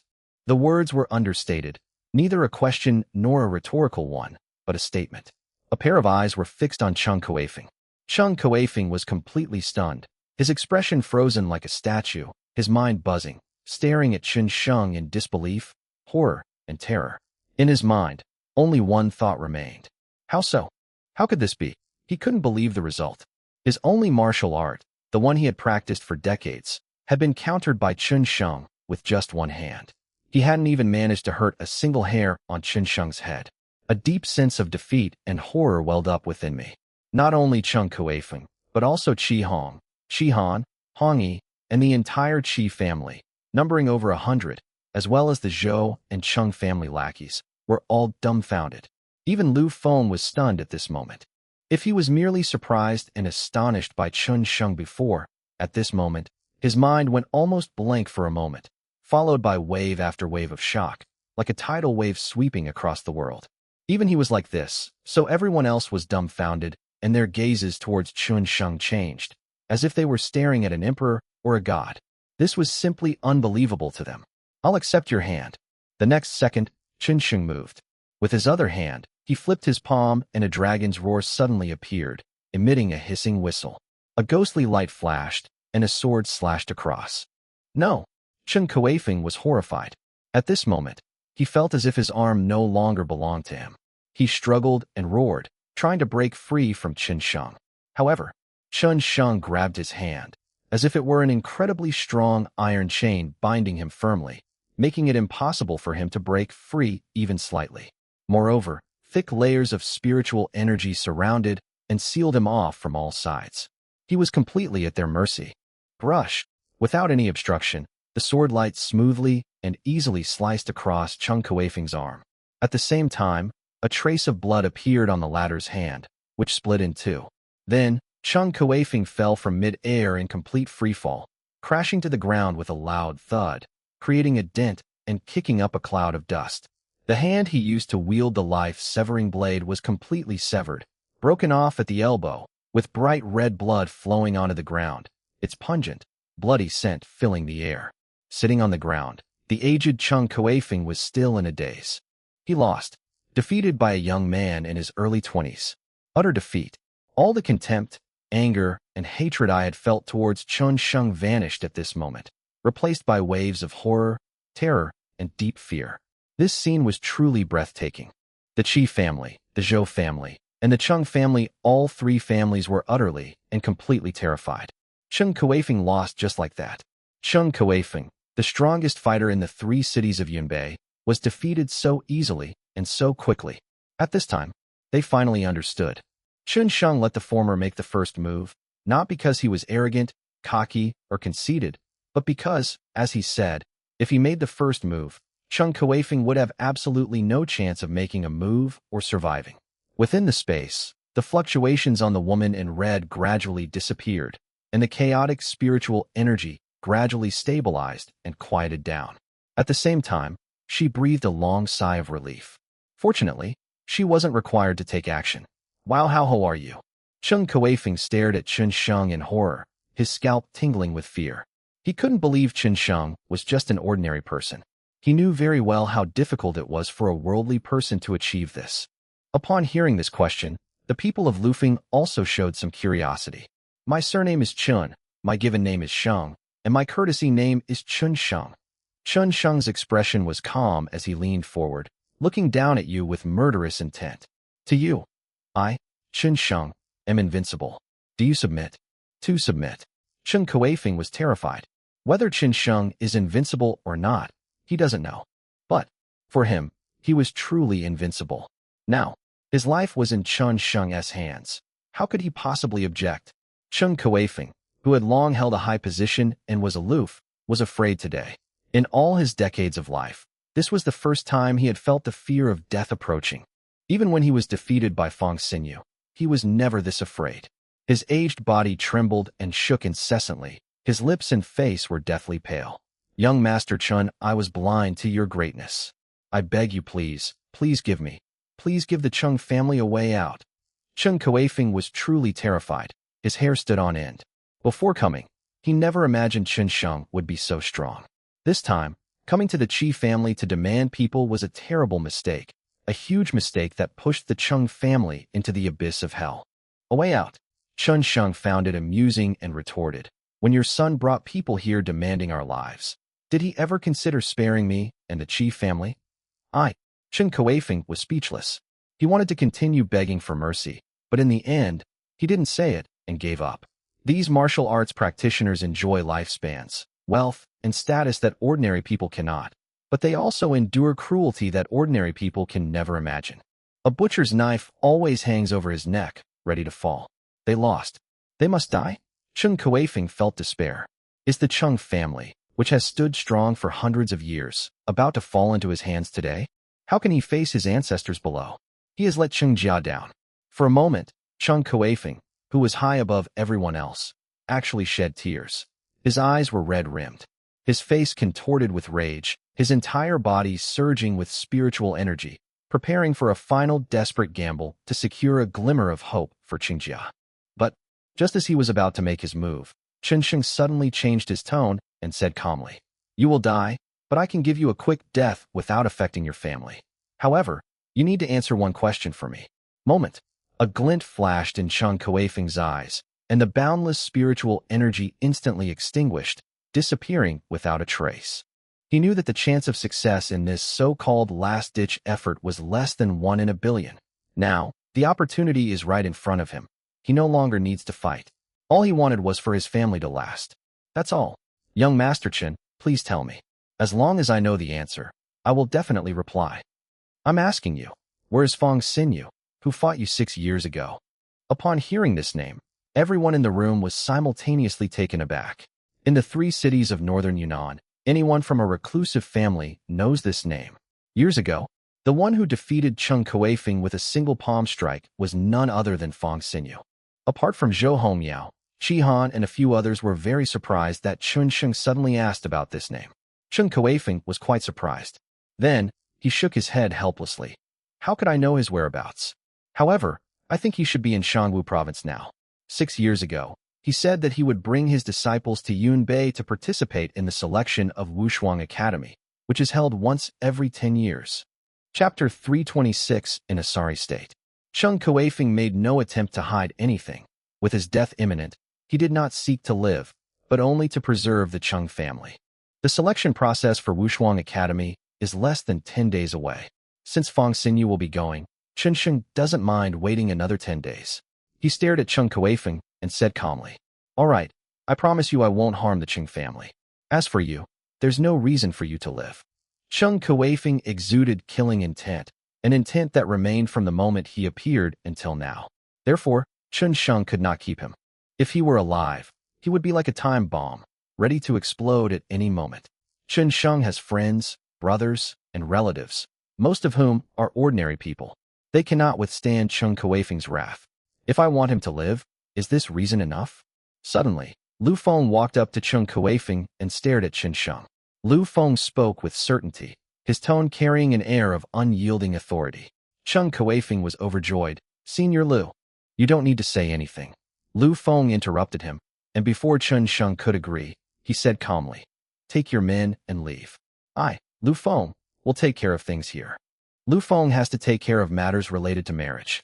Cheng Jian can die, Cheng Chiwen, Cheng Chiwu, and others can all die, because they cannot shake the foundation of the Cheng family. Chun Kuefeng, he must be protected, because he accepted many things from marriage, such as money, women, and the power that marriage brings. It is well known that his relationship with the Chung family is quite good. He was able to stand up for Chun Sheng before, because he felt that the Chung family was safe and that they were the stronger party. But, with the situation turning around, he could not stand idly by.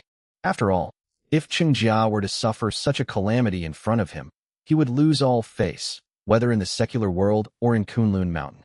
Moreover, the other party was still a greenhorn, a young man in his early 20s. Yes. Chun Kuefeng was overjoyed. He struggled to his feet and prepared to leave, following Lu Feng's instructions. "Did I agree to let you leave?" Chun Sheng didn't move an inch, his calm eyes showing no ripples. "You have no reason to live. Today, even if Jesus came, he couldn't save you. That's what I, Chun Sheng, am saying." Upon hearing Chun Sheng's words, Chun Kuefeng froze, standing rooted to the spot, his hair standing on end, and dared not move an inch. He could clearly feel that an extremely powerful killing intent was constantly rising within Chun Sheng's body.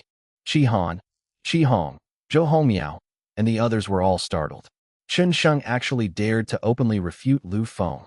The emotions that had just calmed down were stirred up again at this moment. "Chun Sheng, are we going to fight Lu Feng? What can he possibly use to fight Lu Feng?" Although Chun Kuefeng dared not leave, he was secretly excited. He really hoped that Chun Sheng would be ungrateful and make an enemy of Lu Feng.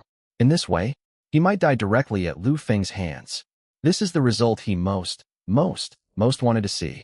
Chun Sheng's words were very calm, but the more nonchalant he appeared, the more arrogant and aloof he seemed. "Chun Sheng," Lu Feng frowned and said coldly, Do you perhaps wish to be my enemy?" In no mood. Chun Sheng's expression remained unchanged, as did his tone. "First, you and I have no grudges against each other. Second, I need to enter Kunlun Mountain through you. Third, to be honest, you are not my match and are not qualified to be my enemy." What? Moment. The crowd erupted in anger. Has Chun Sheng gone mad?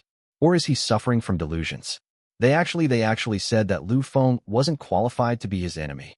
When Cheng Jia was married, some members of the Zhou family couldn't help but laugh.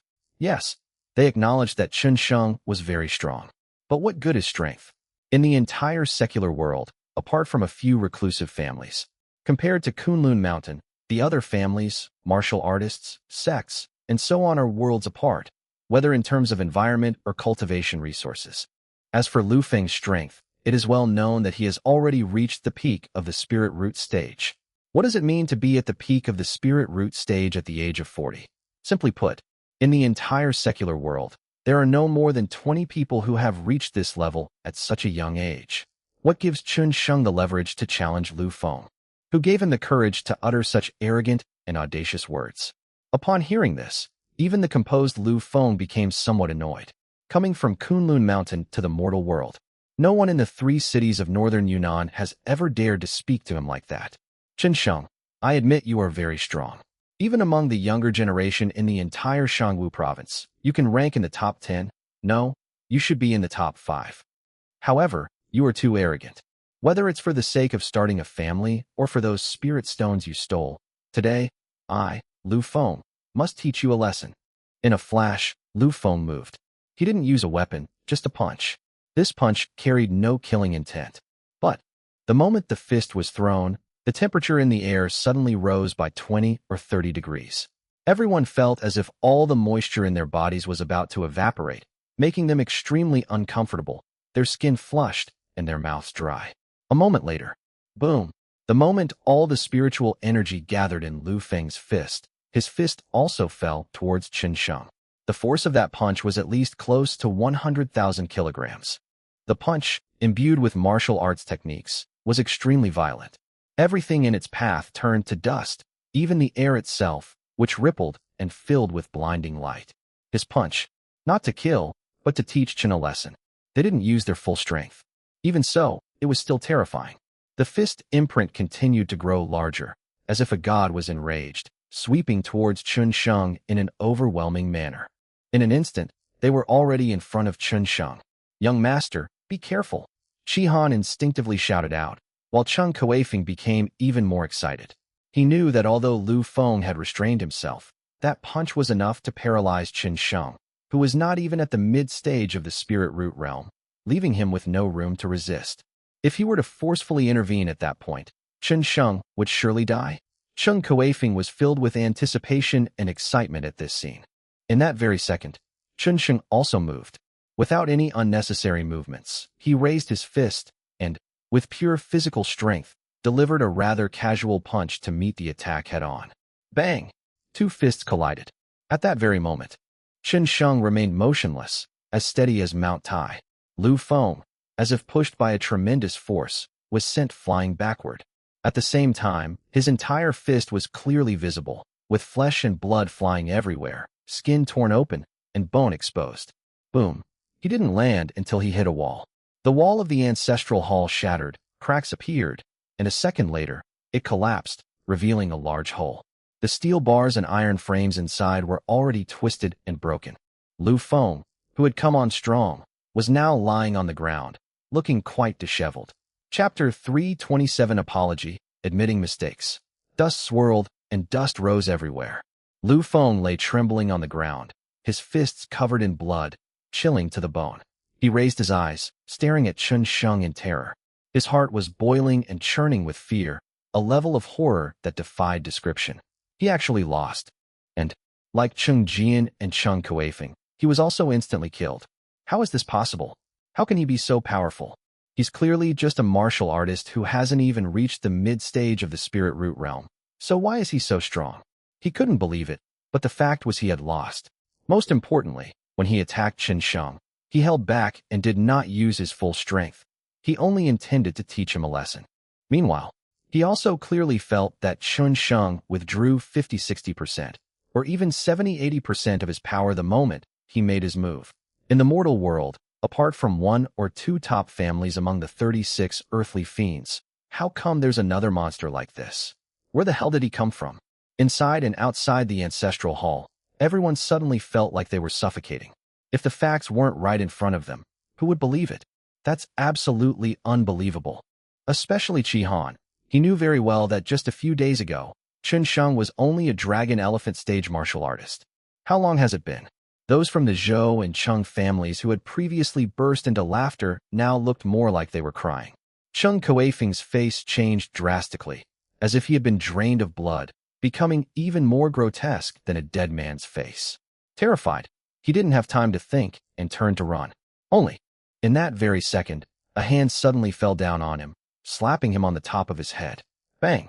Cheng Kueifeng lay flat on the ground like a wooden stake, his eyes devoid of any life. His head appeared to be intact, but the meridians, organs, and neurons within the skull had been completely shattered and turned into a paste. I've said it before, even if Jesus came, he couldn't solve it. Chun Sheng didn't even glance at Cheng Kuifeng, his gaze fixed on Lu Feng, who was filled with resentment, anger, and fear. And you're even worse. The cold words were like thorns, piercing Lu Feng's heart. He wanted to argue, but unfortunately, the strength was undeniable, and he had no right to do so. Lu Feng was a smart man. He knew very well that in the face of the powerful, the best choice was to keep a low profile and behave himself. Only in this way could he save his life. Young Master Chen was wrong. After a few seconds of silence, Lu Feng lowered his head and admitted his mistake. Changed from Chun Sheng to young Master Chun. The martial artists from the Qi, Cheng, and Zhou families were all filled with complex emotions. None of them had expected that the heads of the Zhou and Cheng families, who had arrived with such imposing force, would die one after the other. Even the Kunlun Void experts, who were invincible and of high status in their eyes, had to bow their heads and admit their mistakes in front of Chun Sheng at this moment. This kind of shock is like the world's richest person arrogantly comparing their wealth with an ordinary person, only to lose and be humiliated. Thump, thump. Suddenly, the martial artists from the Cheng and Zhou families all knelt down. At times like this, if they don't kneel down, they'll only face death. Chun Sheng stood in the ancestral hall, showing no excitement. To others, this matter seemed unbelievable and beyond imagination. In fact, for him, the current outcome was inevitable, and it was meant to be this way. In that case, you can get lost, Chun Sheng said coldly. Roll. Holy crap. They actually told the people of Kunlun Mountain to get lost. In the entire 3 cities of Yunnan, Chun Sheng is probably the only one left. The entire Qi family was utterly shocked. Their values were completely shattered. They never imagined they would witness such a scene. Most importantly, faced with the word roll, Lu Feng didn't dare utter a single word. He struggled to his feet and staggered out of the ancestral hall. He had just reached the door when Chun Sheng suddenly added, "By the way, regarding the Kunlun Void and the Wushuang Academy's spots, you'd better not tamper with them again, understand? Rest assured, young Master Chun, Wushuang Academy has always been eager to recruit talent, and I also hope that you can go. For me, this would be a great achievement." Chun Sheng stopped talking, and Lu Feng, injured, left the Qi family. "Young Master, what should we do with these people?" After a short while, Qi Han stepped forward and asked in a low voice. "Let them get lost," Chun Sheng said with a smile. "I doubt these people will dare to retaliate again." Yes, Qi Han shared the same thought. After all, they were from a reclusive family. If they were really killed, it would cause a huge uproar. At that time, the other 3 cities in Shangwu province would definitely come to seize the resources of the 3 cities in Yunbei. Having dealt with 2 elephants, several tigers have appeared. This is a scene that neither the Qi family nor the other families in the 3 cities of Yunbei want to see. Chun Sheng paid no attention to the Cheng and Zhou families. He went straight to Qi Yushu. Qi Yushu's legs were broken. It was very tragic. Even for him, it took a full 3 hours to barely get it connected. "Young Master, can father's legs still walk?" Qi Hong had cried several times already. Although the Qi family had won, she couldn't be happy at all because of Qi Yushu's condition. "Yes, if you take the medicine according to my prescription and use the physical therapy methods for maintenance, you will be able to walk with difficulty after a year, and after about 2 years, you will be almost the same as an ordinary person." That evening, Kunlun Mountain, at the summit of a towering, cloud-shrouded peak thousands of meters above sea level, there stands a man-made villa. The villa is antique and has a distinctly ancient palace feel to it. Outside the villa, a stream babbles, clouds roll, and mist swirls. There are lush, fragrant flowers and ancient trees rising and falling, creating a scene like a fairyland. This mountain is called Yunxia Peak. Yunxia Peak belongs to the Kunlun Void Twin Gates. The Wushuang sect has a total of 9 peaks, but Yunxia Peak belongs to only one person, Uya Xiling. Ever since she was brought to Kunlun Mountain when she was 3 years old, Wushuang sect has given her Yunxia Peak. She possessed extraordinary talent. At just over 20 years old, she had already completely surpassed her peers and even a large number of older martial arts practitioners, becoming the only person in the Peerless sect to obtain a peak at such a young age. Now, on Yunxia Peak, in front of the villa, sat a woman dressed in a simple white dress, sitting cross-legged in the garden, surrounded by a profusion of flowers and a pleasant fragrance. Her face was expressionless, and she exuded a cold, aloof aura. She didn't move or laugh. She just sat there quietly, seemingly one with a myriad flowers, becoming a fairy among them. Beside her lay a sword, serene and ancient, gleaming faintly in the setting sun. The woman's fair skin was reflected in the bright, mirror-like blade of the sword, which intertwined with her exquisite willow leaf eyebrows, delicate nose, and red lips, creating a scene that was both chivalrous and ethereal, a feast for the eyes and breathtakingly beautiful. Suddenly, the woman opened her eyes. The moment she opened her eyes, it was as if the brightest stars shone in the night. The beauty of all flowers paled in comparison to the brilliance of her clear eyes, which were like a clear stream, a sweet spring, drawing people in without them even realizing it. This woman, she is Yi Qingyu's older sister. Yi Si Ling. Chapter 328 Longing.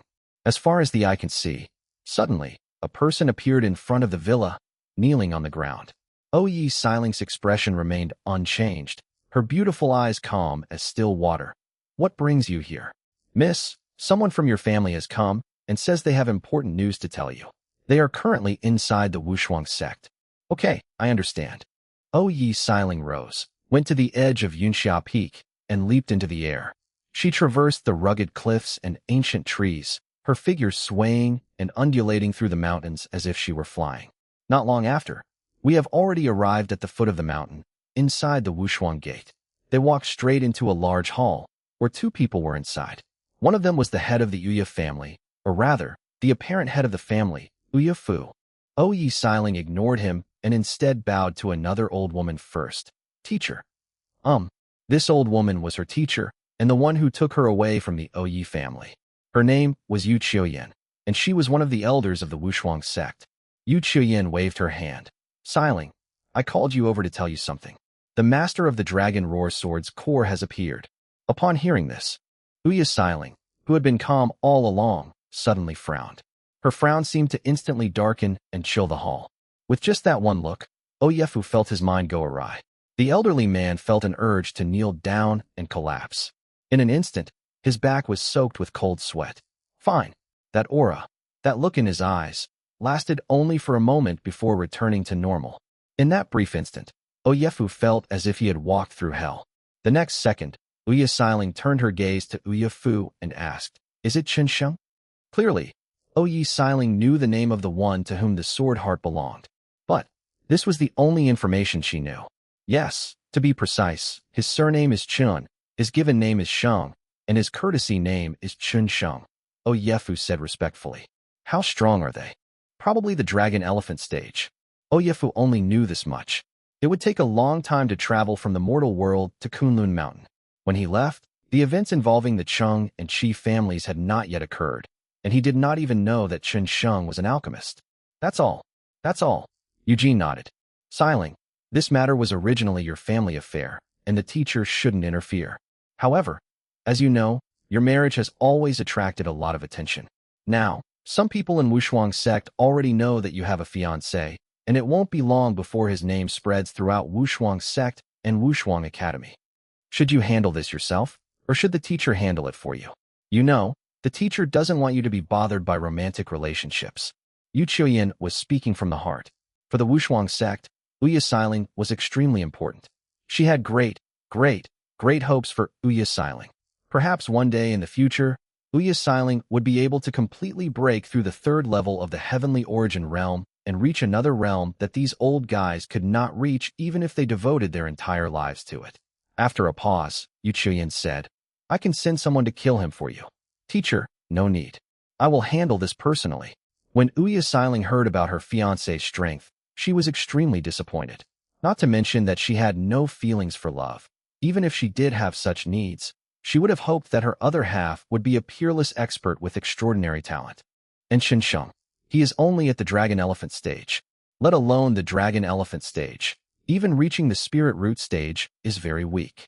Over the next 2 or 3 days, Chensheng began collecting various medicinal herbs and started refining elixirs. 3 days later, he summoned the woman in red and tossed her a purple pill. This is your antidote. Take it, and your poison will heal itself. The beautiful woman in red had a glint in her eyes as she looked at the pill in her hand. This was the antidote she had been waiting for. But when the antidote arrived, I felt a slight reluctance to take it. Because once she finishes eating it, The deal between her and Chen Sheng will be over. She was reluctant to part with it. However, she eventually swallowed it. The poison had been lingering in her body for too long, causing her immense pain. Most importantly, she dared not unleash her true strength due to the poison. After taking the pill, a warm current flowed through her body. The woman in red clearly sensed that the toxins that had been entangled within her were rapidly diminishing and mutating, as if they had encountered their nemesis. The pain and torment that had been lingering in my body have been greatly reduced. Here are 3 more pills. Take 1 a day, and the poison in your body will be completely gone, Chen Sheng said, looking at the woman in red. Our deal ends here. Mr. Chen, thank you. I owe you a favor. Forget about favors. We're just doing a transaction, Chen Sheng said with a warm smile. You've protected me for so long, haven't you? I said I owe, so I owe. The woman in red abandoned her usual domineering demeanor and snorted unreasonably. You have a problem with that? Chen Sheng was helpless. 1 second she was calling him young master, and the next she was so fierce to him. Are all women like this? He said speechlessly. Fine, whatever you want. That's more like it. On the surface, Hongyi appeared normal, but inside she was extremely excited, even more so than when Chen Sheng defeated Lu Shang years ago, because of her coquettishness and naughtiness. He secretly came to the mortal world for a trip and some fun, but who knew he would stumble and get poisoned, causing his strength to plummet and forcing him to seal away a large part of it. Thereby, this also prevented her from going home.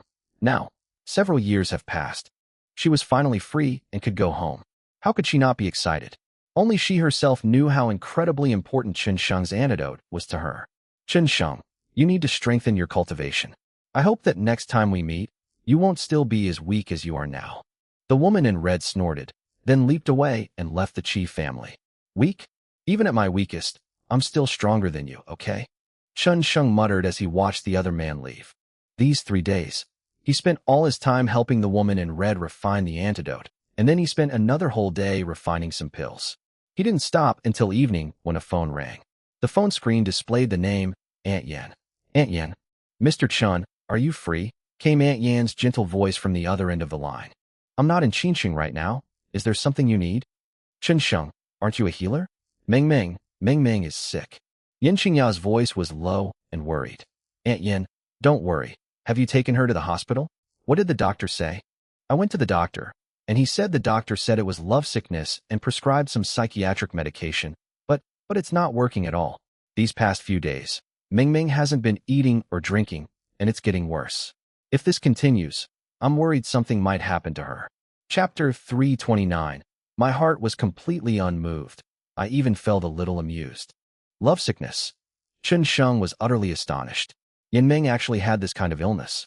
No matter how you looked at it, that girl didn't seem like the type to get lovesick. That's right, it's lovesickness. I remember you said you could cure it. So I asked you for advice. Yin Qingya was a little embarrassed. She never thought her daughter would get this kind of illness. Aunt Yin, I'm going back to Qinsheng tomorrow. I'll come over and take a look for you then, Chen Sheng said. Okay, thank you, Mr. Chen. And Aunt Yan's tone changed abruptly. Mr. Chen, Aunt Yin misses you. After chatting for a few minutes, Chen Sheng hung up the phone. He had been in the 3 cities of Yunnan for some time now, and it was time to go back to Qinsheng to visit. He also missed Zihan a little. In the evening, he found Qihan and handed him several bottles of pills. Inside are some pills that can help you cultivate, and some pills that can help Uncle Qi heal his injuries. I'm going back to Qin City tomorrow. Young master, the selection for Wushuang Academy is in 5 days. Why don't you stay at the Qi family's place? Qihan said. No one will bother you here. No need. I'll go directly to Yunbei once the selection begins, Chen Sheng said. You should also focus on your cultivation these next few days. We'll meet at Yunbei University of Commerce and Trade then. Very well, young master. Qihan knew Chen Sheng's mind was made up, so he didn't try to persuade him further. The next morning, Chen Sheng took a private plane arranged by Qihan from Ning'an City straight to Qinsheng. Approximately 3 hours later, we landed at Qinsheng Airport. Upon learning of his return to Qinsheng, Zhang Tianyang dropped everything and personally came to pick him up at the airport. Young master, you're finally back. After some time apart, Zhang Tianyang had become increasingly prosperous. Since meeting Chen Sheng, he and the Zhang family had been thriving, with their careers and families getting better day by day. Back then, the Zhang family was just a nobody in Qinsheng. but now they have become the #1 business family in North China Province. Even the old guys in the North China Martial Arts Association have to give them some face and obey their orders. All of this was brought to him by Chun Sheng. Therefore, Chun Sheng held a higher position in his heart than anyone else, not even himself. He would not hesitate to do anything, even if it meant his death, if Chun Sheng said the word. You could have just sent someone to pick me up. Why make such a big fuss? Chun Sheng glanced ahead. Outside the airport, there were over 30 luxury cars parked, along with dozens or even hundreds of bodyguards, making quite a spectacle. Chun Sheng didn't like such a big fuss. We don't need so many people. Let them go first. Okay, I'll take care of it right away. With one phone call from Zhang Tianyang, the people outside the airport gradually left, leaving only Zhang Tianyang's private car. Young master, would you like to go to Yin Qingya's house now, or after lunch? Zhang Tianyang asked respectfully. Go now? I'll pick Zihan up from school this afternoon and take her out to play. Okay, I'll take you there now. Please help me prepare a gift that suits Yin Qingya. All right, young master, I'll arrange it right away. Zhang Tianyang personally escorted Chun Sheng to the apartment building. At the same time, another car was already waiting outside the complex. Upon seeing Zhang Tianyang's car, a man hurriedly stepped forward and respectfully presented a square box. Chairman Zhang, this is the best sapphire necklace transferred from the company. Okay, you can go back now. Yes. Zhang Tianyang took the gift box and handed it to Chun Sheng. Young master, please call me anytime if there's anything else. Arriving at the familiar neighborhood where he had lived for more than 3 months, Chun Sheng walked up the stairs with ease. The room where he had lived was locked and still unoccupied. I went upstairs, knocked on the door, and it opened from the inside in less than 10 seconds. Yin Qingya opened the door. As always, she was dressed casually in a rose-red dress. Despite her mature age, her slender figure made her appear charming and alluring. Knowing that Chun Sheng was coming back, she had already dressed up, her pretty face lightly made up, and a faint, alluring fragrance emanating from her. However, even so, it was still difficult to hide the sorrow between her brows. Chun Sheng, come in quickly. Aunt Yin, this is for you. Chun Sheng took out the necklace and smiled gently. It's a gift I prepared for you. Yin Qingya's red lips curved into a beautiful smile as she wrapped her arms around Chun Sheng's waist and gently kissed his lips like a dragonfly skimming the water. Thank you, darling. She was genuinely happy that Chun Sheng thought of her and prepared a gift for her. However, the kiss was fleeting, like a thief sneaking around, being careful and cautious. Because Yin Ming is at home. Yin Ming's door was slightly ajar. She didn't notice it, nor did she care about what was happening outside.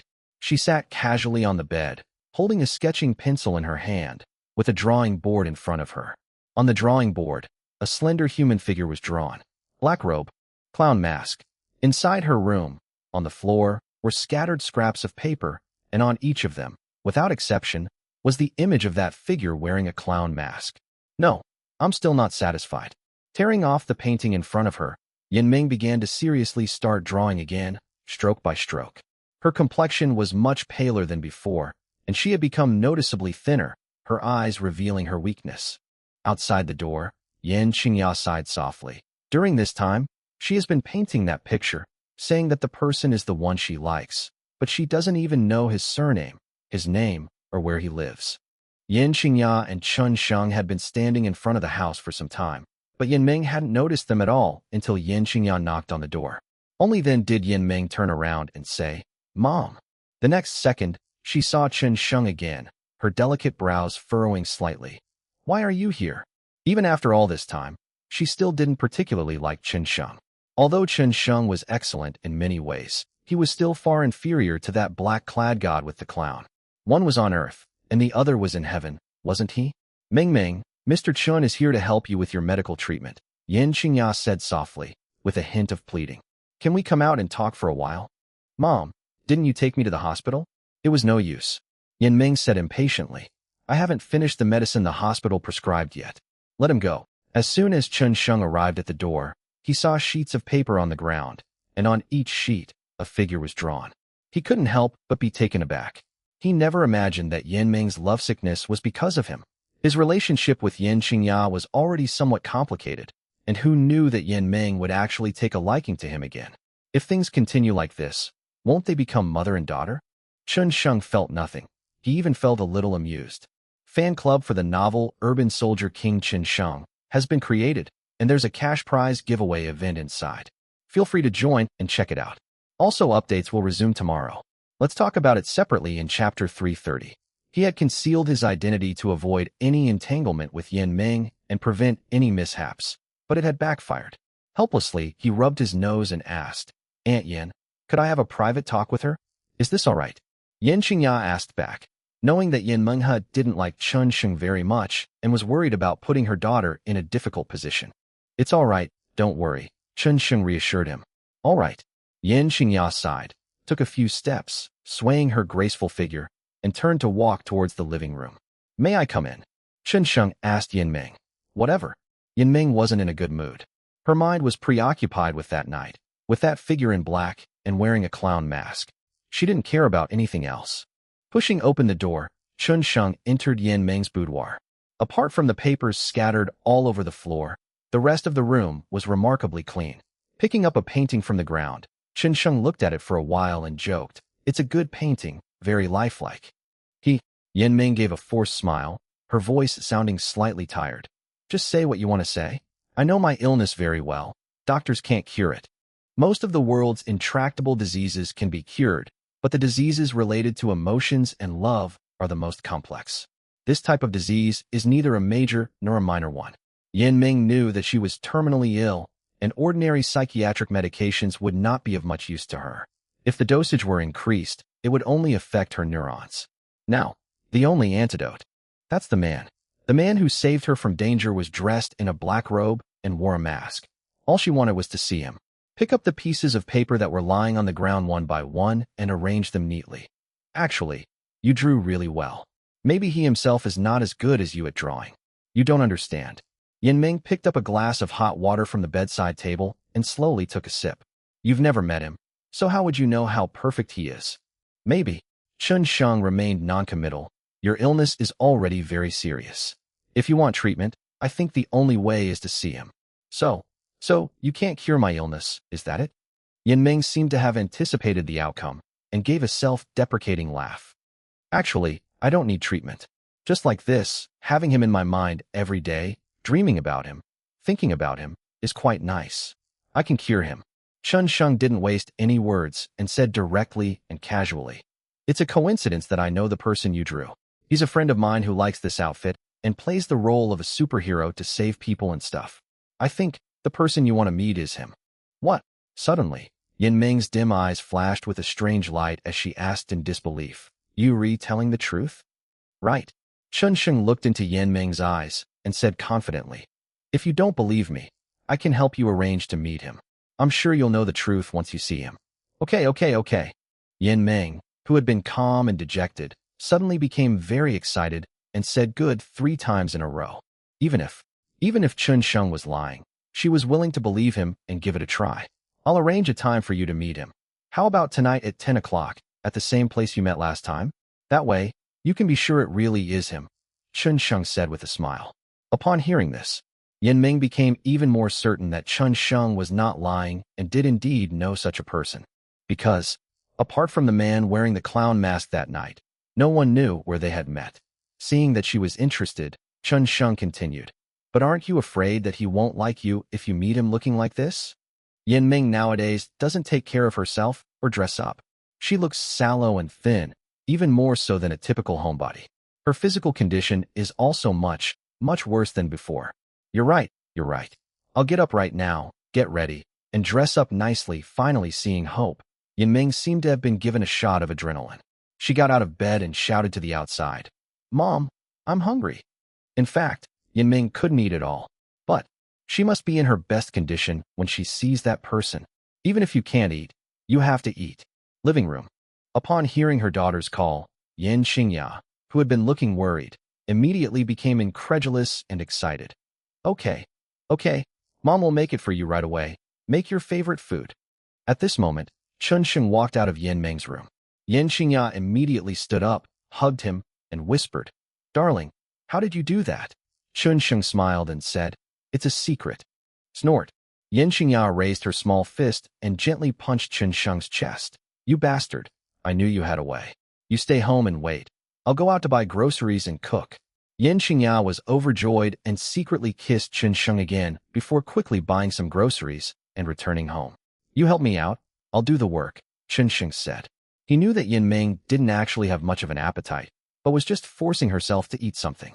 She probably wouldn't be able to swallow ordinary food, so he decided to cook for her himself.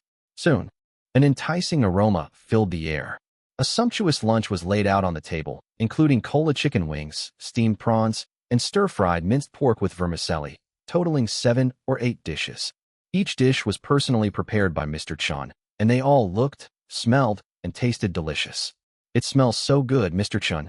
I didn't know you could cook. Yin Xingya thought her own cooking was already quite good, but seeing Chen Sheng's dishes, just the appearance and aroma alone were enough to completely win her over. This is wonderful. Ming Ming will definitely love it. Ming Ming, come out and eat. Yin Xingya called out. In less than a minute, Yin Ming came out. Even though it was only noon and there were still several hours until evening, she had already put on makeup and changed to a smart and attractive hairstyle. And then, she found the best-looking and most expensive clothes and put them on, saying, Mom, what do you think of this outfit? It looks great. My daughter looks good in anything, Yin Xingya praised. This outfit would look even better with high heels. That makes sense. Can you come with me to buy it this afternoon? Certainly. Yin Xingya knew that Chen Sheng liked to drink, so she took out a bottle of old wine that she had treasured at home. The three of them sat down and started lunch. Yin Ming thought that this meal would be difficult, but after taking the first bite, her expression changed immediately. Oh my God, it's so delicious. She had never eaten such delicious cola chicken wings. It tastes even better than what the so-called chefs at hotels and restaurants make. Then she ate a second plate, a third plate. Chen Sheng's cooking completely whetted her appetite, and she kept eating, saying, Mom, how did your cooking skills improve so much? I didn't make it, Chen Sheng did, Yin Xingya said. Mom could never cook such delicious food. Oh, Yin Ming looked at Chen Sheng in surprise. Your cooking skills are actually this good? Certainly. Chen Sheng smiled, took a sip of wine. To him, Yin Ming's praise was not as meaningful as a sip of wine. Chapter 331. The more you drink water, the weaker it becomes. The more you drink wine, the stronger it becomes. Water gets weaker the more you drink, while alcohol gets stronger the more you drink. The strong liquor went down his throat like a blade, but Chen Sheng felt comfortable all over and his energy and spirits seemed much better. Most people in this world get dizzy, numb, or drunk after drinking alcohol. Few people can be like him, becoming more sober the more they drink. He won't get drunk, simply because he's experienced far too much.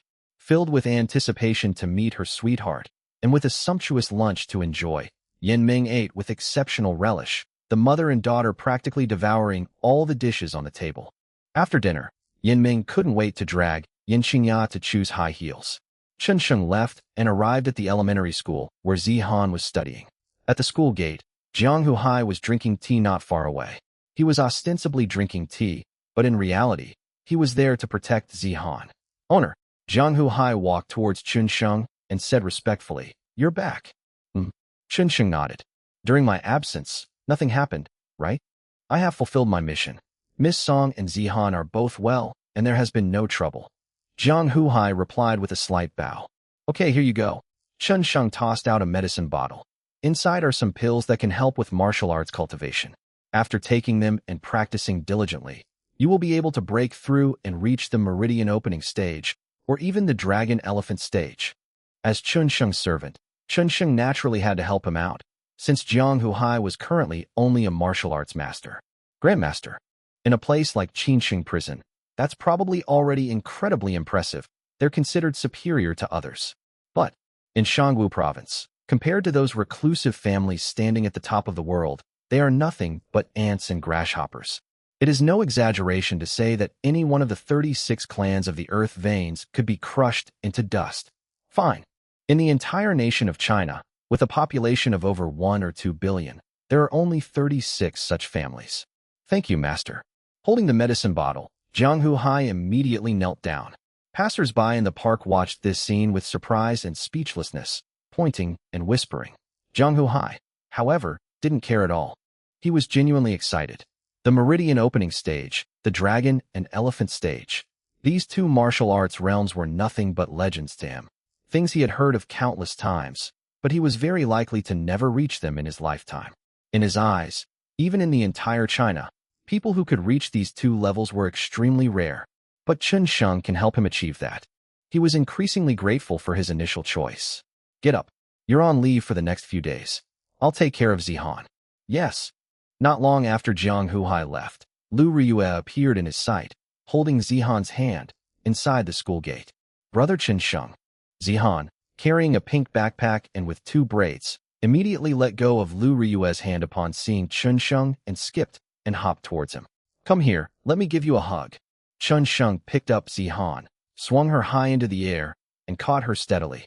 Did you miss your brother? Think. Zihan hugged Chen Sheng and gave him a quick kiss on the cheek. Brother Chen Sheng, the teacher said you're going to take me to the amusement park. Is that true? Certainly. Chen Sheng affectionately pinched her nose. Mr. Chen. Lu Riyue walked up to him and greeted him with a beautiful smile. Long time no see. It won't be long, Ms. Lu. I'm taking Zihan to the amusement park this afternoon. Chen Sheng invited. Want to come along? I won't go. I still have a lot of things to take care of at school. Lu Riyue's voice was pleasant and gentle. Have fun and be careful. Good. Thank you, teacher. Zihan waved happily to Lu Riyue goodbye. Chen Sheng took her directly to the best amusement park in Qincheng and spent the whole afternoon with Zihan, who had a great time. During the day, he mentioned Zhang Fan a few times, saying that it would be nice if her brother were with her too. Every time Chen Sheng heard such words, his heart ached. He still doesn't know how to tell Zihan about Zhang Fan's situation. It wasn't until after 6 o'clock in the afternoon, after dinner, that Zihan, probably tired from playing, fell into a deep sleep in Chen Sheng's arms. Even in her sleep, a sweet smile remained on her lips. Her 2 dimples were faint, making her extremely cute. When I got back to the villa, it was already past 7 o'clock. As soon as I entered, I saw a beautiful figure in the living room, working on her laptop. Compared to her school days, Song Yuyin is now less naive and more mature. She wears a light green casual dress that seems tailor-made for her. With her beautiful figure, you can clearly see her fair collarbone protruding from her delicate neck. Her legs, so alluring and captivating, were even longer and wider than those of professional models. A slight increase or decrease in weight would have marred their perfection. They were the most beautiful and precious gift bestowed upon her by heaven. Beneath her flowing hair, a pair of bright eyes were intently focused on the glowing screen of her laptop, her brows furrowing occasionally, as if deep in thought. So much so that Chen Sheng didn't want to disturb her. He quietly went upstairs, put Zihan on the bed, and settled her in before coming downstairs. I thought you wouldn't come down. Just as she reached the bottom of the stairs, she saw Song Yuyin standing in front of the escalator, her head slightly raised, looking at her. From Chen Sheng's vantage point, looking down from his vantage point, one could see a fleeting, slightly magnificent ripple beneath his collarbone. He made no attempt to hide his admiration as he swept his gaze over the magnificent expanse, his eyebrows twitching slightly. I thought you hadn't noticed I came home. Sensing the former's gaze, Song Yuyin's cheeks flushed slightly. She snorted and said, If you look again, I'll gouge your eyes out. Chen Sheng walked down the stairs step by step, not only not restraining himself, but becoming even more unrestrained. What's so strange about a husband looking at his wife? Don't forget, we've already registered our marriage. Shameless. Song Yuyin rolled her eyes at Chen Sheng and raised her fist. Stick your head over here, and I'll give you a buff. Chen Sheng brushed past her, walked up to her desk, and looked at the files on her computer. The profit situation is so-so. Do you want your husband to get you a gift? If you're going to give it, then give it. Why all the nonsense? Song Yuyin said irritably. Here, take this. Chen Sheng pulled out a few sheets of paper from his pocket. These are 3 prescriptions. One is the one I gave you Qingyan last time. I've given it a new name, Qingyan facial mask. What do you think? It's all right. Song Yuyin showed no outward expression, but she felt a little uneasy inside. Without a doubt, once launched, Chen Sheng's face mask will surely become a global sensation. The fact that the face mask was named after the 2 characters, Qingyan, made her feel uneasy, even though Yi Qingyan and she had a very good relationship, like sisters. However, you need to give me a reason for using light words, Song Yuyin asked calmly. Chapter 332. Just how terrifying was it? Do I need a reason to use a name? Chen Sheng asked playfully. Honey, you're not jealous, are you? Who's jealous? I said I need a reason, so I need a reason. Song Yuyin's clear eyes flickered, and she snorted. If you can't give a reason, you have to change your name. I just think it sounds nice. Chun Sheng shrugged, speechless for a moment. Let's talk about the next two first. The second one can be said to be a lifesaver. It can treat all early-stage cancers. Just take it for a week. No surgery or chemotherapy is needed. You only need to take the medicine. I've also thought of its name, Tianyu. The third one can treat leukemia, anytime, just with different times when the medication needs to be taken. It will be named after you, Yuyin. As Chun Sheng uttered each word casually, Song Yuyin was already stunned, overwhelmed with shock. It's not because of the name. It's because of the effects of the two medications. Treatment for early-stage cancer and leukemia. What grade of medicine is this? Without a doubt, once these two drugs are available, they will shock China and the world. Any one of these three drugs would undoubtedly leave a significant mark on the history of human civilization, and Tianyu Pharmaceutical Group would become famous overnight, directly becoming an international pharmaceutical group. Just how terrifying are Chun Sheng's medical skills? It's unbelievable that such a drug could be developed. It's important to know that people around the world are researching drugs almost all the time, but so far, there have been no major breakthroughs in treating serious diseases like cancer and leukemia. But Chun Sheng, all by himself, developed this prescription. Song Yuyin considered herself a genius in medicine, but compared to Chun Sheng, she was still far inferior. He walked up to Chun Sheng, picked up a few sheets of paper on which were written some medicinal herbs, their combinations, and preparation methods. More than 90% of it is synthesized from traditional Chinese medicine materials, and the remaining few percent are some chemical drugs from Western medicine. She didn't doubt the authenticity of the prescription. After all, having gone through so much together, she had already unconditionally trusted this man deep down. These two medicines, as well as the face mask, once they are released, will surely benefit the world and will be recorded in the medical field and even world history. Song Yuyin's face was flushed, even more excited than when she saw a fortune of hundreds of billions. She pursued medicine not to make a lot of money, but to save more people. Others might not believe this ideal if she told them, but she has been moving forward on this path without ever regretting it. She no longer cared about the name of the medicine. Her beautiful eyes looked at the man before her, and she said earnestly, "Mr. Chun, I made medicine for Tianyu and for all the people of the world. Thank you. No need. To me, the world is nothing compared to your smile." Chun Sheng's lips curled into a slight smile as he said lightly, "I haven't seen you smile since Uncle Song left. In ancient times, King Yu of Zhou lit the beacon fires to amuse Bao Si, and now I, Chun Sheng, offer 3 prescriptions to make you smile." Song Yuyin remained silent. Indeed, since her father passed away, she has been entangled in the company and various interpersonal relationships, and she has never smiled again. I never imagined that Chun Sheng did all this just to make her smile. A little while later, Song Yuyin truly smiled. This smile was not feigned, but a genuine, heartfelt one. Her warm red lips curved gracefully, like a fleeting ephemera blooming with captivating beauty, a smile that could charm 100 hearts and souls. You look much better when you smile than when you have a straight face. Remember to smile more often in the future. Chun Sheng nodded in satisfaction, turned around, and walked out without looking back, saying, "I'll leave the trademark registration and patents to you. I have other things to do tonight, so don't wait for me. Get some rest." Why isn't she sleeping at home now that she's just back? Song Yuyin murmured to herself.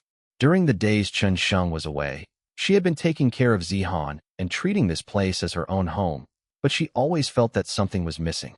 It wasn't until she learned that Chun Sheng was coming back that the sense of loss suddenly disappeared, and she suddenly realized that what this house was missing was a male head of the household.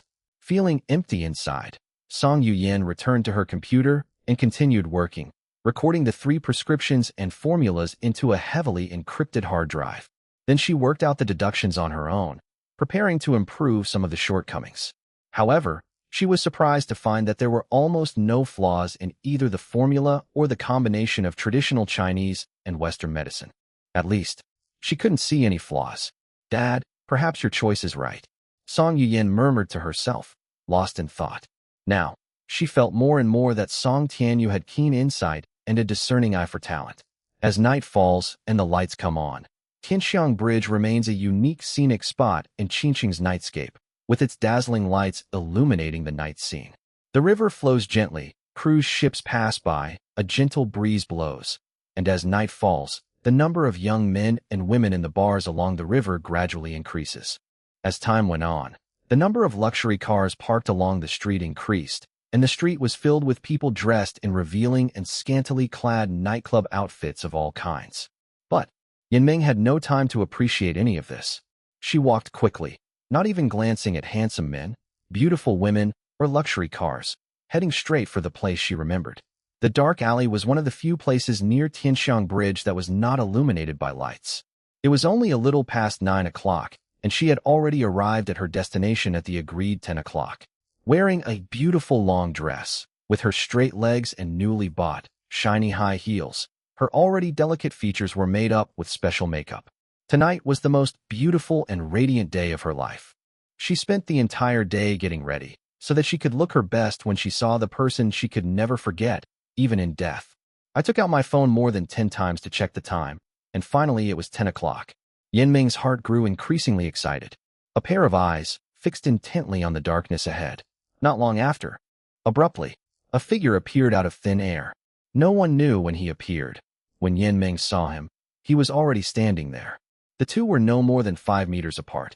She could clearly see the long black robe swaying gently in the breeze, and the clown mask looking somewhat ferocious and terrifying in the darkness. However, Yanming wasn't afraid at all.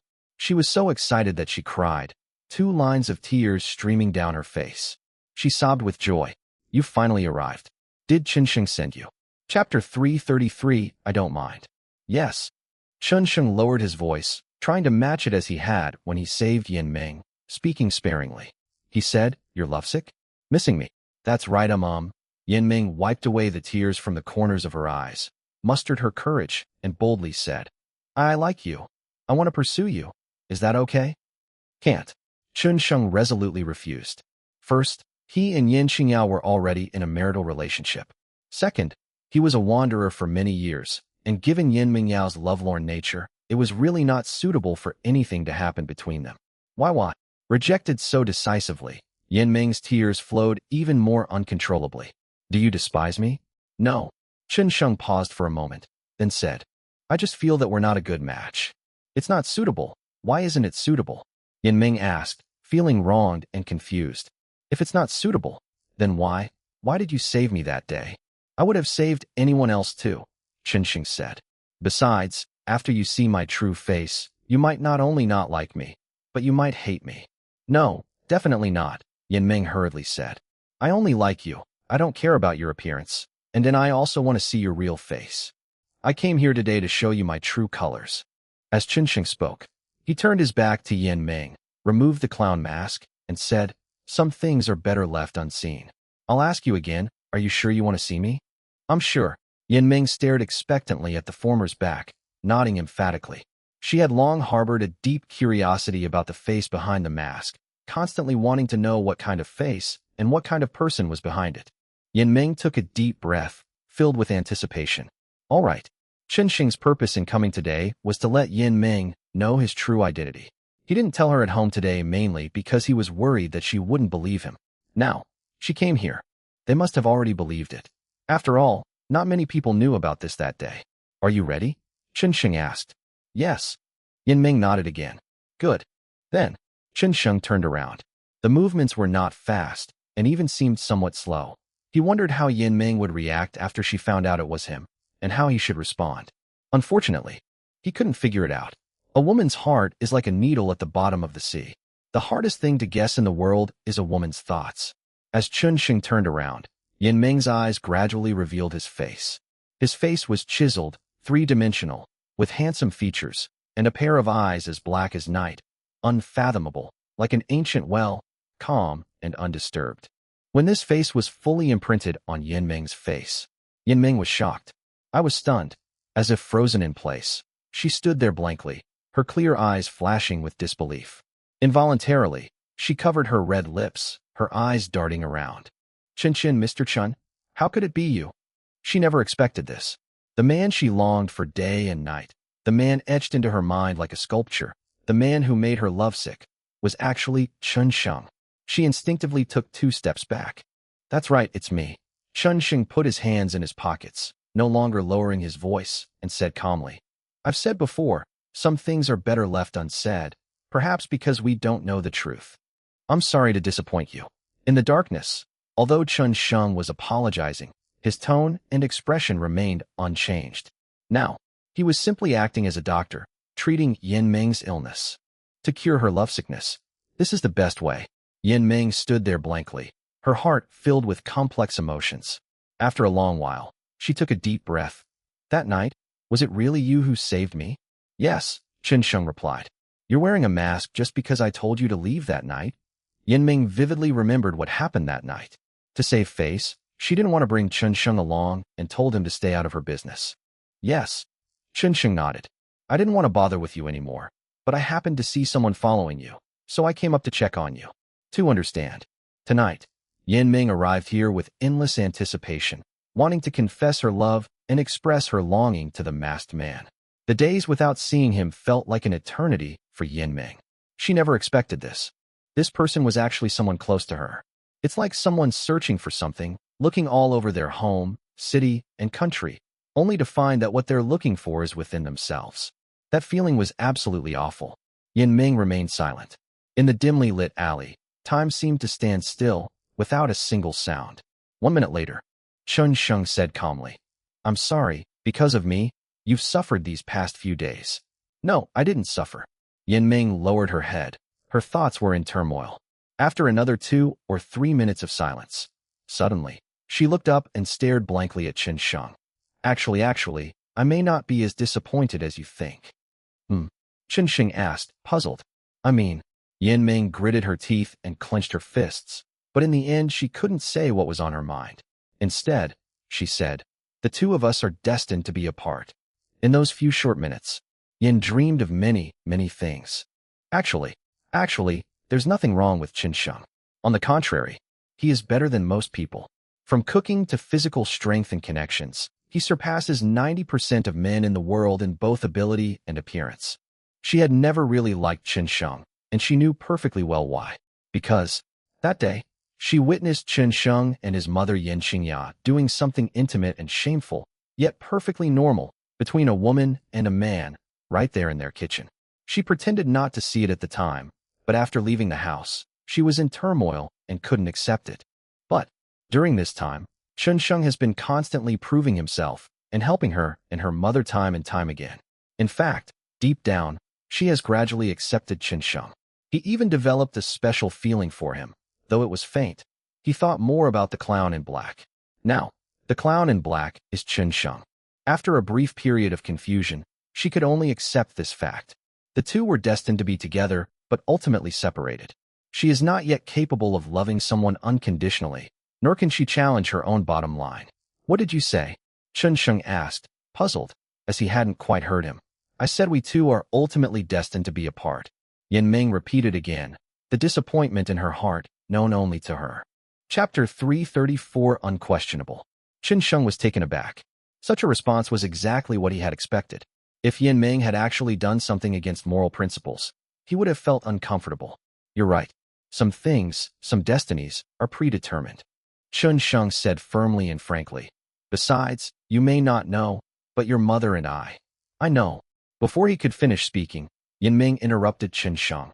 I know everything about you and your mother. No.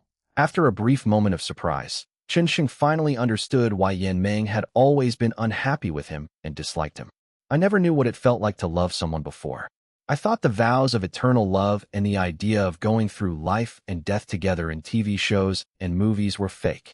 Yin Ming released Chen Sheng, her clear eyes, glistening with tears, staring intently at him. Until that night, you suddenly appeared and saved me. I was so stupid. I should have guessed it was you. Otherwise, why would you have covered your face to save me? Yin Ming looked disappointed and wistful. Indeed, some relationships are destined to have no ending from the very beginning. Chen Sheng remained silent for a moment before speaking. I'm sorry to disappoint you. No. Yin Ming's eyes were slightly misty as she forced a smile. Actually, the relationship between us is probably just like family. My reliance on you to save me in a critical moment is just like a little girl seeing her father as a hero, isn't it? Maybe so. How could Chunsheng possibly know Yin Ming's true thoughts? From now on, when we meet again, I'll have to call you Dad, right? Yin Ming suddenly joked, as if she had let go of the past. No need, let's keep to ourselves. You can call me brother, Chunsheng said calmly. Honestly, he didn't value women that much.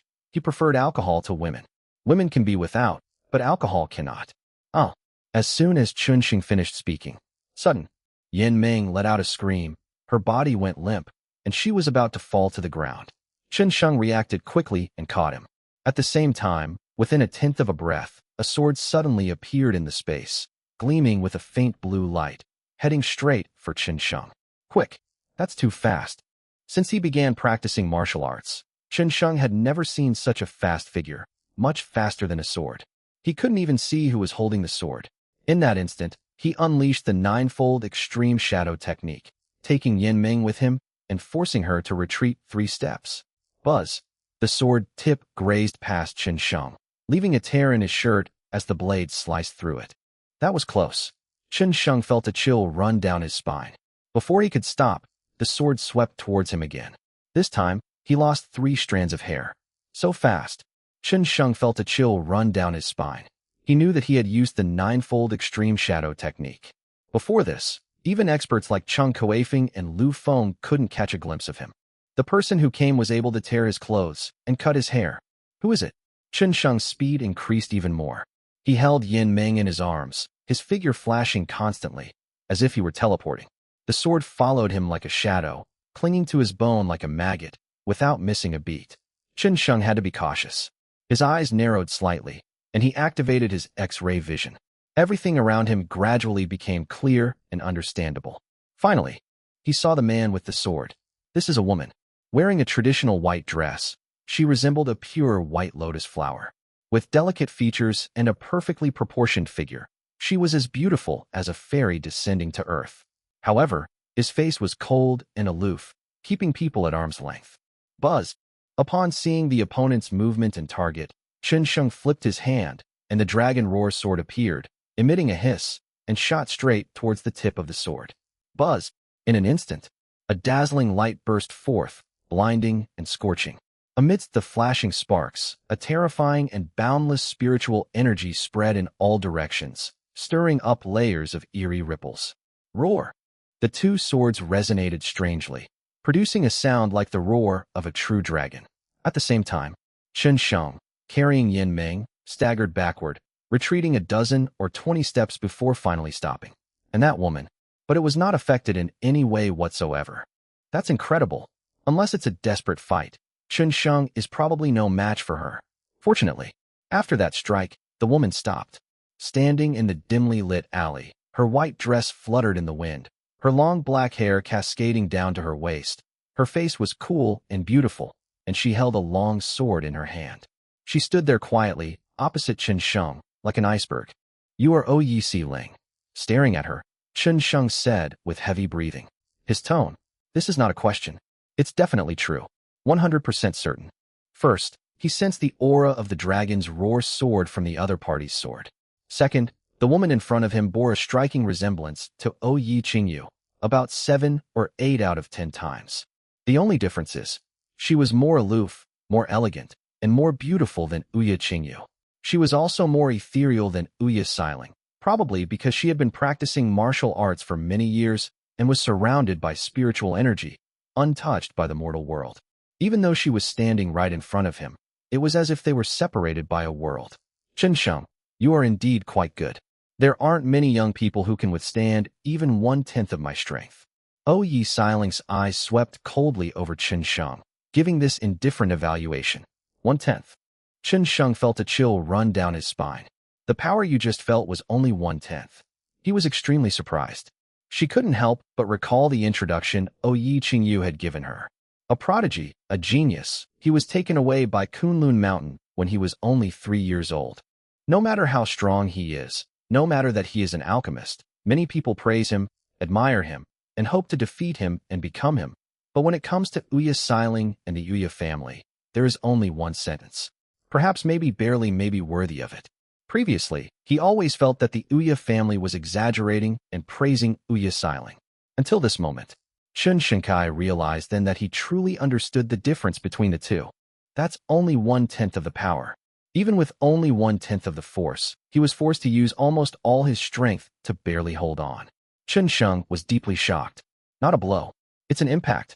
He truly realized that he had gained a completely new understanding of the world of martial arts practitioners. What do you want with me? Chun Sheng stared at Yi Xiling. He was certain that the woman in front of him was not there to kill him. First, he did not sense any killing intent from her. Second, if she wanted to kill him, Yin Ming would already be a corpse, not just someone who had simply fainted. Hand over the Dragon Roar Sword's core, and I'll give you a supreme martial arts technique. From now on, never mention me again. Yi Xiling's voice was cold and brooked no argument. Chapter 335 Chen Sheng. Come with me. I want to show you something. Under the full moon, Yi Xiling stood gracefully in a white robe, bathed in moonlight, like a fairy descending to earth. She held the Dragon Roar Sword in her hand, her pretty face expressionless, as cold and aloof as Arctic ice water. A pair of bright eyes focused on Chen Sheng, and her voice, clear as a bell, was aloof and intimidating. After you hand over your sword heart, our marriage contract is null and void from this day forward. No matter where you go in the future, you will have nothing to do with me again, and you must not mention me. As soon as she finished speaking, she fixed her gaze on Chen Sheng, waiting for his answer. Chen Sheng smiled. What he disliked most was being threatened, even by someone stronger than him. So what? To be unyielding was a soldier's quality and belief. Although he is no longer a soldier and no longer wears a uniform, his military spirit remains. He looked up and met Yesi's gaze. In his deep eyes, a resolute and weathered look shone. I'm sorry, but I decline your offer. Reject. A hint of surprise flashed in Yi Xiling's clear eyes, but it disappeared in an instant. She stared intently at Chen Sheng. Are you sure? I remember your sister once said that you are a person who keeps your promises. Your father said that it is not allowed to lay a hand on the master of the Dragon Roar Sword heart. Chen Sheng gave a faint, charming, and languid smile. What? You want to kill me? You think I wouldn't dare? Yi Xiling's brows furrowed, her sword flashing brightly as day. In the blink of an eye, the tip of her sword was already pressed against Chen Sheng's Adam's apple, only 0.01 millimeters away from taking his life. A chilling aura enveloped and locked onto Chen Sheng. Chen Sheng, however, did not flinch, nor did he even blink. His smile remained. I believe you dare, but you won't, because you are indeed, as your sister said, a person who keeps his promises and abides by the rules. If you wanted to kill, you would have done it already, wouldn't you? Isn't that right? Yes, indeed. Yi Xiling was a person who kept her promises, and even more so, she kept her father's dying wish. Although she was young at the time, she still clearly remembered the promise her father made her to make. You must never harm the master of Dragon's Roar Sword heart. That's exactly it. She didn't kill Chen Sheng. Otherwise, Chen Sheng would already be a cold, lifeless corpse by now. But, before this, Yi Xiling had absolute confidence that even without killing Chen Sheng, she could still retrieve the Dragon Roar Sword heart. After all, among ordinary people, who could resist the temptation of martial arts, as well as her beauty, threats, and intimidation? However, Chen Sheng surprised her. This was a real surprise. This man seemed different from any other man she knew or was familiar with. When other men see her, they are all drawn to her beauty and strength, and they fawn over her, pursue her, cherish her, follow her, and vie to impress her. Simply put, she can get almost anything she wants from other young men. But Chen Sheng did not do that. Moreover, this guy seems to be truly fearless of death. The spiritual energy within her body had already surged out like a tsunami, overwhelming and compressing the surrounding space, enveloping Chen Sheng. If it were any other cultivator at the spirit root stage, they would have collapsed to their knees long ago. Chen Sheng remained standing. Even though his feet were already sinking into the ground and beads of sweat were dripping from his forehead, he still persevered, holding and protecting the woman in his arms, standing steadily. For a fleeting moment, Yi Xiling even felt a pang of envy for the woman in his arms. You guessed right, I won't kill you. Yi Xiling sheathed her Dragon Roar sword, her spiritual energy receding and receding like a tide. She looked at Chen Sheng with newfound respect.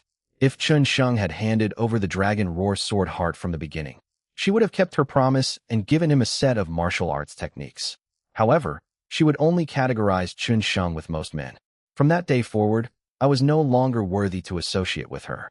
Sheathing his sword, Yi Xiling said, "Tell me, what will it take for you to hand over the sword's core?" "It's not difficult for me to hand over the sword heart. You just need to tell me about my parents." Chun Sheng kept the dragon roar sword for two reasons. First, to find the murderer who killed his brother, and second, to find his parents.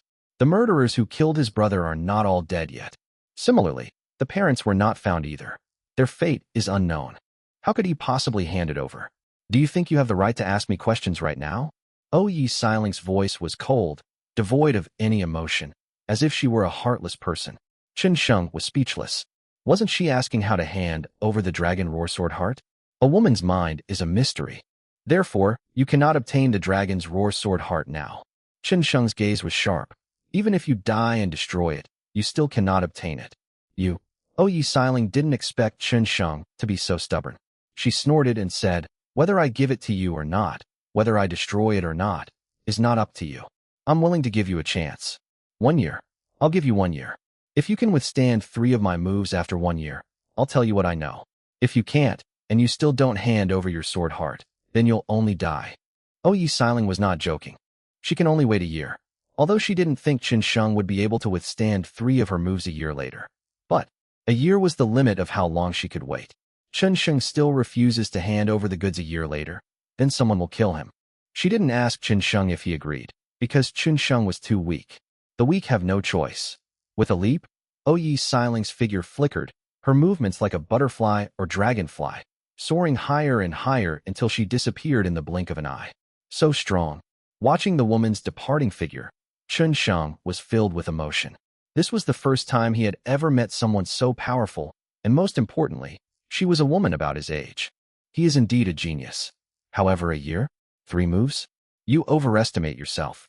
Although Oye's thinking was strong, but it hadn't reached the point where he could only look up to it, or find it unattainable.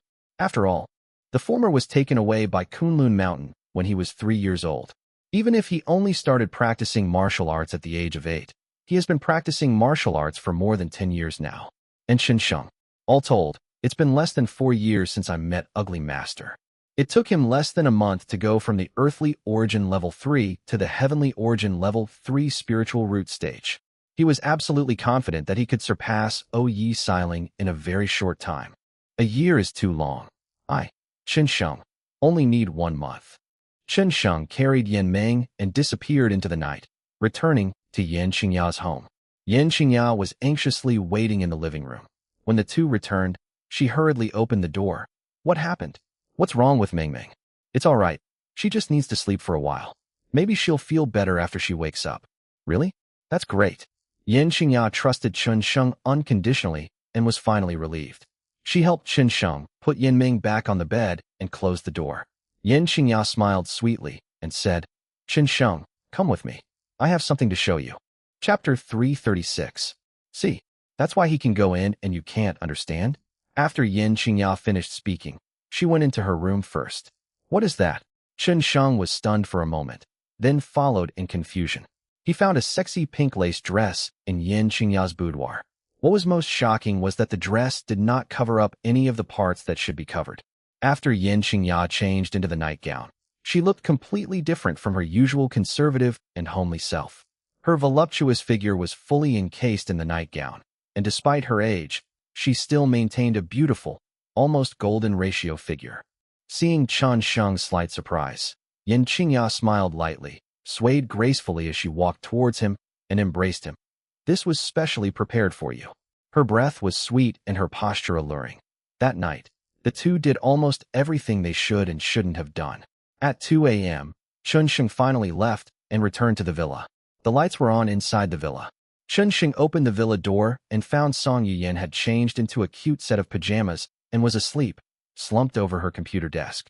Why go through all this trouble? Helpless, Chun Sheng gently carried her back to the room, covered her with a blanket, and then began to cultivate. The appearance of Yi Xiling had given him a certain shock. "I must seize the time to cultivate. Fong Xinyu, Yi Xiling, you must be defeated by me," Chun Sheng muttered to himself, his eyes gleaming. Having experienced more than a decade of gunfire and war, and witnessed countless joys and sorrows, life and death. Chen Xing knew very well that only the strong had the right to speak. Tonight, Oya's thoughts. Facing her, Chen Xing didn't even have the right to ask a question. This is reality, and it's cruel. Fortunately, Chen Xing is a strong-willed person and was not discouraged at all. Instead, he was inspired and spent the whole night cultivating. His current opponent is not Oyi Siling, but Fang Xinyu. The competition for places at Wushuang Academy will begin in 5 days. Fang Xinyu will bring his apprentice along to participate and compete. At that time, Chen Xing will use his blood to cleanse the souls of his fallen brothers. The next morning, Chen Xing went to the business school and met with Tan Xiao, giving him some pills. There will be a selection in 4 days in Yunbei. You should go too. I've already bought your plane ticket. Once you get there, go directly to Qihan, and he will take you there. Boss, thank you. Tan Xiao was excited and directly called Chen Xing boss. Before, he never thought that he would become a martial artist. He thought he would live an ordinary and mediocre life. It was Chen Xing who gave him the opportunity. Now, he is already a prominent figure in the business school. Those who used to bully him now call him Brother Qiao whenever they see him. But these are not what he wants. He also wants to see the martial arts world and the legendary Kunlun Mountain. Not only Tan Xiao, but Chen Xing from Jianghu High also contacted him, asking him to go along as well. After all, Kunlun Mountain is the most suitable place for martial arts practitioners. Tan Xiao and Jianghu High's talents are in the secular world, but without resources and guidance, they cannot be fully developed and utilized. Only by entering the Peerless Academy can they learn more and gain more. At noon, a bombshell news story suddenly broke in Qingqing. Tianyu Pharmaceutical Group will hold a new drug launch event at 7 p.m. tonight, titled Changing the World, Right Now. News reports indicate that Tianyu Pharmaceutical is about to release 3 new drugs that will shock the world and change the lives of countless people. This news was released by Qingqing's official media and reposted by dozens of major news websites and self-media with over 10 million followers, making it 100% credible. Some rumors have even circulated that one of the 3 drugs released this time is a face mask that can repair scars on the face and body. Rumors also suggest that this face mask is just the most common of the 3 medications. The press conference, hosted by the Zhang family, the most prominent family in Qingqing, will be held at the Qingqing Century Center. People from all walks of life, including officials and all well-known families in North China Province, are invited to attend. The Zhang family, the most powerful family in North China, deserves everyone's respect. Jiangbei, Qingqing, Shenzhen. On this day, business tycoons, high-ranking officials, and the largest private and official media outlets from the 3 cities in North China flocked to Qingqing and gathered at the Qingqing Century Center. Not only that, but many of the old guys from the North China Martial Arts Association also came, and Tang Xiansheng, who is now the president, also came here in person. Less than a month after the annual Century Center auction, Century Center is once again hosting a grand event today. This event is even grander than the previous auctions, and onlookers could only watch from the first floor via live broadcast on a large screen. Those actually allowed into the press conference were only officials from the 3 North China provinces, high-ranking figures, and large, well-known news media outlets. The rest of the reporters and ordinary people could only watch it through the live broadcast. Although the press conference was only released at noon, it quickly attracted the attention of more than 60% of the people in North China Province due to the bombardment of various media outlets and the reposting by celebrities. Even people in other provinces and cities received the news. In just 2 or 3 hours, at least hundreds of millions of people across China began to pay attention to this press conference. The chairman of Tianyu Pharmaceuticals is just a girl in her early 20s. What kind of achievements could she possibly make? If they make such a big fuss and then don't release anything, that would be ridiculous. Tianyu Pharmaceutical has basically gone out of business in the last few years. Its best-selling drug was developed a few years ago. What kind of medicine will they release? Is it that face mask that's advertised online as being able to heal facial wounds? What a load of bull. If such a drug really existed, it would have won the Nobel Prize long ago. While attracting attention, some people naturally began to have doubts. Some hostile groups started to gather information and also launched attacks online.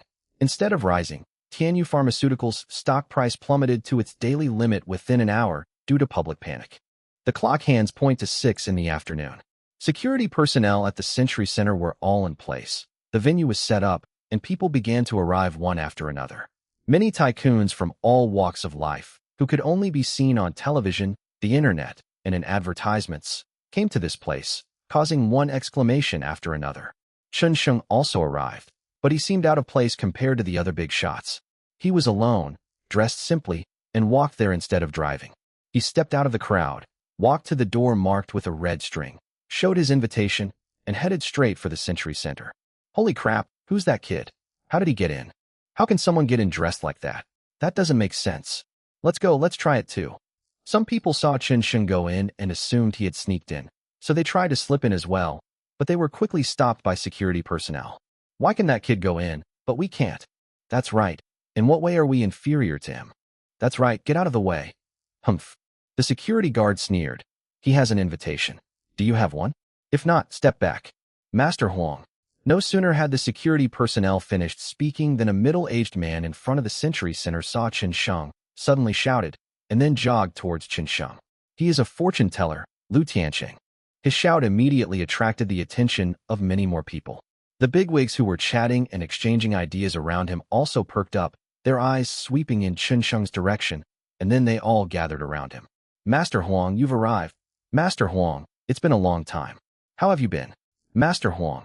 Zhou Yunqi, chairman of Zhou Luxing Jewelry Group, chairman of Longyuan Network Group, chairman of Qianyan Leiju Winery Group, president of Mercedes-Benz, president of BMW.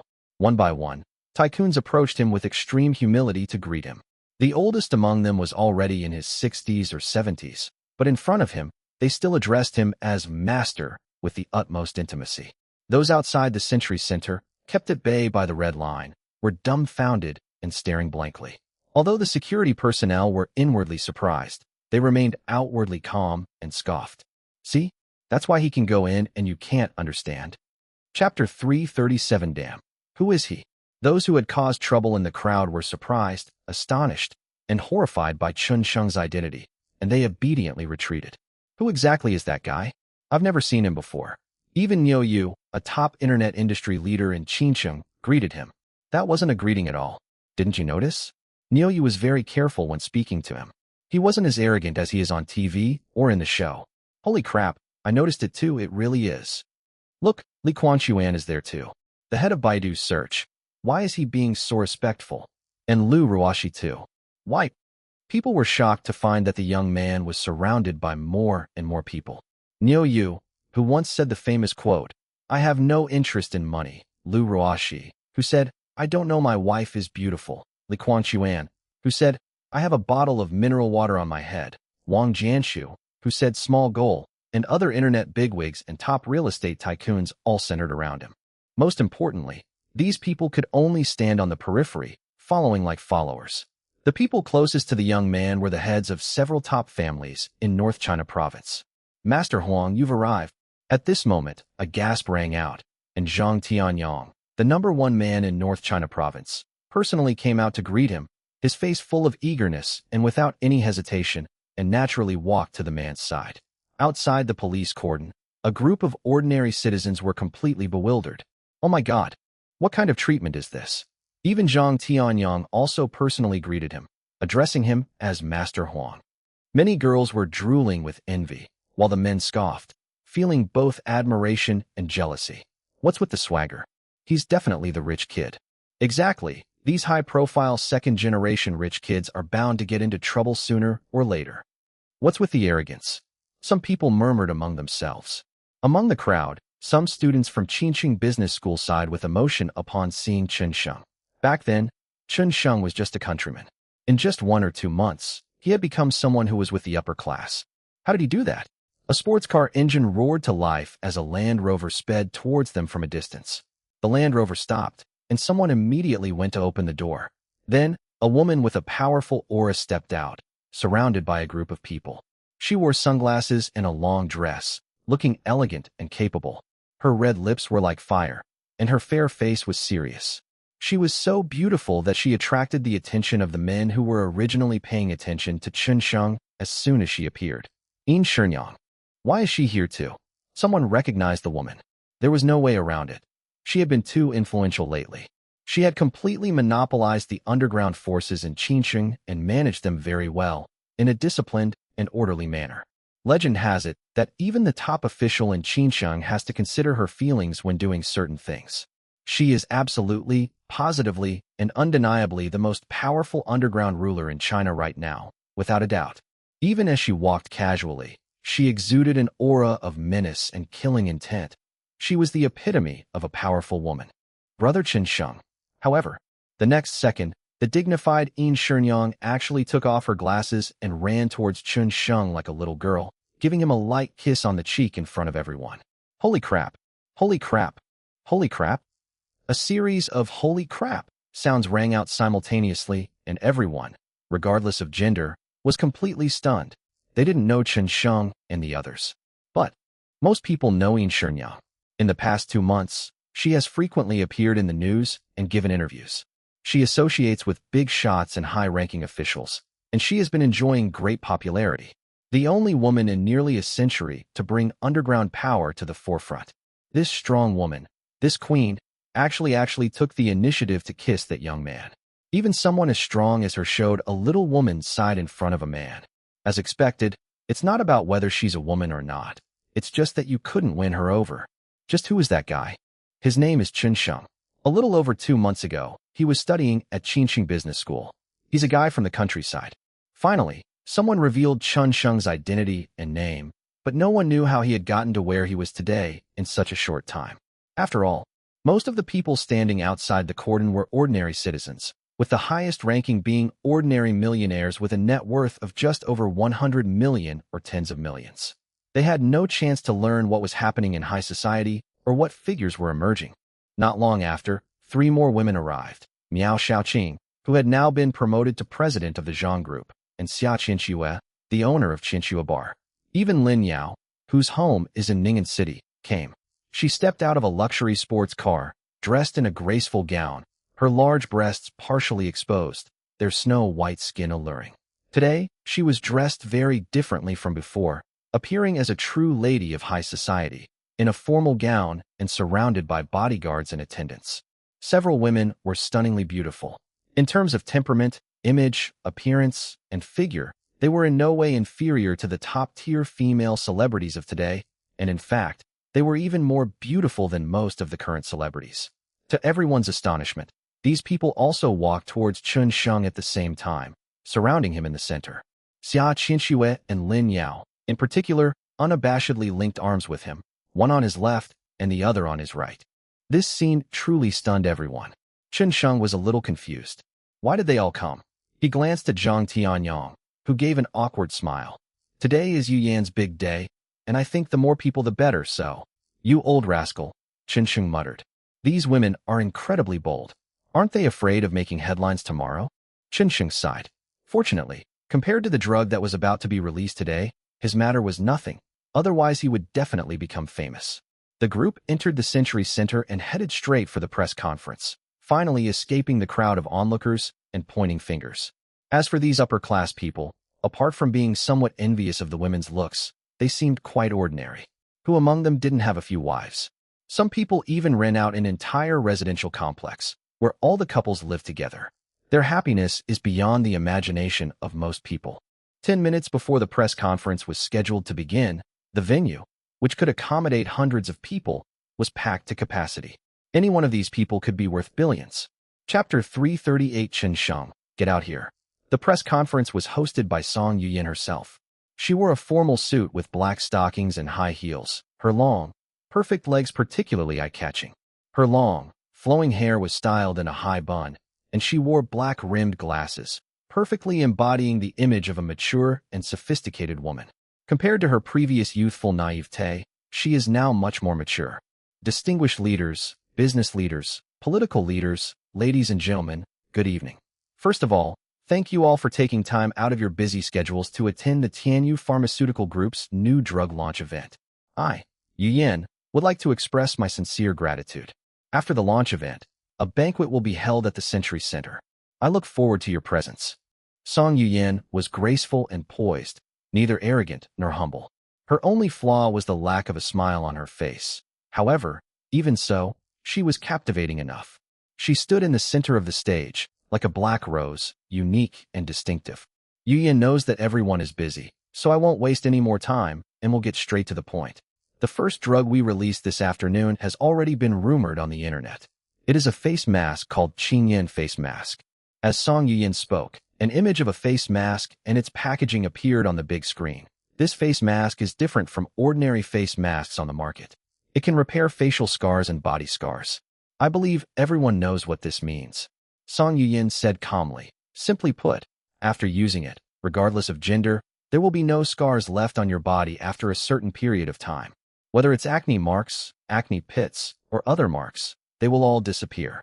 In addition, it also has whitening and face slimming effects. I won't say much about this medicine. Its effects are already written here, and it's not the focus of today's discussion.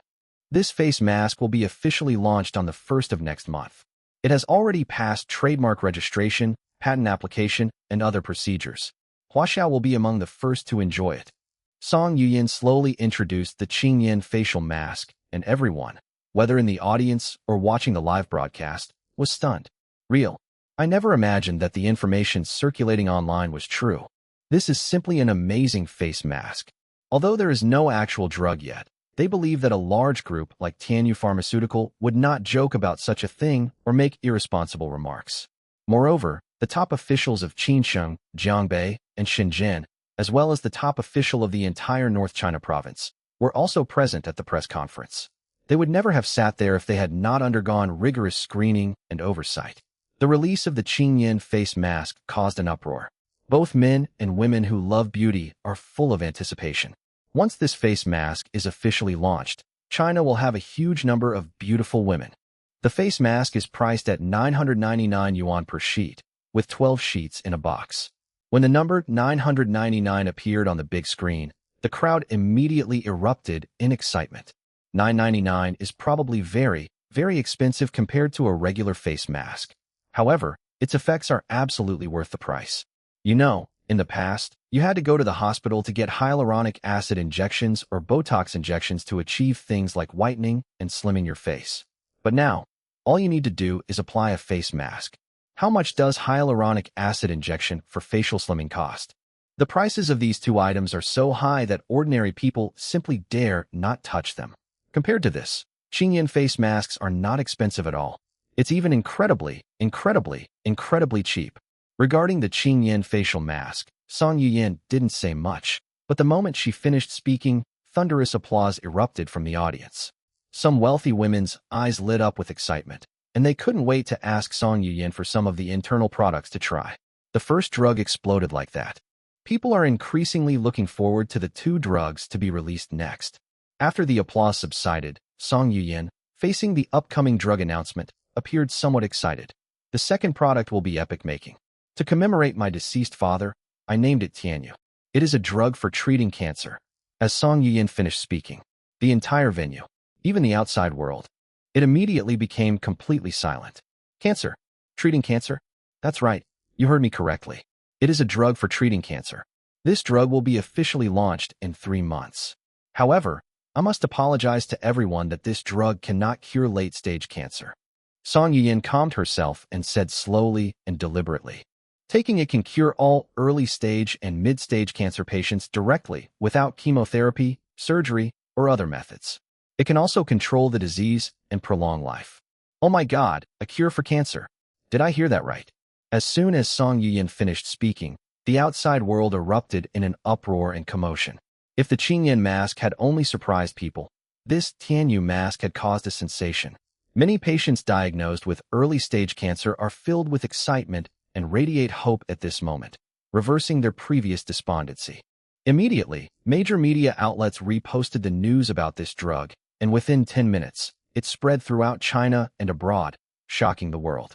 News about it appeared everywhere, and Tianyu completely dominated the headlines. What was originally a press conference that only attracted a few 100 million viewers instantly became a focus of attention for billions of people. But, just then, the network at the press conference venue suddenly went down. The live stream on the internet platform suddenly stopped. Only those on site, those on the first floor of the Century Center, could clearly see the live broadcast. On stage, Song Yuyin looked puzzled. Her microphone seemed to be malfunctioning and couldn't project her voice. At the same time, the live broadcast screen on the first floor of Century Center, as well as the screen at the press conference, suddenly changed. Two men appeared, one in a suit and the other in an ancient-style robe, standing in front of Century Center. Who are they? Why are you standing at the door? Only then did people realize that all the security personnel at the center of the Century had fallen to the ground. Just as everyone was wondering, the man in the suit took out a microphone and with an arrogant sneer, said leisurely, "Chen Sheng, my young master has come in person. Why don't you come out immediately and kneel down to greet him?" Moment. His words spread throughout the center of the Century, reaching the ears of everyone. During the press conference, Chen Sheng was taken aback, somewhat confused. Who are these two guys? Young Master Chen, do you know them? Tang Xiansheng, who was sitting not far from Chen Sheng, stood up and asked Chen Sheng respectfully. I don't know him. Chen Sheng shook his head. He had never seen those two guys before and had never met them in person. However, they don't seem to have any good intentions. Indeed, young Master Chen, please calm down.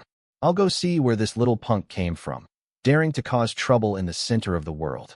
Tang Xiansheng, as the president of the North China Martial Arts Association, was personally overseeing the situation. For someone to come here and cause trouble was simply disrespectful to him. How can we tolerate this? He immediately stood up and led a few people out of the Century Center.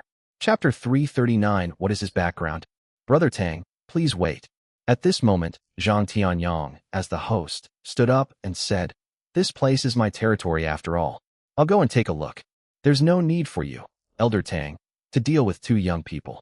The North China Martial Arts Association is essentially the highest position in North China province. In a sense, even the top officials of the three cities in North China have to consult them when making major strategies or changes.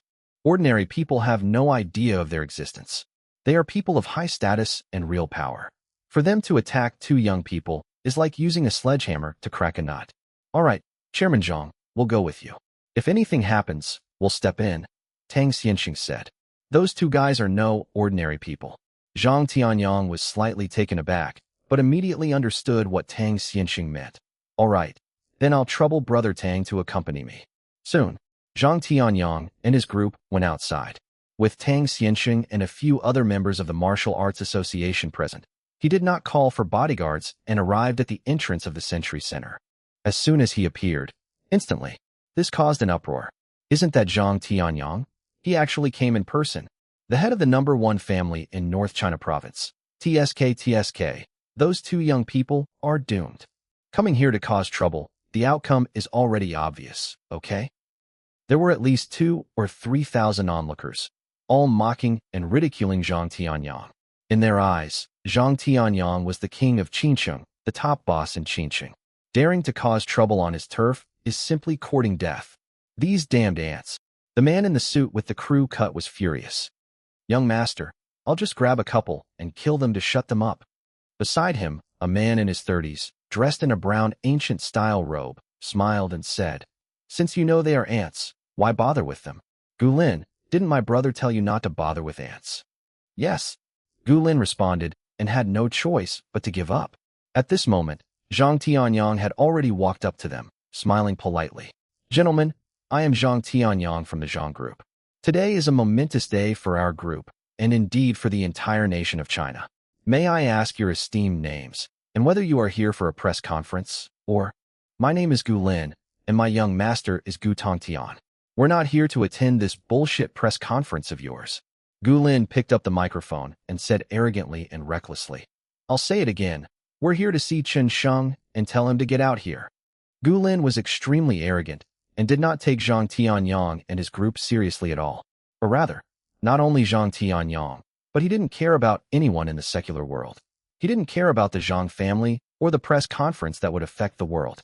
His arrogant voice spread in all directions through the microphone, and the sound was so loud that everyone in Century Square could hear it. Gu Tongtian? Never heard of him. He's incredibly audacious. Speaking into the microphone like that is an insult to Zhang Tianyang, a slap in the face to him. Those two are dead meat.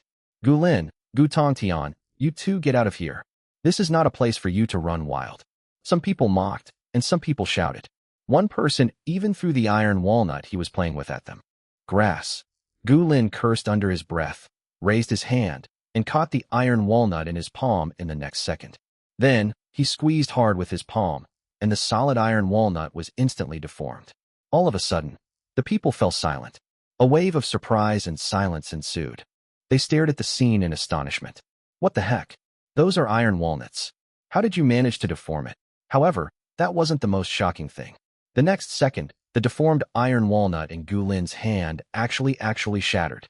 Yes, the iron walnut, as if squeezed to the point of no further deformation, shattered and turned into tiny iron fragments that fell from between Gu Lin's fingers. Those who had previously been shouting, mocking, and ridiculing were suddenly speechless. This is inhuman. Countless people stared wide-eyed. Those far away looked at the big screen, while those closer focused their gaze directly on Gu Lin. But then, Gu Lin picked up the microphone again and said, "You ants, who dares to utter another word?" Upon hearing this, no one dared to take the call. Even though most people believe this is a society governed by the rule of law and that murder is a crime, they still chickened out when faced with Gu Lin.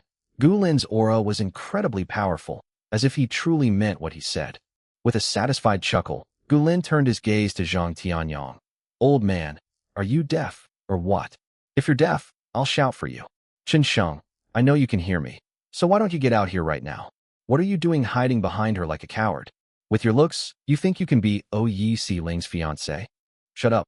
Zhang Tianyong's smile vanished, his expression turning serious. "Considering you're not ordinary people, I'll give you one chance to leave. Otherwise," before he could finish speaking, Gu Lin suddenly made his move.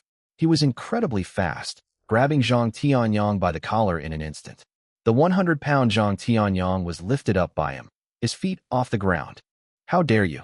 Tang Xiansheng was furious, his face flushed red. He never expected that this guy would actually attack him right in front of him. How could a grandmaster like him tolerate such a young man running wild? Then, a high kick was delivered towards Gu Lin, extremely fast and powerful, without holding back, using all its strength, creating crackling sounds in the air. For members of the North China Martial Arts Association who came out with him also made a move. From all four sides, lock onto the ancient forest and rescue Zhang Tianyong. 2 men used knives, and 2 men used swords. A bunch of trash. Gu Lin glanced at them dismissively, his expression full of disdain and contempt. At the same time, he raised one hand and waved it lightly.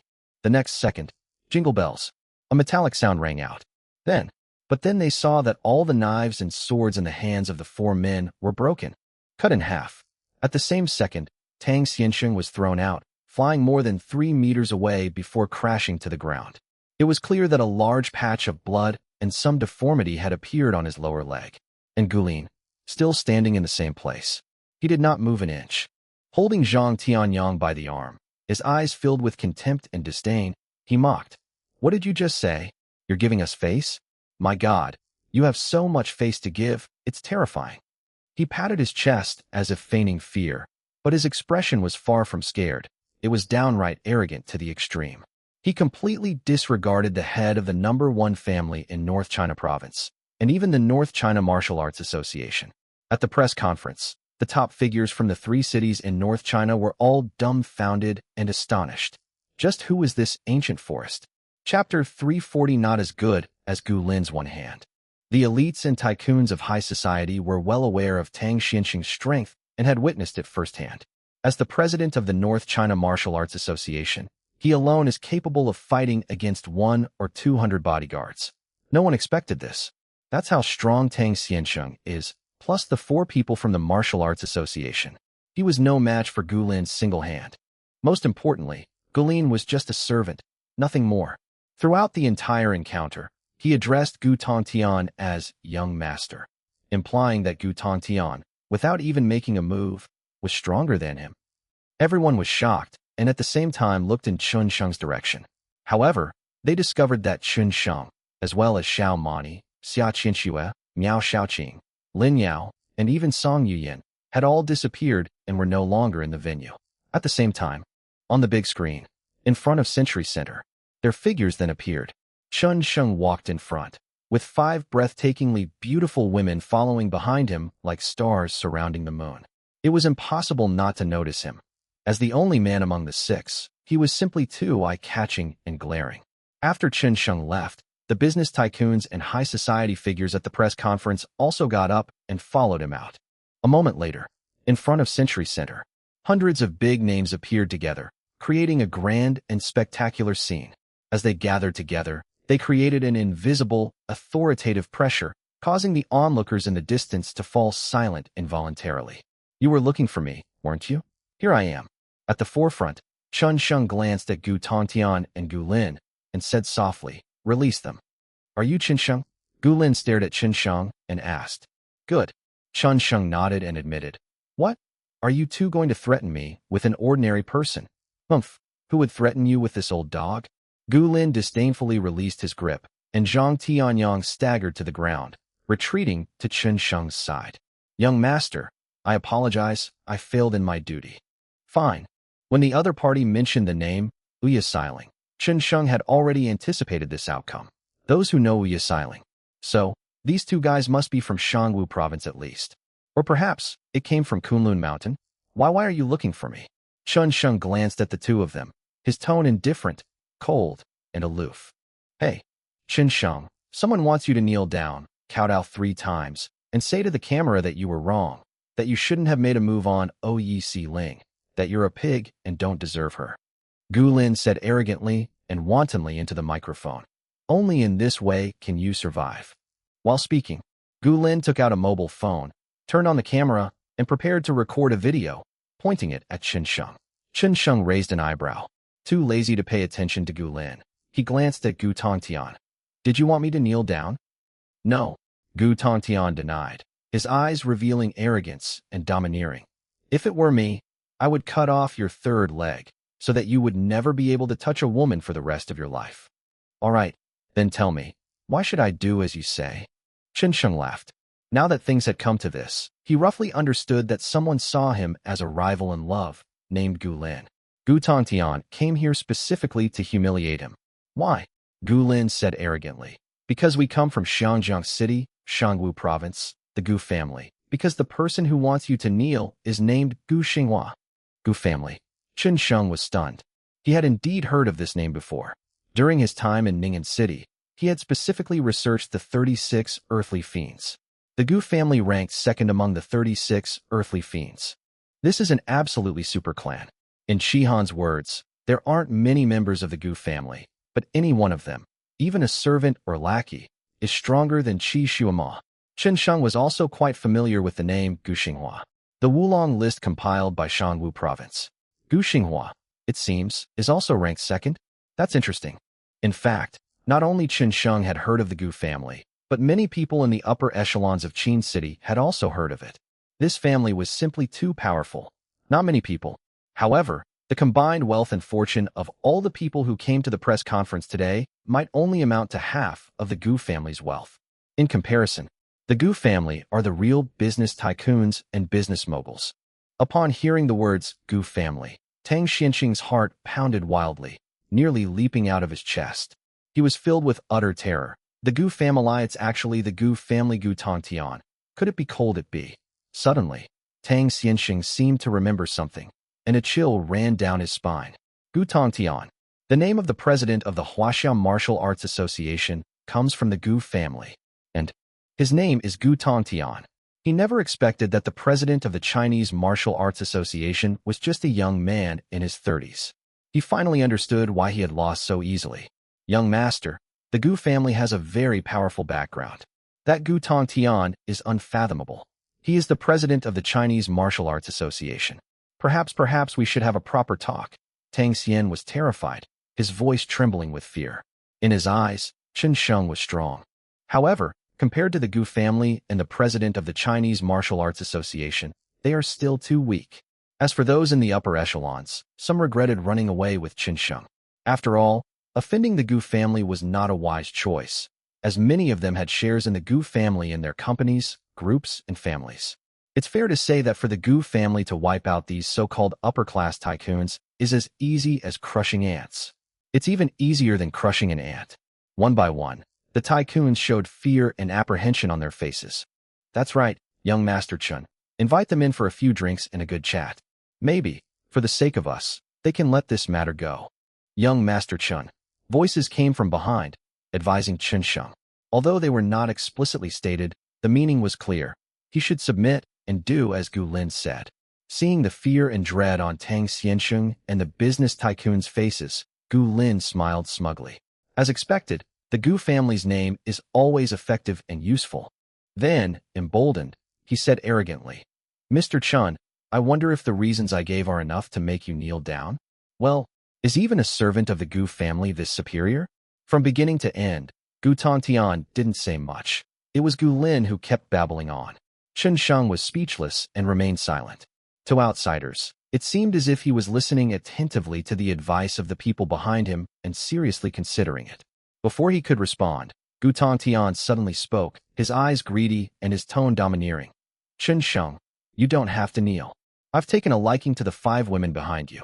Give them to me to play with. In return, you only need to stand there and say the words Gu Lin taught you. You don't need to kneel. If you refuse, you will bear the consequences. Conceded? Suddenly, the faint smile that had been on Chen Sheng's face began to fade and disappear, vanishing completely a moment later. His chiseled face suddenly turned icy cold, and his 2 dark pupils flashed with a chilling gaze as he met Gu Tongtian's eyes. The next second, he said in a way that surprised everyone, Arrogant my ass. Coming here to act tough and jump around. Do you guys really think you're something special? Chapter 341. Are you sure you're talking to me? As soon as Chen Sheng said this, instantly, it was clear that the faces of the business tycoons and bigwigs in front of the Century Center changed. They froze, were stunned, and their eyes were wide open. Those who knew the Gu family especially well felt a chill run down their spines, and their hearts trembled and shook. Those are members of the Gu family. Even a servant of the Gu family must be treated with respect and caution, let alone the president of the Chinese Martial Arts Association. Tang Xiansheng was so frightened, he almost fainted. Chen Sheng actually spoke to Gu Tongtian like that? This is insane. That's incredibly arrogant and ignorant. The president of the Huaxiao Martial Arts Association is practically a god. He could get people to do things for him with just a glance. He wielded immense power and held a high position. Not to mention, behind him stands the world, the Gu family, a truly unassuming yet undeniable aristocratic family that no one can ignore. Chen Sheng's arrogance goes beyond mere arrogance. It's downright ignorance and idiocy. He's courting death and throwing his life away. It's no different from deliberately jumping into a vat of boiling oil. Are you sure what you just said was directed at me? Surprisingly, Gu Tongtian did not show any anger at Chen Sheng's words. He remained expressionless, his cold tone carrying surprise and doubt. It was as if I had really misheard. Before Chen Sheng could speak, he continued, Considering your youth, ignorance, and the 5 beauties behind you, I can assume you were out of your mind when you said what you just said. But let me ask you again, did you say those things to me without thinking? Young master, quick, apologize. It might not be too late to apologize now. Tang Xiansheng's breathing became rapid and hot, his heart pounded, and his face turned red. He spoke up to persuade Chen Sheng because he had high hopes for Chen Sheng and didn't want Chen Sheng to die here. After all, Chen Sheng's potential was extraordinary enough to impress him and make him cherish his talent. Otherwise, faced with someone like Gu Tongtian, he would absolutely not care whether Chen Sheng lived or died. As for whether Chen Sheng was a match for Gu Tongtian, or whether he had the ability to fight Gu Tongtian, he would never even think about that. Because, in his view, the two are simply incomparable. Gu Tongtian, president of the Huaxiao Martial Arts Association. And I've been in this position for 6 or 7 years. In other words, 6 or 7 years ago, he had already surpassed Han Xuanzong and most of the martial arts practitioners he knew. Moreover, behind Gu Tongtian stood the massive Gu family. According to legend among martial artists, the resources for cultivating martial arts controlled by the Gu family are even greater than those of the Chinese government. The top figures in the Chinese government today owe their positions to the support of the Gu family. But who is Chen Sheng? Where does he come from? According to the information he found, the former was just an orphan from the countryside who had been alone since childhood. Between the two, are they comparable? Absolutely not. It's truly remarkable that a child who grew up in an orphanage has come this far. He has immense potential for the future. He wanted to see how far Chen Sheng could go in representing the secular world. Therefore, he did not want Chen to die. Young master, apologize quickly. Apologize to young master Gu. Hurry, before young master Gu gets angry. Tang Xianxing was so flustered that he lost his composure, his old face flushed red, as if he was about to cry. Gu Tongtian, on the other hand, stared at Chen Sheng with a smug and arrogant expression, a smile that seemed to look down on everything. What I just said wasn't directed at you, Chen Sheng said after Tang Xianxing finished speaking. All of a sudden, everyone breathed a sigh of relief. Fine. Fortunately, Chen Sheng was not too arrogant or ignorant, knowing when to back down and admit defeat in crucial moments. Tang Xian also breathed a heavy sigh of relief. I thought he was something special, but it turns out he's still the same, a good-for-nothing. Gu Lin chuckled coldly. Although Chen Sheng wasn't apologizing to him, he felt very satisfied and comfortable. Gu Tongtian didn't find anything strange about it at all. Given his status and position, it was perfectly normal for Chen Sheng, a mere ant-like martial artist from the secular world, to apologize to him. Only Zhang Tianyang, that old fox, and the 5 women Xiao Mani, Lin Yao, Song Yuyin, Miao Xiaoqing, and Xiao Qianxue were somewhat taken aback, stunned, and dumbfounded. Gone through some things with Chen Sheng, to varying degrees. I understand this man better now. Is that all you're going to apologize for? That's not scientific. Absolutely not in line with Chen Sheng's personality. Really. The next second, Chen Sheng spoke again. I'm not talking to you. I'm talking to you, your servant, Gu Xinghua, and the entire Gu family.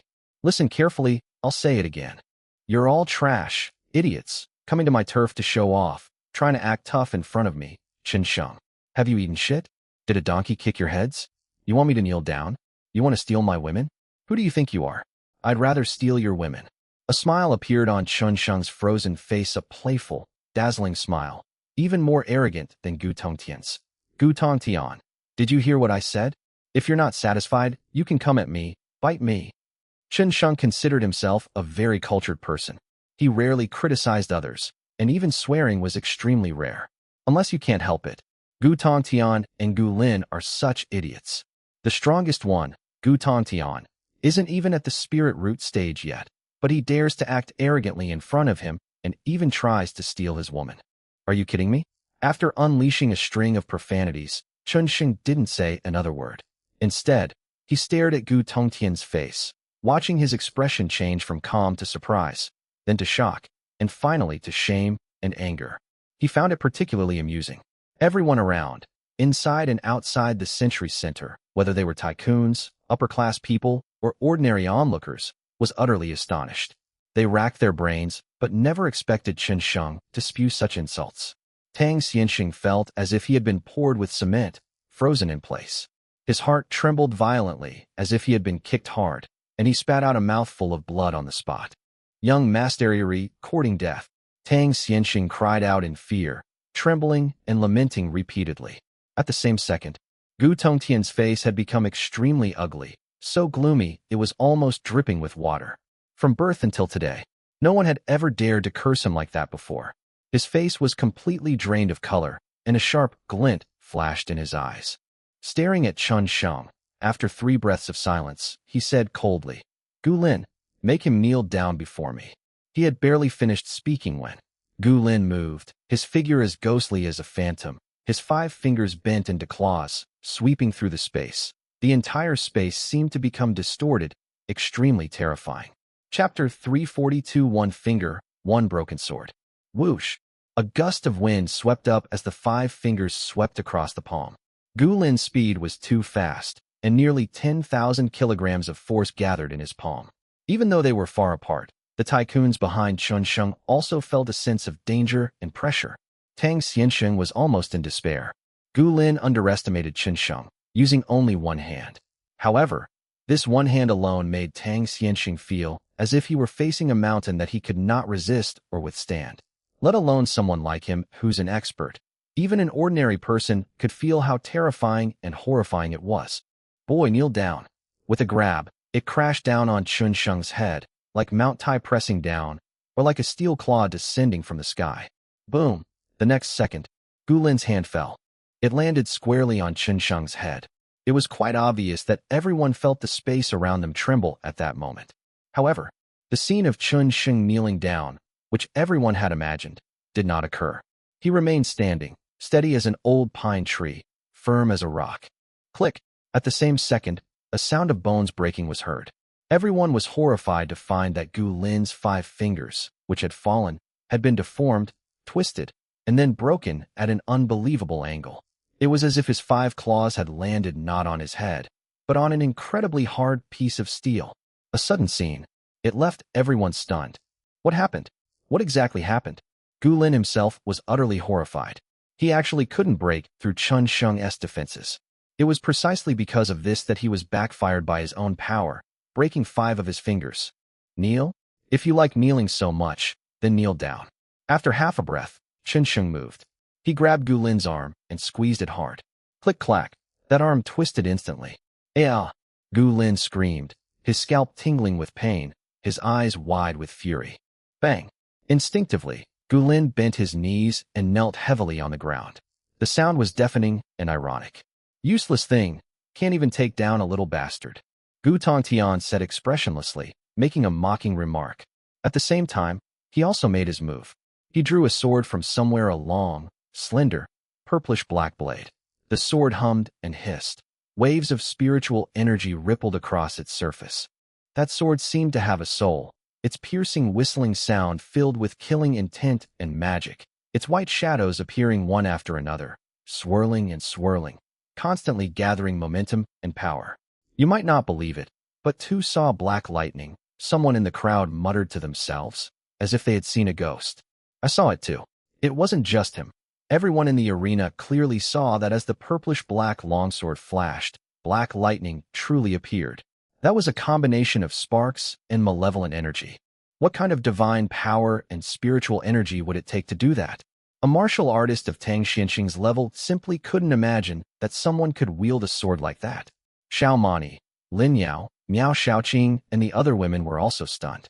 Before they could react, Gu Tongtian's sword had already reached Chun Sheng and was aimed directly at his legs. As the purplish-black longsword closed in, its speed and power increased to a whole new level, with sparks flying so brightly they made it impossible to open one's eyes. Chun Sheng, get out of the way. Tang Xianxing's face had turned deathly pale. He called out Chun Sheng's full name in agitation, urging him to dodge and get out of the way. Gu Tongtian's strength is at least 10 times that of Gu Lin. Only, Chun Sheng seemed to be stunned, standing still and showing no intention of moving. Gu Tongtian and his sword drew ever closer. Half a meter, 10 centimeters, 5 centimeters. As disaster loomed, Lin Yao, Song Yuyin, Xia Qianxue, and the other women couldn't help but close their eyes, not wanting to witness Chun Sheng kneeling down. Fancy and gaudy. Just then, unexpected, Chun Sheng's calm, indifferent voice rang out. His 4 words, neither loud nor soft, were like a pebble falling into an ancient well, creating ripples that spread in all directions, sudden and without warning. At the same second, Chun Sheng raised a finger. That was an index finger. Long, flawless index finger, as fast as lightning, so fast that no one could see it clearly, and the naked eye could not even catch it. At the critical moment when the silver longsword was about to fall, index fingertip, it collided with the tip of the silver sword. Bite! At the same time, a piercing, ear-piercing metallic vibrato, like a thunderclap from a dry land, suddenly rang out. Under the watchful eyes of everyone, Chun Sheng's index finger and the tip of the sword were completely opposed, colliding and rubbing against each other. Clearly visible, the purplish-black longsword seemed to encounter tremendous resistance. Its entire blade abruptly bent, forming an arc, and then shattered into pieces the next second. One finger. The sword broke. The purplish-black longsword shattered, but even after it broke, that finger did not stop. Carrying a gust of wind, and with violent spiritual energy and power, it continued to advance and charge forward. In that instant, in that split second, Gu Tongtian's mind went blank, became chaotic, and he completely lost the ability to think. An irresistible dark cloud of death and destruction loomed over his head, and his face turned ashen. But, just as the finger was less than 1/10,000th of a millimeter away from Gu Tongtian's brow, all the power suddenly vanished, receded, and disappeared without a trace. That finger, the substance landed on Gu Tongtian's brow, becoming ordinary, gentle, and weak. Even so, Gu Tongtian felt icy cold all over, as if he had fallen into an ice cave. He felt a stinging pain in the skin between his eyebrows, as if the index finger was nailed to his brow. The center of his forehead turned bright red, as if a beauty mark had been painted on with lipstick, which looked strange and ridiculous. He knew perfectly well that if Chun Sheng hadn't held back most of his power at the crucial moment, that single finger would have been enough to kill him 100, 1,000, 10,000 times over. He, president of the Huaxiao Martial Arts Association, no match for Chun Sheng's single finger. At this moment, Tang Xianxing and the others from the North China Martial Arts Association were almost suffocating. The word shock could not describe his emotions. He gasped for breath, so frightened that he fell to the ground with a thud, his eyes staring blankly at Chun Sheng. How could he be so incredibly strong? How long has it been since Chun Sheng killed Han Xuanzong and destroyed the Han family? Although Chun Sheng was strong back then, he was not at all at this level. Now, even Gu Tongtian, the president of the Chinese Martial Arts Association, was no match for him. Tang Xianxing had a dry mouth and throat. He enjoys witnessing the growth of geniuses and is happy to see more geniuses emerge in the secular world. But Chun Sheng can't be described as a genius at all. He's practically inhuman.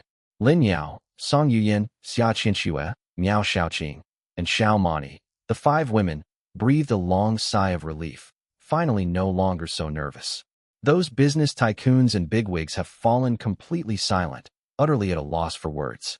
That guy Chun Sheng, he's a real jinx. Do you know why I suddenly stopped and didn't kill you?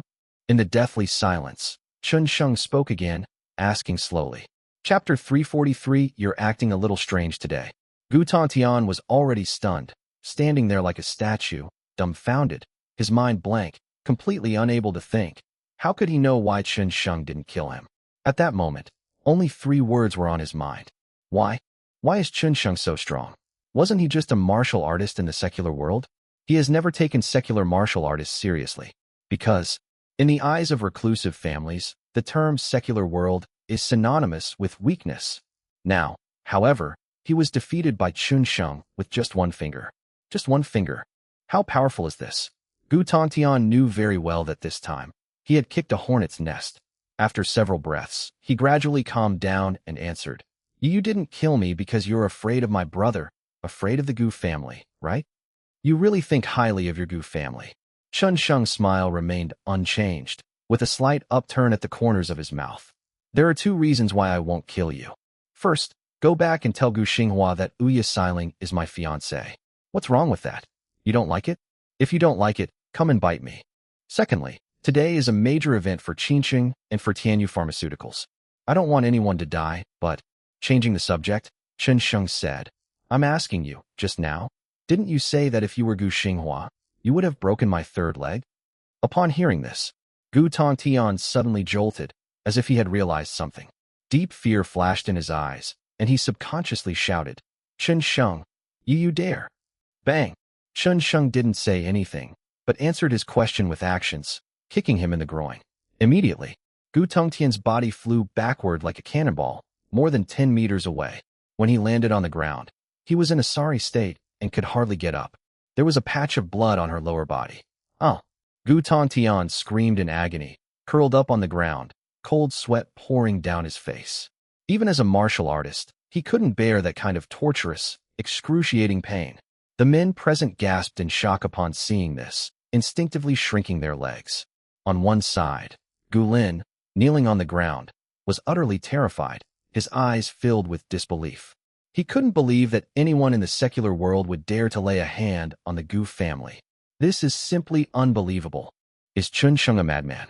Just then, suddenly, Chun Sheng's gaze fell upon him. At the same time, Gu Lin dared not move. Not only his body, but also his thoughts, fell into a brief state of chaos, stiff as a sculpture, kneeling. Don't you like talking into the microphone so everyone can hear you? Chun Sheng picked up the microphone that had fallen to the ground and handed it to him. Here, share your thoughts. Gu Lin was about to cry. Facing Chun Sheng, he felt a deep sense of powerlessness. He wanted to refute him, but when he saw that chiseled face and deep eyes, and thought of Gu Tongtian's fate, all his thoughts were extinguished. Tu was wrong, young Master Chun. I'm sorry. Gu Lin gritted his teeth and said loudly into the microphone. I'm sorry, Chun Sheng asked, puzzled. What does that mean? Please translate what I'm sorry means. I'm sorry. Gu Lin gritted his teeth, steeled his resolve, and tears welled up in his eyes. I'm going to personally take out 1 billion yuan to compensate Tianyu Group for the losses they suffered today. 10 billion. The onlookers were stunned when they heard such a huge number. Even a servant can come up with 1 billion. Just how rich is the Gu family? Those business tycoons were all dumbfounded. Chen Sheng, that's too damn ruthless. 1 billion. Even people from the upper class wouldn't easily part with it. Gu Lin, without a second thought, offered compensation. Is Mr. Chen really that scary? These upper-class people are ultimately just ordinary people who don't understand the world of martial arts practitioners, so they especially don't understand Gu Lin's actions. Even, most people still fear and are wary of the Gu family. Gu Lin acted swiftly. With a single phone call, less than a minute later, 1 billion yuan flowed into Tianyu Pharmaceuticals' cash pool. This is the power of the Gu family. They don't need to ask Tianyu Pharmaceuticals for any information. A single phone call is all it takes to precisely allocate funds. Fast and swift. Chen Sheng didn't find it strange at all. A behemoth like the Gu family must have powerful connections both among the common people and in the government. For them, investigating a group or an individual is as simple as eating or drinking. I'll give you 10 seconds. Take Gu Tongtian and get out of here, Chen Sheng said coldly. Yes, yes. Gu Lin breathed a sigh of relief and scrambled to Gu Tongtian's side. Ignoring Gu Tongtian's condition, he carried him to a car and drove off. The speed was astonishing. What could have been a fatal incident was easily resolved by Chen Sheng with a single finger. Even now, Tang Xianxing's mind is still blank. He's completely bewildered. That's the Gu family. Gu Tongtian is the president of the Chinese Martial Arts Association. Why are you running like a dog? Tang Xianxing felt like he was dreaming. It felt incredibly unreal. In contrast, those who didn't understand martial arts practitioners quickly came to their senses and were utterly speechless. Ancient Tongtian and Ancient Forest. Are they here to give away money? Old Zhang, I'll leave the rest to you. Chen Sheng patted Zhang Tianyang on the shoulder, turned around, and returned to the press conference venue. Wherever he went, whether they were big shots or tycoons, they all made way for him. Xiao Mani, Lin Yao, Miao Xiaoqing, and Xia Qinxua also went over, but Song Yuyan stayed behind to clean up the mess with Zhang Tianyang. Soon, the live streaming system has been repaired and is now running simultaneously nationwide. Song Yuyan returned to the dance studio and began announcing the upcoming release of the third drug. Of course, this drug wasn't named Yuyan. It is hope, bringing endless hope to leukemia patients. The release of 3 drugs shocked the nation. In less than a day, the news spread throughout the world, causing a global uproar and excitement. These 3 medications, whether it's Qingyan facial mask, Tianyu, or Shiwang, are all considered miracle drugs that can save countless patients and their lives, bringing hope to hundreds of millions of families around the world. On the 3rd day after the drug's release, Tianyu Pharmaceutical Group's stock soared and continued to rise. Those who had sold their shares due to online rumors were now filled with regret. The outside world, whether it's news or the internet, is constantly updating information about Tianyu Pharmaceutical and its 3 drugs. Chen Sheng then began practicing martial arts once again. For 3 days in a row, Song Yuyan and the others were extremely busy, but he didn't step out of the villa. It wasn't until the 4th day that he went out, allowing Song Yuyan to take a day off, and the 3 of them went shopping in Qinxing together, along with Zihan. Chen Sheng, I feel like you're acting strange today. While Zihan was picking out toys, Song Yuyan stared at Chen Sheng and said, Chapter 344 Big Day. Yeah. Chen Sheng smiled, stared at Song Yuyan intently for a while, and suddenly said, Actually, it's all right. It's just that I'm leaving and may not be back for a long time, so I'm a little reluctant to leave. Tomorrow marks the start of the selection competition for Wushuang Academy in Yunbei City. Jiang Huhai, Tan Xiu, Qi Han, Zhang Ziding, He Tun, and others have all gone to Yunnan University of Commerce and Trade. He's the only one who hasn't gone yet. I just wanted to spend Zihan and Song Yuyan's last day together. Is it because you can't bear to part with me? Or because you can't bear to part with Zihan? Song Yuyan asked. You're all reluctant to part with her, aren't you? Chen Sheng laughed. After all, you're my wife, aren't you? Who's your wife? Even if I wanted to, you wouldn't, would you? Song Yuyan blushed, her beauty like a lotus emerging from water, possessing a unique charm. She felt a little disappointed as she said this. Initially, she looked down on Chen Sheng, believing that he was not good enough for her. Her man not only had to be good-looking, but also had to be a top talent. registered her marriage with Chun Sheng if her father hadn't insisted. But, as time went by, she gradually realized that she didn't understand Chun Sheng at all. Chun Sheng remained a mystery, completely different from what she had initially imagined. Seemingly lazy and low-key, he is actually proud and stubborn, with a bottom line that no one can cross. We've come this far step by step. It's not that Chun Sheng is unworthy of her. Rather, it's that she's not good enough for Chun Sheng. Just as Song Yuyin was lost in thought, Chun Sheng said, "Who told you I didn't want to? Who wouldn't want another beautiful wife? After I leave, you'll be Zihan's older sister. From now on, you'll take care of her in my place." Song Yuyin's heart skipped a beat. Yuri really willing? Certainly. Chun Sheng nodded naturally and generously. Everything is understood without words. In the evening, Zihan was tired and sleepy, so the three of them returned to the villa. Before going to bed, Zihan sweetly said, "Brother Chun Sheng, do you have a new mission again? Will you see Brother Zhang Fan? Tell him I miss him very much. And you, Brother Chun Sheng, you must come back soon, okay?" Zihan blinked her big, watery eyes, her dimples appearing slightly. After speaking, she fell into a deep sleep in Chun Sheng's arms. That evening, Chun Sheng was cultivating in his room when suddenly the door was pushed open and a beautiful figure appeared. It's Song Yuyin. She had just taken a shower, her warm hair cascading over her fragrant shoulders. Her exquisite figure was wrapped only in a clean white bath towel, and a sparkling diamond adorned her delicate neck, dazzling and eye-catching, like the finishing touch on a painting, perfectly highlighting her beauty. Clearly visible are her straight, slender, and perfectly formed legs, beneath which she wears a pair of slippers, her 10 toes painted with bright red nail polish, making her stand out. Upon seeing this, Chun Sheng was almost stunned. "Yuyin, what are you doing here? Go to sleep." Song Yuyin tried her best to appear natural, sitting on the edge of Chun Sheng's bed and flashing a charming smile.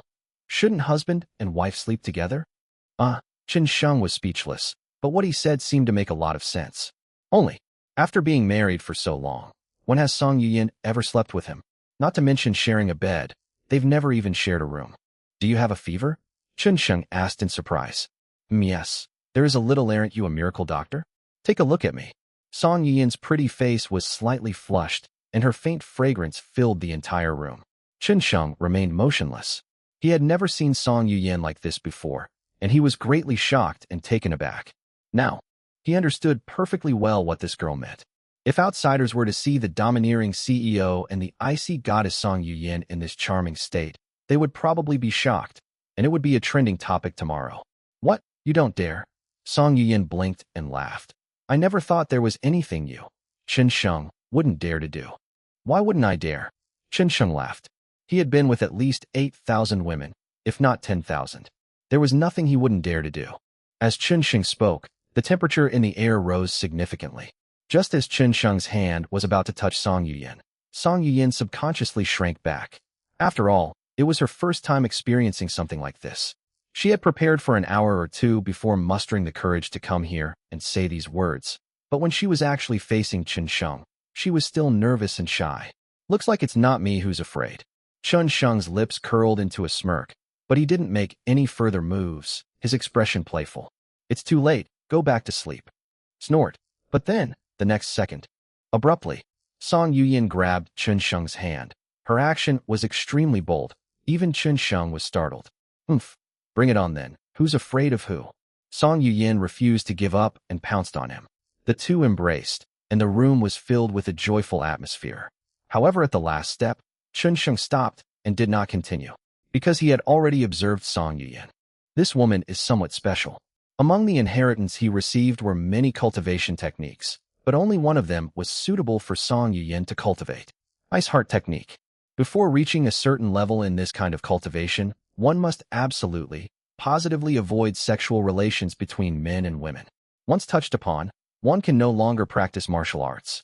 Or rather, it would greatly slow down the progress of martial arts training. Therefore, for Song Yuyin's future, he had to endure it. Song Yuyin was already prepared, but Chun Sheng suddenly stopped, which puzzled her. After learning the reason, although she was disappointed, she also understood that she could only keep up with Chun Sheng's pace if she became a martial artist. Otherwise, the distance between me and Chun Sheng will only grow further and further. "All right, after you leave, I will definitely work hard to cultivate, Song Yuyan said. I must catch up with your pace. I hope so. Chun Sheng rubbed his temples to calm himself down. With such a gym before him, it would take a lot of determination to avoid it. I'll let it go this time, but I'll torture you even more severely later. Chun Sheng muttered to himself, and then recited the cultivation technique word by word to Song Yuyan. The two stayed close together all night, and Song Yuyan diligently memorized the Ice Heart mantra. Song Yuyan was indeed a talented woman. She quickly memorized the Ice Heart manual and could recite it fluently. She nestled against Chun Sheng's shoulder, feeling the man's hot body beside her. Song Yuyan felt sorry for Chun Sheng, thinking he was in pain. Her face flushed, and she chatted with him, discussing some things about martial arts, trying to distract him.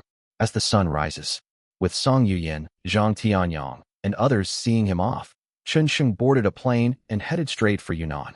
Today is the big day for Yunnan University of Commerce and Trade to participate in the Kunlun Mountain selection, and Chun Sheng certainly can't miss it. Chapter 345 Clear Mind. Chun Sheng had been waiting for this day, looking forward to it. 3 years ago, one of the murderers was finally about to make his appearance. He had to kill him to appease the spirits of his brothers in heaven. If Feng Xinyu does not die, he simply couldn't understand it. Having cultivated martial arts to this point, he has come to a profound understanding of one principle. To become stronger, one must have clear-headed thoughts, leave no regrets, and be invincible. Otherwise, one will not go far. Others might be able to tolerate it, but he can't. He was that stubborn. He believed that revenge was inevitable. Yunnan University of Commerce and Trade is the best and most prestigious school in Yunnan, located in Chiyun Mountain, the most beautiful and scenic place in Yunnan with a spring-like climate all year round. The overall architecture is antique and elegant, making you feel as if you have entered an ancient town. The 2 days have already been given to ordinary students for the holidays. Those who remain are all martial artists from the secular world and the 36 clans of the earthly fiends who have signed up for the selection. Inside the school, in the center of the vast playground, a martial arts arena has been erected. The arena is 5 meters high and has no stairs. It just stands there, so ordinary people can't even get up there, let alone compete. The entire arena was circular, and many spectators and martial artists from the 3 cities of Yunbei and the secular world had come to compete for the 10 spots. There were so many people that it was incredibly lively, and there wasn't even a place to sit down. Most people were standing. Chun Sheng stood in the crowd, but did not immediately reveal himself. Most of the people here were martial artists from hidden families in the 3 cities of Yunbei, so no one recognized him. Looking up, Chun Sheng saw Chi Han and the others. They were standing on the right side of the dueling platform. Behind him followed Zhang Ziding, Tan Xiao, He Tun, and Jiang Huhai. However, Jiang Huhai seemed somewhat disappointed because the selection for Wushuang Academy required applicants to be under 30 years old, and he was over 30, so he was not eligible to participate. Mr. Chen only learned about this yesterday afternoon. Although Jiang Huhai was disappointed, he still smiled and cheered on Tan Xiao, He Tun, and the others. Surprisingly, besides them, there were a few other people standing with Chi Han, Yuluo City, Lu Dongya, who was known as the Madman, and Yi Qingyu. On the other side, there was another group of people. They were probably outsiders, people who were not from the 3 cities of Yunnan, but had obtained identities from the 3 cities of Yunnan to participate in the selection. Behind them were people Chun Sheng knew, such as Gao Yuan, who had once knelt before him, and Yun Zhongjuan of the Yun family, who were willing to stand behind the 5 people. These 5 people. There are 2. Mr. Chen met them just a few days ago. Ancient Forest, Ancient Tongtian. They had completely changed from their previous dejected state. With their arms crossed, they stood arrogantly before Gao Yuan, Yun Zhongjuan, and the others, their faces filled with disdain for Yun Zhongjuan, Gao Lin, and the others. This group was led by Gu Tongtian. Clearly, the Gu family's status is extremely noble, and no one dares to easily disobey them, especially since Gu Tongtian himself is incredibly powerful. They really came. I wonder if Gu Xinghua is here too. Chun Sheng muttered to himself, looking the group up and down, but he didn't see Gu Xinghua. In addition to those who participated in the selection, there was also Luo Yigong, the president of the University of Commerce, 3 vice presidents, Guan Jingyang, Tai Kaijun, and Jia Zi, as well as honorary board members from various families who funded the construction of the university. Sitting at the very front was Lu Feng. He was the person directly in charge of the selection process for the Peerless Academy, and he came from Kunlun Mountain, so he was of noble status and high standing. However, he wasn't sitting in the best seat. The man sitting in that seat was a middle-aged man around 50 years old with a mustache. On his left and right were a man and a woman. The woman wore a simple, light blue traditional dress with no extra decorations, yet she was still very beautiful. Her oval face was fair and flawless, and she was tall, slender, and beautiful. She sat there quietly, like a quietly blooming lily, captivating everyone's attention. The woman's surname was Yi and her given name was Xuxian. But, strangely, this beautiful woman didn't attract many viewers, while Yi Qingyu, who was also a beauty, was secretly observed and watched by many people. Chen Sheng stared at her for a while, and the woman seemed to notice. She turned her head, her delicate eyebrows furrowed, and her gaze turned towards Chen Sheng. Upon seeing Chen Sheng, her delicate eyebrows flashed with an extremely obvious look of disgust and displeasure. Although Chen Sheng was looking at her from behind, she clearly felt that under his gaze, she had exposed everything about herself without the slightest attempt to conceal anything. That feeling made her very uncomfortable. Your perception is quite good. Chen Sheng was surprised, not expecting that his excessive focus would make the other party notice. Xuxian, what's wrong? The man to the left of the middle-aged man asked, following the woman's gaze to Chen Sheng's direction. He immediately frowned, his eyes flashing with anger, and shouted, "Kid, shut your eyes, or you'll die a horrible death. Hey, you ants dare to stare at Xuxian? Mind your own business." The man had long hair, was dressed in ancient style, and had decent features overall. However, his gaze toward Chen Sheng and the others present was full of contempt and disdain, and he looked down on them. Zixing, shut up. The middle-aged man in the middle spoke up, scolding. I told you, if you come with me, keep a low profile and leave some dignity for these people in the secular world. Don't go too far, have you forgotten? Li Zixing clearly felt awe towards the middle-aged man and said somewhat timidly, Yes, I understand. Chen Sheng originally wanted to retort, but seeing the situation, he was too lazy to say anything more.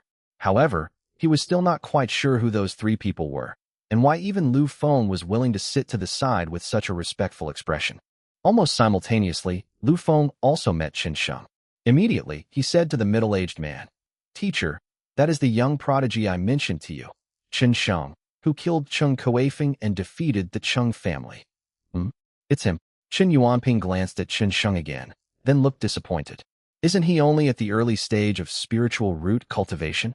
Before this, Lu Feng had repeatedly praised Chen Sheng in front of him, saying that he was a rare genius in the secular world, with extraordinary talent and outstanding abilities. Chen Sheng was so impressed by Lu Feng's glowing praise that even he, the vice dean of the Outer Academy of Wushuang Academy, became curious about this man. Now it seems he's only slightly better than the average person. What do you mean by extraordinary talent or outstanding ability? That's a bit of an overstatement.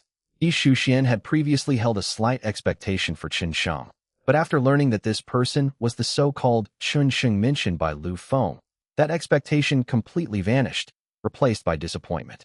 A deep sense of disappointment. Chapter 346, Did Your Brain Get Caught in a Door? Chen Yuanping is Lu Feng's teacher. Lu Feng was one of his disciples and also his mentor. After discovering Chen Sheng's formidable strength, he naturally couldn't help but praise him in front of his teacher and speak up for Chen Sheng. Discovering a genius-level martial artist is a great achievement not only for him, but also for Chen Yuanping. The master and disciple share the glory. Teacher, although Chen Sheng is only at the early stage of the spirit root realm, his true strength may be enough to fight, or even defeat, someone at the peak of the spirit root realm. Seeing Chen Yuanping's disappointment, Lu Feng hurriedly added, Lu Feng, when did you learn to brag? Li Zixing sneered, retorting without any politeness. A beginner-level spirit root defeating a peak-level spirit root? Did you get your brain slammed in a door? Are you implying that even your teacher isn't his match?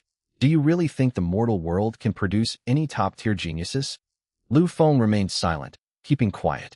Li Zixing was young, but stronger than him, and most importantly, he had the support of his family. Although they were both Chen Yuanping's disciples, Li Zixing was someone he couldn't afford to offend. Think before you speak in the future.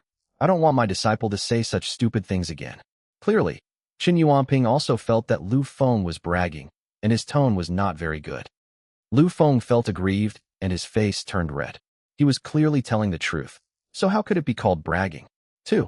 Before witnessing Chun Sheng's true strength, he wouldn't have believed that such a prodigy capable of cross-dimensional combat would appear in the mortal world. Chun Sheng, you must prove me right and make me proud. After a brief silence, Lu Feng said, in that case, I'll bring him over to meet you. Okay, go ahead. Chen Yuanping waved his hand. Lu Feng turned and walked towards Chun Sheng's direction. Yi Shuxian remained silent, but Chen Yuanping noticed her disappointment. He smiled and said, Shuxian, you don't need to be disappointed. We didn't come here for him. My old friend's disciple is the real genius. I asked you to come with me to introduce you to him. Li Zixing, standing to the side, looked somewhat displeased. He liked and pursued Yi Shuxian, but now Chen Yuanping was going to introduce Yi Shuxian to another man. How could he be happy about that? But he had no choice. Who can blame him when Chen Yuanping is his teacher? Most importantly, Chen Yuanping's old friend was named Fang Xinyu. He was well aware of Fang Xinyu's formidable strength, and his disciple Xuelong was even more exceptionally talented. At such a young age, he has already reached the peak of the spirit root stage. Just one step away from entering the spirit sea, his strength is enough to crush Chen Yuanping to the ground. Faced with Xuelong, what could Li Zixing, a mere nobody, do? What could he say? He only came along this time to pay his respects to Xuelong, to act as Yi Shuxian's protector, and to curry favor with Xuelong in advance. Yi Shuxian nodded slightly. Blood cold. She had heard Chen Yuanping mention it many times. As a top disciple of the outer academy of Wushuang Academy, Yi Shuxian was quite satisfied with her strength.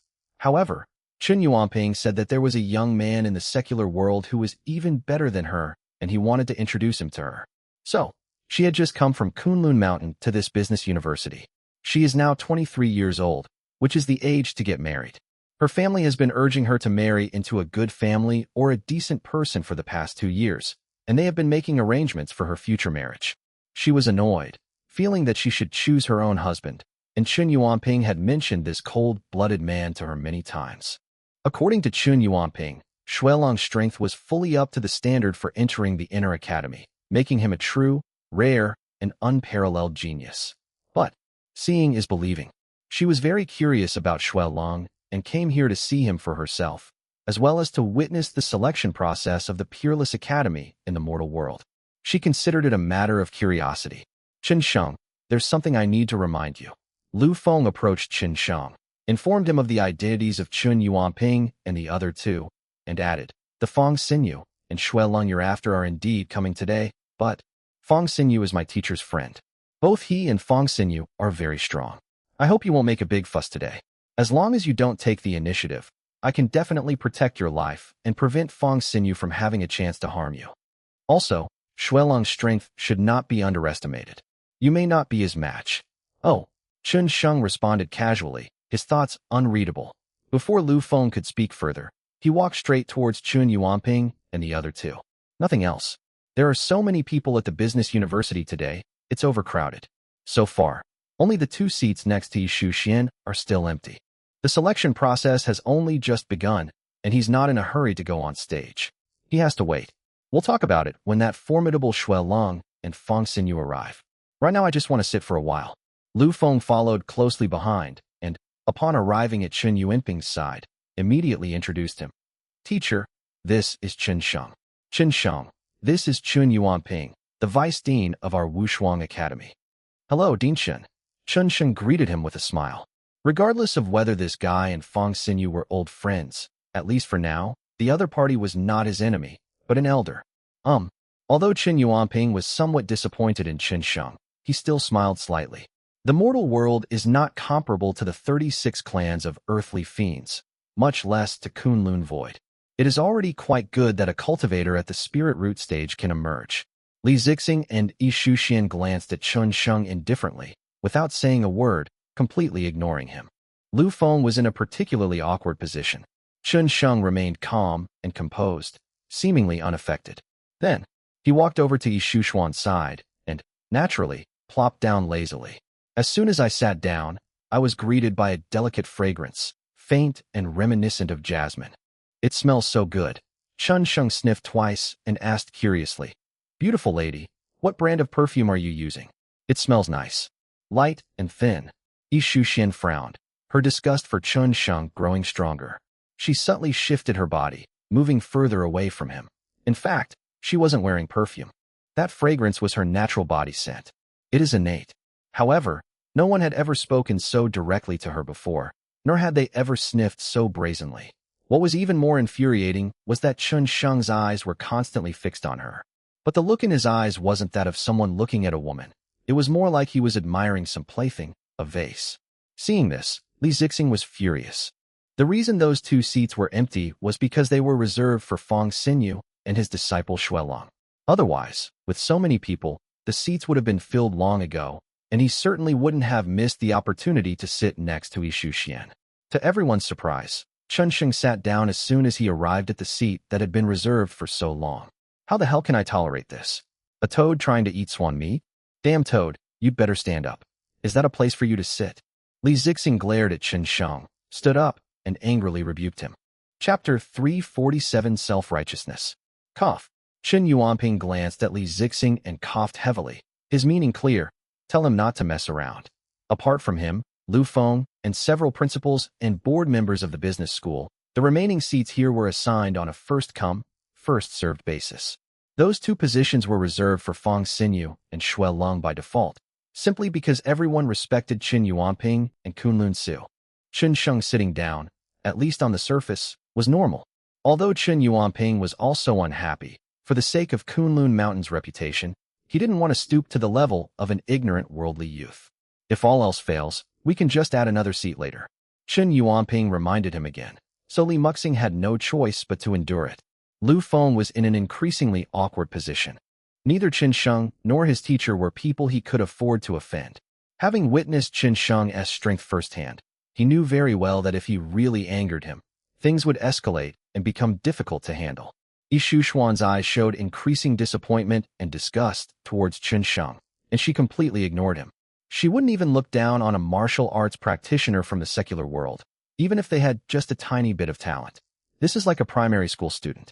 Even if you're number 1 in primary school, by middle school or high school, your knowledge will be on a completely different level. She comes from Kunlun Mountain and is among the most talented students at Wushuang Academy. Why should we respect Qin Sheng?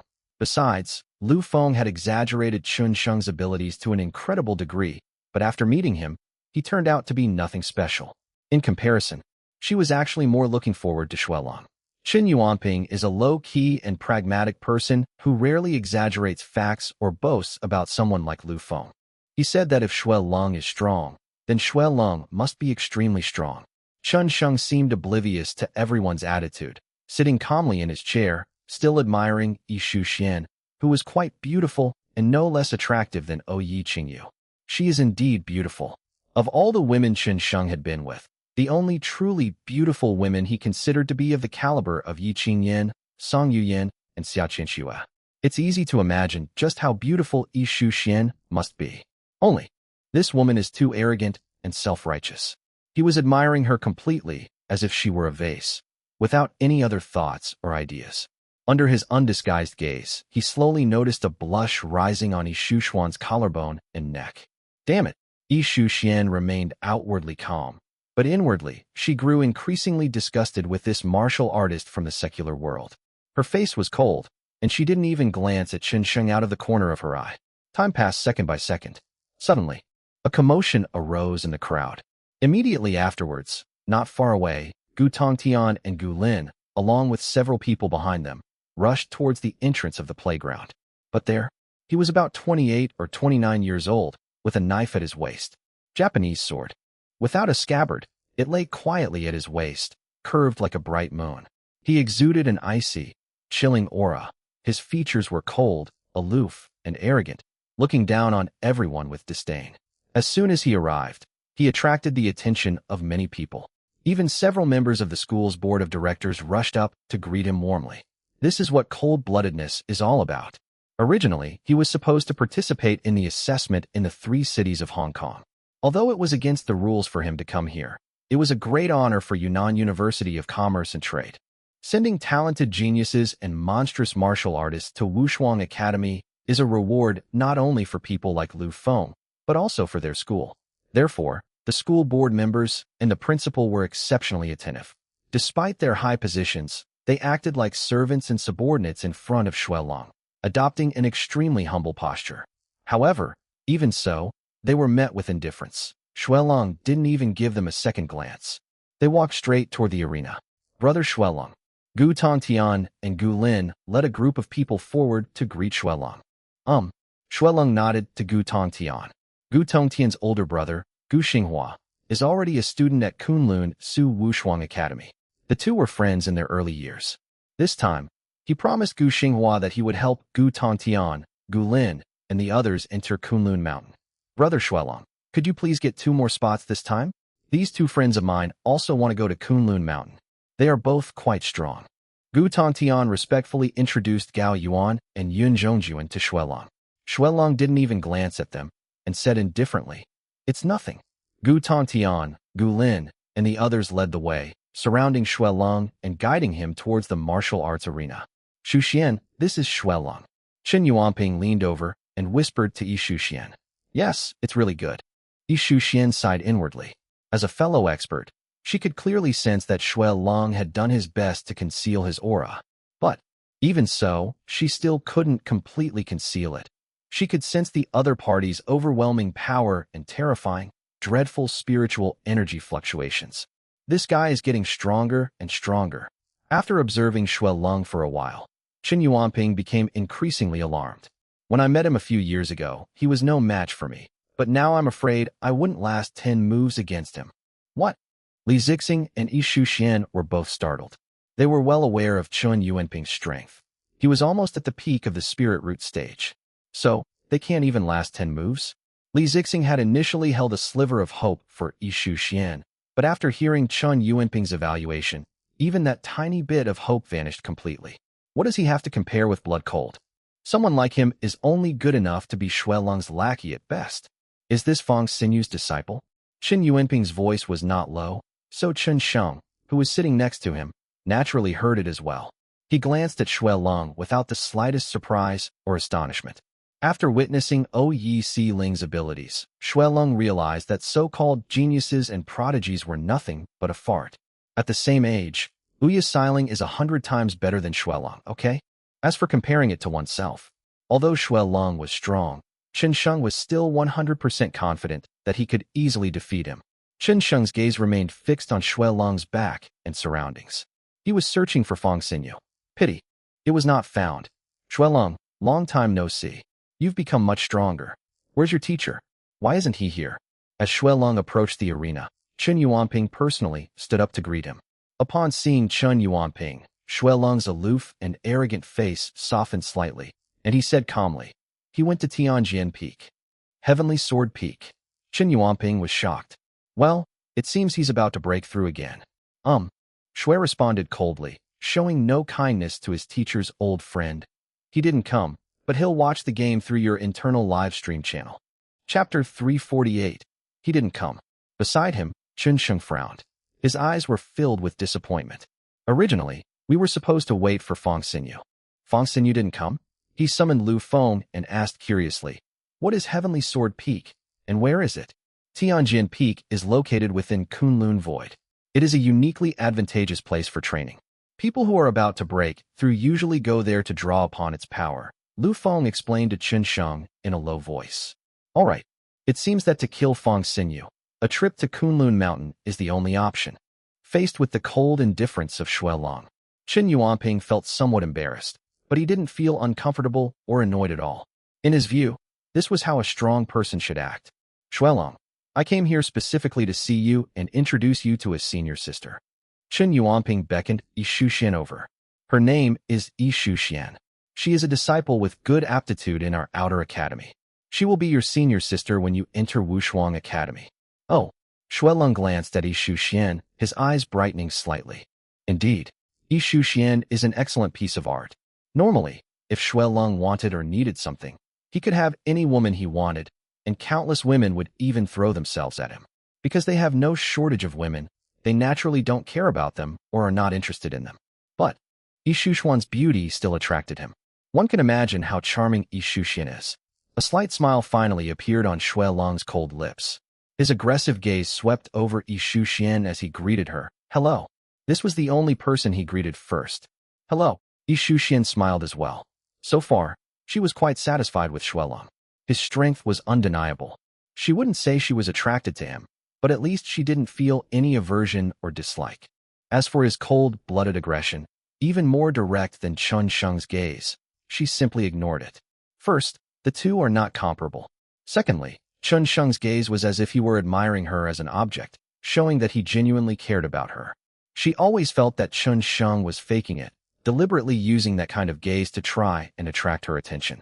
Shui Long was clearly infatuated with her beauty. He was direct, frank, and genuinely made no attempt to hide it. Being captivated by a powerful man's beauty did not disgust Yi Shuxian. In fact, she felt a little smug. Senior sister, let's have a proper chat after I finish the competition and get a spot, Shui Long said confidently and arrogantly. Okay, I'll wait and see. Yi Shuxian was quite interested in Shui Long and was looking forward to his performance in the competition. Shui Long chuckled, said nothing more, and leaped into the air like a god descending to earth, directly onto the 5-meter-high fighting platform. The rocks beneath his feet cracked like a spider web under his feet, creating a truly awe-inspiring effect. Stepping onto the training platform, he gripped the hilt of his katana with one hand and placed the other in his pocket. His powerful aura was no longer concealed or restrained. A surge of spiritual energy enveloped his body, rippling outwards with unparalleled dominance. At the same time, a cold, playful smile curled at the corner of his lips, and he abruptly spoke. I, Shui Long, have no intention of dealing with trash like you, and have even less interest in doing so. Of the 10 spots this time, I want. He glanced at the number of people on Gu Tongtian and Gu Lin's side, then continued. 8. The rest is up to you. If any ants dare to disagree, they are welcome to come up and fight.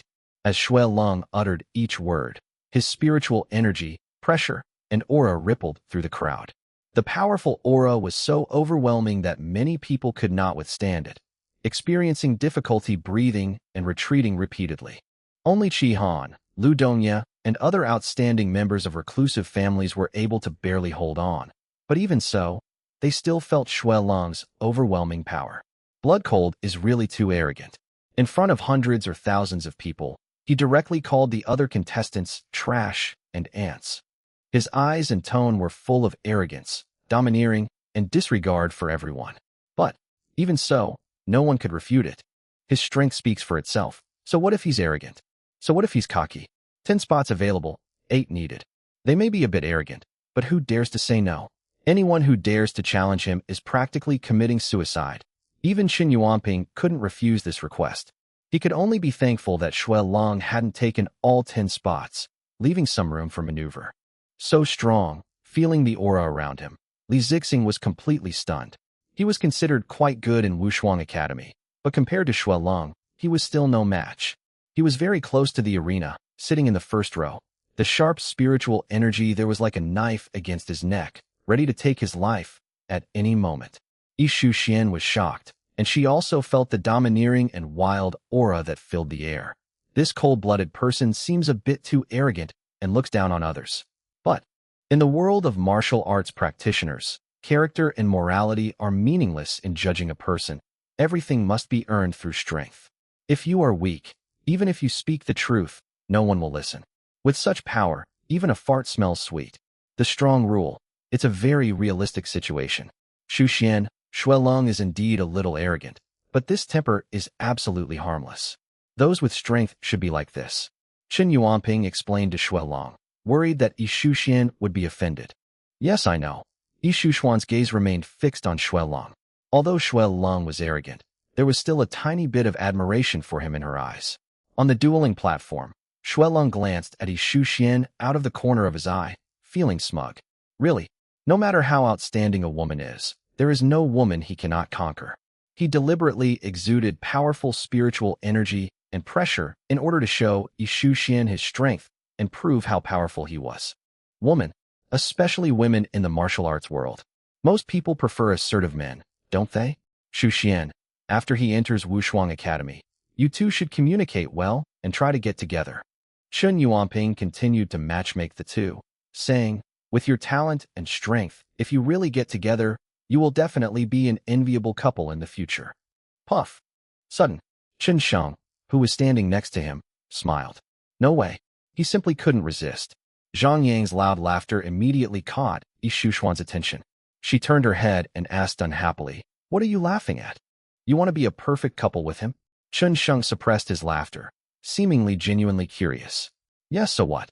What does it have to do with laughing with you?" Yi Shushuan's face was full of sarcasm and disdain. They were both here to participate in the selection, but Xuelong dared to go on stage in a high-profile manner and domineeringly announced that he wanted 8 spots. And this Chen Sheng, who had been praised to the skies by Lu Feng and was even more monstrous than a demon, now only dared to sit below. She sneered at such a person, feeling nothing but indifference, contempt, and ridicule. It's like this. I do think you're quite good-looking. Although I'm not interested in you, you shouldn't be looking for a dead person as a partner, don't you think?" Chen Sheng said with a playful, relaxed, and unrestrained tone. Chapter 349, Don't Make a Mistake. Dead. Yi Shushin frowned.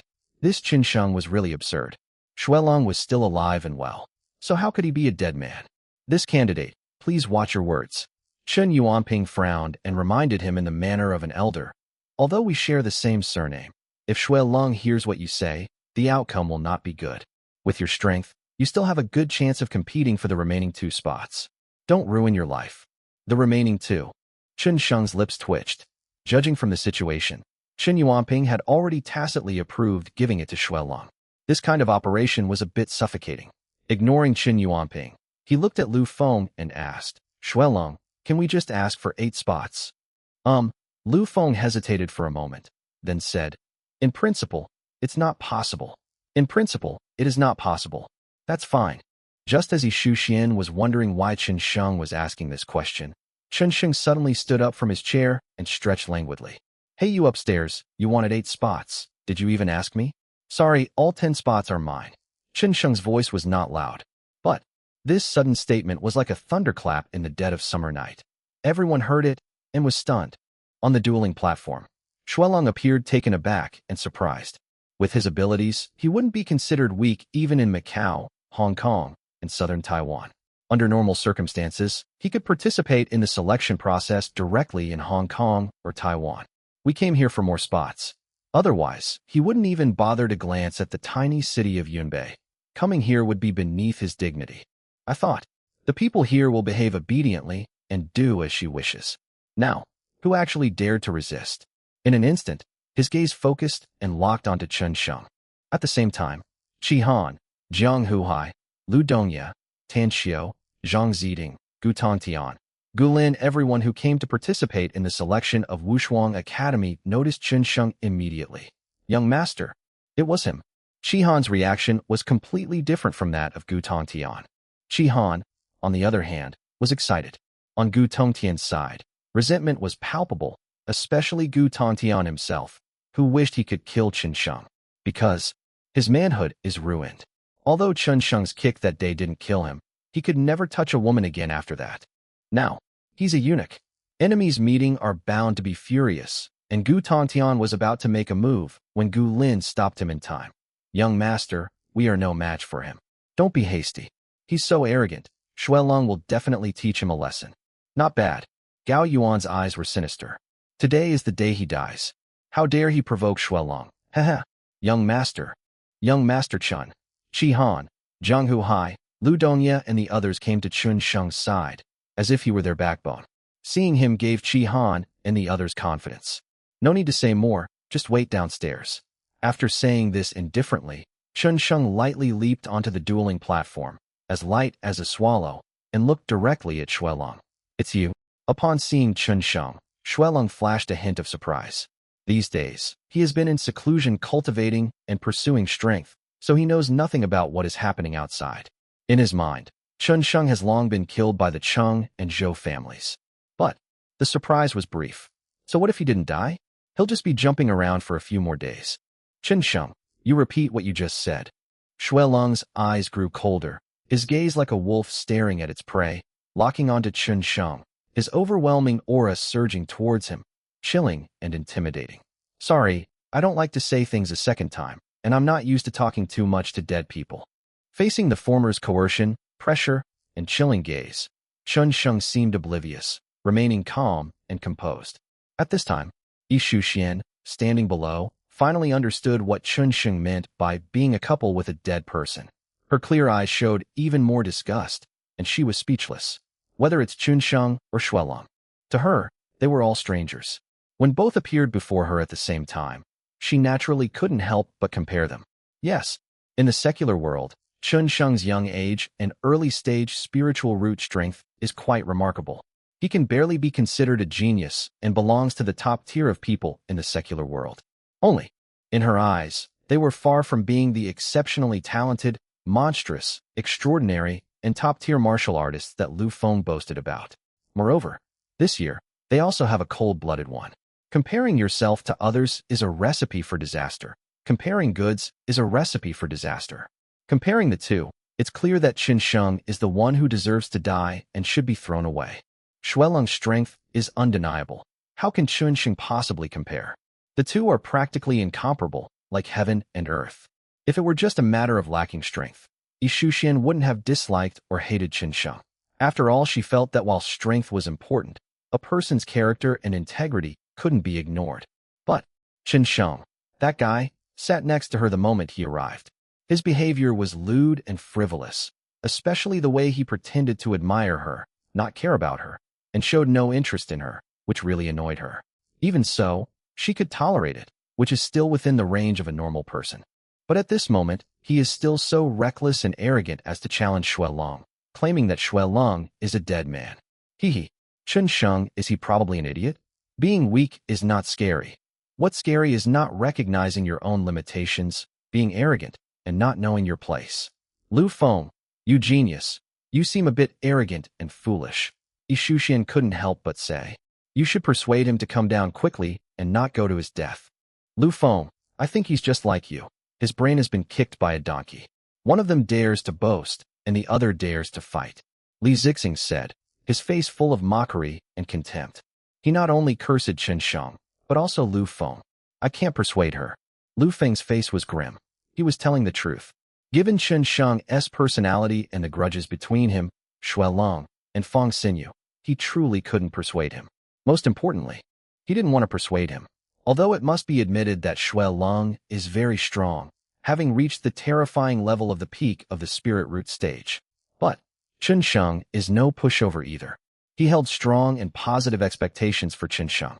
Honestly, compared to Xuelong's aloofness and superior attitude, he preferred Chun Sheng. Although Chun Sheng was arrogant, at least he was approachable and didn't look down on people. Challenging someone at the peak of the spirit root stage while only having a basic spirit root is indeed a bit foolish. If you can persuade him, you should try to talk to him.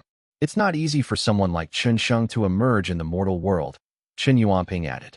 Chapter 350 Fatal Punch. Teacher, I really can't persuade him. Besides, I think Chun Sheng isn't necessarily going to lose. Lu Feng smiled bitterly. He really couldn't persuade him, and he really felt that Chun Sheng might not lose. Haha, Lu Feng, are you crazy? What do you mean he doesn't necessarily have to lose? Do you really think he has a chance to win? Li Zixing was laughing so hard, he was almost convulsing, his stomach hurting a little. I think you're obsessed with getting credit, aren't you? Still dreaming of the future. Snort. Qin Yuanping snorted coldly, also feeling that Lu Feng had gone too far. Even though he had a good temper, Lu Feng's repeated attempts to fool him were still making him quite unhappy. How come I never realized before how stupid and ignorant my disciple was? Does it mean we have to lose? As an elder and senior who has lived for decades, Qin Yuanping still doesn't understand how big the difference is between the peak of the spiritual root stage and the initial stage. The difference between the two. A chasm. Teacher, Lu Feng wanted to say a few more words for Chun Sheng, but seeing that Qin Yuanping was really unhappy, although he felt extremely aggrieved, he dared not say anything more, only hoping that Chun Sheng could prove himself, not only for myself, but also to prove him right. At the same time, on the dueling platform, Xuelong remained aloof and indifferent, but his eyes now held an extremely intense and terrifying killing intent. Originally, I would have wanted to kill you a long time ago, since you, an ant, wouldn't have survived to this day. But after thinking about it, I realized that you and I are from different worlds, and killing you would only dirty my hands. But now I really want to kill you. Don't you have a lot of followers? The Chi family, the Liu family, and even that little girl from the Uya family are somewhat interested in you. I want to know what they will think when they see you humiliated, down on your luck, and trampled under my feet. You talk too much nonsense. Chun Sheng pulled a small wine flask from his pocket, took a sip of wine, and revealed a carefree and comfortable expression. But it doesn't matter. Keep pretending. I'll let you sleep in a bit. Shuelong narrowed his eyes, sneered arrogantly, and his eyes were filled with layers of cold light and killing intent. He glanced at Shu Xian below the stage, but did not make a move immediately. Anyway, Chun Sheng is going to die. Before he died, he became a prop for picking up girls, so his death was worthwhile. Chun Sheng, didn't you want revenge? I'll give you a chance. I'll stand still and let you make the first move. If you can hurt a single hair on my head, I'll spare your life today. Shuelong said arrogantly, his nostrils flaring in the air. Having absolute strength, he didn't take Chun Sheng seriously at all. He didn't even need to use the katana at his waist to kill Chun Sheng. Stand still. Chun Sheng was taken aback and somewhat surprised. He never expected Shuelong to say such a foolish thing. In a battle between strong people, striking first would greatly increase the chances of winning. But Shuelong actually let him strike first while he stood still. That's way too arrogant. What? You don't dare? Shuelong said in a deep voice. If you don't dare, then you'd better kneel down obediently and accept your death. Are you sure you want me to make the first move? Chun Sheng asked. I have cold blood. Why would I need to deceive you scum of the secular world? Shuelong was incredibly arrogant, acting as if he were the best in the world and invincible. His arrogance was extreme, even more so than anyone else in the arena. But the area below the arena was quiet, because Shuelong was too strong. They dared not discuss or debate him. No matter how arrogant or domineering he was, they had no right to comment. Shuelong's every move was a complete disregard, belittlement, and humiliation of Chun Sheng, showing utter contempt for him. Chi Han, Jiang Huhai, Zhang Ziding, Tan Xiao, and others felt extremely angry. So proud. Shu Xian frowned slightly. Shuelong's cold words and actions made her feel a little disgusted. As a strong person, pride and confidence are not a problem. But the repeated insults that dragged Chun Sheng and the secular world into the insults were disgusting. Hurry up, my time is precious. I'll give you 10 more seconds. If you don't make a move, I will. Shuelong was getting impatient. He was naturally short-tempered and not someone who could tolerate things. All right, since you've invited me so sincerely, I'll reluctantly oblige.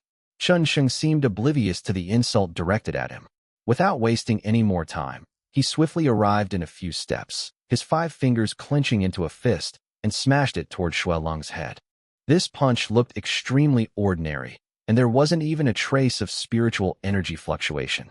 Below, recalling Shu Xian, Chun Yuanping shook his head in disappointment. Really, this Chun Sheng has been overhyped by Lu Feng. Judging from this punch, he wasn't even at the early stage of the spirit root realm. They even began to doubt whether Chun Sheng's displayed level of cultivation was faked. He really is trash. Li Zixing sneered. They already thought Chun Sheng was a bad person, but they didn't expect him to be even weaker and worse than they imagined. Shu Xian really didn't know where Chun Sheng got his arrogance from, daring to ask for 10 spots and challenge Shuelong. Although Shuelong is somewhat repulsive, at least he has strength, right? Mr. Chun, what is it? What's going on? Lu Feng was also puzzled, because Chun Sheng's punch seemed far too simple. One shouldn't underestimate someone like Shuelong. While they looked down on him, Shuelong on the dueling platform suddenly frowned, his eyes flashing with vigilance and horror. He actually sensed danger from Chun Sheng's punch. Deadly danger. This is absolutely not an illusion. At his level, it is extremely rare for him to have illusions, especially in life or death battles. The possibility of having an illusion is 0. How could that be? Shuelong couldn't understand what was so terrifying or fatal about Chun Sheng's punch, but as the fist drew closer, he became increasingly horrified and his hair stood on end. The sense of danger was all too clear. It felt as if that punch could pulverize him. What appeared to be an ordinary punch contained the force of a mountain or a sea. Having lived for over 20 years, this is the first time. For the first time, Shuelong felt such a deadly and terrifying danger. Just as that punch landed, at the critical moment, Clang, blood cold, who had agreed to stand still, made his move. He didn't just make a move. He even drew the katana tucked into his waistband. His earlier promises, boasts, and arrogance were completely forgotten in the face of life and death, becoming utter nonsense. He reacted almost reflexively, drawing his sword with the speed of a bright lightning bolt streaking across the night sky, dazzlingly bright. Chapter 351. One drop falling. Shui Long made his move, and the blindingly bright blade light was clearly visible even in broad daylight. Gu Tongtian, Gu Lin, Li Zixing, and the others were stunned, surprised, and bewildered. They couldn't understand why Shui Long would suddenly break his promise and contradict himself so blatantly. What happened to not moving? Wasn't he arrogantly suggesting that Chen Sheng make the first move? Are you trying to fool people? This, Qin Yuanping was also speechless. If she didn't want to back down, why say those things? Why not just attack directly? He knew Yi Shushuan's personality well. Because of some experiences, Yi Shushuan hates people who break their promises and go back on their word the most. He glanced at Yi Shushuan out of the corner of his eye. Really? Her eyes were filled with disappointment, her brows furrowed slightly, and her impression of Shui Long plummeted, almost giving rise to a feeling of disgust. Even so, the others were only slightly annoyed and didn't think much of it. After all, it was a martial arts competition, and there was no such thing as giving someone an advantage in a martial arts competition. After a brief moment of shock, he was already astonished by Shui Long's slash. The bright and dazzling slash was filled with overwhelming killing intent, like a raging waterfall. A flash of white light appeared, and in that domineering instant, the 5-meter-high arena beneath his feet had already cracked. A crack appeared in the middle, spreading continuously, sinking 2 or 3 meters deep. That was just a burst of sword energy that cleared the way. Such a scene truly shocked everyone. At the same time, in the blink of an eye, when, the next second, a strange, ear-piercing sound suddenly rang out, exploding in everyone's ears, followed by a dazzling white light and a flurry of flying sand and stones. The once smooth arena became pitted and uneven, with stones flying up as if shoveled up, then falling back down one by one, creating a cloud of dust. The situation on the dueling platform was no longer clearly visible. All the people below could feel was the chilling, murderous, and domineering aura of swords that permeated the air. What a powerful strike! Hundreds, even thousands, of martial artists, as well as the seniors and experts from martial artist families, were all completely shocked by that single strike. If it were me, I would surely die by this blade as well. There must be martial arts techniques involved. Qin Yuanping's scalp tingled. This strike had once again shattered his understanding of Shui Long. Blood coldness was much stronger than he had imagined. I'm afraid he's probably already strong enough to fight someone at the Spirit Sea stage. Zhang Ziding was thrown off his chair by the terrifying blade, covered in dust. He got up from the ground, his eyelids trembling, too shocked to say anything. Yi Shushuan was still sitting, but she looked a little disheveled, with dust on her long dress. She was also shocked. I wonder how Chen Sheng is doing. Lu Feng's expression was gloomy. This Shui Long is a bit too strong. Can Chen Sheng withstand it? What can happen? Of course he's dead. How could such trash withstand a single blow from brother Shui Long? Gu Tongtian felt a surge of satisfaction, as if he had avenged a great grudge. He stared gloatingly at the dueling platform, his eyes glued to it. He just wanted to see Chen Sheng's life as soon as possible. This includes Gao Yuan, Gu Lin, the Yun family, and the Chung family. I've already started imagining Chen Sheng's ugly, disgusting death. Young master, Chihan's face was grim, and he was nervous. Tan Xiao, Zhang Ziting, Jiang Huhai, and the others were also tense, their hearts almost stopping, extremely nervous. Oya Qinjiu and Lu Dongya felt the same way. To be honest, Chen Shengren was a good person, and they didn't want him to die so suddenly and unexpectedly. Around the arena, everyone was intently watching the center of the dust storm, waiting for the outcome. Although, most people could already imagine that the arrogant Chen Sheng was either seriously injured or dead, but they still wanted to see it with their own eyes. Gravel and dust slowly settled to the ground. As time ticked by, on the dueling platform, suddenly, a figure flew out of the dust, like a stone that had been thrown up, and landed heavily on the edge of the arena. That person, he had no knife in his hand. His body was covered in blood and gore.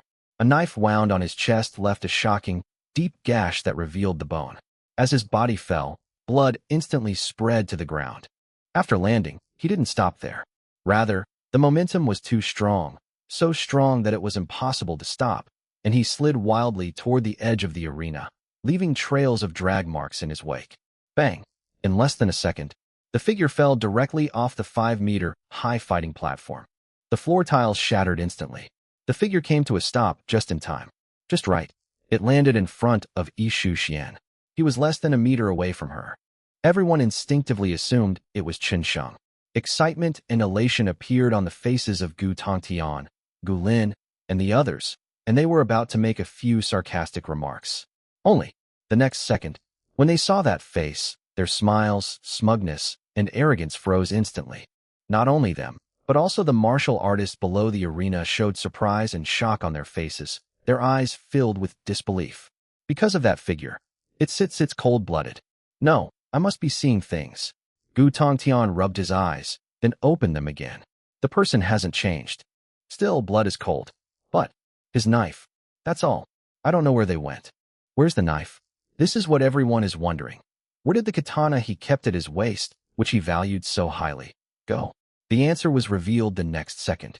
In the smoke and dust, another figure appeared, holding a knife in his hand. A Japanese katana, already stained red and dripping blood. Blood, dripping from the blade, fell drop by drop, like raindrops, soaking the dueling platform. Chen Sheng. Upon seeing this figure emerge, some people who were familiar with Chen Sheng, knew him, or had heard his name instinctively uttered those 3 words. For a moment, the horror in everyone's hearts was beyond measure. What happened? Blood cold. Did we lose? Ah. Amidst the horror, silence fell over the crowd, broken only by Xue Long's screams and howls. He lay curled up on the ground, his entire body trembling, as if enduring immense, unbearable pain. The shrill, ear-piercing scream sent chills down one's spine. Even just listening to it, one could feel the pain he was enduring. At this moment, everyone noticed that there was not only a knife mark on his body, but also a hole on his left shoulder. It was a very obvious hole, a glaring and bloody hole. Chapter 352 didn't perform well. The bloody hole seemed to be connected to some major artery, bleeding continuously and quickly staining the floor red. At this moment, Xue Long was utterly wretched. Qin Yuanping's eyes were bloodshot, his mind was blocked, and his heart felt like it was about to explode.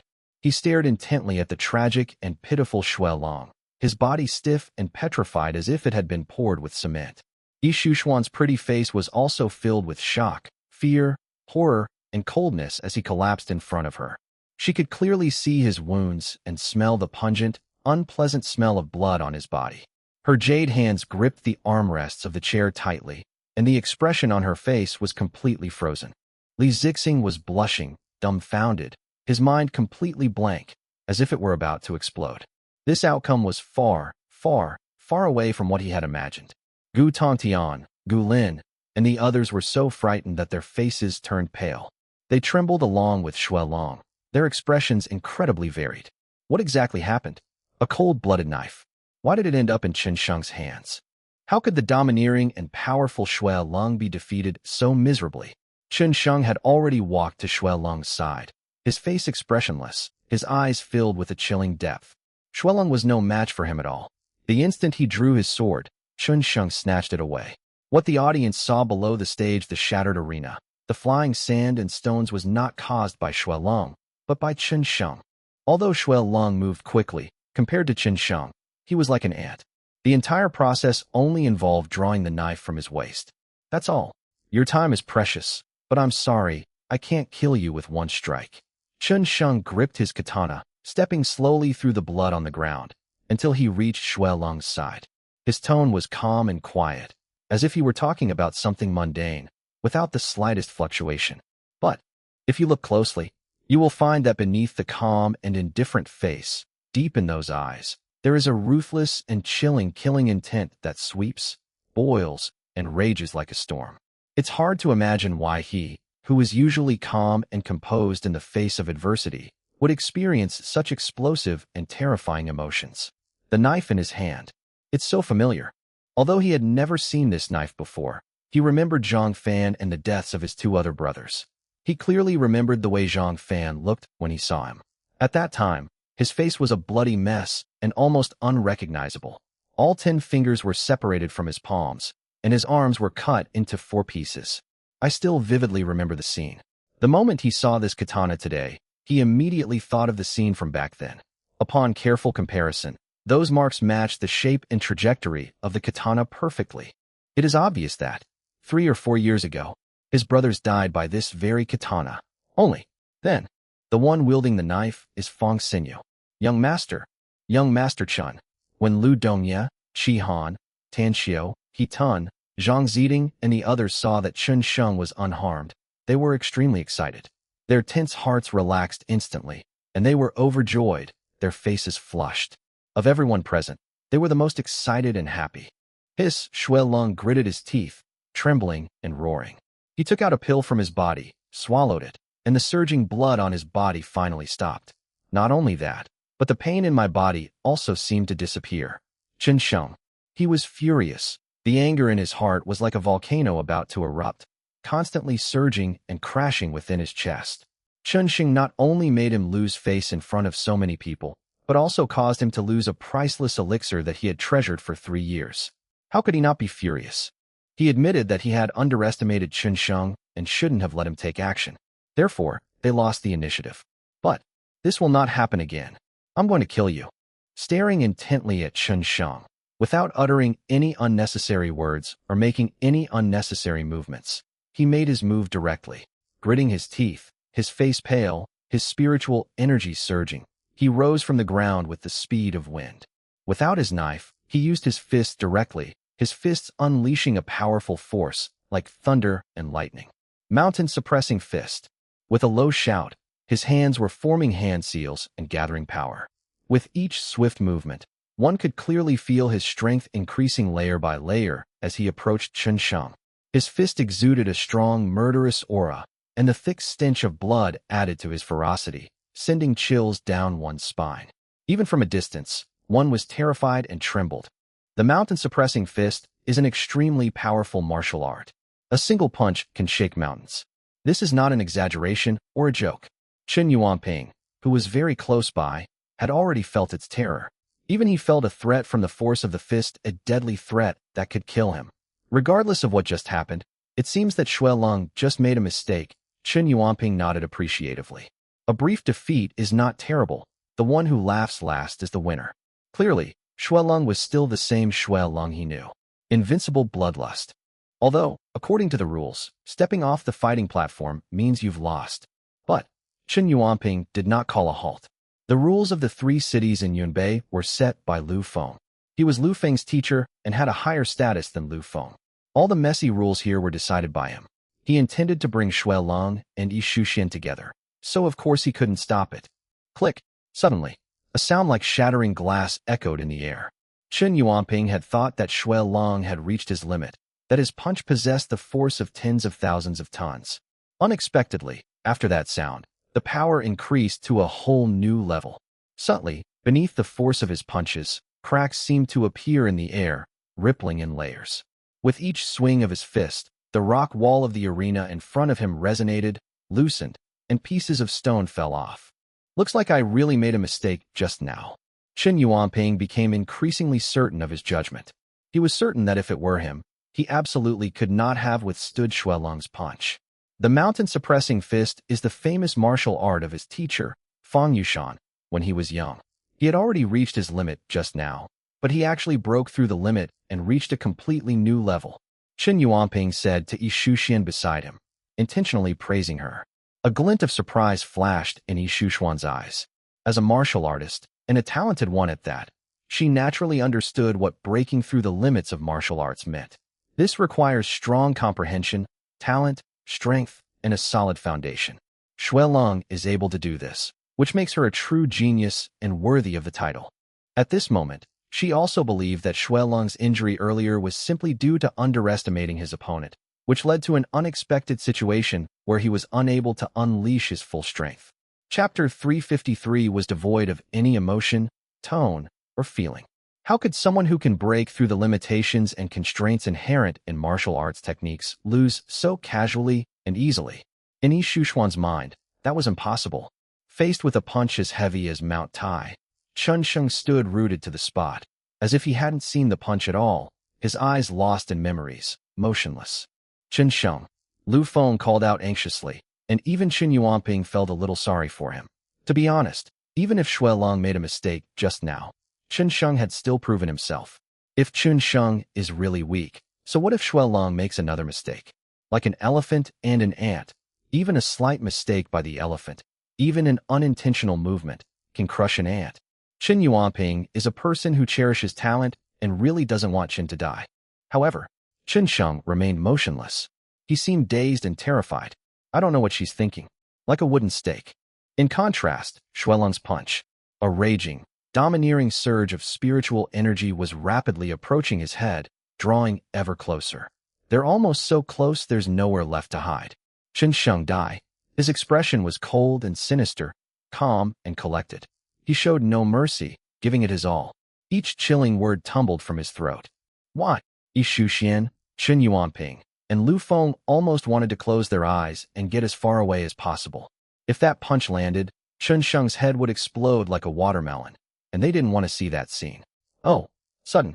Just as they were about to close their eyes, Chen Sheng, who had been standing there in a daze, suddenly raised his head, his eyes, devoid of any emotion, fixed on Xuelong's face.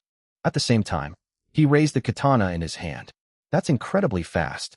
Almost 1/10 of a second. He raised his katana and clashed it with Xuelong's fist. Boom! Knife and fist collided. The next second, blood splattered, and 5 fingers were clearly visible, flying through the air and landing. A cold-blooded, ferocious fist. Only one hand remained. A hand was covered in blood and gore, a complete mess. All of this happened almost in an instant. The speed was too fast. Xuelong's fist was directly dismantled by the katana. Not only was it dismantled, but his 5 fingers were also precisely and quickly severed by the sharp katana, like 5 broken bamboo stalks falling to the ground. But Chen Sheng's knife did not stop, and it went straight for Xuelong's Adam's apple. Xuelong felt ice cold all over, as if he had fallen into an ice cave. The feeling of death enveloped him once again. He was locked onto by a powerful, invincible, and unreasonable spiritual energy. He couldn't escape it even if he wanted to. He had no time to pay attention to the pain in his hand. All that remained in his heart was despair for death. He couldn't imagine it. Chen Sheng is so strong.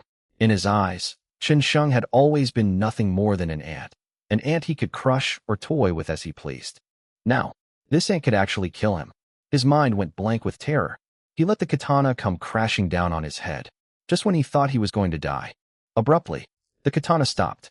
It stopped less than 0.01 millimeters from his neck and Adam's apple, where a few hairs had been cut off and fallen. But his skin and flesh were not damaged in the slightest. Blood ran cold for a moment. A feeling of relief and survival welled up within me. The proud and aloof man felt his legs go weak as he faced his own katana. He knew clearly that if Chen Sheng wanted, this strike would be enough to sever his head, cut him off, and send him to hell, making him utterly dead. But Chen Sheng stopped. It stopped without warning, unexpectedly. He wasn't killed. A meter away, Chen Yuanping's eyes were wide open. He almost forgot how to blink. His breathing became more and more rapid, as if he would die the next second if he didn't breathe so fast and rapid, his chest rising and falling like waves. This scene was absolutely horrifying. Xuelong's punch had already broken through the limits of the Jinshan fist. Even a martial artist who had just entered the Spirit Sea stage might not be his match, and Qin Yuanping was absolutely unable to withstand it. But not only did Chen Sheng withstand the attack, but he also struck first, severing his blood-cold fingers, and that's not all. It can even kill it. What does this mean? This shows that he was no match for Chen Sheng either, which means that Chen Sheng, a martial artist in the secular world, was much stronger than Xuelong, and by a significant margin. Is Thesis this really a martial artist at the early stage of the spirit root realm? That's unbelievable. If you hadn't seen it with your own eyes, who would believe it? Who would dare to believe it? Yi Shushuan's stunningly beautiful face was frozen in time. Her clear pupils now held only the image of Chen Sheng, wielding a katana. In my mind, I repeatedly recalled the circumstances of my encounter with Chen Sheng and the words he had spoken. When she first met Chen Sheng, she thought Lu Feng was bragging. Chen Sheng was just a barely passable martial artist, and he was very arrogant and self-righteous. He clearly had his eye on her beauty, but he pretended to admire her like a pretty face. Now it seems, these are just her thoughts, nothing more. Pack. With Chun Sheng's abilities, does he need to pretend? Does he need to be interested in a woman like her? Now it seems that it wasn't Chun Sheng who was arrogant and self-righteous, but her. Her mockery, disgust, and dislike must have made her seem like a clown in Chun Sheng's eyes. No wonder Chun Sheng couldn't help but laugh at her. If it were her, knowing that a blind person was sitting next to her, she wouldn't be able to help but laugh. In Chun Sheng's eyes, that Shui Long was indeed a dead man. Yi Shuxuan's slightly pale face was filled with self-mockery and self-satisfaction. Chun Sheng's figure was magnified infinitely in her eyes and mind. This man shattered her understanding of what a man could do. The perception of the strong. On the other side, Lu Feng clenched his fists, feeling nothing but excitement. Chun Sheng proved himself. This also proves that he wasn't bragging or lying. He was excited. Li Zixing was already trembling with fear, his face pale and horrified. Chun Sheng and Shui Long were very, very close to them. It's only a meter, or at most 2 meters. His blood was as cold as a wooden stake, standing there, his head a complete mess. The pain from the broken fingers on his hands made his face look extremely ugly, like a patient who was terminally ill. Besides the pain, all that remained was fear. The proud man, facing Chun Sheng, felt a profound, death-like despair. His legs went weak and trembled, and his state of mind was completely overturned. Kneel down. Suddenly, Chun Sheng spoke, uttering those 2 words without any emotion, tone, or feeling. Chapter 354. Are you sure about this? Do you still want to get involved? As soon as Chun Sheng said this, like the last straw that broke the camel's back, bang, blood cold was completely out of control, and he immediately knelt down. He had no choice but to kneel before Chun Sheng, whether he wanted to or not. Shui Long felt a chilling fear in his heart, but along with it came waves of rage. Today he had not only lost, but also lost face. When he arrived, he was arrogant and looked down on everyone present, considering them trash. He was aloof, cold, and disdainful of the people there. The higher he stood, the harder he fell. Surrounded by thousands of onlookers, he uncontrollably knelt before Chun Sheng. The raging fire in his heart truly indescribable. These thousands of people, well, that's one thing. And there were the women Chun Yuanping introduced to him. Honestly, Yi Shuxian is truly beautiful. He's seen countless beautiful women, but compared to Yi Shuxian, they all seem insignificant. All the beautiful women and celebrities he had met and been with seemed like sparrows before a phoenix in front of Yi Shuxian. He originally wanted to perform well and try to win over Yi Shuxian. Unexpectedly, he's so incredibly disgraced now. He's lost face all the way to the Atlantic Ocean. Not only that, his master, Fong Xinyu, is watching through a special live stream at this very moment. His current appearance. Will I disappoint my master? Shui Long thought about it a lot, but the facts were already there. He had lost, and that was that. Only, he didn't understand. Why didn't Chun Sheng kill him? He clearly saw anger and intense killing intent in Chun Sheng's eyes. He was puzzled. Chun Sheng sheathed his katana, stared coldly at Shui Long, and asked, I heard you say before that Fong Xinyu would watch your martial arts match live through special channels. Is that right? Yes. Suddenly, Shui Long seemed to understand why Chun Sheng didn't kill him. I wouldn't dare. He was absolutely afraid of Fong Xinyu and dared not kill her. Thinking of this, a cold, smug smile appeared on Shui Long's lips. Just then, his sneer had just appeared when Chun Sheng suddenly raised his katana and cleaved off Chun Sheng's right arm, which had lost all 5 fingers. Blood splattered everywhere, scattered all over the ground. Instantly, a deadly pain, worse than death itself, surged through him, and Shui Long let out a shrill scream that chilled the heart. Chun Sheng looked at Shui Long and said coldly, Fong Xinyu, did you see that? Back then, you used this very knife to kill my brothers. I'm giving you 1 minute. You'd better appear at the business university right now, right in front of me. If he doesn't show up every 10 seconds, I'll cut off one of his fingers. Chun Sheng's words were cold and devoid of any emotion, and the crimson katana in his hand dripped blood continuously. A pungent smell of blood permeated the air in waves. A blood-curdling scream, accompanied by Chun Sheng's voice, echoed throughout the entire playground. Countless people felt their scalps tingle and broke out in a cold sweat. They didn't know what Chun Sheng had gone through. They only felt that Chun Sheng at this moment was simply a demon king. Kunlun Mountain. Tianjin Peak. Fong Xinyu stared at the live stream on the tablet in front of her, her eyes icy cold.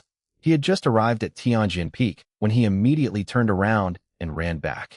After running a few steps, it suddenly stopped again. 1 minute. Are you kidding me? The closest point to Kunlun Mountain is so far from Yunnan that it would take at least an hour, let alone a minute. Chen Sheng, they're playing him. Chen Sheng. Fong Xinyu really wanted to call back and threaten Chen Sheng, or ask someone to save Shuelong, but there was no signal or network at Kunlun Su. Unable to connect with the secular world, he was able to watch the live stream through a special channel. You can only watch it. He was furious and his blood was boiling. Business University. 10 seconds later, Chen Sheng raised his knife and severed Shuelong's left thumb. Another 10 seconds passed. Fong Xinyu didn't come. Blood was freezing in my index finger. It was severed. Chen Sheng. At this moment, Qin Yuanping suddenly stood up. Since things have come to this point, he had no choice but to step forward. No matter what, he and Fong Xinyu were friends, and he had even taught Shuelong a few moves, making her 1/10 of his disciples. Plus, considering her status, he cannot stand idly by and do nothing about this. Chen Sheng shifted his gaze to Qin Yuanping. Chen Sheng, according to the rules, Shuelong has already lost. You are the winner. Although Qin Yuanping was unwilling, he had no choice but to announce the results of the selection. If we don't announce it soon, something terrible is definitely going to happen. He paused, and then he continued. You can't continue like this, stop. Oh. Chen Sheng stared intently at Qin Yuanping. Old Chen, I hope you won't interfere in this matter. Chen Sheng, you can't break the rules. There are rules for the selection process. Qin Yuanping said in a deep voice. I can't just ignore this. I hope you can be magnanimous and let him go. Breaking the rules? Chen Sheng sneered. He asked for 8 spots right away. Why didn't you say he broke the rules back then? You tried to kill me on your very first move, Elder Chen. Why didn't you say he broke the rules back then? Now that it's my turn, Chen Sheng, to break the rules. Chen Sheng's voice was extremely playful, yet within that playfulness lay murderous intent, ferocity, and savagery, along with a touch of absurdity. Mr. Chen, you have no idea what I've been through, yet you advise me to be more magnanimous. Do you think it's appropriate for you to say such things? Is this appropriate? Chen Sheng's words were sharp and insightful, leaving Qin Yuanping speechless, his face flushed, unsure how to respond. Even those who were just watching or participating in the selection process felt the same way. Even Yi Shuxian felt that Qin Yuanping had gone too far. Is it a case of the magistrate is allowed to set fires, but the common people are forbidden to light lamps? Before Qin Yuanping could speak, Chen Sheng suddenly raised his knife and chopped off his blood-cold middle finger. Accompanied by a spurt of blood, a domineering, uncompromising expression appeared on Chen Sheng's lips. Chen Sheng, will break what you call rules today. Anyone who tries to interfere will only face death. Mr. Chen, are you sure about this matter? Do you still want to get involved? Chen Sheng tried to be as polite as possible to Qin Yuanping.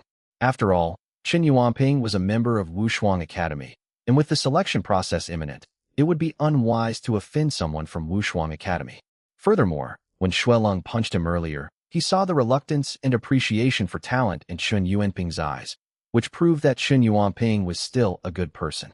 He was willing to give Qin Yuanping a chance, a choice. But if Qin Yuanping doesn't know what's good for him, then death is the only option. So what if we break the rules? So what if we offend Wushuang Academy? All he knew was that his brother cannot have died in vain. Chapter 355. This will not happen again. The entire playground, the area around the arena, the various families from the 3 cities of Yunbei, and the contestants were all stunned. Chen Sheng, is this a threat or warning to Qin Yuanping? Their faces were filled with shock and horror. Chen Sheng had repeatedly challenged their understanding and values. Grass. Even among the 36 earthly fiends, the top families wouldn't dare to be as arrogant, unrestrained, and haughty as Chen Sheng. Threatening someone of even higher status than Lu Feng, a big shot from Kunlun Su, is this courting death? The rules of Wushuang Academy. It's not something that can be broken so easily. Time seemed to stand still. Everyone seemed to have already seen Qin Yuanping go berserk and Chen Sheng die on the spot. They were all terrified and focused their eyes on Qin Yuanping. Like everyone else, Qin Yuanping remained remarkably quiet and silent. Stand still. His face flushed red, his anger barely concealed. If it were anyone else, Being forced into this position by a martial arts practitioner from the secular world, they would have already gone berserk, killed, and drawn blood. But this person is Chun Sheng. His strength is greater than Xuelong's, and he can't even beat Xuelong. In other words, facing Chun Sheng would be a certain death. He didn't dare to make a move. If he makes the wrong choice, Chun Sheng will definitely eliminate him along with him. Because he noticed the intense, storm-like anger and murderous intent in Chun Sheng's eyes. The rules of Wushuang Academy cannot be broken. After a moment's hesitation, Chen Yuanping finally spoke, his voice solemn and cold. What happened today will not be repeated. This is the last time. The martial artists present were completely bewildered by these 4 words. They were not fools or idiots. They understood the meaning of the sentence. Chen Yuanping. They've regressed. Faced with Chun Sheng's threats and coercion, he chose to back down. Everyone looked at Chun Sheng changed again and again. Their hearts were once again severely shocked. They simply couldn't imagine that a martial artist from Kunlun Mountain would actually back down. The president, vice president, and board members of the business and trade university were all shuddering. The university had hosted the selection of Wushuang Academy many times, and every time the people from Kunlun Su were high above and looked up to. This year, they actually gave in and bowed their heads. Chun Sheng is too domineering. Just how strong is he? Brush.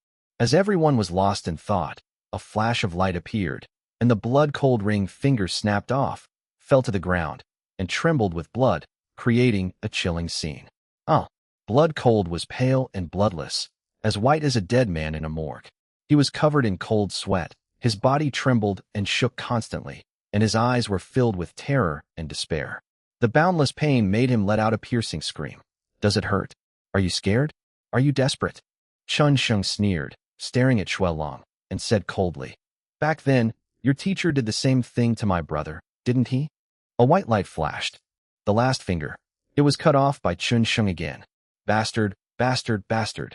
At the foot of Tianjian Peak in Kunlun Mountain, Fong Xinyu, consumed by rage, roared and smashed a boulder with a single slap, his pupils filled with blood and killing intent. He has always treated Xuelong like a son, and over the years, he has worked diligently to raise him to where he is today. It can be said that Xuelong was the culmination of his life's work, even more precious to him than his own son. Now, he could only watch as Xuelong's fingers were chopped off one by one, unable to help or get to the scene. His heart was bleeding, and he was burning with rage. Fong Xinyu, if you witness this scene, then please wait at Heavenly Sword Peak for me to come and take your dog's head. On the flat panel display, Fong Xinyu witnessed Chun Sheng raise his katana, slice across the cold, bloody neck, and sever his artery. In less than half a minute, Xuelong collapsed in a pool of blood, completely dead and lifeless. Good, good, good. Fong Xinyu smashed the tablet to pieces, angrily shouting, Good, 3 times in a row. Chun Sheng, I'll be waiting for you at Tianjian Peak. I failed to kill you 3 years ago, but this year, I'll annihilate you completely. A ferocious glint flashed in his eyes. Business University, below the competition stage. Blood is cold to death. Died cleanly and decisively. There was absolutely no suspense. The area around the square was quiet and still. Chun Sheng discarded the blood-stained katana. One kick. Step on it to break it into 2 pieces. Immediately, he took out the wine flask from his pocket again, pointed the spout downwards, and gently sprinkled the wine onto the ground. Brothers, did you see that? I won't let a single one of those who killed you go. Chun Sheng looked up and took a big gulp of wine. The strong, knife-like liquor scraped his throat, leaving a fiery sensation that cleansed his internal organs. The murderous intent and anger in Chun Sheng's eyes dissipated completely with that sip of wine, and he calmed down. The anger I felt just now never materialized. Yi Shuxian was stunned. She suddenly felt that Chun Sheng was a very strange man. There was a strange sense of vicissitude in his eyes that a young man should not have. What had this man been through? She felt a slight curiosity about Chun Sheng. At the same time, suddenly, Chun Sheng turned to look at her. Before, I said you shouldn't choose a dead person as your soulmate, but you didn't believe me. So do you believe me now? Yi Shuxian dared not look Chun Sheng in the eye. She bit her lip, her pretty face slightly flushed. Even her eyes held a hint of grievance. Right, I feel so wronged. Even if she made a mistake in her judgment and misjudged the person. Even if she felt ashamed for looking down on and despising Chun Sheng.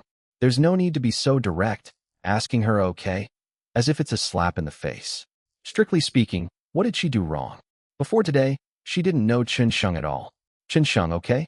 Although Lu Feng had praised him a few times, who would have thought that someone in the early stage of the spirit root realm could be so strong? Besides, any woman would find it annoying and infuriating to have a strange man sitting next to her with such a direct gaze and frivolous actions, right? Yi Shushuan's face burned. She wished she could disappear into the ground. But she is proud. Faced with Chen Sheng's question, she stubbornly raised her head, suppressed her racing heart, and looked him straight in the eye. I was wrong. I was the one who looked down on me just now, okay? Are you satisfied now? Are you happy now? She bit her red lips lightly, feeling wronged. After saying all this, she actually cried? Yes. Chen Sheng wasn't mistaken. Tears welled up in Yi Shushuan's eyes, but she quickly wiped them away, feigning stubbornness. Chen Sheng was speechless, stunned for a moment. He didn't think that much about it, nor did he consider who was right or wrong. From beginning to end, he never felt that Yi Shushuan was wrong to dislike him, or rather, he never cared about Yi Shushuan's attitude towards him. Unexpectedly, a casual question. The reaction was surprisingly strong. Chapter 356. More than just no disappointment? Women's emotions can change in an instant. Chen Sheng felt embarrassed. After a wry smile, he put away his frivolous manner and tried to be proper, saying solemnly, I'm sorry, I was presumptuous.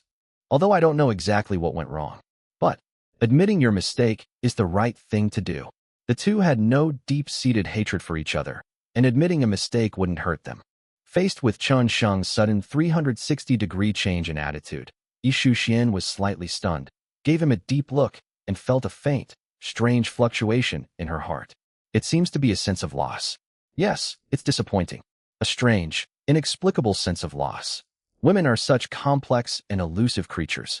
If you look at her more often, pay more attention to her, and treat her well, she will feel annoyed, frivolous, and disgusted.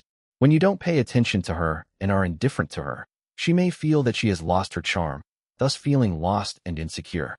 Yi Shushuan felt the same way. Her heart was filled with complex emotions at that moment. After the apology, Chen Sheng steered clear of this unpleasant topic, looked at Lu Feng, and said with a faint smile, Professor Lu, how was it? I haven't disappointed you, have I? No. Lu Feng clenched his fists, his body trembling with excitement.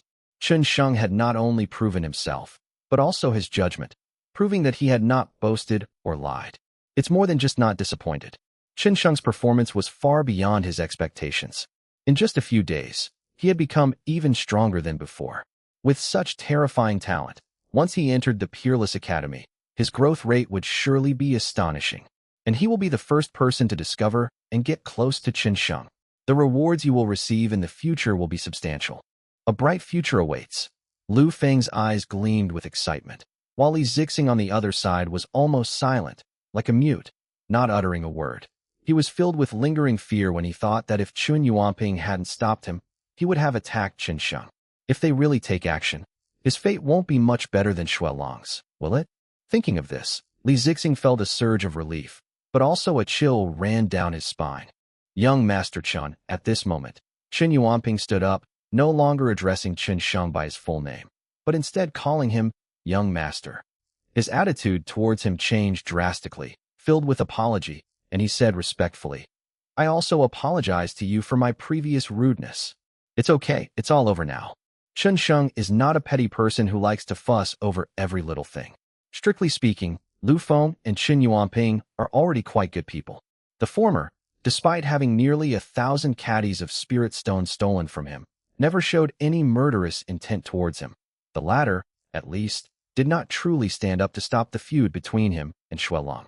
Seeing that Chen Sheng was so magnanimous and did not pursue their previous words, Chen Yuanping breathed a sigh of relief and glanced at the dazed Li Zixing. Why don't you apologize to young Master Chen? Li Zixing trembled and hurriedly said, Young Master Chen, I'm sorry, just now I was wrong. Chen Sheng smiled faintly, too lazy to pay him any attention. Li Zixing was a complete idiot and a petty person. The two of them were destined to be from different worlds and would not have much interaction in the future. Faced with Chen Sheng's disregard, Li Zixing was extremely displeased, but he could only lower his head and remain silent, not daring to say a word. A moment later, the president, vice president, and board members of Yunnan University of Commerce and Trade all rushed over to congratulate Mr. Chun. The cold, bloodless corpse was dragged away. The site was cleaned up completely, leaving no trace. Young Master Chun, all 10 spots are yours. I'd like to ask how you plan to use them. Chen Yuanping then asked. 10 spots available. Chen Sheng certainly couldn't use that many by himself. I want to bring a few people with me to Wushuang Academy. Qi Han, Liu Qingyu, He Tun, Tan Xiu, Zhang Ziding, Lu Dongya, and Zhang Huhai. Chen Sheng named these 7 people, making a total of 8, including himself. Chen Yuanping glanced at the group. Apart from Lu Dongya, Qi Han, and Oya Qinjiu, the others were indeed quite weak. The weakest, He Tun, was not even at the Qi refining stage, but was only at the Grandmaster level in the secular world. Even his legs seemed to have some problems, and he was using crutches. Zhang Huhai, on the other hand, is beyond the age limit of 30. What's wrong? Is there a problem? Chen Sheng asked when he saw Chen Yuanping remain silent. No, since you've agreed to 10 spots, then it's naturally up to you. Chen Yuanping said. By exchanging 10 spots for a prodigy like Chen Sheng, who can fight beyond his level and possesses formidable strength, Wushuang Academy doesn't lose anything. In fact, it gains. Moreover, it's a huge profit. Upon hearing Chen Yuanping's agreement, Qi Han, Oya Qinjiu, He Tun, Zhang Huhai, Tan Xiu, and Zhang Ziding were all thrilled. They had never imagined that one day they would be able to go to the legendary Kunlun Mountain. They were extremely excited. At the same time, I am filled with gratitude for Mr. Chun. Zhang Huhai is even more grateful for the choice he made back then. Are there 2 spots left? Chen Yuanping asked again after having someone write down the names of Qi Han and the others. You can handle the remaining 2 spots. I have only one request. Chen Sheng pointed to Gu Lin, Gu Tongtian, Yun Zhongjuan, and their group. They cannot participate in the remaining 2 spots. Okay, don't worry, it definitely won't happen. Although he was unaware of the grudge between them, Chen Yuanping nodded and agreed without hesitation. After careful consideration, they still felt that the 2 spots shouldn't be wasted, so they decided to do some more selection and give others a chance. Taking advantage of the selection time, Lu Feng did not stay with Chen Yuanping and the others any longer. His tall figure walked straight towards Qi Han and the others. Lu Feng needed to explain some things and pick up their information, so he followed behind Chen Sheng. Yi Shuxian stared blankly at his back, her heart churning. Since he apologized, he really hasn't looked at her again, as if he's invisible, leaving her feeling empty inside. Am I really just a pretty face in your eyes? Yi Shuxian's pretty face flushed red, and she murmured to herself, her hands tightly gripping the hem of her skirt. She had never been in a relationship or had a boyfriend, but at her age, she couldn't shake off the woman's desire to be pampered by the opposite sex. However, it's difficult for men she's met before to stir her heart or evoke any emotional response. But today, Chen Sheng caused her emotions to fluctuate constantly. Bastard, if you treat me like a pretty face, why did you say it's a waste to have a dead person as a partner? Why did you have to flirt with me? She bit her lip and muttered to herself. Facing Chen Sheng, Yi Shuxian had to admit that. I'm smitten. The remaining 2 spots have given many people hope, and the selection process continues.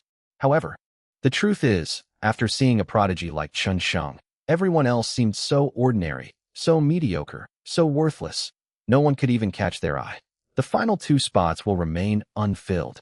Chapter 357. Just now, you saw murderous intent in your eyes? You wanted to kill me? The selection process for the Peerless Academy. We have always believed in quality over quantity.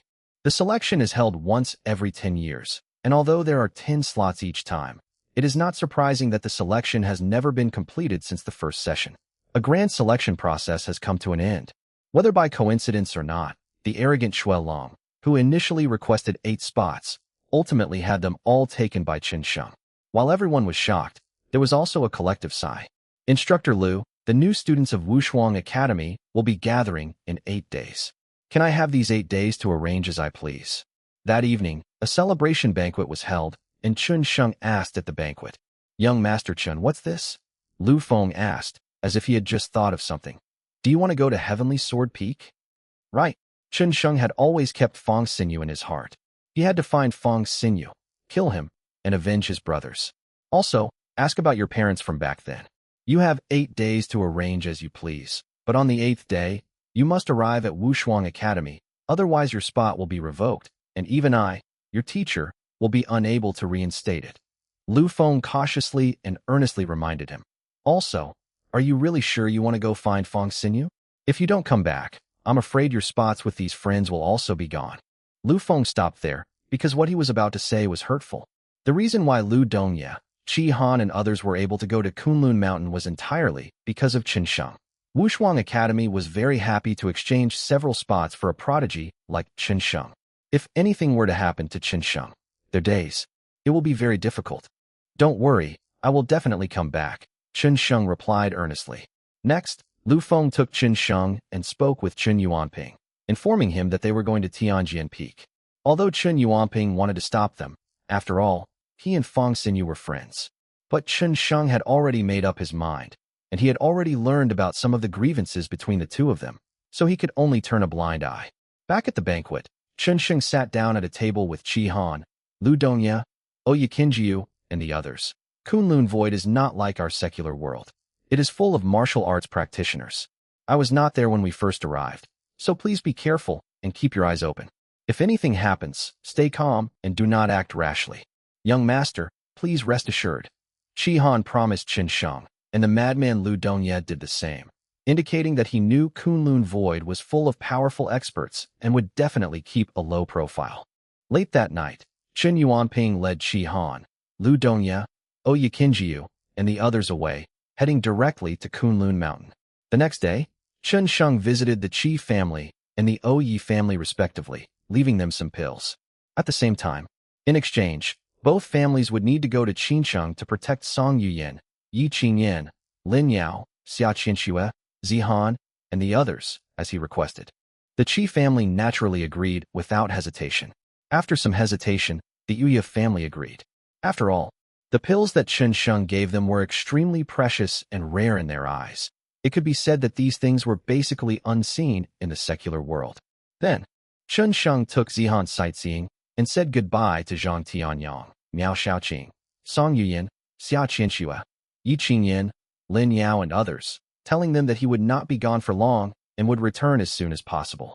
As the sun sets, its afterglow spills across the earth. Qin Sheng then escorted Zihan home and boarded a plane, heading straight for Hong Kong. Hong Kong is the leading city among the 6 cities of Shangwu Province, primarily because it is connected to Kunlun Mountain. Hong Kong has a vast territory, with most areas covered by rolling hills, which are known as the Kunlun Mountains. The mountain range deep within the Kunlun Mountains is connected to the Kunlun Void. The outer area of Kunlun Su has an extremely complex terrain. Without a powerful guide, one can easily get lost or even die along the way. Qin Sheng held the map given to him by Lu Feng. The map only showed a part of Kunlun Mountain, with the shortest and most suitable routes for Qin Sheng from Xiangjiang City to Tianjian Peak and from Tianjian Peak to Wushuang Academy. Qin Sheng only had 8 days. Without delay, after arriving in Hong Kong, he followed the map straight to Kunlun Mountain. After entering the depths of Kunlun Mountain and reaching the border with Kunlun Su, he clearly sensed that the concentration of spiritual energy here was indeed much higher than in the mortal world. More than 10 times. Along the way, he saw many flowers, trees, and herbs he had never seen before, and even some strange-looking animals in the deeper parts of the area. Nourished by spiritual energy, the previously ordinary wild beasts have clearly undergone varying degrees of mutation. Fortunately, Qin Sheng exuded the aura of a powerful figure, and even the fiercest wild beasts dared not attack him. Although the mountain road was rugged, Qin Sheng walked as if on flat ground. As the moon rose, Qin Sheng did not stop to rest, but instead increased his speed. At the same time, he became more vigilant and prepared to deal with any unexpected situations. This was a habit he had developed during his many years in the military. Whenever he arrived in an unfamiliar place, he would keep a close eye on the surroundings and try to understand the situation. Suddenly, he stopped in his tracks, because he saw 2 people ahead. The leader was a man, about 34 or 35 years old, with a short buzz cut and a muscular physique, as if he had been working out in the gym for years and looked extremely powerful. Behind him, a man, around 40 years old, followed closely. They were moving very fast, charging recklessly. Just as Qin Sheng saw them, the man in the lead ran straight towards him and bumped into him. The two of them immediately took 2 steps back. Before he could speak, the servant, who was over 40 years old, glared at him with murderous intent and looked extremely displeased. He then took out an axe and swung it at Chun Sheng's head. Chun Sheng reacted quickly, dodging the attack in a swift motion. Fortunately, he remained vigilant at all times. Otherwise, he might have been hit by that axe. Damn, you dodged pretty fast. The servant cursed arrogantly. Are you blind? Apologize to young Master Bu right now. Never mind, getting on the road is the priority. The leading man spoke, his voice deep and resonant. He didn't even glance at Chun Sheng before continuing on his way with his servants, their destination unknown. Watching the two figures retreat, Chun Sheng frowned, a murderous intent flashing in his eyes. It was clearly that man in his 30s who bumped into him. In fact, he stopped after noticing the two of them. So how could he have bumped into anyone? Unexpectedly, the servant actually wanted to kill him. Is Kunlun Void really this cruel? Chun Sheng muttered, then looked away. He didn't have much time to waste. Getting to Tianjin Peak was the priority. Stop. Sudden. He was just about to leave. The two people actually stopped. The leading man stared directly at him, frowned, and said in a low voice, "Just now, you saw murderous intent in your eyes? You wanted to kill me." Chapter 358, Too Lazy to Kill. Chun Sheng stopped. Indeed, he had just shown a tiny bit of murderous intent when someone picked up an axe to chop him down without saying a word. How could he not feel murderous intent? Moreover, he only showed murderous intent. He didn't actually make a move. Yes, Chun Sheng answered truthfully, his tone indifferent, without uttering any unnecessary words. Ha ha ha, young Master Bu, he wants to kill you? His servant suddenly laughed, as if he had heard the funniest joke in the world. Boy, don't you recognize my young master? Should I know him? Chun Sheng asked rhetorically. Yes, indeed, we should know him, the servant declared loudly and arrogantly. My young master's surname is Bu, and his given name is Jingfeng. Chun Sheng must have heard of the name Bu Jingfeng, and it is only natural that he had. After the servant finished speaking, he stared at Chun Sheng with an arrogant expression. Chun Sheng frowned. Silence fell. Kunlun Su. Even a servant or slave has such a high sense of superiority. I'm sorry, I'm from the secular world and just arrived at Kunlun Mountain. I really don't know anyone named Bu Jingfeng. Chun Sheng spoke frankly, without any unnecessary words. He was pressed for time and didn't want to waste any more. He turned to leave. Just then, Bu Jingfeng suddenly spoke, crossing his arms and looking down at Chun Sheng. So you're just an ant from the mortal world. I wouldn't even bother killing an ant like you. But you shouldn't have shown any murderous intent just now. I'll give you a chance. Apologize, admit your mistake, and then gouge out your own eyes before you leave. Bu Jingfeng was very arrogant. What he hated most was other martial artists showing murderous intent towards him. Normally, he would just kill such a person. He never spares those who want to kill him. Unfortunately, Chun Sheng was far too insignificant, far too small. The secular world? Hee. In Bu Jingfeng's eyes, the secular world was like gods to mortals utterly beneath his notice. Killing such people was too much trouble and dirty for him. And it's not easy for an ant to come into the world of an elephant, so he's willing to give it a chance to live. Chun Sheng ignored him, pretending not to hear, and turned to leave. Having just arrived at Kunlun Mountain, he wanted to keep a low profile and didn't want to take action. Moreover, time was limited, and he really didn't want to waste it. Young Master Bu, this looks like a coward. Bu Jingfeng's servant sneered and mocked. You don't need to waste your time with this trash. I'll go kill him. Spare his life, Bu Jingfeng said calmly. Just gouge out his eyes. Yes. Having received permission, the servant did not hesitate and immediately began to act.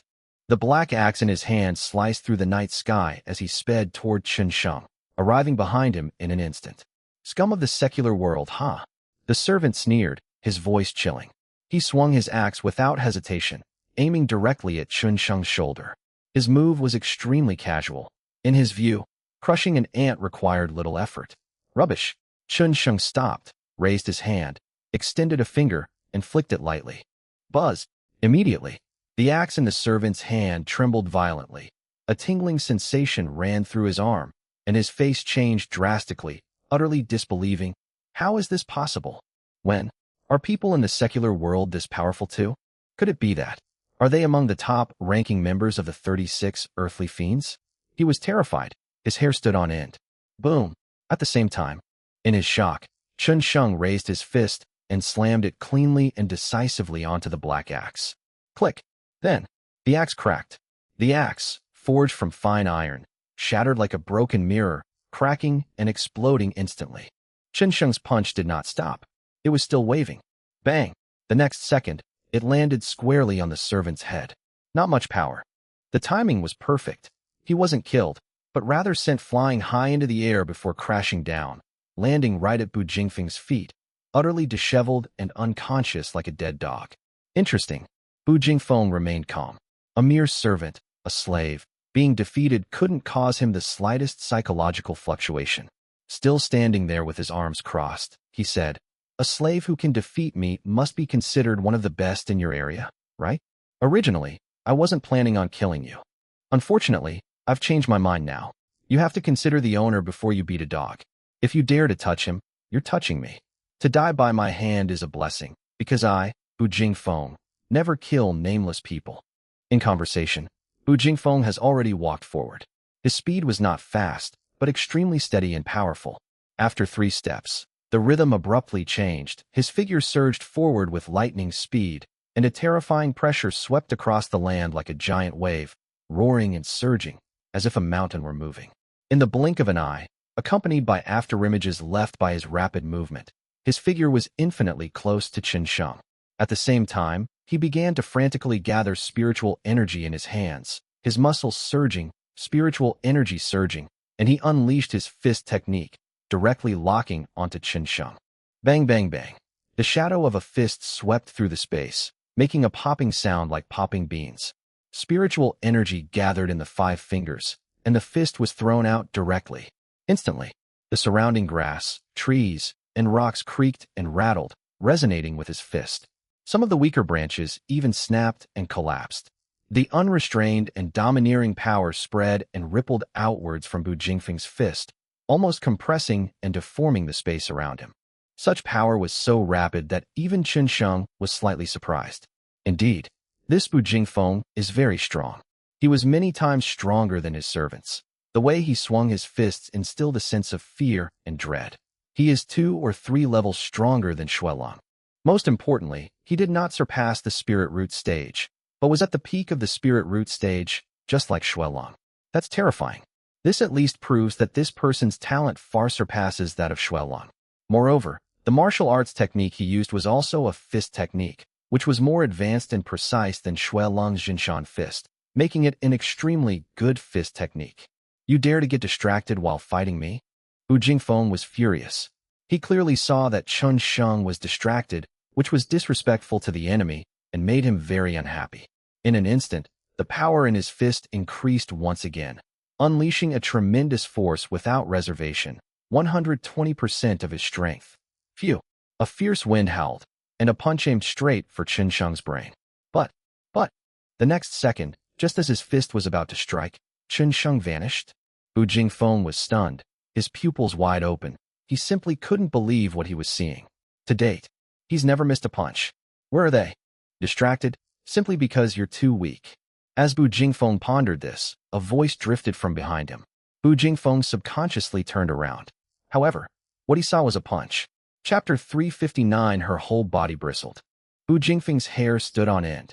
What came into view was a fist the size of a sandbag, soft and light, yet it gave him a strange sense of terror. But, with his extensive combat experience, he had no time to retreat or dodge. Almost instinctively, as if by muscle memory, he raised his fist and charged forward. Boom! The next second, the fists collided, producing a dull thud. Immediately afterwards, thump, thump, thump. But Chun Sheng took 3 steps back.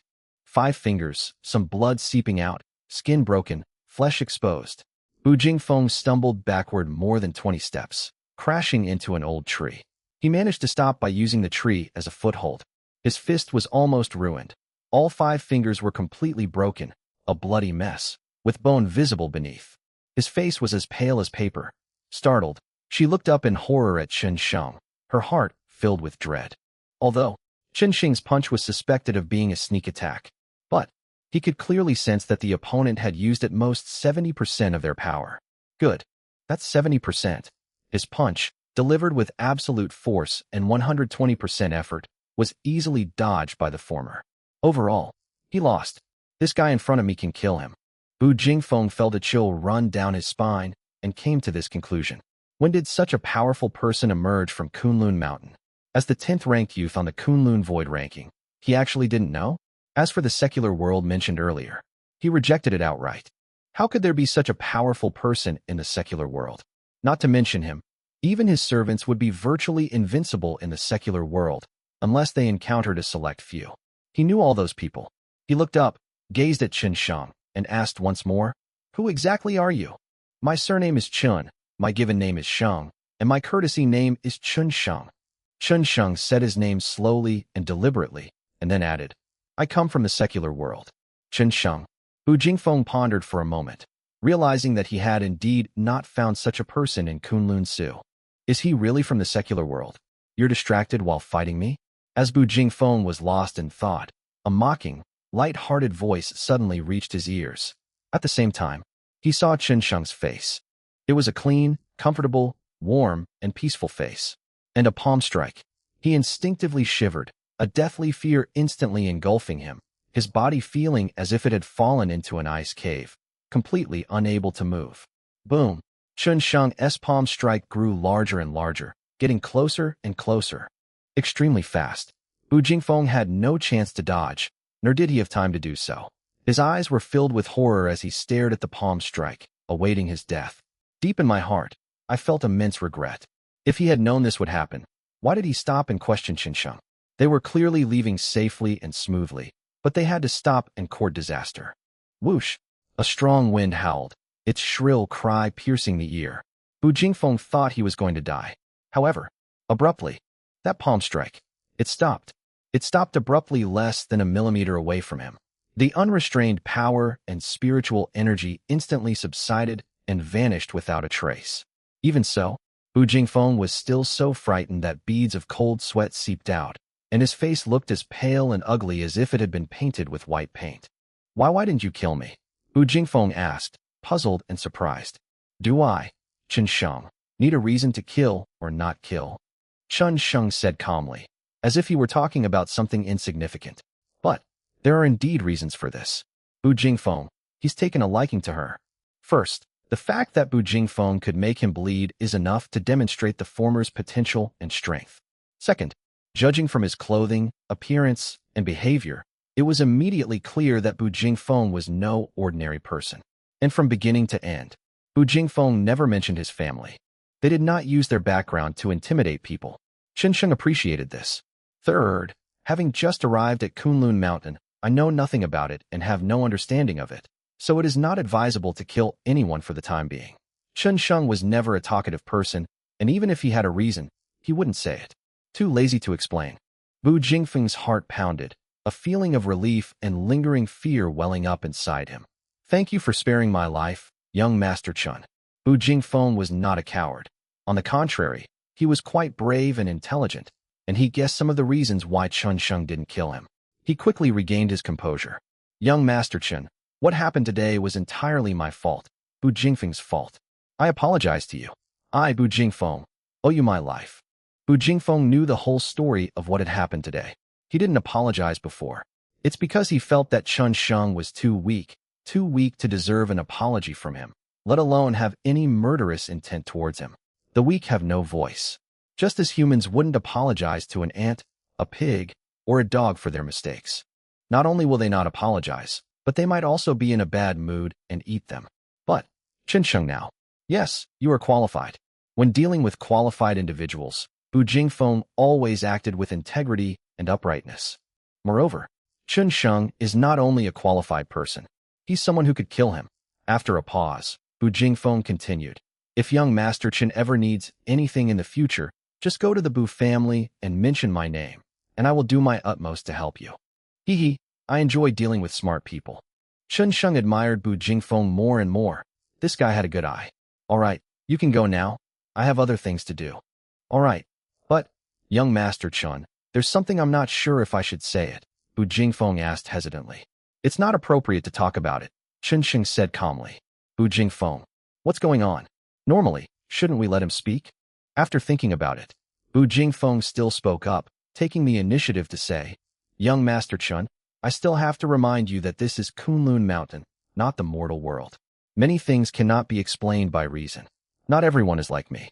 If it were someone else, after leaving here and returning to their family or power, there is a high chance they would seek revenge. So never bring your worldly compassion here." Wu Jingfeng said solemnly and earnestly, "Kunlun Su has no laws. Young master, take care."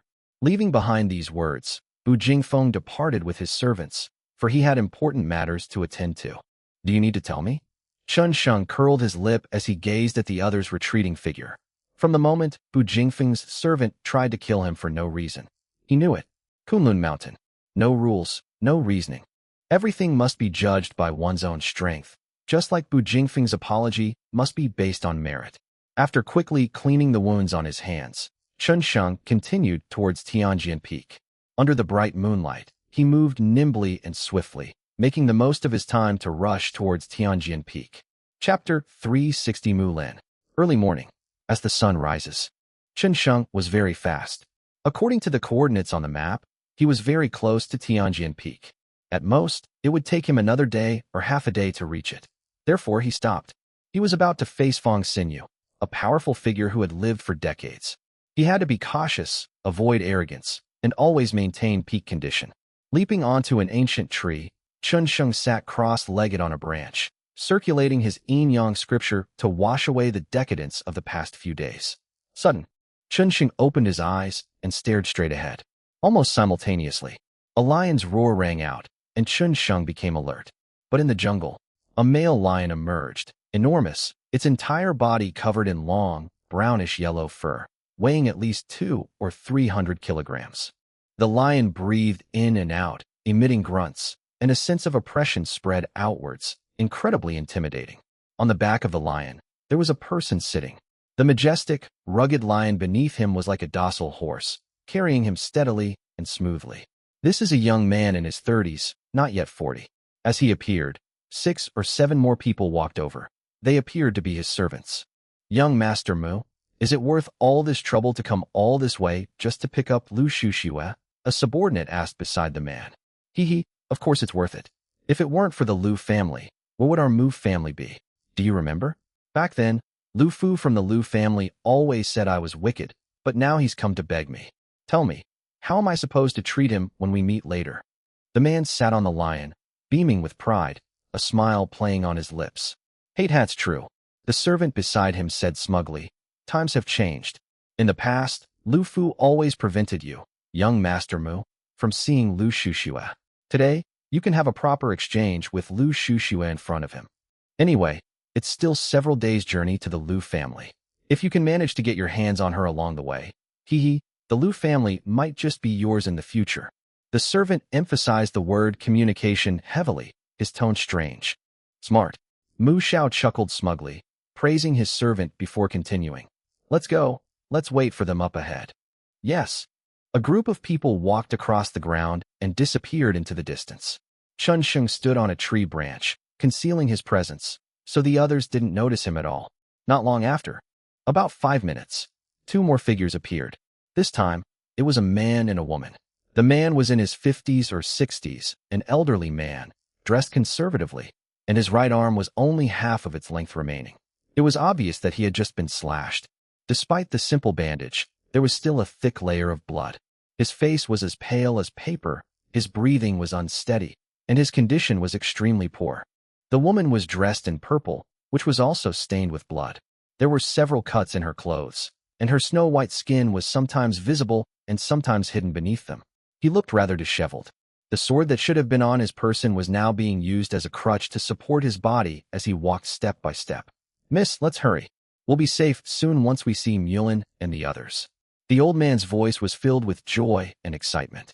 "Please hold on a little longer. Uncle Fu, I know." Lu Shushue nodded slightly. In fact, she was already very tired. The escape over the past few days had left her exhausted, but she still nodded and gritted her teeth to move forward.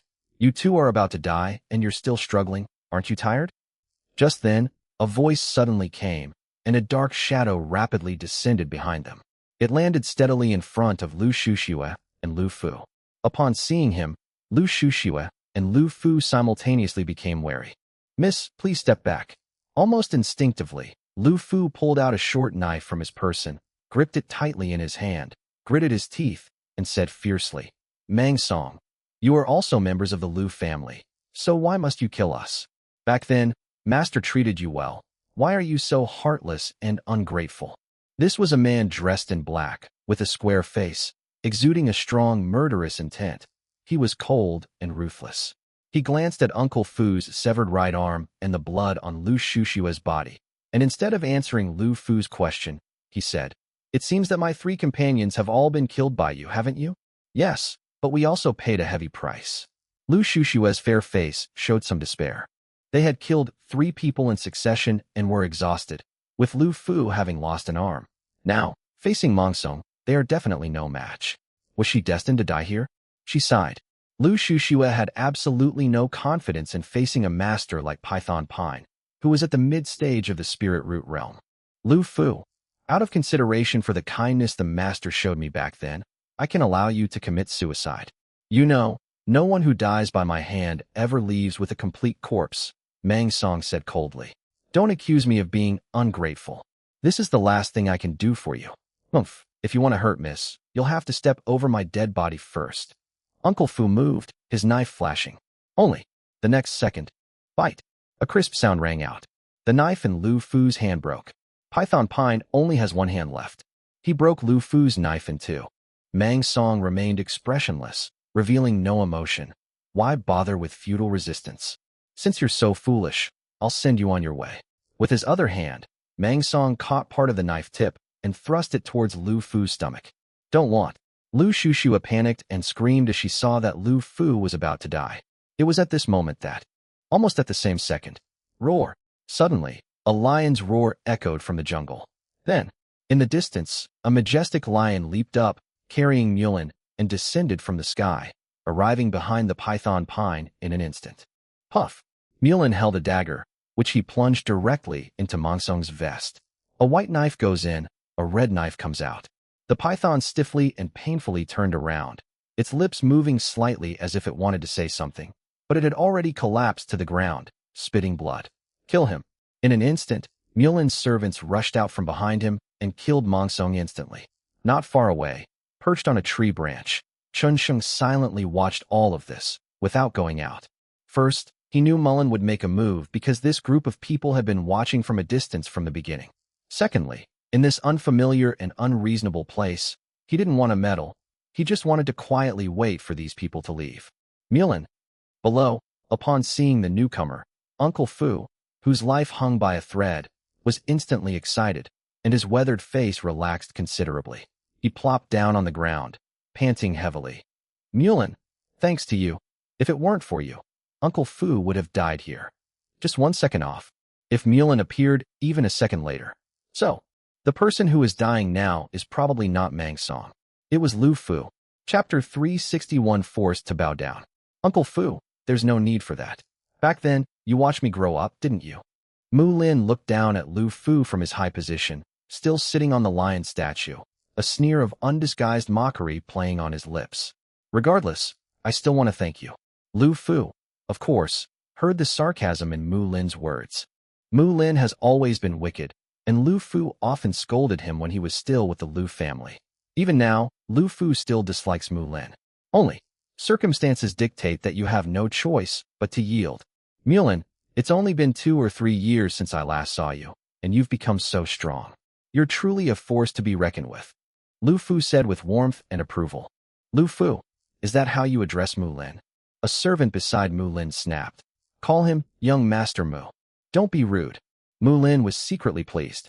He pretended to scold the servant, then said to Lu Fu, Uncle Fu, this servant is ignorant. Please don't blame him. Not at all, young Master Mu, he's right. I'm just a servant. I shouldn't address you by your given name. Lu Fu was a smart man, and immediately changed his form of address to Mu Lin. Mulin was increasingly pleased and immediately ordered his men to treat Lu Fu's injuries. Only then did he leap off the lion and head straight for Lu Shushua. Shushua, how are you? Let me see if you're hurt. I'm fine. Lu Shushua's tone was somewhat indifferent, and a hint of sorrow flashed deep in her eyes. Mullen, The young master of the Mu family is extremely favored by his family. When Lu Shushue's grandfather was still alive, the Lu family expanded and grew indefinitely. At that time, the Mu family was once an affiliated family of the Lu family. And Mullen, at most, he was once her follower, his status even lower than Lu Fu's. He used to address her as Mississippi. How could I dare call her my younger sister? Pity. 3 years ago, after my grandfather passed away, the family lost its powerful support, and soon all the affiliated families broke away. Taking advantage of this opportunity, the Mu family seized a significant portion of the Lu family's wealth, territory, and cultivation resources. Thus, they began to grow stronger and broke away from the Lu family. Even so, Mullen could only treat her with respect and awe. Even a starved camel is bigger than a horse. No matter how bad the Lu family is, with the status of the Mu family, how could Mulin dare to have any ideas about Lu Shushue? But things are different now. Lu Shushue's father suddenly died a week ago. Lu Shushue's father only has one child. The incident happened suddenly. At this time, Lu Shushue was cultivating outside. With her father's death, the issue of succession immediately arose. Lu Fu, who had followed Lu Shushue's grandfather and father for many years, saw that things were not going well and immediately left the Lu family to bring Lu Shushue home to compete for the position of head of the Lu family. Lu Shushue wasn't interested in these things, but she had to fight for them. There was no other way. As Lu Fu said, do not compete. Only death. The second uncle and aunt's family, who have been eyeing the position of head of the family, will definitely not let her go in order to secure their position and eliminate any future troubles. It was the internal strife within the Lu family that gave Mu Lin the opportunity. Before, he would never have dared to even think about a woman as high status and beautiful as Lu Shushue. But, now I dare. Not only do they dare to think, they also dare to act. At this point, as long as you get Lu Shushue, send her back to the Lu family safely, marry her, have children, and then completely take control of the Lu family. Even on the way here, Mulin had already decided what to name his future child. He was particularly confident about this plan. Come on, Sister Shushue, let's rest for a while and continue our journey once we've regained our strength. Mulin thoughtfully took off his cloak and personally covered Lu Shushue's somewhat torn clothes, draping it over her shoulders, and said warmly, Sister Shushue, you must have suffered a lot these days. It's okay, all the suffering is over. With me, Mulin, here, no one will dare to bully you anymore. Lu Shushue remained noncommittal. Mulin was standing too close, making her feel uncomfortable, so she deliberately took a step back. By the way, come and see my new mount. Mulin deliberately showed off to Lu Shushue. See this? This is a gift from my father. Its name is Wind Chaser Lion, and it's very fast. In the distance, Chen Sheng was almost speechless, growing impatient. He couldn't help it anymore. Who knows how long this group will rest? He doesn't have much time, and he doesn't want to waste a single second. Immediately, he jumped down from the tree. Moment. Chen Sheng was discovered. The first person to spot him was the servant who was extremely close to Mulin. He frowned and was extremely vigilant. At the same time, the others also surrounded him, and in less than 3 seconds, they had him completely surrounded. Excuse me, I didn't mean to bother you. I was just passing by. Chen Sheng was very low-key and spoke in a calm tone, not wanting to cause any trouble. Just passing by. Mulin also noticed Chen Sheng, a glint of malice flashing in his eyes. You just jumped down from the tree? How long have you been there? Not long, Chen Sheng said. Could you please have your men make way? Get out of the way? Who knows what you're up to? Mulin suspected that Chen Sheng had overheard their conversation earlier, so he walked up to him and said in a deep voice, It's best if you're just passing by, but whether you have any other intentions is another matter. Mulin, I think he's really just passing by. Let him go, Lu Shushue said, glancing at Chen Sheng. Mullen shook his head. Sister Shushue, you are too kind and trusting. Who knows if he is an assassin sent by your second uncle? If you let him go like this, your second uncle will definitely send even more people if he finds out about the situation here. Mulin, he shouldn't be. Lu Shushue trusted his judgment. He didn't sense any killing intent from Chen Sheng, which was completely different from the people he had encountered before. Sister Shushue, be careful. Better to kill 1,000 innocent people than let one guilty person go free. Mulin sneered twice. He wouldn't let Chen Sheng off so easily. If this person really overheard his conversation with his subordinates and then revealed it to Lu Shushue, that would be bad. Kid, this might really have nothing to do with you, but why did you get involved? If you have to blame someone, just blame your bad luck. Oh, is that so? Chunsheng suddenly laughed. This Mu Lin truly disgusted him. Originally, this matter really had nothing to do with me, but from now on, I've suddenly become interested in it and want to get involved. He turned his head. He looked at Lu Shuxiue and said, Beautiful lady, would you like to know what Mu Lin, young Master Mu, said to his men before you arrived? What did you say? Lu Shuxiue asked with slight curiosity. Could it be that Mullen arrived here a long time ago? They arrived even before her and Lu Fu? Lu Shuxiue was a smart person. She thought of these details just from Chun Sheng's words, and she was almost certain that Mu Lin had arrived before them. Given Mulin's personality and temperament, it's entirely possible that they deliberately waited until Lu Fu was on the verge of death before showing up at the crucial moment. Chapter 362 is very exciting. Having grown up with Mu Lin since childhood, Lu Shuxiue knew Mu Lin all too well what kind of person he was. She felt utterly dejected. With Mulin's abilities, his timing and crucial appearance could very well cost Lu Fu his life. Lu Fu was only spared from trouble. It was pure luck. Not far away, Lu Fu's expression also turned grim. His weapon didn't have to be destroyed. That was a weapon that had been with him for decades. Mullen's expression became quite interesting. This kid actually overheard his conversation with his men. Immediately, before Chen Sheng could speak again, he had already drawn his knife. He was preparing to personally finish off Chen Sheng. Nonsense. At this time, sudden, Lu Fu spoke in a low voice. Shuxiue, how could you just believe the words of a stranger and question young Master Mu? Immediately, he walked up to Chen Sheng and snapped. Kid, what exactly are you trying to do by stirring up trouble between us and young Master Mu? I'll give you 3 seconds to get out of here. As he said this, Lu Fu gave Chen Sheng a wink, urging him to leave quickly. Honestly, he knew Mulin's character all too well. This kid had been wicked since childhood and would stop at nothing to achieve his goals. What was he incapable of doing? It took a lot of courage for Chen Sheng to tell the truth in front of so many people. But, even if it's the truth, so what? What good is courage? It's just courting death. As the saying goes, circumstances are beyond our control. Given the current situation, if he and Lu Shuxiue were to leave Mu Lin's protection, it would be difficult for them to safely reach the Lu family. So, even if he knew it, he couldn't show it. Get out. Chen Sheng glanced at Lu Fu with interest. What if I don't get out? If you don't leave, I'll personally make sure you bleed 10 steps away without Uncle Fu even lifting a finger. Young Master Mu's words were filled with arrogance and smugness. He had already discerned Chen Sheng's strength. Spiritual root stage, early stage? Although Mulin was also at this level, he considered himself to be of a certain caliber, and there were not many who could surpass him or defeat him. Moreover, this place is still full of his people. Mulin, Uncle Fu. Lu Shuxiue was kind-hearted and didn't want an innocent person to die because of her, so she immediately stood up and said, He may not have meant any harm. Let him go. As for the truth, and what Mullen said, compared to an innocent life, it's no longer important. Original, Mullen wanted to force the guy in front of him to kneel down, apologize, and then let him get lost. But Lu Shuxiue actually spoke up for him, which made Mu Lin jealous and unhappy. When he's unhappy, all I want to do is kill. Maybe? Sigh. Shuxiue, you're still too young. Mulin shook his head and said in a lecturing tone, Nobody knows how long he's been hiding in the shadows, and none of us know him. So why do you say he has no ill intentions? What if he was sent by your second uncle?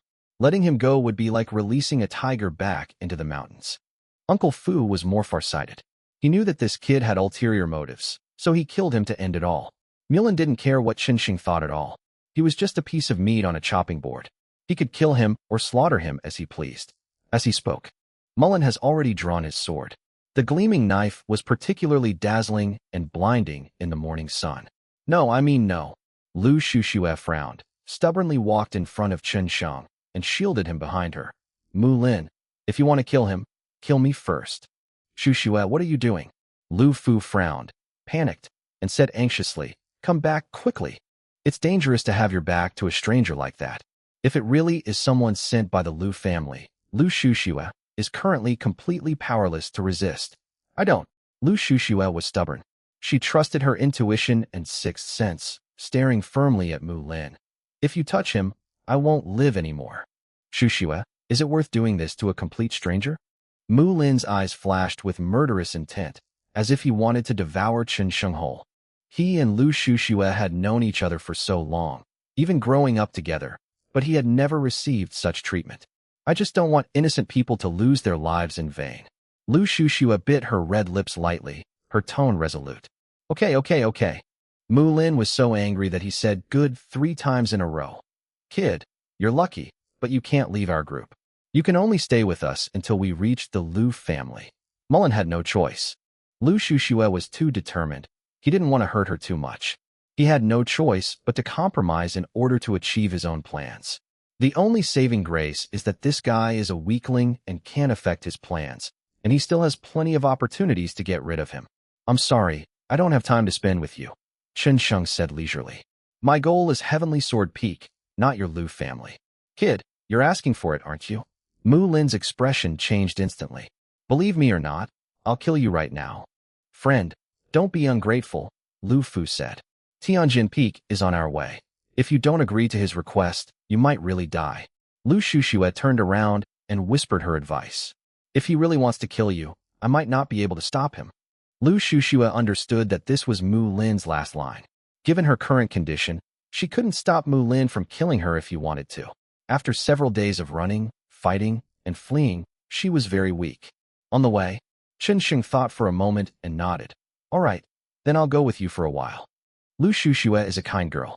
If she falls into the hands of someone like Mu Lin who takes advantage of others, she will probably be ruined. Since it's on his way, he doesn't mind following her for a while. Didn't Mulin want to kill him? He also wanted to see how Mulin planned to kill him. You're smart to know what's good for you. Mu Lin sneered and sheathed his knife. Lu Fu also breathed a slight sigh of relief. He didn't care about the life or death of Chen Sheng, a mere passerby. The only thing he cared about was Lu Shushue's safety and future. To prevent Mu Lin from attacking Chen Sheng, Lu Shushue deliberately stood very close to him. Hello, my name is Lu Shushue. My surname is Chun, my given name is Chun Sheng, and my courtesy name is Chun Sheng, Chun Sheng said with a smile. The two shook hands symbolically. Chun Sheng? What a nice name. The name sounded quite imposing. Lu Shushue smiled and asked, Are you going to Heavenly Sword Peak for training, or to use its power to break through your cultivation level? Neither. Chen Sheng shook his head, telling the truth. Go kill someone, an enemy. Murder? Fine. Lu Shushue was not surprised by the killing. This was Kunlun Su, not the mortal world. Murders happened every day in this cruel place. On Earth, Kunlun Mountain is a lawless place. A paradise for martial arts practitioners. Or rather, it's hell. Chapter 363. This is Kunlun Void. Chen Sheng and Lu Shushue chatted and got along quite well. Knowing that Chen Sheng came from the secular world, she was surprised and asked him many questions about the secular world. With nothing else to do, Chen Sheng answered all his questions. The secular world? Huh. The two chatted more and more enthusiastically, while Mulin, standing to the side, was practically spitting fire in his eyes. When he heard about the secular world, he couldn't help but sneer, his disdain naturally showing. Young Master Mu. Mu Lin's servant was very good at reading people's expressions and knew that Mu Lin didn't want the two of them to get too close. So he immediately stepped forward and said, I think you've rested enough. Shall we continue on our way? Well, that's about it. Shushue, Uncle Fu, let's keep going. It's not good to stay in a place like this for too long. Before the two could answer, Mulin had already made his decision and called his men to prepare to depart. Then, he leaped onto the wind-chasing lion, came to Lu Shushue's side, and extended a hand, inviting her. Shushue, come with me on the wind chaser lion. Sitting on it, even the rugged mountain roads will feel like flat ground. With each breath of the wind chaser lion, an extremely intense sense of oppression emanated from it. Mulin, sitting atop its back, exuded an air of smug satisfaction. This isn't necessary? I can walk. Lu Shushue politely declined. Although the wind chaser lion was large, the space on its body was too small. It could only carry one person. If she went up there again, she would inevitably have to get close to Mulin and have intimate contact with him, and she didn't want anything to happen between them. Miss Shushue, our young Master Mu meant well. Yes, miss, walking through this jungle on your own is not something a girl like you can handle. The wind chaser moves like it's on flat ground. Riding in it will make things much easier. Hee hee, That Wind Chaser Lion is young Master Mu's exclusive mount. No one is qualified to ride it normally. You will definitely be very happy to ride it. Immediately, Mu Lin's men began to speak, their words implying that Mu Lin's invitation to Lu Shushue was a great honor for her. If she refuses, then she's being ungrateful. That's right, Shushue, I'm doing this for your own good. Mu Lin said earnestly. With the Wind Chaser Lion, we'll travel faster, and it will be safer to ride on it. Since you're doing this for her own good, why not let her sit alone? Chen Sheng said quietly from the side. Humph, kid, what do you know? Young Master Mu's Wind Chaser Lion has a violent temper. Without its master, it's impossible for an ordinary person to tame it, Mu Lin's servant said coldly. Do you think the Wind Chaser Lion is like those trash lions in your secular world? After all, they come from the secular world. It's normal that they haven't seen much of the world. Mu Lin's lips curled into a mocking smile. At the beginning, he had initially thought Chen Sheng's existence was a threat, but after learning that the latter came from the secular world, he completely lowered his guard. What is the secular world? It's just a place teeming with ants and piles of garbage. Even if a martial artist from this place is at the same level, their strength is far inferior to that of others. Therefore, he said with a playful tone, Chen Sheng, do you really think you can tame the Wind Chaser Lion? It's just a beast, is it that hard? Chen Sheng said indifferently, appearing somewhat nonchalant. Is it difficult? The Wind Chaser Lion was a gift from Yulin's father. It took 3 whole months to capture, tame, and train the Wind Chaser Lion. And, in these 3 months, we have lost 2 peak dragon elephant stage experts. Without exception, they all became food for the Wind Chaser Lion. Even after being trained and tamed, the Wind Chaser Lion, though much more docile, still took Yulin a full week to tame into his mount. Is it difficult? Obviously, it's difficult. And it's incredibly difficult. Heh, Mu Lin sneered, arrogant and haughty. Do you think it's difficult or not? It took me a whole week to tame it, and I almost had my leg broken by it. Oh, Chen Sheng remained calm and composed, simply giving a curt, oh, not wanting to waste any more words with him. Chen Sheng, judging from your expression, you seem very confident in taming it. Why don't you give it a try? Mu Lin sat on the Wind Chaser Lion, looking down at Chen Sheng, his words laced with provocation. Let me see just how powerful you mortals are. Chen Sheng, don't talk nonsense. Lu Shushue was kind-hearted. Seeing that Mu Lin was deliberately setting a trap, she immediately reminded Chen Sheng.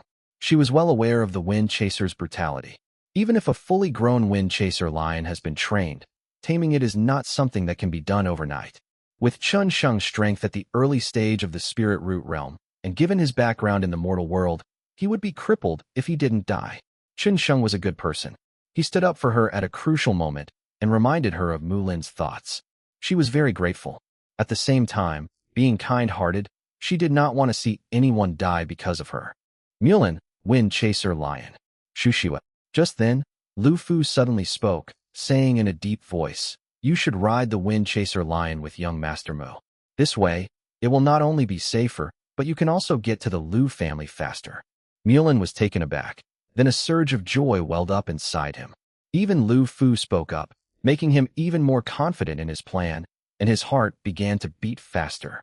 After all, Lu Fu is an elder who is good at judging situations, and Lu Shushue listens to her. Mu Lin, who grew up with Lu Shushue, has always coveted her beauty and figure, regarding her as his goddess and dream girl since childhood. His greatest wish was to win Lu Shushue's heart. Countless nights, with other women lying or crawling beneath him, he imagined them as Lu Shushue. Thinking about all this, Mulin's breathing became increasingly rapid and hot. Once Lu Shushue gets on the Wind Chaser, with its swift speed and ferocious nature, he can do whatever he wants and do whatever he wants. At that time, even if Lu Shushue uses a semi-forced lion tremor on the Wind Chaser Lion, she will have no way to deal with him. Lu Shushue's heart sank. She hadn't expected that even Lu Fu, who loved her the most and was fond of her, would come to advise her. Her brows furrowed, and she wanted to say something. But Lu Fu interrupted her again, saying, Miss, this is Kunlun Mountain. This is the world of martial arts. In just one short sentence, Lu Shushue understood instantly. Her and Lu Fu's current situation is no different from that of stray dogs. Without any strength, under the law of the jungle, they can only rely on others. Lu Fu does love her, that's true. It's precisely because he loves her that he makes her compromise. In Lu Fu's view, in the current situation, nothing is more important or more crucial than survival. As long as I can survive, what does it matter if I suffer a little humiliation? Only by following young Master Mu can we safely reach the Lu family. Lu Fu spoke again, reminding them. Chapter 364. Are you pretending you didn't hear me? Lu Shushue remained silent. Her small fists clenched slightly. Her pretty face flushed red. Lu Fu is right. She truly has no other choice now. Must we really compromise and let others bully us just to save our lives? Shushue, Uncle Fu is right. The only way we can get back to the Lu family as quickly as possible is by riding the Wind Chaser Lion. Mu Lin was a little impatient and stared straight at Lu Shushue, urging her, "Don't hesitate any longer, get on now." "Well, perhaps I can help you tame the Wind Chaser Lion so you can ride it alone." Seeing Lu Shushue's indecisive look, Chun Sheng couldn't help but say, "Taming this beast shouldn't be difficult." "What did you say?" Mulin's servant stared at Chun Sheng as if he were a fool. "You tamed the Wind Chaser Lion? Haha, are you brain dead?" "Yes, they must be brain dead. Are all people in the secular world this brain dead? What a fucking idiot. Kid, the Wind Chaser Lion eats people. Do you want to become its food?" On the way here, there was a fool who got eaten. Mulin's men all laughed. This guy named Chun Sheng really thought he was something special? Taming the Wind Chaser Lion? Taming a cat is more like it. Lu Fu frowned, and the way he looked at Chun Sheng changed considerably. At first, he thought Chun Sheng was very courageous to stand up and expose Mu Lin's feelings for Lu Shushue, but now he was saying such delusional things. This isn't courage, it's idiocy. Taming the Wind Chaser Lion him? On what grounds? It's impossible if you think about it for a second. Even if we could tame him, it would take a certain amount of time, at least 3 or 4 days, right? They can't wait 3 or 4 days. Chun Sheng, thank you for your kindness, but Lu Shushue sighed and shook her head. Let's forget it. The Wind Chaser Lion is not something you can tame. Chun Sheng's courage is commendable, but courage misplaced. She worried that if Chun Sheng continued speaking like this, he would anger Mu Lin, and in that case, even she might not be able to protect him. Before Chun Sheng could speak, Lu Shushue turned to look at Mu Lin. "Mulin, I can walk by myself. I don't need to ride the Wind Chaser Lion." Her gaze was firm and her eyes were resolute. "Uncle Fu, you don't need to persuade me. My mind is made up." Lu Fu had wanted to say a few more words of advice, but he swallowed them back. He knew Lu Shushue's personality well. Once a decision is made, it's difficult to make any further changes. He could only sigh helplessly and remain silent. Meanwhile, Mulin's expectant heart sank instantly. Seeing the duck that was about to be beak fly away, he felt not only disappointment, but also intense anger, which was written all over his face. He glared fiercely at Chun Sheng, a murderous glint flashing in his eyes. He believed that Lu Shushue's refusal stemmed from Chun Sheng's words, which had instilled in him an extremely strong, almost tangible, murderous intent. But he didn't lash out immediately, but held back. Killing Chun Sheng now would only further enrage Lu Shushue. He needed to wait for the right opportunity. Either we wait for Chun Sheng to make a mistake and anger him, or we wait for him to get Lu Shushue. In short, Chun Sheng must die. Chun Sheng truly sensed the former's killing intent, but he remained calm and unmoved. This Mu Lin was not strong. To kill him, one would have to go back to the womb and cultivate for another 10 years. "Uncle Fu, let's keep going." After a moment's hesitation, Lu Shushue spoke again, while warning Chun Sheng. "Don't say anything more, or better yet, don't say anything at all. Understand?" Lu Shushue could clearly sense Mu Lin's murderous intent. She was worried that if Chun Sheng spoke recklessly again, it would really lead to his death, which would be a loss that did not outweigh the gain. "All right." Chun Sheng smiled slightly. He wasn't much of a talker to begin with. He then took out a small wine flask from his pocket, took a few sips, and drank alone. "Can I have a couple of sips?" Lu Shushue noticed the wine in Chun Sheng's hand and suddenly asked. "Can." Chun Sheng smiled and tossed the wine pot to Lu Shushue. Lu Shushue drank several sips in succession. "I've been through so much lately, and the kind of liquor that used to feel like a lump in my throat, unpleasant and pungent, now tastes surprisingly comforting." However, even though she doesn't drink often, her cheeks turned slightly pink, and she felt a little dizzy after a few sips. On one side, Mu Lin's eyes burned with even more murderous intent, filled with jealousy. He was extremely dissatisfied with Chun Sheng. The two of them were sharing a wine pot. What was the difference between that and an indirect kiss? He was utterly furious that the woman he admired, the one he considered a goddess, was actually concerned with a lowly ant and even drinking the wine that ant had drunk from. Mulan regretted keeping Chinsheng with him. He should have let him go and then had one of his men secretly kill him. The henchmen he brought were also very uncomfortable, but since Mulan didn't say anything, they naturally didn't dare to utter a sound. Young Master Mu, what do you think, should we continue on our way? Lu Fu asked tentatively. Since Xu Xue has made up her mind, let's continue on our way, Mu Lin said coldly, riding on the wind chaser lion. These words relieved Lu Fu slightly. Fortunately, the former did not leave them because of Lu Xushue's choice. Otherwise, given their situation, they would not have been able to reach the Lu family and would likely have died there within a day. As for Chinsheng, he simply ignored him. It wasn't that he looked down on Chinsheng, but rather that, like most people in Kunlun Mountain, he looked down on the entire secular world. Let's not waste any more time. Let's go. Lu Xusue didn't want to say another word and continued walking ahead. On the road, Chinsheng drank alone, seemingly oblivious, appearing out of place among the others who were preoccupied with their own thoughts. Kid.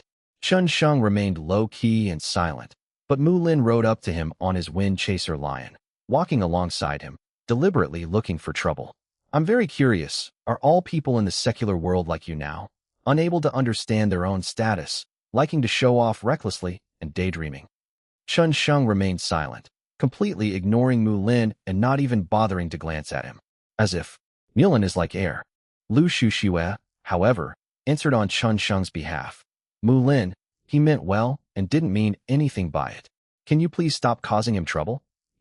Mulan himself was deliberately looking for trouble, intending to either attack Chinsheng, drive him away, or have him killed.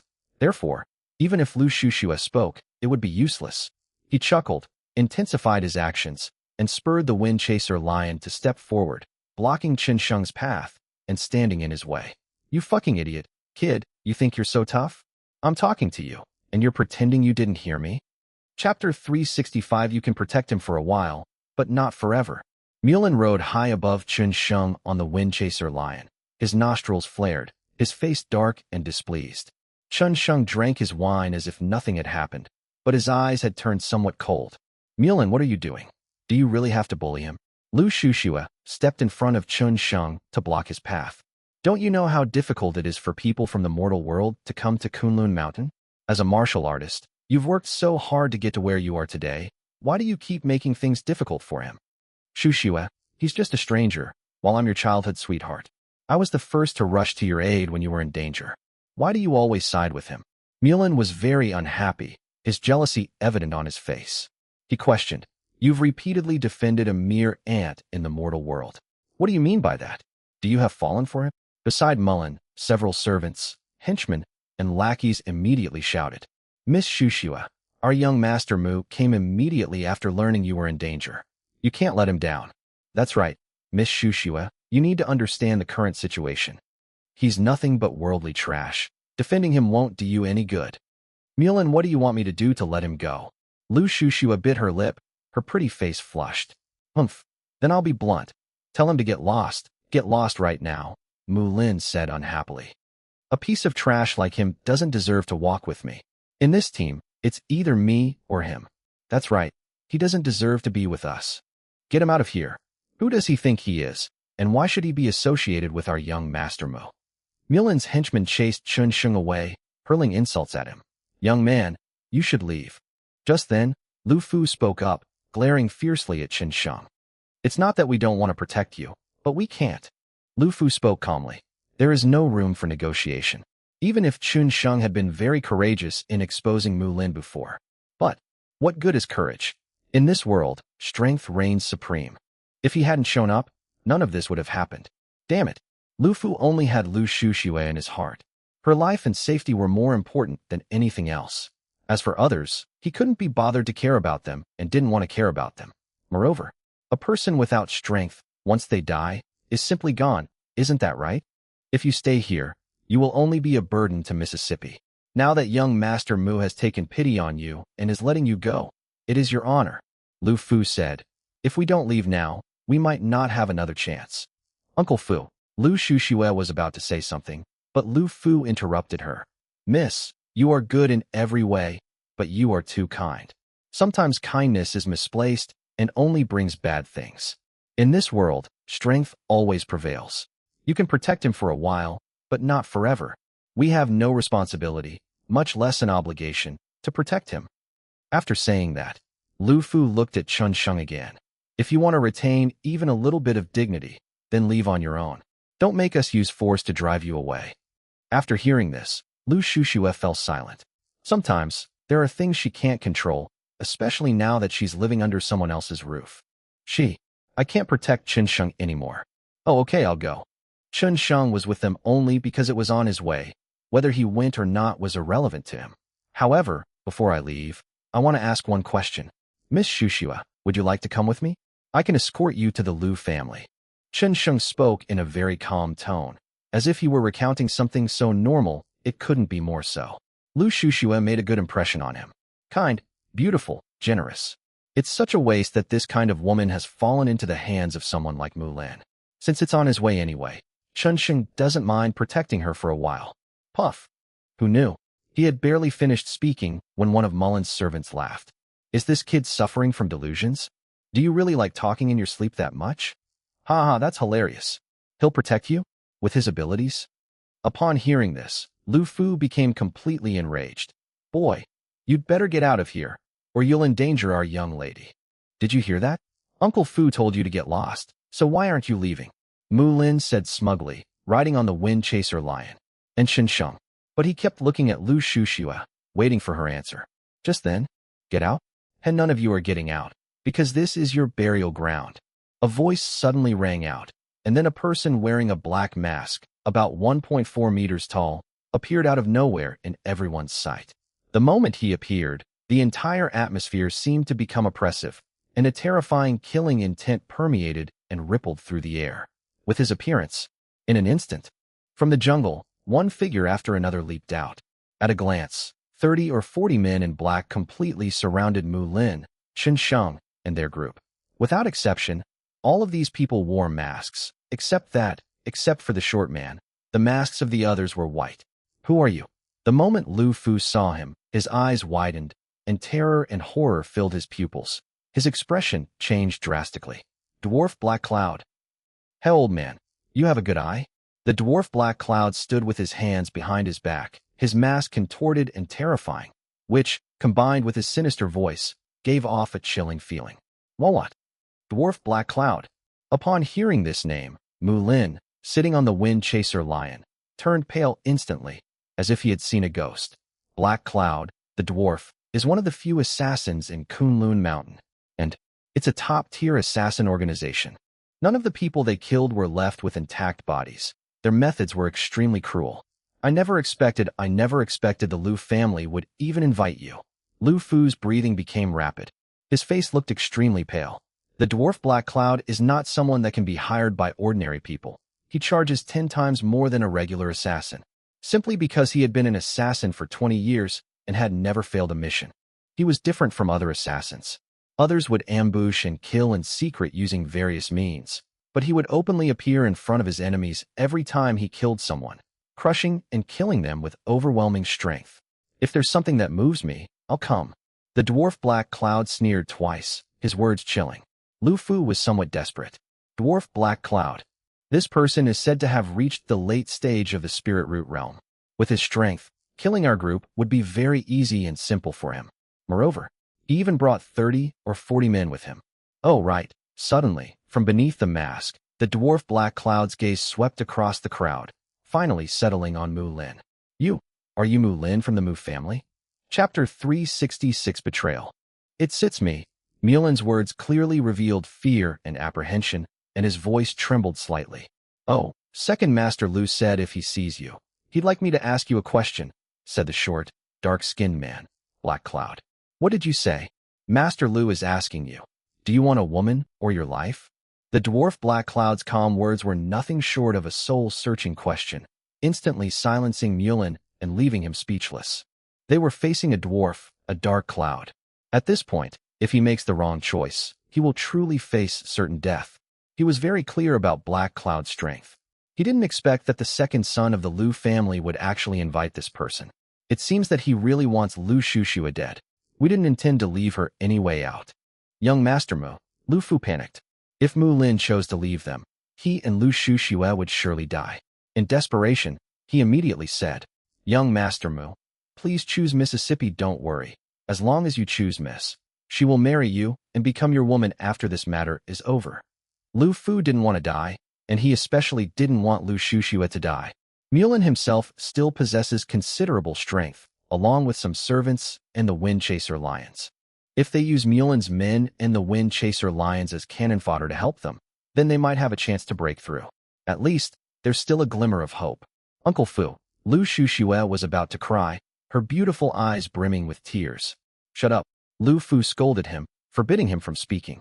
Normally, he could indulge Lu Shushua and let her do whatever she wanted, but in the current situation, he had no other choice.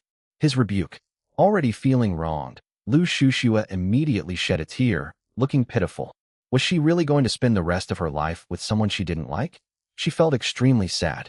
Secretly wiping away her tears, before she could speak, Lu Fu said again, Young Master Mu, don't worry, I can make the decision regarding Mrs. Marriage.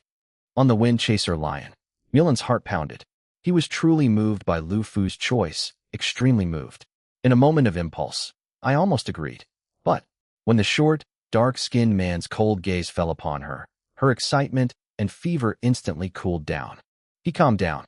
If it weren't Dwarf Black Cloud who came here, but someone else, he would definitely have agreed to Lu Fu's terms. But, he felt powerless in the face of the short, dark cloud. With his men, along with himself and his mount, the Wind Chaser Lion, charging forward, it would be nothing short of a pipe dream to break through against the Dwarf Black Cloud and his henchmen. Absolutely impossible. Yes, he regarded Lu Shushua as his goddess, the woman he had always dreamed of, the woman he longed for. But, between a woman and fate, of course he'd choose life. What's the point of a woman if you're already dead? Uncle Fu, after a moment of silence, Mu Lin raised his head and looked at Lu Fu. I'm sorry this time, I can't help you.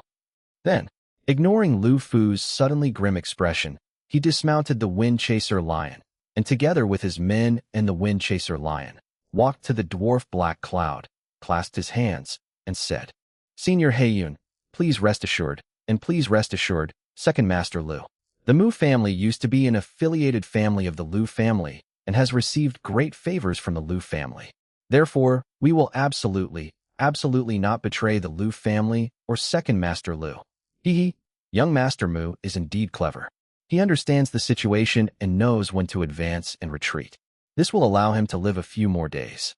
The short, dark-skinned man chuckled, his sinister eyes beneath the mask casting a meaningful glance at Mu Lin, whether in approval or sarcasm was unclear. Senior Black Cloud, you flatter me. Mu Lin chuckled, and then, with his men, completely sided with the short Black Cloud. Old man, you must be Lu Fu, right? Second Master Lu said you also have a choice. Then, the short, dark-skinned man's gaze shifted and settled on Lu Fu. However, your choice is somewhat different. After all, you have already betrayed Master Lu. If you're going to be a lackey, you have to be prepared to be one. Master Lu asked you whether you want to die or have your leg broken. I choose to break my leg. Surprisingly, Lu Fu did not hesitate for long and quickly made his choice. The moment Mu Lin chose to follow Master Lu, he was already in despair. He had lost even his last hope. What was the point of continuing like this? When life is at stake, morality and loyalty are utter bullshit. Survival is the only truth. Uncle Fu, Lu Shushua was filled with mixed feelings. She never expected that Lu Fu, who had always been loyal and treated her like a daughter, would choose her second uncle without hesitation. She felt incredibly heartbroken, desolate, and desperate. Lu Shushua, don't blame me. I wanted to protect you. But unfortunately, your performance was too disappointing, too stupid, and too dull. Lu Fu was indeed loyal, but this loyalty was mixed with some self-interest. Once Lu Shushua returned safely to the Lu family and became the head of the Lu family, he would have been credited with helping her become the new head of the family. But now it seems, given Lu Shushua's personality and temperament, even if she were lucky enough to end up in the Lu family, she would be completely under the control of the second master of the Lu family, with no chance of survival. For your so-called kindness and justice, you even disregard your own life. How can a fool like you be worthy of my loyalty, Lu Fu? Lu Fu's voice was cold and deep. You really don't know what's good for you and don't understand how your wise parents could have given birth to such a despicable daughter. Lu Fu blurted out everything he had been keeping to himself, completely forgetting that he was just a servant. His words were extremely harsh, each one like a needle or thorn piercing Lu Shushua's heart. Her face turned pale, and she felt an indescribable pain in her heart. The next second, Lu Fu acted decisively and ruthlessly, raising his hand to break one of his own legs. Then, he limped toward the dwarf He Yun. The short, black cloud sneered. As an assassin, he wasn't surprised by the outcome. He had seen far too many things like this. Mullen crossed his arms and said in a deep voice, Lu Shushua, don't blame us. Blame yourself for being such an idiot. If you had come with me on the Wind Chaser Lion earlier, none of this would have happened. You brought this all on yourself. What a pity. I haven't even had my turn yet, and you're about to die. Now you're all alone. How are you going to face us? How are you going to face Senior Black Cloud? I suggest you just commit suicide, so as not to dirty Senior Black Cloud's hands. Lu Shushua had cried all her tears. The person closest to her, the person she trusted most, had betrayed her. Only she knew the bitterness she felt. Chapter 367, I'm Still Here. Even Chen Sheng, who was drinking beside Lu Shushua, could feel how sad and heartbroken she was. He never expected that such a kind girl would encounter such a thing. Shushua, Mu Xiao is right. No one is on your side now. You should just kill yourself. At least that way you'll die quickly and without too much pain. Lu Fu stared straight at Lu Shushua, also urging her to commit suicide. Not too much pain? Isn't it painful enough? Lu Shushua gritted her teeth, slowly drawing her sword. Her gaze was resolute and determined. Her once kind and lovely voice turned icy, like the coldest ice. So what if I'm alone? I'm Lu Zhan's daughter. The word suicide will never be associated with me. It means death. She too will die in battle. Miss Lu. Chen Sheng finished the last sip of wine in the wine pot, put it away, and grasped the hilt of the sword in her hand. Who said you were alone? Don't you have me? These people can be dealt with by me. As he spoke, he exerted a little force, controlling Lu Shushua's hand, and put the sharp, long sword back into its sheath. You? Lu Shushua's delicate body stiffened. Chen Sheng's hand rested on the back of her hand, and she felt a jolt, as if she had been electrocuted. A hint of self-mockery rose in her cold eyes. In the end, the person who stayed by her side was a stranger she had only known for a short time. However, this hint of self-deprecation was quickly replaced by a touch of warmth. Even if they are strangers, they are still strangers who are willing to help her, aren't they? At such a critical moment, she was truly moved that a martial artist from the secular world could still display such integrity. Ha! Suddenly, a sharp laugh rang out. Mu Lin mocked and ridiculed. And you? Chen Sheng, do you really think you're something special? A trashy martial artist from the secular world? Do you perhaps think you're a match for Senior Black Cloud? That people in the secular world never have self-awareness. Loyalty? They're just foolishly naive. Lu Fu sneered sarcastically. He had long since lost any goodwill towards Chen Sheng. If it weren't for the latter, none of this would have happened. Tisk tisk, Mulin's servant joined in the mockery. Miss Lu, with such an aunt by your side, suddenly stepping forward, aren't you very moved? Very gratified? It's just a pity having one more aunt is nothing more than sending him to his death. I thought that guy surnamed Chun was crazy from the beginning, but I didn't expect him to be really that crazy. How could he have the nerve to say something like leave it to me? This is fucking hilarious. Several people chattered amongst themselves, looking at Chen Sheng as if he were an idiot, their mockery undisguised. Lu Shushua ignored all of this and said solemnly and earnestly, Chen Sheng, thank you, but you should still leave. Dwarf Black Cloud's target is not you. You can leave anytime you want. He won't kill anyone else. Dwarf Black Cloud is notorious for his style of doing things. Whoever he targets, he kills. How much money you get, how many people you kill.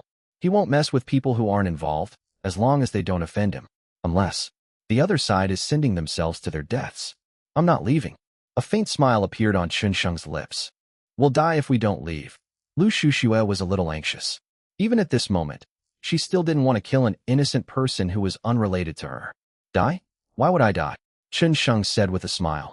Actually, I'm very powerful. All these people combined. How should I put it, After thinking for half a second, Chun Sheng said. Killing them is like slaughtering dogs. Haha, this kid is really sick. Mu Lin laughed wildly from afar. He still dares to act tough at a time like this. He must have been kicked in the head by a donkey. Killing us like slaughtering dogs? Who gave him the audacity to say such a thing in front of Senior Black Cloud? He's an absolute idiot. Idiot. Lu Fu couldn't help but curse. Chun Sheng was the kind of person he hated the most. He had little strength, but was arrogant and ignorant. He was delusional. People like him were better off dead. Kid, you've got guts. The short man, Black Cloud, also spoke up, his words filled with praise, but beneath the black mask, the killing intent in his eyes became extremely intense. Calling him a dog? How many years has it been? To date, none of those who have criticized him have survived. They're going to kill someone. Does it take courage to deal with you? Chun Sheng was slightly speechless and responded indifferently. His performance. This made Mulin and the others even more excited and expectant. I'm looking forward to seeing how Dwarf Black Cloud will torture him and kill him. It's better for this kind of person to die sooner rather than later. Lu Fu shook his head, his face full of contempt and sarcasm. This kind of arrogant person was going to die sooner or later, so it was better for him to die sooner rather than later, so that he wouldn't go on to harm others. Indeed, what need is there for courage in a dead person? As they spoke, the short, dark-skinned man suddenly moved. His figure flashed, and a black scythe appeared in his hand. The curved scythe emitted an extremely strong, pungent smell of blood. The stench of blood sent a chill down the spines of Mu Lin, Lu Fu, and the others standing nearby. As martial arts practitioners, they knew all too well how many people had died under that scythe. The black scythe, like the blade of death, appeared for only half a breath before instantly locking onto Chun Sheng's brow.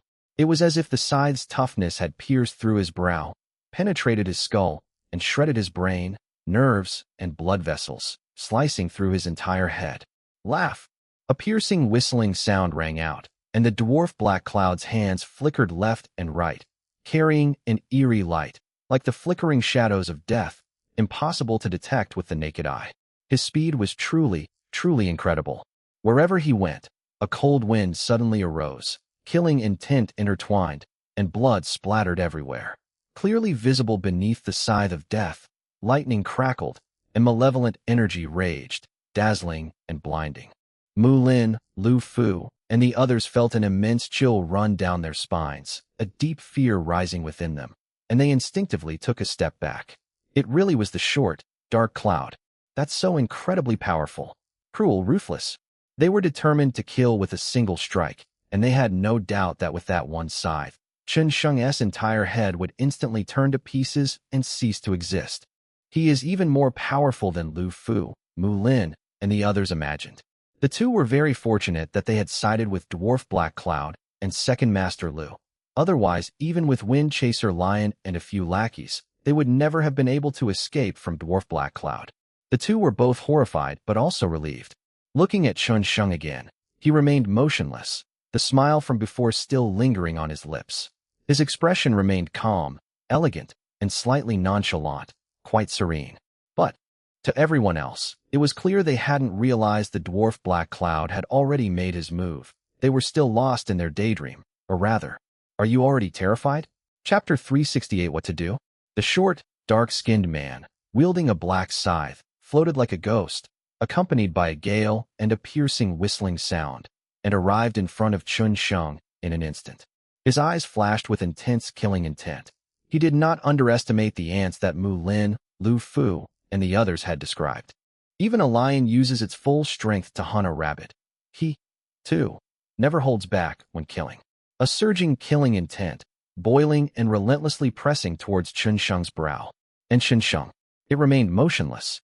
Everyone thought he was going to die, but no one expected that just as the tip of the black scythe was about to touch Chun Sheng's brow, the short man, He Yun, suddenly stopped.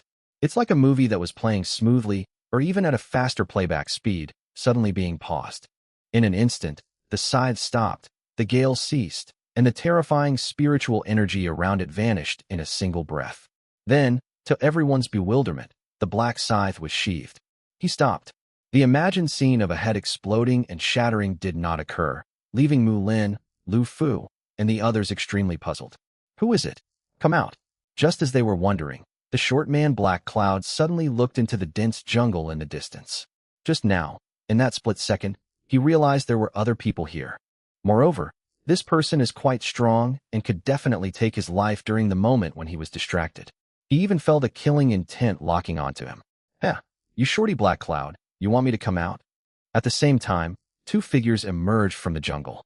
The former was around 30 years old with a short haircut, muscular, strong, and gave off a domineering and explosive feeling.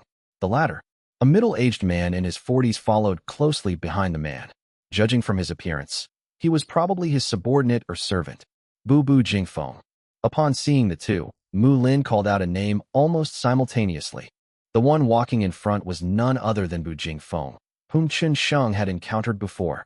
Bu Jingfeng, the eldest son of the Bu family. Even the short, dark-skinned He Yun's expression changed slightly upon seeing him. "What are you doing here?" Bu Jingfeng, the eldest son of the Bu family. Only 30 years old.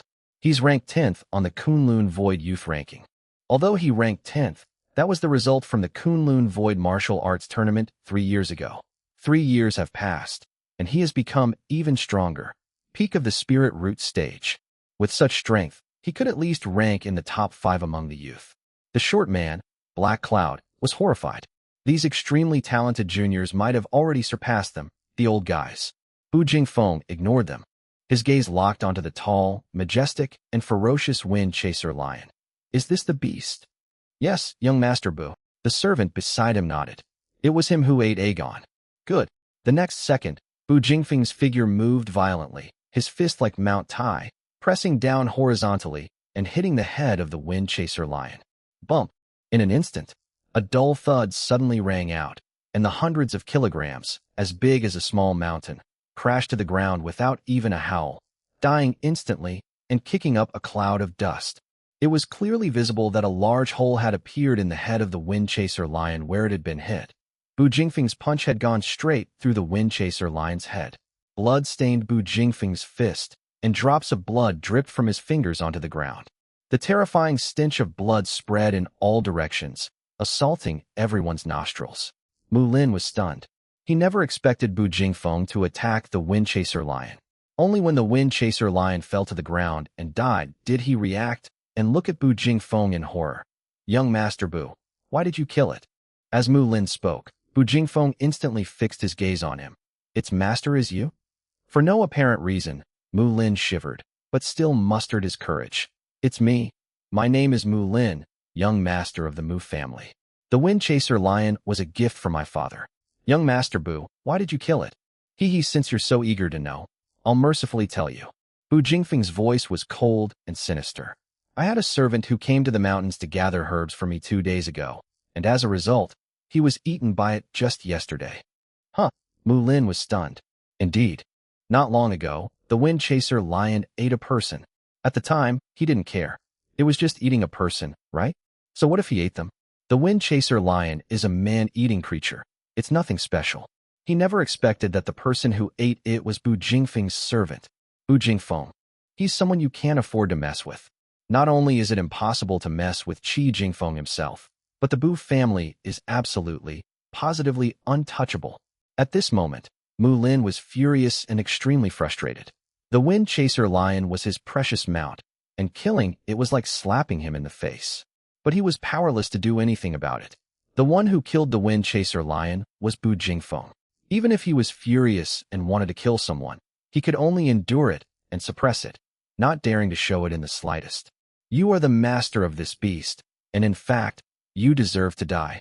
Bu Jingfeng's voice was heavy. Given his usual temperament, he should have killed the Wind Chaser lion first, then Mu Lin. However, with young Master Chen present, and having just arrived, he was unaware of the situation. What if Mu Lin is a friend of young Master Chen? "Young Master Bu, that beast has nothing to do with me. Although it's mine, I can't control it." Mu Lin panicked, his voice urgent. "It deserves to die. It deserves to die, but it absolutely has nothing to do with me." Mu Lin looked at Lu Fu with pleading eyes, and the short, dark-skinned man, He Yun. But the two of them, however, deliberately distanced themselves from him. Lu Fu even added, "This person has absolutely no relation to me." Only, Bu Jingfeng completely ignored Lu Fu. What is Lu Fu? Not to mention Lu Fu, He doesn't even care about the entire Lu family. He only admires and respects those who have power. He looked at Qin Sheng and walked towards him step by step. Suddenly, Mu Lin, who had been panicking, was stunned.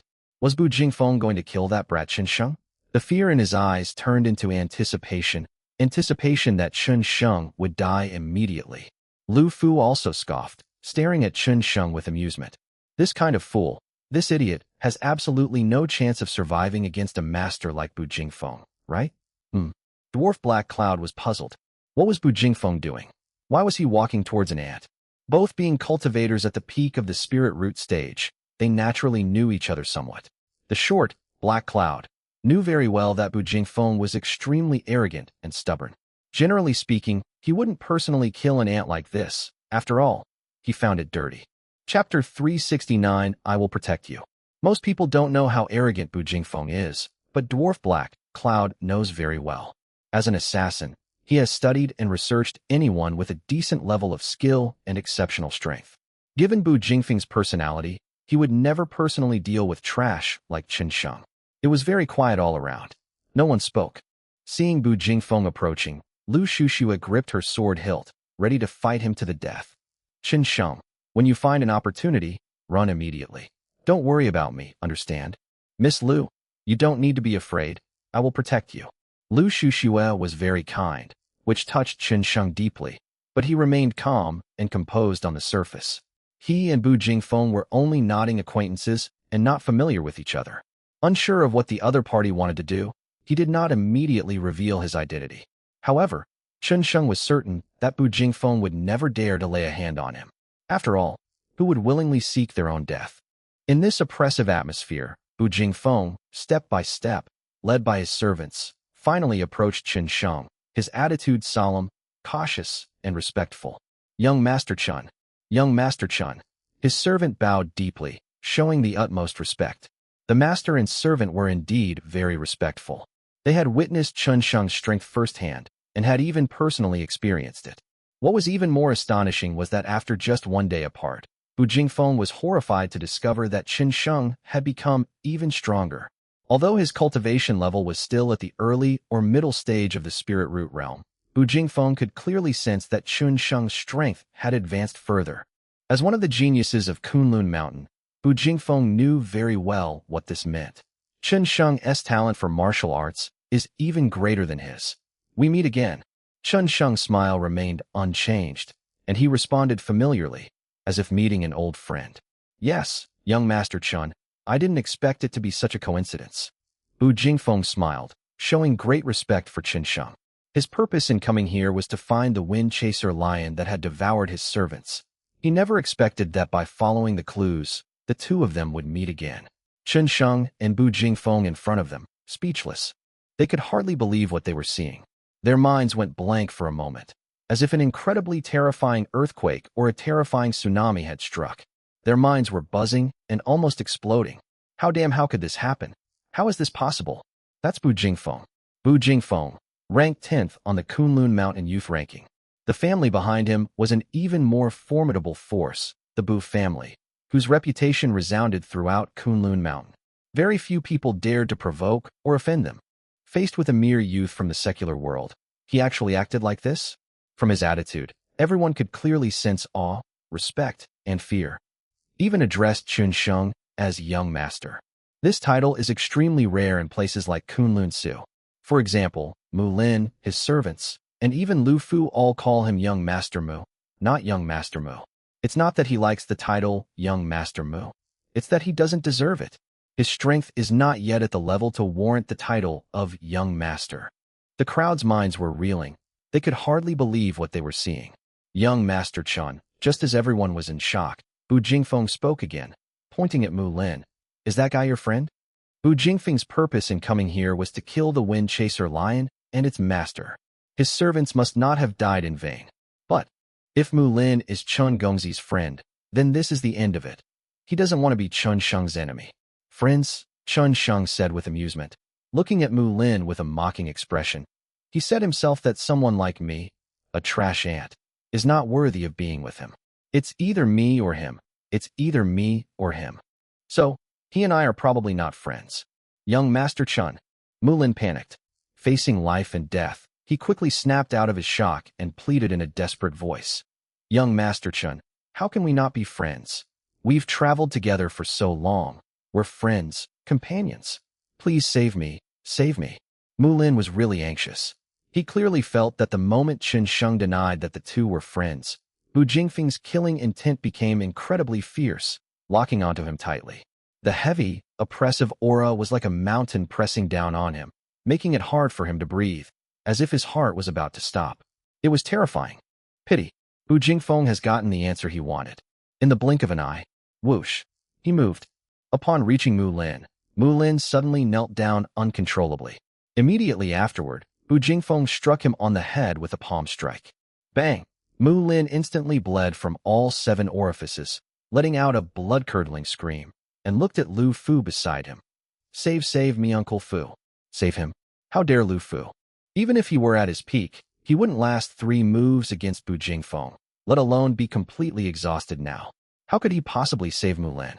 Not only did he not offer assistance, he retreated even further. Meanwhile, a short blade flashed in Bu Jingfeng's hand, sizzling as it scraped against the air like a coiling venomous snake before landing on Mulin. Puff!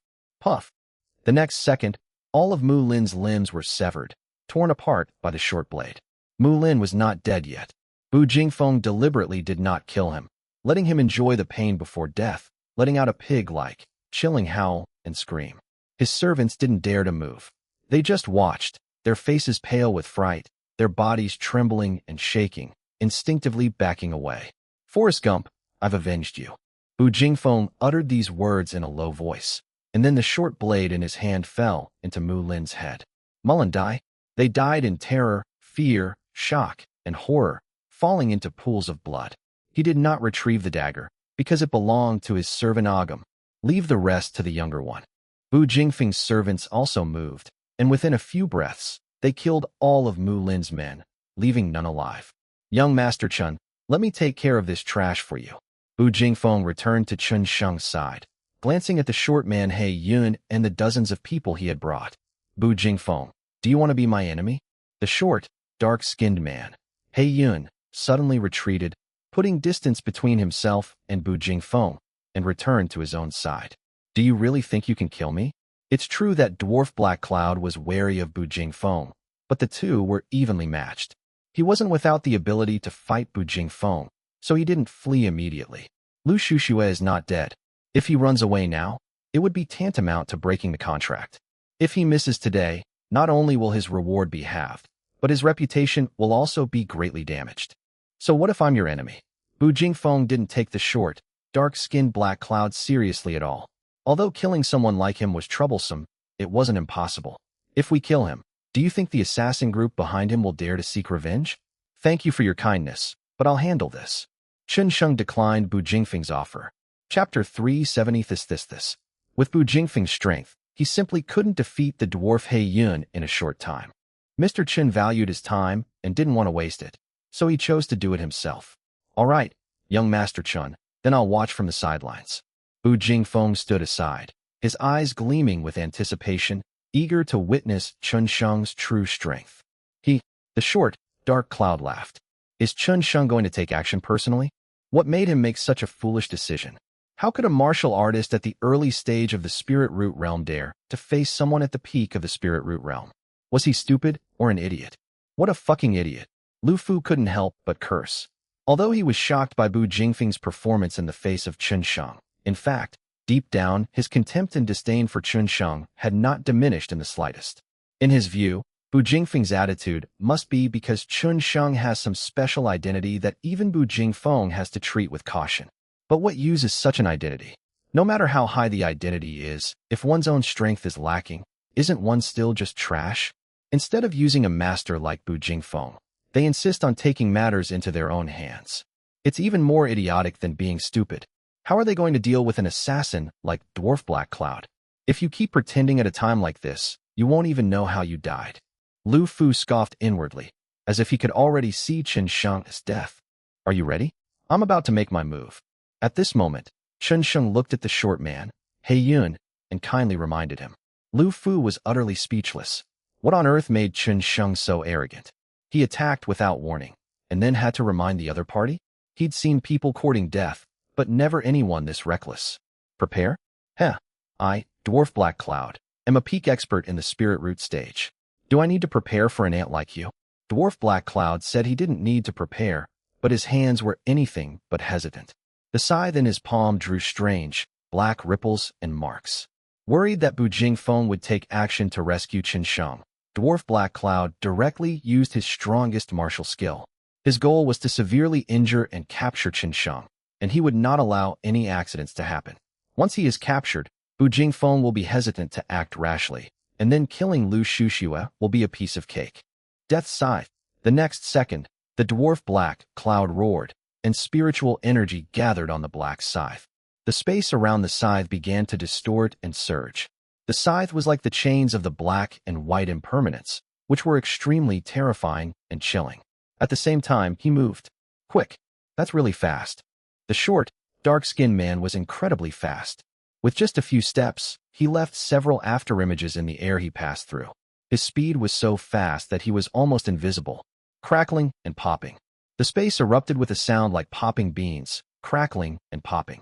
Weapons rubbed against the air, producing blinding, dazzling flashes of electricity, like the high beams of a car, so bright that people couldn't open their eyes. It was astonishing. In less than a tenth of a breath, he had arrived in front of Chen Sheng. The scythe in his hand was charging up and charging up again. 120% of his spiritual energy and power surged down like a tsunami, suppressing Chen Sheng. And Chen Sheng. They remained standing in the same spot, without moving an inch. The scythe, carrying the aura of death, drew closer and closer to him, almost touching the hairs on his body. And at this moment, fancy and gaudy, with a calm demeanor, Chen Sheng flipped his hand, and the dragon roar sword flashed into existence. He swiftly raised his hand, striking first despite being behind. Puff! The white blade enters, the red blade exits. Before anyone could see what was happening, they heard a strange noise. The next second, the Dwarf Black Cloud stopped moving. His body suddenly stiffened and froze, like a still painting. There was a bloody hole on his neck, where his Adam's apple was. A deadly, gushing wound. The blade of the sickle in his hand was only 1 millimeter away from Chen Sheng's body. A difference of a millimeter can lead to a difference of 1,000 miles. It is a millimeter that the Dwarf Black Cloud can never advance any further. The short, dark-skinned man's eyes widened. His life force was rapidly shrinking and diminishing. The scythe slipped from his hand, and instinctively, he tried to cover his neck. He tried to say something, but instead of speaking, he spat out mouthfuls of blood. In less than 3 seconds, he collapsed to the ground, dead, becoming a cold corpse. He died cleanly and decisively, without any hesitation or embarrassment. Even though he took the initiative and used his strongest martial arts technique, he still died. The whole process, from the moment he attacked to his death, took less than 5 seconds, like a dream. Chen Sheng's move was too fast and too strange. Apart from Bu Jingfeng, who barely saw Chen Sheng draw and sheath his sword, no one else could see what happened. Even the short, dark-skinned man only felt a chill on his neck and had no time to react, defend, or retreat. Beside him, Bu Jingfeng felt a chill run down his spine. This was the first time he had ever felt this kind of dread when facing a martial artist in his early 20s. He had thought that even if Chen Sheng was stronger than him, it would still take some effort for him to kill him. In retrospect, he underestimated Chen Sheng, or rather, overestimated himself. Although, the two are at different levels. However, his strength is nowhere near that of Chen Sheng. Him and Chen Sheng is very far. Bu Jingfeng simply couldn't imagine how terrifying this guy would be if he reached the same level as him in the future. At that time, could it be that even someone at the Spirit Sea stage could be easily killed? When did such a monster appear in Kunlun Mountain, or rather, in the mortal world? Bu Jingfeng's servant stared wide-eyed, suddenly realizing that Chen Sheng had shown mercy when he attacked him yesterday. Otherwise, he would never have seen the sun rise today. Kill him. Avenge the leader. The 30 or 40 men in black brought by the short man Black Cloud were terrified, but they immediately made their move. They were assassins and death squads, and the group of them flashed around and suddenly attacked. At the same time, some people rushed towards Lu Shushue. As long as Lu Shushue is killed, they can also get the rewards that Dwarf Black Cloud gets. However, Reality is cruel, extremely cruel. Chun Sheng leaped forward, unleashing the ninefold extreme shadow technique, moving through the center of the crowd at 10 times the speed. The snow-white light shimmering in his hand, resembling a dragon's roar, flowed through their bodies like an elegant line. Blood spurted out, and a figure fell to the ground. In less than half a minute, 30 or 40 people, all of them, are dead. Around Chun Sheng, there were piles of corpses, and there wasn't a single drop of blood on his body or hands. Oh, beside, Lu Fu screamed in terror, collapsing to the ground with a thud. His face flushed red, and he nearly fainted. He stared at the hellish scene with horrified eyes, as if he had seen a ghost. This. Chapter 371. Too powerful. Lu Fu was almost unable to breathe. He looked as if he had aged more than 10 years in an instant. His aged face was filled with shock and horror. His eyes were fixed on the bleeding corpses. His whole body trembled and shook. His lips kept uttering the words this, but he could not utter a second word for a long time. His horror was beyond words. His mind was reeling as if the world had exploded. That's Black Cloud the Short and his famous bodyguards. Together, they couldn't last a minute against Chun Sheng. Just how terrifying is his strength? Lu Fu simply couldn't believe it. At that moment, besides being shocked, all he felt was fear, dread, and regret. Thinking back, he had looked down on this martial artist from the secular world, considering him trash, an arrogant fool, without any self-awareness. He despised Chun Sheng from the bottom of his heart. Smack! He slapped himself, feeling the burning pain on his face. He knew this wasn't a dream, it was real. The trashy, self-aware person isn't Chun Sheng, it's Lu Fu. For the first time in his decades-long life, Lu Fu felt utterly ridiculous. Young Master Chun. Before Chun Sheng even approached him, he crawled to his feet like a dog, pleading, "Young Master Chun, spare me. I was wrong. I looked down on you before, young Master Chun." Lu Fu kept kowtowing and begging for mercy. His pale old face was sallow and withered. His attitude towards Chun Sheng had completely changed. "Old man, get out of here. From now on, don't let me see you, and don't appear in front of Miss Lu, or you will die." Chun Sheng glanced at him. Protecting Lu Shushue, this old man deserves credit for his hard work, even if he didn't achieve anything. Although he betrayed Lu Shushue, if he were really killed, given Lu Shushue's personality, she would still be heartbroken. Therefore, Chun Sheng was too lazy to kill him. "Yes, young Master Chun, thank you very much. Before I leave, I beg you to protect Miss well." Lu Fu gave Lu Shushue a deep look, kowtowed respectfully to Chun Sheng again, and then turned and ran away. Humans are just so materialistic and pragmatic. Chun Sheng sighed, muttering to himself. From beginning to end, Lu Shushue was in a dazed and shocked state. Her mind was almost blank, and her delicate eyes and mind were completely filled with Chun Sheng's tall and imposing figure. She stared at him blankly and in a daze. She simply couldn't believe that a random person who appeared out of the street could be so incredibly powerful, far beyond her expectations. Previously, she had always thought that Mr. Chun was a good person, courageous and responsible, but his only flaw was that he loved to brag. However, she never voiced this thought, but simply did her best to defend and protect him.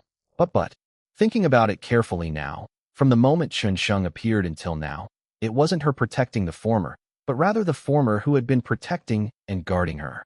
"Young Master Chun, I have finished dealing with my business. I wonder where you are going. If it is possible, may I go with you?" Bu Jingfeng stepped forward and offered.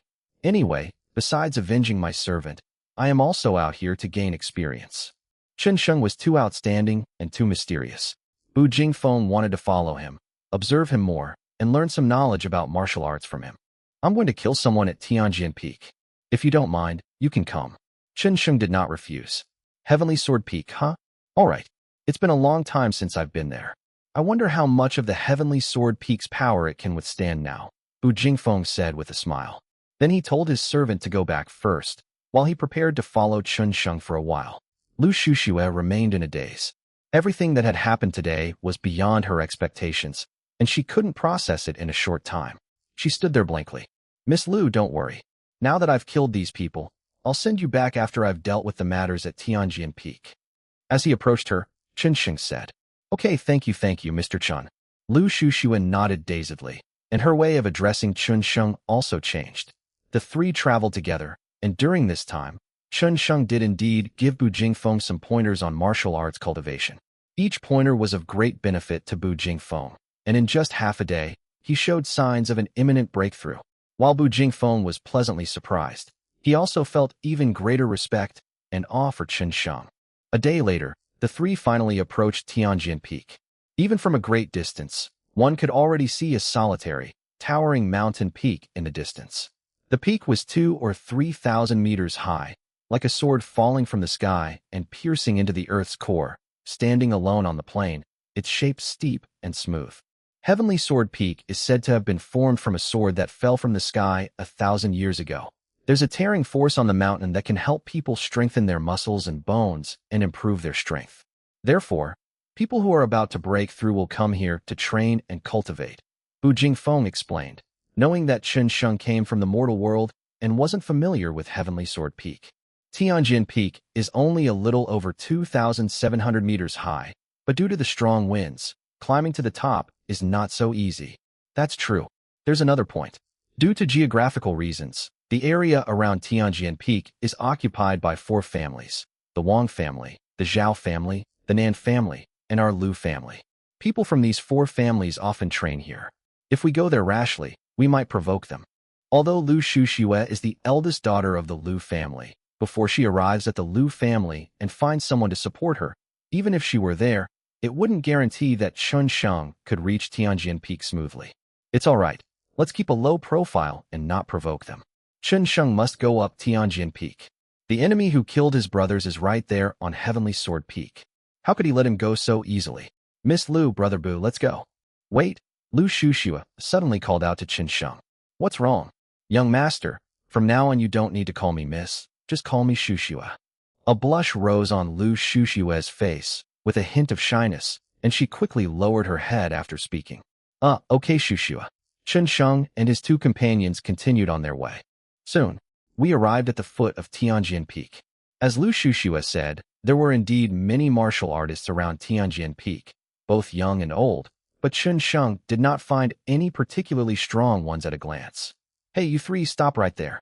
Just then, a voice suddenly rang out, and more than 20 martial arts practitioners surrounded the 3 of them, holding swords and knives, their attitude hostile. Chapter 372. Who's inside? A young man who seemed to be the leader frowned and asked, "Who are you? And what are you doing here? Don't you recognize me?" Bu Jingfeng walked out from behind Chun Sheng with a cold face, his brows furrowed as he stared at the young man. The young martial artist recognized his face and was instinctively startled, involuntarily shivering. "You are Bu Jingfeng? What do you think? Could it be that anyone else dares to impersonate me?" Bu Jingfeng exuded a commanding presence. He was gentle and calm when facing Chun Sheng, but when facing these outsiders, he revealed an aloofness and coldness. Bu Jingfeng. He is Bu Jingfeng. Upon hearing this name, all of the dozen or so martial artists subconsciously took 2 steps back, their expressions changing. Bu Jingfeng's name was extremely well known in Kunlun Su. Very few people didn't recognize him. "What brings young Master Bu here?" the leading young martial artist asked, forcing himself to remain calm. "Accompany my friend to Heavenly Sword Peak to kill someone," Bu Jingfeng asked calmly. "What? Are you going to stop me?" Hee. The martial artist gave a forced smile. "How dare we stop you? But young Master Bu, you know the rules. Heavenly Sword Peak belongs to our 4 families. If you want to go up, you must pay some spirit stones." "No, can I go up?" Bu Jingfeng hadn't expected to come here, so he didn't bring enough spirit stones with him. "I'm a member of the Lu family." Lu Shuxue stepped forward and said, "With me here, may I go up?" A member of the Lu family? The leading martial artist stared at Lu Shuxue for a while, then turned to look at someone else. "Lu Xian, is she from your Lu family?" The martial artist being looked at was a burly man in his 30s with thick eyebrows and short hair. He stared at Lu Shuxue for a long while. "You are Miss Lu Shuxue?" "Yes, it's me." Lu Shuxue nodded. Although she didn't know Lu Xian, she knew that she was a member of the Lu family. "Miss Lu, I didn't expect you to make it this far." Lu Xian was somewhat surprised. He knew the situation within the family very well. Second Master Lu was trying to win over the people and had already sent people to deal with Lu Shuxue. She probably won't be able to hold on to the title of young lady for much longer. Under these circumstances, Lu Xian naturally wouldn't give her a pleasant look. You're really lucky. And who is he? His name is Chun Sheng, and he's a friend of mine and young Master Bu, Lu Shushua explained, hoping these people would make way for her. You're from the Lu family. You can go in, and young Master Bu can go in too, but he can't. The leading martial artist looked at Chun Sheng. Lu Shushua is a member of the Lu family, so according to the rules, she can go up. Also, Bu Jingfeng is extremely powerful and cannot be easily offended, so naturally, they can only let her go. But a person in the early stage of the spirit root realm cannot enter without offering some spirit stones. The rules cannot be easily broken. Oh, you won't even give me face. Bu Jingfeng frowned, staring intently at him, a hint of killing intent already emanating from him. I'll give you one last chance. I can choose not to go, but he must go. Young Master Bu, young Master Bu. The martial artist turned pale with fright. Young Master Bu, rules are rules. If we break them, what will become of the prestige of our 4 families? Is Heavenly Sword Peak your property? Why are you standing here charging fees? Chun Sheng was somewhat speechless, but calmly replied, no matter what your rules are, I'm going to Heavenly Sword Peak. Anyone who has a problem with that can step forward. Chun Sheng was extremely domineering. As he spoke, he took a step forward, and an invisible pressure emanated from him. Clang! Almost simultaneously, a dozen or 20 people around them drew their weapons and began fighting each other. Hee, young Master Chen, you can go to Tianjin Peak with peace of mind. Leave these people to me. Bu Jingfeng knew very well that the 4 families were nearby. If anything happened here, someone would come immediately. Even if Chun Sheng was extremely strong, he would have a hard time getting away for a while. Bu Jingfeng, do you really want to go against the 4 families? The leading martial artist shouted. Even a powerful dragon can't suppress a local snake. You should think carefully. Heh. Do I, Bu Jingfeng, need you to remind me how to do things? Instantly, the surrounding air became incredibly oppressive, and Bu Jingfeng was ready to make his move. Zhao Feng. Suddenly, Lu Xian said to the leading martial artist, let him go. Zhao Feng asked why. Have you forgotten who's up there? Don't you know what will happen to anyone who disturbs him? Hate that's true. Zhao Feng realized what Lu Xian meant, and with a wave of his hand, his men immediately sheathed their weapons and made way for him. Young Master Bu, Miss Lu, since you insist on going, then let you go up. Tianjin Peak does not send people like us. Good. Chun Sheng knew something was amiss with these people's sudden change, but he didn't care. He said to Bu Jingfeng, Brother Bu, could you stay here and look after Shushua for me? Lu Shushua is too weak and is in a period of weakness. It would be dangerous for her to go up to Tianjin Peak with him. Chun Sheng is not at ease taking her up with him. No problem, young Master Chun. I will definitely protect him and wait for you to return here. Bu Jingfeng nodded, agreeing to Chun Sheng's request as a way of repaying the latter for his guidance. Without saying another word, Chun Sheng walked straight toward Tianjin Peak under the amused and gloating gazes of Zhao Feng, Lu Xian, and the others. This kind of trash dares to come to Heavenly Sword Peak. Guess how many meters he can climb with his strength. At most a kilometer. 1,000 meters? Early stage of the spirit root realm, 1,000 meters? You really think highly of him. I bet 500 meters. I bet 300 meters. A group of people didn't think highly of Chun Sheng and sneered. Bu Jingfeng and Lu Shushua didn't say anything. In fact, they also wanted to know how high Chun Sheng could climb. The highest height that the spirit root stage cultivator can reach on the 2,700-meter high Heavenly Sword Peak is 1,800 meters. This record was set by Yi Siling, the pride of the Peerless Academy. Some cultivators at the Spirit Sea stage can only climb to about 1,300 meters before they can no longer continue. Lu Xian, I think you might be overestimating him. Zhao Feng stared at Chun Sheng's departing figure and said in a strange tone, with his abilities, do you think he could even meet that person? He probably can't even make it 300 meters, right? We should be able to run into him. After all, that guy only went in an hour earlier than him. Lu Xian sneered. If we run into him, we'll have some fun. Lu Xian, Zhao Feng, what do you mean? Lu Shushua, sensing something was wrong, questioned sharply. Who is this person you're talking about? Who went to Tianjin Peak? Chapter 373, you should know who it is, right? Lu Shushua knew that Zhao Feng and Lu Xian had no good intentions in letting Chun Sheng enter Tianjin Peak, and she became even more worried after hearing their words. Who exactly is that person? Miss, you may not know this, but a few days ago, young Master Zhang's uncle, Senior Fong Xinyu, came here for training. After young Master Zhang learned of this, he came to visit Senior Fong an hour ago. Lu Xian's lips curled into a playful smile. Young Master Zhang said that no outsiders are allowed to go up while he's meeting with his uncle, Zhao Feng said with a smile, adding smugly. Young Master Bu, Miss Lu, you should know who this young Master Zhang I'm talking about is, right? Zhang Heng, Bu Jingfeng asked calmly. That's right, it's Zhang Heng, who ranks fourth on the Kunlun Void Youth ranking. Zhao Feng said. Besides him, no one else is worthy of the title Young Master Zhang. Upon receiving Zhao Feng's confirmation, Bu Jingfeng and Lu Shushua's expressions changed simultaneously. They hadn't expected that Zhang Heng would also be here. This person has an extremely volatile temper and is easily angered. He cannot tolerate the slightest disobedience from others, and if he is even slightly unhappy, he will go berserk and kill. The key is his strength, which is exceptionally strong, earning him the nickname Invincible Zhang. Unrivaled among those of the same level. Within the same realm, he is hailed as an invincible being. This is also why Lu Xian, Zhao Feng, and the others dared to disrespect Bu Jingfeng earlier. With Zhang Heng present, Bu Jingfeng was ultimately outmatched. What should we do? Upon hearing this name, Lu Shushua's expression changed, and she was somewhat worried, but she had no idea what to do. Wait! Bu Jingfeng crossed his arms. Zhang Heng's strength was beyond his ability to contend with. Even if he chased after him now, it would be futile. The only thing he could do was wait. But you don't need to worry too much. With that kid's strength, it's hard for him to run into young Master Zhang.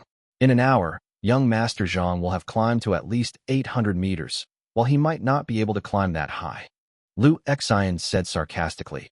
Does Miss think she can rely on him to regain her status in the Lu family? Heh. Lu Shushua smiled self-deprecatingly. Given her previous status, it was a blessing that someone like Lu Xian could even speak to her. Now, he dared to mock her, truly proving the saying that a tiger fallen into the plains is bullied by dogs. All eyes were on Qinsheng. There were no weeds around Tianjian Peak. It had been specially tended and was quite clean and tidy. When Qinsheng arrived at the foot of Tianjian Peak, he indeed felt a strange gale. This was the bottom, and the gale was not strong and very weak. However, even though it was very weak, an ordinary person could only stand here for a maximum of 3 minutes. Upon closer inspection, Tianjian Peak truly resembles an upside-down sword stuck in the ground, so steep and smooth that only martial arts practitioners would dare to climb it. Brothers, if you have a spirit in heaven, see clearly that I have come to avenge you. Qinsheng murmured, then stepped onto Tianjian Peak, preparing to begin his ascent. Not even bothering to check the route. Are you looking for death? Zhao Feng sneered. As the guardian of Tianjian Peak, he had seen far too many people lose their lives here over the years. Unlike other ordinary mountains, Tianjian Peak not only has strange gales, but also extremely strong gravity. Falling from a height of 100 meters can be as powerful as falling from 1,000 meters on an ordinary mountain. Once you fall, you're basically doomed. Those who come to Tianjian Peak for the first time all plan their routes and observe the terrain before climbing, but Qinsheng actually went straight up. In Zhao Feng's view, it was no different from courting death. I should remind him, Bu Jingfeng muttered to himself. He hadn't expected Qinsheng to be so reckless and audacious.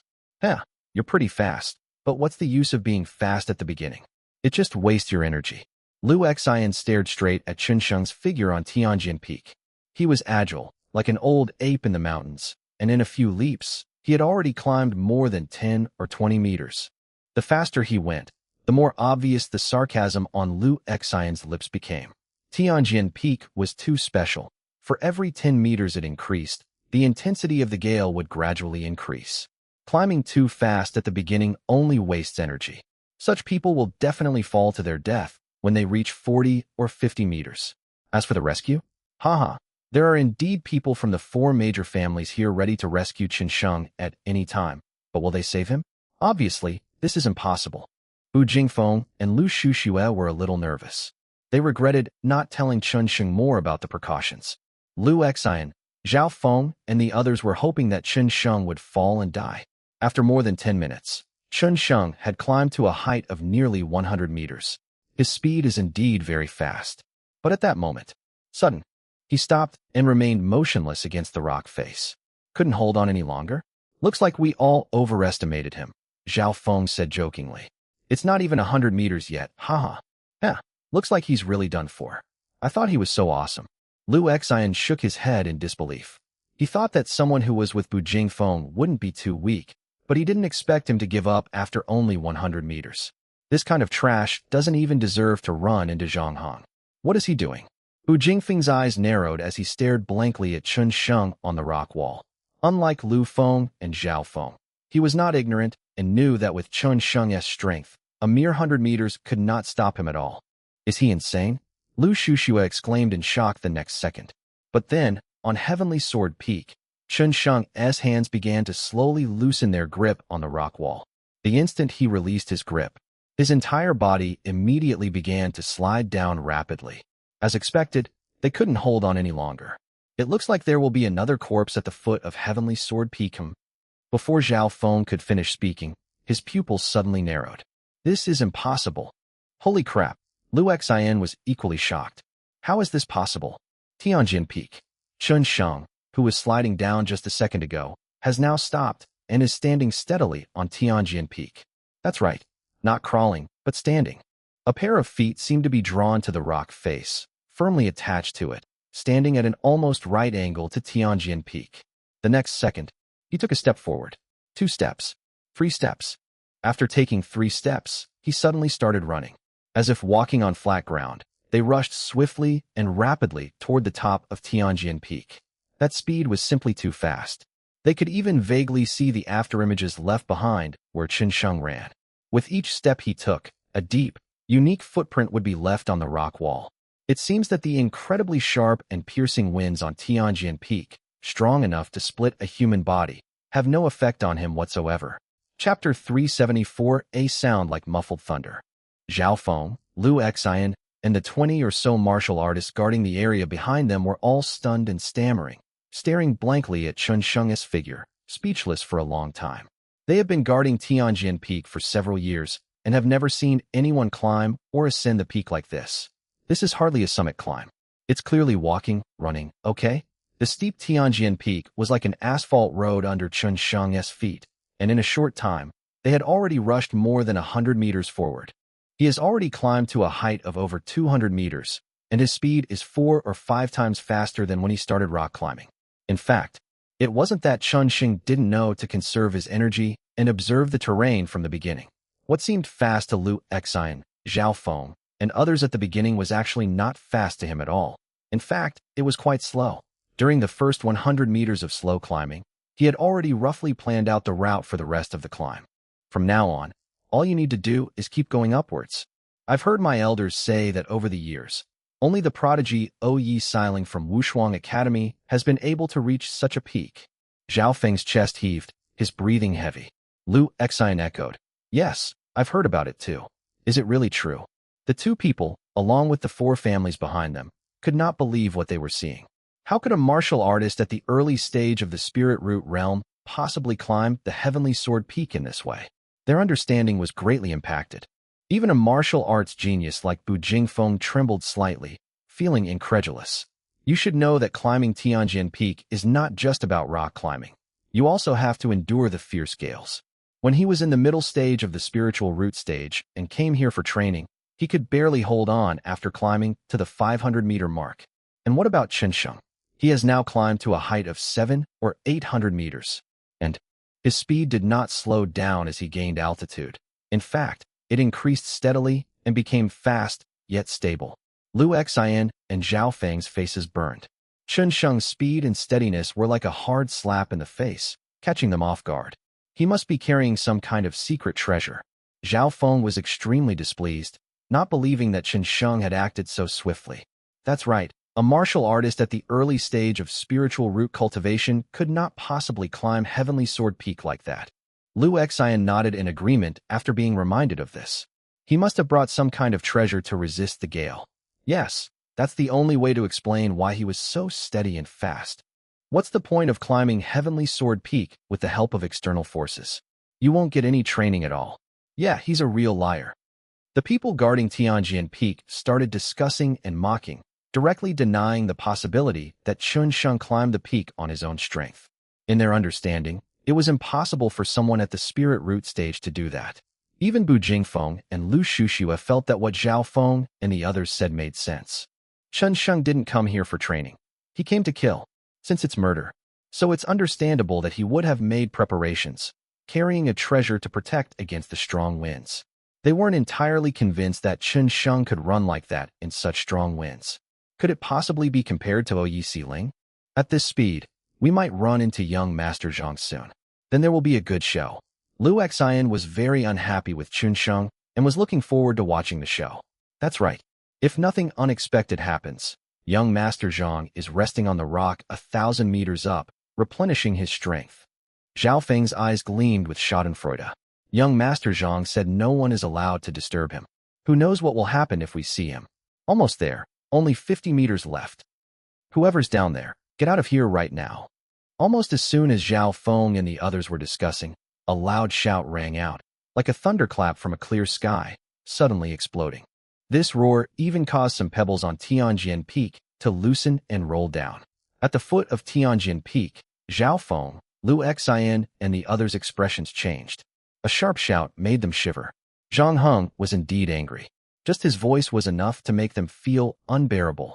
Even from a kilometer away, they could still hear each other, which shows just how powerful young Master Zhang is. Look, that guy, he stopped, someone said, looking at Chen Sheng's figure. Hee, isn't it normal for him to stop? Who would dare not stop when encountering a strong man like young Master Zhang? Continuing to advance would be tantamount to courting death.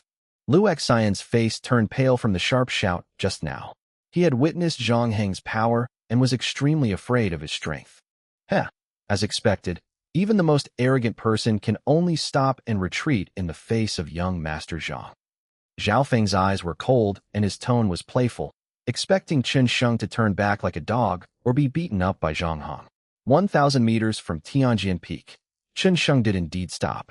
50 meters away from him, there was a rock. This rock was the only platform where people could rest after running 1,000 meters. On the platform, he met 3 people. A man in his 30s and 2 elderly men in their 50s or 60s were present.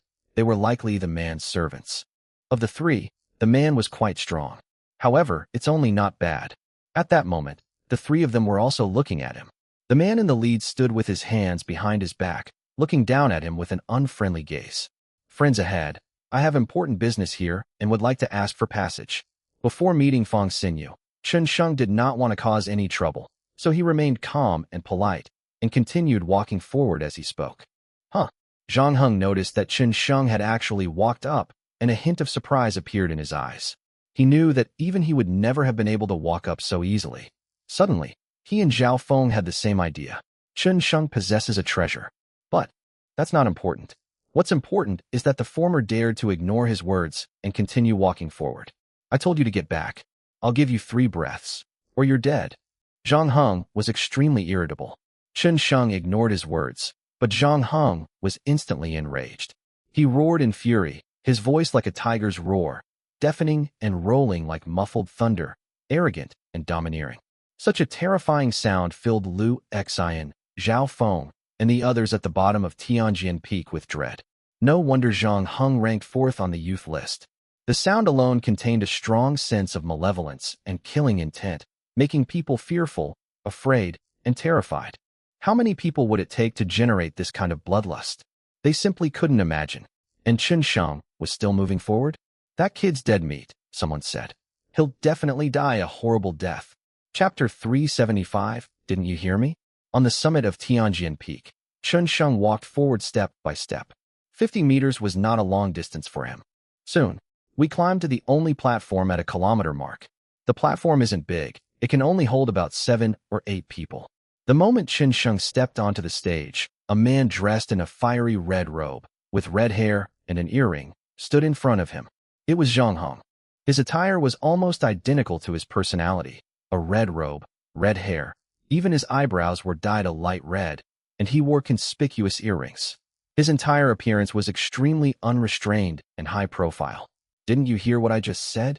He asked Chen Sheng with a furious expression and an arrogant, domineering tone. Or did you just ignore it? Tianjin Peak doesn't belong to Zhang Heng's family, so why should he leave? Chen Sheng's expression changed slightly, but he remained unmoved and turned to continue climbing the peak. However, at this very moment, depend on, Zhang Heng cursed and drew a red blade.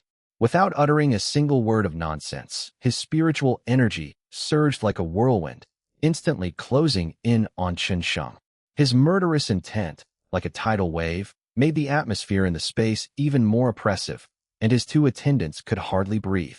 If you dare to disregard my words, then you might as well die. He roared, like a lion or tiger howling, and his murderous aura and killing intent grew stronger and heavier as he approached, becoming frenzied. At the foot of Tianjin Peak, Lu Xian, Zhao Feng, and the others were terrified when they heard that loud shout. 1,000 meters away, they looked up and, with the help of their special tools, stared intently at the figure that they could vaguely make out 1,000 meters away, filled with fear, awe, and anticipation.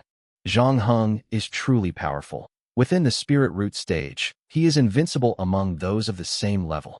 With each step he took, the killing intent and baleful aura around him intensified. On Heavenly Sword Peak, pebbles tumbled and trembled, falling like raindrops to the base of the peak. Bu Jingfeng and Lu Shuxue both looked rather grim. Although Chen Sheng was strong, he was still much weaker than Zhang Heng, who was invincible at the same level. Was he going to die here? Both of them felt sorry for him and prayed in their hearts. Boom! Zhang Heng had already closed in. In an instant, the spiritual energy on his body had reached its peak, and the sharp blade in his hand seemed to come alive, flashing with dazzling light. The terrifying power of hundreds of thousands of tons rushed towards Chen Sheng like a storm. Young Master actually used his strongest move. Behind him, the two servants were extremely pale. The oppressive feeling emanating from Zhang Heng made them feel extremely uncomfortable, making it difficult to breathe, and their hearts seemed to be about to stop beating at any moment. Young Master doesn't want to waste time. He wants to kill him in one strike, and then go see Senior Feng immediately. Another servant exclaimed inwardly, his eyes filled with admiration for Zhang Heng. He had personally witnessed Zhang Heng use this move to kill countless disobedient and reckless martial artists. No one had ever been able to leave alive when he used this martial skill. This blind fool in front of me will surely become one of the dead, without exception. In the blink of an eye, sizzle, a blindingly bright blade, as dazzling as a burning flame and as brilliant as the sun, had already reached Chen Sheng in that instant. Die, you ant. Zhang Heng didn't say anything more. His eyes brightened and became much more intense, as if he could already see Chen Sheng die. He felt extremely relieved and happy. This is his personality, irritable, easily angered, and bloodthirsty. Only killing and seeing blood can quell the fire in his heart and make him feel comfortable and happy. For him, that feeling was even more pleasurable than having sex with a woman. Die. Just then, Chen Sheng, who was about to leave with a calm expression, uttered a single word in the face of the former's sudden attack. Then, the dragon roar sword suddenly appeared in his palm. Without any extra movements or words, he thrust the sword directly at the blade and met it head-on. Clang! In an instant, the sharp blades clashed. At that moment, Chen Sheng, standing at the edge of the platform, remained motionless, neither retreating nor advancing even half a step. Zhang Heng was sent flying backward, a small but deep hole appearing in his shoulder bone, from which blood gushed. The red blade in his hand was broken in two, and he was in a terrible state as he fell off the platform. Young Master! Young Master! His two servants were utterly shocked, never expecting such a scene to unfold. However, they were also experts, handpicked from among thousands of martial artists. They quickly regained their senses and forcibly pulled Zhang Heng back, preventing him from falling off Tianjin Peak in an embarrassing manner. Hiss! Zhang Heng's arm was so deep that bone was visible. It was terrifying, a bloody mess. He looked up in horror at the calm and composed Chen Sheng opposite him, his heart churning with turbulent waves. He was shocked. I was truly shocked. Before he took action, he never imagined the outcome would be like this. How is that possible? How so? That doesn't make sense. The kid in front of me is nothing more than an ant at the early stage of the spirit root realm. This kind of ant can be crushed to death even with bare hands, let alone weapons. He, Zhang Heng, is invincible among those of the same rank. In the entire Kunlun Void, how many people below the spirit root stage are his match? He has killed countless martial artists, even those at the peak of the spirit root stage. Among the younger generation, there are not many who can defeat him, and there is absolutely no one who can defeat him in one move except for Yi Xiling, the pride of Wushuang Academy.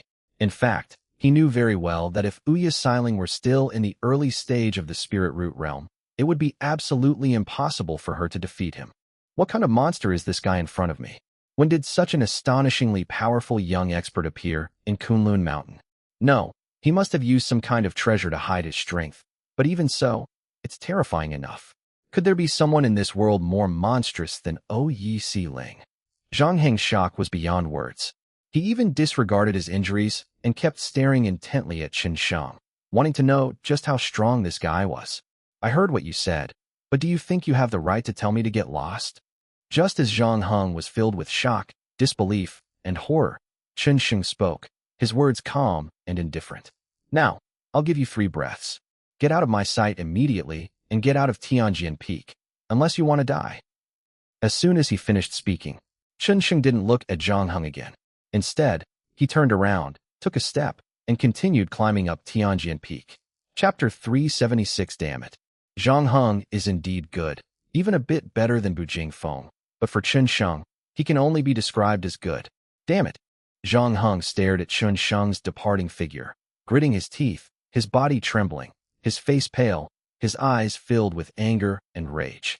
He desperately wanted to make another move, but when he thought of the former's strength, he hesitated and was afraid. But if things continued like this, it would be too shameful. Young master, given your current injuries, it is really not suitable for you to continue climbing Heavenly Sword Peak. Let's go down first, an old servant said, giving Zhang Heng a way out. Young master, he must have some treasure on him. Let's leave here first and think of a way to get back up, another person said. Zhang Heng's eyes were filled with resentment. Chen Shang's nonchalant and calm demeanor was clearly etched in his mind, as if it were an insult and humiliation to him. He hesitated and did not want to leave just like that. But, finally, he forced himself to stand up and, escorted by 2 servants, walked down Tianjin Peak. You damned bastard. You wait. I'll get my revenge. I'll make you suffer a horrible death. Zhang Heng's eyes were bloodshot, and he roared inwardly, his violent temper impossible to calm down. From birth to the present, wherever he goes, he shines brightly and is dazzling.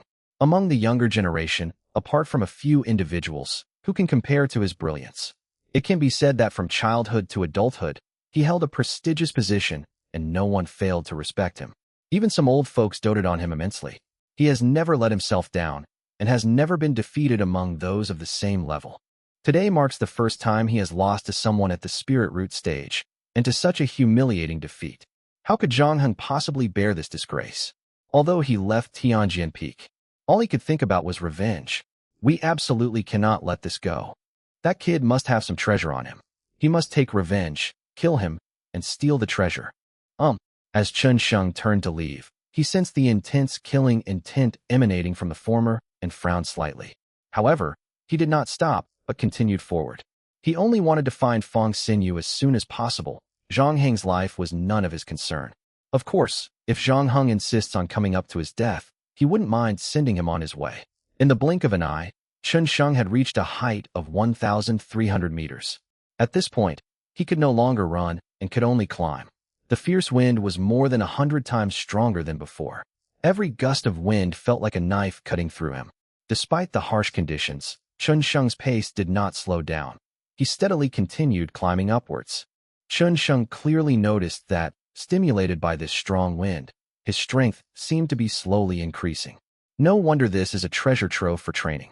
This kind of gale can indeed temper and strengthen martial artists. Chen Shang suddenly realized, but at the same time he was also puzzled as to why this mountain had such a gale. This kind of strong wind doesn't seem to be naturally formed. I don't know how many meters away Feng Xinyu is. Chen Shang adjusted his posture, his eyes sharp, and moved forward swiftly like an old ape in the mountains. At the same time, at the bottom of Tianjin Peak, Zhang Heng and his 2 companions descended from the peak. The 3 of them appeared. Lu Xian, Zhao Feng, and the others were instantly stunned. Their expressions changed drastically, and they stared blankly at Zhang Heng in utter disbelief. What would happen? Zhang Heng, young master Zhang, why did you come down here? The crowd was not only extremely shocked, but also clearly saw the bloodstains on Zhang Heng's arm. Even though the wound had been treated, the blood that had soaked through his clothes was still extremely eye-catching and striking. Immediately, a chilling, unbelievable thought popped into Zhao Feng's and Lu Xian's minds. Young Master Zhang Heng was seriously injured by that piece of trash who just went up there. Thoughts that seemed like a fantasy surged within them. They simply couldn't believe what they were seeing, yet the truth was right before their eyes. No, impossible. What if it was young Master Zhang who was injured? It certainly won't be like what they imagine, because that's just too crazy. It shouldn't be. Zhao Feng, unwilling to give up, cautiously and tentatively stepped forward and said, "Young Master Zhang, how could you?" "Shut up." Zhang Heng showed no kindness to these ants, not even bothering to look at them properly. "You lot, stay here and guard this place. If that kid who went up earlier succeeds in his training, stop him. If he leaves, I'll hold you all responsible." "Yes, yes." Zhao Feng jumped up and hurriedly agreed. "You two stay here too." Zhang Heng glanced at the two old servants beside him, and then left Tianjian Peak alone. He was very fast, and quickly ran towards the direction of his family. In Zhang Heng's view, Chun Sheng must have come to Tianjian Peak to train. If he had been slower, he might have left. No matter what, he could not possibly connect Chun Sheng with his uncle Feng's sinew. After all, his uncle is really strong. Even the #1 expert in the clan would die if he met his uncle. What kind of connection could Chun Sheng possibly have with his uncle? Elder Yuan, after Zhang Heng left, Zhao Feng stepped forward respectfully and asked one of Zhang Heng's servants, "Young Master Zhang, were you injured by that person?" While they were talking, worried that Elder Yuan might not answer, Zhao Feng took out some spirit stones from his person and gave them to the two of them. "Yes." Elder Yuan nodded as he put away the spirit stones. Just one yes. Instantly, Lu Xian, Zhao Feng, and the martial artists following them were all shocked and petrified, even though they had long considered this possibility. But even though they had thought about it, the moment it was confirmed, they were just as terrified as they should have been. They looked at each other, and in each other's eyes they saw fear, lingering dread, and relief. Who would have thought? The guy they had previously tried to stop and who was at odds with them could actually severely injure Zhang Heng. If they hadn't wanted to use Zhang Heng to kill him, they probably would have kept that kid out of the way. If that were the case, what would be the consequences? Just thinking about it sent a chill down everyone's spine. Without a doubt, killing those who could severely injure Zhang Heng would be as simple, easy, and casual as killing chickens and dogs. This is fucking terrifying. They practically walked on the brink of death. Zhang Heng, ranked 4th on the youth list, is one of only 3 people among the younger generation who can surpass him. Yi Xiling, ranked 1st, Kuang Hu, ranked 2nd, and Yi Qinmong, ranked 3rd. They recognized all 3 of them and knew what they looked like, but this guy named Chun Sheng was not one of them. What exactly is its origin? They offended and schemed against him so much. When he turns back, will he retaliate against them and kill them all? Chapter 377 Broken. The more Lu Xian, Zhao Feng, and the others thought about it, the more frightened and terrified they became. As if knowing what they were thinking, the servant called Elder Yuan chuckled softly. "You don't need to worry, the young master is never one to suffer a loss. He has already gone back to find someone to help him. That kid won't survive until today." "Really? That's great." Zhao Feng's tense heart immediately calmed down. They knew very well how powerful the Zhang family was. It was no exaggeration to say that the Zhang family's strength was even greater than the 4 families of Tianjian Peak combined. Kunlun Void is not large, and all those who can reside here possess extraordinary strength. Among them, the strongest is the Peerless Sect, and the condition for entering the Peerless Sect is to pass through the Peerless Academy. Aside from the Wushuang sect, there are 6 other families in Kunlun Su that are considered prominent. Among them, Bu Jingfeng's Bu family ranks 6th, and the Zhang family ranks 5th. "That kid is dead meat," Lu Feng said obsequiously. With the Zhang family involved, let alone one ant like him, even if 10 more came, they would all die without a burial place. Hearing this, the disciples behind them felt a little more at ease. After all, if Chun Sheng were to live, it wouldn't be good news for them. Bu Jingfeng and Lu Shuxue, who had just relaxed a little, were startled and became worried again. If the Zhang family really came here, Chun Sheng would probably be in grave danger.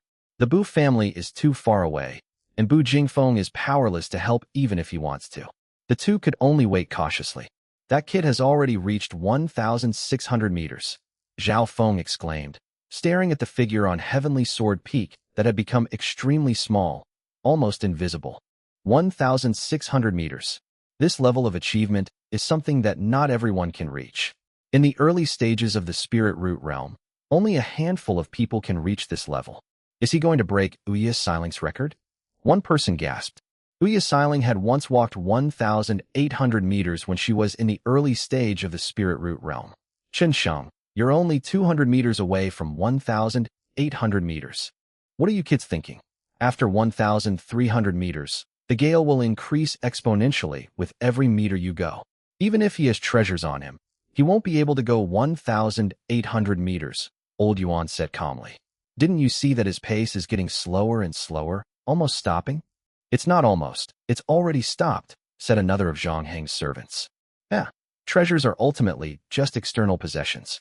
So what if we reach 1,600 meters? Everyone looked in response. Really? Chen Sheng had stopped, lying motionless on the rock face, as if petrified. Senior is right. So what if we have treasures? How many people can withstand the pressure of Heavenly Sword Peak? Lu Xian said sarcastically. Miss Lu, who exactly is young Master Chen seeking revenge against? Bu Jingfeng couldn't help but ask. Has he not found his enemy at an altitude of over 1,000 meters? I don't know. I only know that he came for revenge. Lu Shushua shook her head gently. Revenge? Zhao Feng was slightly surprised. Wasn't that kid here for training? After a brief moment of surprise, a mocking smile immediately appeared on his face. Miss Lu, today on Tianjin Peak, besides young Master Zhang Hong, only his uncle Fang Xinyu is up there. Seeking revenge? You've come to the wrong place. Bu Jingfeng and Lu Shushua were both startled. Fang Xinyu. They had heard of this name. This person is extremely powerful, a master of the Spirit Sea stage. He has been traveling in the mortal world for a long time, and only comes to Kunlun Void occasionally. It is said that he also has a disciple in the mortal world who is exceptionally talented and extremely young. Could it be? Is Chen Sheng's enemy him? The two exchanged a glance, and the more they thought about it, the more likely it seemed. After all, Chen Sheng also came from a secular background. The two became increasingly worried. Fang Xinyu's strength is too great. There's a whole realm separating him from Chen Sheng. If he truly is Chen Sheng's enemy, then for Chen Sheng to come knocking on his door right now would be tantamount to suicide. Yeah, looking for an enemy. But unfortunately you've come to the wrong place and taken the wrong path. It's easy to die, isn't that normal? Lu Xian sneered. He didn't connect Fang Xinyu and Chen Sheng's enemies. After all, the two were not on the same level at all, like ants and elephants, and would never cross paths. Moreover, even if a giant elephant tramples a few ants to death, the ants wouldn't dare to utter a word of rebuttal, let alone seek revenge. That kid really can't make any more progress. A young martial arts practitioner commented. It seems that not just anyone can break Ouya Siling's record. Chen Sheng did indeed stop halfway up Tianjin Peak. This stop lasted for nearly 3 hours. For 3 whole hours, he didn't move an inch, like a gecko, constantly scrunching against the rock wall. His clothes were torn by the strong wind, but he seemed oblivious. Trash is trash. So what if he has treasures? Old Yuan said mockingly. What's the point of talking about breaking records with this kind of person? I predict that he will fall off the mountain in less than half an hour and die on the spot, which will save my young master the trouble of taking action. What if he breaks it? Bu Jingfeng said coldly. He always held a glimmer of hope for Chen Sheng, feeling that the latter might actually break Ouya Siling's record. Elder Yuan didn't even glance at Bu Jingfeng, firstly because he didn't recognize him, and secondly because he didn't expect Bu Jingfeng to be here. He said dismissively, let alone breaking the record. If he could go another 100 meters, I would kneel down in public and commit suicide here, ha. Me too, another servant said.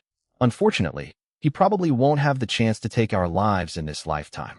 As soon as the two finished speaking, suddenly, they noticed that Lu Xian, Zhao Feng, and a large group of martial arts practitioners in the arena had strange expressions on their faces. Embarrassment, surprise, shock, horror. A variety of emotions were etched on their faces, and their eyes were fixed intently on Heavenly Sword Peak. The two servants sensed something was wrong and instinctively looked towards Tianjin Peak.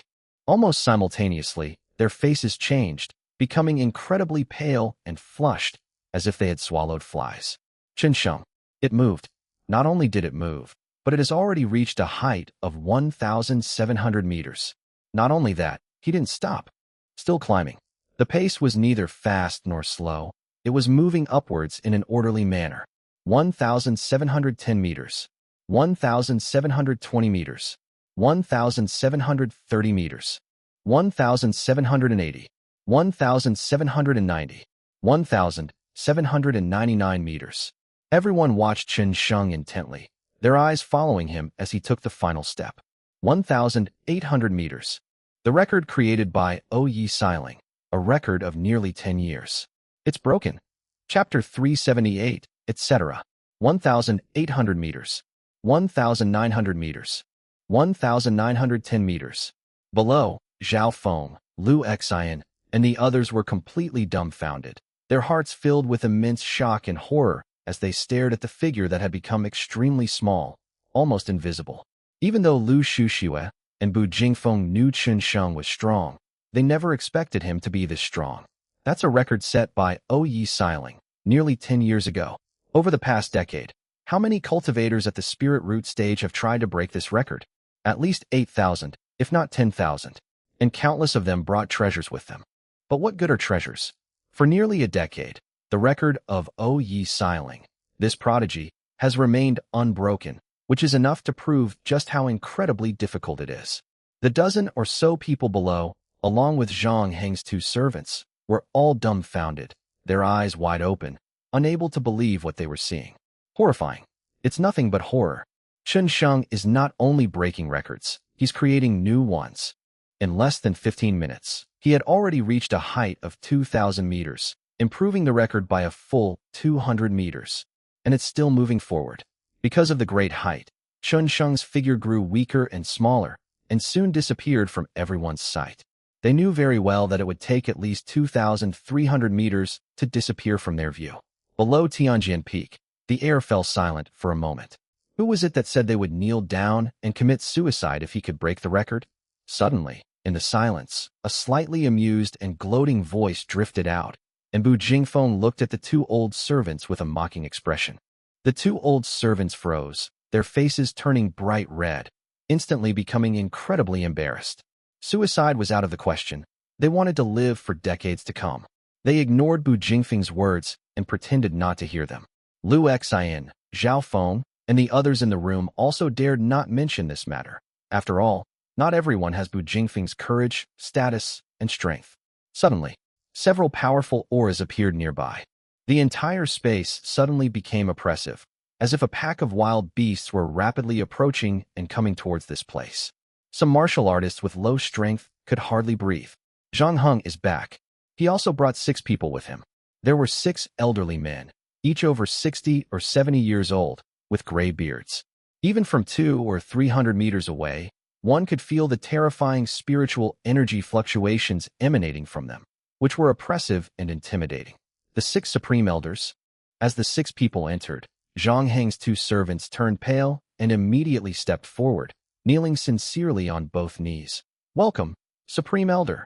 Kneeling before the 6 men, without doing anything, the 2 servants' clothes were already soaked through, their backs covered in cold sweat, and they were panting heavily. The 6 elders, these are the 6 strongest members of the Zhang family. They never expected that Zhang Heng would actually bring out 6 supreme elders. These 6 martial arts practitioners were practically living fossils. They looked only in their 60s or 70s, but in fact, their average age was already 130 or 140. They were the 6 oldest and most powerful members of the Zhang family. Compared to them, the 2 servants were like grains of sand, barely noticeable. Supreme Elder? Bu Jingfeng's eyelids twitched. As a member of a large family, he was well aware of the weight of the words Supreme Elder. Simply put, even the head of the family would kneel down on one knee and be respectful when he sees such an old relic. If they were to say a single word, no one in the family would dare to disobey or defy them. Lu Shushue's face turned deathly pale. She had expected Zhang Heng to invite powerful experts, but she never imagined he would invite such top-tier experts. It was no exaggeration to say that these 6 people coming together would be enough to wipe out her Lu family. This is going to kill Chen Sheng. Bu Jingfeng remained silent. Faced with a powerhouse of this level, he was powerless to help Chen Sheng. "Welcome, Senior. Welcome, young Master Zhang." Lu Xian, Zhao Feng and the others were extremely surprised to see Zhang Heng and his group, but their surprise quickly turned into excitement. With so many powerful people, Chun Sheng was definitely doomed. They were very unhappy with Chun Sheng and wished he would die soon. The group hurriedly went up to him and bowed respectfully. Zhao Feng flattered him, saying, "Young Master Zhang is indeed capable, able to invite so many powerful people to help. That kid is doomed." "That's right," Lu Xian said obsequiously. "Young Master Zhang truly lives up to his reputation as the pride and darling of his family. If it were anyone else, who could possibly persuade 6 seniors to come? Young Master Zhang is truly awe-inspiring. Young Master Zhang is awesome." Everyone fawned over him without reservation, but Zhang Heng ignored them completely. He was now only focused on killing Qin Sheng.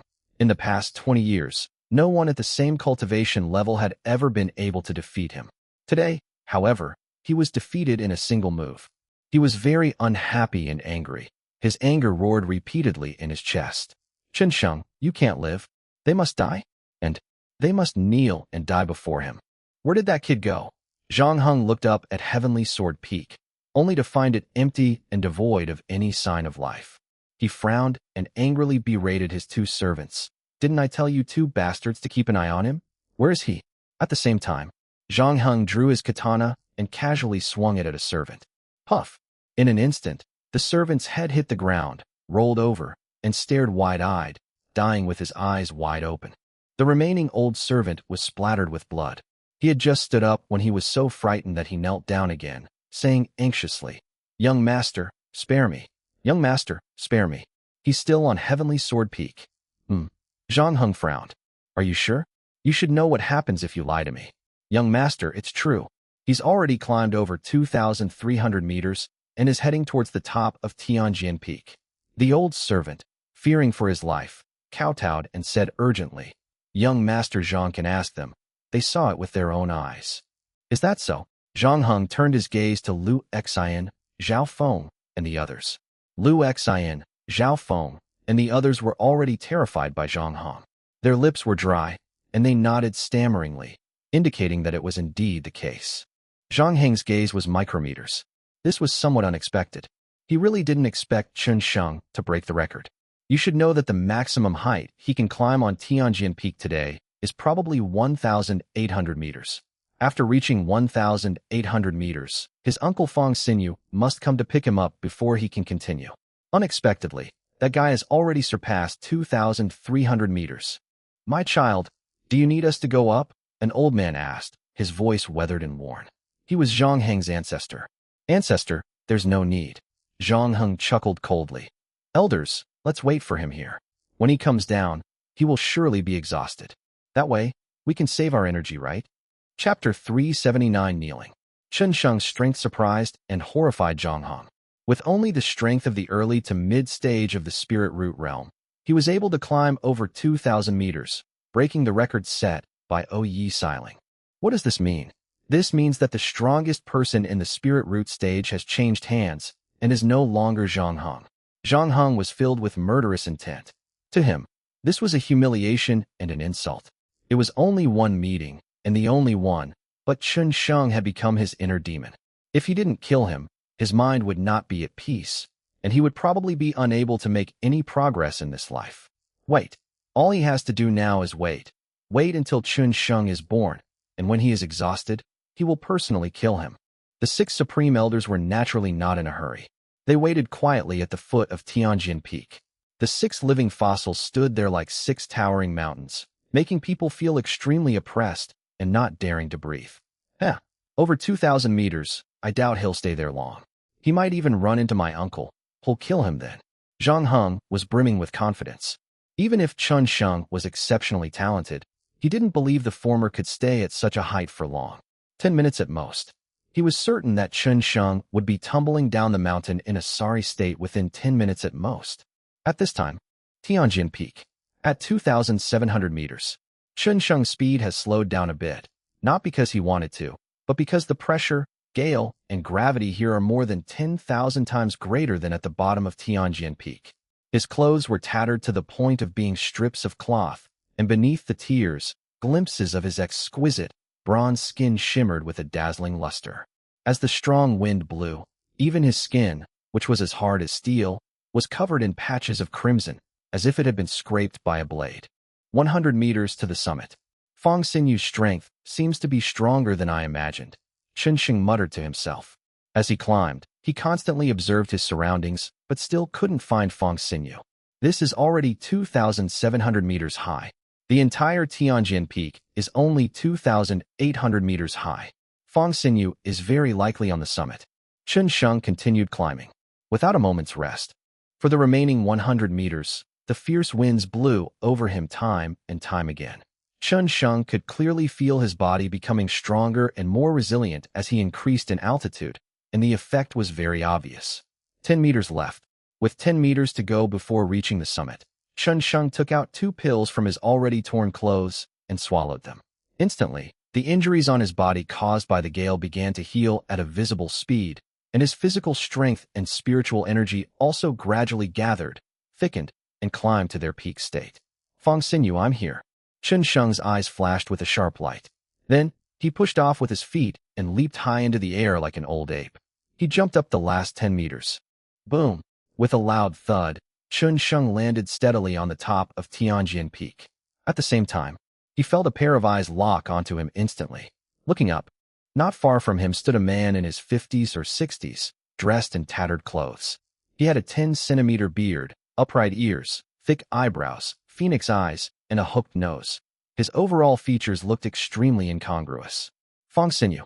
Chen Sheng recognized him the moment he saw him. Xiao Wujiang, Fong Sinyu, Lu Wanchun, Zhou Hongmiao had reconstructed the appearances of these 3 people using 3D reconstruction technology.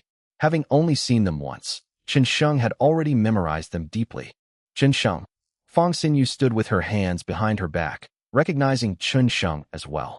On that day, Chen Sheng killed his prized disciple Xuelong. Chen Sheng left an extremely deep impression on him and was the only person in recent years who had angered him.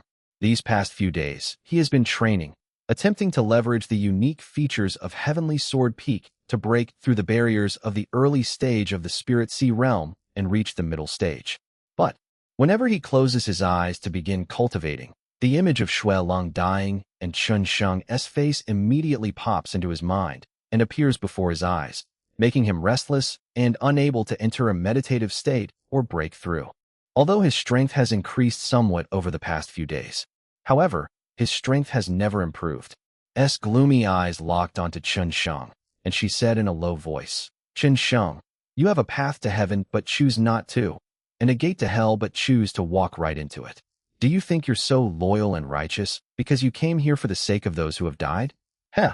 Chen Sheng remained silent, not uttering a single word. In the past, images of his brothers and the woman he loved flashed through his mind like a slideshow, and anger pounded in his chest like a volcano. Thump, thump, thump. Even my heartbeat quickened. Chen Sheng, your so-called loyalty is nothing but idiocy and foolishness in my eyes. Fong Sinyu was extremely confident. Chen Sheng had delivered himself to his doorstep, which was like fish on a chopping board. He could slaughter him whenever he wanted. He stood with his hands behind his back. Although his clothes were a little torn by the wind, he still tried to play the role of a master with an otherworldly air, which looked somewhat comical. Chen Sheng, since you value loyalty so much, I'll send you to see your brothers. By the way, your head is worth much more than theirs. Brush. As soon as he finished speaking, Fong Sinyu made a move. He couldn't wait any longer. For the past few days, he had been trying to break through. If Chen Sheng didn't die and he didn't avenge Xuelong, it would be difficult for him to break through that final step. At this moment, he didn't want to wait any longer. Without waiting for Chen Sheng to say a word, he raised his fist and punched him. This punch was as heavy as a mountain pressing down, its spiritual energy shimmering and radiating dazzling brilliance. It was as heavy as 10,000 pounds, and the space itself rumbled as if it were about to collapse and be destroyed at any moment. In an instant, he had closed in on Chen Sheng. Chen Sheng's eyes narrowed, his X-ray vision activated, and at the same time, he clenched his 5 fingers and raised a fist to meet the attack. Then, the 2 fists collided. Bang! A piercing explosion rang out, and the next second, Chen Sheng staggered back a good 20 or 30 steps. When he stopped, it was clear that his hands were covered in blood, the skin torn open, and the bone was visible. As for Fong Xinyu, it was just a step back. His hands were only slightly deformed. That's all. Yeah, is that all you've got? Fong Xinyu's smile was cold, full of contempt and disdain. You dared to come here looking for me. I thought you were some kind of strong person, but it seems you're nothing special. Who gave you the courage to come before me? Fong Xinyu's smile was extremely arrogant. As she spoke, a violent pressure suddenly erupted from her body. At that moment, it was like a nuclear bomb exploding, and an endless pressure surged towards Chun Sheng in an instant. Chun Sheng, kneel down before me. Chapter 380. It tastes awful.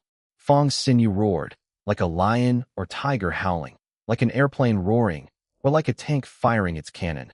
The thunderous roar exploded in Chun Sheng's ears. Buzz. Even someone as strong as Chun Sheng felt his eardrums ringing loudly at this moment. The sound lingered in his mind, accompanied by that roar, as if 10,000 giant mountains had descended from the sky and crushed down on Chun Sheng. Click! Chun Sheng felt as if he were carrying tens of thousands of pounds of weight. His feet sank into the ground, leaving a pair of footprints more than 10 centimeters deep on the hard rock beneath his feet. Chun Sheng, how is it? Have you grasped the strength of a spirit C-stage expert? Kneel down. If you kneel down, I can give you a quick death. Fong Xinyu sneered, his murderous aura rampant, his expression full of confidence and arrogance. At the same time, he made his move again. His feet moved like phantoms, and another punch, accompanied by a howling roar, descended from the sky. He didn't use his full strength. He believed it was unnecessary to deal with a mere spiritual root stage martial artist. His fist was glowing, and a terrifying black aura almost materialized, surrounding his palm like a mighty iron hammer descending from the sky. Kneel down. Fong Xinyu roared, her hair flying wildly, her expression ferocious and ruthless. Chun Sheng's eyes narrowed slightly, and he raised his hand to meet the attack once more. Bang! Once again, the two clashed and collided. Chun Sheng was hit by a heavy force again, and his foot sank even deeper. His entire fist was almost ruined. The bone and flesh were mangled and pieced together, a shocking sight. At the same time, Chun Sheng's legs were almost bent, and he couldn't bear it anymore. The difference between the early stage of the Spirit Root stage and the Spirit C stage is too great. Even with Chun Sheng's extraordinary strength, he could not withstand Fong Xinyu's attack. Kneel. Kneel my ass. Chun Sheng finally managed to utter a few words. Then his legs sprang like springs, leaping out of the footprints and launching an attack. Without any hesitation, he unleashed the ninefold extreme shadow technique. Speed, strength, and perception all are enhanced tenfold in this moment. Rumble. The fist, the size of a sandbag, moved with astonishing speed, sweeping through space and leaving behind a series of white afterimages and flashes of light. Fong Xinyu was somewhat startled. Had the guy in front of him improved so much in an instant? The sudden punch caught him off guard. Instinctively, relying on his body's instincts, he took 2 steps back and raised his hand to block. Click-clack, click. Such resistance was meaningless to Chun Sheng at this moment. With a single punch, the terrifying force of hundreds of thousands of tons sent Fong Xinyu flying backward. The hand he raised was completely deformed and ruined. The bone and flesh were now a blur, and crimson blood dripped onto the ground. Fong Xinyu couldn't help but laugh, then let out a blood-curdling scream. Blood gushed out, staining Tianjin Peak red. The gale swept over his wound, causing his face to contort and twitch. Pain. It hurt so much. Only at this moment did he realize how incredibly painful it was to be injured at the top of Tianjin Peak. The pain was like having his heart ripped out and his bones broken. Chun Sheng, who was injured before him, did not utter a single sound from beginning to end. This tenacious endurance greatly surprised him. Fong Xinyu, didn't you want me to kneel? Go ahead and try. Chun Sheng unleashed the ninefold extreme shadow technique, which only lasted 1 minute.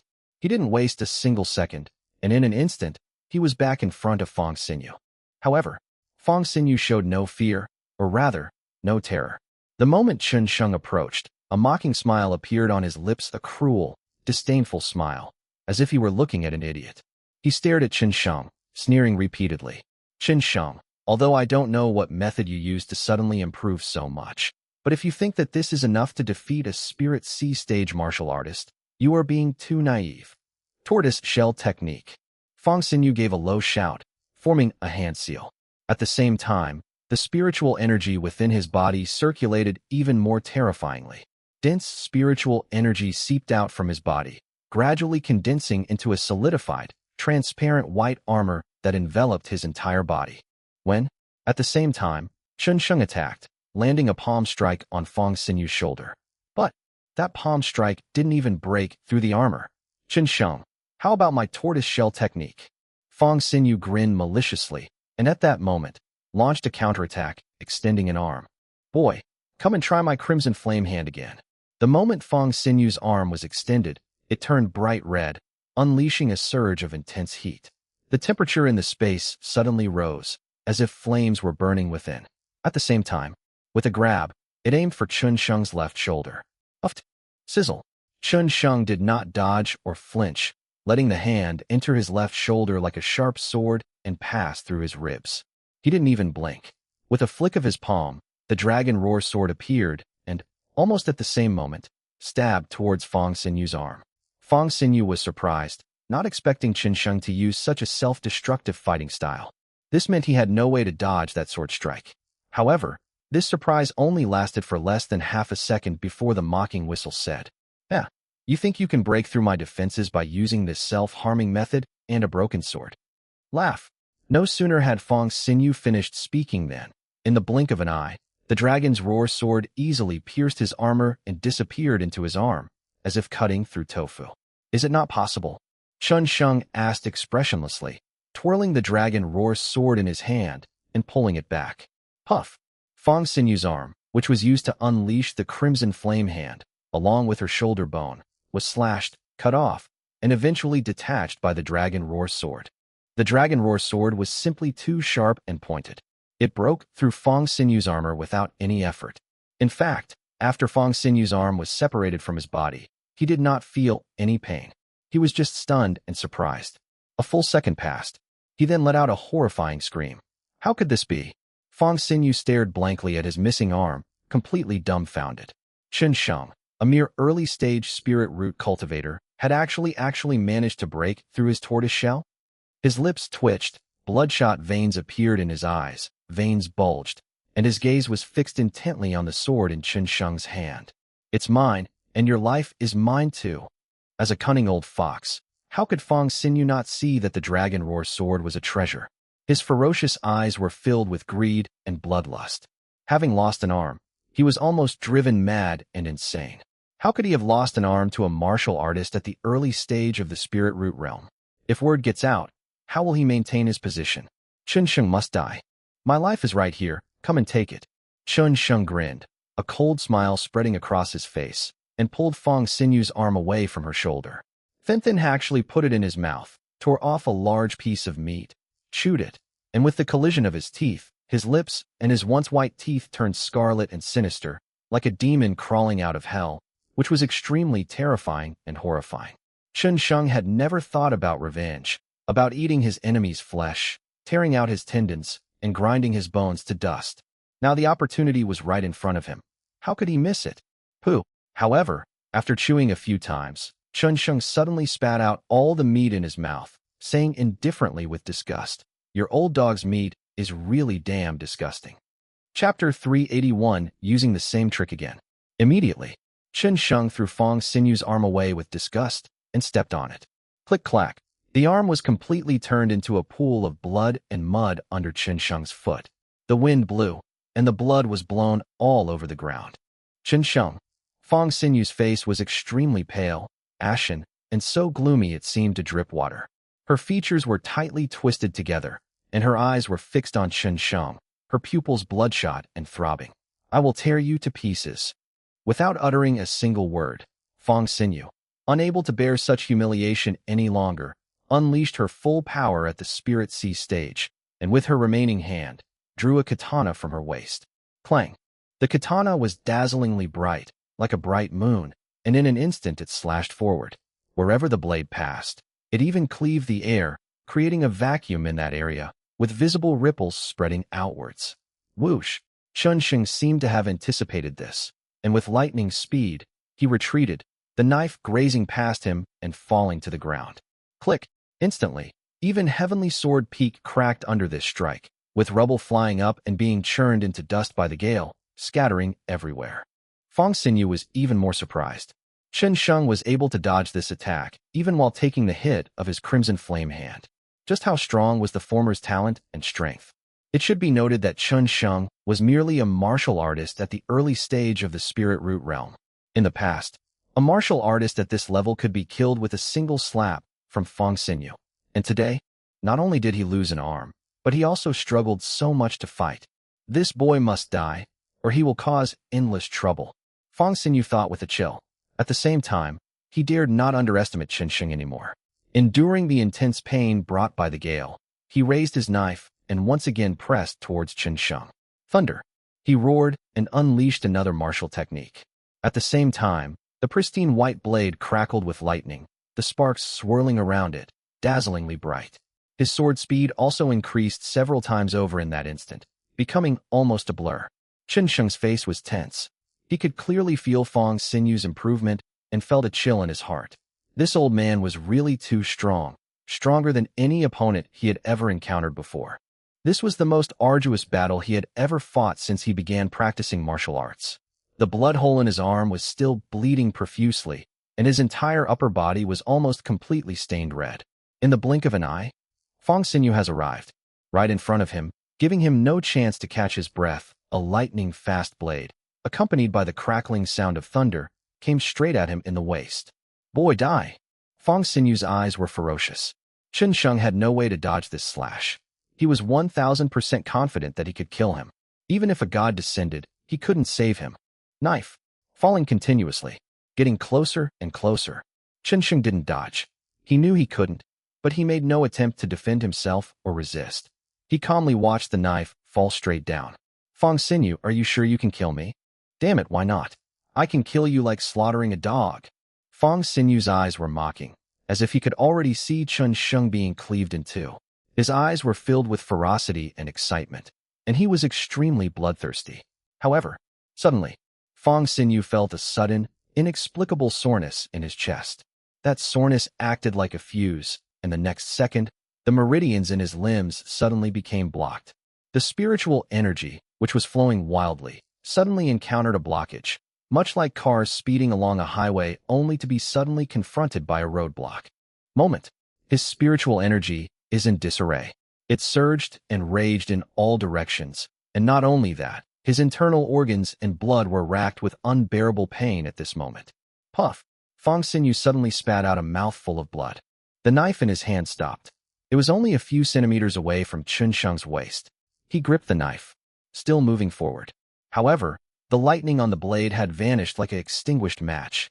The once fierce and explosive strike had become limp and ordinary by the time it reached Chen Sheng.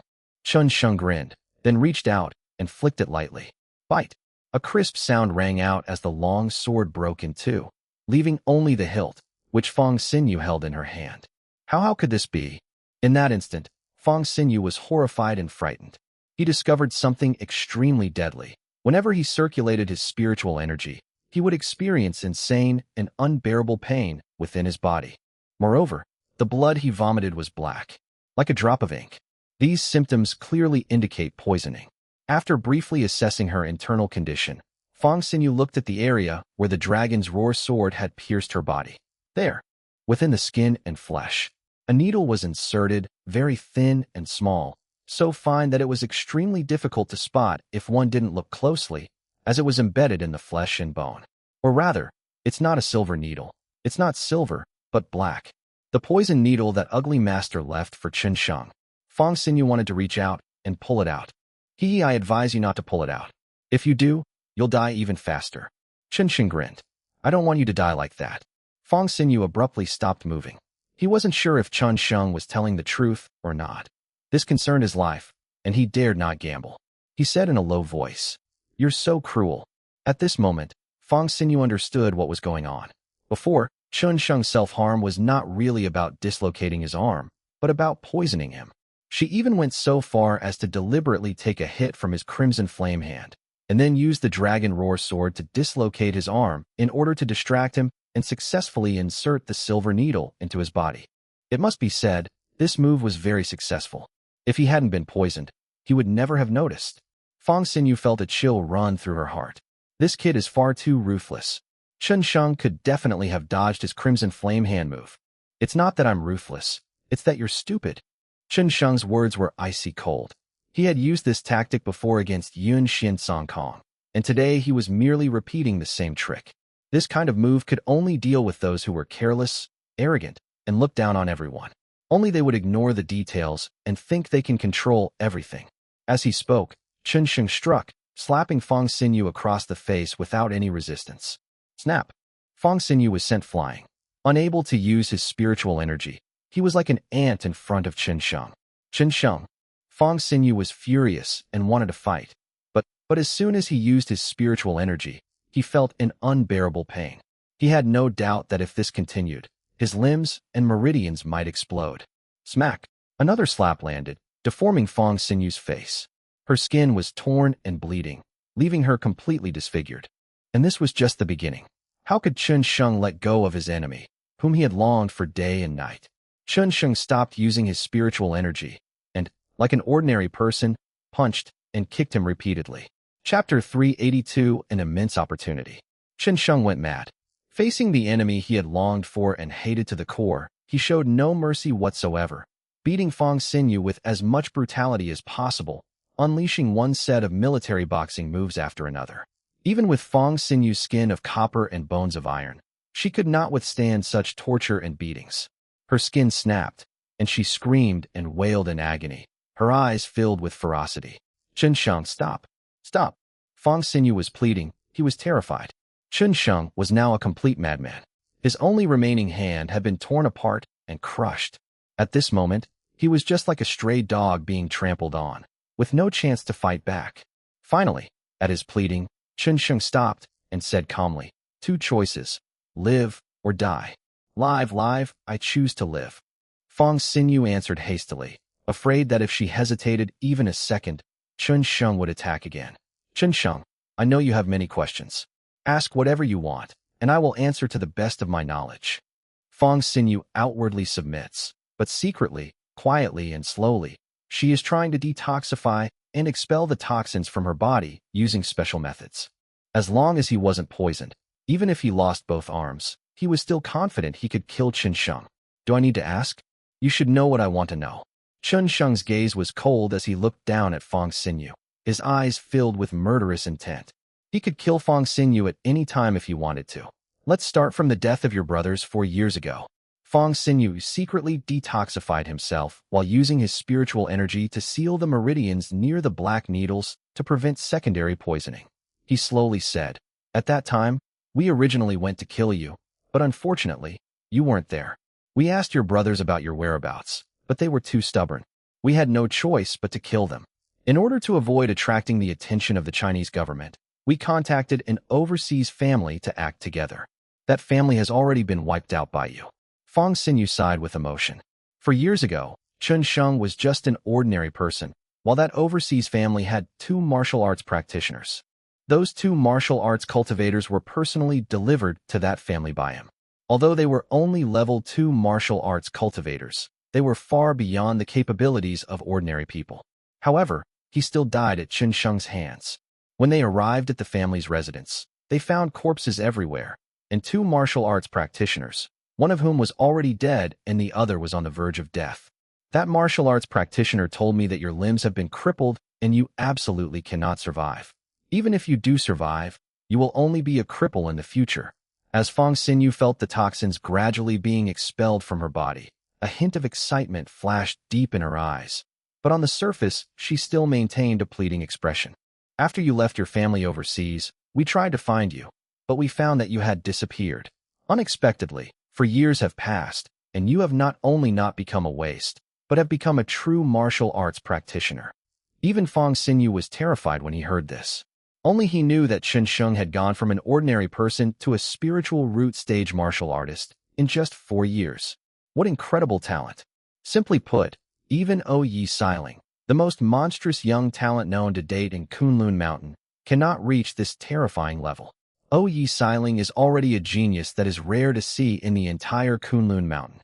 Therefore, who is Chen Sheng? A genius among geniuses, or rather, He is beyond the description of genius. He is a prodigy. Absolutely phenomenal. No need for this nonsense, Chen Sheng said calmly. He had already deduced what Fong Xinyu was saying. Back then, he was indeed lucky to have escaped a deadly calamity. But he'd rather be the one who died. He'll die. His brother, his best friend, and the woman he loves will survive. But he was the only one who survived. 26 years ago, who was that person surnamed Chun that you, Xiao Wujiang, and Lu Wanchun followed? And who was the person you wanted to kill back then? According to Zhou Hongmiao, 26 years ago, Fong Xinyu, Lu Wanchun, Xiao Wujiang, and a man surnamed Chun were chasing a man and a woman. The man's name is Fifth Xian, and the woman is very likely his mother. I don't know who that man surnamed Chun is, nor do I know his name. Fong Xinyu shook his head. He wasn't lying. He truly didn't know the man's identity. 26 years ago, it was Lu Wanchun who approached me and Xiao Wujiang. At that time, I was just a level 1 martial artist. Fong Xinyu was born into a family in Kunlun-su, but unfortunately, his talent was too weak, so he was expelled from Kunlun-su and came to China. With his talent, he would have been lucky to reach the level of a grandmaster in this lifetime. But he met Lu Wanchun. Xiao Wujiang also met Lu Wanchun along with him. Back then, Xiao Wujiang was even worse than him. He was just an ordinary person. He will never forget that day. Lu Wanchun descended from the sky, landing right in front of them. Without saying a word, he picked them up one by one with each hand and carried them away. The casualness was as if he were picking up 2 grains of sand from a vast sea of grains, leaving him and Xiao Wujiang with absolutely no chance to resist. Then, they met that powerful man surnamed Chun. However, he is too strong. Although I have seen his true face, I will forget his appearance completely once I look away. Mentioning that person filled Fong Xinyu's mind, heart, and even eyes with a mixture of admiration, fear, and dread. They had only spent a few days together, but the impression that person left on him was like that of a supreme emperor, so terrifying that it would be unforgettable for a lifetime. At that time, he just casually took out 2 pills, one for me and one for Xiao Wujiang. After taking them, I went from a level 1 martial artist to a grandmaster in just one day. Even Xiao Wujiang, who had no talent for martial arts, became a level 3 martial artist and was only one step away from the master realm. Even now, Fong Xinyu still finds these things extremely terrifying. The methods that could enhance one's abilities, and that pill, are like a divine medicine that he has only seen once in his life. That one time completely changed his fate, allowing him to rise from a lowly martial arts practitioner to his current level. Even trash like Xiao Wujiang was close to reaching the qi refining stage when he died. Chen Sheng remained calm. The pill Fong Xinyu mentioned was probably similar in effect to the mind-concentrating pill he had refined before, except that the pill Fong Xinyu had taken was likely a much rarer one. Chapter 383, A Trump Card. But, from Fong Xinyu's words, it's clear that those 2 pills were definitely not good things to the Chun surname expert. They could even be considered trash. After all, no one would casually give away something good to 2 people they found on the street. As expected, Lu Wanchun took him and Xiao Wujiang back, but only treated them as servants. Sure enough, Fong Xinyu couldn't help but sigh. Although Xiao Wujiang and I have obtained such great opportunities, in his eyes we are nothing more than dogs. No, perhaps not even as good as the dogs he keeps. Chen Sheng, strictly speaking, the person who wanted to kill you and your mother was not Xiao Wujiang, nor me, nor Lu Wanchun, but that powerful figure. Fong Xinyu grinned.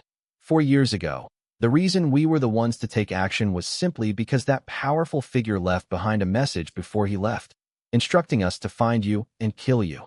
Although, it was just a simple sentence, but he and Xiao Wujiang dared not disobey it. You and Xiao Wujiang? What about Lu Wanchun? Chen Sheng asked sharply. Lu Wanchun's strength far surpasses ours. 26 years ago, after that powerful figure left, he also disappeared. How could he be with an ant like me?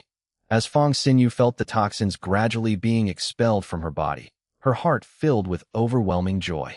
Ants? Chen Sheng felt increasingly apprehensive and astonished. He knew Fong Xinyu well. This person was extremely arrogant, and their meeting confirmed it. From beginning to end, Fong Xinyu had never taken Chen Sheng seriously. Compared to Lu Wanchun, he said he was an ant. For him to personally use the word ant to describe himself, how could someone as proud and arrogant as him possibly accept that? Chen Sheng could hardly imagine how powerful Lu Wanchun was. Lu Wanchun, however, was merely a follower, or rather a servant, of that mysterious powerful figure? After comparing the two, Chen Sheng could no longer estimate just how strong that person was. But, even so, Chen Sheng will not give up. Then, he tentatively asked, Fong Xinyu, given your personality, the fact that you still care so much about an imperial edict after more than 20 years suggests that it's not just out of fear, is it? Fong Xinyu chuckled twice. He had to admit that Chen Sheng was very smart. Although he and Xia Wujiang were genuinely afraid of Lu Wanchun and that person's power, they were not so afraid that they would still not give up on this mission after 20 years. Indeed, there is a second reason, Fong Xinyu said in a low voice. Speak. Chen Sheng's eyes narrowed. The second reason is simple, because your head is extremely valuable.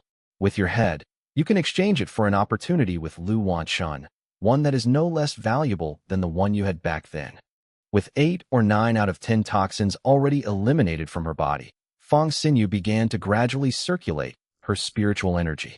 Just wait another 10 seconds. 10 seconds later, he can then unleash his full power again and kill Chen Sheng. And this time, he will absolutely, positively use 100% of his strength to kill it completely. Oh, so you can find Lu Wanchun. Chen Sheng's eyes were serious. It seemed that if he wanted to continue the investigation and find out about his background, he had to start with Lu Wanchun. Yes, I do have a way, but what? You'll never know. Sudden, originally battered and vulnerable, Fong Xinyu, who had fallen to the ground, suddenly stood up. A powerful and unparalleled spiritual energy suddenly exploded. Bang! At the same time, Fong Xinyu's body exploded instantly, with pieces of rubble flying and falling. Even the top of Tianjian Peak could not withstand such a shock. Spiritual energy surged from Fong Xinyu's body. He forced out the long black needles from his shoulder bones, and 2 arms formed from spiritual energy instantly appeared. At the same time, he threw a punch at Chen Sheng. The distance between the two is too close, barely a meter. Fong Xinyu was absolutely certain that he could hit Chen Sheng. If he landed a punch, even if Chen Sheng survived by sheer luck, he would lose half his life. Kid, you've already got something to be proud of for pushing me to this point. Fong Xinyu's face was contorted with rage. He hadn't suffered such humiliation in years, and now he was like an erupting volcano, completely losing his temper. Boom. In the blink of an eye, he had gathered hundreds of thousands of tons of terrifying power. With a single punch, it seemed as if the void itself was about to crumble and shatter, creating layer upon layer of vacuum. In the blink of an eye, they were already incredibly close to Chen Sheng. Fong Xinyu seemed to already see Chen Sheng's head explode and him die. Her eyes grew increasingly bloodthirsty and excited. Fong Xinyu, do you think I don't know you've been forcing out the poison? Suddenly, at this critical moment, Chen Sheng actually laughed and casually uttered these words. He was not surprised, flustered, or caught off guard by Fong Xinyu's sudden change. That is indeed the case. He was definitely not flustered. Fong Xinyu knew this from the moment he started expelling the poison.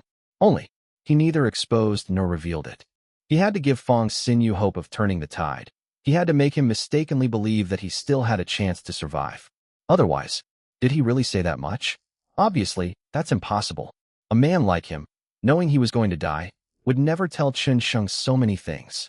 Fong Xinyu was startled, a look of surprise flashing in her eyes. However, this surprise was short-lived. She sneered. Chen Sheng, you think too highly of yourself. Next, I will show you that indulging me in the detoxification was the biggest mistake you ever made in your life. As they were talking, Fong Xinyu's fist landed, like a mountain crashing down, making a loud rumbling sound, terrifying to the extreme. Just as the fist was about to make contact with Chen Sheng did not back down, but instead raised his own fist to meet it. As he unleashed his fist, the spiritual energy within his body surged wildly. In the blink of an eye, Chen Sheng actually broke through. His level of understanding is increasing. Insane growth. He broke through the critical point from the peak of the early stage of the spirit root realm and reached the middle stage of the spirit root realm. And it didn't stop. They charged forward all the way. In less than a second, he reached the peak of the spirit root stage. It's just a hair's breadth away from the spirit sea. At the same time, Chen Sheng and Fong Xinyu's fists collided. Bang! It was a huge explosion.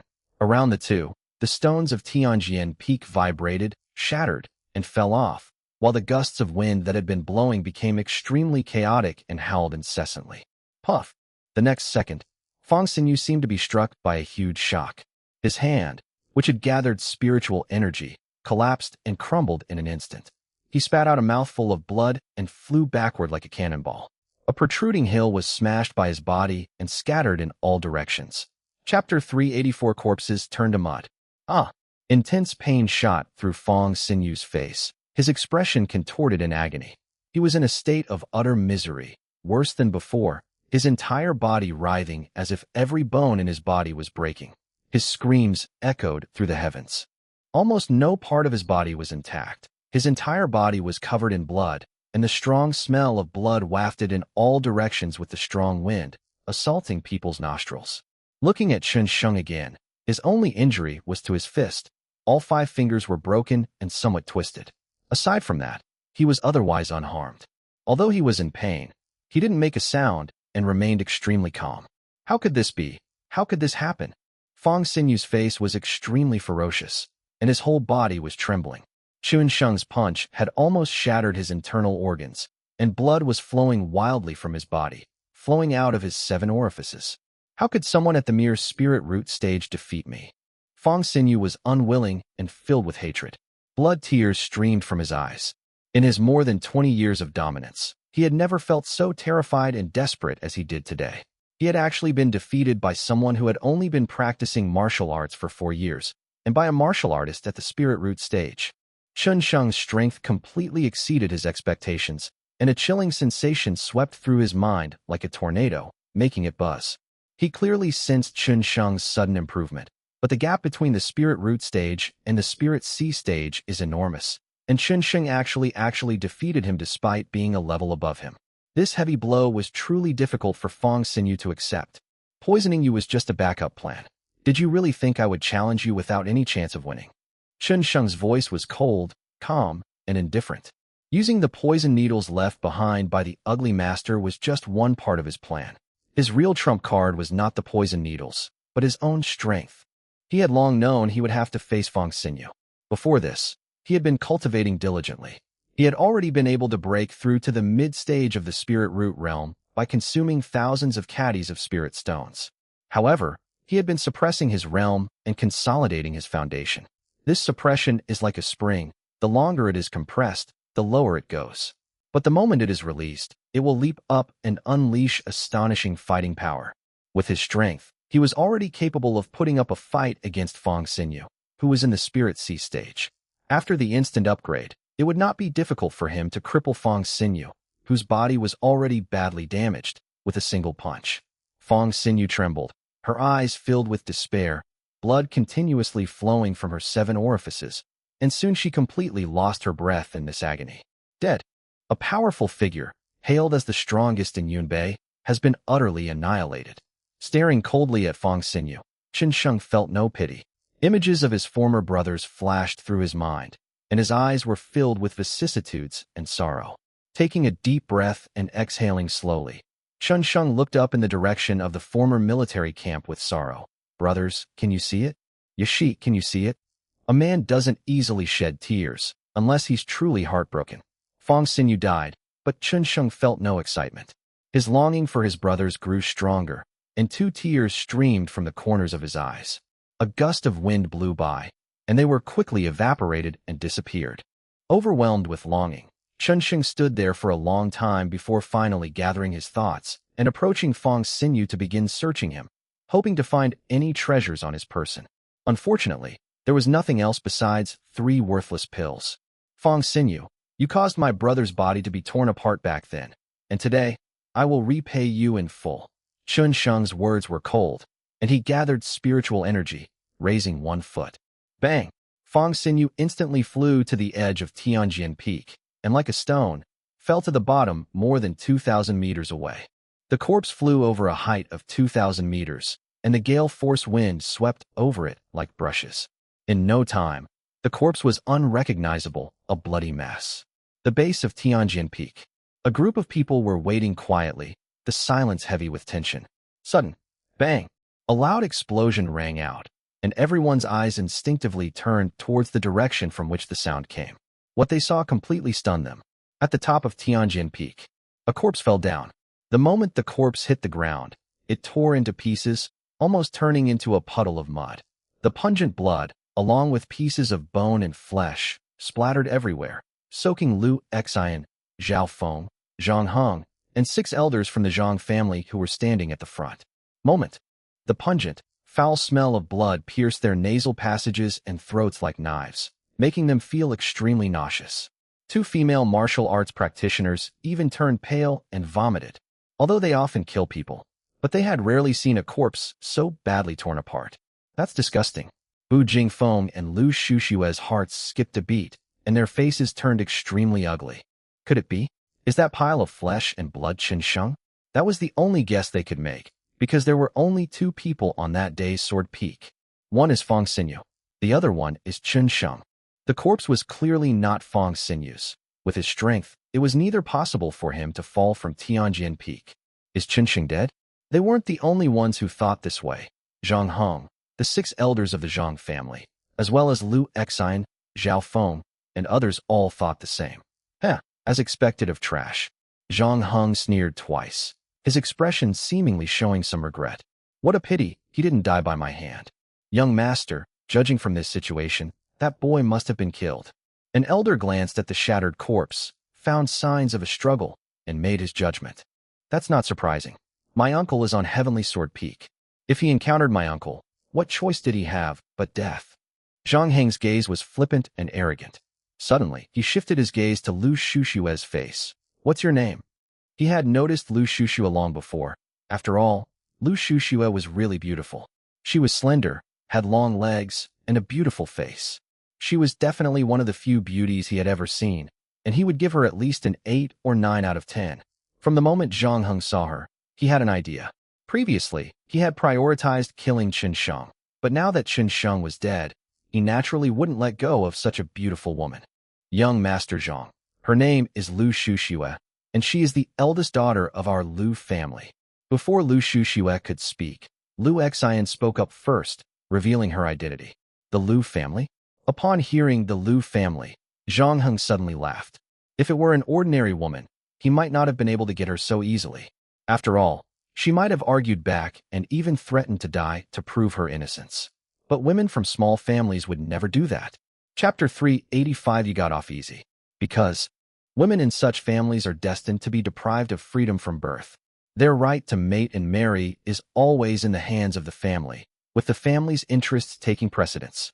And for him, Zhang Heng, if he wanted a woman like that, wouldn't it be as easy as pie? Moreover, he had long heard about the changes in the Lu family, and the Lu family's young lady Is she still Miss Lu now? Zhang Heng's lips curled into a smile as he walked towards Lu Shushue, saying domineeringly and arrogantly, Miss Lu, would you be willing to be my woman? I, Zhang Heng of the Zhang family, can help you wipe out all the enemies of the Lu family. Lu Shushue snapped out of her reverie and stared at Zhang Heng with disgust. She could immediately see the intense, undisguised greed and possessiveness in his eyes. That look disgusted her. Miss Lu, what do you think? Do you agree? Zhang Heng asked again, eagerly. At the same time, an extremely oppressive aura rushed towards Lu Shushue, and subconsciously, Lu Shushue couldn't help but take 2 steps back and walk behind Bu Jingfeng. Immediately, Zhang Heng frowned, staring at Bu Jingfeng with displeasure. Bu Jingfeng, do you want to stop this? Or do you want to step in? I don't want anything. Bu Jingfeng's tone held a hint of hesitation. At this moment, if he stood up for Lu Shushue, he would definitely not have a good ending. However, I must remind young Master Zhang that Chen Sheng promised to take her home. If Chen Sheng is not dead. Zhang Heng's brows furrowed. You said he's not dead? You mean the corpse from earlier was my uncle's? Bu Jingfeng, I advise you to watch your words. If you don't want to die, get out of my way right now. Bu Jingfeng didn't say anything more and stepped back. He has already said what he needed to say, although he also believed the corpse was most likely Chen Sheng. What if? What if it wasn't? Although his contact with the former was brief, he always felt that Chen Sheng wouldn't die so easily. However, the possibility is extremely slim. At this moment, in front of Zhang Heng and the 6 elders of the Zhang family, he couldn't speak too outrageously. Even with his considerable strength, he had no choice but to back down. First, he felt powerless in the face of these people. Second, he He wasn't familiar with Lu Shushue. Even if Lu Shushue was Chun Sheng's woman, he had no reason to risk his life for someone else's woman. Bu Jingfeng's personality has always been like this. Zhang Heng was very satisfied and smug. He leaned closer to Lu Shushue again. Miss Lu, you see, I am the only one who is the best choice for you, aren't I? Who else is qualified to be your man besides me? Lu Shushue's delicate body trembled slightly, and despair welled up in her eyes. She never expected that Bu Jingfeng would back down at this moment and give way, showing her no mercy whatsoever. Really, not everyone can be like Chen Sheng, right? Chen Sheng's tall figure involuntarily appeared in her mind, causing her to sigh inwardly. Yes, people like Chen Sheng ultimately die young and quickly. Who wants to be like him? Miss Lu, you should just marry the young master. Only by marrying him can you turn your fortunes around in your family, Lu Xian said at this moment. He was originally an outsider of the Lu family, but now he saw an opportunity for promotion. As long as he helped Zhang Heng get Lu Shushue, how far was it for him to become a core figure? At the same time, with a single glance from Lu Xian, 3 members of the Lu family surrounded him. They were Lu Xian's followers and were also peripheral members, completely surrounding Lu Xian. Lu Shushue was utterly desperate, her pretty face covered with frost. The Lu family. Has it already deteriorated to this extent? Why are they all sycophants and sycophants? It's truly pathetic and laughable that a young lady from the Lu family has fallen to such a state. Lu Shushue felt extremely wronged, but she didn't cry. Her eyes gradually changed from despair to determination, and she stared at Zhang Heng fearlessly. If you want to be my man, then you should kill them first. Oh, that's a reasonable request. Zhang Heng smiled. Sure enough, conquering a woman wasn't difficult. Then, his gaze instantly fell on Lu Xian. No, young Master Zhang, please don't. Instantly, Lu Xian felt as if death had enveloped him, cold sweat pouring down his face, utterly terrified. However, before he could finish speaking, Zhang Heng struck him on the top of the head with a palm. Click! On the spot, Lu Xian's skull deformed and caved in, and blood gushed out, staining Zhang Heng's palm red. Zhang Heng looked relaxed and content. Killing Lu Xian was like killing a dog. Run! The remaining 3 members of the Lu family turned and ran without a second thought. However, this is futile. With a swift movement of his foot, Zhang Heng sent 3 pebbles flying, instantly piercing their skulls and killing them instantly. Hiss! Zhao Feng and the remaining martial artists gasped, feeling a chill run through them from head to toe. They felt a chill run through them, as if they had experienced it firsthand. They were soaked in cold sweat and stared at everything in a daze, not daring to utter a single word. The 6 elders looked at Zhang Heng with kind and benevolent eyes, extremely satisfied with his strength and decisiveness, and couldn't help but nod. The men of the Zhang family. That's how it should be. Miss Lu, are you satisfied with this result? Zhang Heng, his body stained with blood, approached Lu Shushue. Okay, you've done a good job on the first condition. Lu Shushue said expressionlessly, her pretty face cold, showing no pity for Lu Xian and the others. Second, I hope you can help me take everything back as you said. Fine, that's a reasonable request. How can my woman suffer such injustice? Zhang Heng laughed. 6 elders, let's go to the Lu family and see some blood. We can't let you make a wasted trip. Not bad. Zhang Heng's ancestor nodded. Everyone, let's go together. Immediately, the group headed towards the Lu family in a grand procession. Zhang Heng wasn't worried that Lu Shushue would break her promise. With his absolute strength, even if Lu Shushue did break her promise, he could forcibly take her down. He helped Lu Shushue for 3 reasons. First, as he said before, is women, even those he plays with and treats like objects, are not allowed to suffer any humiliation. Second, he has his eye on the Lu family.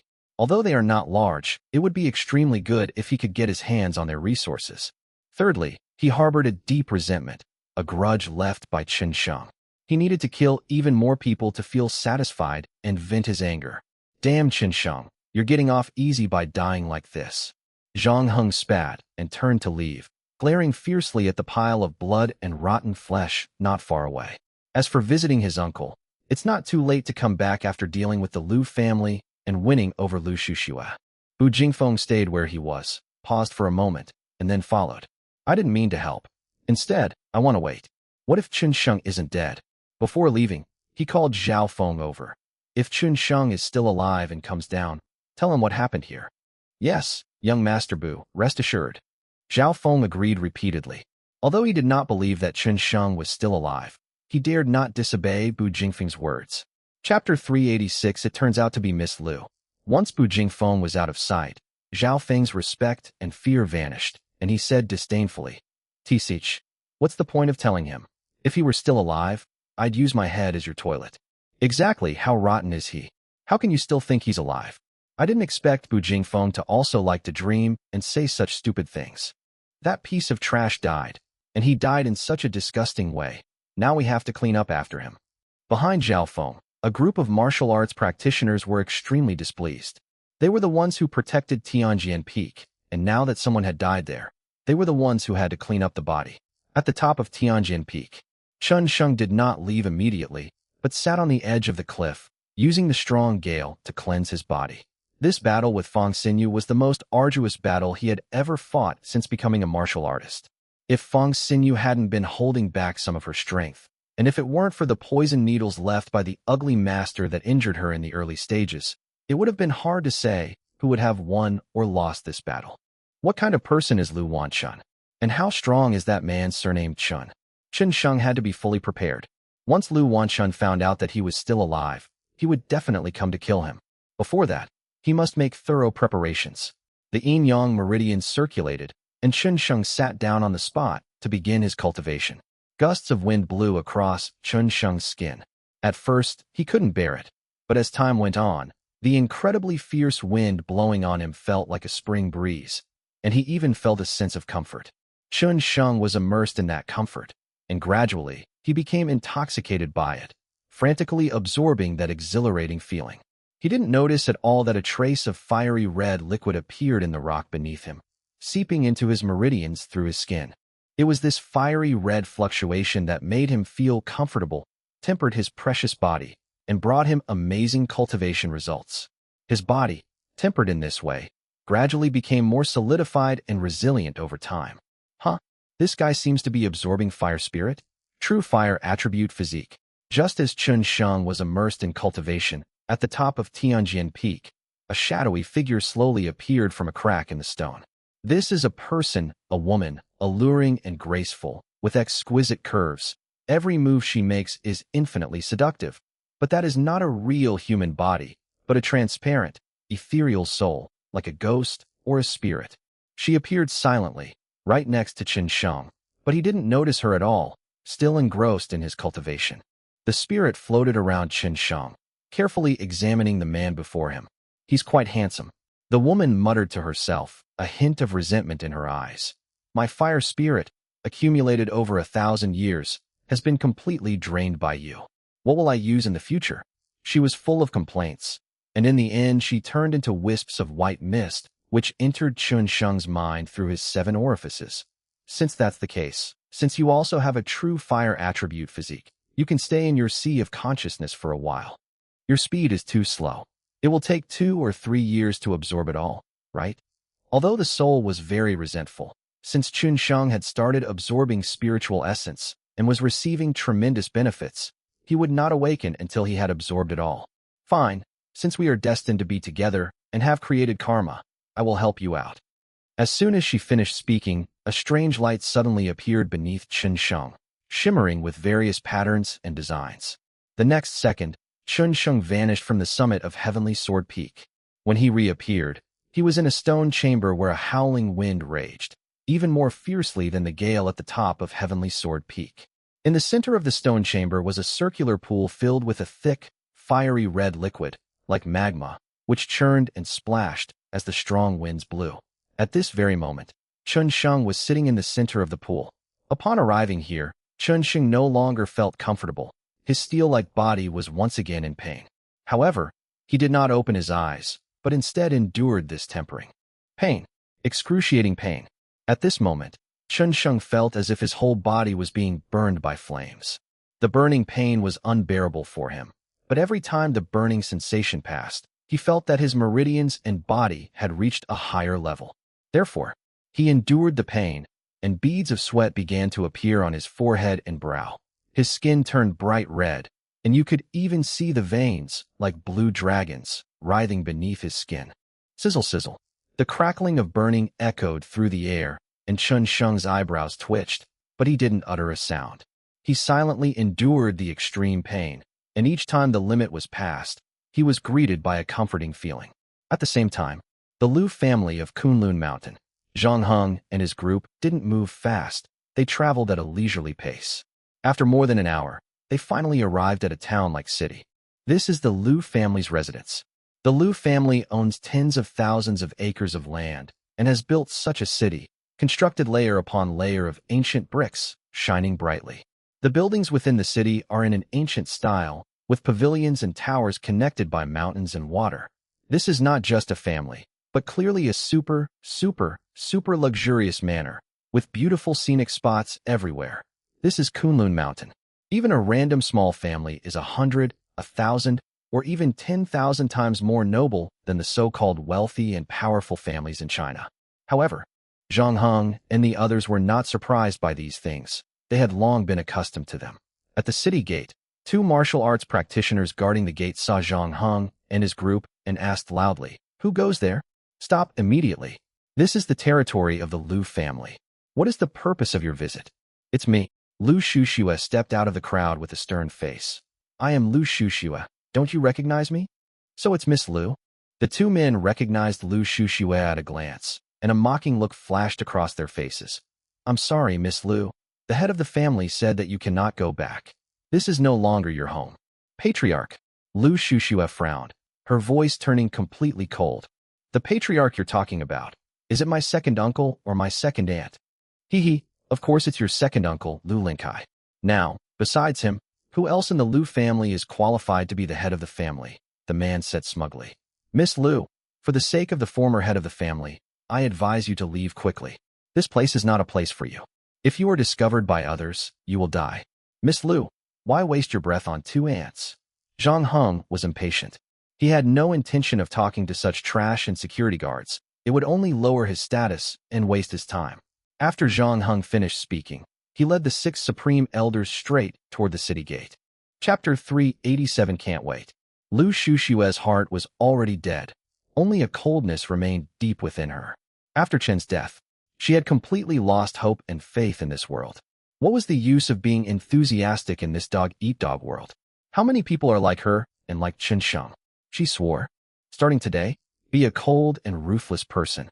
Her first step was to reclaim the Liu family. She would never allow the Liu family to fall into the hands of that ungrateful couple, Liu Linkai. That was her father's life's work. We must not allow these despicable people to trample on us. She'll take it back, no matter what. She took a step forward and followed Zhang Heng and the others upstairs. Bu Jingfeng, walking at the back, clearly sensed the change in Liu Shushua's state of mind.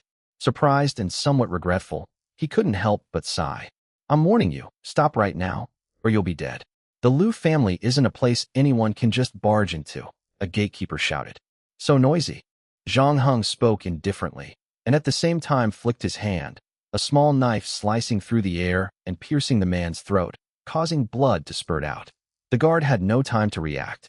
His eyes widened as he felt the coldness of his Adam's apple. He died on the spot before he could utter a single word. The other guard was completely dumbfounded, staring straight at Zhang Heng, trembling with fear. How much strength would it take to kill the former in an instant? "Wow, how are you?" he stammered, staggering backward. "Hee, remember that. My name is Zhang Heng." Zhang Heng's lips curled into a sinister, cold smile, and another white knife appeared in his hand. Upon hearing this name, the guard felt a chill run down his spine. Zhang Heng? The Zhang family, ranked 4th on the youth ranking Zhang Heng. Right. Zhang Heng uttered this single word with a sinister air, and the guard panicked completely.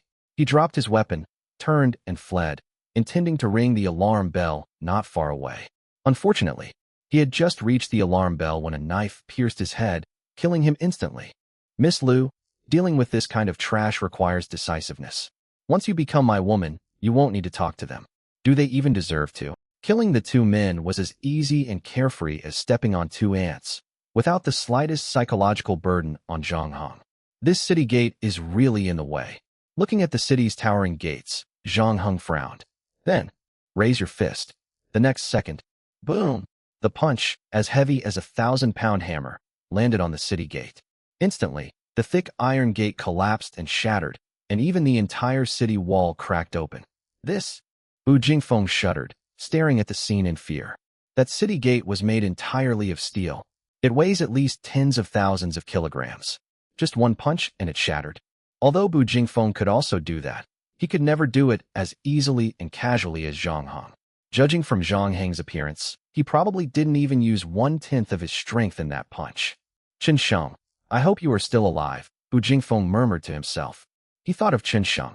Zhang Heng was so strong, but he was still defeated by Chen Sheng.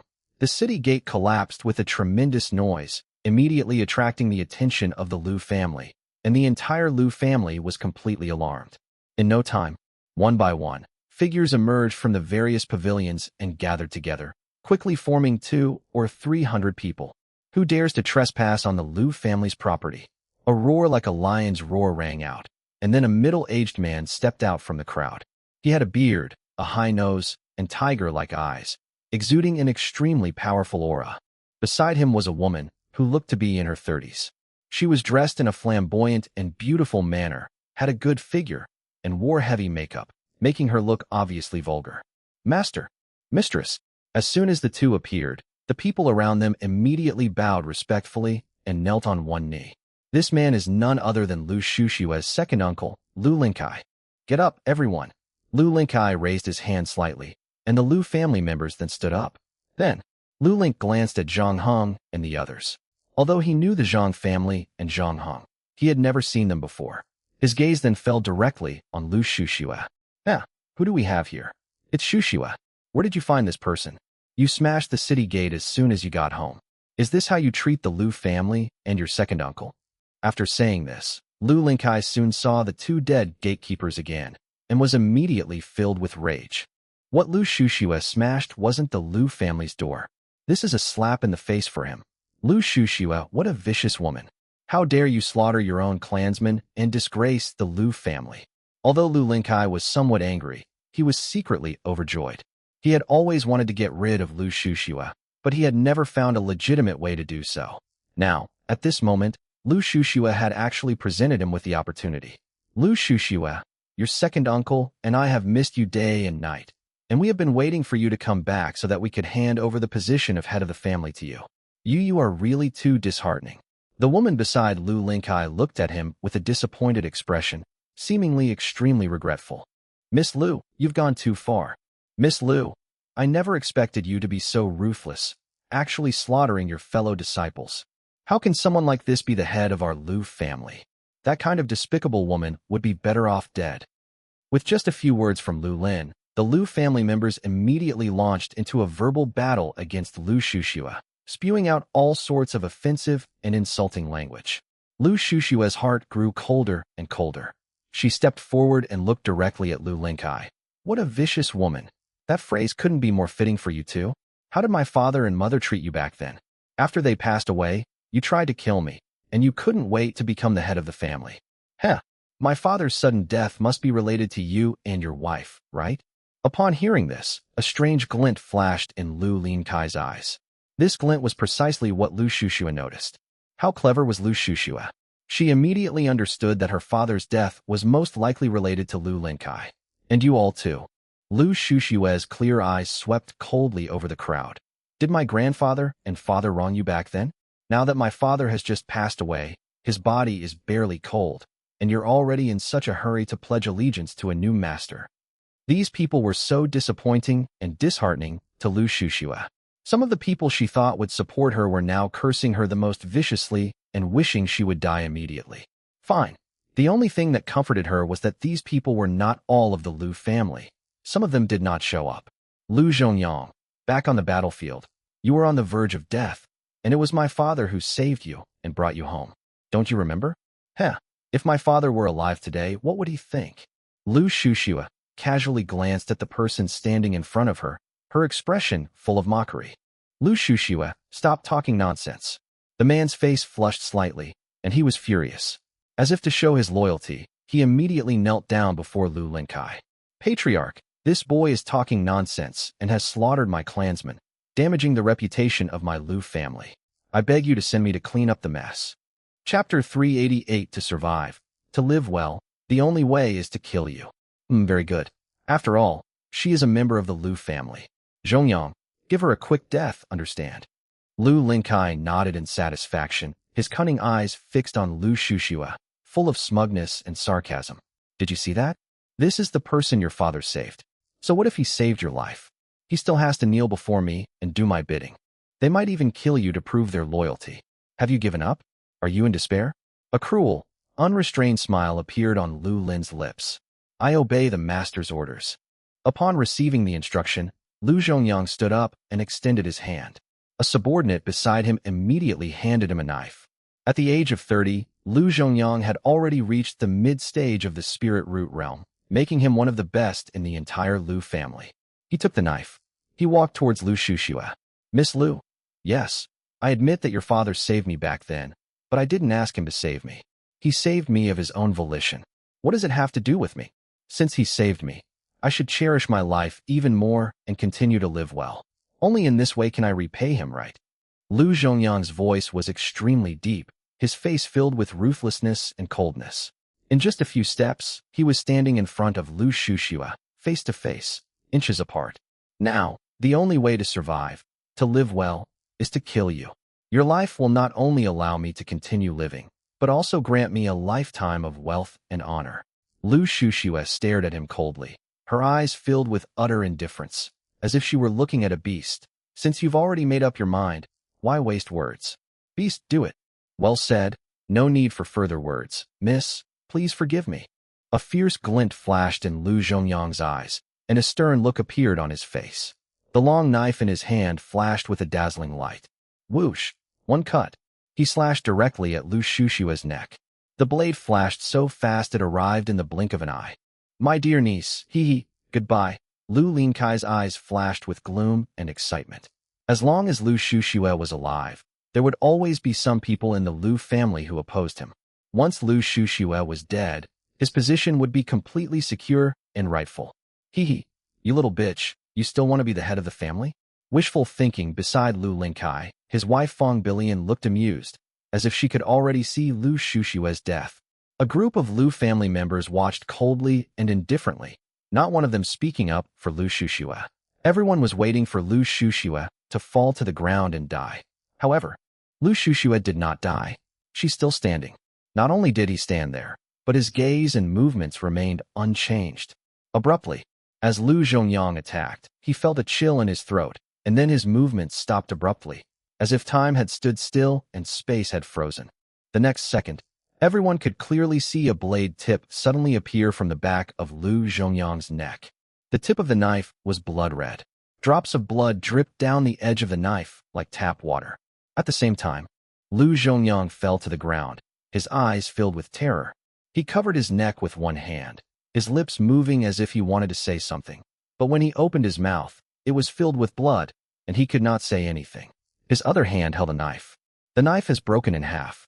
The broken piece of the blade that pierced his neck came from the knife in his hand. Meanwhile, Zhang Heng had appeared in front of Lu Shushua, a playful and mocking smile on his lips, as he casually glanced at Lu Linkai. What? You think you can kill my woman with this kind of trash? Lu Linkai, should I say you're too naive or too stupid? Lu Linkai's pupils shrank as he stared at the dead Lu Zhongyang, utterly shocked. What happened? How did Lu Zhongyang die? Why couldn't he see it clearly at all? Not only him, but also Fong Billion and most of the Lu family did not see clearly what happened. How could Lu Zhongyang, who was perfectly fine, suddenly die? 1 second. The whole process. Less than a second. How did you do that? Patriarch, it was that brat. At this moment, an elderly man who looked to be in his 80s or 90s came to Lu Linkai's side, looked at Zhang Heng, and said, "It was him who killed Lu Linkai." He saw clearly that this old man is an elder of the Lu family. He is one of the few martial artists in the peak of the spirit root stage from the Lu family. Only he saw what had just happened. Just as Lu Zhongyang was about to kill Lu Shushua, Zhang Heng stepped in front of Lu Shushua, grabbed and shattered Lu Zhongyang's knife, and pierced the latter's throat with the tip of the knife. The entire process was extremely fast. Lu Zhongyang didn't have time to react at all. Even though the knife tip was already embedded in his throat, he didn't feel any pain. Because that's so fast. It's so fast that you can't even feel the pain. What? After listening to the old man's detailed explanation, Lu Linkai's eyes became extremely solemn, and the way he looked at Zhang Heng completely changed. To be able to kill Lu Zhongyang so easily. Who exactly is this young man? You must know that Lu Zhongyang was the previous head of the family, Lu Shushue's father, a powerful figure cultivated with countless resources, and the backbone of the entire Lu family. Who are you? How dare you kill someone from my Lu family? Kneel down and admit your mistake. In that instant, Lu Lin was enraged. Not only had this person killed his man, but they had also insulted him. In front of so many members of the Lu family, how could he, as the head of the family, save face? Where are the elders of the Lu family? Before Zhang Heng could speak, Lu Lin shouted loudly. Immediately, including the old man from before, 2 more old men have appeared. One of them was actually a Spirit Sea early-stage expert. The 3 were incredibly old. Their combined age was probably 400 or 500 years. The 3 of them stood up together. The Lu family members were shocked. Lu Linkai is trying to establish his authority. With the 3 elders appearing, Lu Shushue and the people he brought back will probably die a very, very terrible death. 3 elders, kill all these people to uphold the Lu family rules. Lu Linkai said with a gloomy face. Rest assured, Patriarch, anyone who dares to act recklessly in my Lu family is still alive. Leave such scum to us. The Spirit Sea stage elder, over 100 years old, with white hair, exuded confidence. As soon as the words were spoken, the 3 of them moved. Although they were old, their movements were even more agile than those of young people. When they moved together, they stirred up gusts of wind in the space. As their figures moved, the space itself seemed unable to withstand them, and it began to deform, leaving behind afterimages. The mere presence of their breath was enough to make many people feel suffocated. Hunger, I'll leave these 3 people to you. The supreme elder of the Zhang family said with a sinister smile beside Zhang Heng, while taking out a pill from his body. This is a pill that the ancestors spent a lot of money to obtain for you. Take it and see how it works. Chapter 389 Trembling. This is a 9-turn pill. Zhang Heng hesitated when faced with the 3 old men from the Lu family. After all, besides the 2 peak spirit root stage experts, there was also a Spirit Sea stage martial artist. Dealing with 3 people at the same time would still be somewhat difficult for him, given his current strength. Even, they are very likely to lose. However, upon seeing the pill in the Supreme Elder's hand, the hesitation in his eyes vanished completely, replaced by a frenzied joy and a hint of reproach. Ancestor, why didn't you take it out sooner? If you had given it to me earlier, there would have been no need for you to come and kill Qin Sheng. I could have killed him by myself. Hunger, you're mistaken. I only obtained this pill when you left the family for Tianjin Peak. After you returned, I heard you were being bullied, and I, being old and senile, forgot about it. This Supreme Elder doted on Zhang Heng. Come on, Henger, quickly take this 9-turn pill. The ancestors are eagerly awaiting your breakthrough. The 9-turn pill is extremely helpful for breaking through to the spirit root stage. Such pills are priceless even in Kunlun Void, and even if you have money, you may not be able to buy them. Thank you for your kindness, ancestors. Zhang Heng's eyes gleamed with extreme excitement. He had been stuck at the peak of the spirit root stage for a year or 2, and during that time, he had been thinking about breaking through every moment. Now, with the help of the 9-turn pill, a genius like him will absolutely, 1000% be able to successfully break through his spiritual root and reach the Spirit Sea stage. He was extremely excited. He took the 9-turn pill and swallowed it directly. The pill melted instantly upon entering his mouth, and a delicate fragrance flowed down his throat and throughout his body. In an instant, the bottleneck that had been hindering him for so long loosened. At this moment, the surrounding spiritual energy seemed to be drawn in, frantically converging and gathering towards him. Almost simultaneously, the 3 elders of the Lu family arrived in front of Zhang Heng. They held nothing back, using every ounce of their strength to completely surround Zhang Heng. Their auras surging, sealing off all his escape routes in front, behind, left, and right, leaving him no room to maneuver. Good timing. Bloodlust and excitement flashed in Zhang Heng's eyes. Killing someone right after breaking through was incredibly satisfying for someone with such a fiery temper and cruel nature. At the very second that the 3 attacks arrived in front of him, he vanished from the spot in a bizarre manner. The fists, palms, and martial arts techniques of the 3 elders of the Lu family all missed their mark. How could this be? The over 100-year-old spirit sea-stage elder, with white hair and beard, was horrified. How could the combined efforts of the three of them have failed? You old geezers, daring to lay a hand on me. I must say, you're really tired of living. Zhang Heng's voice suddenly rang out, startling the spirit sea-stage expert. Then, he was horrified to find that the former had appeared behind him at some point. A knife was already pressed against his neck. Splash. The next second, a burst of scarlet blood rose up. The old man at the spirit sea-stage was beheaded. Yes, in just 1 second, his head was completely separated from his body, and blood rose up like a column of water, extremely bloody and cruel. Throughout the entire process, the elder did not put up any resistance. It's not that he didn't resist. There was simply no chance. Whoosh, whoosh, almost at the same second. The other two elders also died on the spot. They were in a much worse situation than the old man from the spirit sea. Not only were their heads smashed to the ground, but their limbs were also torn apart. The two were dismembered in less than 10 seconds. Hands, feet, head, all shattered. Blood was everywhere. May your internal organs flow smoothly. Quiet. A deathly silence. At this moment, the entire arena fell into complete silence. Everyone in the Liu family was shocked, frightened, and terrified. Liu Linkai, Fong Billion, and a group of Liu family members, both big and small, had dry lips and were trembling at this moment. Staring in horror at the man licking the blood from the tip of his knife with excitement, they felt as if they had seen a demon. They were terrified and extremely frightened. Those were 3 elders. The 3 strongest members of the Liu family right now. In less than 10 seconds, they were all wiped out, and they died such a horrible death. In that instant, the Liu family members almost suffocated. Their breathing became heavy, their backs turned cold, and cold sweat poured down their backs. The way they looked at Zhang Heng was as if they were staring at a grim reaper. My mind was filled with shock and confusion. I lost the ability to think, my mouth agape, my eyes wide, staring at the scene before me. They simply couldn't believe the outcome.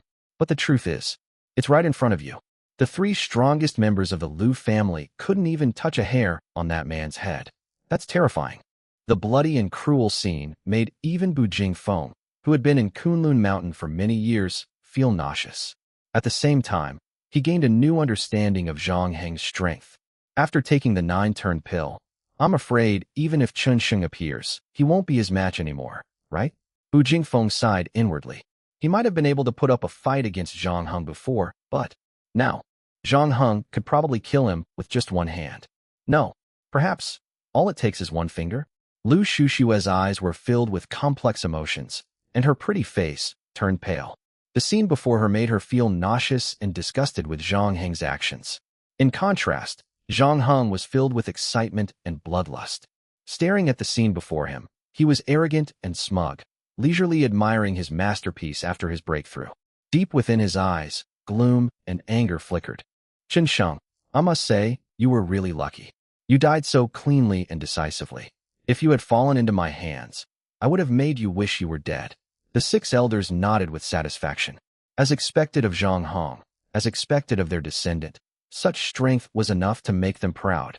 With Zhang Heng around, the Zhang family's status will surely rise even higher in Kunlun Mountain in the future. Yiho exactly are you? At this moment, Liu Linkai finally snapped out of his chaotic thoughts. His face was covered in cold sweat as he stared at Zhang Heng in horror. Heh, now you finally know to ask my name, huh? Zhang Heng sneered and walked step by step toward the Liu family members. Soon, they walked up to Liu Linkai and Fong Billion. During this time, no one dared to stop them. As he approached, the two felt as if they were shrouded in the shadow of death, and their legs trembled uncontrollably. That overwhelming aura made them lose their footing. Thump. Finally, unable to bear the pressure any longer, the two knelt down. He knelt in fear before Zhang Heng. Seeing this, Zhang Heng was extremely satisfied. His cruel gaze swept over the people around him. Remember this, my name is Zhang Heng. Zhang Heng. The Zhang family. Zhang Heng. At this moment, Liu Linkai and the rest of the Liu family were even more terrified. They had heard of Zhang Heng's name, and the Zhang family was an existence they could not afford to offend. Some of them couldn't help but tremble. Kneel down right now. Zhang Heng's lips curled into a sneer, and he growled menacingly. Thump, thump, thump. At the same second, everyone present, like startled birds, as if subjected to unimaginable terror, knelt down, submitted, their heads touching the ground, trembling. Chapter 390 Awakening. Tianjin Peak. Time ticked by, and Chun Sheng continued his tempering process. The initial burning pain gradually disappeared as his body and meridians strengthened. As that sensation faded, the red lava in the pool became increasingly scarce, eventually disappearing completely. Is it about to break through? As the yin-yang meridians circulated, surging spiritual energy appeared within Chun Sheng's body, roaring like thunder. Below his spiritual root in his dantian, spiritual energy began to condense. Soon, like a vast ocean, it gathers in the dantian, where the spiritual root takes root, receives nourishment, and shines with brilliant light. At the same time, Chun Sheng clearly felt that he had been sublimated at this moment. It was as if there was endless power boiling and churning in his body. His whole body was burning, his muscles were bulging, and his meridians were surging. After a long while, this state slowly disappeared, and the spiritual energy around the body began to recede and gradually return to calm. So this is the Spirit Sea stage, the second level of the heavenly origin triple realm, Spirit Sea stage. The spiritual energy within the body gathers into a sea, and the spiritual root is planted in the spiritual sea, nourishing the body at all times and strengthening the meridians and physical body. At this moment, Chun Sheng opened his eyes, feeling the terrifying explosive power within his body, and was somewhat shocked. This is a kind of sublimation, with a very obvious difference between the spirit root stage and the spirit sea stage. At the peak of the spirit root stage, one possesses 200,000 tons of power. During my spirit root stage, I had 400,000 to 500,000 tons of power, and the spirit sea stage should only have 1 million tons of power. But it seems that I have more than that within me. My physical toughness has increased 50-fold, and not only my physical strength, but also my senses, eyesight, and hearing seem to have increased 50-fold. Chun Sheng's eyes gleamed with excitement. The comfortable aura he just absorbed not only helped him break through to the Spirit Sea stage, but also enhanced his body in all aspects by 50 times. In other words, an ordinary Spirit Sea stage cultivator can possess a physical strength of 500,000 to 600,000 tons, and by unleashing spiritual energy, can unleash a terrifying force of 1 million tons. And it possesses destructive power equivalent to 50 million tons. If he uses the 9-fold extreme shadow technique, he can increase his power 10-fold. 500 million tons. Chun Sheng stared wide-eyed, hardly believing it, his heart pounding with excitement and exhilaration. It seems that in order to confirm his own idea, the next second, he threw a punch. A simple punch, without using any martial arts techniques. This moment, ripples appeared in the space before them. The void trembled, and it was clearly visible that the space in the direction where the fist landed was shaking and almost collapsed. This trembled space. Chun Sheng stared blankly at the scene before him. He had never imagined that a human could possess such terrifying power. His punch just now was very casual. They didn't use their full strength. Even less than 1/10 of its total power, roughly 500 tons. What would it be like if all 500 million tons of power were unleashed? Chun Sheng simply couldn't imagine it. The spiritual energy within his body surged like a tide, and the power was overwhelming. That feeling was just too amazing. 500 million tons of explosive force. Haha. If I were to fight my previous self, I'm afraid a single blow would be enough to shatter me to pieces, right? Even 10 more people like Fong Xinyu wouldn't be a match for me. Chun Sheng was overjoyed and extremely excited, talking to himself. Within her sea of consciousness, the soul-body woman was almost speechless. 500 million tons of explosive force was less than the strength of one dragon elephant, at most only 0.5 dragon elephant strength. What was there to be excited about? Was it really necessary? She neither spoke nor appeared, but quietly watched Chun Sheng. Chun Sheng was still unaware of the situation in his sea of consciousness. To be precise, with his current strength, he was not yet capable of introspecting his sea of consciousness. As long as the woman did not show herself, he would not be able to detect her in a short period of time. He was still immersed in this intense growth. He even felt that, with all his might, he could smash Tianjin Peak to pieces with a single punch. Thinking of this, he was eager to try, ready to go down the mountain immediately and give Tianjin Peak a punch. But, just as he was about to set off, he suddenly froze. Where is he now at the summit of Tianjin Peak? What catches the eye? It was a stone chamber. The walls of the stone chamber were smooth and clean. Inside, there was only a pool and a stone cauldron. And he was in the center of the pool, next to the stone cauldron. Where is this? Wasn't I on Heavenly Sword Peak? Chun Sheng was instantly astonished. Wasn't he at the summit of Heavenly Sword Peak? Why was he in this square indoor space? And what's going on with the pool he's in? He was extremely surprised. From beginning to end, he had no idea that he had changed locations. When did he arrive here? His eyes flashed with a sharp light, and his X-ray vision was activated. He carefully surveyed the surrounding scene, completely unaware that a ghostly spirit had already appeared deep within his sea of consciousness, quietly observing his every move. There isn't even a door. How did I get in? Chun Sheng was speechless. This stone chamber was completely sealed off, without a single gap. But, strangely, there was wind inside the stone chamber. Although the current gale no longer causes him any damage or pain, he can still clearly sense that it is the unique gale of Tianjin Peak. Is there a trap? Chun Sheng's eyes gleamed, his gaze sweeping across the surrounding walls like X-rays. To his surprise, he found no traps or mechanisms, only solid walls. Could it be this stone cauldron? Having found nothing of interest, Chun Sheng turned his gaze to the stone cauldron beside him, examining it carefully from all angles. The stone tripod has 3 legs and 2 handles, stands over a meter tall, and has many traces of time on its surface, making it look quite ancient. Then, Chun Sheng tried turning it, attempting to trigger some mechanism to open the door. Unfortunately, no. A ding is a ding, an independent ding. What a lousy cauldron. Speechless, Chun Sheng punched the cauldron in frustration. Crack. However, when he punched it, the cauldron suddenly cracked, with cracks appearing on its surface, revealing a patch of blue color inside. This cauldron is not made of stone, but of metal. It's just that it's covered with a layer of stone skin. Chun Sheng immediately noticed this fact, and then punched again, completely peeling off the stone skin, revealing a bluish-purple cauldron in front of him. The body of the cauldron is covered with stripes that resemble dragon patterns, enveloping the entire cauldron and giving it an ancient, majestic, and grand appearance. The inner wall of the ancient cauldron, like the body of the cauldron, was bluish-purple and incredibly shiny. When Chun Sheng reached out a hand to touch it, he felt a burning sensation. You should know that with his current physical strength, to feel the burning sensation, the temperature must be at least 500 or 600 degrees Celsius or higher. In other words, the temperature inside this cauldron is extremely high. Chapter 391 Twists and Turns. What kind of cauldron is this? Chun Sheng was extremely surprised. He knew that the cauldron had not been heated by flames, so why was it so hot? Where did such a high temperature come from?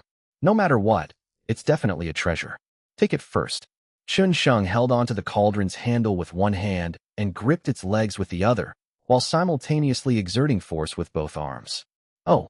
Immediately, Chun Sheng discovered that the cauldron was heavier than it appeared, but it was nothing to him. He easily lifted it and walked towards a wall. Then, raise your fist, ready to blast a path through. Kid, are you planning to carry the dragon pattern cauldron out like that? If you go out like that, I guarantee you won't live past 3 days. Just then, a voice entered Chun Sheng's ears. Who? In an instant, Chun Sheng dropped the cauldron in his hand, looked around warily, became extremely vigilant, and felt the hairs on his body stand on end. Who is speaking? Why couldn't he find any figure? Even more terrifying, he couldn't sense even a trace of a presence. Kid, you don't need to be so excited or nervous. I'm right in your head. The woman's voice came again, softly chuckling. In the brain, Chun Sheng was stunned. He hadn't sensed anything amiss. Stop playing tricks and show yourself immediately. So naive, the woman was unfazed. She had anticipated his potential difficulty in accepting it. She then transformed into wisps of smoke, drifting gently from between Chun Sheng's brows, and appeared gracefully before him. Boy, now do you believe I'm right there in your head?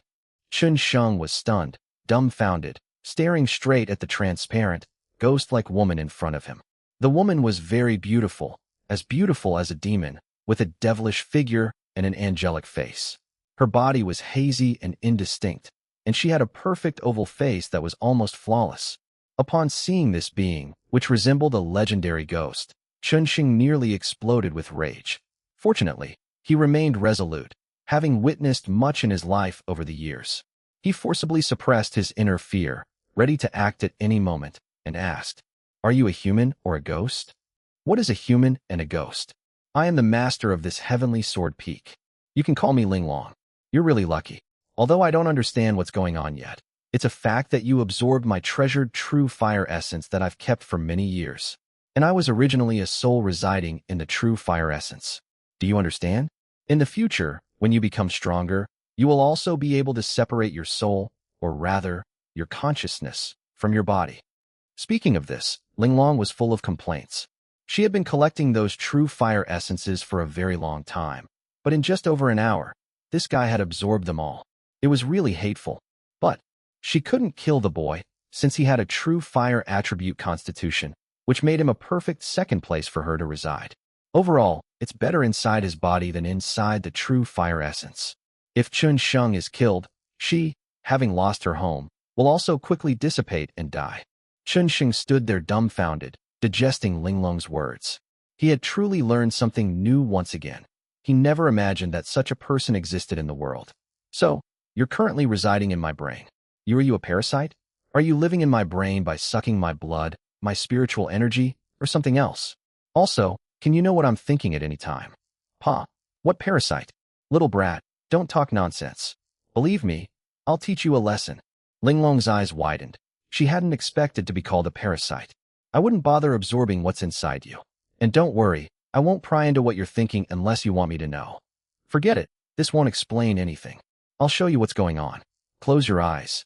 Chun Sheng was certain that Linglong had no hostility. Otherwise, she wouldn't have explained so much to him. You see, even though Linglong was right in front of him, Chun Sheng felt a sense of powerlessness in her presence. In other words, he was no match for the soul entity before him. If the former wanted to harm him, there would be no need for any nonsense. Then, he closed his eyes. With a graceful dance, she entered Chun Sheng's mind once more. At the same time, as Chun Sheng closed his eyes, a glimmer of light appeared before his unfathomably dark eyes. Then, the light began to increase, and he saw strands of light, as thin as hair, intertwining and converging together, and in the very center of these strands, tiny figures were bound together. Beneath the figure lay a vast ocean, as boundless as the sea, with strands of milky white liquid flowing about. Chun Sheng was astonished to discover that. This figure, it was him. He tried to move. However, due to the constraints of the lines, he was unable to move at all. See that? Linglong's voice rang out again, and then she appeared in front of Chun Sheng. Unlike others, Linglong could move freely, floating here like an elf. This is your sea of consciousness. When you become strong enough, you will be able to break free from these constraints and float in your sea of consciousness like me. When you become even stronger, you will be able to separate your soul from your body. Well, it's more accurate to call it divine consciousness rather than soul. Chun Sheng wanted to say something, but he couldn't open his mouth at all. At the same time, a sudden, intense pain struck him, and he abruptly opened his eyes. All the previous images vanished, and everything returned to normal. You are too weak. I can only let you watch for a short while. Continuing any longer will cause you mental damage. Linglong's voice echoed again, but this time, it was in her mind. In short, the sea of consciousness is like a house. Originally, only you lived in it, but now there is another me living in it. It has no effect on you, understand? Linglong was somewhat exhausted. For a martial artist of Chun Sheng's level, explaining these things was far too complicated and incomprehensible. Chun Sheng is someone who is relatively open to new things. Although things seemed a bit strange at first, he quickly understood and accepted the facts. At the same time, he realized that he still had a long way to go on the path of martial arts training. Could Lu Wanchan, or that man surnamed Chun, be one of those powerful individuals capable of separating their consciousness from their body? Taking a long breath in, and then a long exhale, Chun Sheng roughly understood what was going on and gradually regained his composure. What good would it do you to live in my sea of consciousness? And what exactly is your background? Of course, you have a fire attribute physique and reside in your sea of consciousness. You can temper my divine sense and gradually repair my damaged divine sense. As for who I am, you are not qualified to know for the time being, nor do you need to know. It will not benefit you. Let's continue talking about the dragon pattern cauldron. Kid, what's your name again? Do you really think you can just carry the dragon pattern cauldron away from here like this? Chapter 392. Be cautious. Chun Sheng, courtesy named Chun Sheng. Chun Sheng remained calm. Having accepted everything before him, his mind was completely at peace, no longer fluctuating, and he became extremely composed. After calmly uttering the name, he said, I don't want to carry it out like this either, but it seems like this is the only way to get it. You just said if I carry it out like this, I won't live more than 3 days. What do you mean? Hee hee, I almost perished because of it back then. Countless powerful figures coveted it, but I never expected that it would end up in the hands of a brat like you today. Linglong's tone was full of resentment. However, after so many years, she had long since let it go. This cauldron could never truly belong to her. It was not meant for her, and she could not force it. Most importantly, in her current state, she is simply unable to make full use of the dragon pattern cauldron. Chen Shang, raise your hands and place them on the 2 handles of the cauldron. What are you doing? Chen Shang asked. If you want it, do as I say and stop talking nonsense. Linglong was already somewhat annoyed, so her tone towards Chen Shang was naturally not very friendly. Chen Shang didn't argue with her. As she instructed, he raised his hands and placed them on the handles of the cauldron. In that instant, he seemed to feel a strong suction force emanating from it. His hand was stuck to the bluish-purple cauldron. Quickly circulate your spiritual energy. Linglong's voice rang out once again. Before she could speak, Chen Shang had already subconsciously mobilized his spiritual energy to resist the powerful suction force. Immediately afterwards, a bizarre scene unfolded.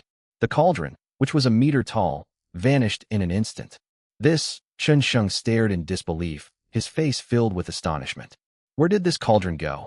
Hee hee, look at the palm of your right hand, Linglong reminded her. Upon hearing this, Chen Shang immediately opened his hand. In the center of his right palm, there was a faint, blue dragon pattern that was difficult to notice without careful observation. It's in my hands. Chen Shang clenched his fist suspiciously. Indeed, such a treasure could be obtained by a weak martial artist like you. I wonder if those guys would be furious if they knew about it. Linglong's tone was full of envy. However, for now, it's just a container for you to store things. You can try to shift your attention to it. Chen Shang tried it out, and sure enough, he found a huge space inside, as if it were its own world. In the empty space, there were some ancient and old books, dried medicinal herbs, weapons that were almost weathered, and so on. Upon seeing this space, Chen Shang couldn't help but think of the time when he received the Yin-Yang scripture. Wasn't that a similar strange space back then? Chen Shang took out the Dragon Roar sword and placed it in his palm. With a thought, the next second, the Dragon Roar sword disappeared from his palm and entered the dragon pattern cauldron. With another thought, the Dragon's Roar sword reappeared. After several attempts, Chen Shang became adept at using the space inside the dragon pattern cauldron. Hee hee, your comprehension is not bad. Besides, when you break through the Spirit Sea stage and reach the final stage of the Heavenly Origin Triple, the Golden Core stage, the Dragon Pattern Cauldron will have other, even more useful functions. Linglong's tone was quite appreciative. What function? Chen Shang asked curiously. Keep it a secret. Linglong smiled lightly. We'll talk about it when that time comes. Also, if you want to talk to me in the future, you only need to think about it silently. You don't need to say it out loud. Chen Shang nodded, feeling extremely excited. Trip to Tianjin Peak. It was worth the trip. Not only did he eliminate Fong Xinyu, but he also successfully reached the Spirit Sea stage and unexpectedly obtained the Dragon Pattern Cauldron and a mysterious expert like Linglong. He has truly gained a lot. Chen Shang suddenly wanted to have a few drinks to celebrate, but unfortunately, there was no alcohol. He made up his mind that he would definitely put more fine wine in the Dragon Pattern Cauldron when he had the chance. That's about it. It's been 3 or 4 hours since we reached the Heavenly Sword Peak. Xu Xue and the others must be very anxious, right? With this thought in mind, Chen Shang wasted no more time. He went to a stone wall and threw a punch. Boom! In an instant, the wall shattered. Chen Shang was at a height of 2,500 to 2,600 meters on Tianjin Peak, with a cliff right outside the hole. He glanced at the bottom of Heavenly Sword Peak. Then, take that first step. He jumped from a height of over 2,000 meters. Meanwhile, at the bottom of Tianjin Peak, Zhao Feng and the martial artists from several other families were patrolling, wandering around, and chatting idly. Brother Zhao, when do you think Senior Feng will come down? How long do we have to wait? A martial artist complained. It was because Fong Xinyu was still on Tianjin Peak that they were waiting and paying their respects here. I don't know, but it should be soon. Zhao Feng estimated the time. Just be patient. It should be around today. Hey, Brother Zhao, Do you think Fong Xinyu might be dead? Could the body we just cleaned up be his? The martial artist joked. Xiaodong, you mean Chun is alive, but Fong Xinyu is dead? Holy crap, are you dreaming? Zhao Feng rolled his eyes. How could someone from his own family have such a stupid idea? Hey, I was just saying that casually. Before the martial artist could finish speaking, suddenly, boom, a deafening roar suddenly erupted without warning, like the impact of a massive object, earth-shattering and deafening. Suddenly, a cloud of dust rose from the bottom of Tianjin Peak, with sand, stones, trees, and grass flying everywhere, completely engulfing the area and making it impossible to see anything. Seeing this situation, Zhao Feng paused for a moment. Then, as if remembering something, he immediately shouted, "Everyone, stop patrolling. Senior Fong has emerged from seclusion. Come and greet him at once." Fong Xinyu is too strong. Before even reaching the summit of Heavenly Sword Peak, they were already people Zhao Feng and his companions couldn't afford to offend. If I emerge from seclusion now, I'll definitely be stronger than ever before. They must be careful. As soon as he shouted, the surrounding martial artists jogged over and gathered there, standing respectfully outside the billowing dust. They waited with a look of awe and anticipation. Damn, judging from this, he jumped directly off Heavenly Sword Peak. Zhao Feng was shocked. Heavenly Sword Peak was extremely special. The gravity on it was much stronger than on the ground. Jumping from a height of over 2,000 meters is equivalent to jumping from 4 or 5,000 meters elsewhere. Landing from an altitude of 4 or 5,000 meters, even a martial artist at the Spirit Root or Spirit Sea stages would be pulverized. Whose body can maintain balance amidst such friction and tearing? Wasn't Qin Sheng the one who fell from Tianjin Peak and was never found? Fong Xinyu. He actually jumped right down. Just how strong is he? Chapter 393, I'm scared to death. Thinking of this, Zhao Feng was deeply shocked. The martial artists behind him also understood these principles, their faces solemn and expectant as they focused their gazes on the dust and smoke. Fong Xinyu, who had just broken through. Wouldn't they be in a good mood and reward them with some spirit stones? Only a powerhouse like Senior Fong is qualified to ascend to the summit of Heavenly Sword Peak. How could trash like Chun Sheng compare to Senior Fong? Thinking this, Zhao Feng turned to his subordinate and asked, "Did you throw Chun Sheng's corpse to feed the dogs when I told you to?" "I fed it, but the dog didn't seem to like it," the subordinate hurriedly replied. "I threw it into the river to feed the fish." I didn't expect that even a dog would reject such scraps of meat." Zhao Feng grinned maliciously. Seeing the dust about to settle, and wanting to make a good impression, he took the lead, kneeling on one knee in the direction of the billowing dust, and loudly proclaimed, "Welcome back, Senior Fong, upon your emergence from seclusion." At the same time, the martial artists behind him were not to be outdone, and did the same. "Welcome back, Senior Fong, upon your emergence from seclusion." As the crowd's voices rose, the billowing dust finally settled, and then, amidst the solemn yet expectant gazes of the crowd, a figure slowly emerged from the smoke. Accompanying this figure was a calm, indifferent, yet somewhat chilling statement. "Are you perhaps welcoming the wrong person?" Calm words quietly rang out. Without any suspense, the message reached the ears of every martial artist in the arena.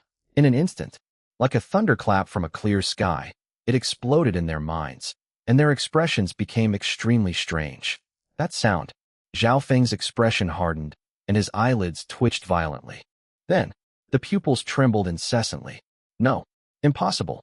It absolutely couldn't be him. How could he possibly be alive?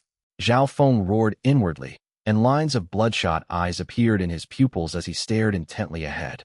Almost at the same second, a pair of long, slender legs and somewhat tattered clothes emerged from the dust, followed by facial features that slowly appeared in Zhao Feng's face before everyone's eyes. It was a chiseled face, barely 20 years old, with a pair of deep eyes that seemed to have seen the ups and downs of life and the vicissitudes of time. Beneath the high, straight nose, the red lips were slightly slanted, with a faint, nonchalant curve. He looked quite handsome and comfortable. But it was precisely this handsome and pleasing face that completely stunned the group of a dozen or 20 martial arts practitioners. Their eyes froze, their mouths gaped open, as if they had been cast in cement and turned into sculptures, suffocating. All eyes were fixed on the towering figure, nearly 1.8 meters tall, not far away. Everyone stared, frozen and mechanical, at the person slowly emerging from the dust. Chin, Mr. Chen? Someone in the crowd was the first to recover, stammering out the name of the person before them, while involuntarily swallowing hard. How is this possible? Yes, how is that possible? Not only did he not believe it, no one in the room could believe what they were seeing. Clearly, someone fell from Tianjin Peak and died. Isn't that Chen Sheng? In their imagination, it must be Chen Sheng, 1000%. After all, on Tianjin Peak, apart from him, only Fang Xinyu remained. Is it possible that Fang Xinyu might fall to her death? Before this, they could never have associated the dismembered corpse with Fang Xinyu. After all, Fang Xinyu was really too strong. With his strength, he was fully capable of reaching the top of Tianjin Peak. Compared to the other two, what is Chen Sheng? With the strength of a spirit root cultivator, it is impossible for him to reach the top of Heavenly Sword Peak. He would likely be unable to withstand the power halfway and fall to his death, even assuming he didn't die from the fall. So, if you encounter Fang Xinyu, you'll die anyway. You know, Fang Xinyu's temper is similar to Zhang Heng's. How could he allow someone to cultivate with him at the same time? So, no matter what angle or dimension you look at it from, Chen Sheng has no chance of surviving even by 1 in 10,000. However, what's the truth? Chen Sheng walked out. Not only did they get out of it, apart from some damage to his clothes, he was completely unharmed. Such a scene shocked Zhao Feng and the others like a Category 10 hurricane raging in the ocean, violently sweeping and destroying their minds, freezing their movements, expressions, and thoughts. Deep inside, all that remained was bewilderment, fear, horror, and disbelief. Zhao Feng was completely soaked in cold sweat, his scalp tingling, and he knelt on the ground, not uttering a word. He has come to his senses. At this moment, it's not that he didn't want to stand up or speak. It's not that they dare not. Chen Sheng slowly approached. He resembled an emperor or a god, giving him an urge to kneel and worship. Coupled with the deep-seated fear within him, he wished he could disappear into a crack or become invisible. Where are Lu Shuxue and Bu Jingfeng? After scanning the scene, Chen Sheng noticed that Lu Shuxue and Bu Jingfeng were nowhere to be seen. He walked up to Zhao Feng and asked indifferently. A soft voice came, and Zhao Feng's thoughts returned to normal. He stammered. He went to the Lu family. They didn't even wait for me. Chen Sheng touched the tip of his nose. Did something happen? Yes. Despite his fear, Zhao Feng answered every question, stammering as he recounted Zhang Heng's actions in detail, without daring to conceal anything. This was a stark contrast to his attitude when he first met Chen Sheng. Throughout Zhao Feng's speech, people kept coming to their senses and waking up, but no one dared to interrupt. Everyone just wanted to be quiet, to be invisible, to be undetected by Chen Sheng, silently muttering things like, "You can't see me. You can't see me." Zhang Heng. Chen Sheng frowned, not expecting that guy would actually dare to bring people back for revenge, and even dare to force Lu Shuxue to become his woman. Without saying a word, Chen Sheng asked Zhao Feng for directions to the Lu family's residence, and then prepared to leave. He had promised Lu Shuxue about the Lu family matter. Therefore, it must be addressed. Besides, given Zhang Heng's personality, if he knew he was still alive, he would definitely hunt him down, right? So be it. He should just give up on the former's idea. Watching Chen Sheng's departing figure, Zhao Feng and the others couldn't help but breathe a long sigh of relief. That was close. They're finally gone. Fortunately, he didn't retaliate. In the arena, everyone's back was soaked. Oh right. Suddenly, at that moment, Chen Sheng, who was about to leave, suddenly stopped. Suddenly, Zhao Feng, who had just breathed a sigh of relief, trembled as he felt a warm sensation beneath him. Immediately, a strong smell of urine rose into the air and filled everyone's nostrils. Zhao Feng peed his pants in fright. Chapter 394 has a condition. Zhao Feng panicked. I'm so scared. He was the most fearful person in the room. He had said too many bad things about Chen Sheng, always treating Chen Sheng as trash and harboring resentment towards him. Therefore, he was extremely worried about Chen Sheng's retaliation. When Chen Sheng was about to leave, he was extremely relieved and felt much more relaxed. However, Chen Sheng suddenly stopped, and in an instant, he lost control of his bladder. He didn't want to, but he couldn't help it. Urine dripped onto the ground, creating an extremely awkward scene. Zhao Feng's face turned bright red. He was extremely embarrassed. But no one laughed at him, because everyone was terrified, and all their eyes were on Chen Sheng. At this moment, No one would care even if Zhao Feng wet himself or defecated from fright. Compared to Qin Sheng, who does Zhao Feng think he is? What makes him stand out? Everyone is thinking about the same question right now. Why did Qin Sheng suddenly stop? What does he want to do? Is it revenge? Qin Sheng glanced at Zhao Feng with amusement, then returned to the foot of Tianjin Peak, gazing at the towering stone peak that seemed to reach into the clouds. I remember you said before that Tianjin Peak belonged to your Zhao family. Zhao Feng was startled and hurriedly said, "No, young Master Chun. To be precise, we just live nearby and are acting as lookouts. In fact, it's not just the Zhao family, but also the Wang family, the Nan family, and the Lu family." At this moment, Zhao Feng subconsciously mentioned the other three families, because if Qin Sheng wanted revenge, he didn't want to take the blame alone. Oh, I see. Qin Sheng gazed at the towering heavenly sword peak before him. Then, raise your fist. His spiritual energy surged and gathered at his fist, causing the veins in his arm to bulge and become incredibly thick. The next second, one punch, they landed on heavenly sword peak. In the blink of an eye, the fist slammed into the heavenly sword peak, unleashing all of the terrifying energy of 50 million tons at that moment, along with the ninefold extreme shadow. Suddenly, the power increased from 50 million tons to 500 million tons. Boom! It was as if a bomb had exploded, the huge roar resounding through the sky and startling the surrounding area. Flocks of birds took to the air, as if the end of the world had come. Clearly visible before Qin Sheng's eyes, where his fist landed, Tianjin Peak cracked open, and flying sand and stones burst forth, creating a huge hole that appeared out of thin air. One punch. It pierced through Heavenly Sword Peak. Boom. At this moment, the entire Heavenly Sword Peak was on the verge of collapse.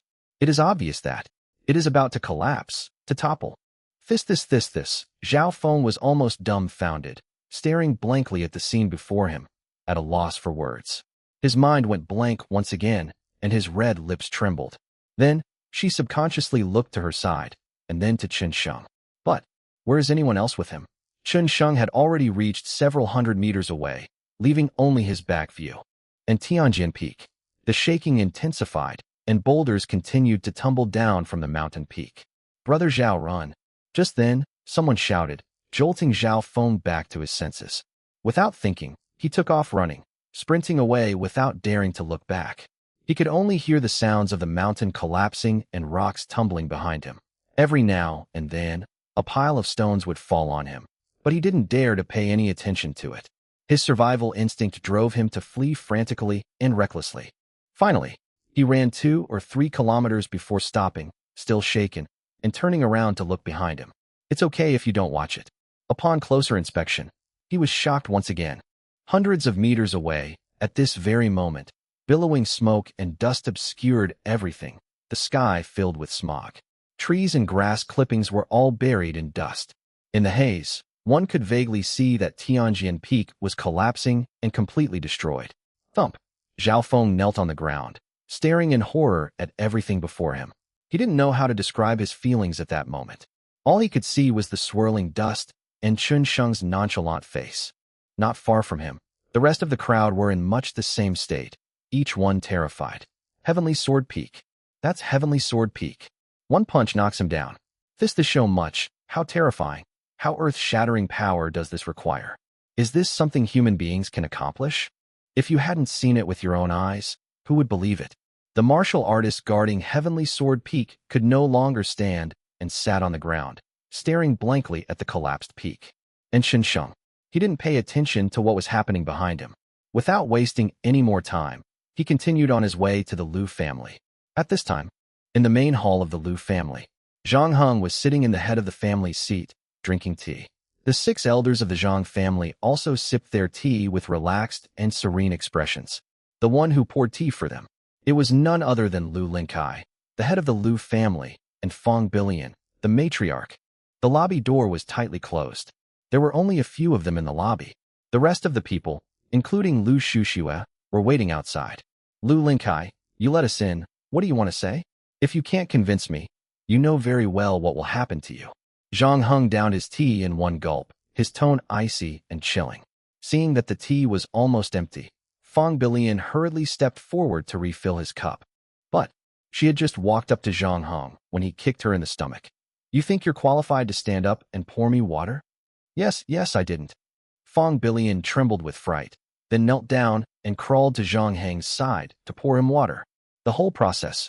As her husband, Lu Linkai didn't say a word, nor did he feel the slightest discomfort, as if it were only natural for his woman to kneel down and pour tea for him.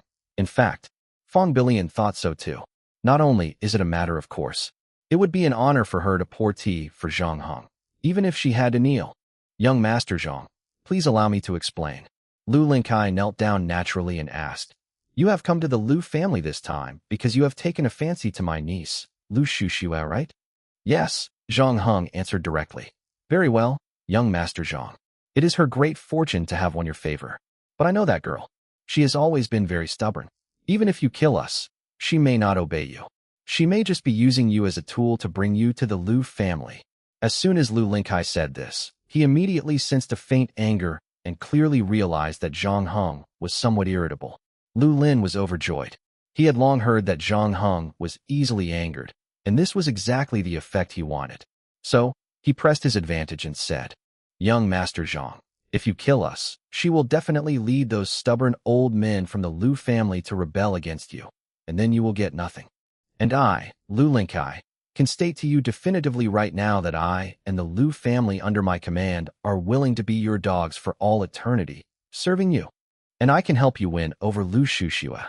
Lu Linkai's eyes were burning with confidence. Young Master Zhang, I am absolutely certain that I can subdue that girl Lu Shushua for you and make her strip naked and come to your bed. In this way, young Master Zhang can not only gain the Lu family, but also my niece. We only beg young Master Zhang to spare our lives. Your idea is indeed quite good. Zhang Hing thought about it and felt that Lu Linkai's words made sense. Lu Shushua might have a strong personality and rebel against him, but someone like Lu Linkai definitely wouldn't dare. He trusted his judgment. Moreover, his own ancestor nodded to him, indicating that Lu Linkai's method was feasible. Immediately, Zhang Heng said, Yes, I can agree to your idea, but I have one more condition. Seeing a glimmer of hope for survival, Lu Linkai became excited and hurriedly said, What are your conditions? Young Master Zhang, please tell me. Zhang Heng's lips curled into a wicked smile. He reached out a hand and lifted the chin of Fong Billion, who was kneeling before him. With an arrogant and condescending expression, he said, I not only want Lu Shushua, but also her, your woman. Lu Linkai, do you have a problem with that? I was held up today, so it'll only be one chapter. Don't wait up, everyone. Chapter 395 is dispensable. Zhang Heng stared at Lu Linkai with a cold tone. The question, do you have a problem with this? Wasn't a genuine inquiry or a genuine request for Lu Linkai's opinion. It was a rhetorical question. Lu Lin's heart skipped a beat. He knew very well that, at this point, if he dares to go against Zhang Heng's ideas, then all his previous persuasion and efforts will be in vain. He knew very well that to Zhang Heng, he was nothing more than a dog, dispensable. Now, not only did he not dare to refute, he was even somewhat excited and happy. Sacrificing a woman to preserve his position in the Lu family and even allow him to follow the Zhang family and Zhang Heng was an extremely worthwhile deal. And he could then legitimately replace his wife with an even prettier, younger, and more beautiful woman. Why wouldn't he do that? He was about to speak. Suddenly, Fong Billion suddenly spoke up, her face full of excitement. Young Master Zhang, it is my honor to have your favor. If you are willing, Billion is willing to serve you for the rest of my life. Yes. Lu Linkai hurriedly interrupted, flattering. Young Master Zhang, it's a blessing that Billion has taken a liking to you. I have no objection. As long as you like it, everything in the Lu family is yours. Not bad. Lu Linkai, you know what's good for you. Zhang Heng smiled with satisfaction. He liked dogs like Lu Linkai, who would bite wherever they were told. Although such dogs might betray him at any time, he was 100% confident that he could suppress them forever. Why are you still kneeling? Didn't you say you had a way to make Lu Shushua willingly and obediently follow me? Now it depends on your performance. If you perform well, there will be a reward. If you don't, you know what will happen. Zhang Heng took a sip of tea, looked down at Lu Linkai, and said with arrogance and amusement, Yes, young master. Lu Linkai was extremely excited. Lu Shushua, the Zhang Heng you brought back not only failed to help you, but now he's become my backer. I wonder what kind of expression you'll have later. Outside the door, Lu Shushua's pretty face was filled with indifference and chill. Her eyes were fixed on the tightly closed lobby door. She had a bad feeling about Lu Linkai. He was treacherous and cunning, and would do anything to achieve his goals. He's been with Zhang Heng and the others for so long. There's a high chance things might change. But she couldn't stop it. Zhang Heng's strength was too overwhelming. His will was beyond her control and change. The only thing she could do was wait, including the Lu family members kneeling in front of the door. And not far away, Hu Jingfeng, with a cold expression, was also waiting. Squeak. Soon, the lobby door opened. In an instant, everyone saw Zhang Heng sitting high above, and Feng Billion massaging his shoulders and legs, followed by 6 calm-looking elders. Standing at the door, Lu Linkai looked smug. He glanced at Lu Shushua and said, "My dear niece, I have just spoken with young Master Zhang. As an elder, your second uncle has given his approval to your relationship with him." Lu Shushua's clear eyes narrowed, and she said coldly, "You have no right to interfere in my affairs." "Huh," Lu Linkai said indifferently. "Shushua, marriage arrangements require the consent of parents and the words of a matchmaker. Your parents are dead, and I am your father. If I have no right to interfere, then who has?" "Young Master Zhang." Lu Shushua ignored Lu Linkai and said calmly, "Didn't you say you were going to kill him? Why did you go back on your word?" "Hee. Miss Lu, I can kill someone if you want me to, but can you promise me you'll become my woman?" Zhang Heng's words were straightforward, without the slightest beating around the bush. Faced with absolute strength, he had no need to hide anything. If he spoke his true thoughts, what could these people do to him? Here, he is the king. He can do whatever he wants with these people's fates. If you agree to be my woman in front of all these people and come and kiss me, I'll kill him for you right now. Zhang Heng spoke calmly and casually. Lu Shushua hesitated, wanting to speak but stopping herself. She intended to use Zhang Heng as a pawn to eliminate Lu Linkai and the others before committing suicide. But now, for a moment, she didn't know what to do. "Zhang Heng, do you think he can make me your woman? I don't want to, and no one can force me." "Shushua, it's a bit premature to say these things now." Lu Linkai smiled confidently, determined to win, and called out to the Lu family members kneeling on the ground in the distance, "Liangchun." Immediately, a young man stood up. He was Lu Linkai's son, Lu Liangchun. "Father." "Okay, take a few people with you and bring those people up," Lu Lin said. "Yes." Lu Liangchun randomly selected 3 or 4 people and headed towards the Lu family dungeon. Less than 5 minutes later, a commotion broke out. "Shushua, look at them." Lu Linkai pointed to a spot not far away. 10 meters away, Lu Liangchun was leading a group of 30 or 40 people, including the elderly and children, slowly walking towards them. Without exception, all 30 or 40 people were wearing handcuffs and shackles weighing tens of thousands of pounds. Some of them even had iron chains piercing their chests and lower abdomens. Among these people are men and women, the old and the young. The youngest, she's only 3 years old. Those were several children. They could barely walk steadily, trembling, barefoot, and looked especially pitiful. "Kneel down. Everyone kneel down." Lu Liangchun and the other 3 used fists and feet to attack the group of people, and soon, all of them knelt down. They wanted to rebel, but it didn't work at all. The strong among them had their meridians locked by iron chains and were severely injured, and the remaining elderly and children were also covered in wounds. But, even while kneeling, they did not yield, enduring the pain in their hands and feet, and suppressing the resentment in their hearts. At the same time, they met Lu Shushua. One of them roared, "Shushua, you're finally back. Don't let these bastards threaten you. We'll be fine. You can't die. As long as you live, he'll never have the right to rule." "Shut up." Lu Liangchun held an iron whip and lashed it directly at the man's mouth, knocking out several teeth and causing blood to flow freely. Without exception, all of these people were supporters and advocates of Lu Shushua's faction. They were unwilling to follow Lu Linkai, but were captured by his schemes and ended up in this state. Third aunt, fourth uncle, little aunt. Upon seeing these people, Lu Shushua's eyes instantly welled up with tears, and she was about to rush over. But Lu Linkai stopped him, saying smugly, "Shushua, do you think I'm right? Some harsh words shouldn't be said too soon." Lu Shushua gritted her teeth. "What exactly do you want?" "What do I want? Huh." Lu Linkai was unrestrained. his face contorted with rage.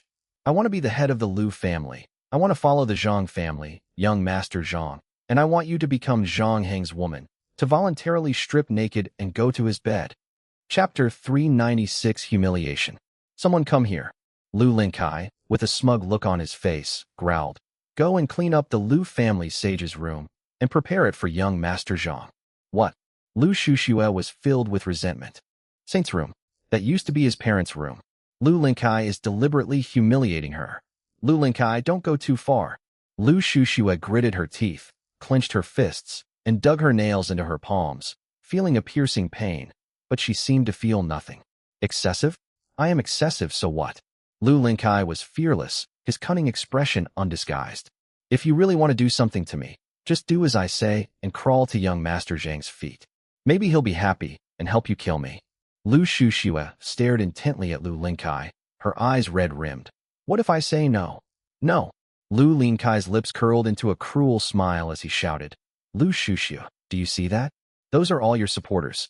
They have become prisoners and are in this state because of you. Now, Lu Shushue, I order you to take off your clothes one by one. If you refuse, then...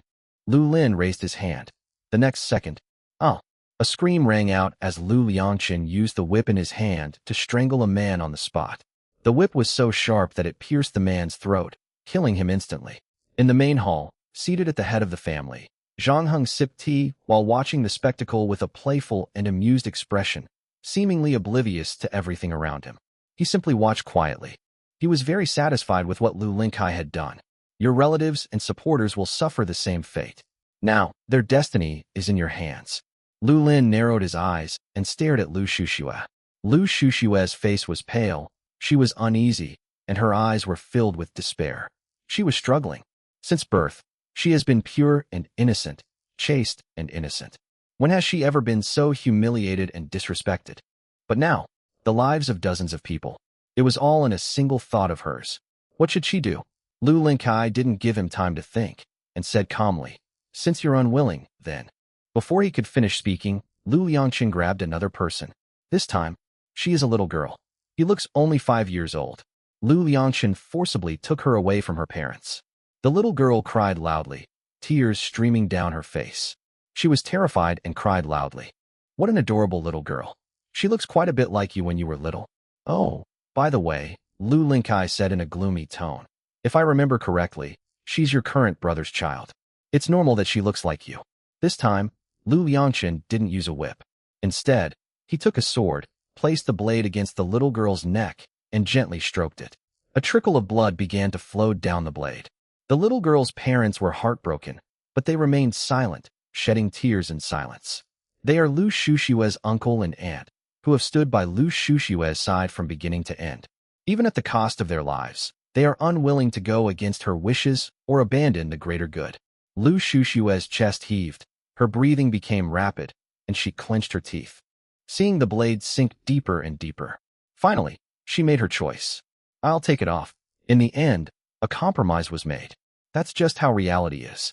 Sometimes, even if it goes against your will, you have no choice but to bow your head, compromise, and accept your fate. Lu Linkai won. Lu Shushue could not possibly disregard the life of a little girl, much less the lives of 30 or 40 people. Looks like you're smart enough to know what's good for you, but you've already missed your chance. That little guy's life will be lost because of your hesitation. What? Lu Shushue's eyes widened. Lu Linkai ignored him and gave Lu Liangqin a look. Then, Lu Liangqin immediately increased his efforts, preparing to take action. Puff! The moment he exerted force, blood splattered, splashing across the sky, and the stench of blood filled the air. Everyone felt a chill run down their spines. Lu Shushue couldn't help but look away. Wah! However, the little girl's cries continued as always. Lu Shushue was startled. He subconsciously looked in Lu Liangqin's direction. Lu Liangqin was lying dead on the ground, with a clear bloodstain on his neck and a pool of blood under his head. It wasn't just Lu Liangqin who died. There were 3 other guards. The little girl ended up in someone else's hands. It's Bu Jingfeng. No one expected that. At this critical moment, it was Bu Jingfeng who made the move, who had not uttered a single word or made a single action. He held a sword in one hand and the little girl in the other. To be so cruel to a little girl, Lu Linkai, Aren't you afraid of divine retribution? Lu Lin's veins throbbed. Dead. Lu Liangqin is dead, just like that. That's his son. His only son. He was breathing heavily, and he was about to lose control and attack. But reason and fear stopped him in his tracks. First, he is no match for Bu Jingfeng. Rushing in would only lead to his death. Secondly, he couldn't afford to offend the Bu family either. His son died at Bu Jingfeng's hands, so he had no chance of winning against either Bu Jingfeng himself or the Bu family behind him. We have no choice but to endure it. His heart was clenching. He felt stifled and miserable as he looked at Zhang Heng, hoping that Zhang Heng could stand up for him. In that instant, in the hall, Zhang Heng's eyes sharpened like swords as he stared coldly at Bu Jingfeng. Bu Jingfeng, are you trying to interfere in my business? Zhang Heng, I have no interest in your affairs with the Lu family. I don't care about others, but I like this little girl and have taken a liking to her. I have to intervene, unless you want to go against the Bu family because of a little girl. Bu Jingfeng was indifferent, his words calm, staring straight at Zhang Heng. You're a smart man. You should know whether it's necessary or not. Zhang Heng's eyelids twitched, his eyes flashed with murderous intent, and his anger was evident on his face. Bu Jingfeng made his move at this moment. She's deliberately trying to make things difficult for him. Don't give him face. How could he, with his fiery and irritable temper, possibly tolerate this? Just as he was about to explode, his ancestor suddenly spoke up. Hinger, let it go. As he said, there's no need to go against the Bu family because of a little girl. Cole. Zhang Heng let out a long breath, forcing himself to calm down. He still had to listen to his ancestor's words. Bu Jingfeng, you'd better not interfere anymore, or I'll make sure you die a horrible death. Bu Jingfeng didn't say a word. They stepped aside. Lu Linkai was extremely unwilling. Young Master Zhang, you can't let him go like this. It was my son who died, young Master Zhang. Lu Linkai, Zhang Heng glared at Lu Linkai, then reached into the collar of Fong Billion, who was massaging his legs, and said in a gloomy tone, learn from your woman and do what you should do. Just that one glance. This startled Lu Linkai, causing him to tremble and break out in a cold sweat. Suddenly coming to his senses. He's just a prisoner now. How could he possibly interfere with or change Zhang Heng's thoughts and decisions? If he said even a few more words, he would die instantly. Yes, young Master Zhang. He lowered his head, his heart pounding, trembling, his eyes filled with a sinister and venomous light. His son's death cannot be left like this. Since we cannot kill Bu Jingfeng, then we must use the blood of Lu Shushue's supporters to wash away this. Chapter 397. One item saves one life. Lu Liangqin, Lu Linkai's son, absolutely cannot die in vain. As the saying goes, even a tiger won't eat its cubs. Although Lu Linkai is ruthless and can disregard even his wife for the sake of status, his son is still the apple of his eye and the apple of his heart. He died so suddenly. He was furious, his head was down, and his eyes were red. Unable to move, Bu Jingfeng placed all his hatred on Lu Shushue. Everything was because of her. If it weren't for her, he would have already been sitting comfortably in the position of family head. I won't lose my wife, and I certainly won't lose my son. Aren't you getting up?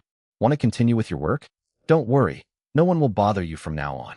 Zhang Heng spoke casually, completely unconcerned about Lu Linkai's anger. Yes. Lu Linkai trembled as he slowly got up. He glared fiercely at Bu Jingfeng. Bu Jingfeng pretended not to see it.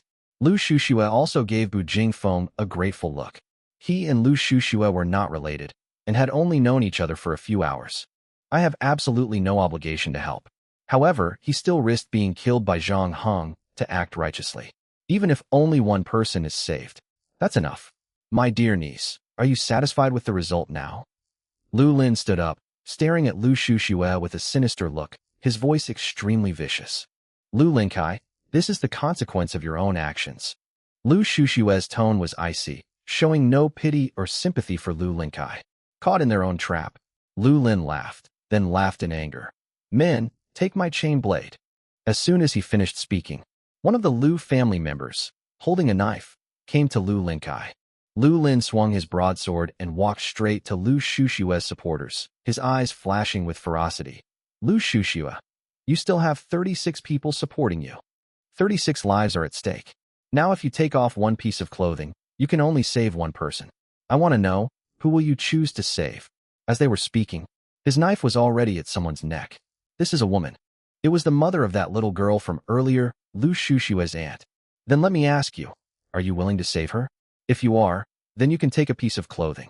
Lu Linkai grinned menacingly, the knife in his hand already piercing the woman's skin, leaving red marks. Interesting. In the lobby, a sinister smile appeared on Zhang Heng's lips. This Lu Linkai was even more cunning than he had imagined. He didn't mind Lu Shushua being exposed in public. After all, he had no intention of marrying Lu Shushua, or rather, he had no intention of getting married at all. A powerful man like him naturally couldn't limit himself to just one woman. The former was just a toy to him. Isn't the purpose of toys to amuse him and others? He doesn't mind letting everyone see how good and beautiful his toys are. Lu Shushua's heart sank slightly, and her pretty face instantly turned ugly. She never expected Lu Linkai to be so disgusting and vicious. A piece of clothing saved a life. As a martial artist, she naturally possesses the ability to ward off the cold, so with just a few undergarments, she wasn't wearing much at all. She was in terrible pain. To save or not to save is a truly difficult decision. Lu Shushua wanted to die. Lu Shushua, you can choose to commit suicide, and then I will die too, but I believe you won't do that. As if seeing through Lu Shushua's thoughts, Lu Linkai chuckled. If you die, I will die, but these people will die too. If my life can be exchanged for all of your lives, that's not bad. Mean. Lu Shushua bit her red lips tightly and frowned. If looks could kill, Lu Linkai would have been pulverized long ago. Pity. No. She felt powerless in the face of people like Lu Linkai and Zhang Heng. Even suicide. That's a luxury. She has too many ties. As Lu Linkai said, she would rather sacrifice her own innocence than support the deaths of all those people associated with him. I'll save them. Lu Shushua sighed deeply, seemingly resigned to her fate. Fine. She was wearing a light, decorative gauze dress. Removing it wouldn't have much of an impact on her. Subsequently, she ripped off her gauze dress. He said coldly, "Release them." Very good. Lu Lin released the chain knife and pushed Lu Shushua's aunt out of the crowd. He wasn't in a hurry. Playing with people requires a gradual approach. It's only fun if you play slowly. He didn't expect to kill anyone ahead because he knew Lu Shushua would definitely save him. But, can she save them all? Once Lu Shushua was completely naked, he would kill the rest one by one. At that time, the effect will be even better. Lu Shushua will be in an even worse situation. He just wanted to see Lu Shushua looking helpless and desperate. Should we save this one? Lu Lin placed the knife against another person's neck. It was a 3-year-old child. The chain knife was almost bigger than his head. The child could no longer cry out, as if he had run out of tears, and stood there blankly. Without hesitation, Lu Shushua tore off the belt around her waist and took off her second outer garment. After, she was left only in her long purple dress, which was already torn in some places after the long journey, making it look somewhat disheveled. Very good. Lu Linkai's smug eyes gleamed. Just then, his servant came to report. Master, the sage's room has been cleaned up. Lu Lin nodded, placed the knife on the third person, and looked at Lu Shushua with amusement. Lu Shushua, then you can continue your choice. There's nothing to hesitate about. Having come this far, Lu Shushua had no choice but to continue. Loosen your clothes and untie your belt. Her arms, as white as lotus roots, emerged from her sleeves, followed by her snow-white, translucent skin, her delicate, slightly pink neck, and her collarbone. As her dress slipped down, her snow-white, jade-like skin was gradually revealed. Fine. Beneath the purple robes, there was another layer of close-fitting, more conservative purple clothing, revealing her slender, willow-like waist, graceful, and without an ounce of excess fat. So delicate it could be encircled with one hand, exquisitely beautiful. The dress is still falling. Full, rounded hip bones, as white as ivory, and jade-like legs slowly emerge. The Lu family members, including Bu Jingfeng, everyone was astonished. They knew Lu Shushua was beautiful, but they didn't realize she was so perfect. Her entire body was almost flawless. She stood there quietly, as beautiful as a fairy in a painting, her S-shaped figure perfectly displayed. Her curves were simply perfect. Zhang Heng stared, his eyes wide with amazement. He boasted that he had seen many women, but Lu Shushua was the most beautiful and perfect woman he had ever met. Just as her name suggests, she possesses an elegant demeanor like a book and skin as white as snow. He He was somewhat looking forward to what kind of beautiful sight would be revealed after those last 2 fig leaves were removed.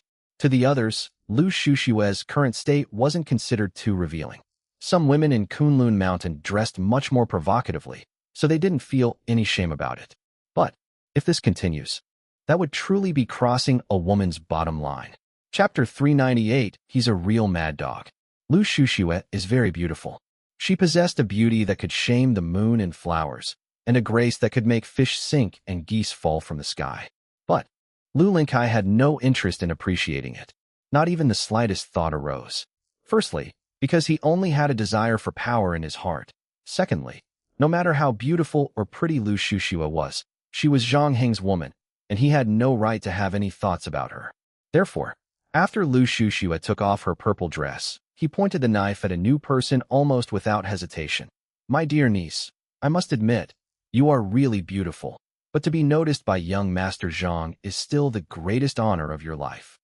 So, next, will your beloved third uncle choose to save him or not? If you choose to save him, which mystery will you choose to solve? Lu Linkai looked Lu Shushue up and down, a smug and comfortable expression on his face.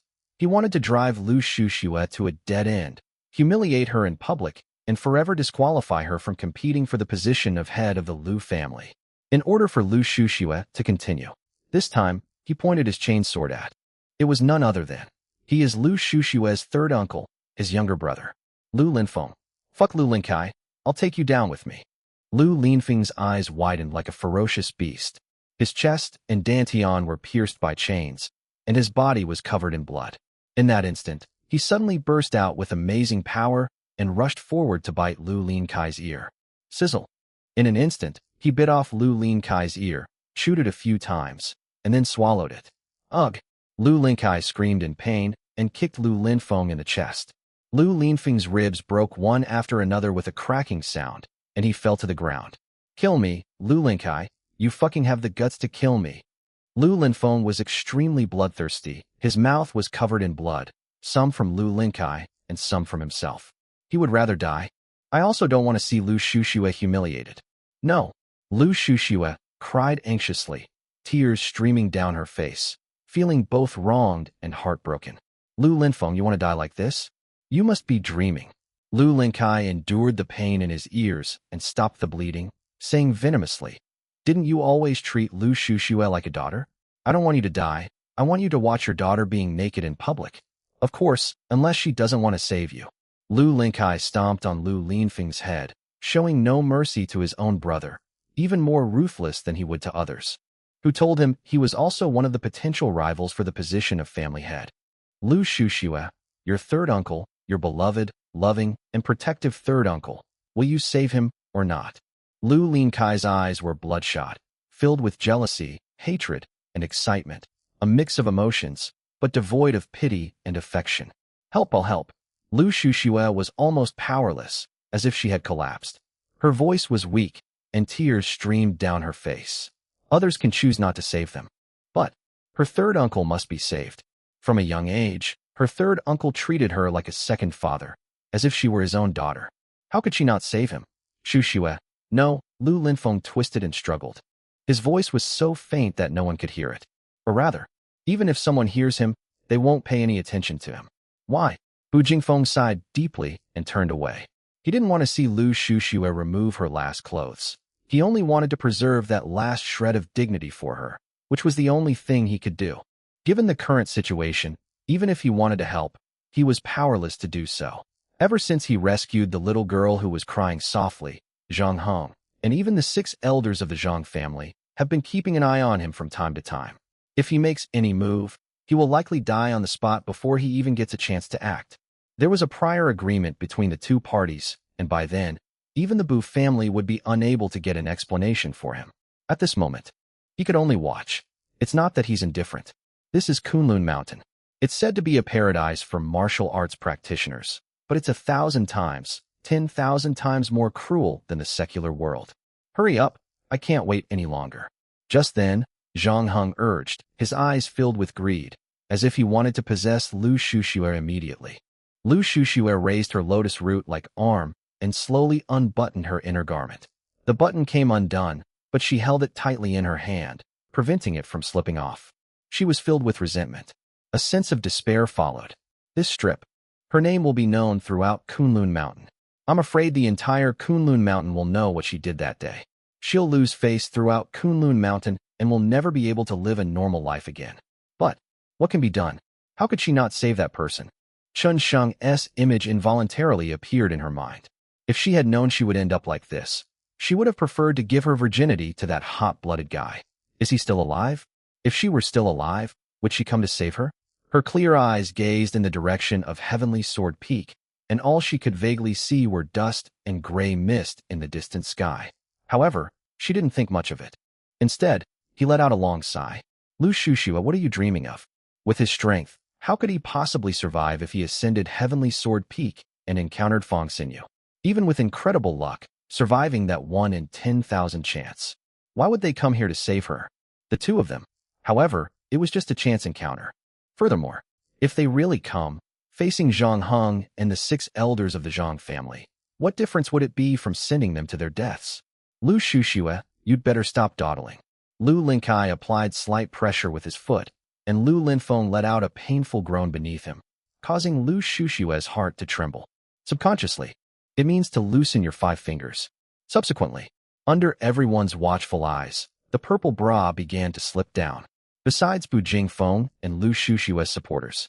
At this moment, everyone in the room was focused intently on that part of the body, waiting for the fig leaf to slip off completely. As for Lu Shushua, then he closed his clear eyes. Call. Suddenly, just as a piece of cloth was about to slip off, revealing the crucial moment, a sudden gust of wind arose, and sand and stones flew up in an instant. A cloud of dust. It enveloped Lu Shushua. It blocked everyone's view. What happened? The sudden turn of events shocked everyone. Was it Bu Jingfeng who made the move again? He subconsciously looked at Bu Jingfeng, but he was still standing there. It didn't move. In the instant, everyone was filled with doubt. The billowing dust had already settled. 2 figures gradually emerged from the smoke and dust. One of them was Lu Shushua, who was already wrapped in a long dress that completely covered her fair skin. There was a man beside her, a tall, muscular man in his mid-20s. I saw him. Suddenly, inside the lobby, Zhang Heng suddenly stood up, his face filled with astonishment, and said in a sinister tone, Qin Sheng, you're not dead. Hatred surged within him instantly, and rage filled his heart. Instinctively, Zhang Heng swung out a palm strike. It hit Fong Billion on the head. Fong Billion's head exploded instantly. He didn't even have time to utter a sound before he died on the spot. What? You're surprised I'm not dead?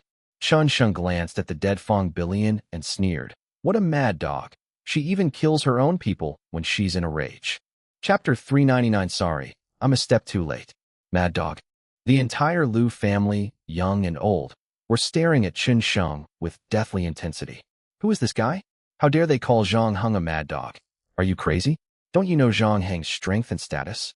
Everyone held their breath, unable to imagine the fury Zhang Heng would unleash next. There was only one exception, a woman whose long dress had been partially removed and was now being worn by Lu Shushua. And she had no idea when the long dress disappeared. She stood trembling in the crowd, unable to speak of her suffering. Inside the lobby, Fong Billion's death was extremely gruesome. Blood splattered on the spot. The body was dismembered. But Zhang Heng didn't even glance at her. His sinister eyes remained fixed on Qin Sheng, who stood leisurely and indifferently not far away. Zhang Heng was surprised and then furious. Qin Sheng is still alive. No matter how you look at it, he never imagined that Qin Sheng would still be alive. He is alive. So, the one who fell off Tianjin Peak and was smashed into a pulp was Fong Xinyu. For a moment, Zhang Heng couldn't believe his own idea, but he couldn't think of anyone else, because there was no one else on Tianjin Peak except his uncle Fong Xinyu. At this moment, the entire Lu family fell into a brief silence. They waited with immense anxiety for Zhang Heng's impending rage. Qin Sheng. Bu Jingfeng stared at Qin Sheng in utter astonishment. He truly hadn't expected that the person who came would be Qin Sheng, let alone that Qin Sheng could walk down Tianjin Peak alive. Then he sighed. Since we've already survived, why come here in the first place? Is it for the sake of a promise? Ultimately, what's the point of surviving? Coming here and facing Zhang Heng now, isn't it all a dead end anyway? Besides, There are 6 of Zhang family's supreme elders present. In such a situation, there is almost no chance of survival.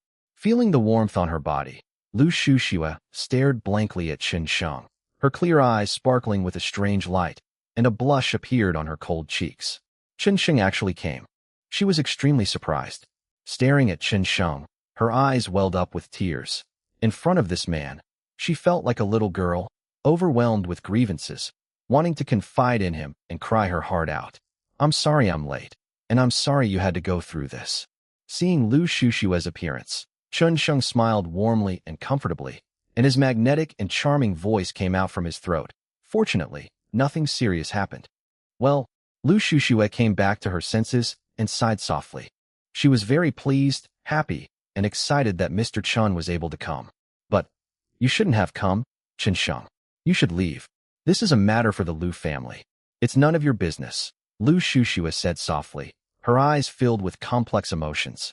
"I'm sorry, Shushue, about what happened today." Qin Sheng stepped forward, standing in front of Lu Shushue, and continued. "I, Qin Sheng, am determined to take charge." "Ha ha ha, you? Who do you think you are?" Just as Lu Shushue was about to continue speaking, a gloomy, hoarse voice suddenly rang out. "It's Lu Linkai. He's going crazy." He laughed in anger. His son was killed by Bu Jingfeng with a single sword strike. His wife was killed by Zhang Heng with a single slap. Why is he always the one who gets hurt?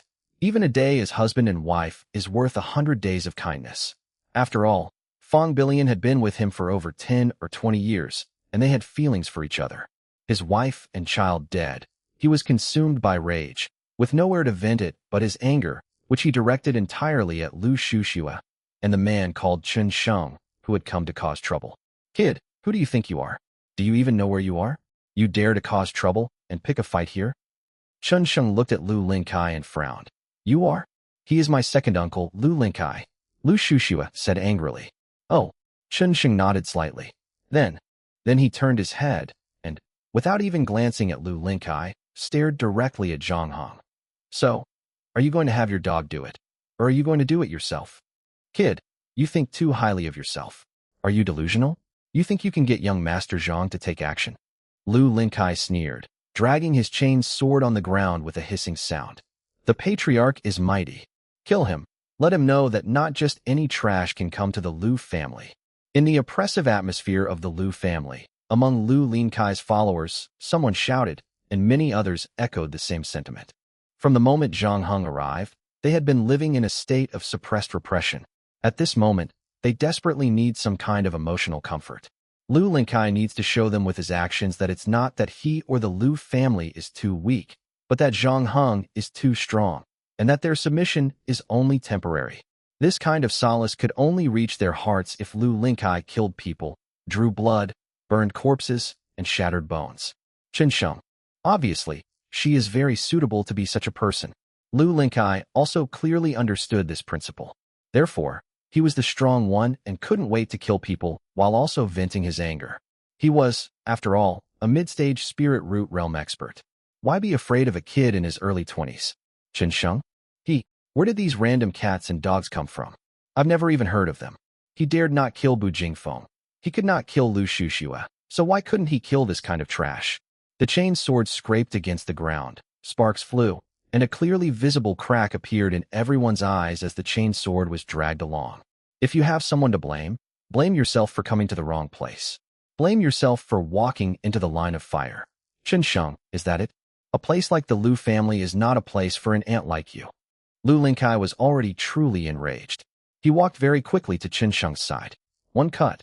It was about to strike Qin Sheng's head. A fierce wind raged, and killing intent filled the air. Lu Linkai, like a wild beast, attacked with overwhelming force, unleashing his full power. In a flash, even space itself seemed to tremble and waver. However, faced with this knife, Qin Sheng was like an old pine tree, steadfast and unmoving. He simply raised one hand slightly, extending his index and middle fingers. Subsequently, clang. A metallic clang rang out, and Lu Linkai, who had been charging forward aggressively, suddenly froze. His chain swords. Qin Sheng has trapped me. 2 fingers, holding the chain knife between the fingers. And he. Faced with those 2 fingers, I couldn't move an inch further. Countless efforts were wasted, as if applied to cotton, so powerless and weak. Lu Linkai's arrogant and furious expression froze at this moment, and a trace of fear was spreading wildly deep in his pupils. He felt a terrifying pressure from Chun Sheng, as vast as the ocean. Even before the other party made a move, it was already making him feel breathless. Bite! With a flick of Chun Sheng's wrist, a tremendous force surged towards Lu Linkai. His entire arm, gripping the chain-link sword, went numb from the shock, and he instinctively loosened his grip, the sword slipping from his hand. At the same second, a flash of white light disappeared in an instant. Puff! Puff! Lu Linkai's knees were covered in deep, raw wounds, revealing bare bones and dripping with blood. Both Achilles tendons had been completely severed, and the kneecaps had been crushed along with them, turning into a pile of mud. Thump! Lu Linkai immediately knelt down, his hands touching the ground as he struggled to support himself, sweat pouring down his face.